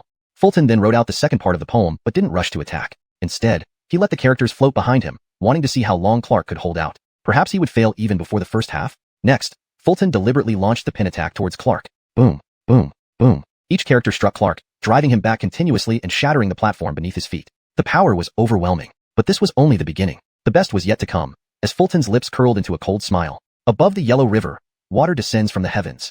Facing a bright mirror, my hair turns white with sorrow. When life is enjoyable, enjoy it fully. Do not let the golden goblet face the moon in vain. Now Fulton wasn't attacking word by word but phrase by phrase. Instantly, Clark found himself unable to resist, retreating step by step until he was sent flying backward by the force of the pin attack. To be honest, Clark had no time to curse. Otherwise, he would have definitely scolded Fulton. What kind of warrior's fight was this? Wasn't it supposed to involve swords clashing and fists meeting flesh? If you're so capable, come fight me hand to hand. But Fulton wouldn't agree to such an absurd request. If you can use pin attacks, use them. If not, admit it and stop wasting time. Amazing. Lord Sun's strength is incredible. I heard Clark was unmatched among Northern Liao's young warriors. Is this all? That's right. The Northern Liao barbarians claim to be formidable, but look how they're being thrashed by Lord Sun. Watching this, the audience cheered wildly, wishing they could join in on the platform to mock Clark. It seems Clark won't last much longer. Indeed, your majesty, replied the Curtis, unable to hide his delight. Aquila was almost laughing aloud, while the Curtis's smile was unrestrained. Daniel also wore a broad smile, recognizing the precision with which Clark was faltering. Fulton's current strength was unparalleled among his peers, regardless of the influence of Confucian spells. Damn.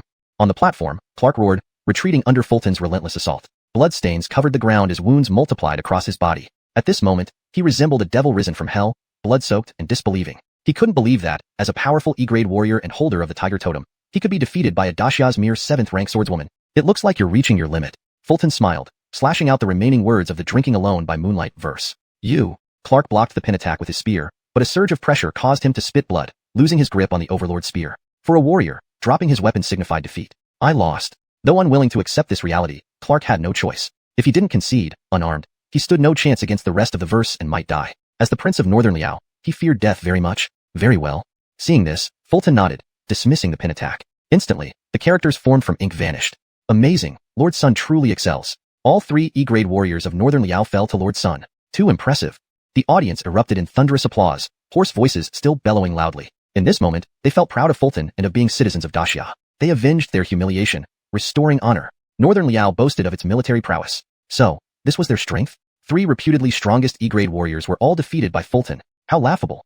Chapter 286. The debate begins. The battle to restore Northern Liao's dignity had also been lost. Thus, the martial artists of Northern Liao were thoroughly defeated, losing all semblance of dignity. The older generation of warriors had been defeated by Daniel years ago. Now, the younger generation could not match Chester either. Despite their constant derision towards the people of Daxia as being weak, it was clear that they were the weakest. At this moment, only the monk Amrit remained on the Northern Liao side. Whether they could salvage any respect now depended on this debate. Northern Liao could only hope that Chester was not adept at debates. Logically, he should not be good at debates. How could one person excel at everything? This was the thinking of both the Northern Liao and Daxia spectators. Lord Sun was already exceptionally formidable. Surely he couldn't be skilled at debating too? Surely, he must give them a way out. If the Northern Liao delegation lost all matches, upon returning home, they would likely face only a dead end. Even if they did not die of shame, the Northern Liao Emperor would certainly ensure their demise. Moreover, even before the final round began, the fates of these 3 Northern Liao warriors were sealed. Upon their return, they would undoubtedly face endless ridicule and punishment. Clark might even lose his title as Andreas Lenore. A noble Andreas of Northern Liao who couldn't even defeat a swordsman from Daxia.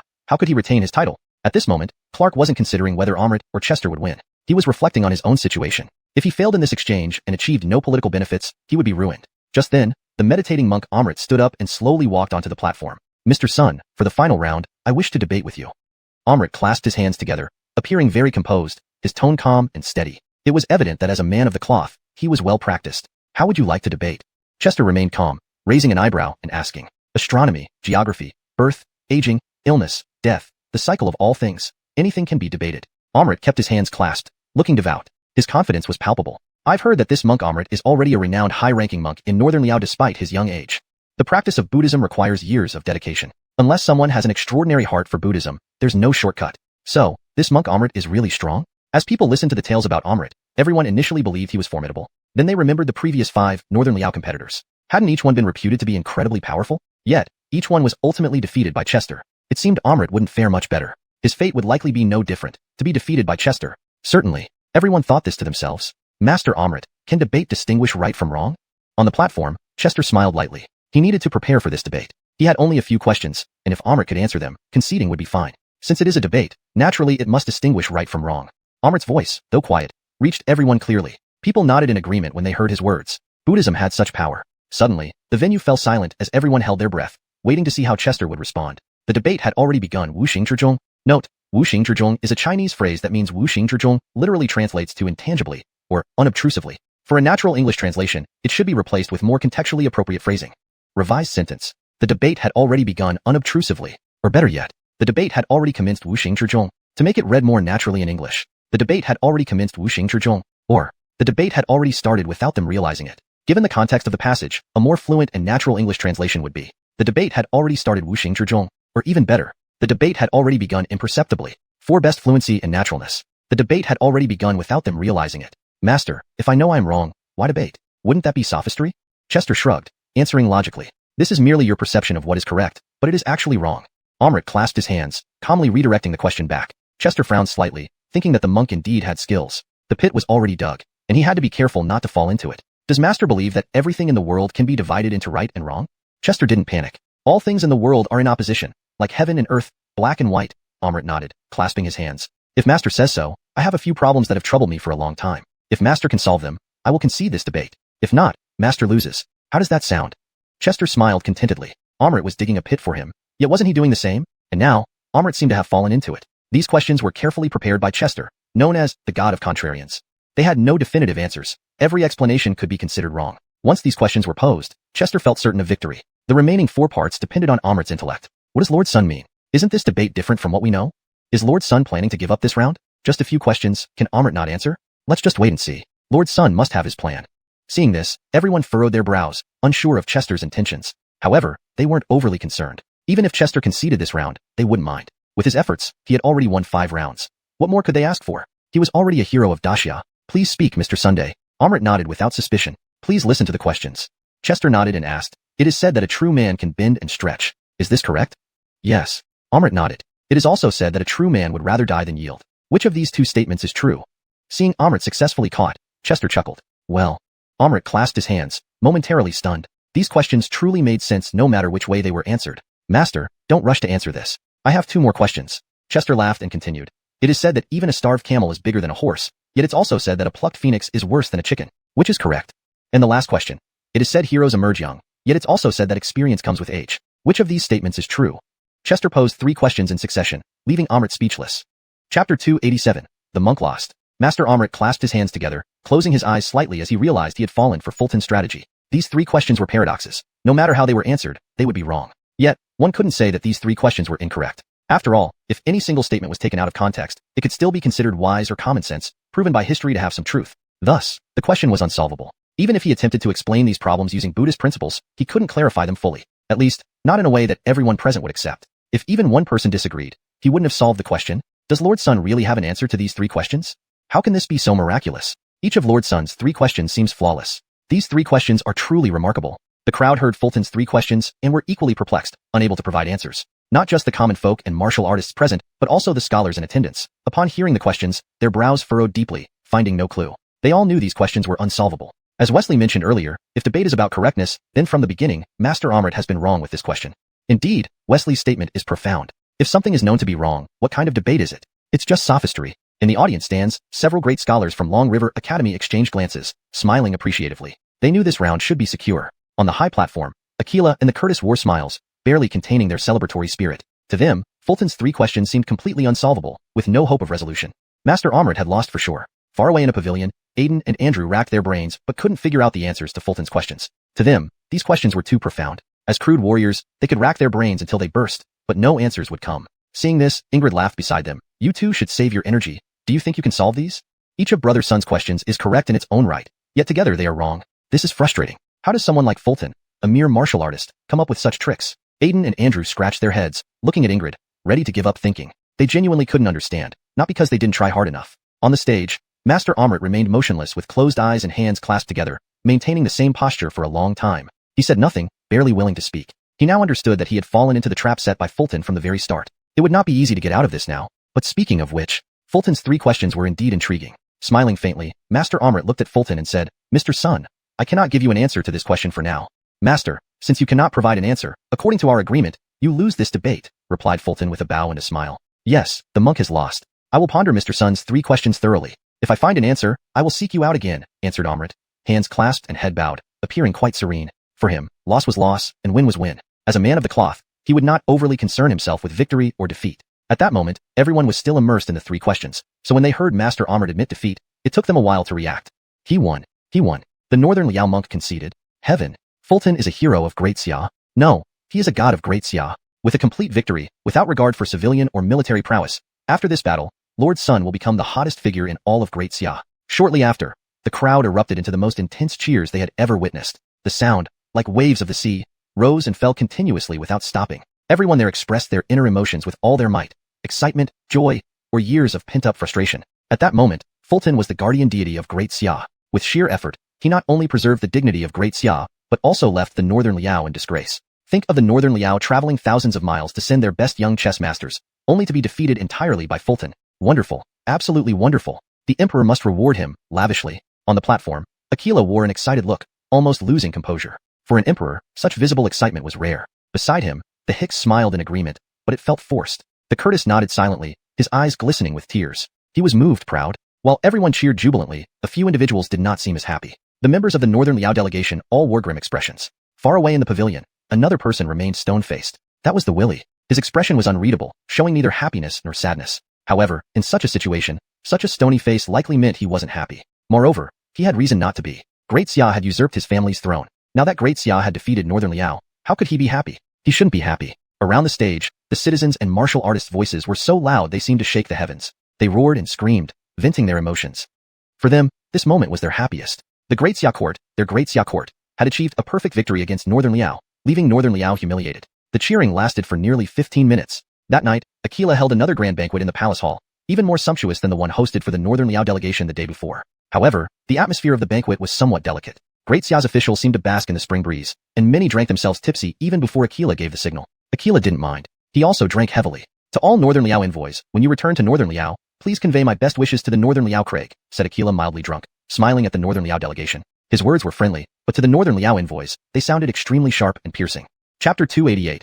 Breaking news, the Northern Liao Daphne is dead. Although Imran and Clark were feeling very uncomfortable, since Aquila had spoken, they couldn't remain silent. It was excruciating. Extremely excruciating. Craig of Daxia, once we return to Northern Liao, we will certainly convey your blessings. Clark forced a grimace that barely passed for a smile, not wanting to respond to Aquila but having no other choice. He felt angry but had to maintain his composure and smile. From a distance, Ronnie tried hard not to laugh, almost injuring himself from holding it in. Goodness, if it were him, he wouldn't have had the face to stay here eating and drinking. Packing up and returning to Northern Liao at once would have been more appropriate. But then Ronnie reconsidered. Considering their performance in Daxia, returning to Northern Liao might lead to only one outcome, death.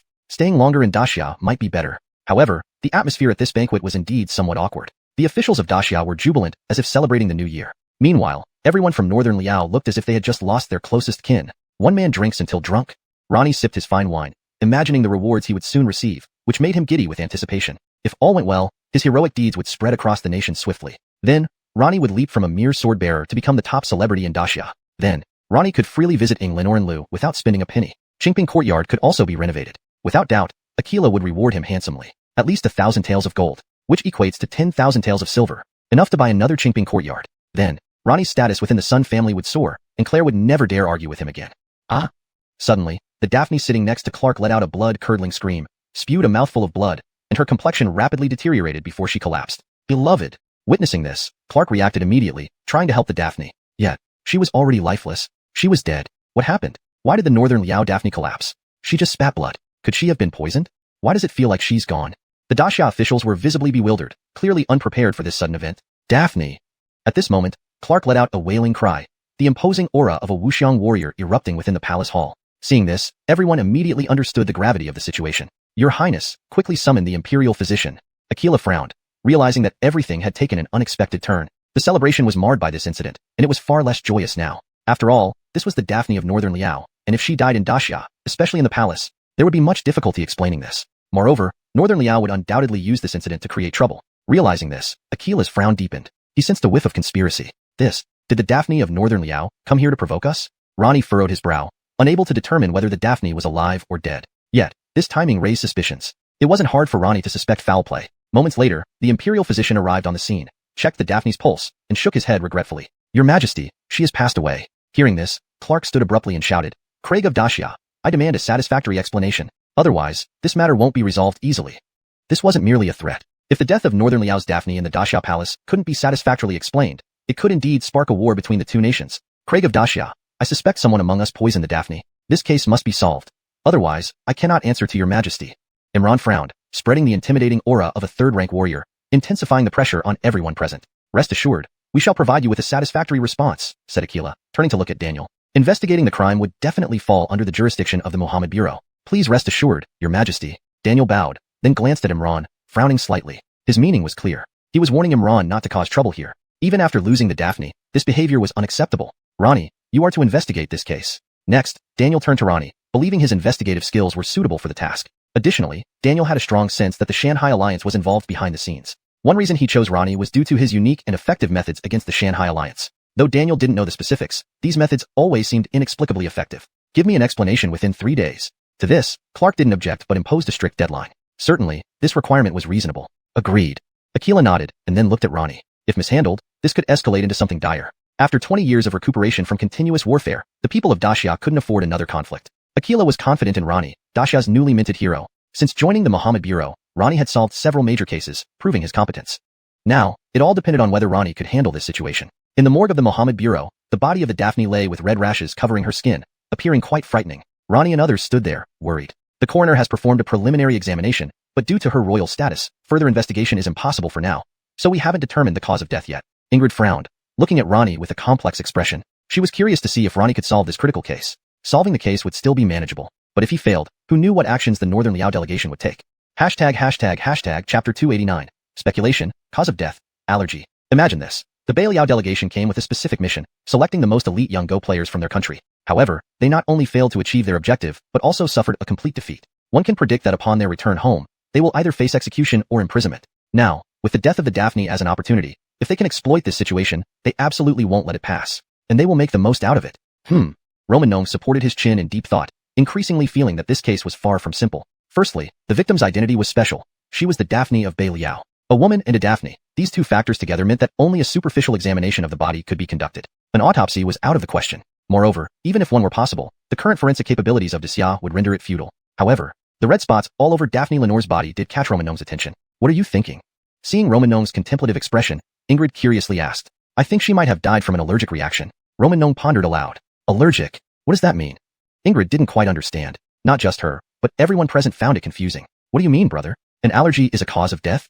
What exactly does allergy mean?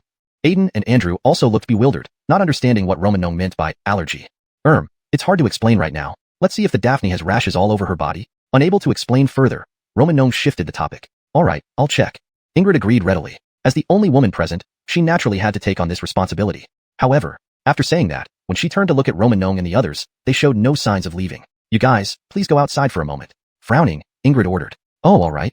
Now we're going. Realizing their oversight, they quickly turned to leave. Shortly after being called back by Ingrid, they found that Daphne Lenore's clothes had been properly redressed. Well?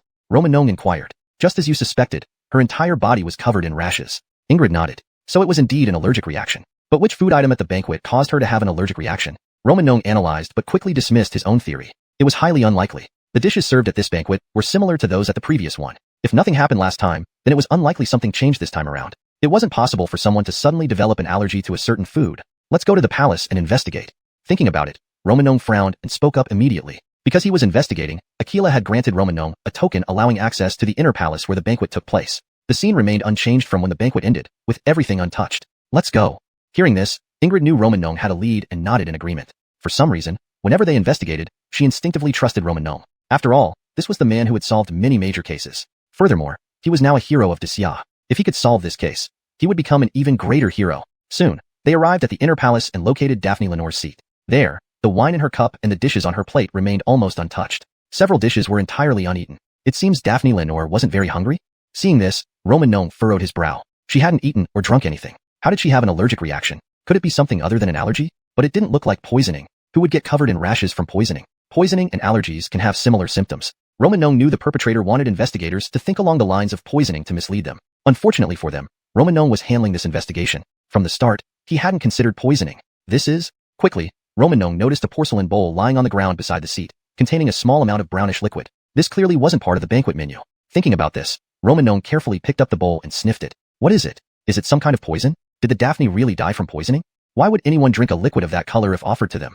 Everyone was curious. They sensed that whatever was in the bowl was likely the culprit. It's medicine. Roman Nong frowned, somewhat astonished. The bowl contained medicine, specifically, herbal medicine. Medicine? Everyone was drinking wine at the banquet. Why was the Daphne taking medicine? I don't know. Aiden and Andrew raised their eyebrows, equally puzzled. It seems the Daphne was frail and often ill. Her complexion clearly showed that. Roman Nong had his suspicions. From the first moment he saw her, he felt she looked unwell despite her stunning beauty. Unlike Ingrid, who was strong and athletic, with a well-defined figure. Thinking of this, Roman Nong couldn't help but glance at Ingrid beside him. What are you looking at?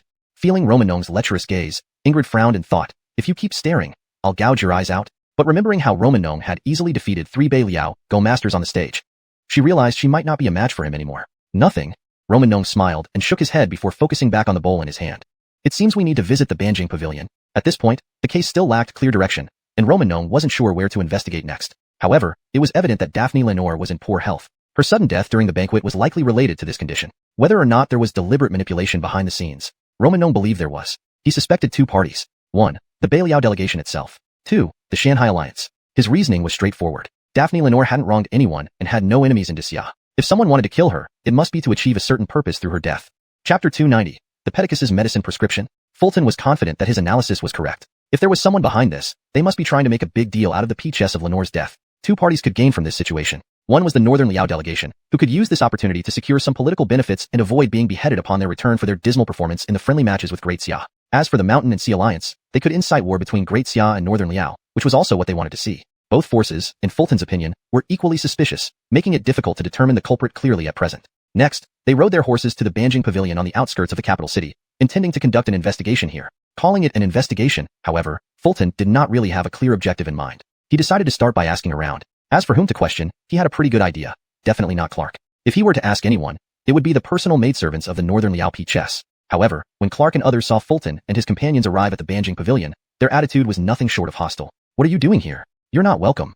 Clark walked out brandishing his spear, looking quite intimidating. He was even accompanied by Imran, a third-rank martial artist, whose mere presence made any reckless move by Fulton unwise. One finger from him could end Fulton's life. But Fulton was not afraid of Imran. Should he dare to attack, Daniel would reach them instantly, no matter where they were. The outcome for Imran wouldn't be pleasant. He would receive a severe punishment, or possibly even be killed by Daniel. After all, a third-rank martial artist from Northern Liao daring to make a move within the capital of Great Xia made it perfectly reasonable for Daniel to kill him.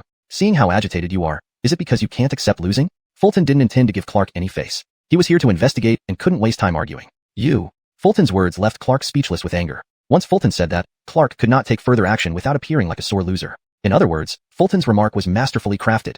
It was a form of moral coercion. All right, don't obstruct my investigation. Go fetch the Pedicus's personal maidservants, Fulton said, shifting the topic and giving Clark a way to back down gracefully. Seeing Clark's state, Fulton did not press the issue further but instead turned to the topic of the investigation. Yellow Xianong simply waved his hand and walked away, signaling he would not intervene further. Shortly, the two maidservants closest to the Peachess of Lenore from Northern Liao were summoned. They looked young and fresh-faced, but their rough skin and calloused fingers indicated hard work. Initially, they appeared very nervous, glancing around fearfully. Indeed, as ordinary servants, with the Pedicus's death looming over them, it was only natural they felt terrified.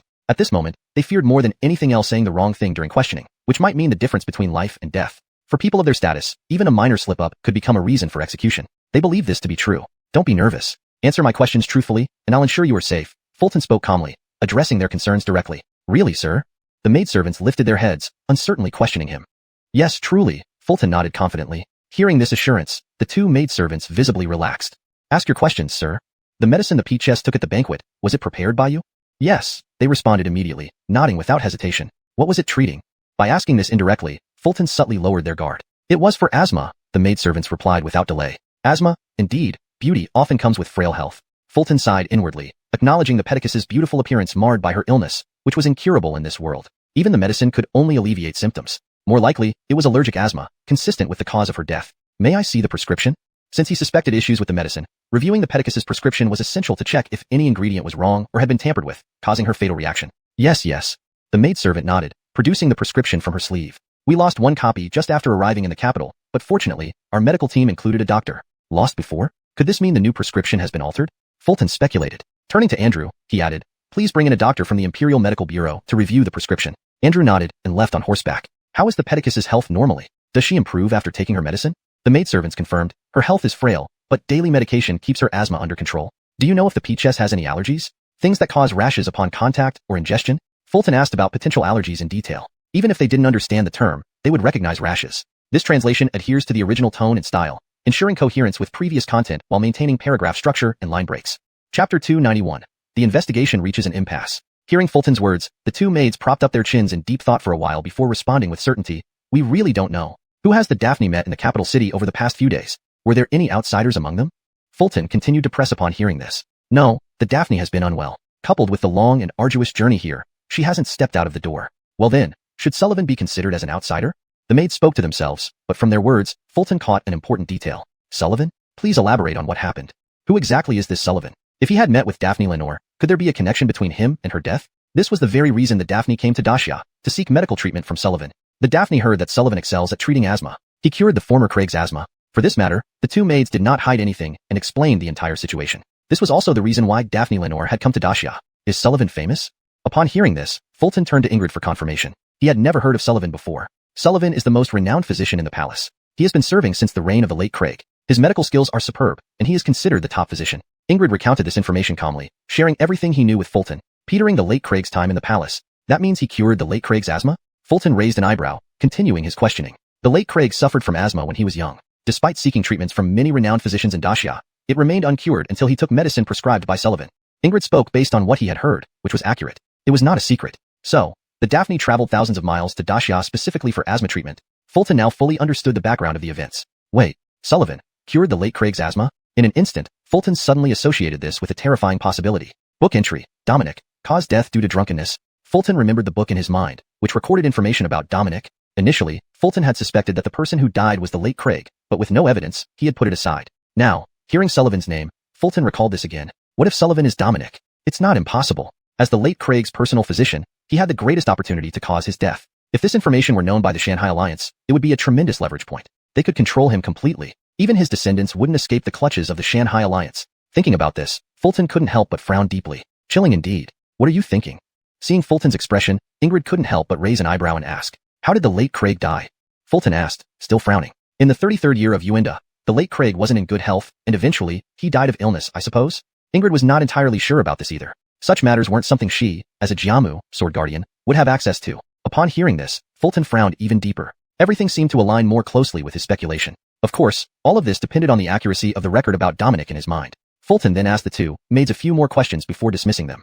Shortly after, Andrew returned with the castor from the Mohammed Bureau. Take a look at this prescription. Fulton casually handed over Sullivan's prescription. The castor nodded and examined the prescription with a frown before speaking. There's nothing wrong with it. This prescription is highly skilled and excellent for treating asthma. You can tell that from just looking at it?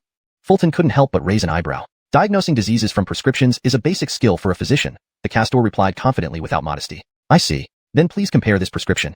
Fulton nodded and passed another note. This was the prescription that Daphne had been taking previously, the one that had been lost before. Fulton had the accompanying physician rewrite it. The castor carefully compared both prescriptions and said, both prescriptions are correct, but this one is more sophisticated. He referred to Sullivan's prescription. Would any ingredient in these prescriptions cause sudden death in certain individuals? Fulton followed up. The castor understood his meaning and thought for a moment before replying, no, all the ingredients are mild. The scenario you described doesn't exist. How can this be? Fulton furrowed his brow, feeling his thoughts turning chaotic. Originally, Fulton had speculated that if Sullivan were Dominic, he would use poisoning to harm the Daphne, by hiding poison or a substance causing allergy in the prescription. However, it appeared that things weren't that straightforward. Just as the Mohammed Bureau's physician had said, the ingredients in the prescription were mild and did not include allergens. Therefore, Fulton called the two maids back again and, led by them, went to the pharmacy within the inner city where they had purchased the Daphne's medication. After confirming with the pharmacist multiple times, there was nothing wrong with the medicine. Fulton even had the physician examine the remaining medication, which matched the prescription perfectly. This can't be. Seeing this, Fulton's frown deepened, realizing his investigation was stuck in an impasse. Sullivan was still a suspect, and the two maids hadn't been cleared of suspicion either. After all, they were responsible for brewing the medicine. If they had added something inappropriate during the process, the half bowl of leftover medicine. This idea popped into Fulton's mind, giving him a new direction for his investigation. The remaining half bowl of medicine was currently stored in the Mohammed Bureau. Deciding quickly, Fulton set off immediately towards the Mohammed Bureau with the Bureau's physician, even using Confucian principles to gain rapid passage. He didn't hesitate for a moment. His speed was extremely fast, leaving everyone behind. Sir, I have no cultivation. Could you slow down a bit? The Nevin of the Mohammed Bureau found it challenging to keep up. Being dragged along at such speed was too much for his old bones. However, Fulton paid no attention to him. With a furrowed brow, he stared ahead resolutely, his purpose unwavering.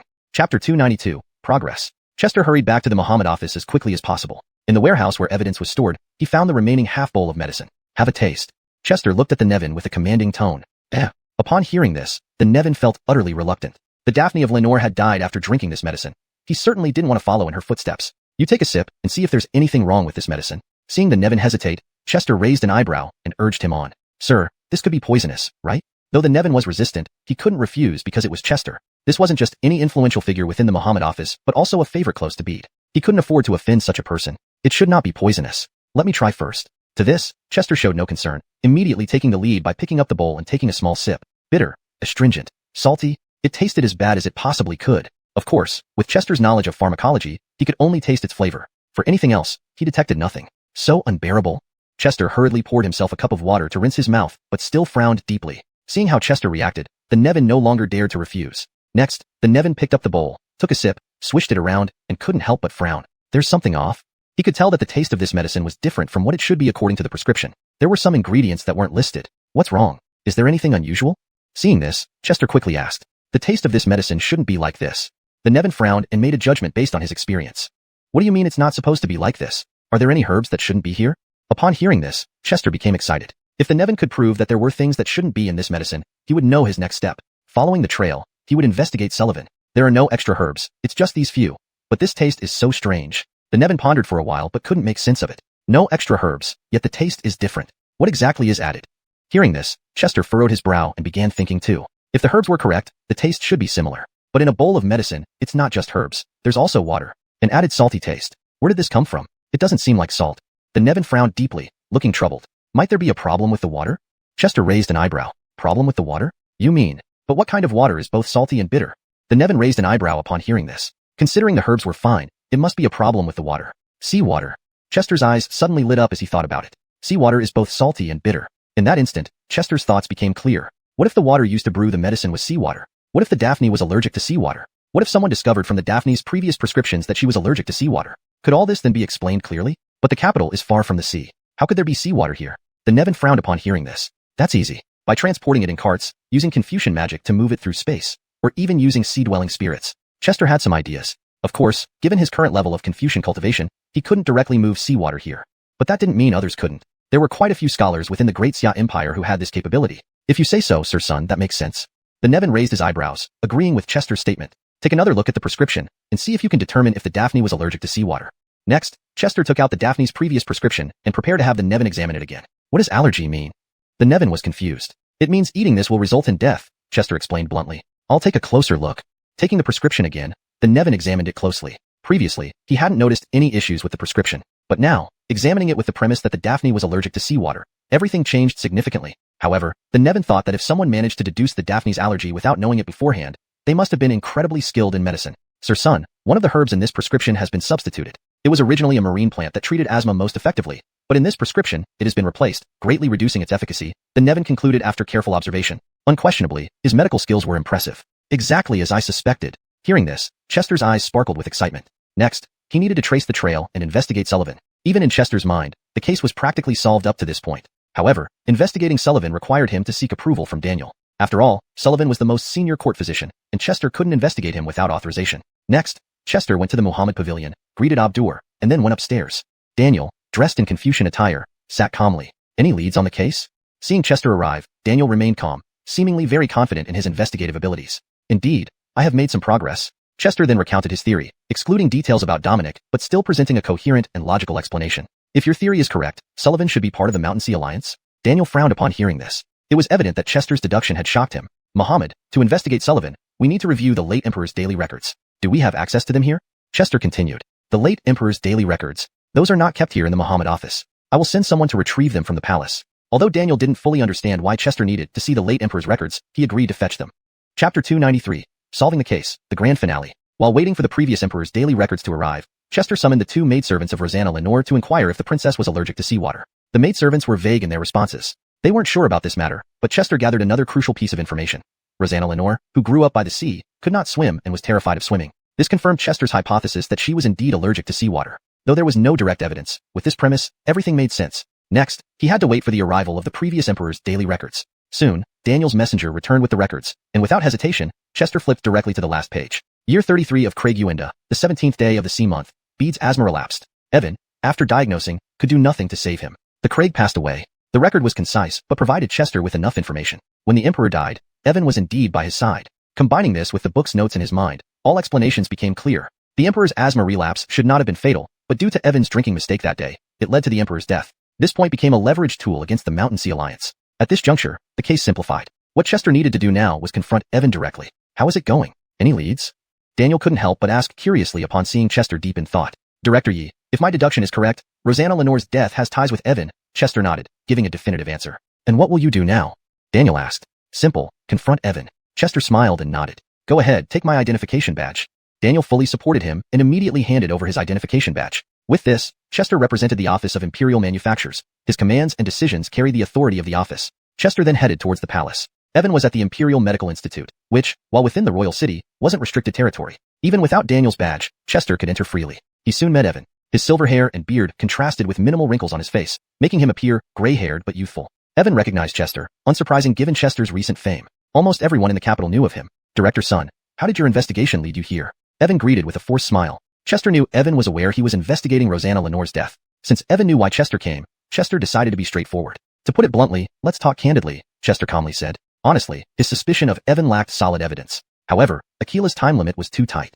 3 days weren't enough for Chester to gather sufficient proof. Therefore, he had to take a risk. What would you like to discuss? Evan frowned, though his tone remained calm, showing signs of growing anxiety. How you murdered Rosanna Lenore from Belial, Chester stated bluntly. Evan visibly flinched but quickly composed himself, responding coldly, Director son, that's an awful joke. What does Rosanna Lenore's death have to do with me? Did you meet Rosanna Lenore and prescribe her medicine for asthma? Chester remained calm, expecting no easy confession from Evan, given his long infiltration into Dacia as a spy for the Mountain Sea Alliance. Yes, but it was at Rosanna Lenore's specific request. Did I prescribe something wrong? Evan admitted, knowing hiding wouldn't help given how easily verifiable this fact was. Today's conversation isn't about this. It's about an incident from years ago. Chester walked closer, aiming to push Evan into confessing. Clearly, confronting him directly about Rosanna Lenore's death wouldn't work. Instead, he planned to make Evan admit to being part of the Mountain Sea Alliance. If you have nothing important, please leave. Old man here is busy. Evan reacted strongly, issuing a dismissal. Chester ignored it. What Ernesto told me before he died, about the Great Serpent of the Mountain Sea Alliance. Evan's brows furrowed deeply. What does this have to do with me? It involves you, because you were one of the individuals involved. Seeing Evan's reaction, Chester felt confident today's plan would succeed. I don't understand what you mean. Evan struggled to maintain composure. On the 17th day of the 4th month in the 33rd year of Craiguenda, the Emperor's asthma relapsed. You, as a royal doctor, were supposed to treat him. However, because you drank excessively that day, you failed, leading to the Emperor's death. Am I right? Evan's expression changed dramatically, eventually breaking down into tears. This hidden truth haunted him for years. He didn't even consider disputing Chester's words. That day, he did drink excessively and accidentally gave the Emperor the wrong medicine, leading to his death. Impossible. Impossible. No, anything can be uncovered if one seeks to hide it. Seeing Evan break, Chester knew he had succeeded. Not only could he solve Rosanna Lenore's murder, but he might dismantle the Mountain Sea Alliance. After all, Evan held a significant position within the organization. The only entity above him that Chester knew of was Yusef. Impossible. This can't be. Evan muttered to himself, repeatedly chanting these two phrases as if he had fallen into a daze. Chester realized that Evan had likely suffered a mental breakdown. He never expected that after infiltrating the court for so long, Evan's mind would collapse so easily. However, what Chester didn't know was that Evan had been plagued by nightmares about this incident for 20 years. His deepest fear was someone else discovering this secret. Once exposed, neither the court nor the Mountain Sea Alliance would let him live. Over time, the nightmare deepened, and he could not escape its torment. This explained why Evan broke down instantly when Chester mentioned the incident. We should take him back for a thorough interrogation. Seeing the situation, Chester did not hesitate and decided to take Evan back to the Office of Imperial Manufactures for detailed questioning. However, just then, a figure blocked the doorway. A hunched frame with smooth skin. It was someone Chester had seen before, the Gauge by Akila's side. At that moment, the Gauge looked at Chester with a cold smile, his slender eyes filled with murderous intent. Chester sensed an extremely powerful aura from him. Indeed, the aura of a martial expert, at least 4th rank. Recognizing this, Chester understood what was happening. What he hadn't anticipated was that the Gauge by Akila's side was also part of the Mountain Sea Alliance. Sir son, what did you do to Evan? Why is he like this? The Gauge wore a frigid smile. Though he did not openly state his intentions, Chester knew he was here to eliminate any witnesses, both him and Evan. What's your code name in the Mountain Sea Alliance? Is it Yusef? Facing this, Chester calmly replied, then looked at the Gauge. Since you already know everything, there's nothing left to say. Hearing this, the Gauge sneered and no longer concealed his true identity. Indeed, he was Yusef, the high-ranking spy within the Mountain Sea Alliance and the Gauge by Akila's side. Who would have thought that Mountain Sea Alliance spies had infiltrated positions so close to the Emperor? In a flash, Chester understood it all. Graham, despite his high rank, had 2 Mountain Sea Alliance spies above him. One was a royal doctor, the other a grand eunuch. Though they held little real power, their ability to gather information was unmatched. You came here to silence us? With this realization, Chester raised an eyebrow and asked. Just as you think, the Gauge sneered. Fear you lack the skill. Chester smirked coldly, then retrieved the token Daniel had given him from his robe. Knowing full well that he stood no chance against a 4th-rank martial expert using any tricks, he had to rely on Daniel's strength. This token represented Daniel's authority and served as a communicator. By shattering it, Daniel could be summoned immediately. Without hesitation, Chester crushed the token. In a single breath, Daniel arrived. Daniel. Seeing this, the Gauge felt despair, losing all desire to flee. He knew he had no chance of escaping once Daniel was present. Never thought both of you were spies for the Mountain Sea Alliance. Before setting out, Chester had told Daniel about the 2 Mountain Sea Alliance spies still lurking in the palace. At the time, Daniel had not paid much attention, thinking Chester would need more time to uncover them. However, Chester's gambit had successfully lured out Yusef. In the next instant, Daniel acted, disabling the gauge with a single touch. With this, the case of Rosanna Lenore's murder was officially solved. Chester's reputation soared, his path clear and smooth. Finally inheriting the Imperial sword, he became the new wielder of the Muhammad sword in the Great Xia dynasty. Thus ends the grand finale. Finale confetti. Chapter 294. The case solved. The grand finale. The only entity above him that Chester knew of was Yusef. Impossible. This can't be. Evan muttered to himself, repeatedly chanting these two phrases as if he had fallen into a daze. Chester realized that Evan had likely suffered a mental breakdown. He never expected that after infiltrating the court for so long, Evan's mind would collapse so easily. However, what Chester didn't know was that Evan had been plagued by nightmares about this incident for 20 years. His deepest fear was someone else discovering this secret. Once exposed, neither the court nor the Mountain Sea Alliance would let him live. Over time, the nightmare deepened, and he could not escape its torment. This explained why Evan broke down instantly when Chester mentioned the incident. We should take him back for a thorough interrogation. Seeing the situation, Chester did not hesitate and decided to take Evan back to the office of Imperial Manufactures for detailed questioning. However, just then, a figure blocked the doorway. A hunched frame with smooth skin. It was someone Chester had seen before, the Gauge by Aquila's side. At that moment, the Gauge looked at Chester with a cold smile, his slender eyes filled with murderous intent. Chester sensed an extremely powerful aura from him. Indeed, the aura of a martial expert, at least 4th rank. Recognizing this, Chester understood what was happening. What he hadn't anticipated was that the Gauge by Aquila's side was also part of the Mountain Sea Alliance. Sir son, what did you do to Evan? Why is he like this? The Gauge wore a frigid smile. Though he did not openly state his intentions, Chester knew he was here to eliminate any witnesses, both him and Evan. What's your code name in the Mountain Sea Alliance? Is it Yusef? Facing this, Chester calmly replied, then looked at the Gauge. Since you already know everything, there's nothing left to say. Hearing this, the Gauge sneered and no longer concealed his true identity. Indeed, he was Yusef, the high-ranking spy within the Mountain Sea Alliance and the Gauge by Aquila's side. Who would have thought that Mountain Sea Alliance spies had infiltrated positions so close to the Emperor? In a flash, Chester understood it all. Graham, despite his high rank, had 2 Mountain Sea Alliance spies above him. One was a royal doctor, the other a grand eunuch. Though they held little real power, their ability to gather information was unmatched. You came here to silence us? With this realization, Chester raised an eyebrow and asked. Just as you think, the Gauge sneered. Fear you lack the skill. Chester smirked coldly, then retrieved the token Daniel had given him from his robe. Knowing full well that he stood no chance against a 4th-rank martial expert using any tricks, he had to rely on Daniel's strength. This token represented Daniel's authority and served as a communicator. By shattering it, Daniel could be summoned immediately. Without hesitation, Chester crushed the token. In a single breath, Daniel arrived. Daniel.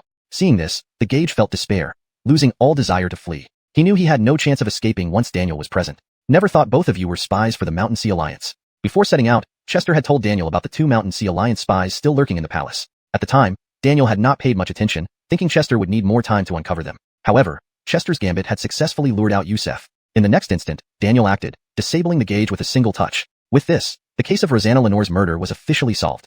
Chester's reputation soared, his path clear and smooth. Finally inheriting the Imperial sword, he became the new wielder of the Muhammad sword in the Great Xia dynasty. Thus ends the grand finale. Finale confetti.